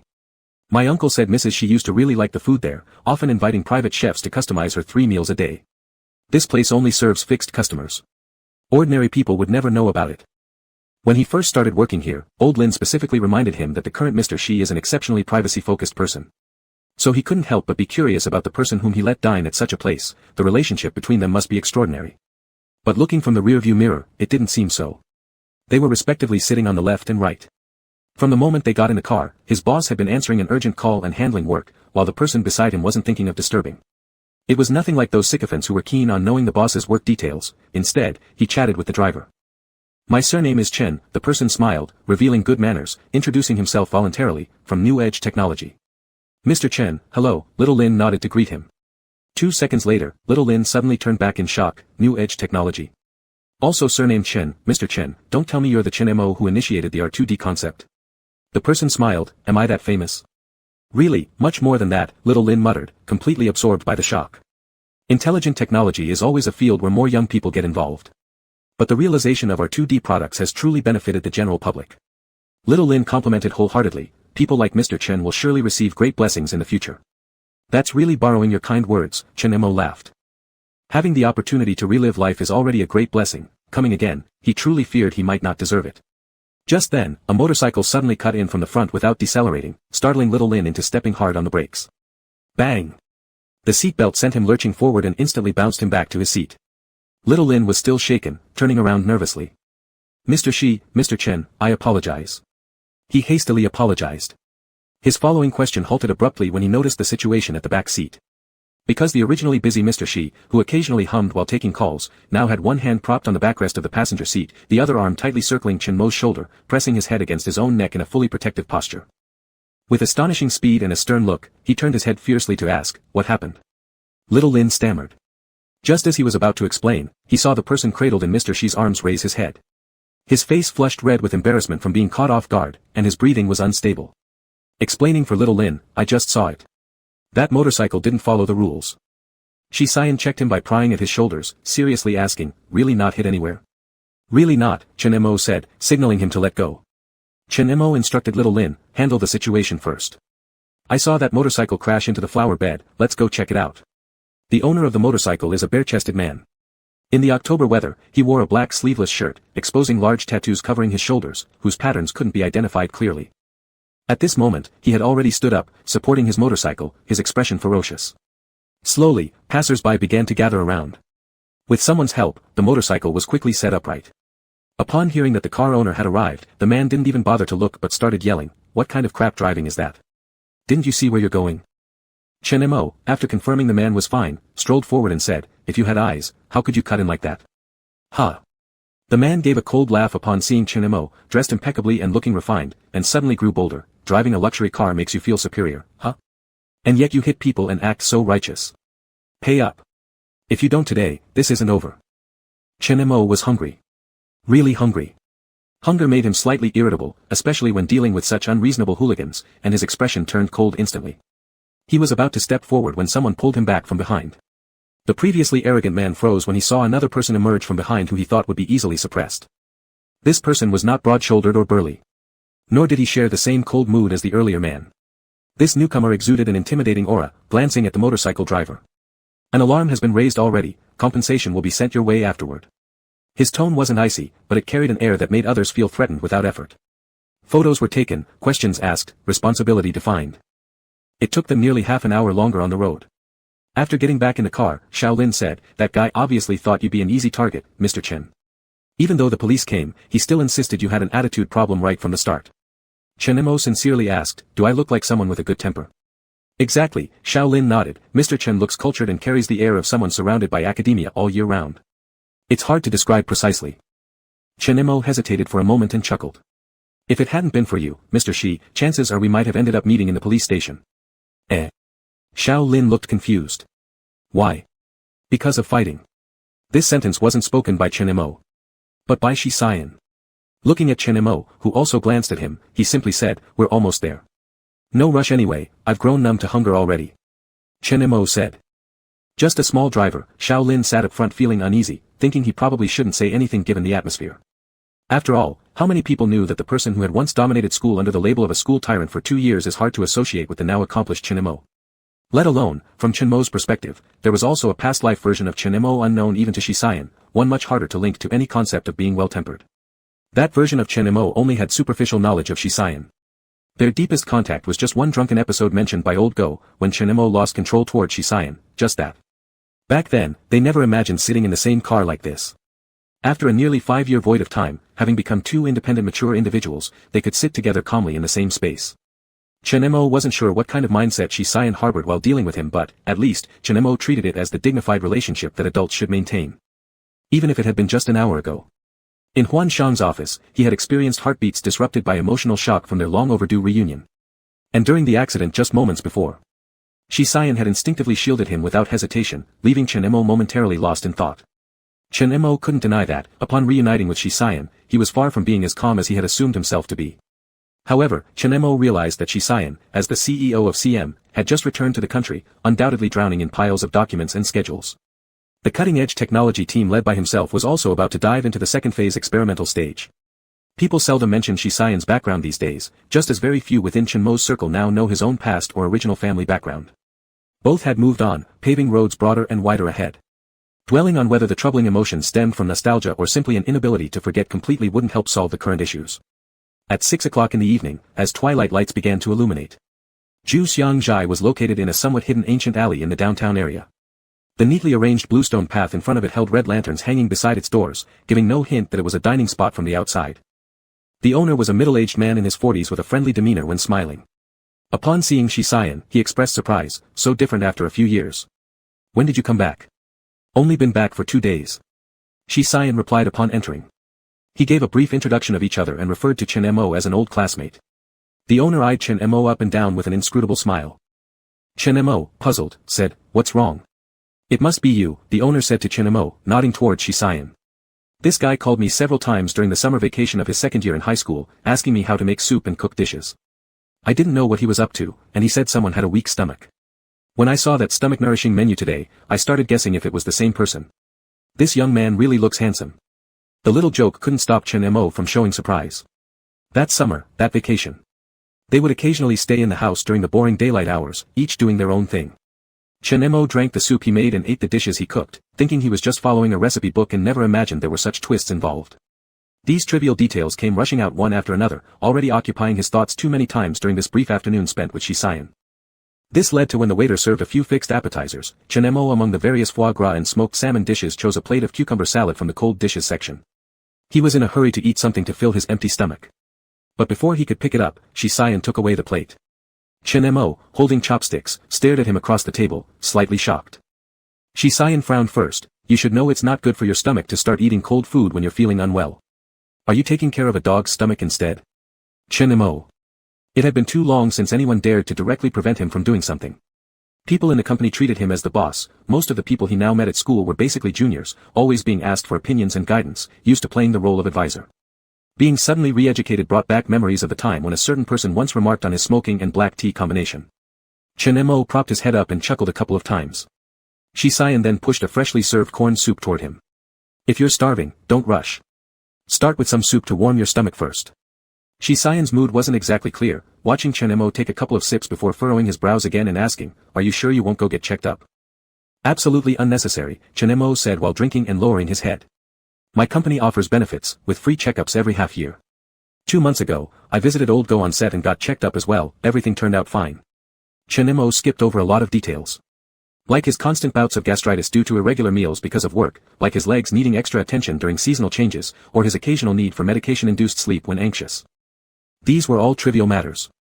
At least, anyone who knew boundaries wouldn't bother telling these minute details to their ex-boyfriend just returned from abroad. He wasn't stupid. Though Chen-mo didn't say everything, from Shisayan's look, Chen-mo could tell he probably understood he hadn't told the whole truth. After all, that was Shishini from back in middle school, an IQ level that very few people could match. Chen-mo also asked about his company's situation, experiences over the past few years, and plans for returning home. Their exchanges seemed perfectly normal. Just small talk, mutual concern, exactly like ordinary former classmates would do. But if they hadn't been apart for so long, Chen-mo would have wondered whether they had lost their sense of reality or he had mistakenly fallen into the illusion of having stayed together. Just as when he moves forward, sometimes he questions whether the previous life he experienced was real. Under Shisayan's watchful eyes, they slowly savored the meal which was yet finished. What Chen-mo never thought was that the two of them would wind up on social news. Safe driving is responsible for both yourself and society. Originally posted by local police on an official account, aiming to warn the public and spread safety awareness.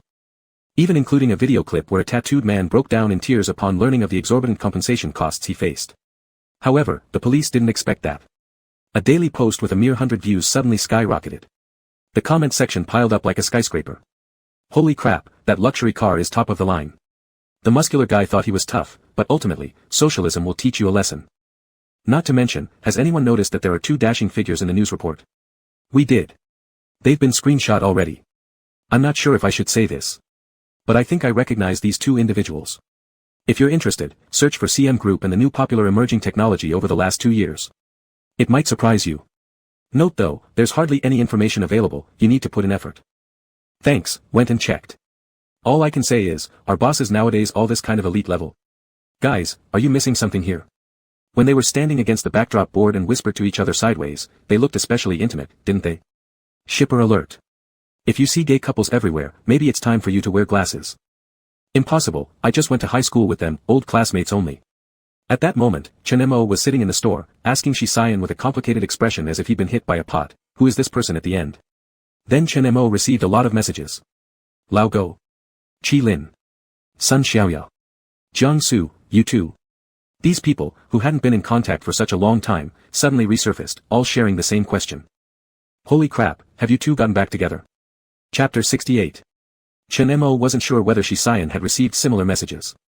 He was astonished at the wild imagination of these people, and didn't even bother to reply one by one. Instead, he casually posted a message on his WeChat Moments. The colorful food on the table looked very appetizing and was full of nutrition. With the caption, when you're hungry, just eat. It's a simple truth with a simple reason. Some people who hadn't been replied to instantly swarmed his comment section. Jiang Su, is this an announcement? A person who never posts on Moments, you suddenly throw this at me? Shui Ping, although I've always disliked the Zais, your subtle way is not like you. If you were threatened, just say it, I'm tired of being second place for years. Lao Go. If you could Photoshop someone out, I'd believe it. Qi Lin, I'm out of town, already asked old Xi, and he hasn't replied to me. But I swear, there's definitely something going on between the two of you. If I lose the bet, I'll wake up naked in the wilderness again tomorrow morning. Bai Cheng, what happened? Sun Xiaoya, at Qi Lin, what do you mean naked? Are you guys hiding some secret from me? Chen-mo was still confused. It wasn't until he opened the picture that he realized a hand was revealed directly across the table, naturally placed on it. The distinct bone structure added a certain sensuality, complemented by a watch worth over 3 million yuan, making it look even more prestigious. Upon closer inspection, there was indeed something there. Chen-mo hadn't noticed when he took the photo, and immediately prepared to delete it. However, the comments kept growing. Compared to some old acquaintances, most people from outside generally guessed rather normally, speculating if CM moving into the domestic market had reached any cooperation with New Rise. Chen-mo's current account also followed many collaborators. Combined with that piece of social news, it wasn't hard to guess whom he had eaten with. Ha, that tattooed guy, laughing my head off. Shisayan sitting opposite right. Wow, I thought I'd see the two of you on finance magazines, but unexpectedly it's legal channel news. My respect has doubled. Where did Mr. Chen invite Mr. Shi to eat? It looks so delicious. Hopefully we can join next time. Is Brother Mo admitting cooperation with CM? There were also those within New Rise Company. Old K. Isn't she chief discussing things with you? Why does it end up on the news? Yuan Hao, master, are you okay? That motorcycle riding guy is an idiot. Su Qiran, my boss just asked me why netizens are saying the two of you seem well matched. How should I respond? Chen-mo hadn't been active on his Moments for a long time. Even though he used to rarely post, there were occasionally a few dynamics. But recently, except for advertising for New Rise, or professional field records, sometimes even health tips he saw, it wasn't surprising that these people were excited. But because of these people's reactions, Chen Mo realized that this news was much hotter than he expected. He scrolled through his phone and, sure enough, the topic had already hit the trending list. Should we PR it down? Chen Mo asked as he prepared to leave after the meal. Shi Xian turned around and picked up his clothes. No need. It's not a negative news item, no point in handling it. Chen Mo suddenly noticed Shi Xian's phone left on the table. The interface was exactly his WeChat moments, making him feel a bit awkward. He explained, everyone is asking, and since I didn't want to explain, I thought a unified statement would suffice. Little did he know, their common friends in both their circles couldn't be more unreliable. They started spouting nonsense as soon as they read the post. Shi Xian turned back and glanced at his phone, understanding what he was talking about. He picked up his phone and tapped a few times. Soon after, Chen Mo received a notification. A new message appeared below his own WeChat moment. Not only did Shi Xian like the post, he also commented, nice shot. Qi Lin responded immediately, at XSY damn, I sent you a message but you didn't reply. I thought you were dead, turns out you're alive. Jiang Su, class president, I've liked your watch for a long time. Could I borrow it to lick? Xue Ping, since you went abroad, I haven't felt the joy of competition for a long time. I'm currently in TS, welcome to challenge. Lao Go, nice shot, sarcasm.ipg. Chen Mo watched as his temples throbbed. He thought to himself, perhaps not knowing these people in a previous life was heaven's favor towards him. Fed up, he turned off his phone. As he stepped out of Ju Xiangjai with Shi Xian, a drizzle started falling outside. Little Lin had been waiting outside since early morning. He obviously saw the news as well. It was precisely because he saw something he shouldn't have, that when he noticed his boss instinctively holding an umbrella taken from the shop, which was mostly shielding Chen Mo's head, a strange excitement coursed through him. He jogged around to open the back car door with even more respect in his tone. Mr. Chen, please be careful. Thank you. Chen Mo got into the car. Shi Xian followed behind and got into the car too, instructing Xiao Lin, go to Rhine, Arkansas. How do you know I'm staying there? Chen Mo, who had just settled down, turned in shock. Shi Xian remained calm, there's a tech park nearby, and it's on the halfway mark between Q University and New Rise. It should be your best choice for now. Aren't you? Chen Mo hesitated for a moment, yes. Well then, isn't that enough? Shi Xian urged, drive. Xiao Lin was struggling not to laugh.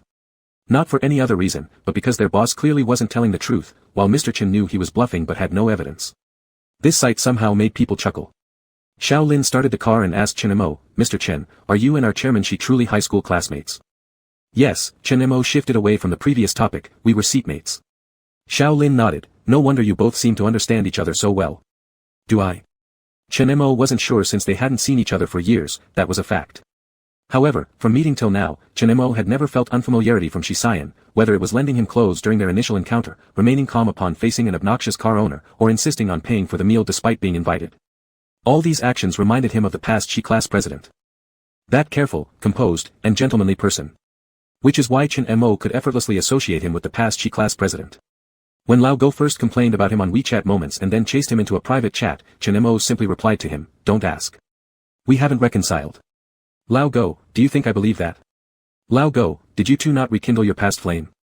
Lao Go, I admit I used to have prejudice against him because of some tabloid gossips regarding a young actress, but today this news stayed up for so long without him denying it. I start to doubt whether he doesn't want to acknowledge your past relationship. Chen Mo. Lao Go, why don't you confront him? Tease him, see if he has any reaction. Chen Mo, are you sick? Lao Go, why does it become that I'm sick? Isn't the one who's sick you too, saying out of nowhere that you broke up 5 years ago yet you haven't thought about dating anyone ever since? I asked Qi Lin and that mutt said chairman abroad was also like a monk. Blonde girls and guys in thongs tried countless times to crawl onto his bed, he showed no interest at all. Chen Mo was convinced. The explicit wording made him subconsciously tilt his phone toward himself. Instead, it drew a glance from Shi Xian. Is someone looking for you? He arched a brow. Chen Mo shook his head, Lao Go. He's currently interning at the hospital and had nothing better to do today. Lao Go kept bombarding him. Saying, at this point, if the two of you don't take it further, either chairman has erectile dysfunction, or you have sexual aversion. I know a top urologist from our hospital, should I introduce them to you? Chen Mo sent Lao Go a 3-meter-long knife emoji. Actually, he had already gotten used to Lao Go occasionally making wild claims. Especially after entering university, where he said this was their medical doggo's special way of relaxation. Chen Mo didn't care initially, until at this very moment he suddenly heard a voice near his ear, erectile dysfunction. Shit. Chen Mo startled and swore loudly, causing Xiao Lin in the front row to turn his head. He covered the phone and sighed helplessly, you read wrong. Isn't it supposed to be Lao Go? Shi Xian extended his hand, all old classmates, we haven't seen each other for too long, let me greet him. Chen Mo leaned towards Lao Go's side. No need, right? Shi Xian persisted with his outstretched hand. Chen Mo paused for 2 seconds, with no other options, handed over the phone. Shi Xian didn't scroll back. Upon receiving it, he sent a voice message directly. Go Yang, this is me, Shi Xian. Lao Go immediately knelt. On the spot he apologized via voice message. Class president, I'm sorry. I was really just kidding. Shi Xian chuckled. When I'm done with my busy schedule, I'll treat everyone to dinner, remember to come. Give the phone back to Chen Mo, don't worry seriously. After Shi Xian finished speaking, he returned the phone to Chen Mo. Upon receiving it, Chen Mo got a scolding sentence. Lao Go typed, Chen Mo. I would go through fire and water for you, you betray your brothers for a man, are you human? Chen Mo lazily typed, who let you talk nonsense? He continued, and Shi Xian hasn't gotten angry, he's just so polite. You should stop right there. Lao Go replied. You're not in your right mind, I'm too lazy to deal with you. After 2 seconds, Lao Go sent another message, snap out of it. Are you really going to believe that someone leading a CM-sized group is still the same gentlemanly and courteous person? Of course, Chen Mo wouldn't simply think that since Shi Xian hadn't lost all his past qualities, he was still entirely like his former self. Even Chen Mo himself had changed quite a bit, not to mention the other party. As for the impoliteness Lao Go mentioned, Chen Mo currently hadn't figured out the boundaries of Shi Xian's actions yet. For instance, when Shi Xian arrived at Rhine Arc and followed him upstairs, Chen Mo hadn't felt any violation. Clothes, I haven't had time to take them to dry cleaning. Chen Mo said as he stood inside the elevator, you can take them back and ask an assistant to deliver them to the dry cleaner. The elevator just reached their floor, where 2 middle-aged women around 50 were about to get off. Upon seeing Chen Mo, they enthusiastically greeted, Little Chen, are you done working? Yeah, finished, Chen Mo smiled and asked, are you going dancing? Yes, one of the ladies with trendy middle-aged perms said, Little Chen, how about that matter Auntie brought up last time? Have you thought it over? My niece is truly excellent, she graduated from a prestigious university like you. She's 26 this year. Even though she's 3 years older than you, as they say, a wife 3 years older is a treasure. Chen Mo didn't have the intention of telling the elderly ladies he was gay, which would be akin to inviting trouble. Ever since moving here, the biggest problem he encountered wasn't commuting or neighborhood disputes, it was how overly friendly the neighbors were. In the eyes of his neighbors, the young man next door was a successful youth despite his age, orphaned, owning both a car and property, handsome, making him the perfect bachelor for marriage. Chen Mo had refused more than once already. Following their lead politely, aunties, I really haven't considered it yet, we'll see in a couple of years. Having said that, he dragged Shi Xian to leave. However, one of the aunts who was rather bold grabbed Shi Xian by the arm and appraised him greedily. Are you Little Chen's colleague? The aunt inquired, how old are you this year? Are you married? Shi Xian arched an eyebrow, married. Married? The aunt looked disappointed, you don't seem that old, such great conditions, didn't expect you to be already married. Murmuring to herself, the aunt stepped into the elevator. Leaving Chen Mo standing at the elevator door in a daze, when did that happen? Fake. Shi Xian scrutinized Chen Mo's face, his gaze attempting to pierce through him, refusing to miss even the slightest change in emotions. Not until Chen Mo returned to normal did Shi Xian lean closer slightly and whispered, Brother Mo doesn't know how to lie now either, do you really believe that? Chapter 69. Chen Mo didn't actually believe it right away. He simply realized that a lie, which could be figured out with just a change of thought, such as the possibility of Shi Xian being married, also had a significant impact on him. This made him constantly remind himself, the reason there's a former, ex-boyfriend, is that any decision or life choice he makes now can be resolved with the phrase, none of your business. After so many years apart, Chen Mo wasn't one to overly criticize the other person's life. Upon entering, Chen Mo poured him a glass of water. His current home was rather empty, having moved here not long ago, with many unnecessary things not yet added. Sit anywhere, I'll grab a bag to pack your clothes, Chen Mo said as he entered the master bedroom. Shi Xian shifted the hand holding his cup and took in all the details of the living room at a glance. He quietly stood up, making a thorough inspection of some small corners of the house, appearing casual but in fact rigorous. When Chen Mo came out, he just happened to hear him making a call on the balcony. Yeah, understood. I'm here, no issues detected for now, don't worry about it, just keep monitoring. By the time Shi Xian ended the call and came in, Chen Mo asked, who was that? Electricity company, Shi Xian naturally replied, there were issues with the renovation of my new place after returning from overseas, we're communicating. Chen Mo felt this excuse was somewhat dismissive. But since the other party didn't wish to elaborate, he didn't push further, after all, if it involved company secrets, it wasn't something he should pry into. Still, Chen Mo gave a little reminder. I heard your landing ceremony is being held at venue number 1 of Hongguang. Ren Xiansen from TriStar Tech has an idle deputy manager position there, if you deal with this guy, be cautious. Shi Xian walked over. I heard he doesn't get along with your Nei Rui. Not just us. Chen Mo turned around the sofa and pulled out several stacks of documents from the drawer beneath the coffee table. These are all the data I've gathered on TriStar Tech. This guy doesn't follow rules when doing things, and has made quite a few enemies within the circle, but we haven't been able to figure out the source of his financial backing. Shi Xian took the documents naturally and replied, "It's UA Group." UA. Chen Mo frowned deeply and quickly realized, looking at Shi Xian, CM and UA have been clashing for a while now. You recognized Ren Xiansen from the start, so you deliberately chose that venue? Shi Xian arched an eyebrow and didn't hide anything from him. UA is wary of CM's repatriation plan. Instead of dodging, it's better to confront them openly. The boss of UA, Luno, is a nearly 50-year-old Chinese expat with a strong ambition to expand into the Chinese market. Ren Xiansen, as his probing dog placed domestically, doesn't care about his reputation. Smart technology will be the key direction for UA Group next. You need to pay more attention than me. As Shi Xian spoke, he suddenly looked directly into Chen Mo's eyes and called out, "President Chen." What? Chen Mo was puzzled. Shi Xian quickly shook his head, smiled, and said, "Nothing." Smart as Shi Xian always was, encountering matters never threw him off balance like this, and he truly didn't know how to ask, how to say it. He returned 2 months earlier than originally planned. This is also the main reason why CM currently cannot do anything about TriStar Tech. Just because his last dream was slightly clearer than ever before. Freeing itself from that mysterious and incomprehensible feeling of dreams. The sensation of Chen Mo's death was stronger than ever. Countless times in his dreams, he felt like he was lost in a wilderness, only unable to find him.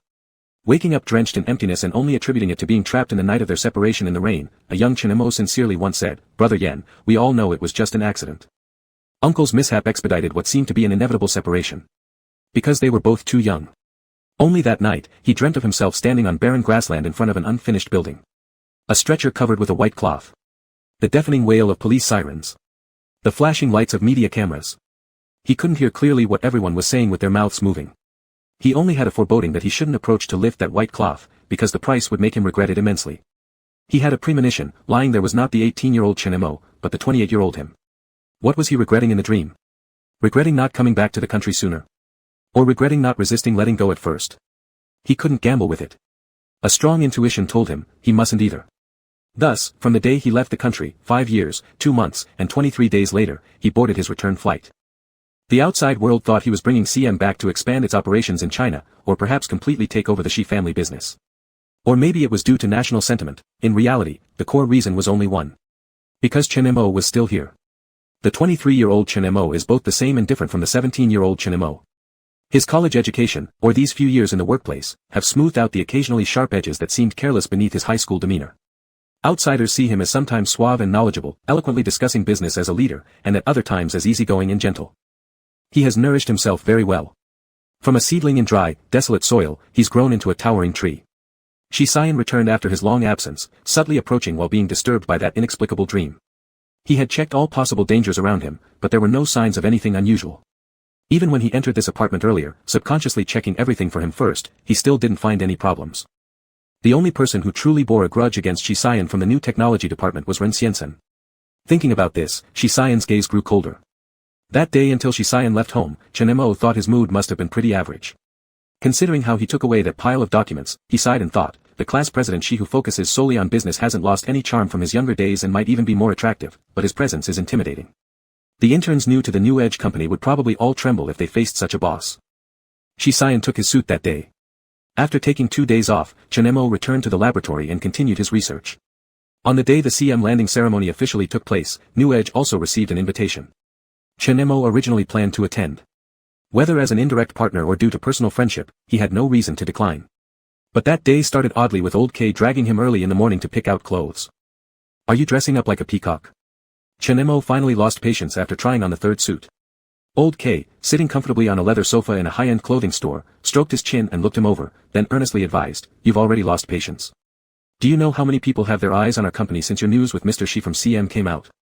Everyone is just waiting for us to make a move so they can follow and profit. This is not the time to lose face for our company." Chen Mo, wearing a dark red suit, smirked coldly, "So you want me to go there and sell my smile for you? How could you talk so harshly?" Old K denied, "I'll buy it myself if I have to." At that moment, someone opened a nearby fitting room.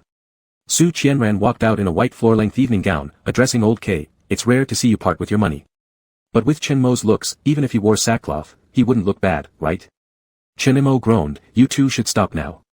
Su Qianran smiled and gazed at her reflection in the mirror, asking self-appreciatively, "How do I look in this?" It's nice, Chen Mo nodded approvingly, but isn't it too formal? Su Qianran, CM's invitation is hard to come by. It needs to be formal. I also like the red one, which happens to match my wedding banquet attire set. I've decided to get them both together. The wedding is just a couple of days away, Old K mocked, aren't girls supposed to care about ceremonies? These things should have been prepared a long time ago, but you're casually buying them now with us two partners. Su Qianran flicked her hair, that's my business. What's it got to do with you? In the end, Su Qianran picked Chen Mo's outfit, claiming it was to match her white dress, and once Chen Mo put it on, he never changed back. Friday morning, 10 o'clock. In number 1 hall at Hengguang, security was already thick on the ground maintaining order early. When Su Qianran arrived on Chen Mo's arm, quite a number of people had already gathered. Chen Mo helped guard her from tripping over her skirt, while Su Qianran couldn't help murmuring in his ear, experiencing this feeling of being the center of attention before we're even married makes me realize I really did choose well. Chen Mo glanced down at his suit. He wasn't sure how Su Qianran had chosen it, but it was indeed this style. It wasn't informal, per se. A quick glance showed his deep black suit with faint silver patterns paired with an open collar white undershirt, except that collar was merely decorative, and inside there was nothing. A well-draped silk scarf completed the look, subtly covering the small patch of skin revealed by the open collar. The style was both formal and relaxed with a hint of casualness, a combination Chen Mo had never attempted before. Director Su, Director Chen. Maybe it was due to the previous news speculations that followed them around. People they knew, or didn't, came up to greet them, especially Chen Mo.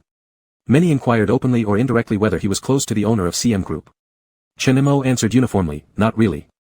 I only met him twice because of Huan Shang. That response kept the probing questions at bay. At 10:30, the ceremony officially began. CM Group, along with 16 foreign investment projects, significantly bolstered resources for Sui City, attracting representatives from various industries and local government leaders of different ranks. Chen Mo sat quietly throughout the event, watching Shi Xian in his formal suit shake hands with various individuals, signing contracts, and delivering speeches. She said, when CM was founded, we had a very simple yet earnest vision, to grow big and strong, to become the best in our industry. Central Meridian, beyond its foundational theory, has another special significance to me personally. You can think of it as an apple hanging in front of your eyes, or the moon suspended over your head, but today's CM is neither an apple nor a moon. It's a stimulant. Every step CM has taken so far. Su Qianran nudged Chen Mo's shoulder. Why do I feel something's off? Where? Chen Mo countered. Su Qianran, haven't you noticed? Think again. CM. C. M. Chen Mo thought it over carefully, then froze, a wave of shock passing through him.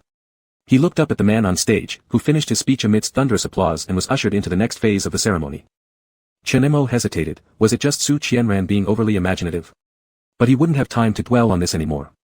Because when he took a detour to the restroom, he encountered a group of security guards tussling with a rather pretty girl in a corridor corner.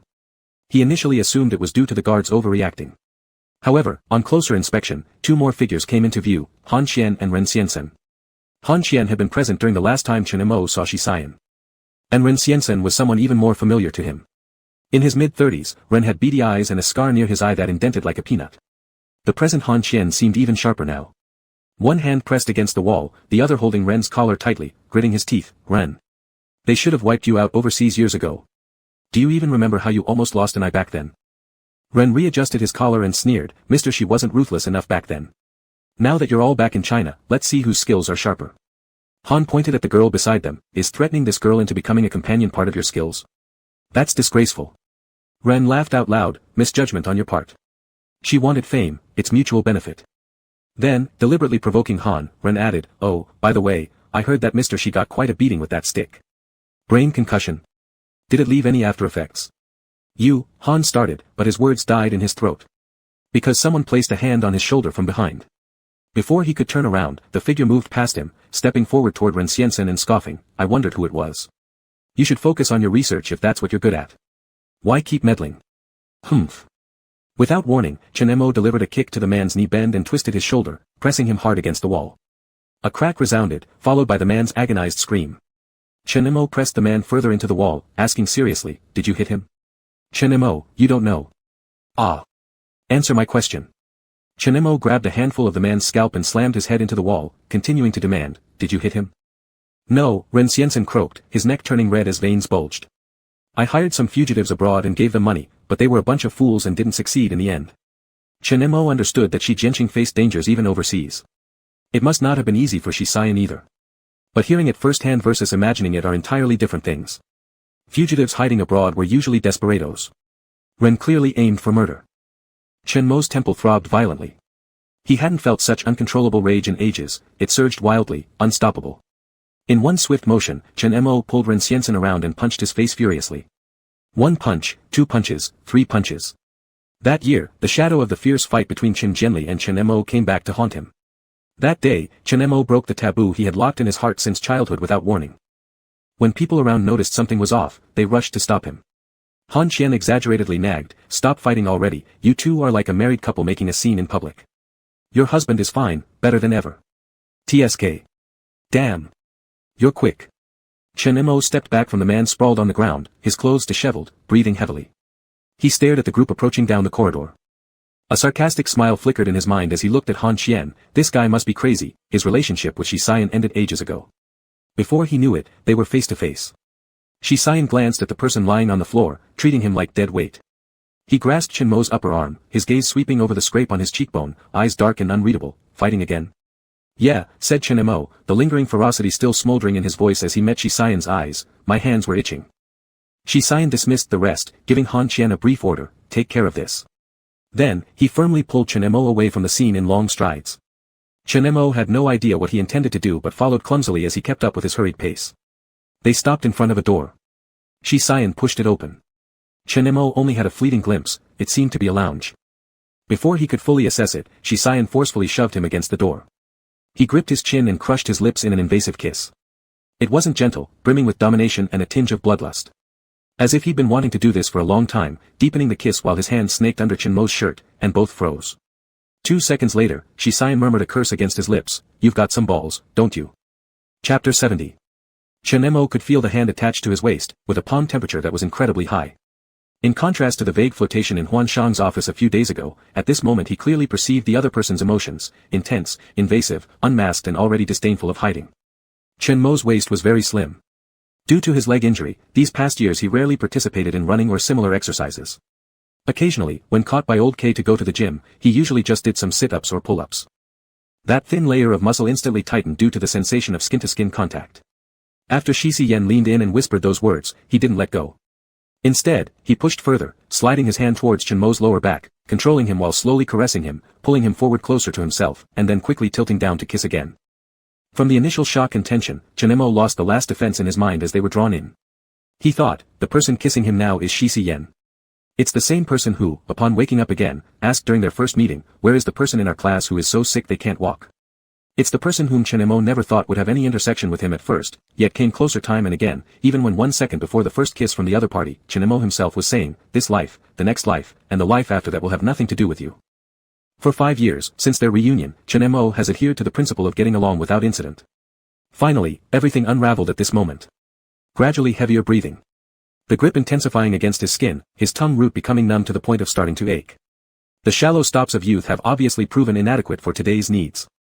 Chen Mo had never realized that when Shi Xian no longer concealed his excessive lust, it could ignite such passion, thickening the air, burning until Chen Mo felt as if he lost his mind. He was squeezed in the other's arms, with his ears, neck, collarbone all flushed red. The already partly open suit couldn't hide the trails left by wandering hands underneath, sweat making the encounter more intimate. Only the muffled groans deprived of breath echoed in the small break room, sounding like adding wood to a roaring fire. Until a series of footsteps were heard from the corridor outside. Judging from the sounds, they seemed to be heading towards the rest area. Their casual chatter carried a note of gloating. "Did you hear about what just happened? That rumored blacklisted young star came on site to cause trouble and was driven out by the security guards." "Yes, I heard that. Wasn't it possible that she was blacklisted by none other than CM CEO, Shi Xian? There's not much doubt about it. Think about it, someone bold enough to disrupt an event like this must be desperate and ready to make a final stand. Who knows if she wanted to seize the opportunity to advance her career or hold some compromising evidence against Mr. Shi. Would we wait around while she takes the initiative? I think there's more to the story than meets the eye. Rumors are rumors, but I suddenly noticed that the security measures at the venue just seemed to be strengthened, perhaps indicating there might be real trouble caused by competitors." The voices drew nearer. Chen Mo managed to regain a shred of rationality from the chaos, lifting his head away and muttering helplessly, "Shi Xian, someone's coming." Shi Xian still buried his face in Chen Mo's neck, giving little pecks. Chen Mo tensed up with nervousness, grabbing his hair, urging him on, "Are you hearing me? Let go." "Don't panic," Shi Xian replied calmly, his tone low and raspy, more sensual than usual. He straightened up, tidying the strands of hair disheveled over Chen Mo's forehead, and informed him, "This is the VIP lounge, not just anyone can come in." As he spoke, indeed, the footsteps already near the door passed by and went into the next room. Outside, quiet resumed once again. Chen Mo slightly pushed him away, only to discover his disheveled state, half-open clothing in front. Realizing the absurdity of the present scene, he glared hard at Shi Yen and then anxiously scrambled to button up his clothes piece by piece. Shi Yen chuckled softly twice, moved Chen Mo's hands away, and took over the task. While buttoning, his eyes roamed across Chen Mo's face, chin, and throat, as if he wasn't putting them together but taking them off. Chen Mo was somewhat regretful of losing control earlier and snapped at him, "Stop looking at me like that." "Mr. Chen," Shi Yen fastened the last button and adjusted the neckline to cover any signs of intimacy, a faint smile playing on his lips. "Are you angry?" Chen Mo was no child, and although his experience in such matters was minimal, it didn't mean he couldn't keep his composure. He quickly returned to normal, hooking his forefinger on the collar of Shi Xian's shirt that had been buttoned up to the top, pulling him closer. "How could I?" Chen Mo smirked outright, "It's quite stimulating. I wonder how the public would react if they knew the famous Mr. Shi took his ex-boyfriend into the restroom right after the landing ceremony wasn't over yet." Shi Xian maintained the posture, replying, "As long as I don't want it, no one will know. And the remaining part of the event doesn't require much from me anyway." "So what?" Chen Mo raised an eyebrow. "Going home with me now is a great choice," Shi Xian said. Chen Mo looked at him helplessly, let go, and turned to open the door. "All right, we'll both go back to our own places." In the next second, Shi Xian slammed a hand to press against the door that Chen Mo had just opened a crack. Shi Xian stood behind him, almost encircling him in his arms, his tone carrying two-part seriousness. "I'm not kidding around. You fought Ren Xiansen today, he won't let this matter slide easily. There's definitely more to come. Chen Mo didn't turn around, he won't dare report me, nor will he dare leak any information. The evidence I hold can make Chuanqing technology the laughing-stock of the intelligent technology industry. He lacks the guts." Shi Xian's chin grazed his ear, "So you beat him without hesitation." "I couldn't control myself," Chen Mo dodged due to discomfort while speaking. In the confined space, he turned to face Shi Xian, frowning and asked, "When you were abroad, did the Shi family send people to protect you?" "Yes." Shi Xian loosened his grip and stood up. "Ever since my uncle's incident, every important member of the Shi family has at least 3 bodyguards around them. That mishap happened because we all thought the target of the attack would still be my uncle, leading us astray. Han Qian led the team to where they believed the attack would happen, thus giving the assailants their chance." "Chen Mo, how many people were there at that time?" Shi Xian, 8, plus 2 backup drivers. Chen Mo cursed under his breath, "Damn." He had a sudden impulse to touch the scar on the back of Shi Xian's head for confirmation but managed to restrain himself. From the simple account, he could imagine just how dire the situation had been back then. It was only due to Shi Xian's great fortune and skill that he survived unscathed. Otherwise, Chen Mo would have doubted whether Shi Xian could have extricated himself from such peril. He's not invincible. One life, no rewinds. Chen Mo frowned, "With the evidence I have, can we handle him? Imprisonment, detention, review, anything works. It's not the right time now." Shi Xian told him, "I just received word that Lunel is also coming to China soon, within the next few days." Chen Mo wasn't well versed in overseas operations. Since Shi Xian said the timing wasn't right, Chen Mo decided to leave it alone. "Do you really not want to go home with me?" Shi Xian asked again. Chen Mo questioned suspiciously, "So are you worried about Ren Xiansen getting revenge on me, or do you have other motives?" Shi Xian scanned his clothes. "What if I say both?" "That's unnecessary." Chen Mo opened the door. "The incident earlier, you can act as if it never happened. Don't worry about it." Chen Mo opened the door. His steps appeared steady, though he moved a bit fast. Han Qian had crept up quietly at some point, bumping shoulders with Shi Xian. "Can't hold it anymore, huh? Who was it that promised me before returning that he'd only watch over him closely before eliminating UA once and for all? Now look at you, you've been back for just a few days, disrupting things during such a crucial moment." Shi Xian shot him a cold glare. "What do you mean by disrupt?" "Come on," Han Qian laughed loudly twice. "Have you forgotten you still carry the title of ex-boyfriend? Any action that isn't above board is called disruption." Shi Xian didn't bother responding. He merely gazed in the direction Chen Mo had departed, eyes as deep as the sea, even though the figure had disappeared out of sight. Chen Mo actually hadn't intended to escape. He wasn't someone who avoided problems either, but the atmosphere of the scene wasn't right or appropriate. He needed time and space to straighten out these matters, to sort through his genuine feelings and figure out how to face everything next. When he returned to the venue, the ceremony was nearly over. Su Qianran and Old K asked him why he took so long, and Chen Mo casually fabricated a reason to evade the topic. 10 minutes later, Shi Xian also reappeared. He went on stage to shake hands and hand over the responsibilities, showing no signs of abnormality. A champagne tower was opened to celebrate the successful completion of the landing ceremony, and then amidst thunderous applause, he made his way through the crowded hall, locking eyes with Chen Mo. At that moment, no one knew they had met and fallen in love in their best years, only to engage in a brief confrontation in the business arena many years later. Intense emotions were easily traced back to an almost uncontrollable kiss. Then everything calmed down as they both remerged into the crowd. At 5 in the afternoon, after the ceremony ended, people started leaving. Chen Mo followed Su Qianran and Old K, slowing his steps to exit. The person responsible for reception also took charge of farewells, creating a bustling scene by the entrance filled with businesslike comings and goings. The Sheener car was parked further back. They walked directly towards it, but halfway there, someone called out, "Wait." A staff member wearing an event badge hurried over. "Excuse me, which of you is Chen Mo, CEO of Sheener?" "That's me," Chen Mo replied in confusion. "Is something wrong?" The staff handed him a stylishly packaged box. "This is from Mr. Shi, asking to give it to you." Chen Mo accepted it with hesitation, about to ask, when the person rushed off again. By the time they reached the car door and opened it to get in, Old K, who was driving, immediately exclaimed upon seeing Chen Mo sitting in the front passenger seat, "What's wrong with your neck? It looks red in one spot." Chen Mo instinctively covered it, maintaining a calm tone. There must have been bugs at the scene. Old K was about to press further when Su Qianran, seated in the back, chuckled knowingly, or perhaps accidentally, and kicked the back of Old K's chair. "Stop asking unnecessary questions and drive already," she said. Then, turning to Chen Mo and shifting the topic, she added, "Why don't you check what Mr. Shi left for you?"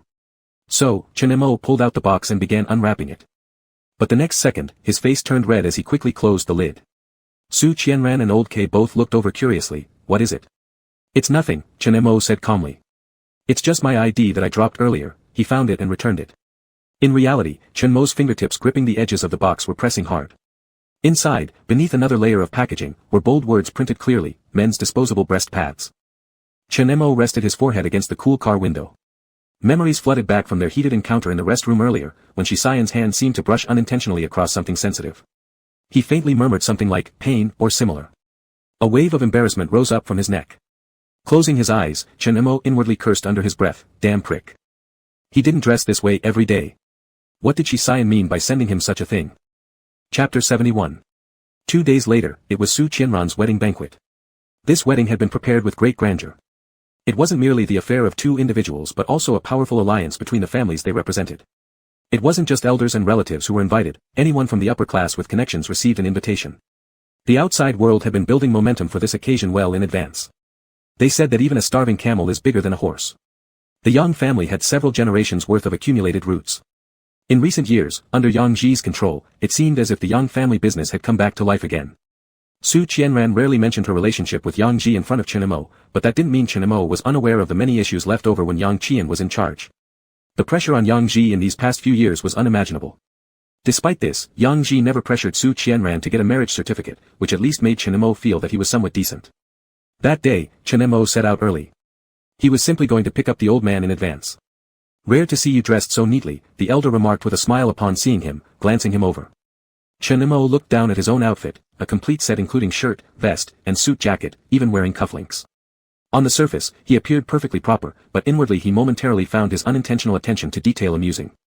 After pausing for a second, he then stepped forward and took the old man's wheelchair from the servant's hands, saying, "At least it's a wedding. I'm attending as a representative of Qianran's family and as a long-term business partner. So, I should dress formally." The old man's health was truly not good. But in today's red-black Zhongshan suit, he looked to have more spirit than usual.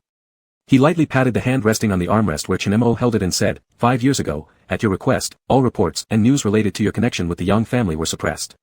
These past few years, you've completely cut off contact with your parents. From what I've seen, they seem to genuinely regret their actions. As for that child, it's rumored that once abroad, he didn't want to return. Your parents also gave up hope on him. You're trying to persuade me to reconcile?" Chen Mo asked, pushing the old man outwards. The old man shook his head. "I'm how old now? I don't have much time left, let alone involving myself in affairs between different generations. What I hope is that you can let go of these things deep in your heart and live well." Chen Mo smiled. "Grandpa, I'm living pretty well." "Are you really?" The old man turned to look at him, his eyebrows slightly furrowed. "You're at least at the age where you should start dating. Yang Ji has already gotten married. Why haven't I seen you find someone?" Just waiting for him to answer there. Chen Mo felt a slight headache and changed the subject. "I've been very busy with work lately." The old man wasn't going to let him off the hook easily, snorting, "Are you still thinking about that young man from the Shi family?" And he used an affirmative sentence. "No," Chen Mo replied. "Old man, it's best if you haven't. Whatever happened back then, whoever initiated it first, let's just call it youthful ignorance. Considering that the Shi family was at a critical stage when the incident occurred, looking back, you were the one who suffered the most dealing with the Shi family. Since you decided to break ties back then, it's over, and you should move on. I'm not so stuck in my ways as to insist you must marry a girl. But at the very least, you should find someone close to share life with. You can't say you're giving up on having a home and end up living as a lonely person. Worse than I, an old man. Do you plan to spend your days with your experimental data? The old man rarely discussed such topics with Chen Mo. After returning from separating from Shisayan 5 years ago, the elder never mentioned a word. Today's sudden talk may have been influenced by Yang Ji's marriage. Chen Mo's smile remained unfazed. With all the things you've given me, I could live 2 or 3 lifetimes extravagantly without any issue. Am I telling you about this? The old man showed some frustration. After 2 seconds, he continued, I know you haven't touched anything I've given you these years, and I know those unworthy young family members have been privately asking you for favors. In the future, after I'm gone, if you can hold on to it, keep it, if not, donate it all. Over these years, I've clearly understood that if Yang Ji wishes, he might still manage to support the young family. As for you, you chose the right path most suitable for yourself. No matter how hard the past was, it's over. A better future is stronger than anything. Chen Mo tightened his grip on the armrest of the wheelchair. He remembered something similar the old man had told him before his death in the previous life. These words about living well sounded simple but were something he hadn't grasped fully until his last breath in his previous life. Chen Mo gripped the old man's bony hand, saying, Grandpa, I understand. If you understand, then that's good. If you understand, that's good. The old man's voice filled with relief carried in the wind. From Chen Mo's perspective behind him, only then did he deeply realize how cruel time could be. Thus, in these past few years of his life, every weekend he had made time to accompany the elder, and the calm conversations they shared left Chen Mo deeply grateful. Chen Mo sent the old man to the resting room on the 2nd floor of the hotel where the wedding was being held and handed him over to the caretaker before going downstairs to look for old K and the others. Only a part of the middle and upper-level leaders from New Edge had come. For a company like New Edge that valued ability and disregarded personal connections, even though its scale was now not small, many of its middle and upper-level leaders had started from the grassroots. They were separately seated at one table, located in the lower middle section. Su Qianran had taken care of including Chen Mo's name as well. Chen Mo walked over to their table where the atmosphere was lively. Before, I only knew that General Manager Su came from a prominent family, but this is quite impressive. I've heard that this wedding has cost at least 8 figures. Her husband's family should be wealthier. The Young family has been rich for generations. It's my first time attending such a high-profile wedding. I feel like a bumpkin entering the city. Hey, President Chen, where did you run off to this morning? You didn't answer my call. Chen Mo pulled out the chair between old he and the sales department manager and sat down smoothly. Nowhere special, just went out to buy an outfit. The clothes I wear regularly are too casual. Everyone at the table turned to look at him. In unison, they said. Wow, Brother Mo, you look sharp. President Chen, you can directly serve as the best man. That's true. Your everyday clothes are always very casual. When you're away from the lab, you look like a college student, even though you actually haven't graduated from Q University yet, huh? That last time, when we went to meet with a few other companies, I pointed to Brother Mo and said this is President Chen, and they didn't believe me. Chen Mo gladly accepted all the teasing. On such an occasion today, he chose to stay in the most ordinary position, becoming a regular guest who simply attended the ceremony. The wedding ceremony had not officially begun yet. As the main characters, Su Qianran and Yang Ji were welcoming guests at the entrance of the hall. Yang Qian, Zhou Yaoqiong, and Su Qianran's parents were also present, creating a festive scene of harmony and joy. Just as the picture seemed perfect, an abrupt voice suddenly rang out. Dad, Mom, how could you not tell me about something so important as my older brother's wedding? This voice stood out because it was deliberately raised. Moreover, the person was not alone, there were 7 or 8 of them. All dressed in business suits, and they were foreigners, making quite a grand entrance. Standing at the forefront was none other than Yang Shul, who hadn't been heard from in years. Yang Shul looked much more mature, still maintaining the appearance of someone who had always lived a life of privilege, but the once signature cheerful and sunny demeanor seemed to have faded from his face, replaced by an enigmatic half-smile. People at Chen Mo's table were curious. Who is that? How does he have foreign people behind him while calling the bride and groom's parents? Is there another son in the Yang family? These doubts quickly found answers in the discussions of the neighboring tables. That must be the younger son of the Yang family, right? A few years ago, I heard he had gone abroad. He seems to be doing pretty well. But why wouldn't they notify the younger son about the elder son's wedding? Don't you know? The Yang family situation is pretty complicated. It seems the youngest son of the Yang family was swapped as a child, and it created quite a stir back then. So, is this new arrival the real son or the fake one? I'm not sure either. I lean towards fake, since it's rumored that the Yang family's relationship with the recovered son is strained. Nowadays, even basic information like photos is impossible to find online. From afar, the young couple looked extremely awkward under everyone's gazes. Of course, they could never tell anyone that initially sending Yang Shul abroad was because his reputation in China had already been ruined. His poor performance in a college entrance examination meant he had no future. Then, following the departure of the heir of the Shi family arranged by the Shi family, Yang Qian, thinking he'd done all he could, paid to send Yang Shul to the same place, leaving his fate in his own hands. Everything remained calm at first. Until Yang Shul started constantly asking for money, finding endless excuses. High living costs, unwillingness to live in dormitories, later demanding the family to buy him a house overseas. If his demands for money were not met, he would start yelling, lose control, and act crazy. Later, Yang Ji had someone investigate and discovered that his life abroad was chaotic. Not only was his private life messy, but he was also associating with disreputable individuals and developed a gambling addiction. Yang Ji had someone watch over him and force him to quit gambling. But Yang Shul laughed instead, saying, I'm the type who can't help myself, big brother, you forgot. Gambling runs in my blood. After 2 years of mutual torment with the Yang family, Yang Shul suddenly cut off contact, only saying that he wouldn't return to the country anymore before disappearing completely. Now, he had reappeared in this manner, surprising none more than the Yangs themselves. The couple was left no choice but to smooth things over, explaining mostly for the benefit of those around them, with such a long distance between us, the family decided not to trouble you with the trip back. Why didn't you let us know beforehand that you were returning? Chen Mo remained calm as he observed the scene. A message from Su Qianran popped up on his phone. Even amidst her own busy schedule, she still found time to vent to Chen Mo, I'm going to be sick. Didn't you pick this yourself? Chen Mo replied her. Su Qianran, I don't even live with my mother-in-law. Out of sight, out of mind. Who would have thought someone I thought disappeared into some corner of the world could come back? It's all over for Yang Ji. If he dares to interfere in this mess again, he's done. Chen Mo glanced at Yang Ji, who since Yang Shul's arrival, had been standing quietly without showing much emotion, but his obvious frown spoke volumes. Chen Mo smirked and replied to Su Qianran, from what it looks like so far, your influence has been quite effective. As he put away his phone, Chen Mo noticed Yang Ji glancing toward him. He couldn't quite decipher the look, it seemed like a hint of concern. Concern about what? Was Yang Ji worried that he might stand up and declare that Yang Shul wasn't biologically related to the family and disrupt the wedding? Chen Mo gave him an icy stare in return, as if to say, stop looking, there's something wrong with you. Besides Yang Shul's sudden appearance with his group, the wedding continued as planned. The crowd quickly forgot about the brief interruption. Seated among colleagues meant there was never a shortage of topics to discuss, and conversations flowed effortlessly across a variety of subjects. At Chen Mo's table, the chatter never ceased. He occasionally joined in with a few remarks while keeping his focus mostly on his phone. When he noticed the atmosphere pause momentarily, he felt a presence behind him, an oppressive one. Reacting instinctively, Chen Mo turned around just in time to see nothing but the button on someone's expensive suit jacket, a telltale sign of high-quality material. No one at the table reacted immediately. Mr. Shi. When did Mr. Shi arrive? No one dared offer him a seat, after all, his place would undoubtedly be closer to the main table. Shi Xian glanced down at the shadow created by a head of black hair near his waistline and smiled, just arrived, need to speak to your President Chen about something. Chen Mo, who was trying to act as though nothing happened, helplessly turned back around. What do you want, Mr. Shi? As the representative of the next generation of the Shi family, Shi Xian's appearance at this wedding was already drawing significant attention. Leaning casually over the back of Chen Mo's chair, he whispered close to his ear, don't leave after the ceremony's over, I want to introduce you to someone.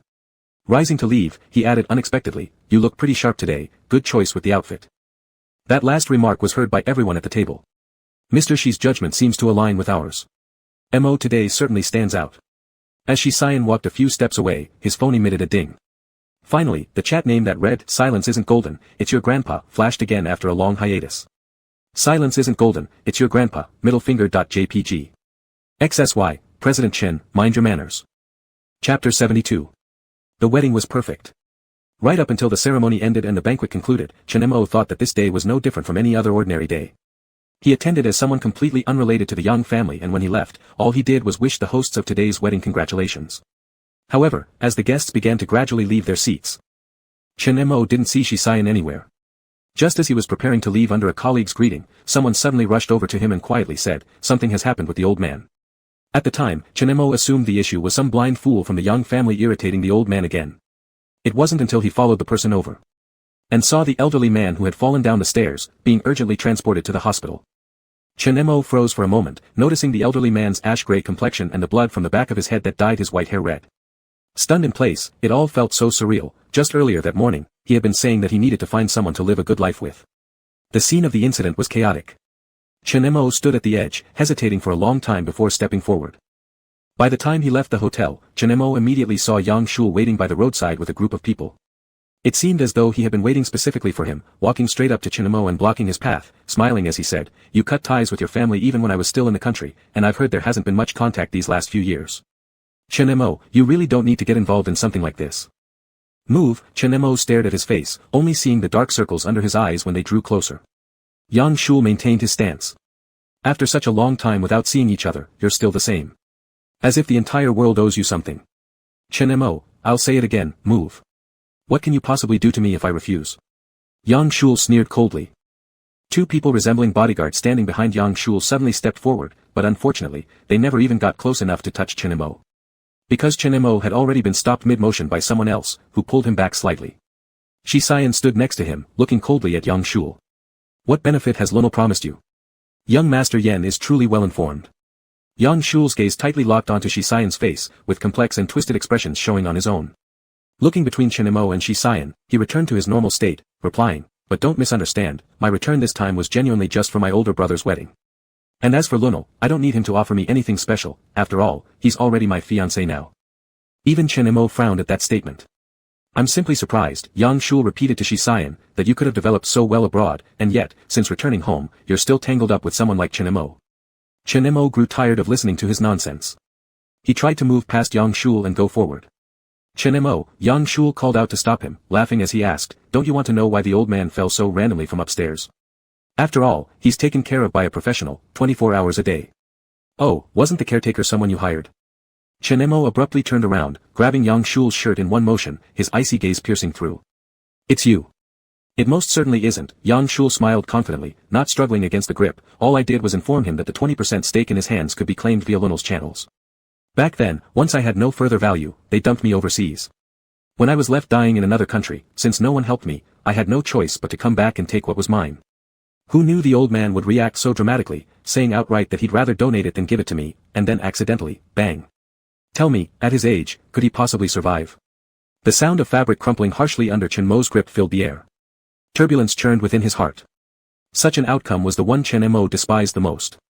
In a previous life, the elder had indeed passed earlier, but without enduring much suffering, unaware that the shares of the Yang Corporation had fallen into someone else's hands. If Yang Ji had ultimately transferred his shares to Yang Shul, at least it wouldn't have happened under these circumstances. Chinmo would rather the transfer of equity had been the result of a fair business competition between himself and Yang Ji, instead of transforming into a weapon wielded by Yang Shul against the old man. Pulling Yang Shul closer, Chinmo spoke word by word, "You'd better pray that Grandpa makes it safely. You, a nobody who only showed up halfway through, stop pretending to be so close to him, you, ah." Shisayan reached out and grabbed Yang Shul's hand, twisting hard until pain contorted his features. At the same moment, Shisayan's men also detained those accompanying Yang Shul. Turning to Chinmo, Shisayan stated, "Let's head to the hospital first. Take my car, I'll handle this." "Thanks." Accepting the keys handed to him, Chinmo couldn't think of anything more appropriate to say right then. After learning that Yang Shul had somehow become associated with Lunel from UA at some unknown point, Chinmo understood that it would be more appropriate for Shisayan to handle this matter. He walked towards the roadside with the car keys in his hand. He could still hear Yang Shul's voice behind him, but there was no trace of the pleading tone he usually used when cornered by Shisayan. Instead, Yang Shul sounded a bit unhinged now. He said, "Yen, you didn't reply to any of the emails I sent you overseas. Do you still think it's all my fault? I only teamed up with Lunel because I had no other choice. He is already an old man." Chinmo wasn't sure how Shisayan felt about this. But due to these words, the fury within him intensified once again. If possible, Chinmo wanted nothing more than to turn back and tear the person away from him and throw them out. At the emergency room of the central hospital in Suiqing City. It was in the afternoon. The corridor outside the emergency room was packed with people. Leaning against the wall, Chinmo observed as the four children of the elderly man, including his biological father, Yang Qian, argued over something entirely unrelated to their father's safety, who was responsible and who owned the shares of the elder's company. Their disputes grew louder over time. Enough. Finally, Yang Ji stepped forward. His eyes were bloodshot with rage. Is this the right moment to argue?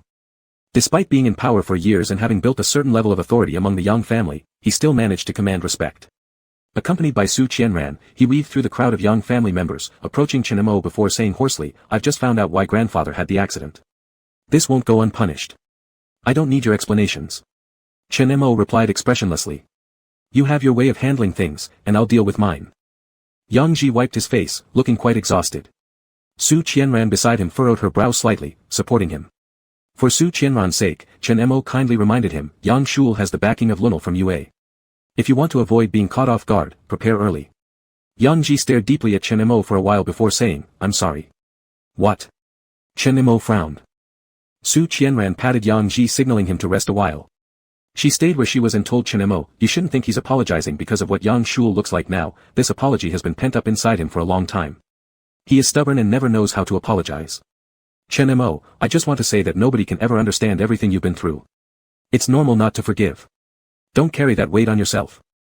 There's no such weight, Chen Mo smiled faintly. However, if you keep talking, I might feel apologetic towards you. Su Qianran chuckled softly. And leaned next to him. After a full 4 hours, the emergency room doors finally opened. The elderly man was older, and after undergoing surgery for intracranial bleeding, his life was temporarily secured, though whether he'd awaken remained uncertain. Chen Mo's brief relief quickly turned into anxiety again. The elderly man would require 24-hour monitoring in the intensive care unit. The family couldn't visit yet.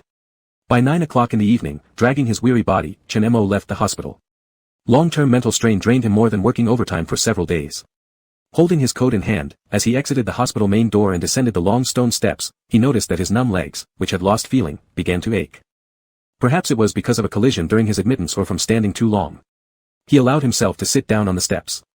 Every now and then, 2 or 3 people entered and exited the hospital gate. Whether it was 3 minutes or 10, when Chen Mo spotted the person stepping out of the parked car by the side of the road, he didn't immediately stand up. Shi Xian was still dressed in the formal attire from earlier. Shutting the car door behind him, he climbed the steps slowly toward Chen Mo. How did you come here? As the figure approached, Chen Mo looked up and asked. Shi Xian squatted in front of him, to pick you up, otherwise someone might end up spending the whole night on this staircase tonight. Chen Mo stared at the familiar silhouette crouching in front of him. The same as the day he almost fell from the stone stairs after playing basketball, and later, that same silhouette had crouched down before him. From boyhood to young adulthood. People came and went around him, but this person always returned. Without a word, Chen Mo stood up, crawling onto his back. Carrying him seemed effortless to Shi Xian, steady and deliberate steps taken without hesitation. The midnight wind felt cold as it crept into his neck, but the warmth from their close contact was enough to keep Chen Mo warm. Shi Xian carried him down the steps and continued walking slowly along the road instead of heading to the car. Xiao Lin followed behind in the car. Chen Mo didn't say anything. Not far from the hospital was a middle school, where many students came out to eat or shop on weekend nights. They talked about the latest technologies and trending topics. A group of them noticed a tall, handsome man carrying another attractive young man on his back and whispered a few sentences, laughing playfully without any ill intent. Shi Xian, Chen Mo said, resting one hand on the other's wrist while his suit jacket hung loosely from Shi Xian's chest. He asked curiously, I just heard someone ask if we were a couple. Back when we were in high school, you carried me too, why didn't anyone say anything then? Shi Xian replied, they did. You heard it? Chen Mo questioned curiously. Shi Xian affirmed with a single sound. Chen Mo recalled the period when his leg injury recurred, they weren't particularly close back then. He laughed and asked, were you secretly cursing me for ruining your reputation by claiming I'm gay? No. I was only thinking, how could such a guy look so tall yet be so light? Chen Mo lost for words, so that's it. Or what?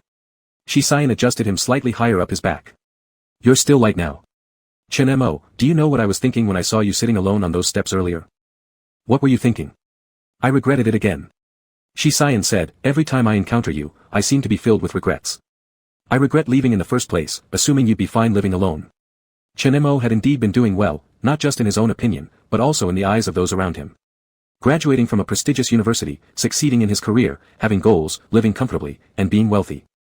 Yet, this one sentence from Shi Xian felt like a hand grabbing at his heart, sharp, sour, piercing, causing him to furrow his brows in discomfort. Unable to bear the atmosphere anymore. Chen Mo changed the topic, what did you do after I left this afternoon? There was nothing else to do, Shi Xian replied nonchalantly. I had someone grab him and toss him back at Lunel's hotel room door.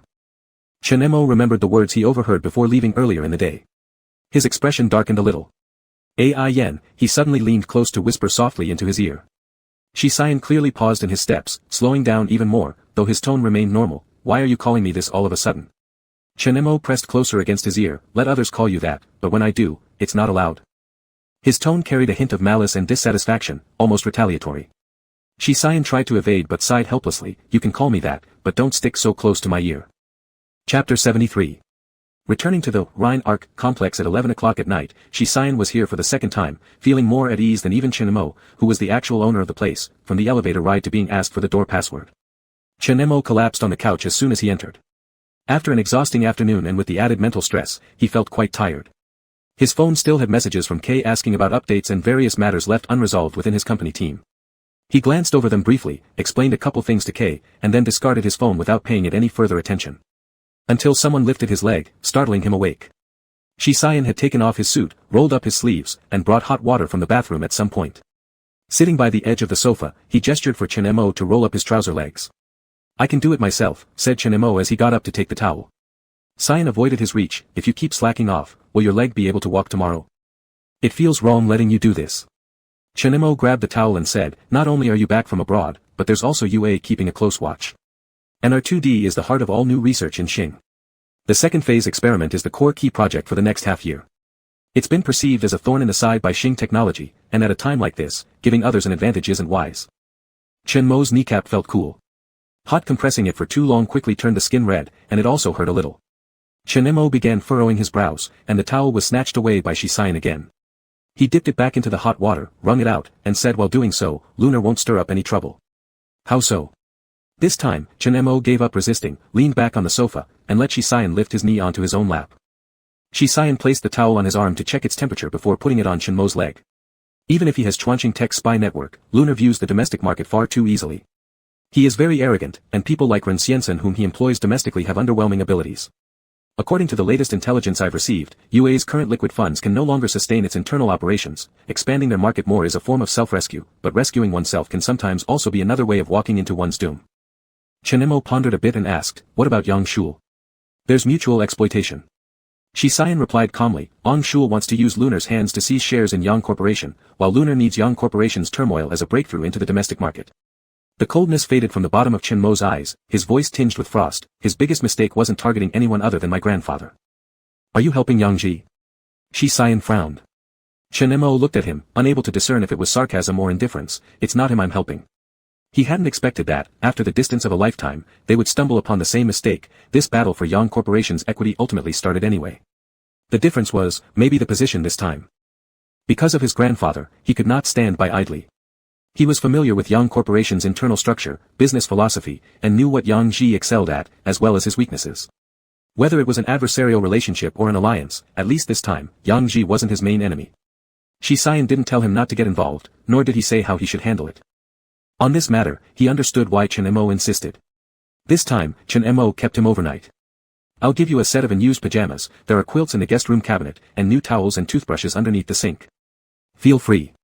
Seeing how casual Shisayan was when entering, Chen Mo didn't worry about him being reserved. After briefing him briefly, he went to take a shower and returned to his room to sleep. He thought he'd fall asleep quickly. But he didn't. He heard the sound of Shisayan's footsteps in the living room, the running water from him brushing teeth in the bathroom, and his smooth English during a video meeting late into the night, which lasted half an hour. Only then did he hear him go next door. Unconsciously, it reminded Chen Mo of the time they rented outside Zhongyi.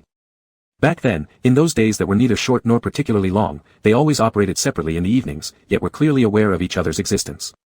This gave Chen Mo a sense of time standing still. Until the lights went out in the neighboring room and everything became completely quiet. Unfortunately, Chen Mo suffered from insomnia. Perhaps because the incident involving his grandfather had happened too suddenly, he lay sleepless in bed despite his mental exhaustion. By 2 o'clock in the morning, he still had not drifted off. Chen Mo eventually decided to get up and take a couple of sleeping pills. The doctor had advised him to only use them if necessary. Indeed, he tried to avoid taking them unless absolutely essential. However, since the beginning of the R2D project, his dose had increased from 1 pill to 2 over the past 6 months. Moving quietly so as not to disturb anyone, Chen Mo slipped out of the bedroom in slippers without turning on any lights. Using the moonlight filtering through the floor-to-ceiling window, he navigated his way into the open-plan kitchen island and started boiling a kettle. While waiting, he leaned against the counter, staring blankly out the window. At the sound of a door opening behind him, he instinctively turned around. He saw Shisayan walking out. "Did I wake you?" Chen Mo asked. Shisayan was wearing a dark robe that was a size too large for him and did not respond immediately. Chen Mo thought there was something strange about him, not just because he didn't answer, but more because of the heavy and deep gaze fixed on him. Even across the entire living room, Chen Mo could feel trapped by this piercing stare, as if tightly captured. Chen Mo assumed something must have happened with Shisayan's company and turned fully toward him, frowning. "What's wrong? Did something happen?" No, Shisayan crossed the shadowed space, and it seemed as though Chen Mo had been imagining things earlier. Shisayan approached and spoke calmly, "I'm a light sleeper. I woke up at the sound of activity. Are you thirsty?" Upon seeing Chen Mo heating water, Shisayan asked casually. The moment became ordinary until Shisayan noticed the small bottle of medicine placed beside the countertop. Chinemo wasn't sure what was going on with him tonight.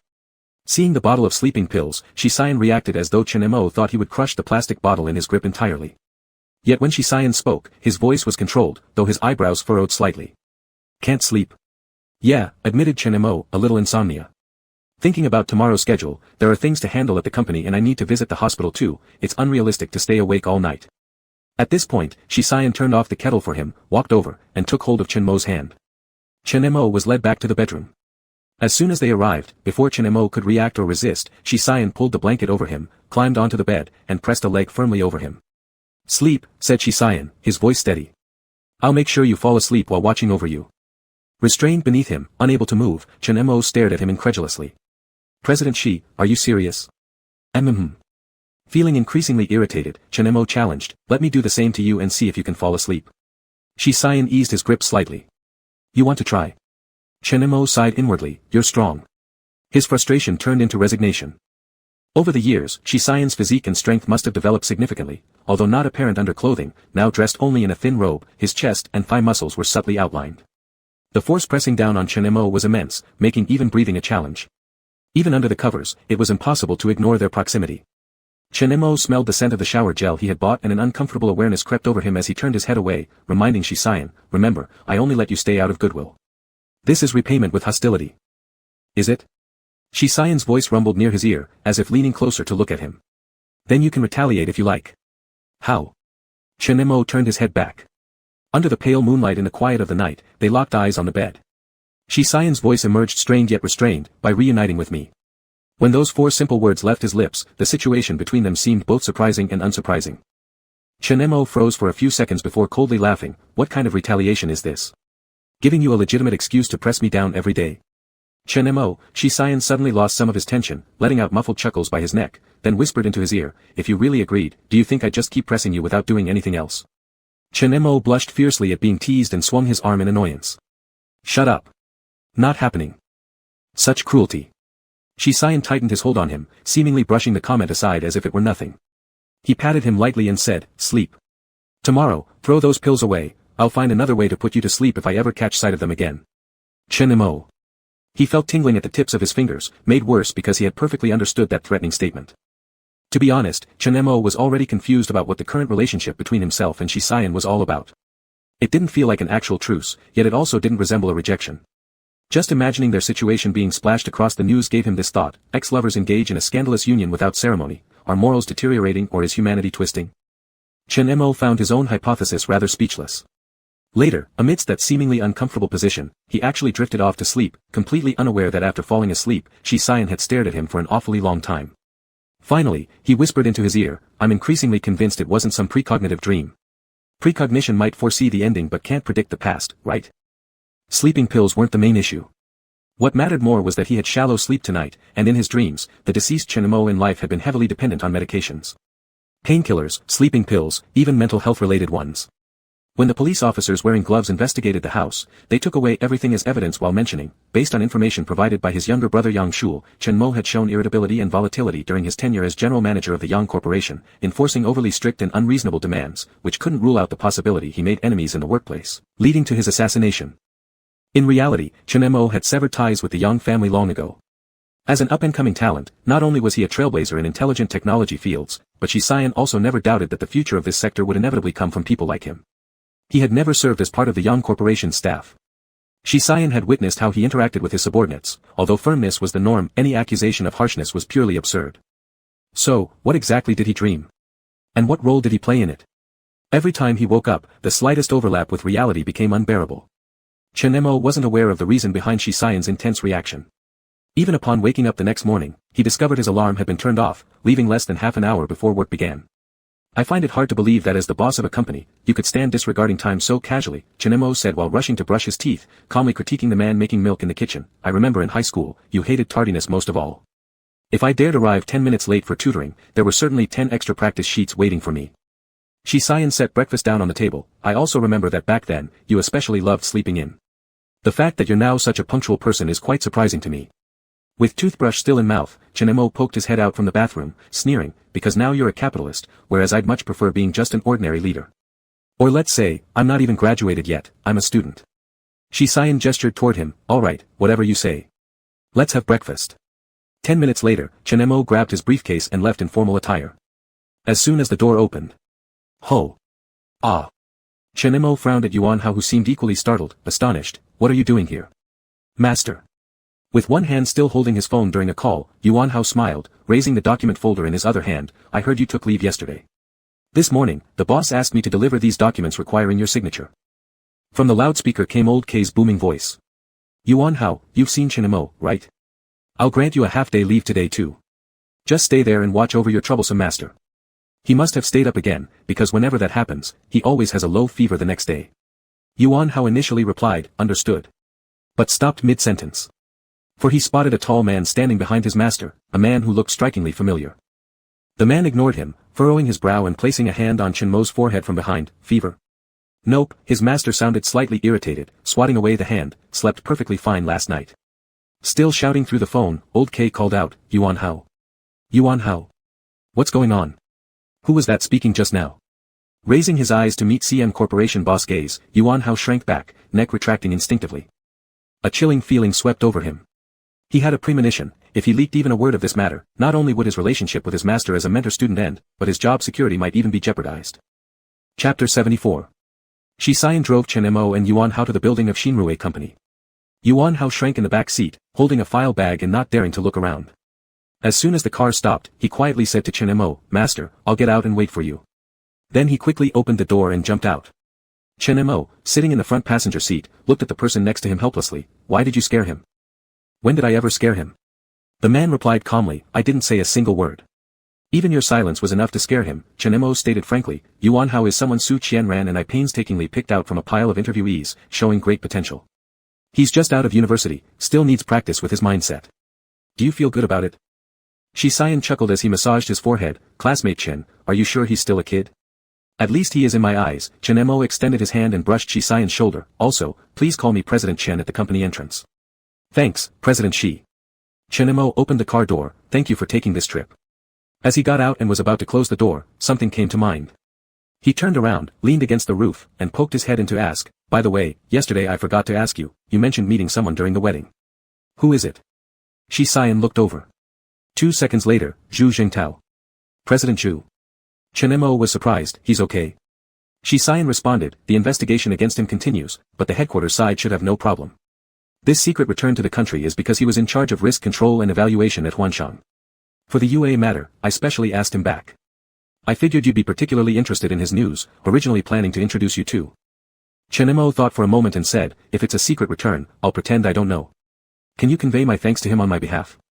Thanks. Shisayan raised an eyebrow. Chinemo fell silent for 2 seconds. Alright, I owe you thanks. I know that 3 years ago President Zhu chose to cooperate with Shinrue largely due to you. Shisayan suddenly leaned over from his seat. Serious, Chinemo, I admit that I facilitated the connection, but I never interfered with the final outcome. Because I trust you. Being so close, the atmosphere paused slightly. Chinemo reacted first, stepping back. Alright, understood. Hold on. Shisayan called him back. Chinemo turned around. What? Allow me a word of advice, the little guy you're referring to probably has feelings for you. Shisayan glanced 10 meters away at the waiting person, then returned his gaze, raising an eyebrow. This is strongly frowned upon in the workplace, right President Chen? He's also your subordinate, leaders should act like leaders, keep some distance. Chinemo gave a look of exasperation towards the sky. He slammed the door shut with decisiveness. He walked toward the office. Yuan Hao hurriedly caught up. Master, wait for me, Yuan Hao shouted. Chinemo waited a few seconds until the other person caught up before continuing ahead. Yuan Hao reverted to his usual state around Chinemo, chatterbox and nervous. Master, was President Shi from CM staying at your house last night? How come I feel his gaze on me carries such hostility? Does he have an issue with me? Chinemo pushed open the glass revolving door. Don't overthink it, his problem is with me. Huh? Yuan Hao had a bewildered face. Aren't you two old classmates? Why would he have an issue with you? Chinemo entered inside, stopping in his tracks. He turned around to look at Yuan Hao. Yuan Hao touched his face confusingly. What's wrong? Master. Not just classmates. Chinemo suddenly spoke. Former boyfriend. Is. Yuan Hao stood rooted to the spot as if struck by lightning, unable to regain his senses for a long time. In his view, his master was dressed in a black long coat. He rarely wore formal attire unless for meetings outside the laboratory or social engagements. Therefore, despite knowing that his superior was his boss, Yuan Hao always harbored a faint delusion that there might be a minuscule chance for himself. He had contemplated the possibility that Chen Mo might be gay. When Shi Xian appeared, he had wondered if the other man felt similarly toward their teacher, concealing improper emotions. But he had never expected such a relationship between them. Former boyfriend? That means they dated before. What kind of person could his teacher be when he was in love? It was hard for Yuan Hao to suppress his divergent thoughts. And why did the master tell him this now? Had he sensed something? Yuan Hao started feeling uneasy early in the day. By the end of the morning, Yuan Hao had discovered he was overthinking things. Apart from a brief reminder at the company entrance not to tell anyone else, everything continued as usual. Chen Mo scolded him without any mercy. He guided Yuan Hao with equal clarity when it was necessary. The whole office ran in perfect order, leading Yuan Hao, who thought he was holding a grand secret about his master, to firmly believe it was because Chen Mo trusted him and that he absolutely couldn't betray this trust. Chen Mo had no idea that his offhand comment had such a profound effect on his little apprentice. Moreover, he had no energy to focus on that. Grandpa had fallen into a prolonged coma, and whether he would awaken remained uncertain. During the lunch break, before Chen Mo's office door closed, someone heard him on the phone. In the conversation, they faintly heard him addressing someone by name, possibly Yang Ji. Anyone curious enough to investigate further would discover that Yang Ji was none other than the CEO of the Yang Group and Su Qian's husband. Before more could be heard, the office door was shut. 2 days later. News reports surfaced detailing the Yang Group's entanglement in an internal equity struggle, which quickly escalated. First, many noticed that under the guise of social capital control, several collateral branch leaders of the Yang family were expelled from the board of directors. Some speculated that this was Yang Ji's method of internal cleansing. But just a few days later, news spread that the Yang family patriarch was critically ill, prompting another round of disputes over equity proxies within the Yang family. Enter adoptive son Yang Shul. Leading some shareholders opposing Yang Ji's faction, Yang Shul used debt claims to seize equity control. Further revelations emerged. UA Group had repurchased 31% of the Yang Group's shares. Adding the potential 20% in Yang Shul's hands meant that this game of chess might even lead to a complete change of ownership for the Yang family. Comprehensive analyses began appearing, all pointing toward Yang Ji losing the battle. The industry buzzed with speculation. As for those unfamiliar with the business details, their attention lay less in the intricacies but not in the drama, and the heat around the matter never waned. Only can say, brilliant, who exactly is Yang Shul? Can someone provide an analysis? Isn't he supposedly the adopted son of the Yang family? Rich household infighting isn't unusual, but what's bizarre is how brazen an unrelated son is being in trying to claim the inheritance. Got some inside scoop, this adopted Yang son has deep ties with Yue's Lunel. Someone said during his time studying abroad, he was frequently seen entering and exiting her villa. You could even look at her social media overseas where she curses furiously, using terrible words. The more you dig into this mess, the harder it gets to swallow. All I feel is pity for President Yang right now. Is he getting bitten by his own younger brother? Joining forces with outsiders to try and destroy him? Isn't the Yang family newly allied with the Su family? Shouldn't it be hard to bring him down? The person above doesn't understand, the Su family has almost no role to play in this fight. I'm certain that if no miracle happens, the Yang Group is done for. Done +1. Inside the Yang Group, these past days were filled with unease among the staff. No one below truly understood what high-level struggles were occurring, but rumors about a changing boss circulated constantly. Everyone worried about their future job security. On the other hand, the name that recently kept appearing in everyone's ears, Yang Shul, the boss's younger brother, had not shown up. Instead, a man came to the front desk that day. He carried a briefcase alone, looking handsome, lean, calm, and casual. The receptionist asked, "Sir, may I ask whom you are here to see?" Yang Ji, the man directly called the boss by his first name and added, "I don't have an appointment. Could you please inform him that my name is Chen Mo?" The receptionist didn't give it much thought, passing the call through to the secretary's office, then to the president's office. A reply eventually came back. Let him come up. Also, since he's President Yang's younger brother, there's no need to report his visits anymore. The two receptionists stared dumbfounded. Hadn't they heard that the boss's younger brother was named Yang Shul? This man's name was Chen Mo. Then they recalled something, they'd heard that the Yang family once had a biological son who was switched at birth. Was this him? Didn't they say their relationship had deteriorated? Weren't they already cut off from the Yang family? What exactly was going on? The arrival of Yang Ji's biological younger brother, in terms of blood relation, became widely known within the Yang Corporation due to lack of concealment. Unfortunately, apart from the receptionists, no one saw him in person. Since Chen Mo was led directly to the top floor through the VIP channel. Yang Group's top floor office. I thought you didn't want to come here. Yang Ji poured him a cup of water. Chen Mo stood by the window, looking at the familiar facilities and environment. His mood was neither complicated nor clear. He opened his mouth. If it weren't for going over the details, I wouldn't have wanted to come either. Chen Mo remembered the years he had contested with Yang Ji. Back then, he felt standing in this position symbolized the power that would be in his hands, a life completely under his control. Now standing here, all he could feel was the desolate emptiness of being high up, as well as the weariness of struggle. After Yang Ji transferred the shares to Yang Shul, Chen Mo carried out his own plan of overthrow. At that time, he felt that since he himself hadn't obtained them, why should they? Now, however, he had to turn around and save the Yang group. Surprisingly, there wasn't any sense of unwillingness or willingness inside him. Chen Mo turned and took the cup from Yang Ji's hand, saying, "Don't waste time. I need to go back and work overtime tonight. Let's begin." Yang Ji did not make unnecessary chatter either. Walking back to the desk, he lowered the screen on the wall and turned on the projector. The first thing shown in the lens was a long conference table. Most faces seated around the table were Western men in formal suits. The person sitting at the head of the table was no stranger to Yang Ji. Shi President, Yang Ji nodded as if there had been no private dealings between the Shi and Yang families. "Yesterday I returned temporarily to CM's headquarters to handle something. Sorry, the meeting can only be held in this manner." Shi Xian's gaze locked onto someone sitting on the couch in the screen, as though confirming something before quickly looking away. The current situation is indeed proceeding as we expected, but once CM takes over. The meeting was conducted in both Chinese and English, giving Chen Mo a sense of being back in the past. He concentrated, occasionally offering opinions or raising doubts. The situation was complex. The other side was making a formidable advance. As the party seemingly on defense, clarifying their strengths and weaknesses, determining the direction and plans, and timing their move were key priorities. Before they knew it, 3 hours had passed. The meeting ended, and people on Shi Xian's side began dispersing. Before disconnecting, the figure within the wall screen rose and said to Yang Ji, "Older brother, during these days when I'm not in the country, Chen Mo isn't just the legitimate inheritor of the Yang family equity, he also represents CM. If we can't reach each other in an emergency, he can issue all orders on behalf of CM concerning this matter." Yang Ji paused while tidying up his things, looking toward the person flipping through documents on the sofa, unperturbed. Bitterly laughing, he remarked, "What kind of person do you two think I am?" "Not a good one anyway," Chen Mo suddenly added a comment. As Yang Ji almost lost composure, Chen Mo closed the materials and got up from the sofa. "Let's go," he said. Walking a few steps, he stopped and looked at the screen. When exactly did I become the representative of CM? In the screen, Shi Xian loosened his cuffs and rolled up his sleeves, pausing briefly before looking up. "Whenever you want to, anytime, it's entirely your choice." Yang Ji sighed beside them. "We have a proper cooperation agreement with tripartite contracts. If my subordinates hear this conversation of yours, they might start worrying about losing their jobs. And Mr. Shi, your tone doesn't sound like you're giving him representative rights, it sounds more like you're proposing marriage." Chen Mo looked incredulously at Yang Ji. "Are you crazy? When did this man change so much?"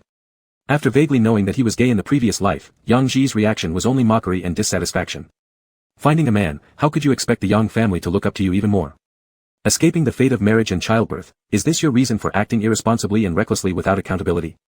Chen Mo once suspected whether this man had an unhappy marriage, deliberately picking fights with him. That day, Mr. Yang's younger brother suddenly appeared at the company and the news spread across the Yang Corporation. And someone disclosed that they personally saw Mr. Yang see him off downstairs, and the rumors about their bad relationship were unfounded. They only heard Mr. Chen seemingly unable to bear it anymore mutter, "He hasn't done anything to me. How many times do I need to say this? Is your wife aware you're asking this kind of question?" A group of people were confused. What exactly did Mr. Yang ask? Is there a question that Mrs. Su isn't supposed to know? Someone raised their hand. "Based on my experience mixing around for years, anything that needs to be hidden from one's wife, and starts with he or she either involves emotional infidelity or having already slept together without daring to say. Just returning after seeing someone off, Yang Ji. Employees who met face to face with the boss." Chen Mo's mind raced, and it was hard to describe Mr. Yang's expression. It seemed that the bankruptcy of Yang Group was really true. Chapter 75. In the following days, Yang Corporation remained in the spotlight, and the public's attention on it showed no sign of waning. Meanwhile, someone quietly discovered that Yang Corporation had recently merged with 2 other similar companies. Though Yang appeared to be barely holding on, compared to the acquired companies, it still held a dominant position, thereby securing actual control rights and increasing its competitive advantage. Yue, having no choice, was pulled back to the negotiating table, entering a long phase of tug-of-war negotiations. "Have you been very busy recently?" Go Yang, who finally managed to take off his white coat, invited Chen Mo for dinner. In a bustling seafood buffet restaurant, Old Go disassembled a crab by hand while frowning and asking him, "Take a look at yourself, your complexion shows you haven't rested well. You're worse than I am, even though I often have to work night shifts." Chen Mo, who had indeed been extremely busy over the past 2 weeks, picked up a piece of corn from the soup base and said through the rising steam, "It's okay. The main tasks are mostly done, so I can rest a bit now." I knew you must have been involved in what happened at the Young family during this period. Old Go stated confidently, and judging by some professional forum leaks, the capital driving the Young Corporation's mergers and acquisitions is probably CM, right? Chen Mo glanced at Old Go and chuckled. When did you start paying attention to financial news? Was I paying attention to financial news? No, I was paying attention to you. Old Go, who had gained a little weight since high school and was developing towards the image Chen Mo was familiar with from his previous life, added more composure as he occasionally acted nervously, said, since I'm paying attention to you, I inevitably pay attention to him, and by paying attention to him, I naturally notice these trends. As he spoke, he kicked Chen Mo under the table. Hey, what's going on between you two right now? There's nothing going on. Chen Mo replied calmly, he has been abroad recently. Damn, Old Go muttered silently, I thought he came back especially to chase after you. How long has it been before he went out again? How many years will this take this time? Chen Mo fell momentarily speechless and replied, rein in those ridiculous thoughts of yours. This time he left seems to be for work purposes. He'll be back next week. You know so clearly when he's coming back, Old Go doubted, are you really saying there's nothing going on? Chen Mo explained, we have cooperation. Knowing when he'll return to the country isn't something strange, is it? Old Go tried to fish for information but ended up without any useful leads and had to give up, then idly looked around and commented, I find you increasingly difficult to deal with. Do the people working under you actually put up with you? That's none of your business. The way Chen Mo and Old Go interacted was still the same as before, despite their busyness and the long time they hadn't seen each other. They felt no estrangement upon meeting again. Chen Mo also knew why Old Go had invited him. An elderly man hospitalized in the hospital where he worked received notifications from the hospital the day before, stating the old man's condition had worsened, and the probability of regaining consciousness was less than 10%. Old Go didn't mention this all night, nor did Chen Mo. They talked about irrelevant things. Later, they revived the group chat they built back in high school. They asked who had time this weekend to gather for dinner. Chen Mo was also in that group. Although people occasionally posted updates about their current lives in it, he rarely spoke himself. Except for Goji Yang, who always included him in every conversation, making his presence always quite noticeable. Just like when Jiang Su asked Old Go, I happen to be returning this week. Who else besides you? Old Go immediately took a photo of Chen Mo with his phone and threw it into the group. A number of people were shocked into activity. Is Brother Mo, such a busy person, here too? Mr. Chen, how about joining us this weekend's gathering? Brother Go, your pictures of Brother Mo are blurry but still handsome as hell. Now compare them to your ever-widening self. Don't you feel embarrassed?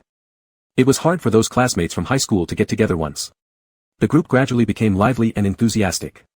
At this moment, a familiar account suddenly popped up, tagging Old Go and saying, seafood is cooling. Let him eat less of it. There was silence in the group for a few seconds. President Shi. Shit, President, you're alive. For 2 years, you've barely spoken in this group. And neither has Brother Mo. I almost thought you changed your number. Shi Xian sent another message, no, I've been reading all the group messages. This group now didn't only include Jiang Su and Qi Lin and a few others. Over these years, many former classmates who became closer after graduating high school were continuously added. Classmates brought in classmates. Their relationship with Shi Xian was nowhere near as close as the ones they had with their former dorm mates back in those days. So when Shi Xian appeared, all kinds of topics began revolving around him. I understand, everyone's seen the news that CM is moving into the domestic market. Even I, a coder, am busy running around non-stop these days. Mr. Shi, is it true that CM is interested in the project at Heilin? Class Representative Shi, are you coming to the reunion? There were too many questions. Instead, those who initially spoke up, like Jiang Su, no longer replied. After all, the world of adults was also filled with realities. Old Go continued eating while looking at his phone frowning and said, what's this person who White brought in last year? The first thing he does is inquire about other people's projects, how could I not be annoyed by this? It's normal. Chen Mo picked up a crab and said, exchanging resources should inherently be a good thing, but because Shi Xian is considered so high by some people's eyes, it makes things seem out of sync. This was the main reason why Chen Mo rarely participated much later on. Dealing with interpersonal relationships was the hardest thing to manage, and he simply disliked the hassle. As soon as Chen Mo's crab landed in his bowl, Old Go snatched it away, saying, Chairman, she just mentioned earlier not to let you eat.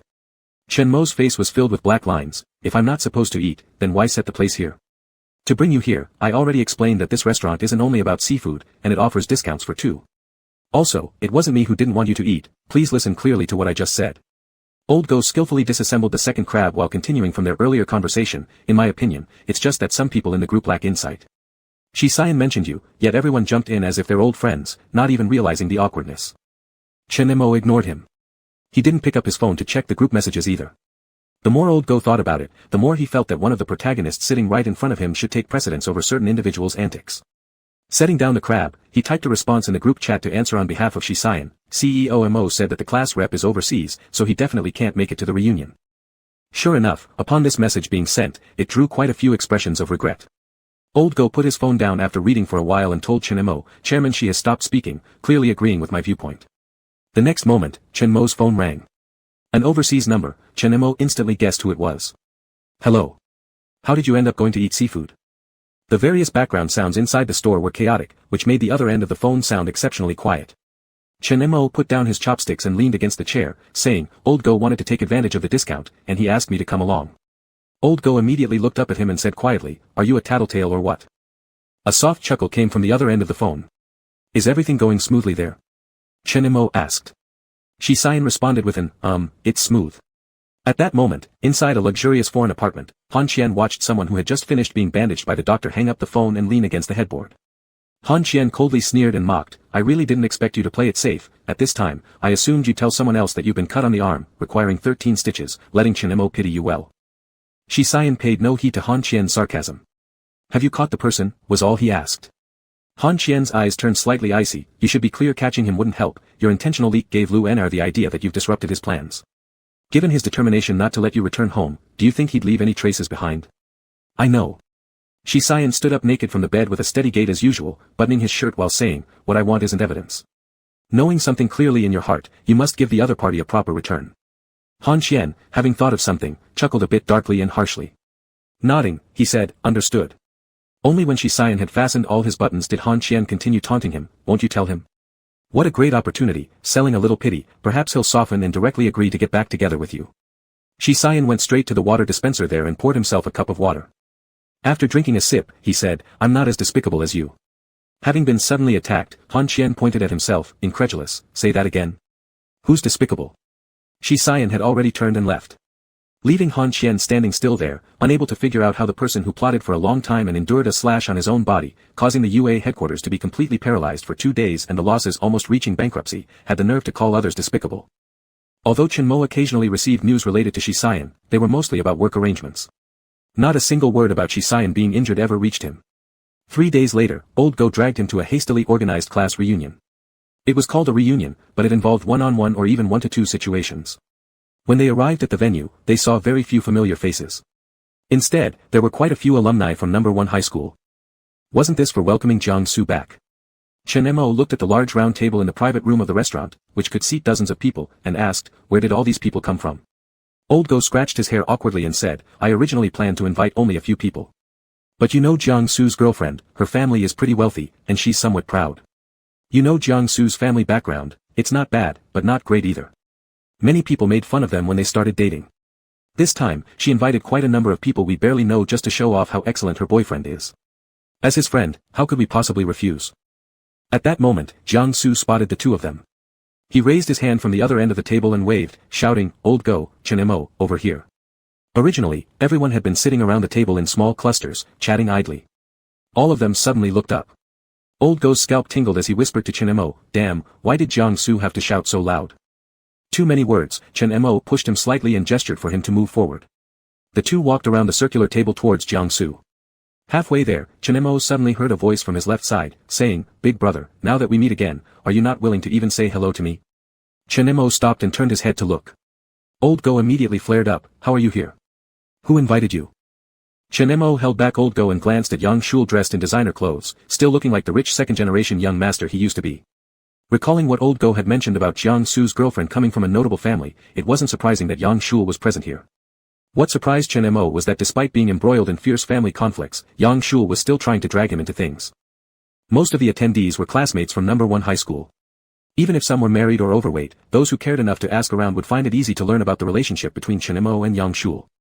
Someone who knew part of the situation tried to ease the tension. "Mr. Chen, please come and sit down. I actually wanted to contact you about a project last time. Back in the day, Silent Brother was the school bully of our No. 1 high school. Who would have thought that he'd become the most successful among us?" Exactly. Jiang-su, bring over a chair." Chen-mo didn't budge. He knew that Yang Shul's presence today meant something far from simple. Sure enough, Yang Shul stood up straightforwardly, smiled, and said, "I just came hoping for a stroke of luck, and unexpectedly, you really showed up. Chen-mo, do you know that he was attacked overseas?" Chen Mo's hands clenched subconsciously as he furrowed his brows and asked, "What are you talking about? It seems like you don't know." Yang Shu's lips curled, his tone lighter as if showing both contempt and self-satisfaction. "I thought he told you everything, but apparently not. All I can tell you is that Lu Nar has made a move, targeting his life. You remember the incident 3 years ago, right?" No one else at the scene could clearly hear what Yang Shul had said after that sentence. All they saw was Chen Mo taking out his phone and walking out. Outside, leaning against the wall, Chen Mo repeatedly dialed the number without any sign of giving up. As the call kept getting busy signals, Chen Mo's frown deepened. "I never expected you to be this unimportant. Clearly, my expectations of you were too high." Yang Shul followed out again with a smirk. Chen Mo turned around and grabbed Yang Shul by the collar, pushing him against the wall. "Then make sure to remind Lu Nar of something. This is the second time, and I'm keeping count." Yang Shul's face turned red as he struggled. "You. And another thing," Chen Mo glared at him, "whether she Cyan lives or dies is none of your business. I don't pretend to be generous, stop obsessing over him, I'm growing more and more annoyed." Chapter 76. The persistently unanswered phone call planted a shadow of doubt in Chen Mo's mind, leaving him with little patience to engage in any banter or debate with Yang Shul. Amidst Yang Shul's changing expressions, triggered by a single sentence from him, Chen Mo let go of him and turned to make a call to Zhu Zhitao, the Zhu general manager. The news he received was that since yesterday afternoon, contact with the CM headquarters had also been severed. When Chen Mo returned to his seat, the dinner gathering was already halfway through. Chen Mo walked over to Lao Go and Jiang Su, greeted them, and said, "I have something I need to leave for. You guys continue." "What happened?" Lao Go immediately knew something was off from Chen Mo's expression. Jiang Su also leaned over and asked, "Gugu, big brother, what's wrong?" "It's not a big deal," Chen Mo remained calm on the surface. He actually didn't believe Lunar could truly do much harm to Shi Cyan. But there wasn't a 100% guarantee. While grabbing his bag, he already had a rough plan in mind. His fastest option would be an overnight flight abroad. Someone at the table noticed the commotion at their end. They also noticed Yang Shul coming in from outside, her eyes turning dark upon seeing Chen Mo about to leave. A curious soul glanced between Chen Mo and Yang Shul, then suddenly laughed and said, "Mr. Chen, why are you in such a rush to leave?"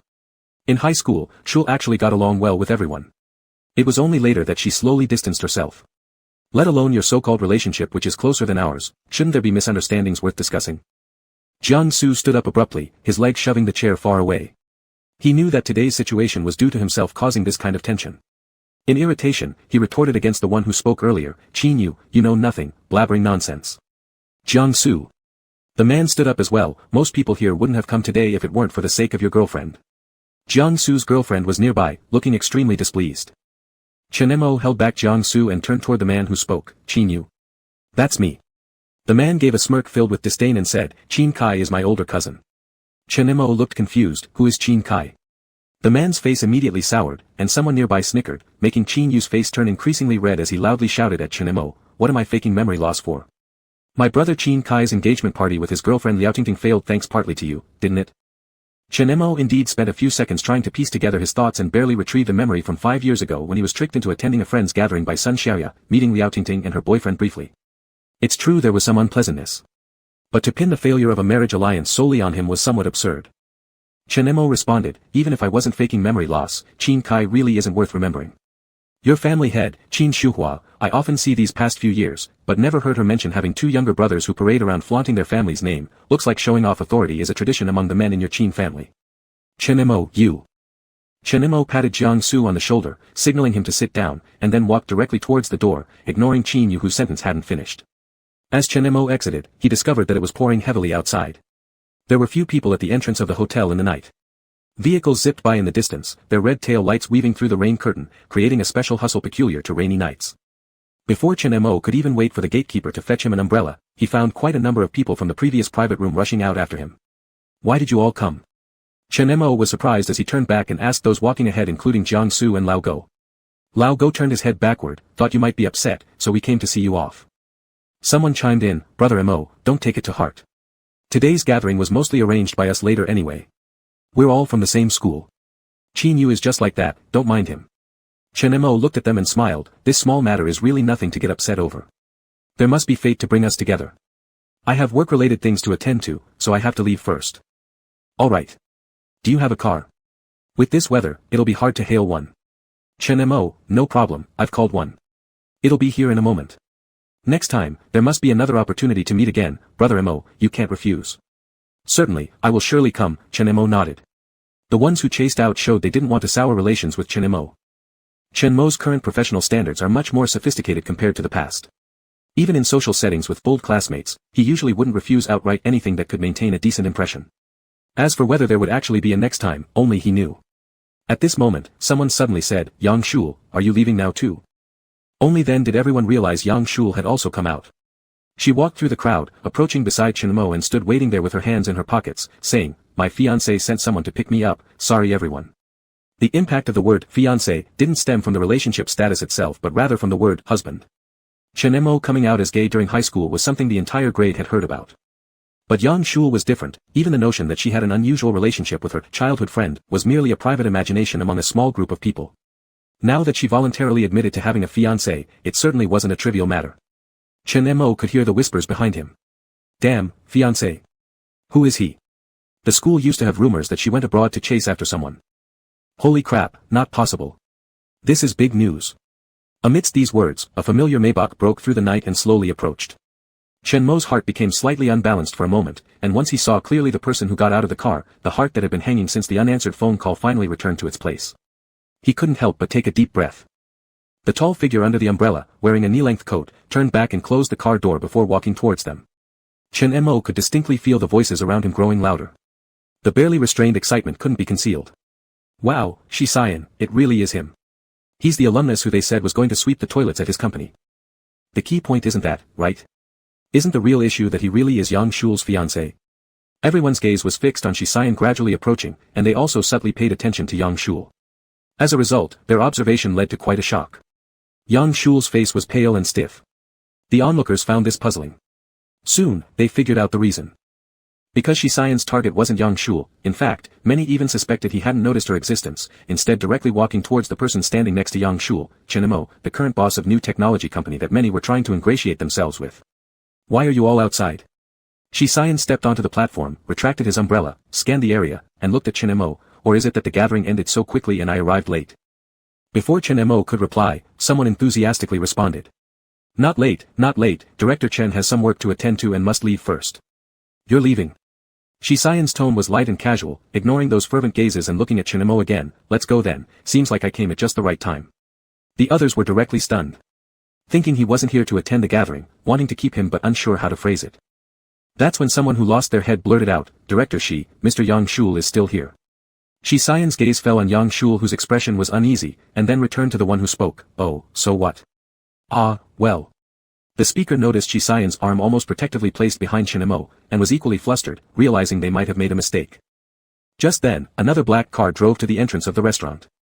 The short driver bent over and ran into the rain, reaching the steps and addressing Yang Shul. "Mr. Yang, Mr. Lunar sent me to pick you up."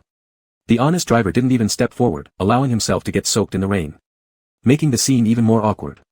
Yang Shul's face turned green with anger, responding, "You didn't even bring an umbrella?"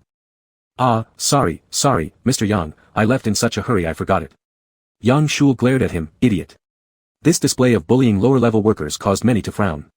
After all, the wealthy gentleman known for his good temper during high school evidently exposed his highly harsh side, which shocked many. By the time everyone redirected their attention, they realized the other two individuals had already left. Chen Mo pulled him along while Shi-Sayan struggled to incline the umbrella more towards the other side, speaking in a tone full of confusion. "Slow down, why are you rushing?" "Shut up." This retort from Chen Mo echoed far enough for those at the gate to hear clearly. Those completely baffled by this exchange only felt it was no wonder that the core technical genius of the new technology company had indeed earned the reputation of being not easy to provoke. Especially at the car door, it was Chen Mo who pushed Shi-Sayan into the car with a quick backward movement. It almost solidified that stereotype. After getting in the car, Shi-Sayan placed the dripping umbrella at his feet and turned sideways. "Are you upset?" "No." Chen Mo leaned back in his seat, his hand covering his forehead. Shi-Sayan's gaze swept over Chen Mo's profile and extended neck before returning to his face as he guessed, "Who organized this gathering?" Chen Mo finally lowered his hand and looked at him. "When did you come back?" "I got off the plane half an hour ago." Shi-Sayan said, "I knew you were meeting here before boarding, so I came straight here." Chen Mo said, "Do you know I called you a lot?" Maybe there wasn't an incoming call notification, Shi-Sayan muttered while reaching for his phone. But Chen Mo suddenly stopped his action and directly leaned in without warning, kissing him. Little Lin, who had been quietly paying attention to the movements in the back seat, immediately averted his eyes like startled, and pulled up the soundproof partition. In the increasingly cramped and quiet space, Shi-Sayan was momentarily stunned by his sudden attack. He quickly reacted, reciprocating the kiss. The intimate sound soon became evident in the confined area. Chen Mo took the lead, as if the emotions he'd been suppressing were on the verge of losing control, or perhaps he needed confirmation. He flipped over and straddled Shi Xian's thighs, pressing down from above slowly, breathing heavily, biting and tugging in an entwined, maddening manner. Helpless, Shi Xian grabbed his waist and tilted his head to evade, panting, "Chen Mo, you'd better give me a reason." "A reason?" Chen Mo whispered softly, his lips trailing along the corner of Shi Xian's mouth down to his neck, then back up to his earlobe, sounding like a compromise born out of fearlessness. "Let's get back together, Shi Xian, I admit it, you fucking win." Chapter 77. Driver Xiao Lin drove the car back to the bottom of the apartment building and then disappeared quietly. The temperature in the back seat continued to rise. After Chen Mo's words were spoken, Shi Xian completely took over the situation. Even though he was in a lower position, his aggressiveness continued to intensify. A good kiss turned devoid of tenderness, instead filled with a sense of barely concealed brutality. Chen Mo's lips were bruised red, 2 buttons popped off, and it wasn't until he was pushed down that Chen Mo managed to regain his senses on the verge of losing control. "Hold on," Chen Mo panted as he tried to stop the person above by pushing against their chest. Shi Xian lowered his gaze, his voice was hoarse and dangerous. "Do you regret it?" "Regret my ass." Chen Mo shoved him away, sat up, and began buttoning his shirt while saying, "In this neighborhood, aside from the matchmaker aunties, there are many more colleagues from the tech park, some of whom I've met quite a few times. No matter how thick-skinned I am, I don't have a taste for being watched like we're having a public car sex show." Shi Xian leaned against the car door.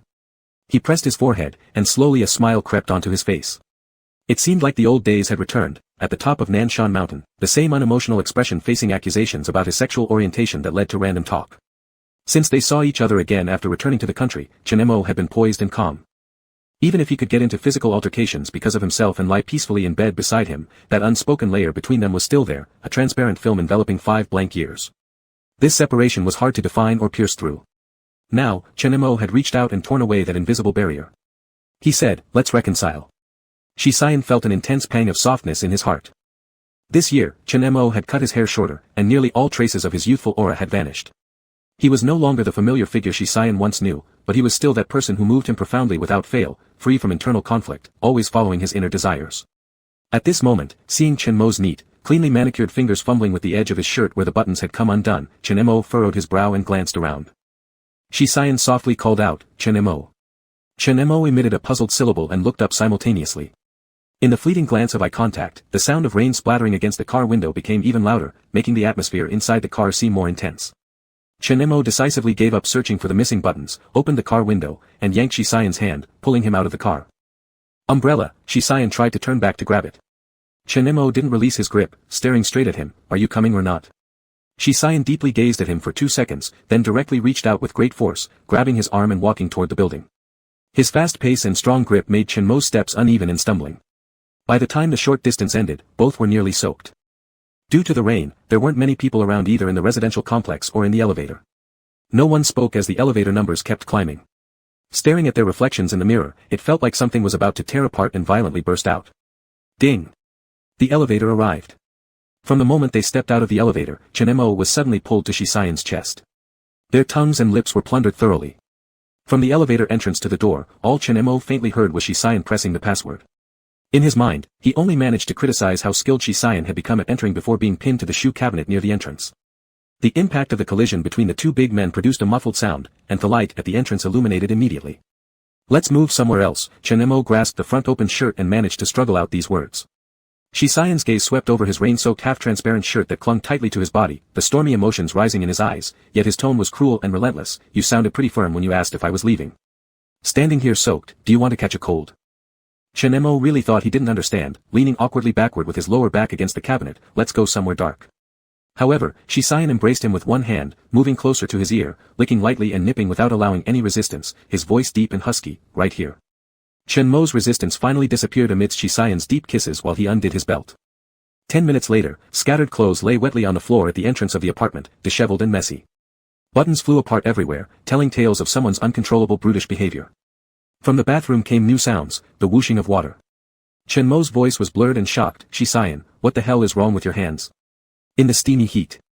Shi Xian ignored it, flipping him onto the tiles with one hand and covering his whole body as he thrust forward.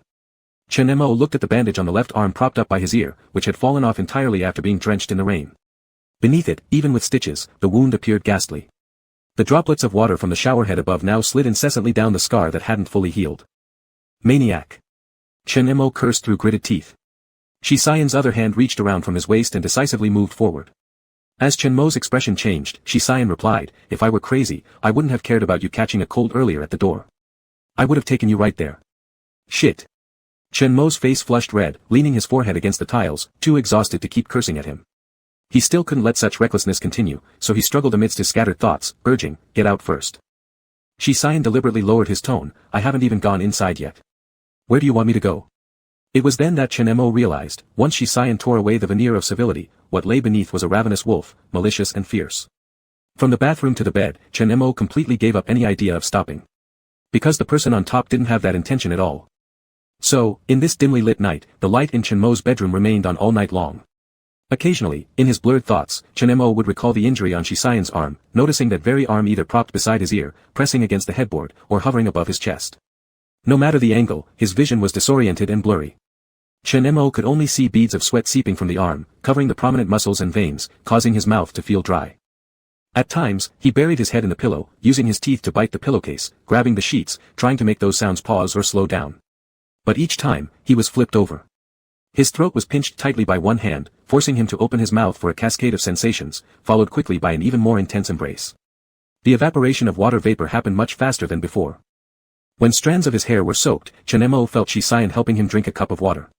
He vaguely remembered himself muttering an insult, "You're just an animal." In response, Shi Xian chuckled lowly, saying, "It's your physical endurance that's too low." Afterward, Chen Mo lost all memory of the rest of the night. When Chen Mo opened his eyes again, the room's lighting was somewhat dim. It wasn't the glaring brightness of the artificial lights from before but the natural daylight filtering through the windows. Clearly, the weather wasn't good. After last night's heavy downpour, the drizzle persisted into today. Chen Mo tried moving a bit. A sensation of soreness spread through his senses from every limb, making him groan involuntarily. Moreover, he could clearly feel not only a certain embarrassing discomfort in one area but also a familiar weakness following a high fever. He extended his hand from under the blanket and rested it on his forehead. The temperature seemed fine. Chen Mo also noticed he was wearing a set of fresh pajamas, clean and tidy.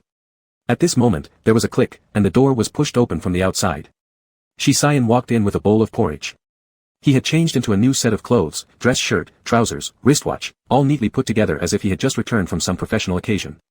It seemed impossible that it was him who endured a gaping wound on his arm and barely rested throughout the night. Awake? Shi Xian noticed he was awake, quickly coming over and placing the porridge on the bedside table while supporting him upright. "How are you feeling?" Leaning casually against his support, Chen Mo spoke frankly, "Very bad." Immediately afterward, he clarified, "Not about last night," Chen Mo added, "I mean now." Shi Xian furrowed his brow but said nothing. Instead, he sighed slightly, "We shouldn't have let you get caught in the rain last night." "Mr. Shi." Chen Mo tilted his head slightly, sincerely questioning, "Do you really think it was the rain's fault?" Shi Xian raised an eyebrow, "All right, I admit, last night might have been a bit excessive." Chen Mo snorted with a bitter laugh. Pressing his temples, he stayed silent for a moment. Shi Xian brought the porridge over, scooping a spoonful and offering it near his lips, saying as he did so, "Still, your stamina needs some improvement. I heard when you led the R2D project, you spent days working non-stop in the lab for over 10 hours. At this rate, I'd rather you went back to how you were in high school, too lazy to bother with homework." Chen Mo took the bowl, managing to eat a few bites himself. "I prefer now." Shi Xian looked at him intently, "Don't like how you used to be?" "How could that be?" Chen Mo smiled faintly. "I like both stages of myself." That version of Chen Mo had a stronger sense of self-exile. He was fearless and indifferent. The present-day Chen Mo had a greater sense of self-identity. He had a fulfilling career, his own social circle, and more importantly, a clear and openly defined person he liked. With that thought, Chen Mo turned his head and asked, "How is your hand?" "I'm fine." Shi Xian moved, showing him the confirmation, it was already starting to scab. Chen Mo gave him another glare, "You're really crazy, don't you fear an infection?" After saying that, he realized he wasn't in a position to make such a comment. After all, the one who seemed as lively as ever after getting injured was him, while the one who ended up sick was himself. Chen Mo drew his thoughts away from the established fact of Shi Xian's injury and frowned to ask, was it Ren Xiansen who found people this time? "It's not clear yet." Shi Xian gestured for him to be patient, "The person has been handed over to Han Qian to deal with. It won't be hard to find out who the middleman is, but knowing who's truly behind it all will suffice." A flash of anger crossed Chen Mo's eyes, "Lunar." As soon as Lunar was mentioned, Chen Mo received a call from Yang Ji. He said, "We just got the news this morning. Yang Shul requested a change of terms citing reasons of non-compliance during the shareholders' meeting division. I guess Lunar can't wait any longer. Shouldn't we start now?" Chen Mo paused for 2 seconds, "Tomorrow. Tell those few shareholders to convene a meeting." Yang Ji, tomorrow. I heard CM won't be able to attend. Are you going to vote on behalf of Shisayan? Chen Mo was still upset about Lunar, and given their history of bickering, he immediately shot back coldly, I have full authority. What's wrong with that?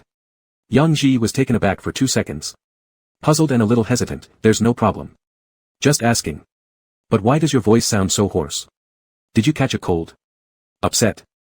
Chen Mo, not particularly. And the call froze there.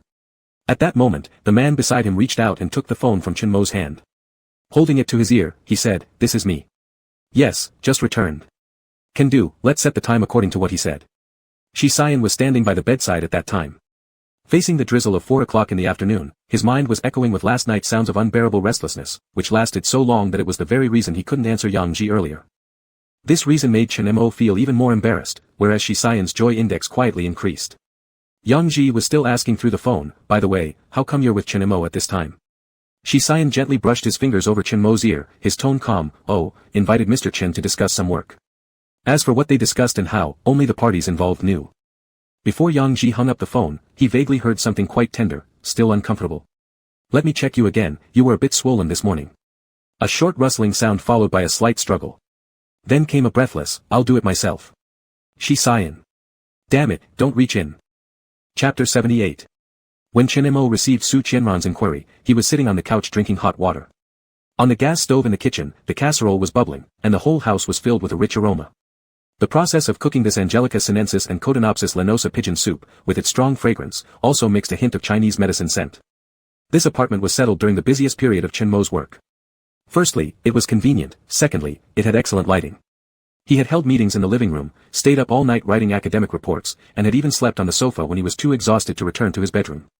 It was the first time that Chen Mo felt such a simple sense of life in his own home. It made him feel so sleepy that he could fall asleep at any moment. Therefore, after Su Qianran asked him, Chen Mo typed back to her, yes, no problem, we're together again. Su Qianran replied immediately, so you two really slept together? Or are you cohabiting? Chen Mo, where did you get this conclusion from? Su Qianran, you don't know how tormenting it is for a man over 1.8 meters tall to toss and turn beside you for 2 hours without closing his eyes. I asked him, and he said he suspected Shisayan took advantage of the situation. Chen Mo. Is he sick?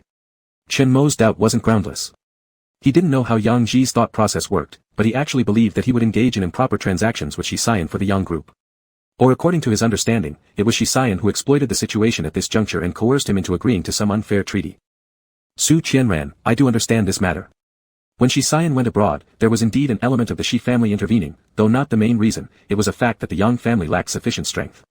Yang Ji once told me personally that the day you officially announced taking charge of the new Sharp R&D center, Grandpa instructed him. He said that once the Shi family targeted something or someone, they wouldn't easily give up. If one day in the future, you were forced to go against your will, he couldn't stand by and watch. This wasn't just Grandpa's entrustment, I knew that in his heart, you have always been his younger brother, even though he never openly said it. The cup in Chen Mo's hand remained untouched for a long time. His mood inevitably became heavy. Because the elder who secretly planned a backup plan for him was still lying unconscious in the hospital. And in the previous life, the person he regarded as his enemy, this life someone told him, that person always considered him as a younger brother. Each fierce confrontation, every instance of harsh words exchanged, was still vivid in his memory. Chen Mo believed that this life's Yang Ji had changed a lot, yet he still doubted that he truly saw him as a younger brother. Because he remembered that sentence, in my Yang Ji's perception, I've always had only one younger brother, and that person can never be you. He didn't know what expression Yang Ji had when Yang Corporation went bankrupt on the day after his death. He had no way of knowing, nor was he interested. But since Yang Ji had promised his grandfather in this life. This time, Chen Mo was willing to put all his efforts into the Yang Corporation again. When Shisayan entered with 2 large bags, Chen Mo was still sitting on the sofa typing out the plan book. What did you buy? Chen Mo looked up at him and asked. Shisayan, all kinds of useful daily necessities. Chen Mo's gaze followed him as he changed shoes at the door, then carried the bags to the kitchen. He then came out with a hot water bottle on his knees. The warm heat seeped into his bones, warming the slightly cold wrists he placed on the keyboard. Chen Mo looked at the person whose hair brushed past his forehead while bending down, and joked, if people didn't know, they might think our new Sharp has recently developed some kind of intelligent housekeeping robot, also known as Tian Luo. Shisayan laid the blanket properly on him and glanced at him, saying, isn't it more like a universal type? Would you want to be the universal type? Chen Mo said, that would be exhausting. A faint smile curved at Shisayan's lips, willing to serve. But I prefer to provide emotional value and sensory services. Whenever you need them, I'll be ready. Chen Mo understood his underlying meaning. Rolling his eyes, then I think there might be some error in your program, unable to understand the master's command. Is that so? Shi Xian lifted Chen Mo's chin, leaned in and kissed his lips lightly, grinding and teasing for a while, then spoke hoarsely, perhaps you haven't studied thoroughly enough. Try a few more times. After saying that, he stood up voluntarily. When Chen Mo was distracted and hadn't recovered his spirit to refute, Shi Xian turned and went to the kitchen. A person who appears serious and professional in a suit at the office or any social occasion, now stands there wearing an apron, just a silhouette, and yet it creates a feeling for Chen Mo that time should just stop right here. Just this very moment, eternal, selfish ownership of someone. On this Tuesday, throughout the entire process where Yang Corporation's shares were continuously diluted, after a secret shareholders meeting, CM suddenly announced holding 37.6% of Yang Corporation's shares, exceeding the golden baseline control level, gaining a veto power over major internal matters of the group. The internal strife within the group, on a smaller scale, was initially perceived by outsiders as merely a family property dispute leading to a stock battle, but it has completely transformed into a game in the financial sector. That day, Yang Corporation, amidst a series of heated changes, experienced unprecedented attention. Sides split into two camps.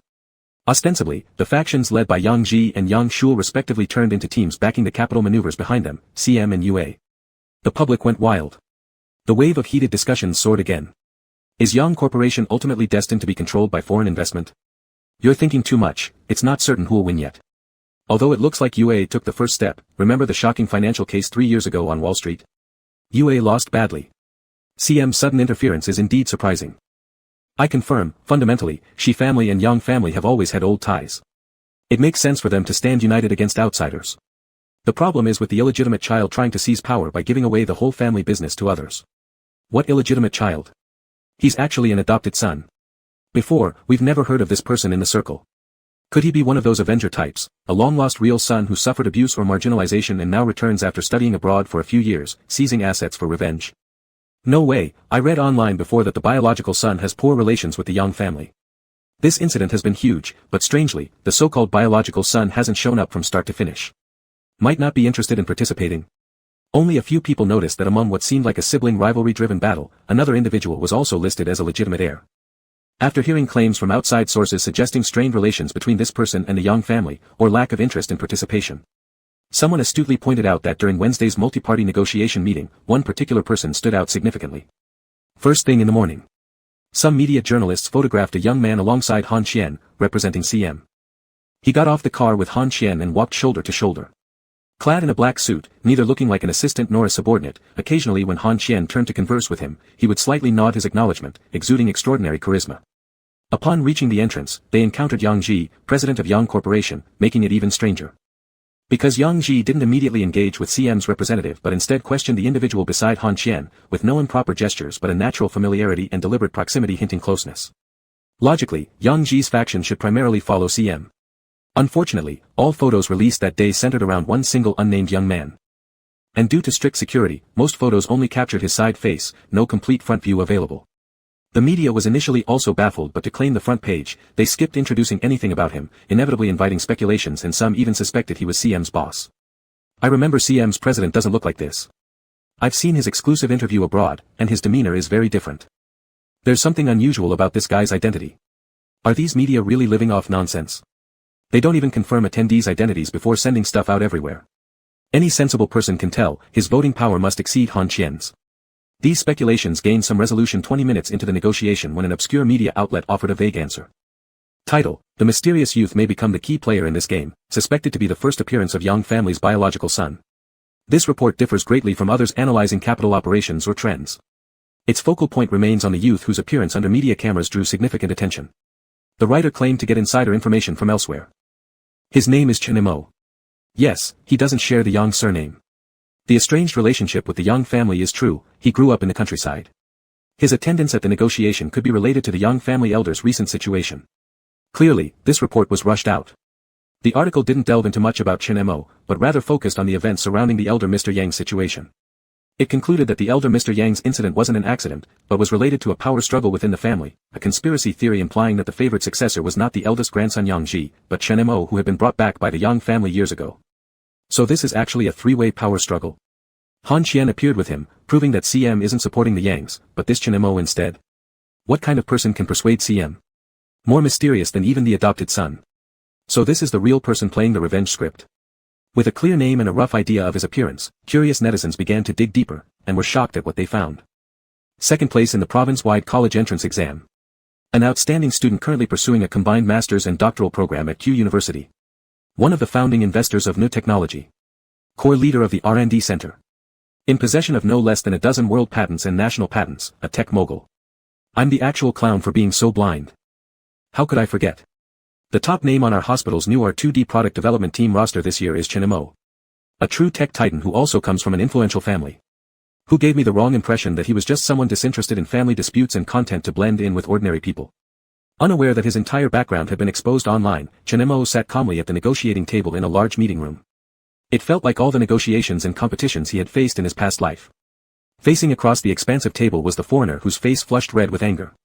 Lunar, 1/4 Chinese descent, but his half-bald yellow curly hair, thick whitish beard, older-looking skin, and shadowed eyes made him appear far older than his age.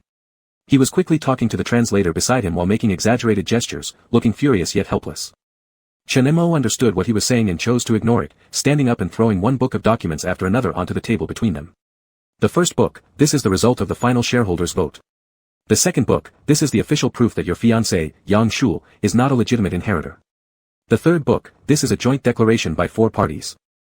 Thinking about how this man repeatedly tried to harm Shisayan, Chen Mo's eyes turned cold as he braced both hands against the table. Speaking word by word, Lunar. When Lunar turned to look at him, Chen Mo said, "You can't win. Take your empty pockets and your ambitions and get out of here sooner rather than later." Chapter 79. The details of the negotiation that day were unknown to the outside world, except that UA eventually retreated in this competition and was forced to step back. A photo of Lunel looking like he was supported by bodyguards into a car was mockingly referred to by the media as drowning dog on the stake. In fact, Chen Mo never thought Lunel would return home quietly. Sure enough, after 2 days, led by Chuanxing Technology for Foreign Investment Introduction, joint companies announced a so-called technical innovation seminar about the entire domestic technology market under the guise of technology sharing and complementary advantages, encouraging cooperation between emerging small enterprises and venture capitalists. On the top floor of CM's office building in the country. Han Qian pushed the images from his phone toward the person sitting behind the desk and said, "This is the picture of Lunel and Ren Xiansen meeting at the airport, take a look." Shisayan glanced at it casually, "Have we gotten any evidence yet?" "Not yet, Lunel has been especially careful this time." Han Qian bent down to retrieve his phone and frowned. However, Lunel's goal of making a huge profit before retreating to his base is almost certain. It's just pitiful for those small enterprises, some are even newly founded out of university. If Lunel goes through with his plan, the market balance will be broken immediately. Shisayan turned his chair to look outside. He said, "It involves too many parties, there will be no lack of people who won't sit idly by. Take Chen Mo for example, right?" Han Qian said with a laugh. Lunel took a big fall in his hands this time, his perfect plans completely dashed. I've heard he got so angry that he spent 2 days in the hospital. And ironically, Chen Mo is also Ren Xiansen's arch-rival. This could turn into a life-or-death battle for the industry circle. I told you long ago, both of your choices and rivals have always been consistent. Shisayan fiddled with his pen, opening and closing it again. Book a flight tomorrow morning at 9 for Huajing. Han Qian was surprised, "You're going personally?" There's no need, Han Qian said, "You didn't even show up when the Yangs were negotiating, our team can handle this situation well." As he was speaking, Han Qian suddenly paused, shocked, "Don't tell me you're doing this privately because your ex-boyfriend is going, and you can't resist the 3-day and 2-night longing, insisting on going along." Shisayan threw the pen at him, "Book it if I say so." Embarrassed and angry, Han Qian caught the pen, telling his secretary to book the ticket while muttering, "Though I understand, right? This Chen general works just as hard as you do, juggling school, company, and hospital duties." No sooner did he finish the young thing than he immediately went on another business trip. "But we can't pressure too much either, you know, the more you rush, the more you devalue yourself." Han Qian's words were interrupted when Shisayan's phone rang. At first, Han Qian thought he had jinxed it, saying Chow Chow comes whenever you mention him. But it turned out to be Jiang Jing, the eldest daughter-in-law of the Shi family, famously recognized among the older generation. In the eyes of outsiders like Han Qian, Jiang Jing lived a legendary life. A happy marriage, a successful son, herself being an iron-willed woman, her husband left the Shi family years ago to start his own business. Without hesitation, she followed him, leveraging her network to build a flourishing career for the couple. Even if Shisayan didn't inherit the family business, relying on his parents' wealth alone would take several lifetimes to deplete. But now all the elites in the family stood independently, none depending on others. Now on the phone, Mrs. Zhang's voice softened unusually when speaking to her son, asking, "Are you in a meeting? Am I interrupting you?" Shisayan kept his phone on the desk, still busy with the work at hand. "No," he replied. Jiang Jing said, "That's good, you've been back for quite a while. At least take some time to come home and eat dinner." Alright, Shi Xian didn't refuse, I'll check my schedule. Their simple conversation ended in just a few sentences. After a few seconds, it was Jiang Jing who spoke first. By the way, I heard you're looking for a famous doctor skilled in internal medicine. Shi Xian paused mid-action. Do you know one? I do know someone, no problem recommending them to you, Jiang Jing said, but you need to tell me, are you doing all this snooping around for someone specific? Yes, Shi Xian replied straightforwardly. Also, he has a name, not someone. You shouldn't get so prickly every time he's mentioned. Jiang Jing seemed a bit helpless. What happened back then was due to circumstances, and all Grandpa did was to go with the flow, thinking it'd be best if the two of you broke up.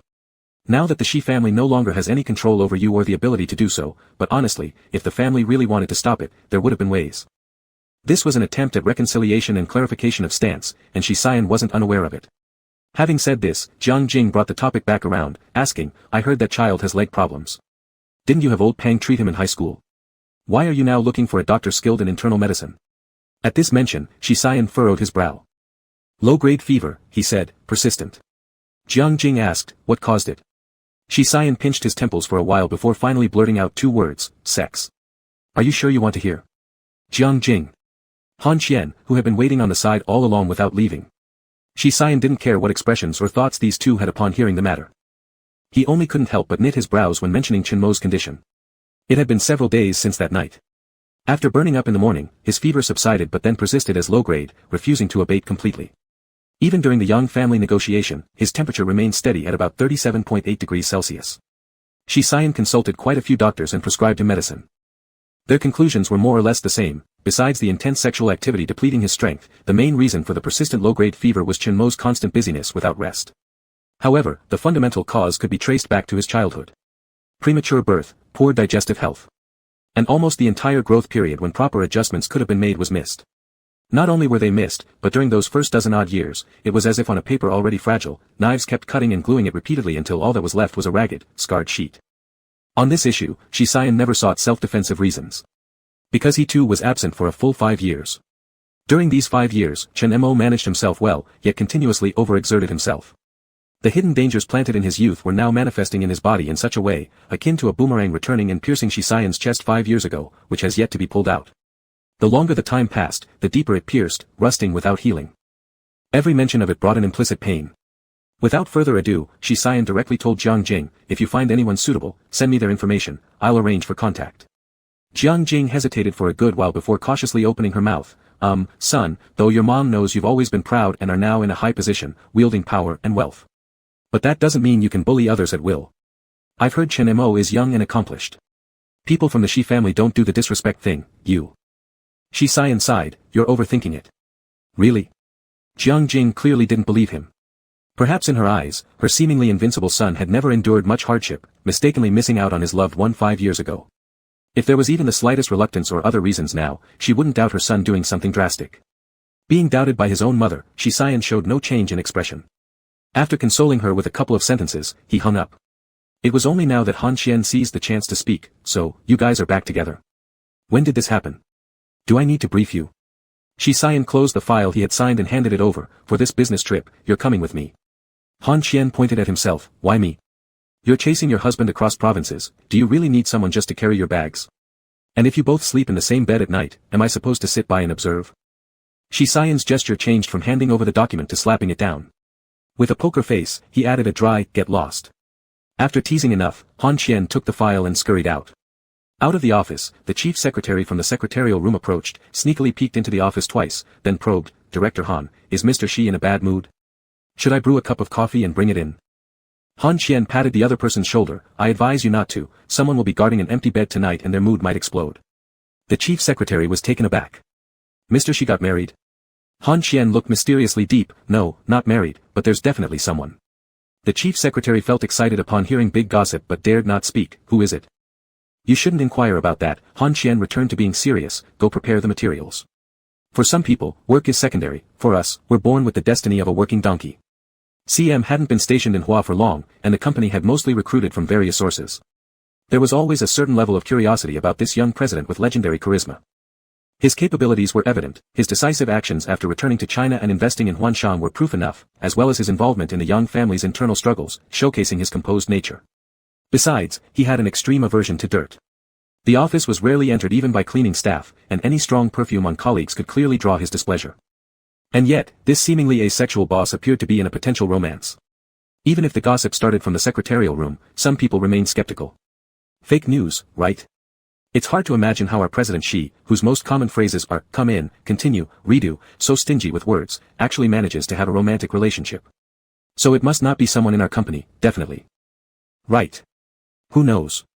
Maybe outside of work, President Xi calls his lover, baby. Just stop.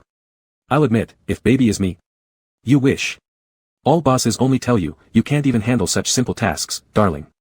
You're fired. Chen Mo had just disembarked from the plane when he received a screenshot message from Han Qian. Huajing was entering its cooling period, with the temperature dropping slightly. Yuan Hao, Old K, and two other colleagues from the sales department walked beside him. When they noticed he was checking his phone, one of them took his luggage proactively. Han Qian messaged, I'm curious too, does he really call you that in private? Chen Mo found the question quite amusing. He arched an eyebrow before replying, jealous? Han Qian sent back an emote of nausea. Absolutely not. I'd have nightmares. Thanks. Chen Mo thought about it. Indeed, over time, he and Shi Xian referred to each other more frequently by their names than anything else. Nightmares might sound more interesting than hearing someone complain about sleeping alone. He opened their chat window, where their last conversation was only 2 hours ago. He asked if he'd boarded the plane. Now Chen Mo was walking slightly behind the group, without much thought, typed in 2 words. Baby. Sent. Within seconds came the reply, ? Unperturbed, he replied, just calling casually. And again, isn't that what people do in a relationship? Why can't I call you that? Coupled with his name, the whole act sent goosebumps down Chen Mo's spine, but made him chuckle at his phone. Next second, a call notification popped up on the screen. Chen Mo hesitated briefly before answering, hello. Shi Xian, go ahead, call me. Chen Mo was in the airport, facing inquiring glances from his colleagues, and quickly muttered, never mind. Don't do it. Too old for these games. Chapter 80. Mr. Chen, shall we go to the hotel first or? One of the colleagues from the sales department turned around and asked Chen Mo, who had just hung up the phone. Then they noticed this young leader's face was slightly red, and laughed while asking, it wasn't your girlfriend's call just now, was it? Chen Mo took back his luggage, let's go to the hotel first. Then he coughed dryly and explained, it's not my girlfriend. Yuan Hao stood beside him for a moment, and then his expression became more inscrutable. After all, among the people on this business trip, probably only he knew the real situation. It's indeed not a girlfriend, but rather a boyfriend. And that man, whenever Yuan Hao thought of him, always made him tremble in fear. If at the beginning he had feelings for Chen Mo, along with some impractical fantasies, then after finding out the identity of that person, those amorous thoughts completely disappeared. Manager Chen is not someone he should have designs on. That person would absolutely not allow anyone with ill intentions towards Chen Mo to work beside him. Yuan Hao was very clear about his own position, and also showed a bit of rare intelligence. So he quickly moved forward and interrupted the colleague who wanted to continue prying, saying, let's go already, the car I booked is almost here. Chen Mo did indeed feel that his apprentice's insight had improved recently. But he didn't have the intention to delve into the reason too deeply. The group stayed at a nationwide chain 5-star hotel, less than 2 kilometers away from the address of this seminar. By the time they finished checking in, it was already evening. Chen Mo was still not fully recovered, so after greeting Lao K and the others, he said he wouldn't go to dinner and would rest in the hotel. He first called the hospital. After learning that his grandfather's condition was still the same, he gave some instructions to the person taking care of him and hung up. Then he took a shower, came out and organized the materials, and unknowingly fell asleep on the sofa. In his dream, he vaguely felt someone cover him with a blanket. He mumbled, half asleep, a yen. Who is a yen? The moment this question came out, Chen Mo woke up. Bathed in the dim warm yellow light of the suite, he saw it was Lao K, and sat up from the sofa, rubbing his forehead as he asked, oh, it's you. When did you get back? Just got back. Lao K picked up a glass of water already poured on the table and handed it to him, saying, I was worried, so I came by to check. What happened to you this time?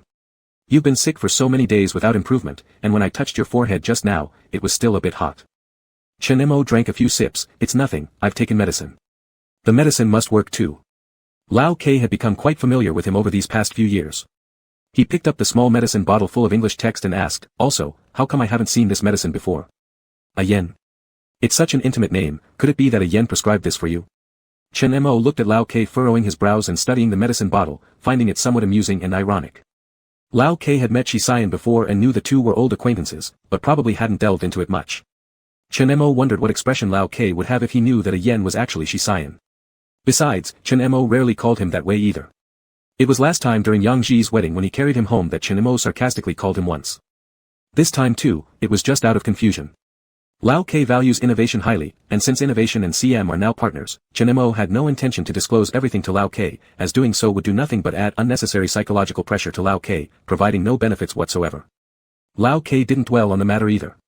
Putting down the bottle, he frowned and said, according to my knowledge, companies from Suiqing alone all came this time.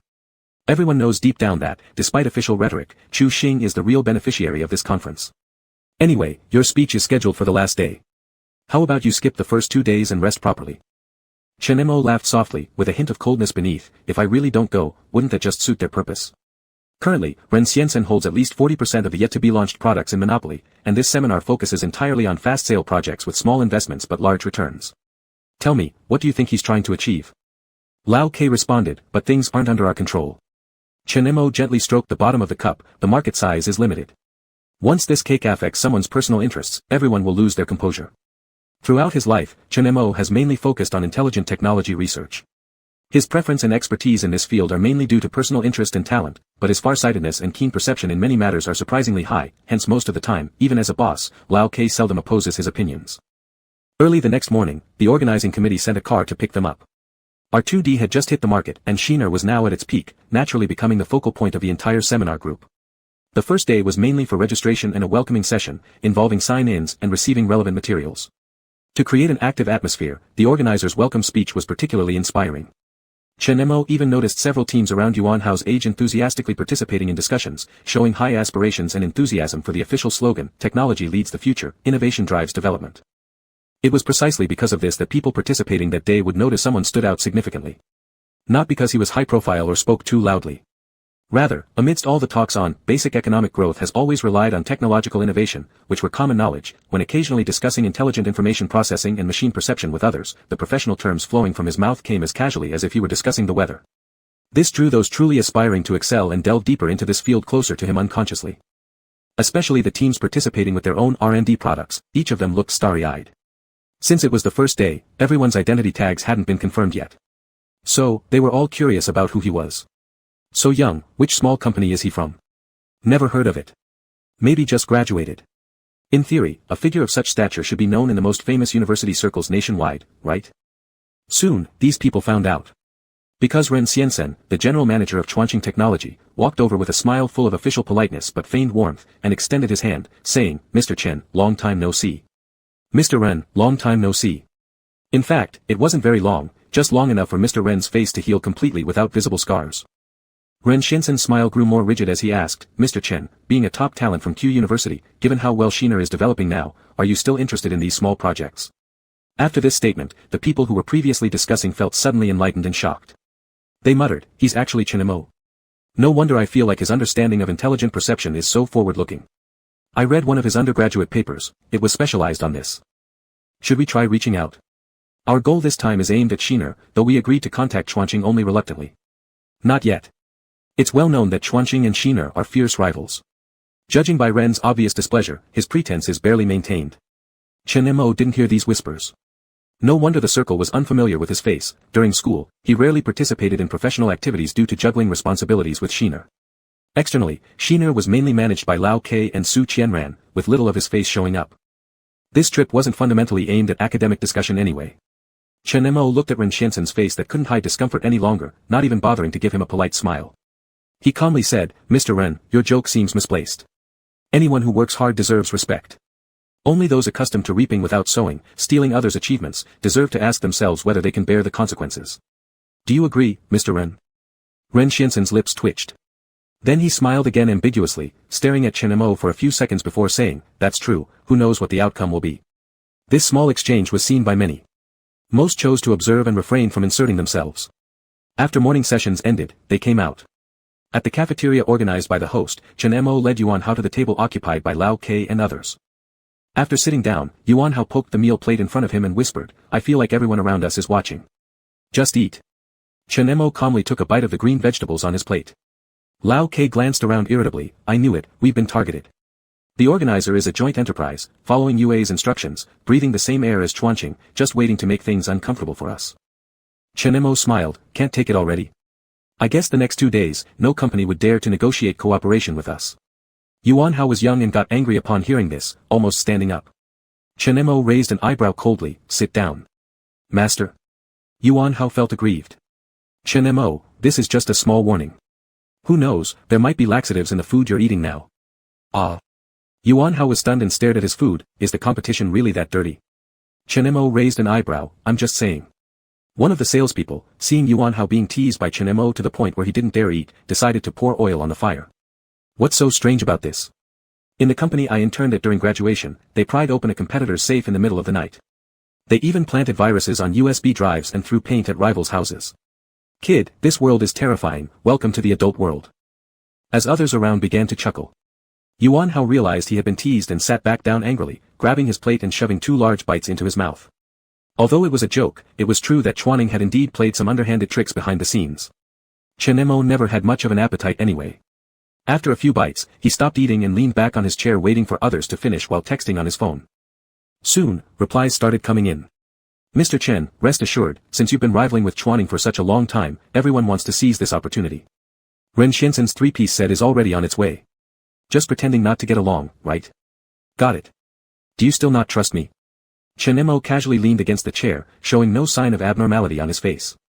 It was then that the noise level in the cafeteria suddenly surged. Chen Mo paid no attention initially. Until Lao Ke nudged him with his elbow. Opposite, Yuan Hao also kicked his shoe with his toes. Mystified, Chen Mo looked up. What's going on? Look over there. Lao Ke indicated. Only then did Chen Mo turn around, only to discover a large group entering through the cafeteria entrance, not from any cooperative enterprise, but from the Scientific Research Approval Supervisory Body overseeing the conference. Among them was one particularly prominent figure. Shi Xian walked in while conversing with a middle-aged man in a suit, getting closer to their position. The voices of the people from the supervisory body were audible. We never expected there would be foreign guests.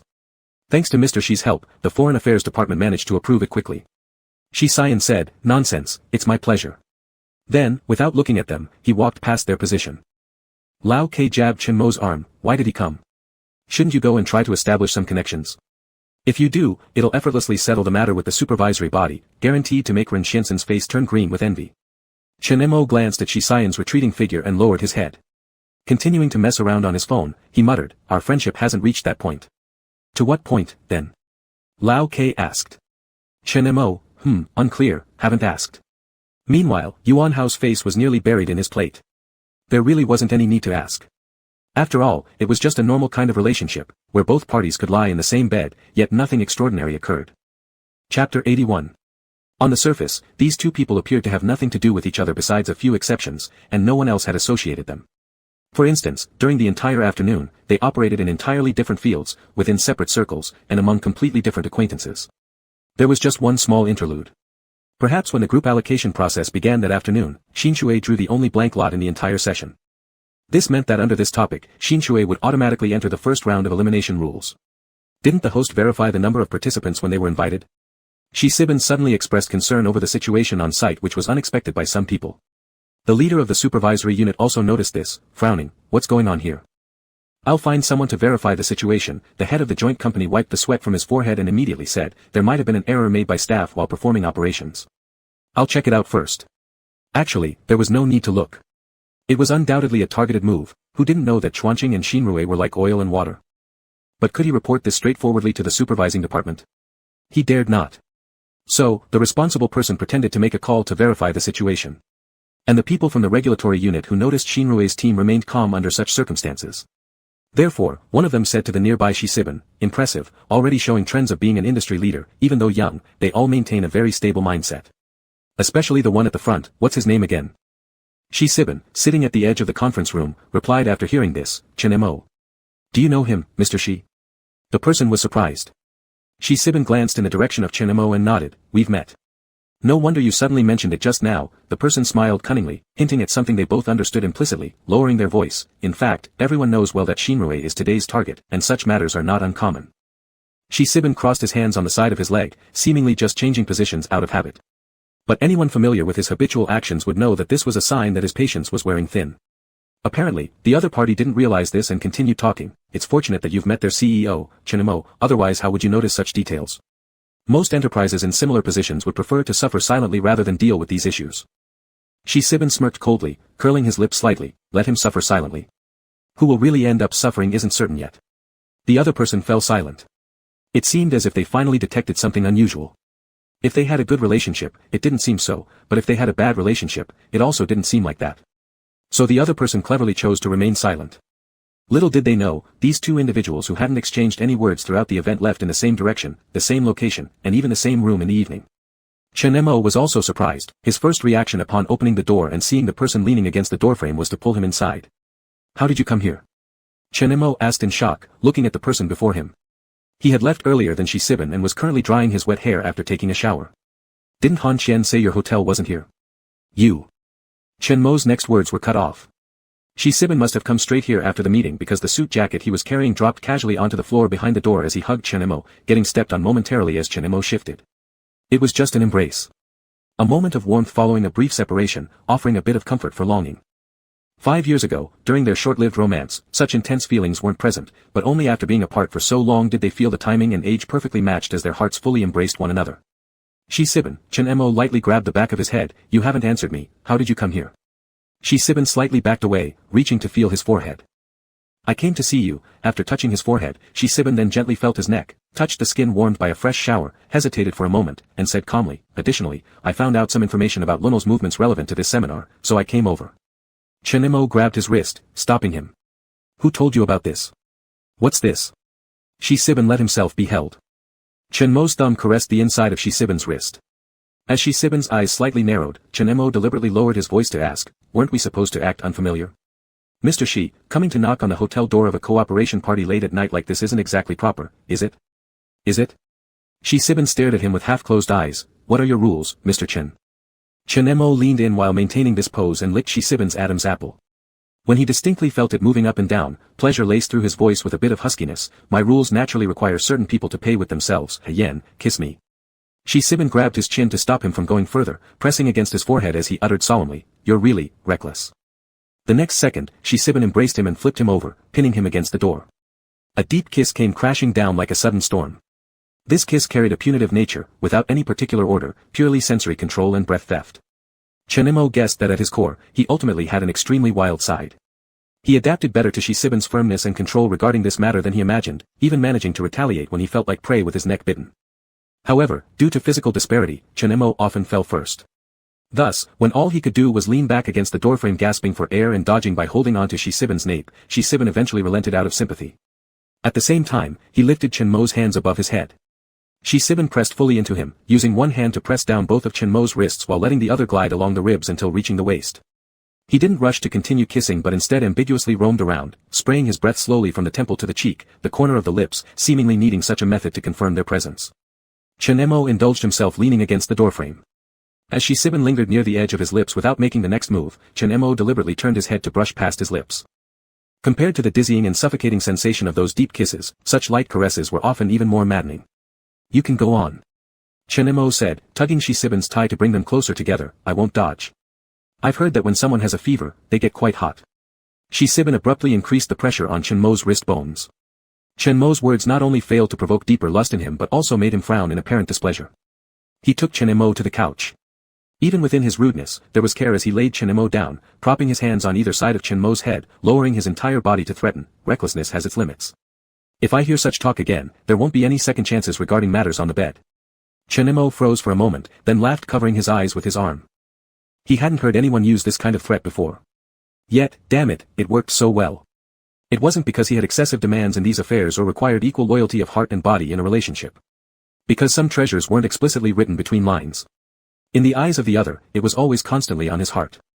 Chen Mo slightly rose from the sofa and stretched out his arms to hang around Shi Sibin's neck, allowing himself to be pulled into a snug embrace within his chest. Chen Mo cherished such tender moments. No wonder some people seemed transformed once they fell in love. Chen Mo thought if he could take his present self back to the previous life, even if Shi Sibin stole all the important projects from his hands, it would be hard for him to say a harsh word to him. After all, it was the person he loved. Even though that person remained completely unaware. "What are you thinking about?" Shi Sibin asked, sitting him in front of himself and rubbing his hair with a towel. Chen Mo looked somewhat troubled and said, "I just realized today that I don't know myself well enough. I apparently have great potential to become a decadent monarch." Shi Sibin, "What? Are you willing to hand over the promising project to me?" "That's your wishful thinking." Chen Mo snapped out of it instantly and replied coldly, "Except for this, you can make any demand you want." Shi Sibin scoffed, "I can give CM to you." Chen Mo was shocked and turned around, "You saying this makes me feel I'm unworthy of you." That night, they avoided discussing work too much. They idly chatted about trivial and meaningless topics, occasionally jabbing at each other. Chen Mo, in this unusually relaxed moment, leaned against Shishiban and dozed off, soon falling deeply asleep.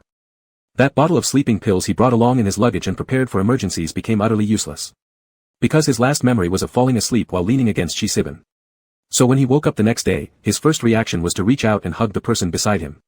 He didn't manage to hug the person but instead felt a hand, giving it a squeeze, and asked hazily, "Was your hand numb from last night?" Before the other could respond, Chen Mo suddenly opened his eyes. Because the texture of the hand he just squeezed was entirely different from Shisayan's hand that he held last night. It was the first time Chen Mo realized that when one is startled, there might be a delay in reaction, and immediately he was grateful not to have heart disease. Old K had his hands on the edge of the bed, staring at him suspiciously. "What were you mumbling just now?" "Nothing." Chen Mo sat up on the bed, suppressing his emotions as best as he could. On the surface, he managed to keep it relatively normal. He glanced at the few people who had blocked his room and asked curiously, "Why are all of you here?" Yuan Hao scratched his head. "We called you this morning, master, but you didn't answer, and when we knocked, there was no response. So we got a room card from the front desk and came in." Old K stood up, disgruntled. "You better haven't passed out inside because you almost gave us a heart attack." Chen Mo reached for his phone.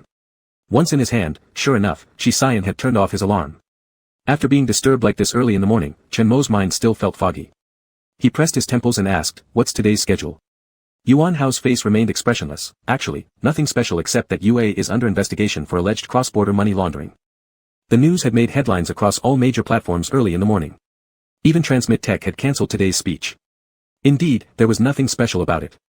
After all, two individuals with aligned goals had secretly met in a hotel full of workshop participants just last night.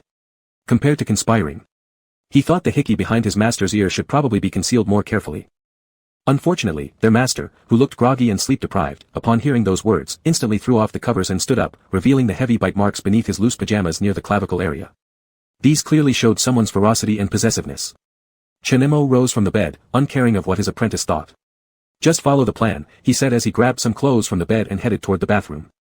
When he stopped at the door, he turned around and said to the few people still lingering, "Don't let CM take precedence again.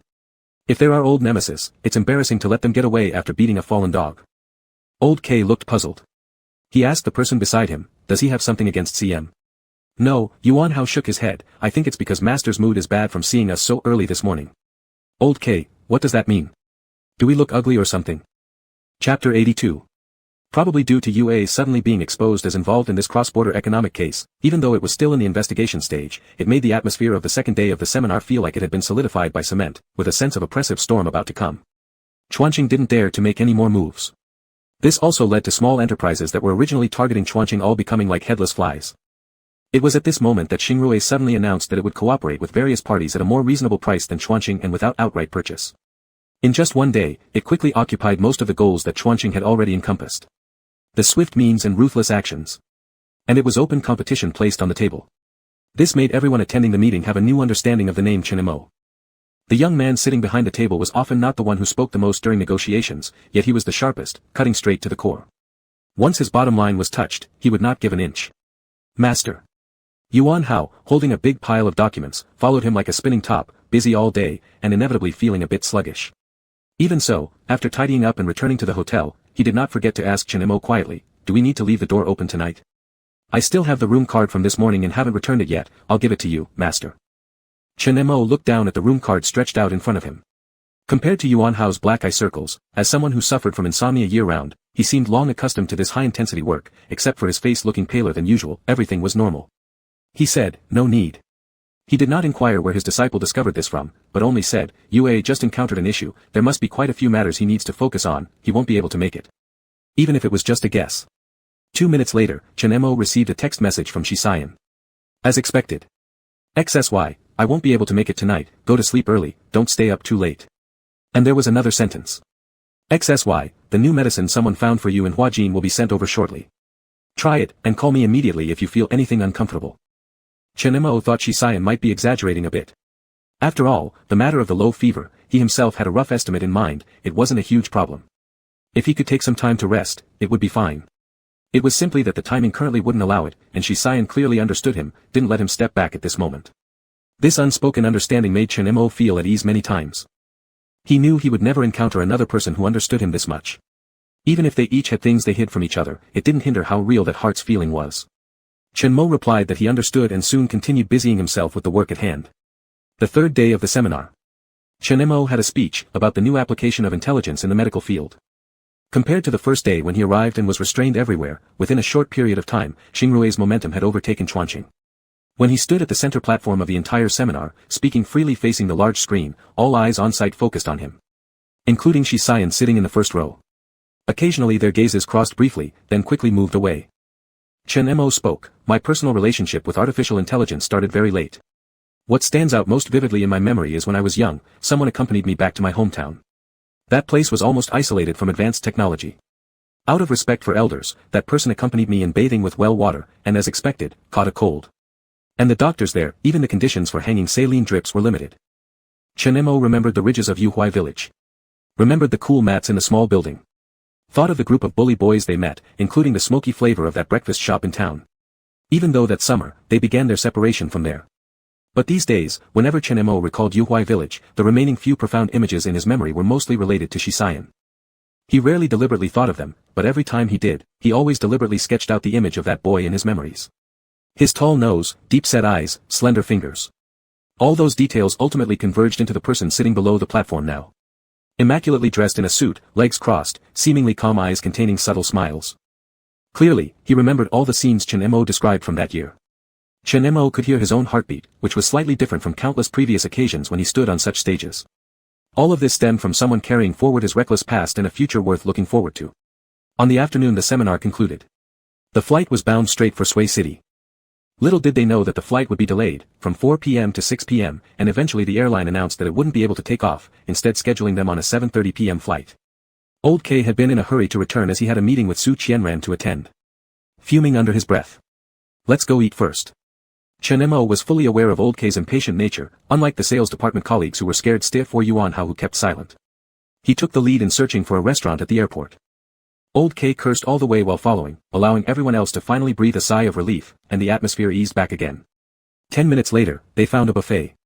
But as soon as they stepped inside, Old K suddenly backed out. "What's going on?" Chen Mo, walking behind him, was confused by the sudden retreat. Old K grabbed his arm and said, "Let's switch. It's too unlucky, people from Chuanqing are here." Chen Mo turned his head slightly and looked inside, where Ren Xiansen happened to glance back at the same time.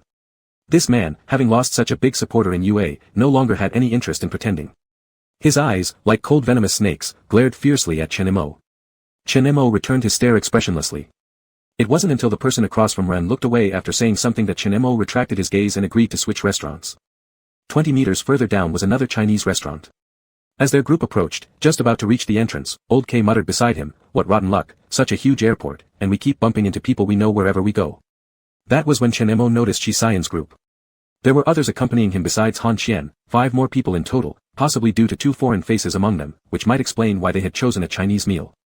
Mr. Shi, Old K's social instinct stirred, raising a smile as he stepped forward. "Such a coincidence, nice to meet you."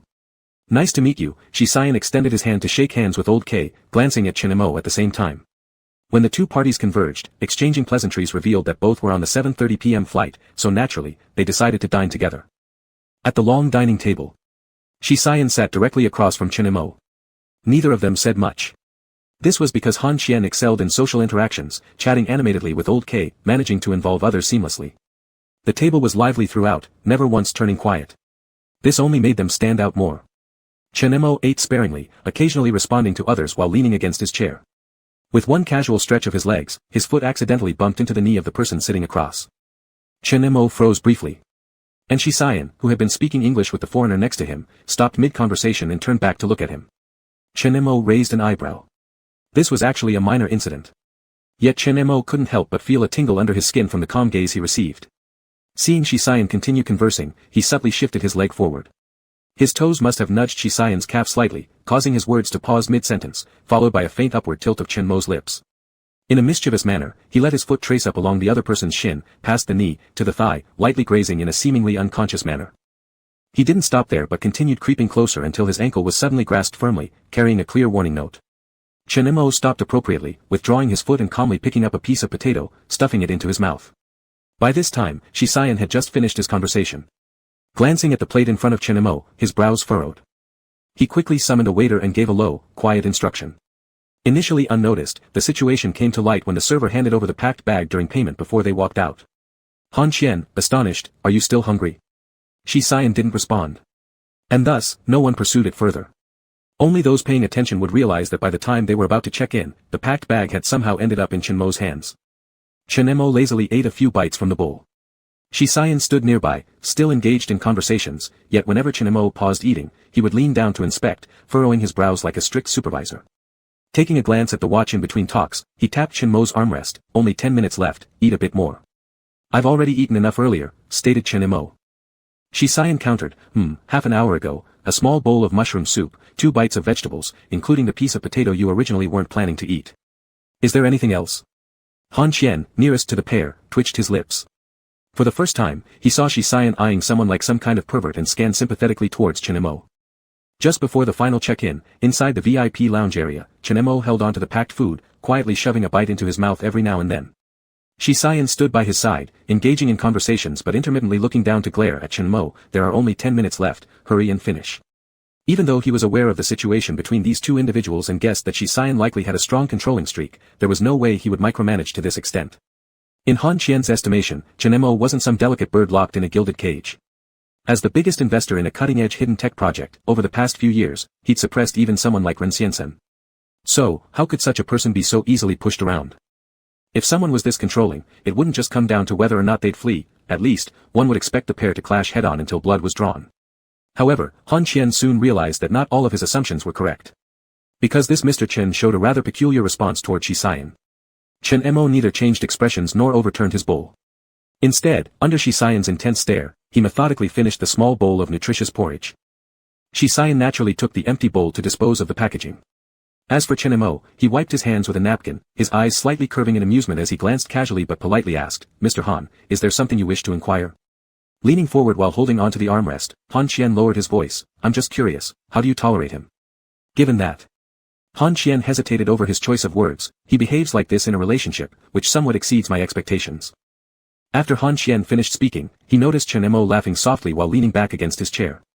It was different from the Chen Mo Han Qian had seen at the train station years ago, and even distinct from the man he had briefly gotten to know recently. The present Chen Mo lightly tilted his gaze downward, a slight upward curve playing on his lips. In a quiet voice, he said, "How does Mr. Han know I am tolerating him? If I've decided to reconcile with someone, what he wants, I can certainly give him." Han Qian suddenly understood, Chen Mo was the one consistently indulging in this relationship. He had granted the other person the right to enter his world and control it at will. The light-hearted manner in which Chen Mo stated, "What he wants, I can certainly give him," sent a chill down Han Qian's spine, prompting him to silently return to his seat. After all, Han Qian hadn't forgotten. On the day when he forcibly dragged away the other man's lover, making small talk out of nothing more than an attempt to stand out, he truly felt exposed and insignificant.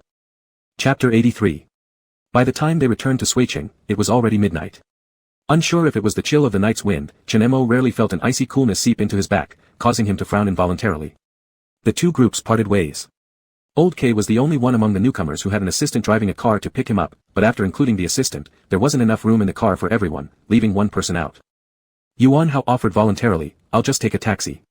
"You get in." Chen Mo glanced at the time and said to the others, "You're all headed in the same direction anyway, so it works out. If I go separately, it saves you all from having to drive around unnecessarily." Chen Mo was, after all, their leader, and it wouldn't make sense for subordinates to leave by car while he stayed behind alone.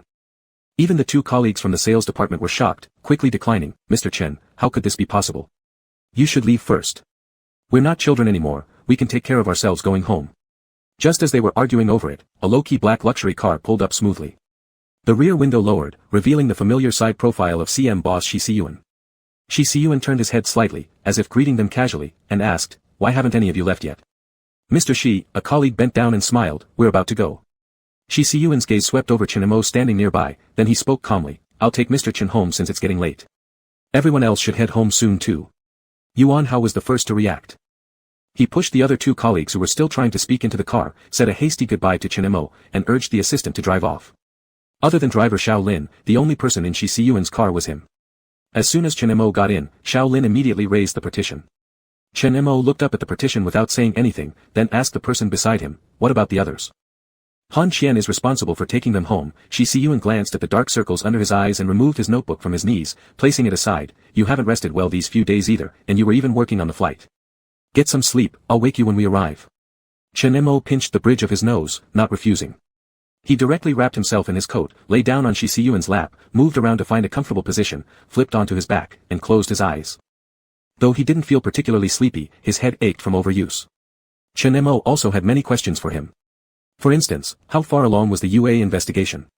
Was Lunel truly under control, or as the rumors suggested, had he escaped back to his home country at the first sign of exposure? And furthermore, weren't you going to take a nap as well? These questions cycled through his mind. Although he wanted to ask, the moment he closed his eyes, an overwhelming wave of fatigue washed over him. His head resting on Shi Siyuan's leg, he caught a whiff of the familiar scent that always surrounded him. Before he lost consciousness completely, he managed to mumble, "Are you staying tonight? I have to make a quick trip to the company." Shi Siyuan draped his coat over Chen Mo. There are issues with the 2 pieces of evidence related to UA provided earlier, and they need to be resubmitted to the public security system. Chen Mo recalled the 2 attacks he endured. Be careful. Even though we're in the country, there's no guarantee they won't make a desperate move. After hearing Shi Siyuan assure him to relax, Chen Mo buried his face into Shi Siyuan's waist and quickly fell into a deep sleep. Midway through the ride, he began feeling cold again. His throat was dry. He opened his mouth, calling out to Shi Siyuan, only realizing after speaking how faint his voice was, as if no one could hear him. But he received a quick response and felt Shi Siyuan's palm pressing against his forehead. His tone carried an alarming seriousness as he was clearly making a phone call. Yes, he has a fever, and it's rising fast. We're on our way, should be there in 10 minutes. So he had a fever. Chen Mo guessed Shi Siyuan was arranging for a doctor. Without opening his eyes, his mind grew hazy. It felt somewhat like sleep paralysis, knowing clearly he should wake up, but his limbs felt as if they were bound. This reminded Chen Mo inevitably of the years when he was around 27 and 28, where occasional inflammation in his knees would cause low-grade fevers. Every night he struggled awake from nightmares, and an ever-growing desire overwhelmed him. He smoked and mingled mercilessly in the business world, demanding everything from both himself and his team. Chen Mo couldn't help but think, perhaps this wasn't just a survival instinct. He needed these emotions, anger, resentment, dissatisfaction. If the past version of himself abandoned these supports, maybe he'd have drowned long ago. But why now, as he felt his limbs constrained and his soul dragged downward, did he lack the will to fight back? Because he knew, someone was here to catch him. The grip around his shoulder was strong, and the voice in his ear saying, "We'll be there soon," felt very real. When he sensed the car stop, Chen Mo finally opened his eyes hazily. He saw Shi Siyuan's jawline, which appeared even sharper due to his stern expression. Chen Mo struggled to sit up, his lips brushing against Shi Siyuan's chin as he mumbled sleepily, "I'm fine. I'm a bit regretful too. What should I do?" Shi Siyuan held him, brushing over his forehead, still preoccupied with his high fever, and asked softly, "Regretful about what? How could I have missed you?" Chen Mo said this so quietly that he thought only he could hear and care about it. Even if Shi Siyuan had heard it, he didn't think there was any issue, it was just a sigh of reflection. After speaking, he clutched Shi Siyuan's shoulder and sat up on his own, touching his forehead while his mind wasn't fully awake yet. "I felt a bit cold at the airport, but I thought it was nothing. Turns out I caught a cold." As he said this, because he averted his gaze, he didn't notice how Shi Siyuan paused, slowly clenched his hands, and under his narrowed pupils, suppressed emotion struggling to remain calm. Shi Siyuan's heart surged with turbulence. He even doubted whether he was overly sensitive or had misheard something. Without those so-called precognitive dreams, he wouldn't have associated it with anything implausible. He hadn't had such dreams for a long time, especially after reaffirming his feelings and reuniting with Chen Mo. After eliminating the threats around Chen Mo, he had almost let go of the anxiety and influence those dreams once brought. But now, he suddenly realized there were some things he had no knowledge of at all. "Chen Mo, that's enough, I can go by myself. I'll contact you later." As soon as Chen Mo stood up, he was pulled back by Shi Siyuan. His eyes bore heavy shadows. "What makes you think work is more important than yourself? Leaving your boyfriend alone at the hospital entrance, once wasn't enough." Chen Mo hesitated, then laughed, "I don't mind." Shi Siyuan ignored what he said. It wasn't appropriate to ask more questions right now. Chen Mo's body temperature was alarmingly hot, and though he acted like it wasn't a big deal, from Shi Siyuan's perspective, his rising high fever had flushed his eye corners red and made his lips pale. Shi Siyuan made a quick decision and carried him out of the car. 20 minutes later, Chen Mo successfully started an 4 drip. The blood test results showed viral infection and mild anemia, and Shi Siyuan arranged VIP accommodations through connections. Moreover, following Shi Siyuan's firm demand, Chen Mo would undergo a comprehensive medical examination the next day. "Aren't you tired?" Chen Mo had no intention of sleeping. He leaned half-reclined against the headboard without removing his shoes and asked Shi Siyuan, who had just finished making a call and walked back in, "Are you sure everything's okay at the company?" Shi Siyuan, "Not yet, but it can wait." Chen Mo scrutinized Shi Siyuan's expression closely. Since entering the hospital, Chen Mo had felt something slightly off about him, though he couldn't quite put his finger on exactly what it was. It just seemed like he was hiding some emotion. Chen Mo frowned slightly. Are you really sure you're fine skipping the office? It doesn't matter for now. Shi Siyuan moved forward and slowed down the foredrip. Chen Mo said, don't hide it from me. Even if UA is being investigated, these kinds of issues won't resolve in a day or two. This is a crucial period. If things are urgent, go handle them. There's nothing major here on my end, even tomorrow's checkup, Yuan Hao can come instead. Shi Siyuan remained silent the whole time, letting Chen Mo finish speaking. When Chen Mo stopped talking, Shi Siyuan replied calmly, done speaking? Now sleep. At this point, Chen Mo knew he wouldn't persuade him otherwise. Considering that Shi Siyuan had been on intense business trips for 3 days, rushing back late at night, and given his own high fever. Chen Mo lifted the blanket and patted the spot beside him, saying, then come up, at least stay here with me for a while. The bed's too small. Shi Siyuan glanced at the single bed and looked into Chen Mo's eyes again. You need to rest properly. I'll sleep on the sofa later. Chen Mo wouldn't take no for an answer. Get in. Or do you want to argue with me all night? Shi Siyuan stared at him for a few seconds, gave in, and climbed onto the bed from the other side. The metal frame of the hospital bed creaked under the pressure. Shi Siyuan silently drew Chen Mo into his arms, resting his chin on Chen Mo's head in a position where he couldn't see, and the room quieted for a few moments. Earlier in the car. Chen Mo asked curiously, HM. What happened in the car? Just as Shi Siyuan was about to speak, a nurse pushed the door open. This topic ended there. Shi Siyuan didn't like the feeling of knowing there was a problem but not solving it, which stood between the two of them. So when the nurse came in, his face looked a little cold.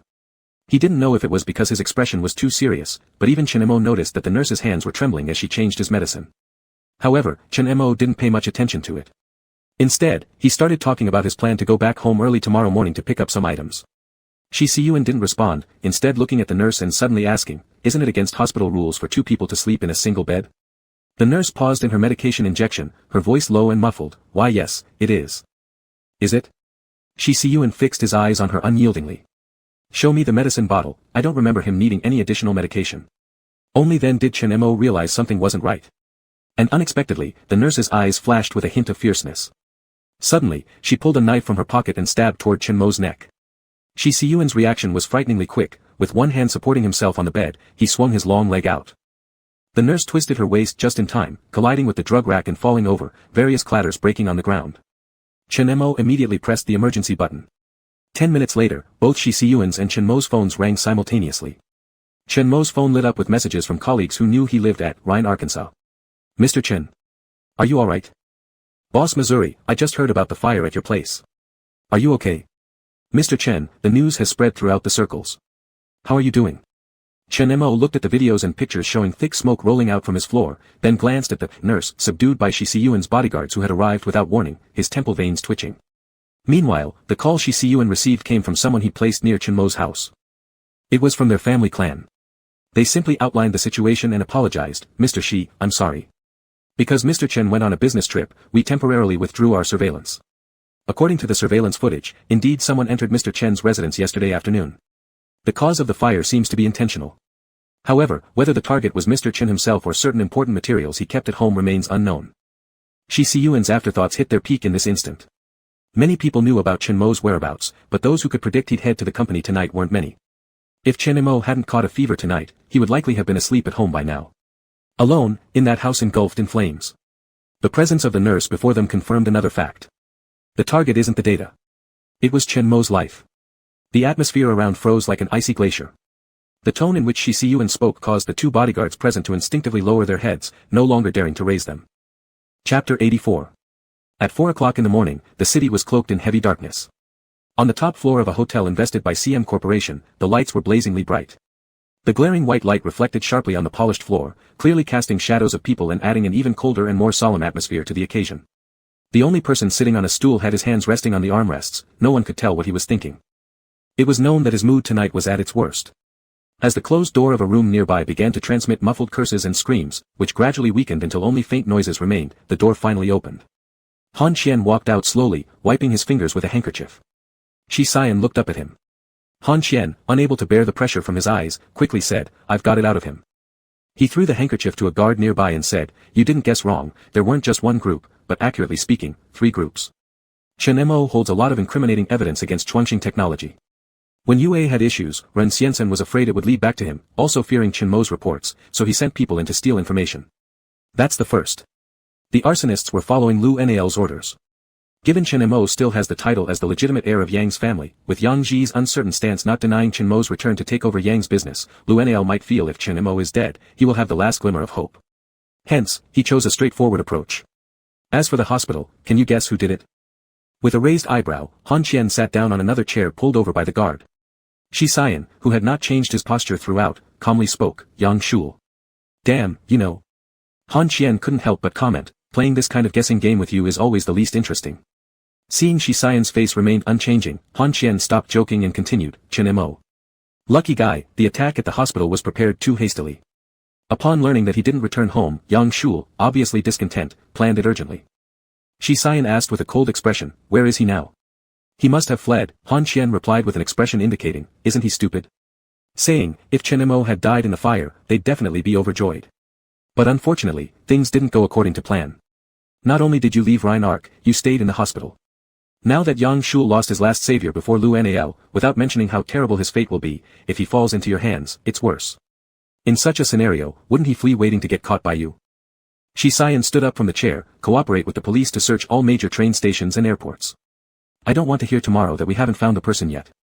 Also, find out who leaked my itinerary.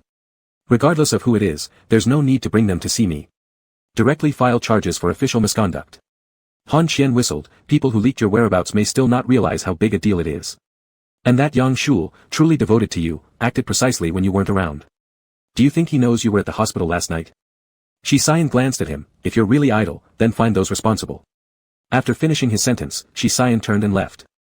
Han Qian was startled for a moment, shouting, what about the several people inside? Chop them up and feed them to the dogs. Shi Xian's cold voice came as his steps didn't pause. Standing there, Han Qian muttered a curse under his breath. An underling hesitated and moved closer, Mr. Han, Mr. Shi's request. Do you even dare complain when criticized? Han Qian kicked him in annoyance, he's furious because his men were almost stabbed right under his nose. Even at this time when killing someone isn't the solution but stopping him is our job, you're actually serious? He's clever, alright, his brain is still functioning properly, and hasn't lost his mind yet. Han Qian had many concerns in his mind. Thinking about Chen Mo not merely narrowly escaping a stab wound but also how initially those people wanted to cause accidents. Suddenly, they were hell-bent on killing. This reminded Han Qian of the toughest 2 years he and Shi Xian spent abroad. Back then, Shi Xian's means in handling similar situations made Han Qian shudder upon recollection. Han Qian could guarantee that Lu Nal involving himself with Chen Mo was the worst decision he ever made. As for Yang Shul, Han Qian didn't even bother commenting on this person. To say he lacked intelligence would be unfair since his actions often hinted at cunning. He knew exactly how to maximize his value in front of people like Lu Nal, making decisive decisions without hesitation regarding Chen Mo's life, and dared to make bold moves when necessary. But to call him truly smart would be misleading, as it was clear everywhere his sharp-mindedness betrayed him into folly. The most stupid thing was that he might still be dreaming, deliberately choosing the time when Shi Xian wasn't around to demonstrate his own depth of affection. Let's go, Han Qian said. Subordinate, where to? Han Qian, where else? Clear the way for Mr. Shi. We can't let him get his hands dirty with no measure, or in the end, we'll be the ones suffering. It was hard to sort out all the chaos of this night in detail. Chen Mo had spent the entire night hooked up to intravenous fluids, and by morning, his high fever hadn't subsided. Yet he didn't show it on his face. He could still handle various chaotic condolence messages calmly and composedly. Later, perhaps utterly annoyed, he posted a message on social media, still alive, just lost the house. Thank you all for your concern. Then he ignored the furrowed brows of the attending physician treating him and asked, when can I be discharged? Discharged? The doctor chuckled bitterly, especially with a man in black suit standing guard from start to finish in the ward, plus 4 or 5 bodyguards. He then said, Mr. Chen, you need continued treatment. Although last night's extremely poisonous drug wasn't injected into your body, you're still running a high fever, which doesn't meet the discharge standard. The doctor himself was also quite nervous. Medicine disturbances, attempted stabbings, and all sorts of bizarre conflicts between doctors and patients were not uncommon, and they'd become accustomed to such occurrences. But using poison in such an overt attempt at murder was unprecedented. Following instructions from another man in the ward, the hospital management suppressed the incident from spreading further, compounded by the fact it occurred late at night. Currently, only a few individuals, including the police and hospital executives, were aware of the details. Due to its irregularity, the doctor was particularly firm about the request for discharge. Chen Mo wasn't surprised by the rejection. Leaning slightly as he turned his head to look at the person who returned under starlit skies just before dawn, he said, Yen Gu. Stay a couple more days, Shisayan tucked his blanket edges tighter, reducing his imposing aura significantly. At least until the fever is gone. Chen Mo's hand brushed against his little finger but didn't move away. Yet his tone carried an imperceptible soothing undertone, seemingly casual. With everything falling apart and leaving you to handle alone, I'm not at ease either. At this moment, Shisayan's taut nerve stretched to their limit, then snapped, quickly overwhelmed by another wave of emotions. That was the long-suppressed anger arising from fear of loss. Before now, he had needed to maintain absolute clarity and calmness to unravel the timing for an appropriate strike. Only upon returning, seeing this person who had brushed past death several times over the night and lived through it all, now touching his hand while indirectly letting him know he was fine, the tightly controlled emotion suddenly collapsed. Anger flared, and he pinched the bridge of his nose to suppress any violent impulses. His eyes remained unwaveringly focused, slightly easing the overwhelming urge to bind and take him away immediately. Throughout the whole morning, doctors, nurses, and even the police continuously moved in and out of the ward. By noon, Chen Mo was having lunch when the room grew lively once again. The Yang family had arrived. Yang Qian and Zhou Yaoying were there too. If you don't want to see them, I'll have someone send them away, Shisayan suggested. Chen Mo sipped a specially prepared soup by the nutritionist and slowly responded, whether they come or not makes no difference to me. Let them in. The visiting couple appeared older than when Yang Ji got married. Su Qingran picked an apple from the fruit basket and nodded at Chen Mo before heading to wash it, clearly avoiding any appearance of impropriety. Yang Ji didn't exchange pleasantries with Chen Mo but immediately sought out Shisayan upon entering, obviously well-informed and sporting a rather sour expression. Xiao Mo, Zhou Yaoying tentatively handed over a thermos. This was stewed by my own hands, would you like to try some? Chen Mo gave the thermos a quick glance and looked down at the bowl in front of him, then said blandly, I've eaten almost enough already.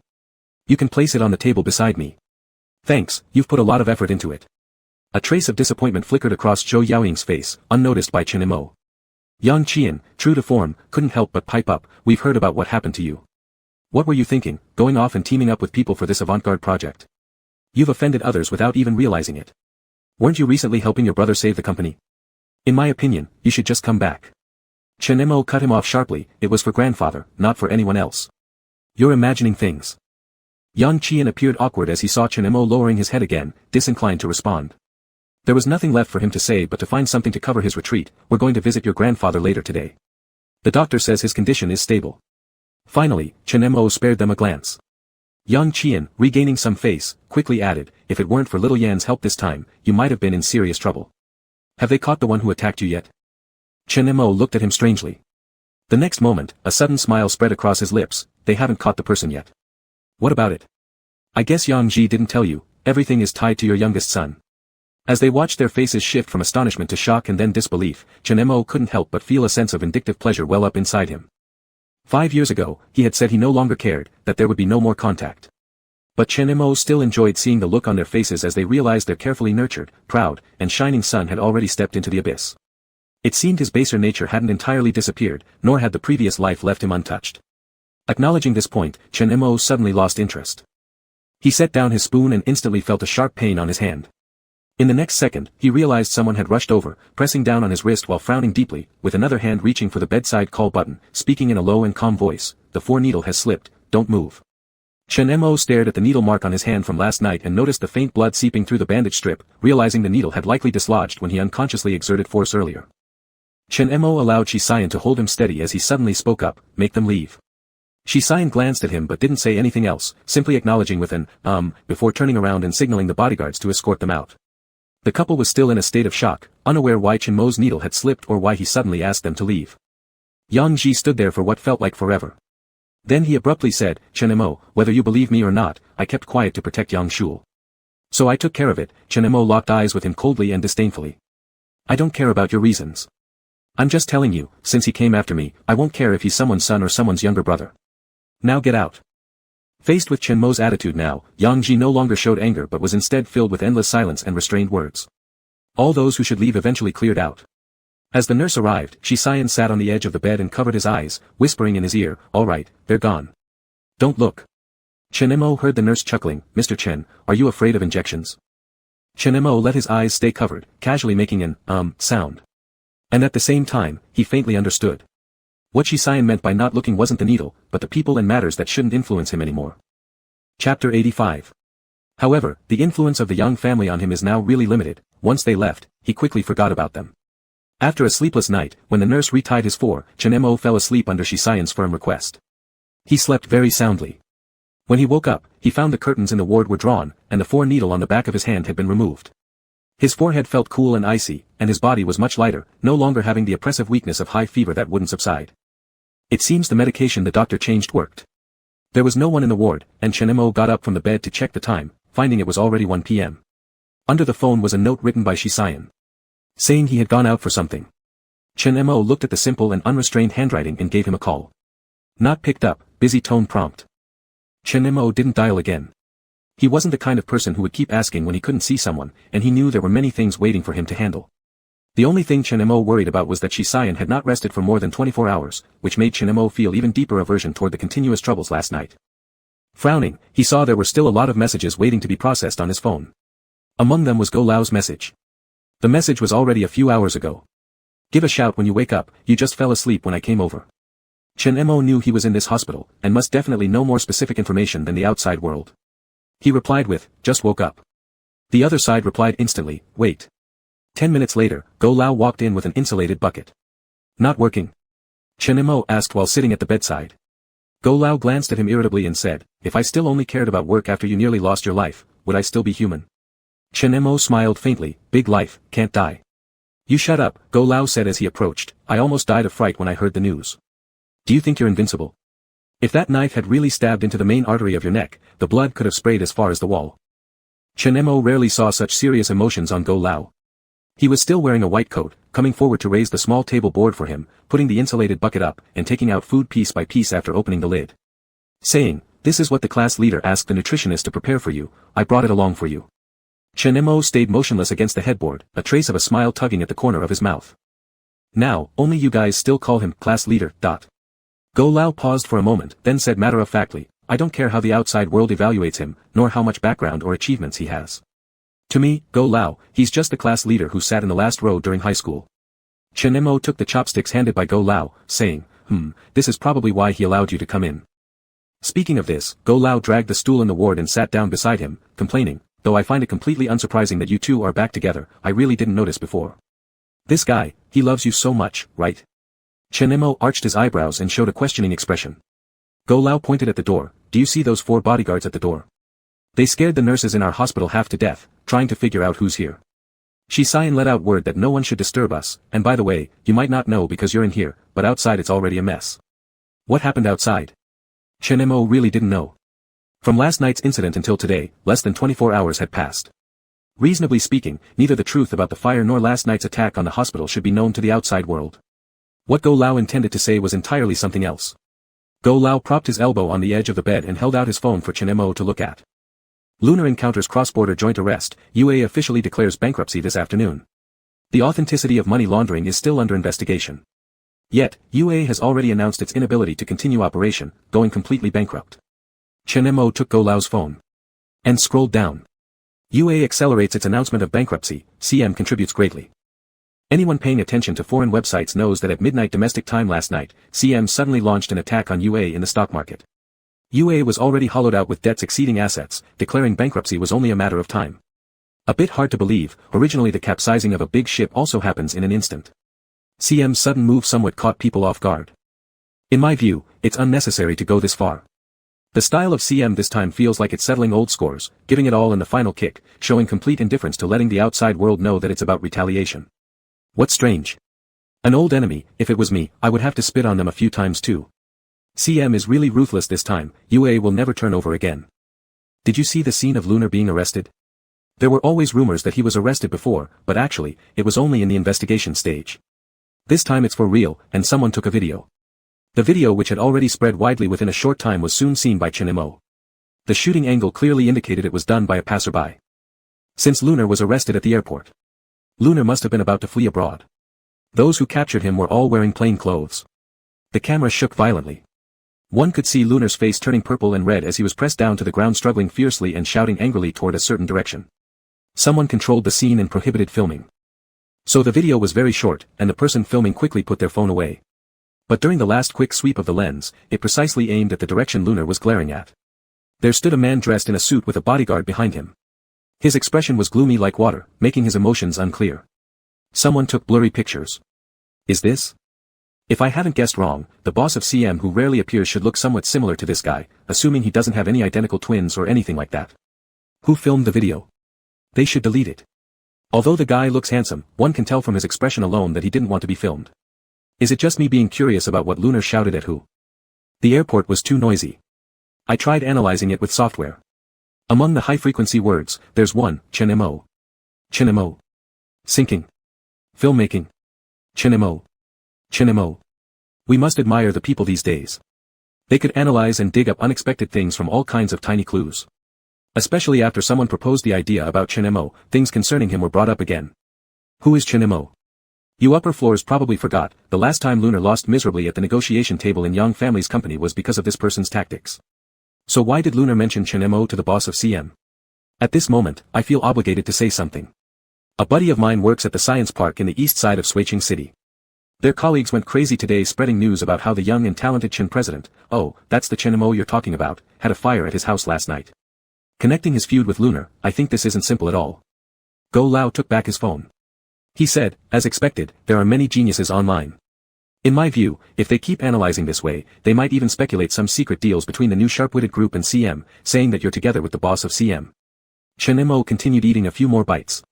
For him, online gossip was always out of reach as long as it didn't affect his life, not worth expending mental energy on. Moreover, the essential focus of this matter still revolved around the bankruptcy of UA. Neither CM nor Chinemo were more than accessories. Chinemo said, didn't you say last year that you wanted to buy a house? You've been checking out housing developments, help me find something suitable. Go Lao paused, don't you want to keep your house in Rheinark? Chinemo said, I do, but realistically speaking, it won't be livable in the short term. I need to look for something suitable. Go Lao stared at Chinemo for a while.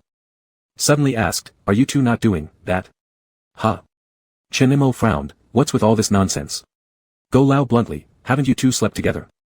Chinemo was speechless for a moment, what does that have to do with asking you to find a house? How doesn't it? Go Lao said confidently, if both of you have slept together, then cohabitate, would that not solve everything? Does the class leader seem like someone who'd be lacking in properties?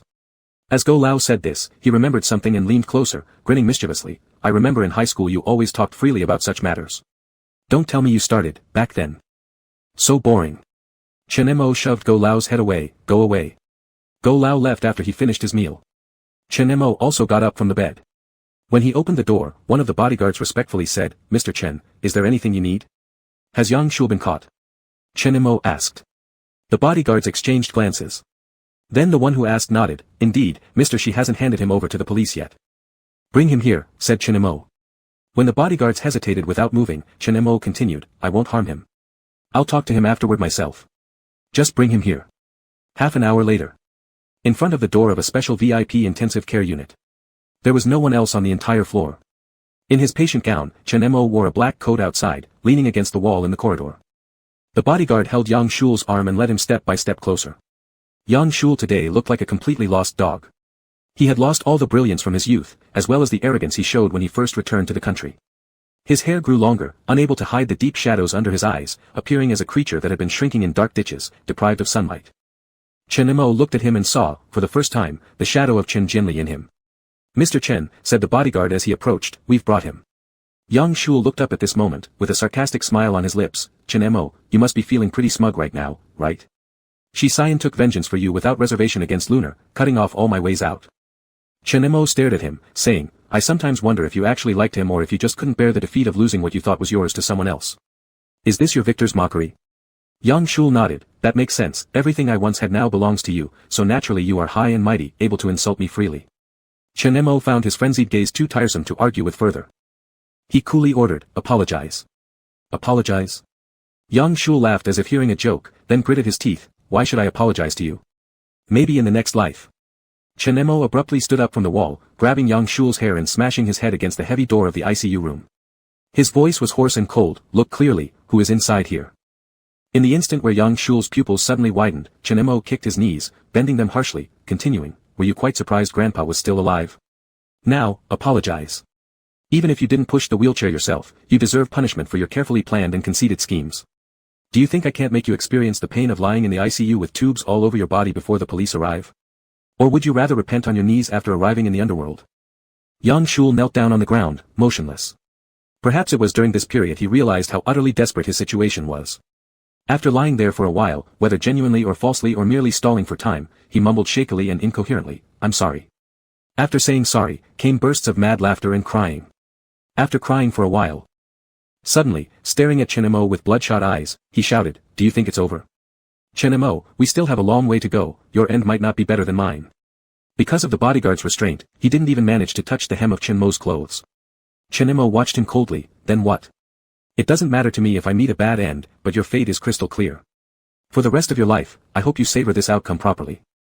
Yang Shul was dragged away by the bodyguards, along with his yelling and struggling. Chinemo stood in front of the door of the ICU, knowing full well that this apology was utterly meaningless. There were few people he cared about in his life, and this was already the only thing he could do amidst the cycle of life and death. Chinemo turned around and leaned against the wall beside the door, standing there for an unknown duration. Until the vibration came from his pocket. Shisayan's voice carried worry, "Are you?" "Shisayan," Chinemo interrupted, slightly tilting his head back and lightly asked, "When will you come back?" Chapter 86. A mere half-hour later, Shisayan appeared at the end of the corridor. He seemed to have anticipated that Chinemo would have something on his mind.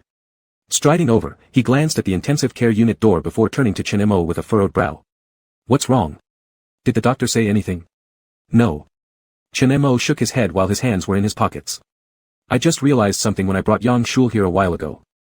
"What?" Shisayan asked softly. Chinemo pressed his fingertips against his brow and then looked up at him. "Actually, these past few years, Grandpa and I have discussed this issue more than once. He said that if one day in the future his health declines, there's no need for forced treatment, he doesn't want to suffer through it. He knows his children best, so he entrusted me to speak for him in those critical moments. When he was admitted to the hospital, I had a premonition. I thought I could handle any consequences, but only after doctors from both domestic and overseas recently gave their diagnoses, and asked the family whether we should disconnect life support, did I realize how difficult some decisions really are. So difficult that compared to his life before age 17, it made him even less willing to look back." Shisayan fell silent for a few seconds without responding. Finally, he reached out and drew Chin Missouri close, wrapping him in an embrace, filling him with the cool yet comforting aura from outside. "It's okay, Grandpa won't blame you," Shisayan said, gently rubbing the nape of his neck. Chinemo closed his eyes peacefully for a moment. In the previous life, the elder's passing was too sudden, and it was also the only time Chinemo experienced losing a loved one. Even though his familial ties were shallow, and his closeness to the elder in this life wasn't as deep, several years later, Chinemo could still feel that delayed regret and pain. Thus, he defied the elder's wishes and contacted many doctors domestically and internationally but never disclosed the final diagnosis results to anyone. It was like undergoing a trial. He knew that once the verdict was sealed, there would be no turning back. As long as he knew the elder was still lying there, he could suddenly wake up one day and hear him say, "Xiao Mo, why haven't you come home for dinner these past few days? Don't always focus on work, you need to live well." The daily reminders and trivialities of normal life became Chinmo's ultimate understanding and sense of belonging to family in this lifetime. This added layer of luxury came with being given a second chance at life. Therefore, he hoped time could move slower, allowing longer periods before saying goodbye. It was only just now. If he had any lingering doubts before Shisayan returned, at the moment they embraced, Chinemo felt it was time. Chinemo stepped back slightly and told Shisayan, "I've just realized how insatiable human desires are, reluctance is often more about self-avoidance.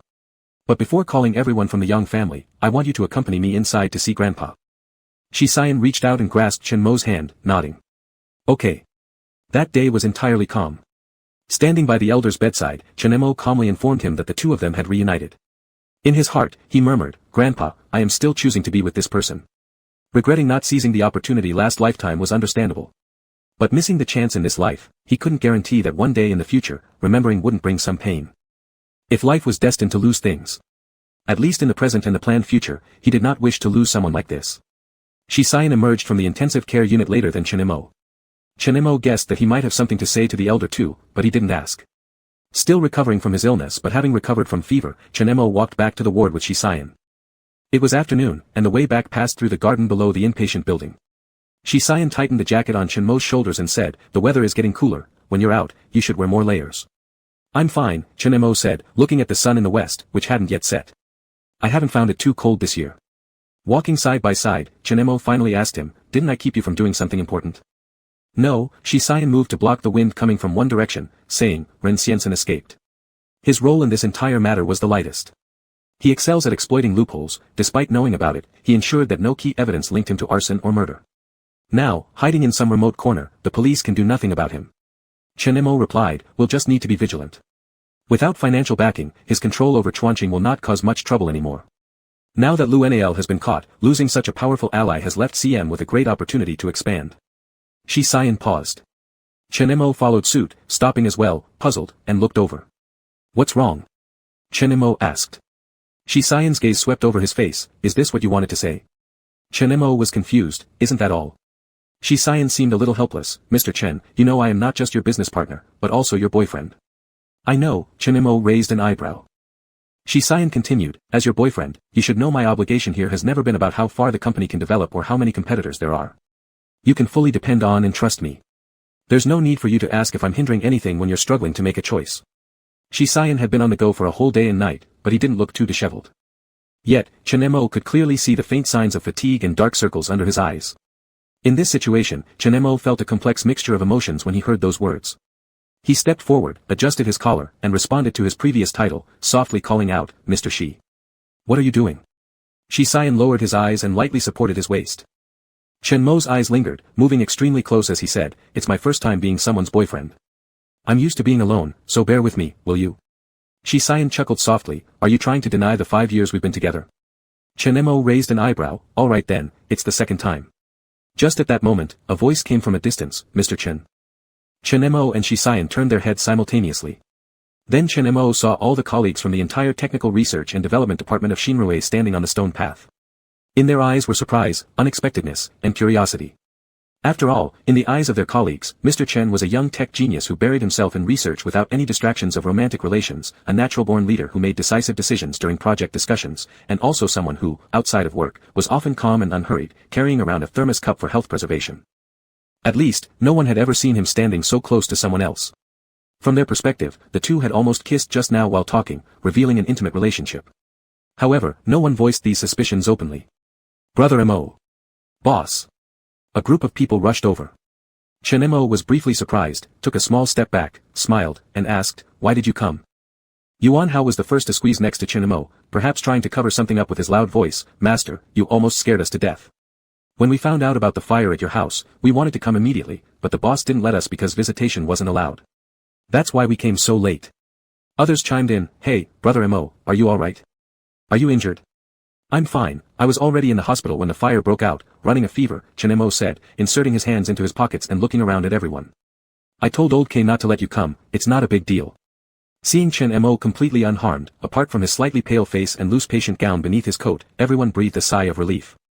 Old K appeared from the end of the path at this point, he must have been parking his car, and was the last to arrive. The first thing he noticed upon arrival was the person next to Chen Mo. Mr. Shi. Old K showed a hint of surprise, Chen Mo said you brought him to the hospital. You haven't been here all this time, have you? Shi Xian subtly gestured for the bodyguards guarding nearby to withdraw and denied, no, I left the hospital to handle some things in between. I've just come back. Old K didn't suspect anything. Yuan Hao whispered loudly to Chen Mo, covering his mouth, Master, it's probably impossible to keep your relationship with Mr. Shi a secret anymore. Some people in our department have seen Mr. Shi. Chen Mo looked beside him at those who recognized Shi Xian, seeing some unsure faces and others with tense curiosity, and raised his eyebrows. He said to Yuan Hao, afterward, take them out for a meal and let Mr. Shi pay for it. Yuan Hao was startled, ah. Chen Mo calmly replied, there's no difference between him paying and me paying. An hour later, all the people squeezed into Chen Mo's ward were taken out by Yuan Hao. Flowers, gifts, fruits were piled up on the bedside table. Shi Xian and Chen Mo sat on the sofa. Shi Xian said to him, I thought you intended to keep it a secret forever. They might gossip in private, but they won't ask directly. Anyway, there's really nothing to hide, Chen Mo said casually while peeling a banana. I just thought it was simpler for Shinrui and CM to collaborate without mixing in personal relationships, it makes dealing with problems cleaner and more straightforward. But now that everyone knows, it doesn't matter much unless you want to keep it hidden. Chen Mo finished speaking and fed the peeled banana to Shi Xian. Shi Xian took a bite after lowering his head and gestured that he could eat himself. Do you think I care about this? Chen Mo wasn't hungry either, so he set the banana aside and patted his thigh. Why don't you take a nap? You haven't rested for a long time. Even if your body is strong, it can't withstand sleep deprivation forever. Shi Xian hummed in agreement, discarded his jacket on the couch nearby, and laid down comfortably. Silence returned to the hospital room as Chen Mo contemplated things, occasionally stroking Shi Xian's hair. Shi Xian's hair was somewhat coarse, pricking at the palm of Chen Mo's hand. After about half an hour of sleep, Shi Xian's phone buzzed with a series of voice messages from old K. Preoccupied, Chen Mo subconsciously opened them. The first one played loudly and clearly, I just came back from the restroom, and guess what I overheard? Some people from your R&D department were talking about you and the owner of CM. Is she signing into you? Is he gay? The second message automatically started, I've been wondering this for a while. He's the boss of a large conglomerate and the heir to Sui Qingxi family. Even though you two are old classmates, your relationship hasn't been close enough to reach this point. What's his game? Is he just playing around? Chen Mo, I don't know Shi Xian's personality, but with his status and position, men and women surround him. Haven't we seen enough in this field? Don't end up in a situation where even Nu can't save you, and he gnaws away all your bones. The sky outside gradually grew darker. Unbeknownst to Chen Mo, Shi Xian had already opened his eyes. With his hand propped against his forehead, Shi Xian asked quietly, is he the one who helped you financially in high school? Chen Mo looked down at him without questioning how he knew about this. After careful consideration, he responded, Old K tends to follow procedure strictly and has a somewhat aggressive attitude towards wealthy individuals. Shi Xian dropped his hand and asked dryly, does he think I'm only playing around? Chen Mo chuckled. How many men and women are around Mr. Shi anyway? In the next moment, Shi Xian pulled Chen Mo down by his neck. Their lips met closely as Shi Xian whispered, yes, plenty. But the one I want is you. Chen Mo tossed the phone aside, cupped Shi Xian's face, and deepened the kiss. Not long after, not far from the hospital, at a Cantonese restaurant's restroom entrance. Old K, holding his phone, received a picture. It was a candid shot taken through the hospital ward's glass window, clearly showing a patient in a hospital gown pressing a tall man onto the sofa, looking almost like a scene of forced intimacy. And below it was a sentence typed lazily yet arrogantly, for years I didn't tell you, I realized I was gay in high school. Oh, by the way, we dated back then, and I was the one who broke up with him. Old K stood motionless in shock as the image of the prodigy from his teenage years, the calm and collected cornerstone and core link of Nu, collapsed utterly. He trembled as he replied, damn, you're the top. Chapter 87. Old K's question ultimately went unanswered, because at that time, Shi Xian was standing behind Chen Mo in the hospital room, his chin resting on Chen Mo's shoulder as he asked, what did you say? Chen Mo instinctively covered it up. Then he heard a soft chuckle near his ear. Shi Xian tightened his hold on Chen Mo as if some large wild animal had gripped the back of its prey's neck.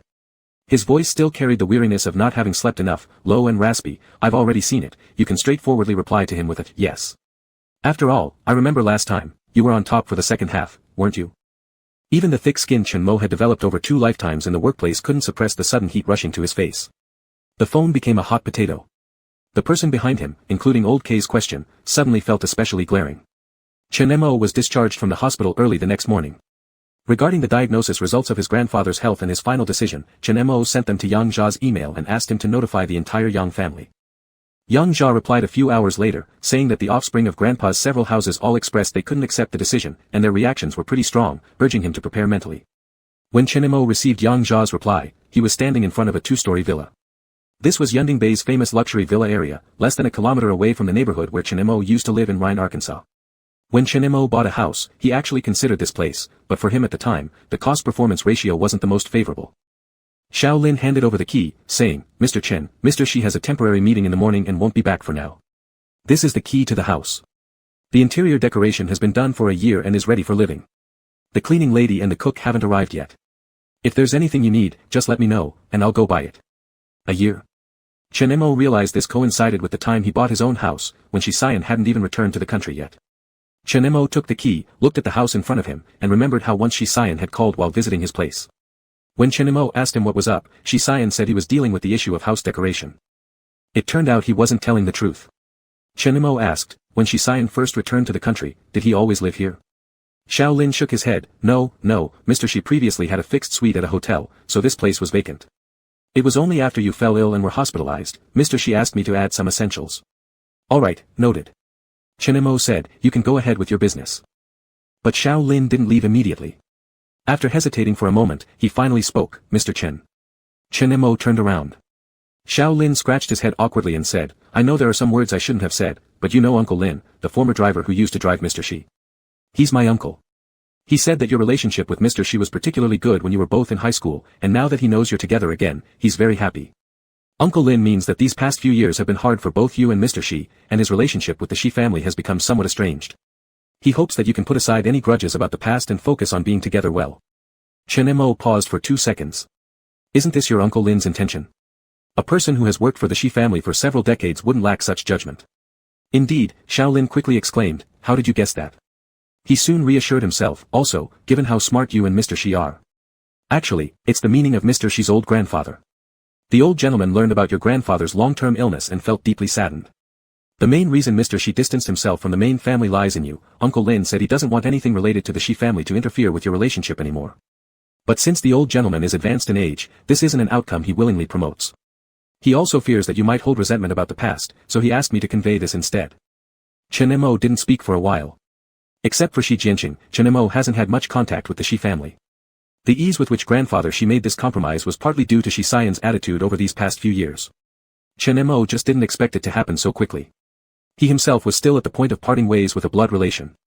That deep feeling and regret, Chen Mo hoped Shi Xian would never experience. Chen Mo said, please relay my message to grandfather Shi then, tell him the Shi family was never the primary reason we split apart. It might have been in the past, but from now on, although none of us guarantees a lifelong commitment, I'll do my best. Alright, Xiao Lin stared at him, alright. Though just a driver, Xiao Lin was always chauffeuring Shi Xian, so he knew many things others did not. For example, he knew that Mr. Chen reportedly had been running a low-grade fever for some time without let-up. Shi Xian had tried every possible method. Looking at the Chen Mo before his eyes now, still showing a hint of pallor from recovering from a serious illness, there wasn't even the slightest trace of fear after such a brush with death. Even while being in an unfamiliar place. Chen Mo's calmness and composure under any circumstances did not fall short of Chairman Shi's in the slightest. That offhand "I'll do my best" carried an almost weighty promise. Chen Mo walked up the stone steps leading to the villa and opened the door. Contrary to what he expected, instead of being vast and ostentatious, the interior design was closer to a minimalist luxury wooden style, combining the understated warmth of wood with touches of glass and stonework elements to enhance its subdued sophistication. The villa clearly had been cleaned recently, looking spotless and bright. Chen Mo sent Old Go a message telling him there was no need to worry about the house anymore. Old Go immediately followed up with a phone call. No need? Old Go said, was I right? You're living with the class leader. Chen Mo gave a sound of affirmation, the location is suitable, it's not far from where I lived before, so when I have free time, I can still keep an eye on decoration matters. The efficiency of class leader can be impressive. Old Go commented, do you remember the apartment we rented during high school? It turned out to belong to him as well. Now looking back, I really regret how blind I was at the time, unable to notice issues between you two earlier. Chen Mo smirked lightly, and then you were spreading gossip everywhere online. Don't talk nonsense. I have my principles, alright? Old Go changed the subject, however, if you ask me, sell the house once it's decorated. If I were class leader and let you live alone again, that would be truly strange. Remember that day's incident, I broke out in cold sweats thinking about it. Chen Mo placed the hospital items he brought into the upstairs bathroom, his phone sitting on the counter, glancing at the reflection of his own face in the mirror, now aged beyond 17, replying calmly to Old Go, if someone's fate is to meet calamity, there's no way to avoid it. Old Go scolded furiously, you have problems. Say this kind of thing in front of your boyfriend and see if he scolds you. Chen Mo raised a brow, it seems like he doesn't scold people anymore these days. Doesn't scold anymore. Old Go hesitated, yeah, makes sense. After all, our positions are different from back when we were students. Chen Mo glanced at the new incoming call notification on his phone. He told Old Go, wait, I need to take a call. Hello. Mr. Chen. The person on the other end quickly said, please help us out. Though it sounded like a request, it left no room for negotiation. Carrying a certain intimidating undertone. An hour later, in the secretary's office on the top floor of the CM building. The chief secretary watched one unhappy individual after another come out of the president's office, feeling her own corners of her mouth starting to tense up. What's going on? The deputy secretary nervously asked, Mr. Shi's mood today seems particularly bad. The chief secretary was over 30 but kept a composed face. Leaning over slightly, she whispered, today, everyone needs to be more careful in their work. The Huiyuan public project might go south, and now several dealers are seeking us out desperately. This project has been one of the major focuses since President Xi returned to the country, no wonder his mood isn't great. The deputy secretary was surprised, that's odd, didn't this project seem to be proceeding normally all along? It appears to have something to do with Chuanqing technology. The chief secretary quietly added, word on the street says that the Ren general manager of Chuanqing ticked off our boss and got backed into a corner. He apparently has connections within Huiyuan personnel and joined forces with someone else to maliciously leak bidding information, probably trying to make trouble for us. Just at that moment, the reception desk called. Several managers of previously contacted cooperation partners had arrived uninvited. The chief secretary handled business formally, saying simply, tell them Mr. Shi is unavailable. The receptionist looked at the young man in front of her, troubled, whispering toward the secretary's office, sister, this really won't work. They're new pioneers who control virtually all the city's smart product sales channels. Do we really not meet them? 10 minutes later, Chen Mo, together with 5 managers behind him, was respectfully invited into the reception room. Chen Mo took a look around. He hadn't expected his first visit to the CM office tower to be under such circumstances. One of those who came with Chen Mo, called Uncle Huang, spoke up, saying, "We shouldn't disturb Mr. Chen as we heard he's recuperating, but our collaboration with New Edge began through Mr. Chen originally, so we consider each other familiar. This matter concerns the interests of multiple parties, which led us to get in touch with you directly." Chen Mo smiled indifferently. "Mr. Huang, you're too kind. Ms. Su has already explained the situation to me, and I understand it quite well. Regardless of whether CM and Hui Yuan's project succeeds or not, your intention to be CM's first batch of domestic dealership clients is something I can fully appreciate. However, there are some things that need to be addressed up front. The investment plans for New Edge and Huanshan were going smoothly, but now, since CM is effectively New Edge's new owner, even I who research projects still depend on them for a living. Whether this thing goes through or not mainly depends on CM's stance." "Understood, understood. We know about the difficulties Mr. Chen faces." The reception personnel kept refilling their cups with high-quality tea, but no one was willing to appear. As time passed, the expressions on Mr. Huang and others' faces transitioned from initial urgency, anxiety, to growing impatience. They repeatedly asked the young server, "Did General Manager Shi mention when he will be free? Is General Manager Shi still busy? So much time has passed already, when can we meet General Manager Shi?" The uniform reply they received was, "Sorry, General Manager Shi is still in a meeting." Throughout, Chen Mo remained seated quietly. Su Qianran messaged him to inquire about the situation. "How's it going?" Chen Mo glanced at the few people sighing in the reception room and calmly replied, "Naturally, there's no way it'll work out." "Play along," said Su Qianran. "These people don't know where they got the idea that you and Shi Xian are classmates from high school. They're relying on our months-long cooperation contract as leverage. By now, they must be regretting making the wrong choice, thinking your relationship isn't all that close." Chen Mo chuckled, "It's indeed not very strong, they've been waiting here for nearly 3 hours. Su Qianran remarked, "Wow, she sure knows how to be cruel." In the end, they didn't get to see anyone. Having made this trip, Chen Mo could consider his mission for New Edge accomplished. As for the awkward expressions on the other faces, he simply pretended not to notice. He accompanied them to the cars on the roadside. Chen Mo was about to head back. However, before he had a chance to hail a taxi, his phone rang. "Shi Xian, come up." Chen Mo looked up at the seemingly endless skyscraper, raising an eyebrow before turning back. A front desk assistant, clearly following an order, quickly ran over and swiped the VIP elevator card for him, respectfully saying, "Mr. Chen, 56th floor, please go ahead." Unbeknownst to Chen Mo, things within CM had been restless ever since he entered the company. "Those managers have come many times, why let them go up this time? Do you recognize the lead person? That's Mr. Chen from New Edge. Isn't he the one who recently appeared in Yang Corporation? Seems to have a good relationship with our General Manager Shi. Latest news, General Manager Shi never showed up. So what's the actual status of their relationship? I noticed something interesting, the teas that the admin assistant served were all Tiguanyin except one cup which was barley tea. Alright, downstairs now. Taking a call. Oh, coming back.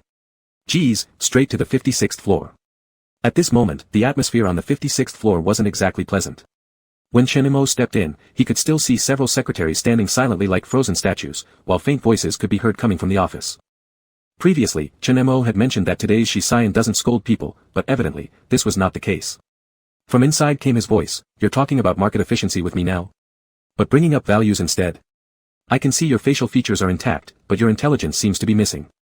This afternoon, you should." 2 minutes later, Chen Mo watched as a man with a purplish-red face emerged from the room, head bowed. Behind him followed Han Qian, who handed him a document, patting his shoulder as he said, "Go back and think about it carefully.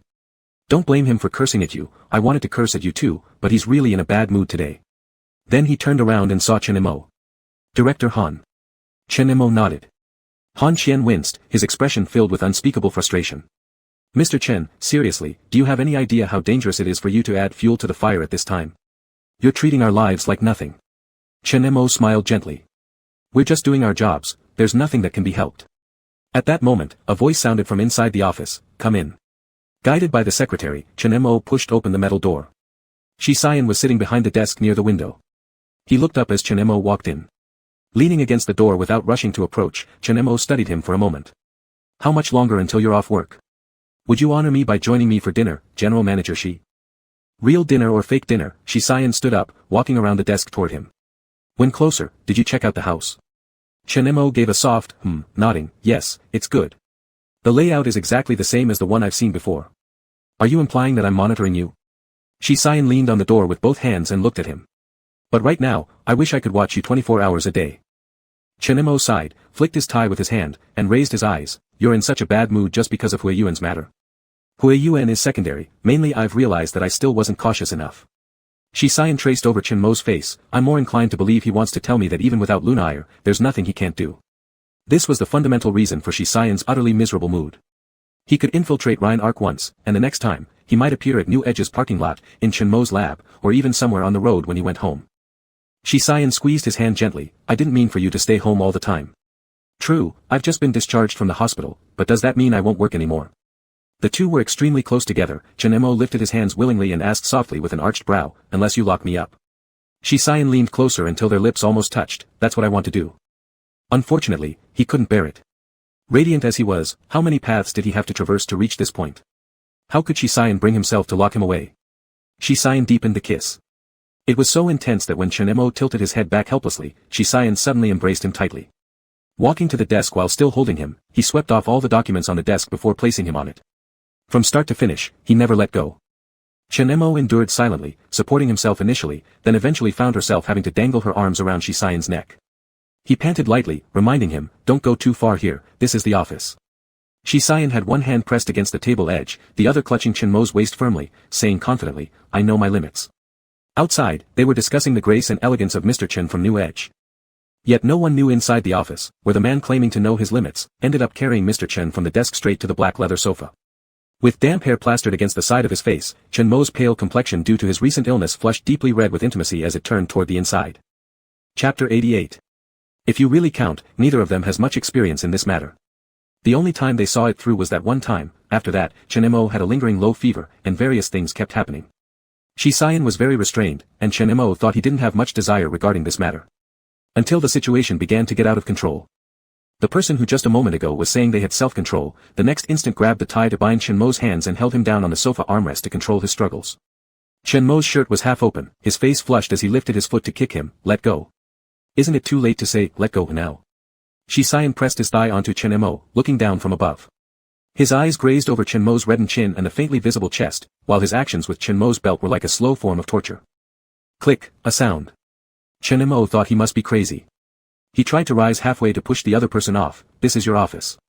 No one will come in, I locked the door. Shisayan pushed him back down with one hand, then leaned over, kissing his neck and nibbling lightly on that small patch of delicate white flesh. Chenmo instantly felt weak, tilting his head back with unstable breathing, and finally found an excuse, no condom. We're not doing it, Shisayan whispered beside his neck. Before Chenmo could exhale in relief, he realized Shisayan had abandoned that area of his neck and moved inch by inch downward. Chenmo slightly lifted his head, realizing what he was about to do, his heart pounding like a drum. Before the strained word, no, could escape his lips, his hands clenched tightly above his head, his upper body arching up, his mind going blank. The double impact on his senses and vision scorched Chenmo's eyes. He completely gave up resistance, biting his lower lip and cursing, crazy person. Chenmo wasn't sure where Shisayan had acquired such skilled techniques. He didn't even notice when the tie around his hands was loosened. All he knew was that in the end, he too had completely fallen into this chaotic nonsense, grabbing Shisayan's hair to bring him closer for an uncontrollable kiss. Breaths intertwined, conquering each other. Unlike the innocence of that rainy night in the small-town hotel years ago. Whether psychologically or in terms of expertise, Chenmo's understanding of this matter had advanced significantly. Once he stopped obsessing over the supposed timing and location, as long as he liked the person before him, there wasn't anything he couldn't do. The consequence of his reciprocity was that the leather sofa ended up almost unrecognizable. It was originally black leather, now even darker with uneven impressions. Combined with the crumpled tie on the armrest, the jacket dropped on the carpet, the watch carelessly discarded on the coffee table, the scene became increasingly unbearable to look at. Especially Chen Zong, sitting on the adjacent single-seat sofa, looked somewhat regretful as he supported his forehead. The unfocused tiredness in his expression, the slight redness remaining on his skin, and the slightly torn corner of his mouth all seemed to signal someone's unrestrained ferocity under loss of control. In fact, these injuries weren't entirely caused by Shisayan being indifferent to consequences. He returned with ointment and knelt in front of Chenmo, frowning as he gently applied it to the wound, saying, "Didn't you feel any pain?" Chenmo glanced at him, noting how neat and imposing he still looked in his suit. "Now you're acting so proper." Shisayan tightened the cap and smiled softly. "What happened after that was actually initiated by you." "I'm blinded by lust, all right." There was nothing embarrassing to admit. Chenmo briefly glanced at the sofa and closed his eyes with a trace of discomfort, urging, "Aren't you obsessed with cleanliness? Quickly find someone to replace the sofa." Shisayan rose from his crouching position, placing both hands on the armrest of the single-seat sofa, gazing intently at Chenmo and quietly saying, "Replace it? If every occurrence required a replacement, wouldn't it be too extravagant? For example, the bed, the carpet, the sink, etc." Chenmo glanced at him. Shisayan raised his hand, "We'll change it. Chen Mo would have wanted it changed anyway. It wasn't due to some obsessive-compulsive need for cleanliness, nor because it was unpleasant to look at. It's just that though this sofa was mostly used for his midday breaks, there were times it was needed to receive guests. To let others use it now would be something Shisayan himself couldn't bear, so he preferred moving the sofa to the unfinished restroom nearby. Chen Mo hadn't driven when he came. So after half an hour, the two left the office together. From the VIP elevator, they went all the way to the parking lot.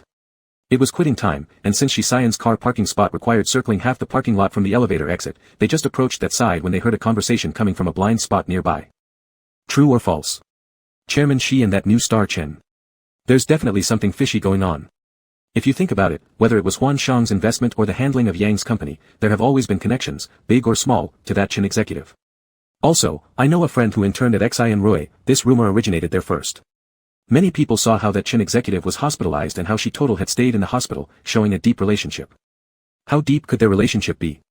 They're high school classmates, and the two families already have business cooperation going on. If one is hospitalized, it's not strange for the other to visit out of courtesy. Not strange enough for Shi to bring back the said Chen executive today all by himself. I heard from someone in the secretary room that when water was delivered into the office, that Chen executive was casually browsing news on his tablet while wearing Shi's coat. Even Han would never dare act so casually in that office. So, could it really be that she actually favors, regardless of moral boundaries? I'd do the same if given the chance. You haven't seen him personally, that Chen executive has real charm. The waistline, the legs, the face. Now we're wondering, is he homosexual, or bisexual? Chen Mo smiled as he pulled open the car door and got in. He fastened his seatbelt and asked, when you first returned to China and invested in Huan Shang, was it really because of me? Not entirely, Shisayan said, driving the car as he reversed out of the parking spot. Back then, Zhu Jingtao was reported and recalled to headquarters. Since I had decided to protect him, it only made sense that I couldn't allow anything bad happening to Huan Shang. As soon as the car pulled out, it drew everyone's attention. The employees standing near the blind corner all froze up at the sight. They stared awkwardly at Shisayan through the open window, stammering nervously, Boss Shi. Boss Shi, are you leaving work now? Boss Shi, we were just. Shisayan looked outside, saying coldly, after working hours, my personal time doesn't concern anyone else. And don't gossip randomly about clients' private lives under our building. They immediately felt uncomfortable, shuffling their feet against the ground before noticing Chen Mo in the passenger seat. Everyone quickly apologized. Mr. Chen, we apologize. Mr. Chen, we're very sorry. Chen Mo slightly leaned forward and smiled. Mr. Shi is too serious. It's fine, no need to take it to heart. At this moment, Shisayan closed the window and drove off. Chen Mo turned back and looked amused at Shisayan, saying, do you really have to be so uptight? They've finished work. Why must you control what they say? That group will probably not be able to sleep well tonight, thinking they might get fired. Shisayan tapped lightly on the steering wheel with his index finger. That is strictly forbidden behavior in professional environments. If the person here visiting wasn't you but some other client, those conversations could influence decision-making, leading to potential risks. Chen Mo tilted his body closer. Shisayan asked, what's wrong? Chen Mo nodded. Remember when you were the class president in high school? He questioned further, are you really free of bias? Yes. Shisayan admitted candidly, I dislike hearing about others being interested in you. Chen Mo arched an eyebrow. Didn't you just sound all righteous a moment ago? A customer? The customer you kept to yourself, making mischief in your office? Something clicked inside Shisayan, and he sighed helplessly. Don't provoke me, I'm driving. The car was moving smoothly along the road. Chen Mo was genuinely hungry and took out his phone to look for nearby dining options. Not long after driving, a sudden loud crash came from up ahead. What happened? Chen Mo looked up. Shisayan's phone rang.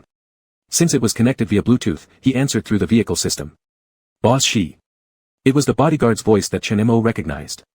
Shisayan asked, what happened? The bodyguard replied, there's been a chain collision ahead during rush hour. Fire trucks and ambulances are stuck behind, unable to reach the scene. We might also be delayed for quite a while. Chen Mo looked at the heavy smoke rising from the bridge ahead, frowning. One of the vehicles is on fire. Mr. Go's hospital is closest. They'll probably be the first responders to arrive. Their location was very close to the accident site, already halfway across the bridge. Suddenly, someone began shouting nearby. Help! Somebody come over. There's a car about to explode up ahead, and there are children and 2 adults trapped inside. Chen Mo instinctively opened the car door, only to be stopped by Shisayan pulling him back. He said, I'll go, stay here and wait for me. Together, Chen Mo insisted, let's see if there's any way we can help. Shisayan paused for 2 seconds and didn't object, opening the door to step out. Apart from them, many people around started rushing towards the incident site. Upon getting closer, it became clear that the burning car was severely damaged. Someone had already managed to save the children from the crushed vehicle, but the couple remained inside, the wife's leg trapped, while the husband's forehead bled profusely and he lay unconscious. The rear seat was almost impossible to approach due to the suffocating smell of charred materials in the air. People around hesitated, stepping back instinctively. Cries and shouts mixed with honking car horns turned into chaos. Someone said helplessly, "We can't do anything, it's really hopeless, the fire is too big. Move back." Everyone moved back further. Shisayan soaked his coat with mineral water borrowed from a bystander before rushing straight toward the car. As he gripped the front handle firmly, a momentary silence hung over the onlookers. Soon enough, several others also sprang into action and joined him. The husband was dragged out first. The wife's situation was more complicated. The fire spread rapidly, as if about to scorch people's faces. When Chinemo handed over a tool to Shisayan, he looked back for just a second without saying anything. As Shisayan reached in to pry up the steel plate pinning the woman's ankle, he fought against the deformed car door trying to snap back. Without hesitation, Chinemo stepped forward with his foot wedged in place. Blood dripped along the wound torn open by sharp metal fragments, but when noticing Shisayan's pause, Chinemo reassured quietly, "It's okay." Tension grew heavier as time ticked away, 10 seconds, 9 seconds, 8 seconds. Finally, the steel plate gave way, and the woman was immediately pulled out by waiting bystanders. "Run!" Shisayan shouted as soon as they were free. Boom! The explosion struck moments later. Although everyone had moved some distance away, they couldn't entirely escape its aftermath. The ears of those who stayed too close buzzed sharply from the shockwave. Shisayan hugged whoever was below tightly and noticed blood on Chinmo's temple from a flying shrapnel piece. "Are you alright?" Shisayan could see Chinmo's slightly tense expression, reading his lips to understand what he asked despite the roaring noise in his head. Shaking his head didn't stop the cacophony, hearing fragmented voices that felt like someone else's conversation. "Our classmate Chinmo is truly irritating, always acting aloof towards everyone. Big brother Yen, I heard Leroy is bothering Chinmo again. You warned him last time not to bother our class, but obviously, he ignored you. Going abroad has been decided, there's no turning back now. Chinmo. His math score on the college entrance exam seems to have tanked. Why are you asking about him? With such ambition, sooner or later, he'll seize power at Yang's company. The person in charge of cooperating with Yang's company this time is their vice president, named Chinmo. Mr. Shi, we've received news, something may have happened to Executive Chin." The coroner announced, "Death on the scene." Chapter 89. Various sounds that didn't belong to memories caused the aftereffects of the explosion to reach their peak. Shisayan couldn't hear what people around him were saying, and he even began to suspect whether his nerves were damaged. It wasn't until he felt the person below struggling to stand up and the hand that supported him becoming increasingly firm. Shisayan vigorously shook his head and tightly gripped Chinmo's wrist with his other hand, giving it a squeeze before croaking out, "I'm fine, don't worry." The words he spoke sounded like they had been muted. Fortunately, Chinmo seemed to have heard it, as the overwhelming anxiety in his eyes eased slightly. Soon, people from all directions gathered around them. Their mouths opened and closed repeatedly, constantly speaking. "Sir, are you alright? No injuries, right? The hospital will be here soon." Shisayan was suffering from a splitting headache and immediately checked if Chinmo was injured. The jumble of fragmented information prevented him from finding any extra energy to respond to others. He just firmly held onto Chinmo's hand and did not let go.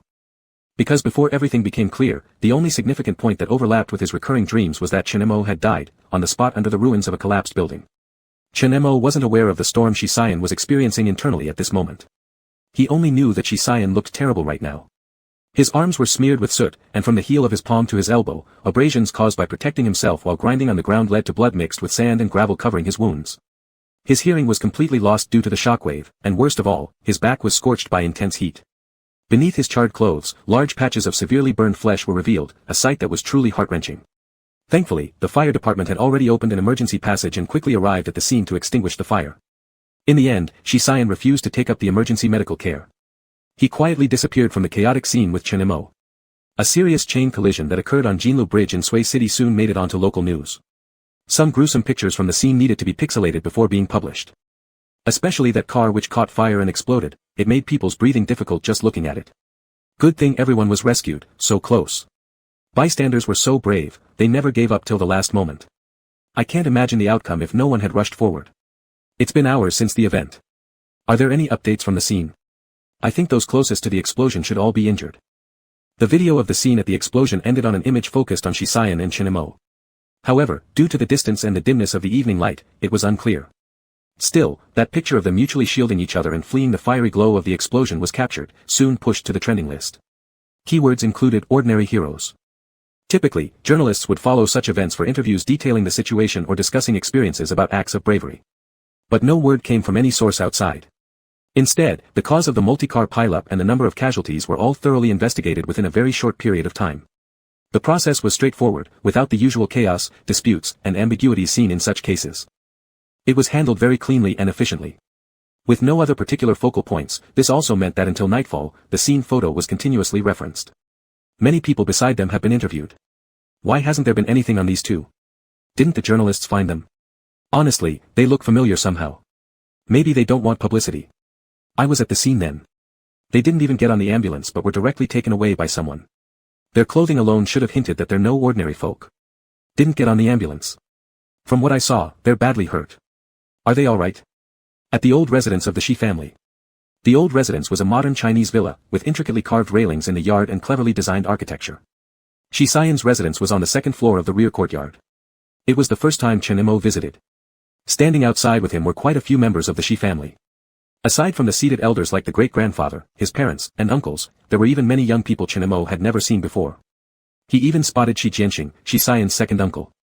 Compared to 5 years ago, he was much slimmer and more mature, having shed the nonchalant and extravagant air he used to have, standing alongside Han Gan. Han Gan had somehow snuck over at some point. When Chen Imo reached his side, he nudged his elbow and whispered, "You two really are something else, getting caught up in something like this. This way of meeting the elders is also the first time I've seen it. It's been years since the Shi family has been so intact." Chen Imo glanced at him but didn't say anything. The medical resources of the Shi family are all top-notch, don't worry. Han Gan looked at the tightly closed door and comforted, he doesn't need such a grand mobilization for his injuries, but who can help it when he's the successor of the Shi family. Leaning against the pillar in the corridor, Chen Imo wasn't unaware of the gazes cast from all sides. Even some of the younger generation couldn't help but whisper. "That's Brother Yan's boyfriend?" "I guess so. Didn't you see how Brother Yan held on to him the whole time? They only separated after administering anesthesia. Isn't it said they broke up 5 years ago, yet somehow they're still back together? They started dating in high school. And you didn't see how expressionless he was while applying medicine to that large wound on his leg, not blinking at all. He's just stood here with us for so long, I feel like he's not someone to be trifled with. Our great-grandfather hasn't spoken, it's not our turn to discuss. Everyone, shut up." Han Gan turned his head again and said to Chen Imo, "Do you want to sit down and rest a bit?" "No need," said Chen Imo. Chen Imo conversed with Han Gan sporadically. In reality, his mind was entirely preoccupied with the room. From the moment he saw the injuries on Shi Xian's back, his thoughts had been scattered, because he remembered that in the end, it was himself who tackled him instinctively, without hesitation. In life-or-death situations, instincts took over. He didn't know how much time had passed until the sound of the door opening disrupted the atmosphere. The two doctors in gloves came out and said to the old lady, "We've dealt with all the wounds through debridement and bandaged them properly. Chairman Shi is young and in good physical condition, so there aren't any major issues. With some rest, everything will be fine." "Can we go in now?" asked Shi Xian's mother Jiang Jing immediately. The doctor hesitated for a moment, the anesthesia has just worn off, and the explosion caused severe headaches. His situation right now should prioritize quietness. Too many people entering would increase the risk of wound infection. Chen Imo frowned slightly, "Is there any way to alleviate the headache?" The doctor replied, "We've already used painkillers, but for some reason, their effect has been minimal." Chen Imo stepped forward, "Let me take a look inside." The doctor glanced at him and stopped him, "Tomorrow, Mr. Chen." Chairman Shi said he doesn't wish to see anyone temporarily. Han Gan beside him was surprised, "Not even Mr. Chen. That doesn't make sense." "Yes, including Mr. Chen." Some people nearby immediately directed their gazes towards Chen Imo. Jiang Jing looked around and then smiled gently at Chen Imo, "Since there's no major problem, there's no need to rush. Both of you have gone through enough today. I'll ask the kitchen to prepare some food. Tonight, you should both get some proper rest." Great-grandfather Shi supported his hands on his cane, under the gazes of everyone present, and finally said, "Then we won't go in. Clear the room next to his and arrange for him to stay home during this period. There's no rush for work-related matters." Regardless of what the others thought or felt. Chen Imo remained silent for 2 seconds and nodded, "All right." After everyone left later that evening, complete silence enveloped the small building where Shi Xian stayed. At midnight, Chen Imo quietly pushed open Shi Xian's bedroom door. There were no lights on in the room. Fortunately, the moonlight streaming through the window allowed Chen Imo to see clearly around him. The room was vast, and even the sleeping area could only be seen after turning a corner. As Chen Imo took a few steps forward, he immediately spotted a figure lying face down on dark bedding, his naked torso wrapped in bandages. His shoulder muscles were slightly taut, concealing his expression. As Chen Imo approached step by step and sat by the bedside, he reached out to touch the man's upper arm. The person, whose eyes were originally closed, abruptly opened them. Even with the faint light from the window, it was enough for Chen Imo to see the startling amount of red bloodshot veins in his eyes. Is your headache getting worse? Chen Mo's heart sank as he quickly tried to support the person. I'll call the doctor. Don't bother. Shi Xian mumbled and pulled the person down, pressing himself carelessly on top. The familiar scent instantly swept over, allowing Shi Xian to barely retrieve a thread of sanity from chaos. He thought, this is the living, real Chen Mo. If the explosion made his brain experience conversations that did not belong to him, then the process of debridement under anesthesia was like reliving his own life once. Between the proud son of heaven and the teenager from a prestigious family who grew up struggling in the mud, there naturally existed an insurmountable gap like the Chu River and Han boundary. During their student years, seemingly without much intersection, when exactly did they start noticing Chen Mo? Perhaps it was when he ran so fast during PE class like the wind, or the shadow left alone in the classroom applying medicine after fighting off those who troubled him, or the times he was always the last to leave and first to come in the morning, his quiet presence ever present. As class monitor, secretly warning those who bothered him, paying attention to his every move, even actively speaking to inquire. Everything seemed very reasonable enough that he couldn't admit the truth about himself until after the college entrance exams. That was a fork in the road, taking two people already vastly different in status even further apart. Years later, youthful concern transformed into reality. One became entangled in family affairs, the other standing on the edge of an abyss, equally brilliant. The blatant demand for favoritism by another son of the young family stood out starkly. At the banquet table, the drunk person no longer bore the innocence of youth. On the day he sent him home, he thought it would be a new beginning. Unknowingly, this foretold an already fated ending. In that conclusion, there was a blinding sea of red. Someone met a sudden end. Leaving behind ashes scattered all over, stretching the sunset under the building's base into something so long, as if through the whole lifespan, despite the Shi family's rise for years, the man standing there remained alone. Even though he didn't personally experience it, the regret stretching throughout his remaining life felt like an endless torment, precisely piercing into the current body of Shi Xian. He desperately needed proof. To prove that Chen Mo was alive, this life wasn't a dream unwilling to wake up spawned by regret at death's door. Didn't you say you didn't want to see me? Are you feeling better? Chen Mo's soft murmur in the dark was real. The sensation and temperature of the skin were real too. Shi Xian hugged the person tighter, hoarsely saying, yeah, much better, just a nightmare. Chen Mo touched the bandages around Shi Xian's upper body but didn't press any further. They embraced in the night, Shi Xian injured on his back, so after getting onto the bed, all he could do was hold the other close beneath him while carefully avoiding his injured foot. Chen Mo naturally adjusted to his sleep position. Silently adhering closely, relaxing himself on someone's chest, simultaneously stroking Shi Xian's hair stroke by stroke until his muscles fully relaxed, his breathing steady. Night passed quietly. Day broke. Early morning, in the old residence of the Shi family. A few kids from the younger generation played cards in the courtyard of Shi Xian's house.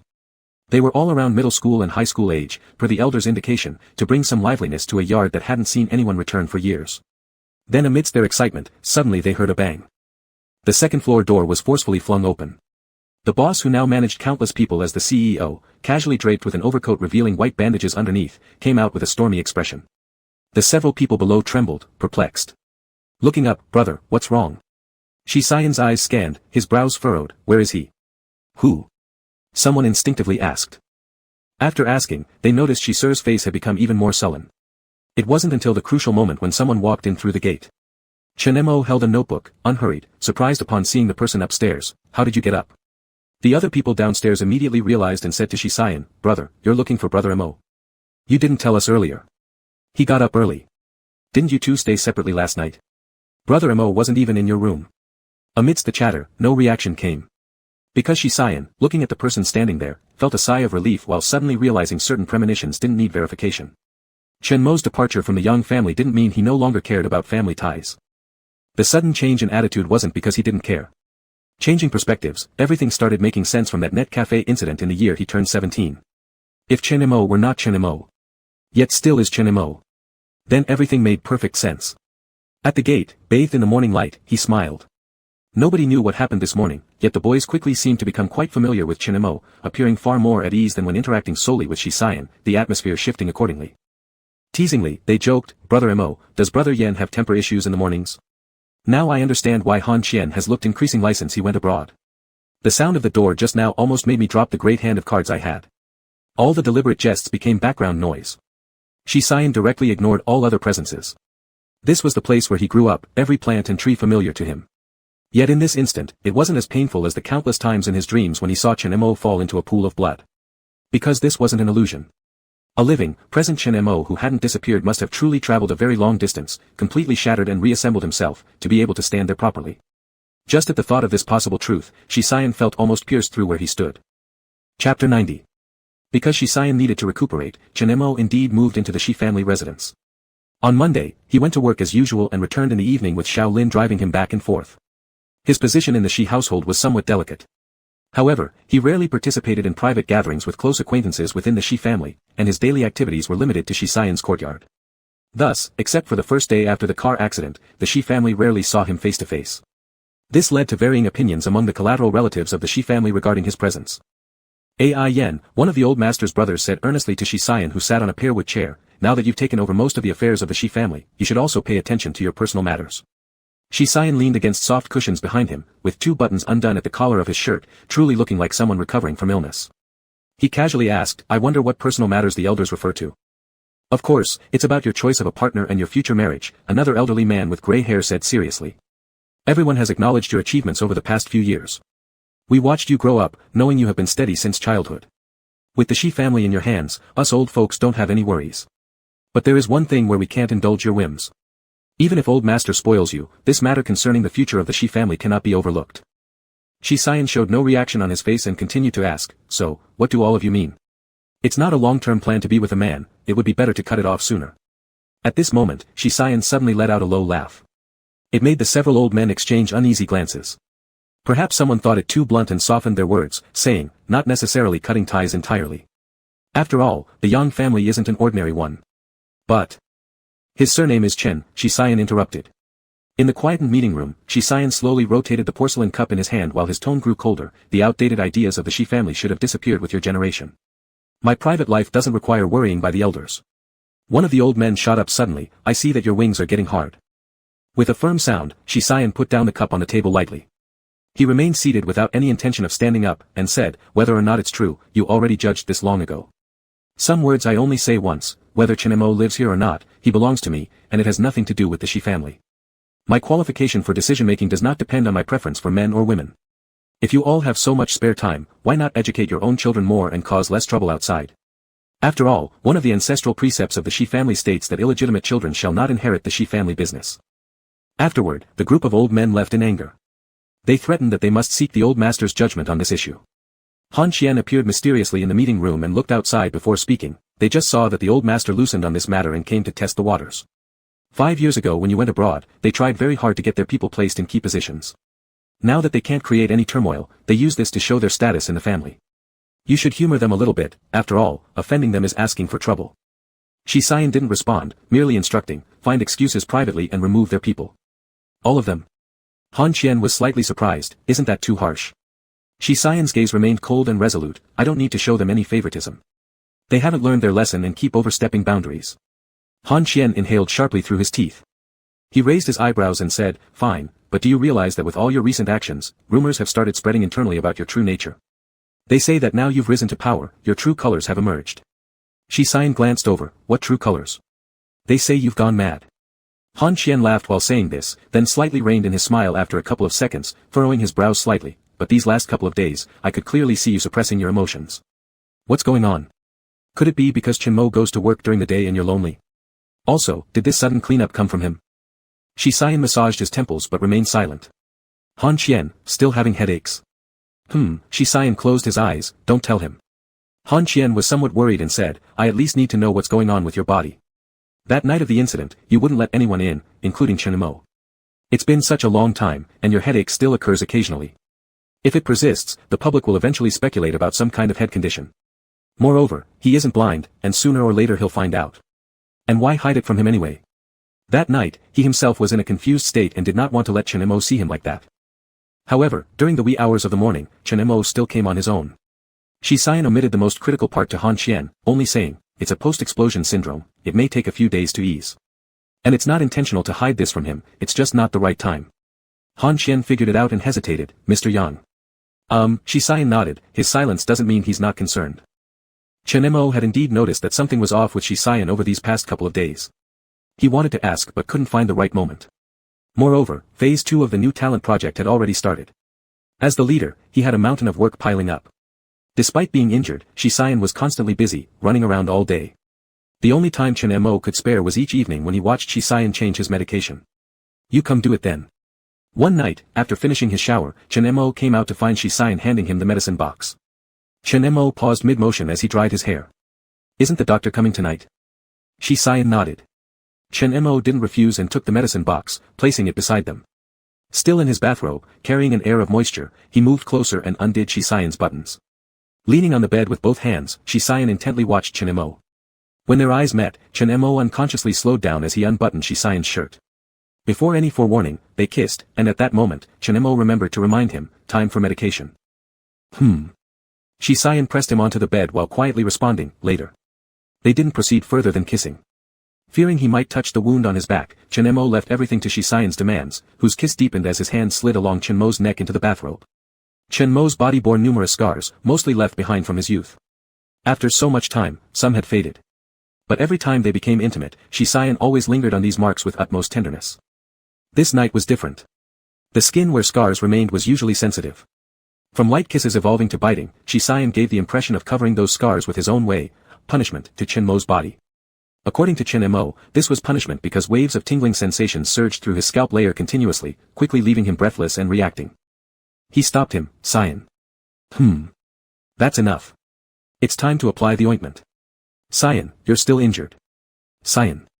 Having attempted to stop him several times to no avail, Chen Mo retreated while half opening his bathrobe until he bumped against the headboard. Shi Xian pursued, leaving Chen Mo with unfulfilled desire and no escape.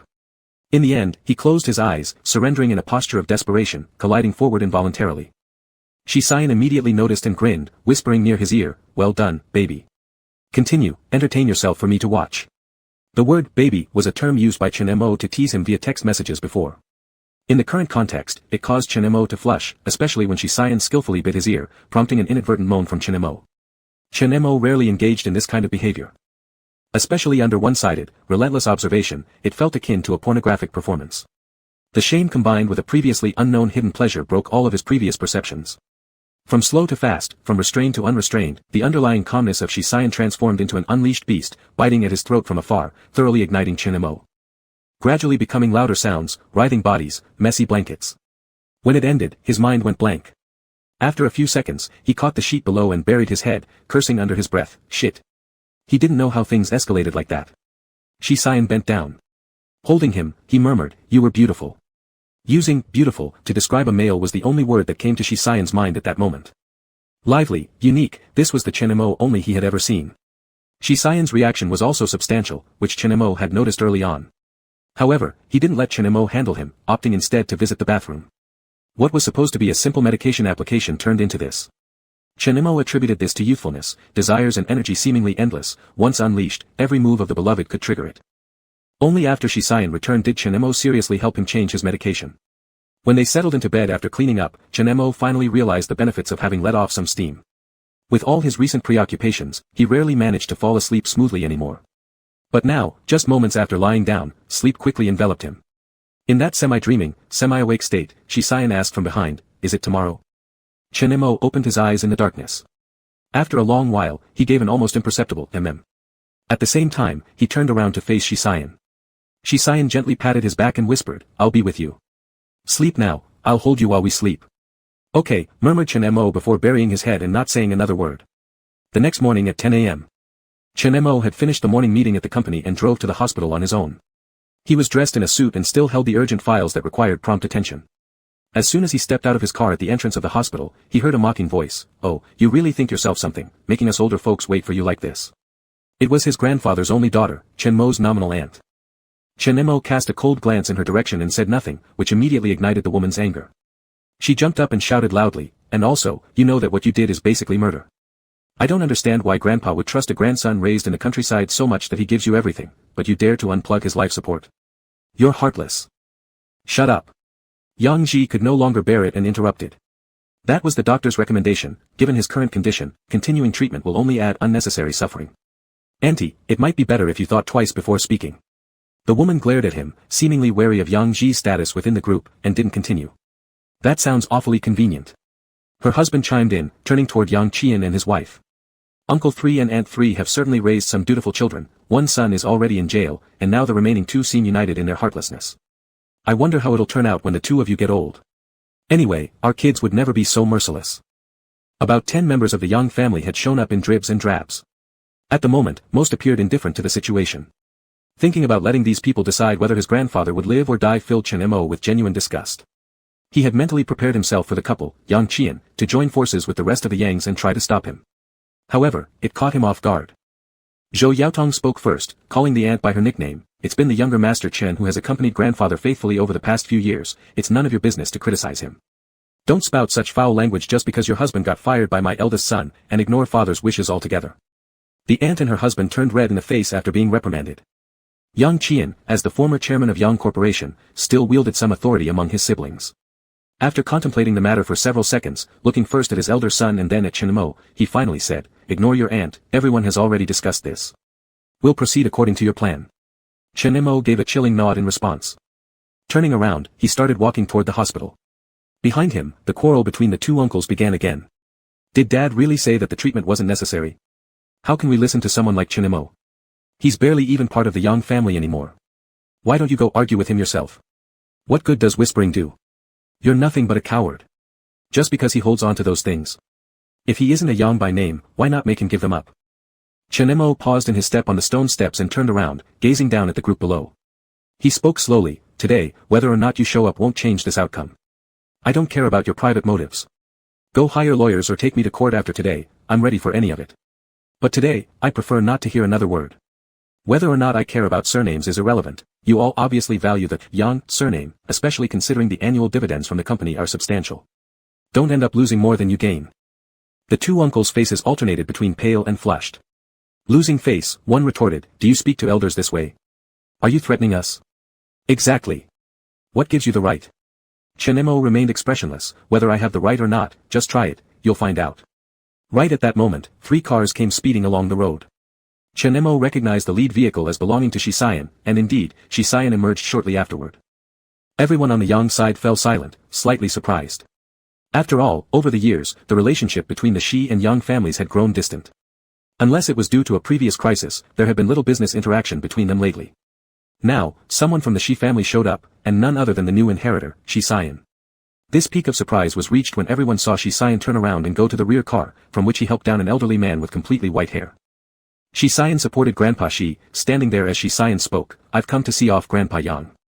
Chen Mo knew these words were meant for him. The lifelong friendship between the two elders' appearance wasn't exactly unexpected.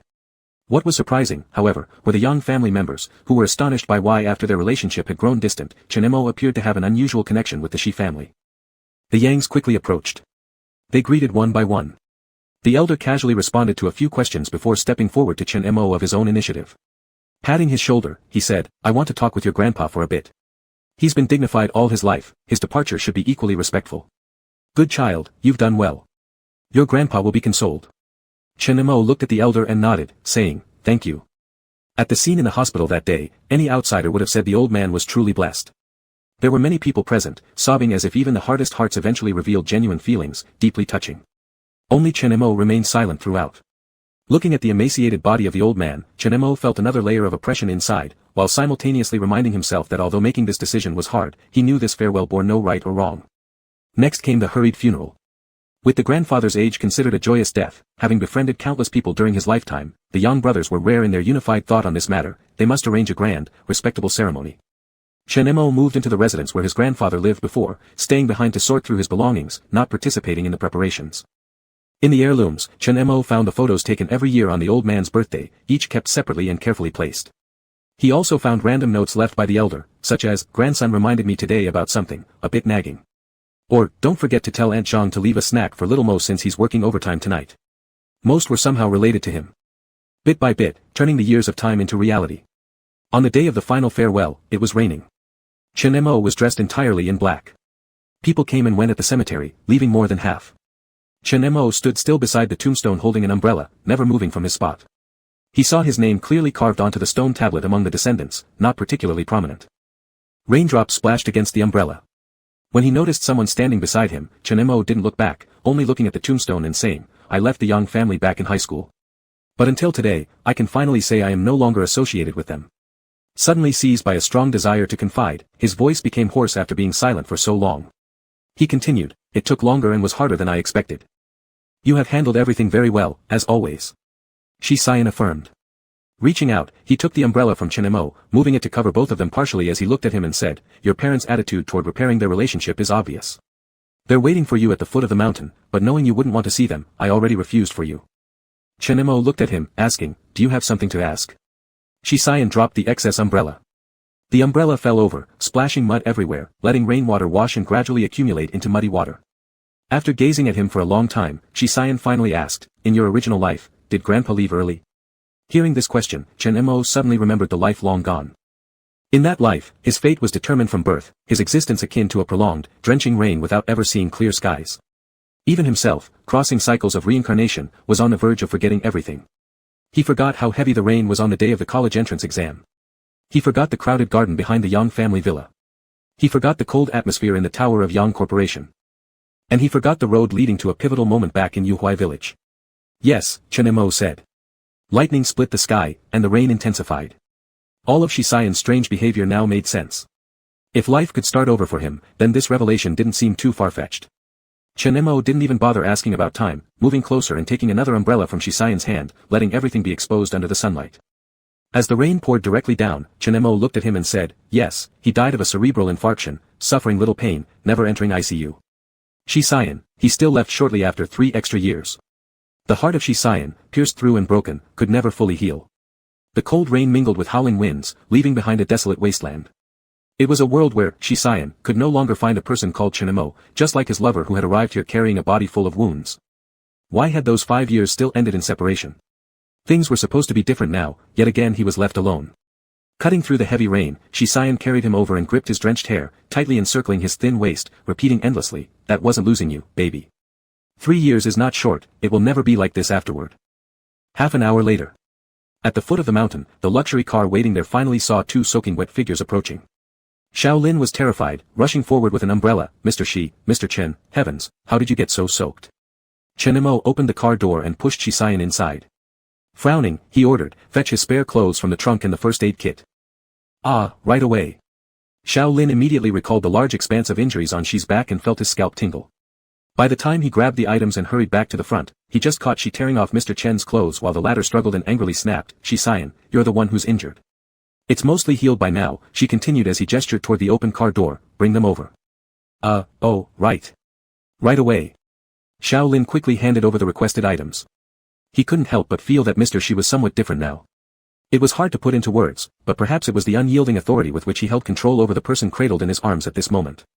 Xiaolin didn't dare ask any more questions, nor dared to look at Mr. Chen's shoulder, already half exposed, before shutting the car door and stepping back hastily. All the while, he couldn't help wondering if they had quarreled on the mountain and whether Mr. Chen would end up suffering for it. After all, everyone said Mr. Shi's temper had worsened lately. Chapter 91. The fact that Mr. Shi had a bad temper wasn't just noticed by Xiaolin. The people who felt it most should be the members of the Shi family, considering he moved back to the old house after getting injured recently, followed by the passing of his boyfriend's grandfather. One could understand why his mood wasn't good. This is how the young ones in the Shi family consoled themselves. "Our school courses are already enough to make our heads ache, and they're forcing us to attend some winter camp training." Among those who dared to be angry but not speak up were several people who played cards in Shisayan's courtyard before, now all avoiding Mr. Shi, instead growing closer to Chinemo who appeared cultured and dignified. They couldn't help asking him, "Moj, since you could enter Q University, your IQ must be as crazy as Yen Ji's." It was a family dinner of the Shi family. All the important members of the main branch of the Shi family attended, and Chinemo was invited to participate. At 8 o'clock in the evening, because there were elders present, Chinemo drank some alcohol. Not much, because Shisayan didn't allow it, but now he also felt his head a bit stuffy, sitting on a stone bench in the yard to get some air. After being surrounded unexpectedly and hearing these words, he laughed, denying, "My studies are average, I belong to the type that improves through later efforts." "You guys like you can only be called effort types, then what about us? Are we flaws left out by the Creator? Do we really have to be so competitive? Apparently, mediocrity in common people and mediocrity in geniuses aren't the same level. Take me for example, I'm simply stupid." Chinemo chuckled slightly. Previously, he always thought that the family atmosphere of the Shi family belonged to the ancient rigid and serious category. Shisayan definitely belonged to the rebellious type. After all, he liked men and even created CM independent from the Shi family business. He never intended to follow the road planned for him by the family. However, after truly interacting with these young people in the Shi family, one would discover that the atmosphere among the younger generation was very relaxed, the integrity of their personalities and good upbringing. This was just the basic standard for children from such a family, having enjoyed the best growth environment and educational resources. Claiming to be stupid was mostly just a form of humorous banter. Of course, Shisayan was indeed special. After all, in the mouths of such a group of young people, he was an unattainable goal, a nightmare-like presence they had been compared against since childhood. And now this nightmare has successfully inherited the family business, able to toss them wherever he pleases, with the older generation giving full approval. Chen Mo was quite sympathetic and consoled. Your brother Yen went the route of competition exams for admission, studying abroad came later. He participated in countless trainings and competitions, so he knows the drill. It's actually not that terrifying. Someone immediately asked, then Moj, did you also go to Q University through competition exams? I didn't. Chen Mo hesitated, rarely feeling uneasy. I took the college entrance exam route. Back in high school I wasn't very ambitious. Competition exams for me had too high intensity, very tough. See, training camps really aren't places humans should go. Can we not go? Well, then you tell your dad yourself. This year's winter camp was initiated by the Shi family itself. Brother Yen agreed. Dare you not to go? The man, Moj, followed the usual process. Isn't he still so amazing now? But according to Brother Yan's intelligence, wouldn't he think people who can't handle competition training are just lacking in brain development? Chen Mo heard this and laughed helplessly. He interrupted. Overreaction. He himself has gone through the path he chose. He won't naturally assume everyone should be the same as him. At least back when they were in high school, Chen Mo remembered the math teacher asking him multiple times if he wanted to pursue the competition route. After refusing, Shi Xian never persuaded him even once. He wasn't the kind of person who imposed his own thoughts forcefully on others. Chen Mo's current resume sounds impressive. But what he said wasn't wrong, he was the effort-driven type. High school was a special period, but in the year leading up to the college entrance exam, he had many nights spent reading under the lamp. Only the reasons differed from the previous life. It was because he had his own goals, rather than trying to prove anything to anyone. As for later, it didn't need to be mentioned. University, starting a company, working in the lab, almost taking up all his time. That excellent senior in the legends of the Q University freshman, the new genius in the intelligent technology field, seen by subordinates as all-knowing and capable of everything, also achieved his status through countless days and nights of relentless work. The period during which he allowed himself indulgence was limited to high school. During that time, Shi Xian was still able to accurately pick him out from the crowd. A chance to catch up led Chen Mo gradually back on the right track in his self-discovery journey. In fact, after Grandpa's funeral, Chen Mo asked him a question. Do you think that you see is really you? Shi Xian gave a negative answer. He said, perhaps the only reason I can see him is due to his regret and unwillingness, a lingering attachment. But I'd rather believe that my love for you isn't driven by fate, it's just that I am destined to fall in love with you. Even with an entirely new Shi Xian, even if he couldn't remember those missed opportunities and regrets, encountering Chen Mo and paying attention to him, caring about him, not being able to let him go, these were all things that belonged to this lifetime Shi Xian. There was no need to lament for the old Shi Xian because that was the punishment he deserved. What pierced his heart was that Chen Mo still remembered. Because he remembered, he bore too much, walking alone on the path of life. At this moment, Shi Xian was still sitting in the dining room. The family banquet had nearly come to an end, and the elder grandpa had already left to rest. On the table, there were remnants of food, with only a few people still sitting around chatting idly. Shi Jianqing sat next to Shi Xian, looked outside toward the courtyard, and spoke up. In fact, the elder really likes him. What's so strange about liking him? Shi Xian had drunk quite a bit, but his alcohol tolerance was good, and it didn't show on his face. He glanced outside as well and said, there are many who like him. You're really something. Shi Jianqing couldn't help but tease, I didn't realize you're such a lovesick brain. Shi Xian leaned back on his chair, loosening the button at his collar. Ignoring the ever-critical Shi Jianqing from childhood, he frowned and said, what's going on with those ones outside? They've been surrounding him for half the day, I'd better go check. He rose halfway but was pulled down by Shi Jianqing. Shi Jianqing sighed exasperatedly, you've had enough antics already. They've always been afraid of you since they were kids, why would you go scare them now? Shi Jianqing patted him on the shoulder and continued, don't be so overprotective. You look like a stubborn plaster after drinking. And recently, you've spread out your net far and wide to catch Ren Xiansen. The commotion has gotten pretty big, you should lay low. Shi Xian's hand resting on the edge of the table gently tapped once, his eyes darkening as black as ink. I must capture him. Shi Jianqing pressed further, a few years ago, overseas, he almost made you stumble into failure, yet you didn't crush him completely back then. What's different now? I've noticed recently that your behavior is becoming more ruthless, similar to when you first arrived overseas. Shi Xian didn't answer. There was no need to elaborate on the grudge between him and Ren Xiansen. In short, Ren Xiansen was now out of favor, and everyone thought it wasn't worth making such a fuss over one man. The sole reason why Shi Xian acted like this was because in all the events he had seen, Ren Xiansen had some connection to Chen Mo's death. The boss from the Yang family across the street, behind the scenes, was actually Yue. In the past life, without Xinrui or CM Group, Yue's ambition for the domestic market remained unchanged. Chen Mo was the vice president of the Yang family, and during the stock battle, although he seemed to have lost to Yang Ji, he still wielded significant influence within the company. Everything might appear to be drastically different on the surface, but upon close examination of the details, certain people still played roles they did in every lifetime. Shi Xian couldn't allow such a threat to remain in the city. Not even a 10,000th chance was acceptable. Shi Jianqing, receiving no reply, frowned. If it's impossible, just hand it over to me. Shi Jianqing wasn't saying this casually. 5 years ago, he narrowly escaped death overseas and handed all his businesses to his nephew Shi Xian. Whether within the clan or among outsiders, people assumed he was merely the idle figure placed in the education sector by the Shi family, unaware that many boundary-pushing matters in the Shi family were managed by him, especially in recent years. After learning a lesson, he appeared increasingly low profile, yet his methods grew more ruthless. Shi Xian declined. Han Qian will find a way. Upon hearing this name, Shi Jianqing briefly revealed an almost angry expression before concealing it, cautioning, it's true that he grew up in the Shi family, and in these few years, he's learned tricks of manipulation from you. This kind of issue may take longer for him to handle than me. Shi Xian arched his eyebrows and glanced at him. Do you have a problem with him? No, Shi Jianqing answered too quickly, revealing more by trying to hide it.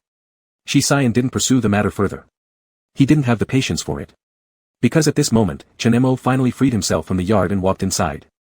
Since the house in Rhine Arc burned down, his daily necessities were gradually being added piece by piece. Shi Xian's villa, which he had just moved into, hadn't been lived in for long before the chain car accident occurred, leading him to move into the ancestral home of the Shi family. So the clothes Chen Mo wore at this moment belonged to Shi Xian. Not current ones, but a custom-made black embroidered casual loose shirt from their high school days. Shi Xian had never worn it because it didn't suit his taste, so it had just been tucked away. Simple bamboo leaf patterns adorned the left shoulder and right arm, loosely tucked into his waistband. This attire gave Chen Mo an air of a wealthy young master, different from his usual appearance. He was walking over. Before he could get close, Shi Xian suddenly grabbed him. Chen Mo raised his eyebrows and looked down. Are you drunk? Your injuries just got better, it's not like you drank less. No, Shi Xian rubbed the back of his hand and pulled him to sit nearby. At this moment, Shi Jianqing turned to look over and said confidently, this much alcohol can't get me drunk. To tell the truth, I've always felt guilty about what happened 5 years ago between you two. Chen Mo smiled faintly. We were in touch those few years as well, just not much. I still feel sorry for it. Shi Jianqing's cheeks were flushed due to drinking, twirling a ring on his thumb, raising his chin toward Shi Xian and telling Chen Mo, you wouldn't know how my nephew behaved abroad. He lived his life breaking ties with everything. Don't be deceived by his current image. There was one time when he got drunk and lost his phone late at night, startling all of the Shi family's overseas contacts, everyone assuming there was some critical confidential data on his phone. In the end, it turned out there were only your chat records and photos inside. Shi Jianqing appeared both speechless and astonished, his emotions hard to hide even after so long since then. Chen Mo glanced at Shi Xian. Shi Xian did not refute the matter, still holding onto Chen Mo's hand placed on top of his own, occasionally squeezing it. On their way back, Chen Mo asked him, is what Uncle Tu said true? Mostly. What about the phone? Can I take a look? Chen Mo quickly got hold of the black metallic mobile phone. On its screen was a photo of himself sleeping in the classroom during high school. Chen Mo looked up at it, calling him, Shi Xian. What is it? He had originally been leading Chen Mo forward while holding hands but stopped now, turning around to look back. Chen Mo looked up at him, should we change it? Snap. The boy who used to fall asleep on the classroom table was now a youth in a loose shirt that couldn't hide his narrow waist. In the camera lens, he straddled someone else's lap, basking in the hazy bedroom light, evoking boundless imagination. The sounds in the room seemed unclear, slightly unreal. Change it. This one. Nope. Did you do anything while looking at my high school pictures, honestly, Shi Xian? What do you think? You're getting revenge on me, right? For that time in the bathroom when I was showering and made a video call with you and intentionally teased you that I wouldn't do anything to your face. You're free to do anything. The other skillfully diverted the main point, I never said no at that time either. Chapter 92. The room arranged for Chen Mo by the Shi family was originally next to Shi Xian's. However, a few days later, whether it was the Shi family members or the servants, they were no longer surprised when they saw the two people recovering from their injuries coming out of the same room every early morning. Although they indeed didn't do anything wrong, most of the time they just slept together while hugging, yet if it were said out loud, no one would believe it. Chen Mo didn't care. As for Shi Xian, even more so. Occasionally, if younger members of the Shi family were curious, Shi Xian had countless ways to make them cry and beg for mercy. Until Chen Mo discovered that Shi Xian had headaches sometimes. With both of their wounds healed almost completely, they decided to move back to the villa at Yunding Bay. Shi Xian's headaches weren't severe, but they still occurred when he didn't rest well. Chen Mo was somewhat worried about this. After all, it was uncertain whether these headaches were after effects of the explosion or related to the memories he had seen. I know an old doctor who specializes in treating headaches. One day Yuan Hao came to Yunding Bay to collect some data, and upon seeing the medicine bottle on the coffee table, said this sentence. Chen Mo wasn't particularly hopeful. After all, even the doctors hired by the Shi family couldn't produce good results. Still, he asked, where? My hometown, Yuan Hao said. My mother's migraines of over 10 years were cured by that doctor. Though my hometown is in a county town, it may take several hours to get there. Still, Chen Mo took down the address from Yuan Hao. He planned to check if they both had time in their busy schedule to go once. Master, Yuan Hao was here for the first time, looking around with envy in his eyes. President Shi's house is so big, but it's usually just the two of you living here. Chen Mo, holding his phone, chuckled, and hasn't come yet. What? Do you envy us? I do. Yuan Hao nodded without hesitation. Though our company pays well and we also have project bonuses, I've calculated that if I want to buy a villa like this in Sui City, I'd have to work for at least 200 years. 200 years. And I might only live another 50 years at best. What 50 years? At that moment, someone walked down from upstairs. Yuan Hao looked up and saw a man wearing slippers, as if he had just woken up and came down from upstairs, and almost got a fright that made him nearly lose his soul. He quickly and quietly said, President Shi, then grabbed the materials from the coffee table and said to Chen Mo, Master, President Shi, I'll head back to the company first. After saying this, he vanished like lightning. Chen Mo shook his head, turned around and asked the person who had descended, when did you come back last night? I didn't know since I was already asleep. 2 o'clock, Shi Xian was still wearing his pajamas. Lacking the polished appearance of a suit worn outside, his hair was floppy, reminding Chen Mo of the time they lived in a house outside No. 1 middle school. Shi Xian moved around and sat on the sofa, extending his hand towards Chen Mo, come here. Do you not need more sleep after socializing so late? Chen Mo naturally moved closer. He straddled Shi Xian's waist with his long legs and reached to scratch at the back of his head, brushing over a not-so-obvious scar as he asked, did you have a headache last night? You don't need to worry about this too much. Shi Xian hugged his waist, it's a small issue. Chen Mo couldn't treat this as a small issue right now. Due to his own ailments, he'd experienced the prolonged inconvenience and pain brought on by injury, which made him pay more attention. If there could be better remedies, the first might be related to sedative effects. So, he could say, it's important for the couple to keep the sedatives available. Chen Mo said, we might suffer though he needs her to stay, thus it's important that his headaches are taken seriously. Next week is New Year's Day, and it happens that we both have time off. Yuan Hao said there's a famous doctor specializing in headaches in his hometown, let me accompany you for a visit. Shi Xian glanced towards the door and snorted, that disciple of yours. The one who gets scared stiff like a scurrying rat every time he sees me. I noticed you're always especially harsh on him. Chen Mo patted his shoulder, Chairman Shi, your heart is really too small. He's a newly graduated student, why can't you stop picking on him? Shi Xian tightened his grip on Chen Mo's waist a little. He didn't seem to mind being exposed, straightforwardly, can't help it, the first impression was too bad. Who asked him to have such good taste and immediately set his sights on my person when he arrived? Chen Mo raised an eyebrow, isn't it normal for juniors in the workplace to admire those with more experience than themselves? Normal, Shi Xian bit his Adam's apple, but I don't like it. Chen Mo, you're really something. Intimacy flowed naturally. Just as Shi Xian's hands were pulling his neatly tucked-in shirt out of his pants, Chen Mo caught his hand and reminded, I need to go out. Where to? Shi Xian asked. Chen Mo, I'll check on the renovation at the house this morning, swing by the company, and then head back to school to verify a few experiment data points.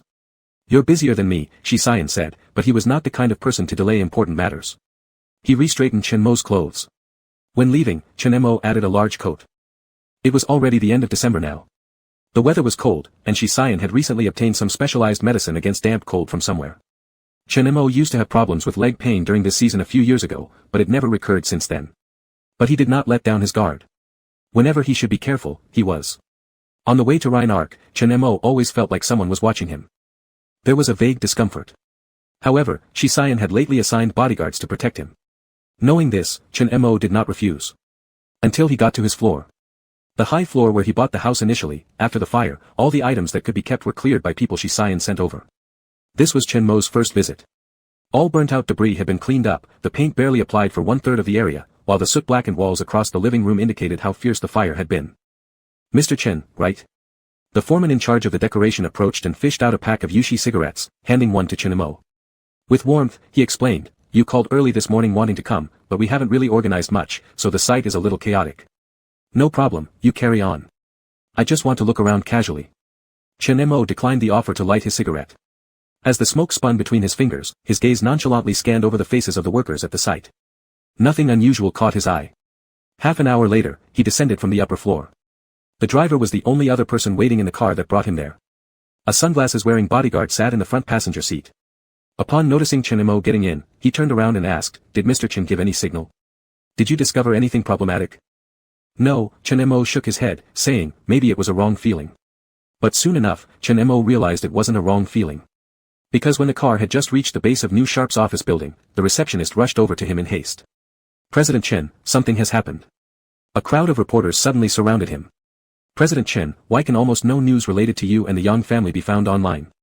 Is there something being concealed? Are you really unwilling to acknowledge your adoptive parents and design to send them to prison? Mr. Chen, Su Qianran, a partner at New Sharp, is the wife of Yang Corporation's president. Does that prove that the imprisonment of Yang family's adopted son is also part of the competition for Yang's wealth? Mr. Chen, please respond properly. Grandpa had handled everything thoroughly clean regarding this matter concerning Chen Imo. Even earlier, when fighting against UA on behalf of Yang Corp, hardly anyone questioned his identity. Though there were suspicions, none were proven conclusively. This sudden turn of events. And it linked everywhere with Chen Mo's background and past. Old K stepped forward at this time and blocked them, saying, "You go inside first, I'll handle this." This incident has little connection with the company. Chen Imo stopped Old K, slightly loosening his leather gloves off and giving them to Old K. Amidst the biting winter chill, he looked straight at the reporter who spoke loudest just then, and directly stated, "If I have the power to stand above the law as you claim, I should at least file charges for defamation against you. Now tell me, who instructed you?" The reporters exchanged uneasy glances among themselves. Meanwhile, an interview quietly stirred up a storm in the city. The interviewee's back was facing the camera. It was a middle-aged man whose voice underwent processing for disguise. The man seemed agitated emotionally. "Do you think he's a good person? This person has no heart. The parents who raised him for over 10 years were accused without hesitation, and this isn't all.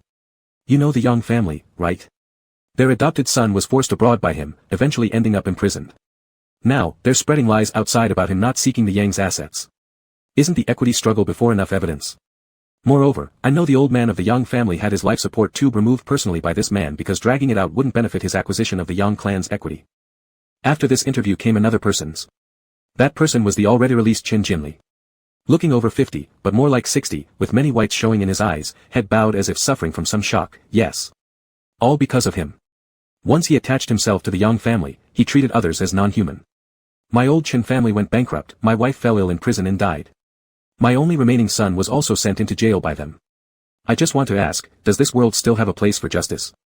The subsequent interview seemed to corroborate what the previous person had said.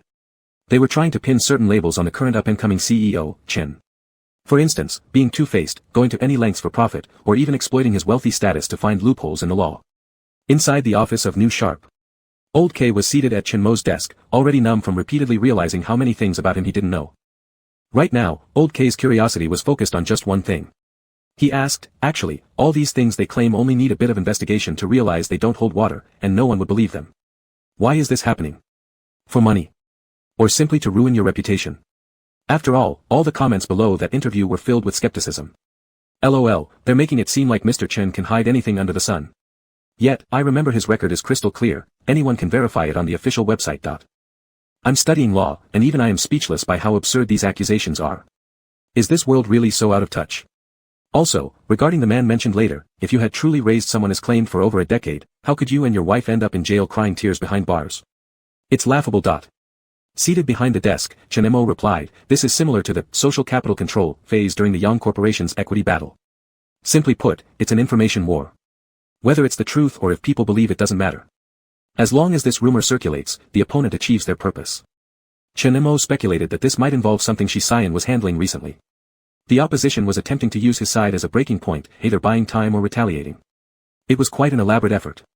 The next second, Old K suddenly exclaimed, What happened? Chen Imo looked up. Is there something wrong with our company's network? Chen Imo casually opened the browser. Confusedly, he responded, there's nothing wrong. How come I see nothing then? Old K kept refreshing.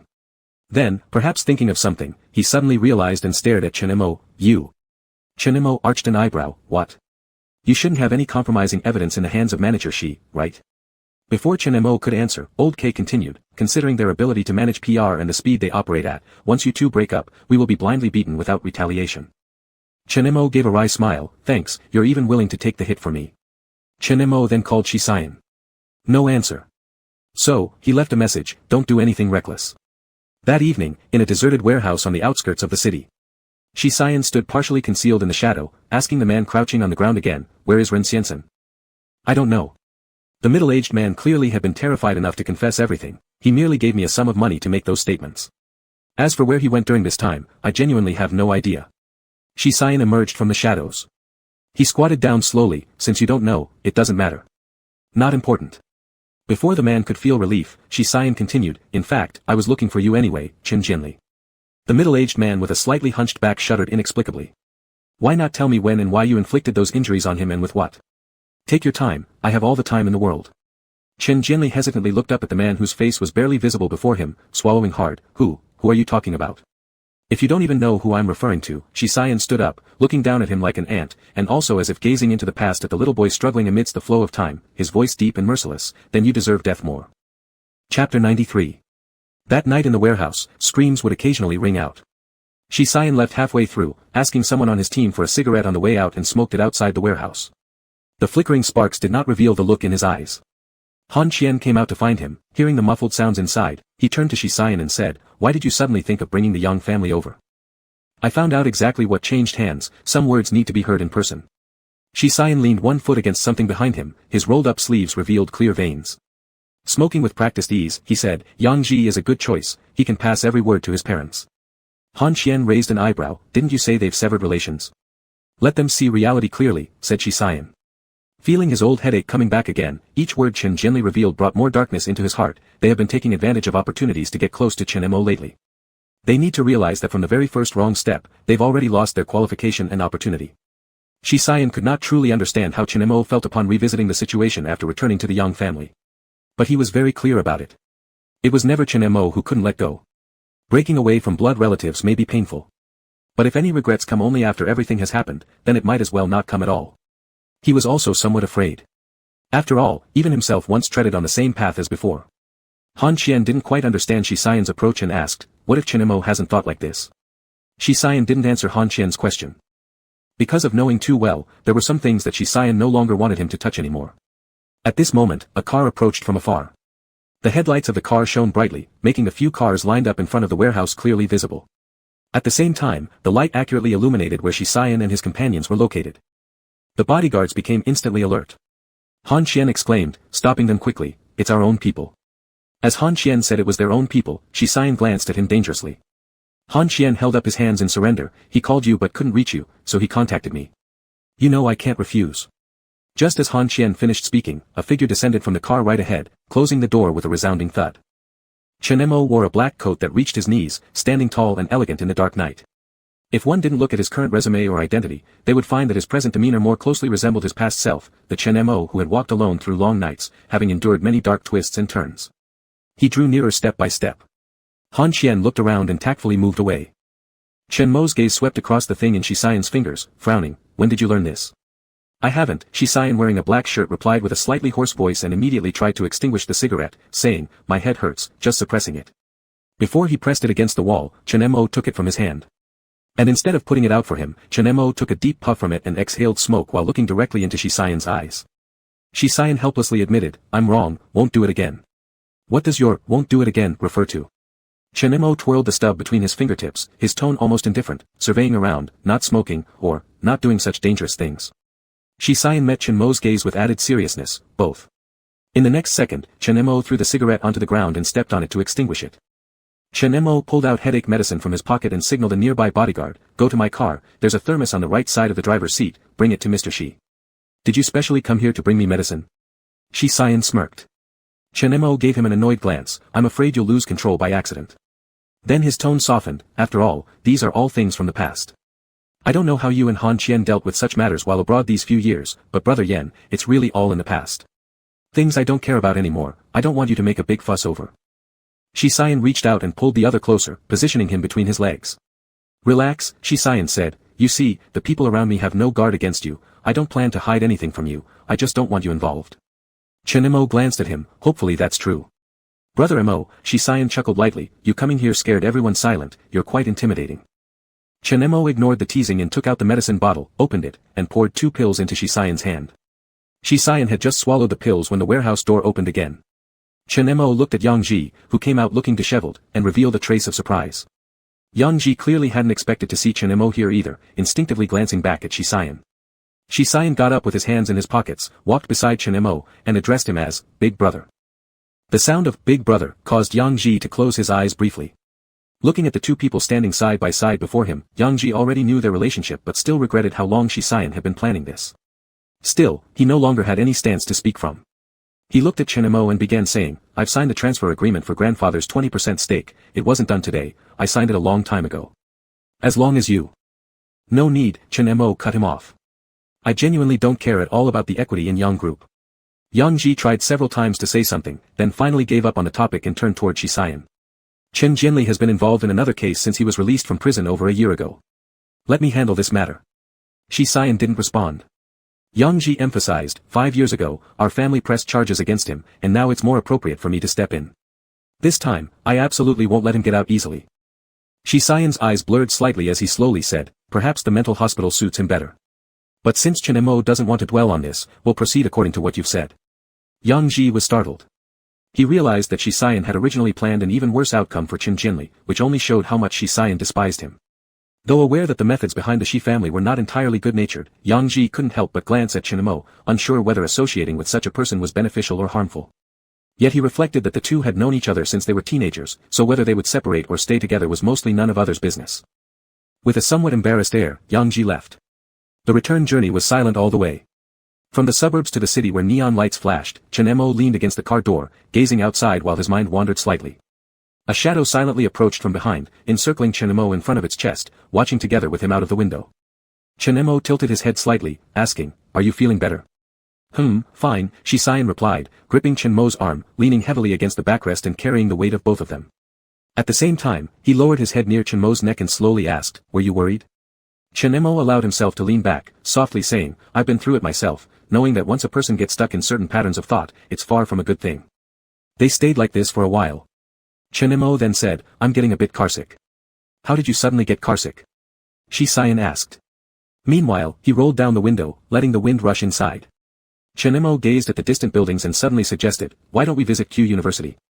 Your school. Shisayan followed his gaze and asked. Chen-mo smiled, yes, do you want to go? Let's go. In the middle of the night, the gatekeeper of Q University's main entrance was dozing off inside. Shisayan pulled his hand and said mischievously, shall we sneak in? This is a university, Chen-mo chuckled, undergraduates have curfews from Monday to Friday until 11 p.m., but I graduated long ago. Besides, I have an employee card for the school laboratory building, so there shouldn't be any problem. Sure enough, they entered smoothly. Since it was nearly midnight, only a few scattered people were still wandering around campus. Chen-mo guided Shisayan through the campus. Perhaps due to the heavy atmosphere earlier that night, perhaps because the faint smell of cigarettes on Shisayan's body felt somewhat unsuitable, Chen-mo took the initiative to talk about his college life. This is building number 1 where most of our courses during freshman year were held. Lots of theoretical classes made head spin. I remember you mentioning then that the classes abroad were also very demanding, right? This is the lab building. My mentor wanted me to supervise 2 students, but I declined. Too busy sometimes, I didn't want to get distracted with those kinds of matters. Dormitory. I kept my bed in room 502 for 4 whole years, though I didn't live there often. My relationships with roommates were generally fine. On the day before the holidays started one time, a girl suddenly confessed her feelings to me downstairs, but at that moment, I was reading your New Year's greeting message, so I didn't even notice her face. In front of the dormitory building, seeing the earnest expression on Shisayan's face. Chen-mo said, I guess I really am too fond of you, am I not? It wasn't obvious when we broke up, Shisayan replied, so maybe it's considered a late realization. Chen-mo shook his head, I don't think so. If it were a case of delayed realization, we wouldn't have decisively split up. Later on, I wouldn't have felt indifferent toward everyone else. I wouldn't have easily admitted that time hadn't brought me forgetfulness, making reconciliation just go with the flow. They slowly wandered to the playground.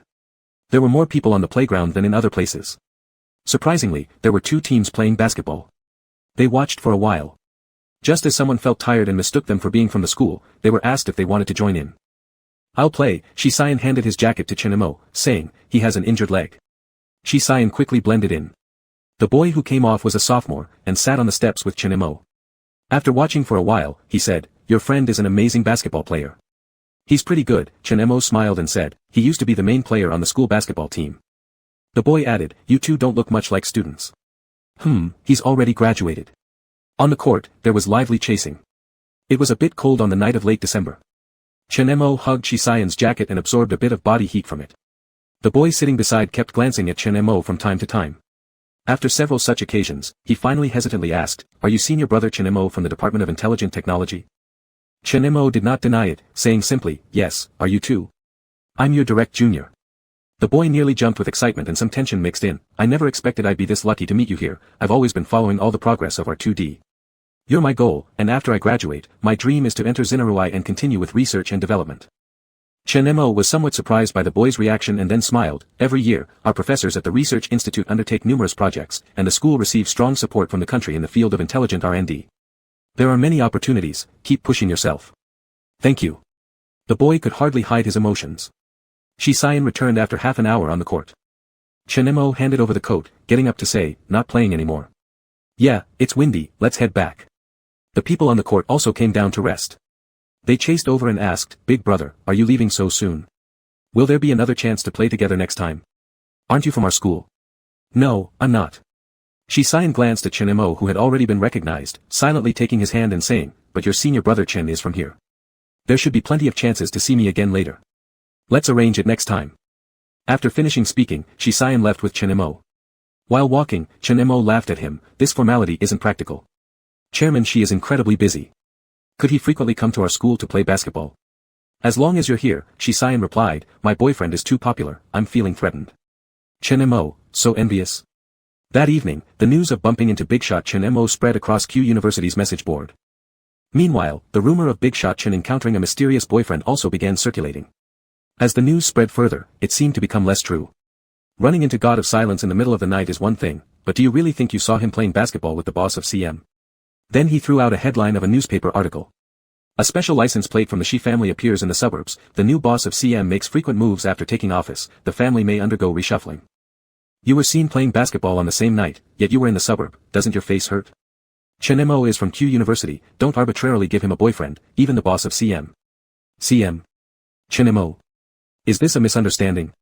To some people, please don't make your imagination run wild. Chapter 94. After what happened that night, Chen Mo thought the matter would just pass. Who knew that just before New Year's Day, the villa in Yunding Bay would be visited by unwelcome guests? In the early morning, frost coated the branches of the yard with a cold white hue. Lu Auntie, who was responsible for the kitchen and cleaning, knocked on the door and said, Mr. Chen, someone is here to see you. Chen Mo was tidying up the clothes in the cabinet at the time. The wardrobe in the master bedroom had gradually filled up during their stay. Chen Mo opened the half belonging to Shisayan and suddenly saw a down jacket hanging inside.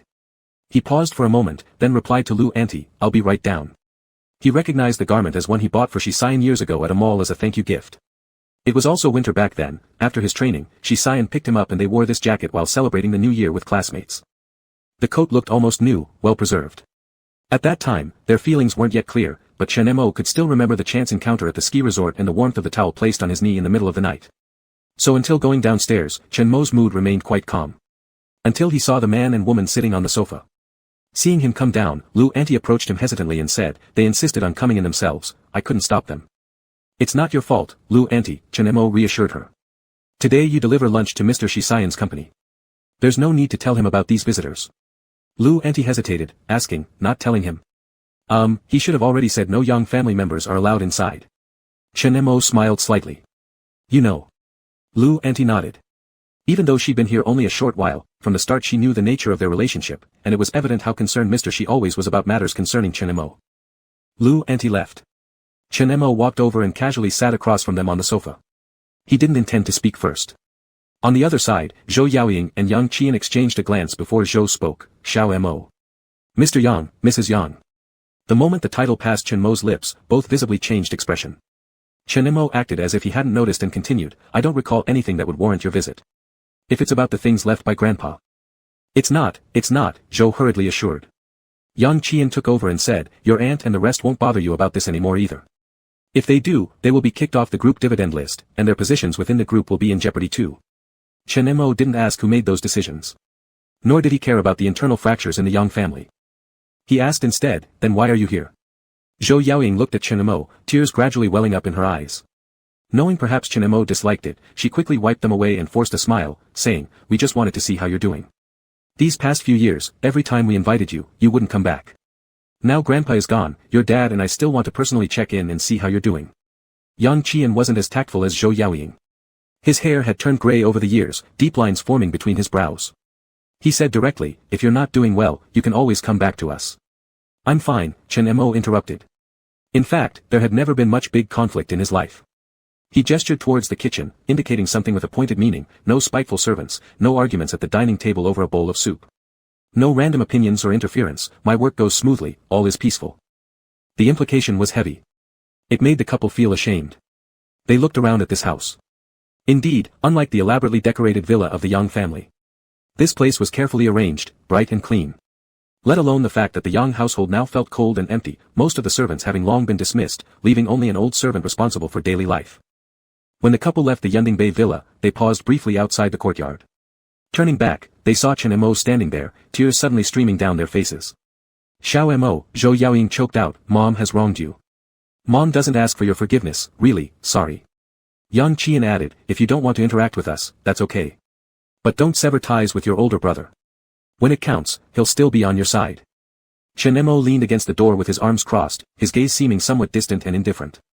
The landscaping in the villa's yard was taken care of by Lu Auntie's husband and was still being pruned. Added to the seasonal effects, it gave a distinctive barren coldness to this season. Watching the couple, worn by time and supporting each other as they departed, Chen Mo felt as if a river of time had been crossed, finally bringing him to this day. Chen Mo didn't know what they were like after his death in his previous life. At least at this moment, Chen Mo felt some relief for himself. There was no need to dwell, nor to remember. From the day he passed away, forgetting about himself would be just fine. Yang Qian and Zhou Yaoying's visit did not go unnoticed by Shi Xian. It was because they had a New Year's Day outing planned. The remaining time of the holiday was quickly running out, with each of them busy handling pressing tasks on hand. Yet that very evening after work, Shi Xian's car stopped in front of the Xinyue building. Why are you here now? Chen Mo asked as he fastened his seatbelt. Shi Xian stepped on the gas pedal and said, I'm taking you somewhere. Where? Shi Xian did not reply.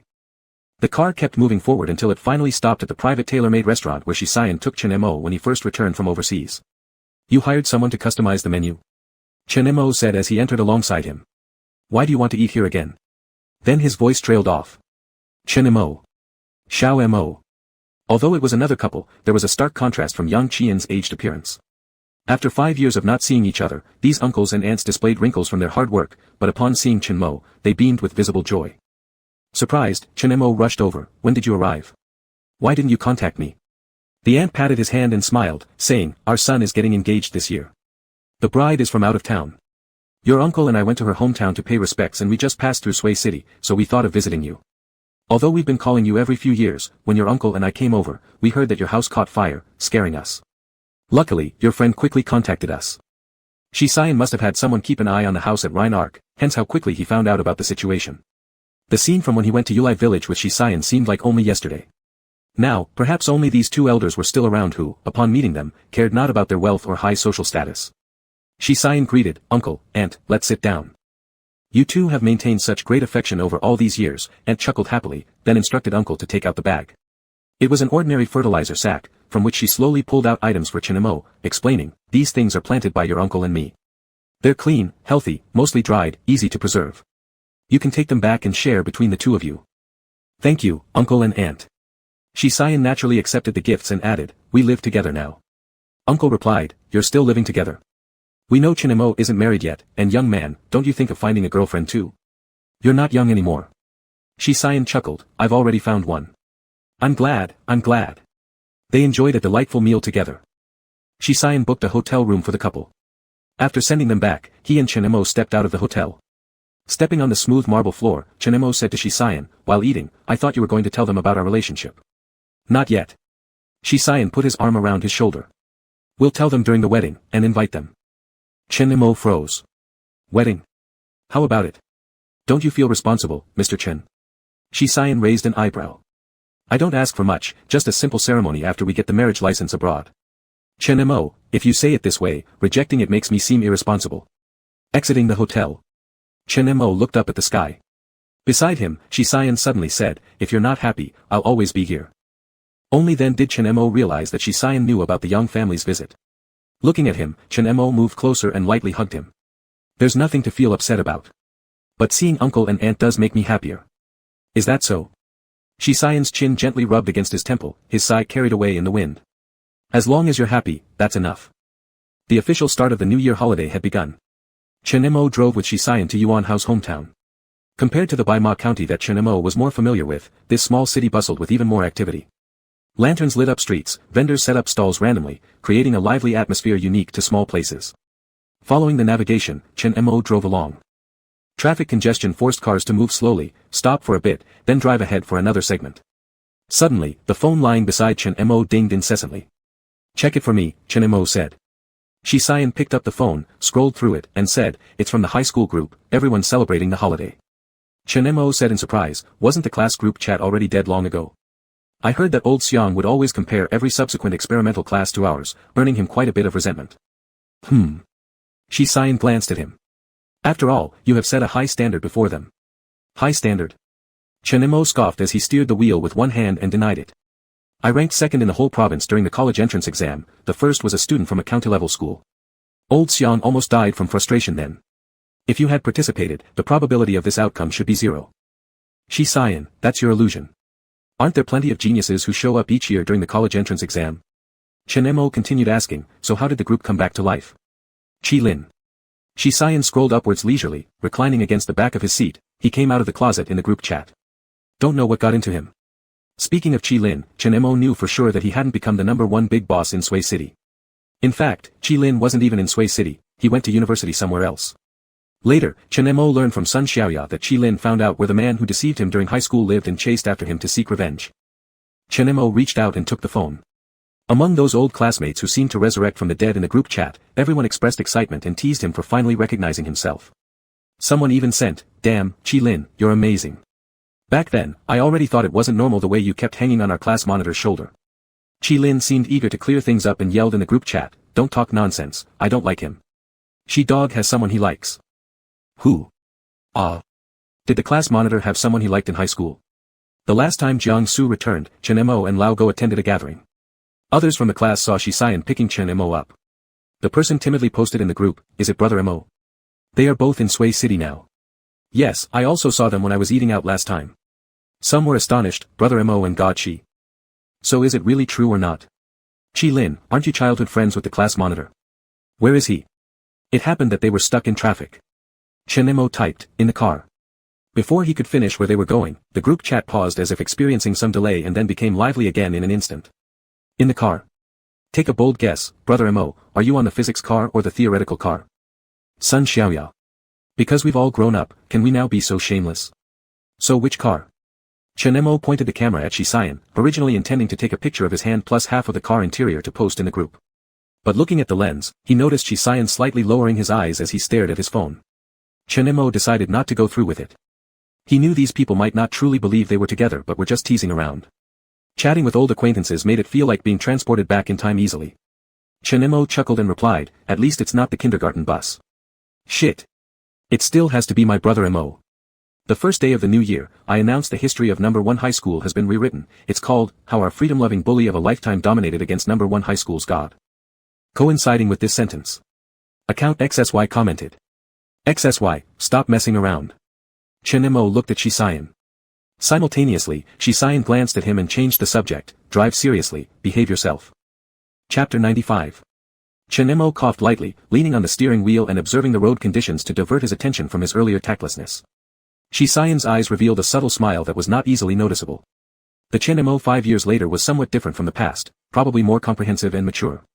He had naturally transitioned from an adolescent into a young adult, becoming calm and composed, with a truly abundant and stable heart. But Shi Xian knew that since high school, it was entirely Chen Mo who had rebuilt himself. He repaired the gaps in his heart. He compensated for some regrets. He chose a new path, continuously moving forward, which led to the person standing before Shi Xian today. How much effort it took in between, Shi Xian hadn't asked, but he understood everything clearly. So when seeing him being so unrestrained now, Shi Xian thought it was rare, yet at the same time wanted to let it be. "How long will it take?" Shi Xian asked.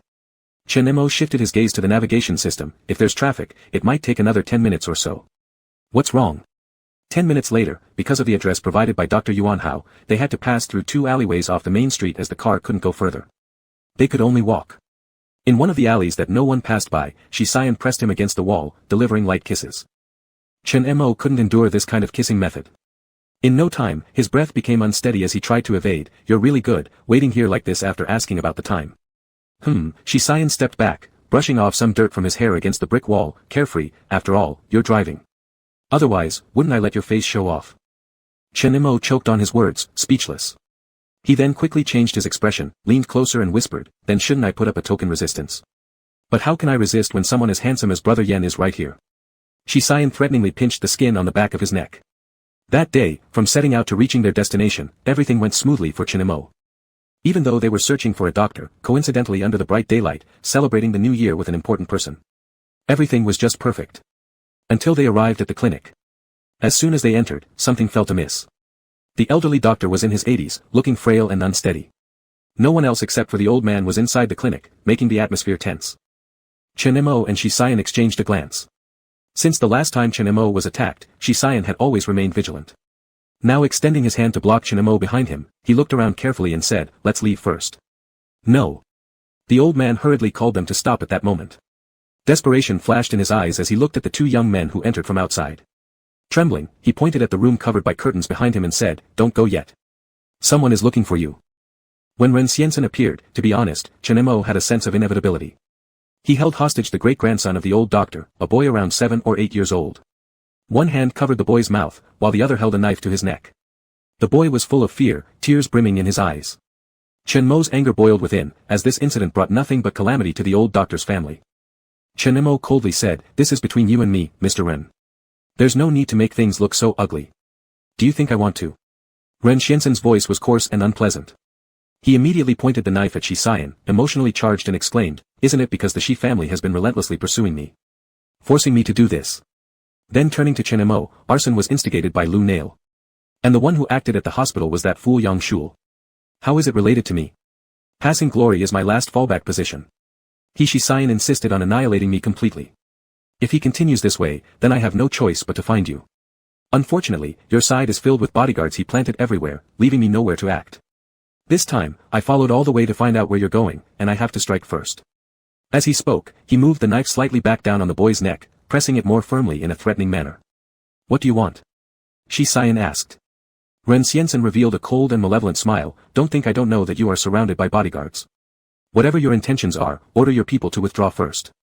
"All right." Shi Xian nodded. He took out his phone and made a call, giving several instructions. Ren Xiansen obviously didn't fully trust them. At this point, Chen Mo opened his mouth. "You should know that the hostage you've got can hardly threaten him. It's different for me.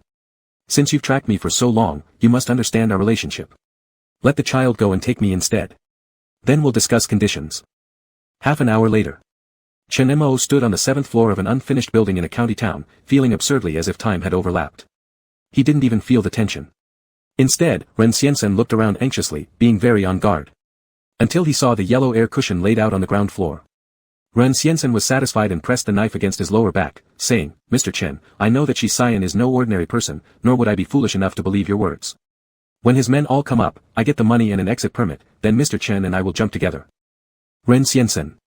Chen Mo kept looking outside. "Do you know what it feels like to fall from a building?" Ren Xiansen was stunned for a moment. What? He didn't understand what Chen Mo was up to. Chen Mo said, "For those who die falling off buildings, every bone in their body might break. If you happen to land headfirst, that's even more of a pity. Oh, you don't know this yet? The maximum safe escape height of an inflatable escape cushion is 16 meters, but this is the 7th floor, at least 20 meters high. You shut up." Ren Xiansen obviously panicked for a moment, pressing the knife closer, looking down at the ground below. "Are you deceiving me?" The 7th floor had no railing. The cold wind brought a sharp chill. Suddenly, Chen Mo let out a light laugh. "Mr. Ren, people like me who have died once wouldn't waste the effort to fool you." In that split second when Ren Xiansen's attention was diverted, Chen Mo rolled forward forcefully. Meanwhile, a figure dropped from the 8th floor, kicking Ren Xiansen's chest with incredible speed. The impact sent Ren Xiansen flying into the wall, groaning as he collapsed. The knife fell to the ground. Chen Mo just got up from the floor. He removed the high-tech earpiece. When he saw that the one who flipped down wasn't any bodyguard, but Shi Xian himself, Chen Mo glared fiercely at him. That bit of anger immediately turned toward Mr. Ren. When he just got up, Chen Mo gave him a sharp kick to the chest. Ren General must know well enough to be in this line of work. With today's advanced smart technology, how can there still be such tendencies towards a smooth escape? Chen Mo asked expressionlessly. The last lesson obviously wasn't learned enough.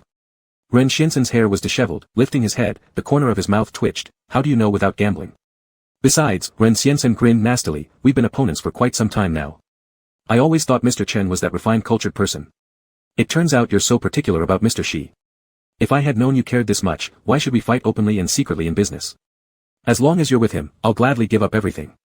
Knowing fully well that it was intentional. Shi Xian's face beside them darkened instantly like a pot bottom. Chen Mo stopped him from moving forward again. "How long until the police arrive?" Any minute now, Shisayan glanced at his watch and said. There were many footsteps heard from downstairs. Bodyguards were already close to this floor. Also at this exact moment, Ren Xiansen suddenly lunged forward, grabbing the closer Shisayan, both of them toppling over the edge together. Chen Mo's pupils shrank. At that moment, it felt as if the world had stopped. Because he knew too well that the air cushion at the bottom of the building could not meet fire protection standards and couldn't bear the weight of two people falling simultaneously. How exactly he reacted fast enough to grab someone within that instant was something Chen Mo couldn't recall later in detail. All he knew was that Ren Xiansen didn't succeed.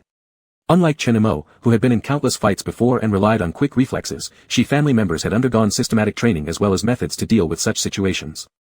So when Chen Mo and Shisayan collided and hugged each other tightly, rolling sideways and colliding uncontrollably with the concrete edges, even though Shisayan endured most of the force, Chen Mo still felt his lungs full of blood from the sudden impact. Even before there was time to reflect. His mouth opened, his stomach churned, and in front of Shisayan's shocked eyes, droplets of blood splashed onto Shisayan's chest.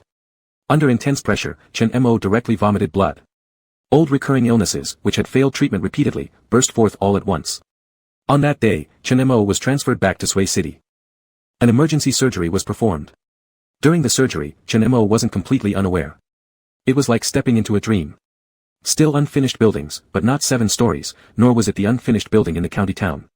He watched as if he were a bystander, the howling sirens of ambulances and police cars around him, including Shisayan standing beside him, stunned, unresponsive. This Shisayan wasn't the familiar one that Chen Mo knew.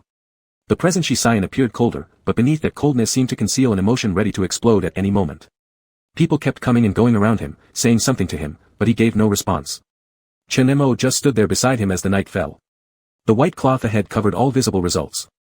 At an unknown time, suddenly a noisy voice was heard. Yang Ji rushed over with a hostile air all over him. Your nonsense must have a limit. What do you mean he's dead? He shouted as he walked, sounding very irritated. That troublemaker Chen Mo couldn't possibly be dead. Last week he even declared me to die. Then his voice stopped abruptly. He seemed to be scared by the scene before him and stayed there, afraid to step forward. Then Yang Ji noticed Shisayan. It was like he had caught onto something, rushing over quickly. Yan, did you call the police? He seemed eager for confirmation. Did the police make a mistake? That wasn't Chen Mo, right? You wouldn't bother with him, so that person couldn't possibly be him, right? Shisayan's deep, unfathomable eyes turned towards Yang Ji. Chen Mo even had a wrong impression that it looked like he was on the verge of insanity, the indescribable pain wanting to bear down heavily on Yang Ji before him. In a flat tone, it is him. When Yang Ji's expression faltered, he continued, I heard he cut off relations with your family, he dying outside, I thought you would be happy. Yang Ji had already been stunned since hearing the words, it is him. He just muttered continuously, how could this be? How could this be? Finally, Shisayan moved, brushing past Yang Ji, his remains I will handle, from now on he has nothing to do with your young family. Chen Mo gazed at the receding figure, as if walking into the darkness. Chen Mo didn't understand what drove Yang Ji's madness, just looking at the retreating figure, feeling a heavy weight pressing on his chest. Chen Mo wanted to call out to him, opened his mouth, but no sound came out. The picture gradually faded away, becoming increasingly blurry, ultimately returning to complete nothingness. Chen Mo blinked his heavy eyelids and slowly opened them. The light outside the window was bright, and the scent of gardenia on the bedside table was faintly refreshing.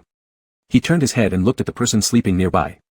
Shisayan was holding his hand, eyebrows furrowed tightly, and quickly woke up upon sensing any movement. How are you feeling? He asked while getting up, leaning over and directly pressing the bedside bell. Chen Mo felt the warmth as his jacket lightly brushed against his cheek. When Shisayan looked down at him, Chen Mo curved his palm upward and smiled slightly, still good. That overflowing emotion was several times stronger than when he first woke up in the internet cafe many years ago. Back then, he was full of weariness, unsure of the meaning of life. What are you smiling about? Shisayan gently asked. Chen Mo's mood was pleasant. I'm just thinking that if I go back to the day we met in the alley behind the high school internet cafe, I'll definitely fall in love with you at first sight. Chapter 96. Chen Mo thus embarked on a long journey of vacation. Shisayan imposed nearly stringent requirements on his diet and daily routine, which had to be followed. Chen Mo was mostly compliant because he knew that the one who truly could not escape from the scene of the 7-story unfinished building was Shisayan.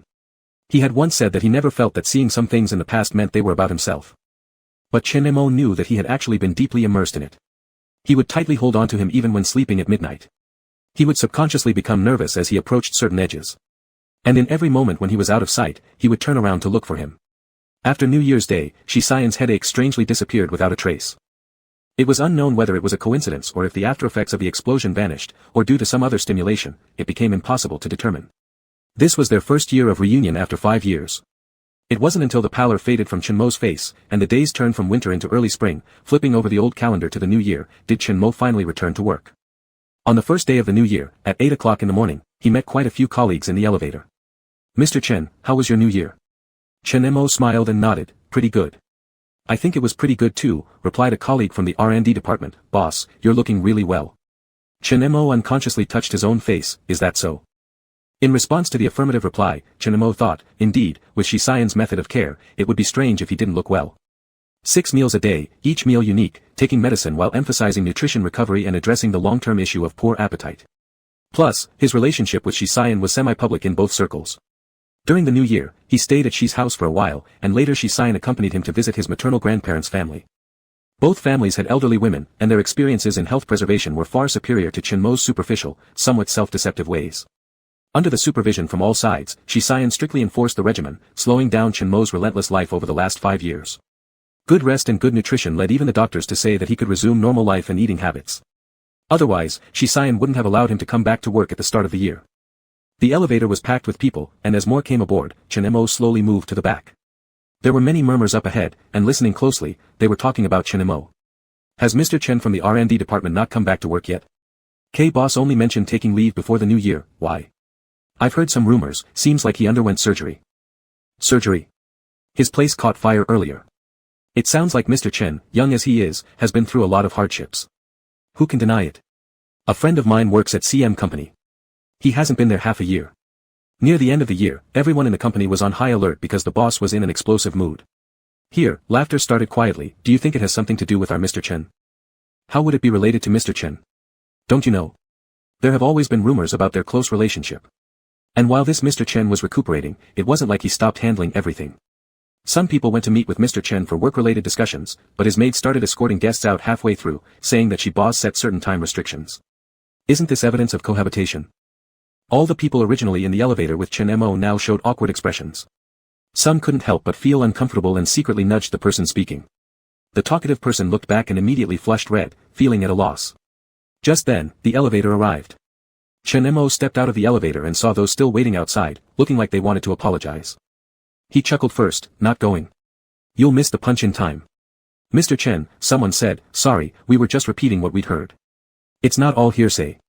Chenmo interrupted without further explanation but kept smiling. "A new year has begun. We will rely on each other, let's work hard." Chenmo then left. Behind him.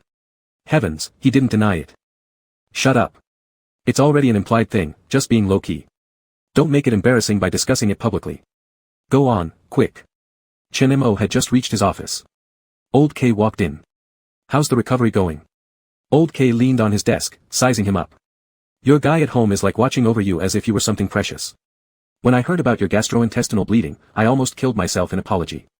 I thought maybe it was because of how hard we've worked you these past 5 years. When you were working on that university project for me, weren't you still practically a child laborer?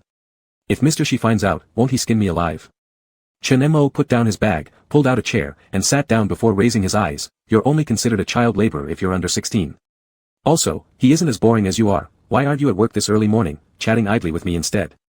"I'm just feeling nostalgic," said Old K as he looked around the office and then gazed out through the floor-to-ceiling glass windows outside. He finally spoke. "Who would have thought, a few years ago, that we could bring the new talents to where we are today? Do you still remember our first office environment, which was particularly poor? The circuits always malfunctioned." Chenmo looked suspicious. "Are you trying to say something?"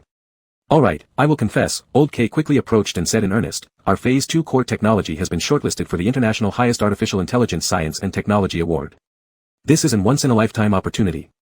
Therefore, no matter what, convince General Manager Shi to go abroad with me." Chenmo frowned. "When is it?" "Next week." "Next week?" Chenmo pondered. "I can manage by Friday, but not afterward." Old K sighed in relief. It didn't clash with the timeline. Still, he asked, "Do you have something scheduled for Friday?" It's the 50th anniversary school celebration at Sway High School. I need to go back." Old K nodded. "Oh, the place where you and General Manager Shi fell in love. You really should go back there." Chenmo, "Shut up, I'm going back to give a speech." On that Friday, the weather was bright and sunny. Sway High School seemed unchanged. Spring, unlike the noisy cicadas of summer or the freezing chill of winter, had a pleasant temperature. Cherry blossoms graced the campus beautifully, while magnolias exuded their rich fragrance. Mr. Xiang, much like Teacher Lu, hadn't changed much. He still held that triangular ruler, appearing strict but in reality was very meticulous. Principal Lai stood on stage, looking younger with his wig, speaking loudly and earnestly. This is a special gathering, more so a day of blessings for our school at number 1 high. Underneath the podium, Chen Mo glanced sideways at the person beside him, immaculately dressed in a suit and polished shoes without a speck of dust, suspicion filling his eyes. We are all exemplary graduates. Why do you have to sit at the leadership table specifically? Shi Xian turned and raised an eyebrow. There's no helping it, the Shi family made a donation. My identity is a shareholder. Someone from the row behind leaned onto their seats and came closer to Shi Xian, saying, we promise to walk together forever, whoever betrays first is a dog. We here are performing like actors in a Peking opera on stage, while you are comfortably clapping below. Seat dog, you really have changed. Shi Xian turned to look at Qi Lin who returned, eyes full of disdain. Go away. Boss Missouri, Qi Lin immediately turned to him. Why don't you control him? Are you content just like this? Chen Mo was dressed casually that day. A linen shirt loose and spotlessly white, his hair carelessly styled, making him stand out among those who seemed more mature after graduation sitting in the front row. Chen Mo turned backward and replied to Qi Lin, didn't you hear? He is a school shareholder. I'm an all-round excellent student, I'm scared. Qi Lin made a vomiting gesture and mocked, I found that you two, being together too long, have become alike. Both inside and out, your hearts are black. What did you say? Right then, Brother Go arrived carrying a large bag of drinks. The bag was directly placed in front of Chen Mo, indicating he should take one. It's what Mr. Xiang bought. Today, we noticed quite a number of people from our class came back. We never realized there were so many people from Suiqing living nearby. Chen Mo took a green bottle drink. Some people returned from afar. Isn't Qi Lin one of them? Qi Lin leaned nonchalantly, declaring, I wasn't actually here for the celebration. It's just that I suddenly remembered it's been several years since I've returned, and wasn't Mr. Shi coming back from overseas? How could I not come back to stir things up? Shi Xian frowned as he looked at him, stop using me as an excuse. What exactly is wrong with you? Did someone betray you again? Shit. Qi Lin muttered quietly under his breath and raised his head again, nothing, just don't want to play anymore. Hey. Shi Xian, haven't you ever heard that gentlemen argue with words, not fists? Shi Xian withdrew the hand that threw the drink at him, coolly, quiet down. People who don't know might think you've gone crazy due to heartbreak. Qi Lin kept getting hit repeatedly and was almost ready to spit blood. Just then, he saw the drink that Chen Mo had just opened getting taken away by Shi Xian. Shi Xian, don't drink that. It has food coloring. Then he handed Chen Mo a bottle of mineral water instead. Chen Mo, under Qi Lin's gaze that was like looking at a madman, took the mineral water and drank a sip, tilting his head back. Qi Lin shook his head, Brother Mo, do you remember being the top dog in high school? This docile state of yours, acting as if Shi Xian were your daddy, makes me feel like my worldview is about to collapse. Is that so? Chen Mo nodded, you must have been dumped if everything seems off to you. It's fine, I understand. Qi Lin. He shut up, he deserved it. Mr. Lai's speech was almost over. They hadn't contacted much these past few years, but they weren't entirely out of touch either. Mr. Lai directly looked toward where Chen Mo sat, then spoke into the microphone, next is the session for outstanding graduate speeches. The first one on this stage, most of you might not be unfamiliar with, he has achieved remarkable results repeatedly in recent years, deeply engaged in the field of intelligent technology. He graduated from Class XX, now pursuing his combined master's and doctoral degree at Q University and is also one of the founders of New Edge Technology, Chen Mo. This introduction didn't stir any reaction among the high school students who daily experienced heavy academic workloads. Reactions came mainly from the invited celebrities from various sectors, including the school leaders. It wasn't until Chen Mo stepped onto the stage that cheers and screams arose from the crowd of students. Brother Go had returned to his seat beside Qi Lin. Looking at the stage, he made a sound of surprise, is Chen Mo nearsighted? Why does he wear glasses, and he didn't take them off before going up? The silver-rimmed glasses added a bit more maturity to his otherwise overly youthful attire today. Walking naturally to the podium, he placed his speech notes there. But when he began speaking, he didn't glance at them. The light wind from the school carried his voice, projecting it clearly. Before coming today, I prepared an extremely official and Baidu-sourced speech. But someone read it once and said whoever wrote this thing must have written it with their foot, it's both stinky and lengthy. Everyone burst into laughter. In the end, I decided to follow that opinion and talk about my image of number 1 high school. As the person on stage spoke fluently, the commotion down below grew louder and livelier. People from that graduating class gathered together, laughing as they said, Brother Mo is still Brother Mo. Back in the day, when he went on stage for a self-criticism speech, the whispers underneath sounded exactly like they do today. You didn't see the scene after the college entrance exam. A whole pile of people shouted his name in the teaching building corridor, we all thought he'd surely be the city champion. Later, when the results came out, he was harshly scolded by old Xiang, ready to fight anyone who mentioned it. You were already abroad by then, right Mr. Shi? What a pity that you didn't take part in the college entrance exam. Shisayan sat there with his legs crossed. His eyes remained fixed on the person above. After hearing those words, he responded, yes, it's a pity. What he regretted wasn't missing the college entrance exam, but rather missing the person of that year. As dazzling as Chen Mo was, a pearl like him could never be hidden by dust. As long as he stood there, no matter how fate turned, every time they met again, the destined ones would fall in love with him countless times. Chapter 97. The grand and solemn celebration of the school's 50th anniversary only treated the speeches by outstanding graduates as a small segment, but this didn't stop Chen Mo from receiving countless astonished or curious glances after he stepped off stage all the way until the conclusion of the celebration. The event ended at 3 in the afternoon. Old Xiang said he wanted to treat everyone to dinner, but before that, he asked Chen Mo to visit the current grade 3 class 1 to give encouragement to the students there. Chen Mo thought it would be inappropriate for himself. After all, his high school story seemed to others like a classic example of an underdog's stunning turnaround, yet it wasn't entirely so. It would be inappropriate to tell a group of third-year high school students either not to care too much about the college entrance exam, or warn them that apart from studying hard now they had no other option. So with what might have been seen as somewhat immoral conduct, Chen Mo shirked the responsibility, pointing to Shisayan who was chatting with some other graduates Old Xiang had taught. I can't do it, you should ask the class leader. She won't do. Old Xiang rejected, he never went through the final year. Old Xiang's disdain gave Chen Mo a wrong impression. It seemed as if Shisayan, who graduated from a prestigious foreign university, meant nothing at all. Chen Mo chuckled helplessly, isn't going to university straight from junior year stronger than finishing senior year? At this moment, Shisayan walked over, placing his hand unconsciously behind Chen Mo. He asked Old Xiang, I heard my name mentioned, what are you saying about me? Old Xiang fixed his eyes on Shisayan's gesture and retorted angrily, nothing, I asked Chen Mo to go to the classroom and talk with the students, and he passed the buck to you. Old Xiang's expression was too obvious. Instead of moving away, Shisayan directly moved closer to Chen Mo's back. I'm not qualified to communicate. She raised his eyebrows. Old Xiang was the only teacher who knew about their past relationship. After Shisayan left for abroad, he always kept an eye on how hard Chen Mo worked in his studies. To say that it wasn't influenced by Shisayan, he wouldn't believe it. Looking at the relationship between these two former students now, Old Xiang could not help feeling deeply insightful about their connection. He was comforted by Chen Mo's state of mind. With a stern expression toward Shisayan, he stated, Chen Mo is my most brilliant student, naturally, he going there will be better than you. My most brilliant student? Shisayan's lips curled into a smirk, but why did I hear that when the exam results came out, you scolded him fiercely? Old Xiang's heart skipped a beat. Not wanting to recall, he waved his hand, then you go, and please speak nicely. Once Old Xiang walked away. Did I hurt him? Shisayan asked Chen Mo. Chen Mo looked at Old Xiang's back and smiled, of course not, actually, there was another reason why he scolded me then. What? Shisayan asked again. Chen Mo said, in the few mock exams before the college entrance exam, my math scores were fluctuating wildly.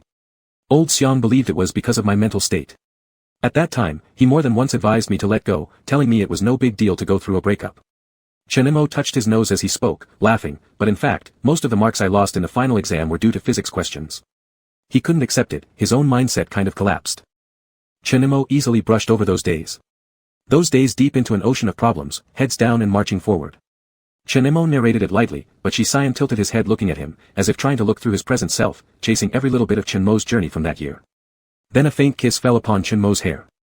It turned out that today's grade 3 class 1 was still in the very classroom they had used years ago, even without moving when the students went straight to grade 3 after sophomore year. Chen Mo and Laogo stood quietly at the back door of the classroom along with several other classmates from their batch.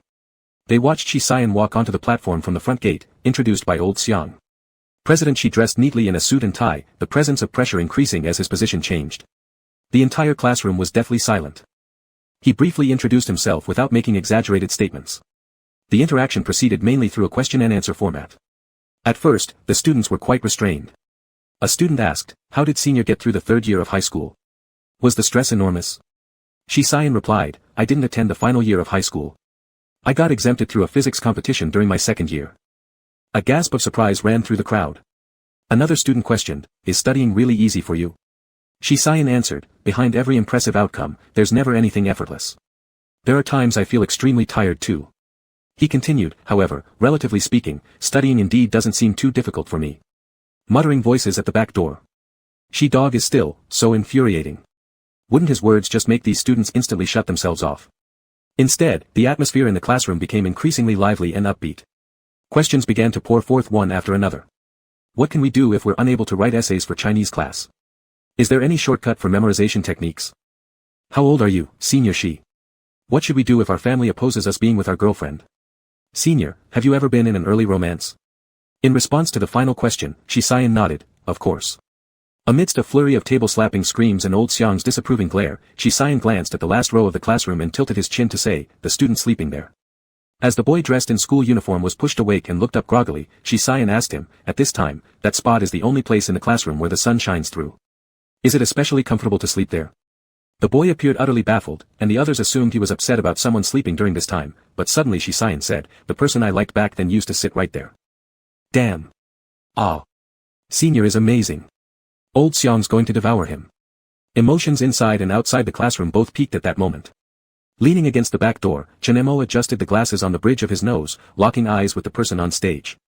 Through the afternoon sunlight streaming into the classroom, it felt like they had returned to the days when every time Chen Mo came back with water, he would encounter him organizing the class discipline on behalf of the teacher from the podium. The students at the back continued to ask more questions. Are you still together with the person you liked, or did you separate? What does she/he do now, and so on. Shisayan didn't respond to these further questions. It was only after that exchange ended, when the students rushed out and leaned on the balcony railings. They saw the person who stood on the platform 10 minutes ago, alongside another figure just as tall and long-legged, an ideal object of affection harbored by countless teenagers in their prime. They walked away side by side, forming a unique aura around them, leaving no room for anyone else to intervene even amidst a throng of classmates. Chen Mo didn't pay attention to the commotion behind him. But later that night, at dinner, Shisayan couldn't escape the inevitable fate of being plied with drinks.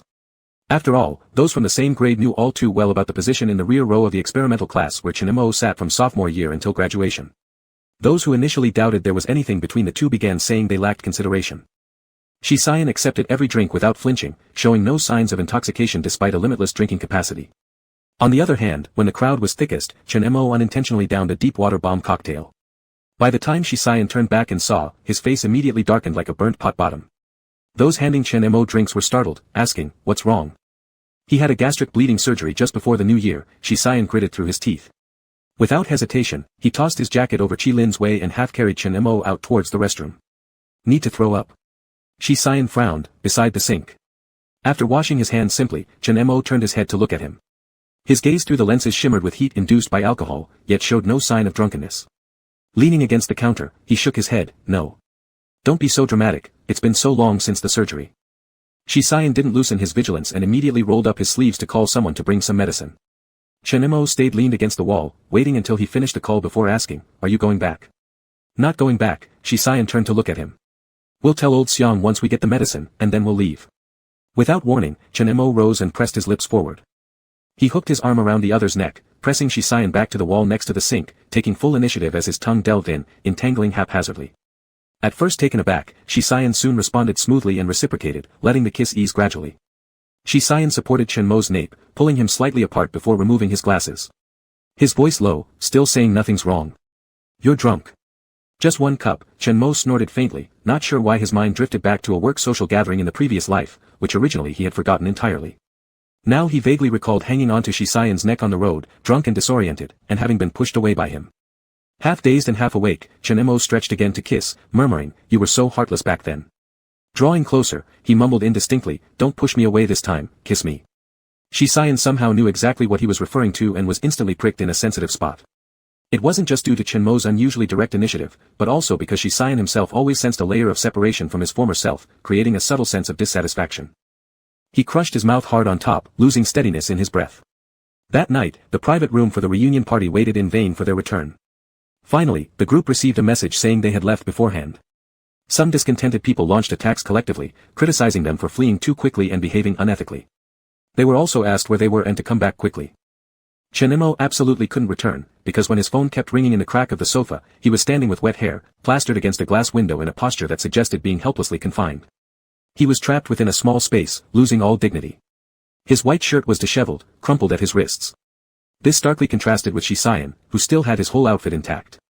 Around Chen Mo's waist and on the back of his neck were ambiguous red marks, while his hands, pressed forcefully onto the glass until they turned pale, were now replaced by another large hand leaving behind only damp fingerprints as testament to their frenzied encounter. His throat was already hoarse, having lost the clarity it possessed earlier during his talk at school, and now emitted faint sounds from the corner of his mouth that made one's scalp tingle. From behind, however, it wasn't their residence at Cloud Top Bay, they were instead in the house that Chen Mo had rented from Shisayan outside of school years ago. Despite not having returned for many years, under Shi Xian's prior preparations, the layout of the house remained largely similar to before, perhaps even brighter and more livable. In this bright light, Chen Mo had nowhere to hide. He stared almost painfully into the reflection in the glass, clutching Shi Xian's forearm and asking him, out of the entire house, you specifically put this glass window here just for this moment. Shi Xian drew him slightly away from the cold glass, pressing into his stomach while nibbling on Chen Mo's ear, his voice raspy, no, look outside. Chen Mo let out a soft moan and weakly opened his soaked eyes. Only then did he realize that from this position, part of the high school teaching building could be seen. The third-year classrooms were still brightly lit, bringing back memories of when Chen Mo would sit there during evening self-study sessions. All those regrets didn't seem so regretful standing here. They were just unforgettable memories from youth, far from the end. But in the moment, Chen Mo felt inexplicably ashamed, struggling to say, let go. Why? Shi Xian held him tightly, nudging apart one of his legs teasingly, give me a reason. I have to meet clients tomorrow. Are you sure it's not because you're afraid of being seen? Chen Mo turned his head, unaware how uncontrollable he looked right now, saying, you're such a freak, class president Shi. Shi Xian's deep laugh carried pleasure, yet his eyes gleamed with danger. One-way glass, sweetheart. Boss Shi wasn't willing to part. It was as if he'd ripped someone's eyes out just to keep Chen Mo for himself. Those intimate whispers gradually faded. The increasing warmth of affection grew again amidst Chen Mo's unintended muffled groans echoing through the room. The intelligent voice prompt system ordered by Shi Xian under New Ray Company sounded promptly at 9 o'clock in the bedroom. Tomorrow will be sunny, with a maximum temperature of 28 degrees Celsius. Air quality excellent. Suitable for travel, tourism, weddings, and spending time with your loved one. Some people miss each other for life. Some turn their backs and never look back. Because of unwillingness to part, because of love, because it is you. Some people are just perfect, making every future day feel young. The end.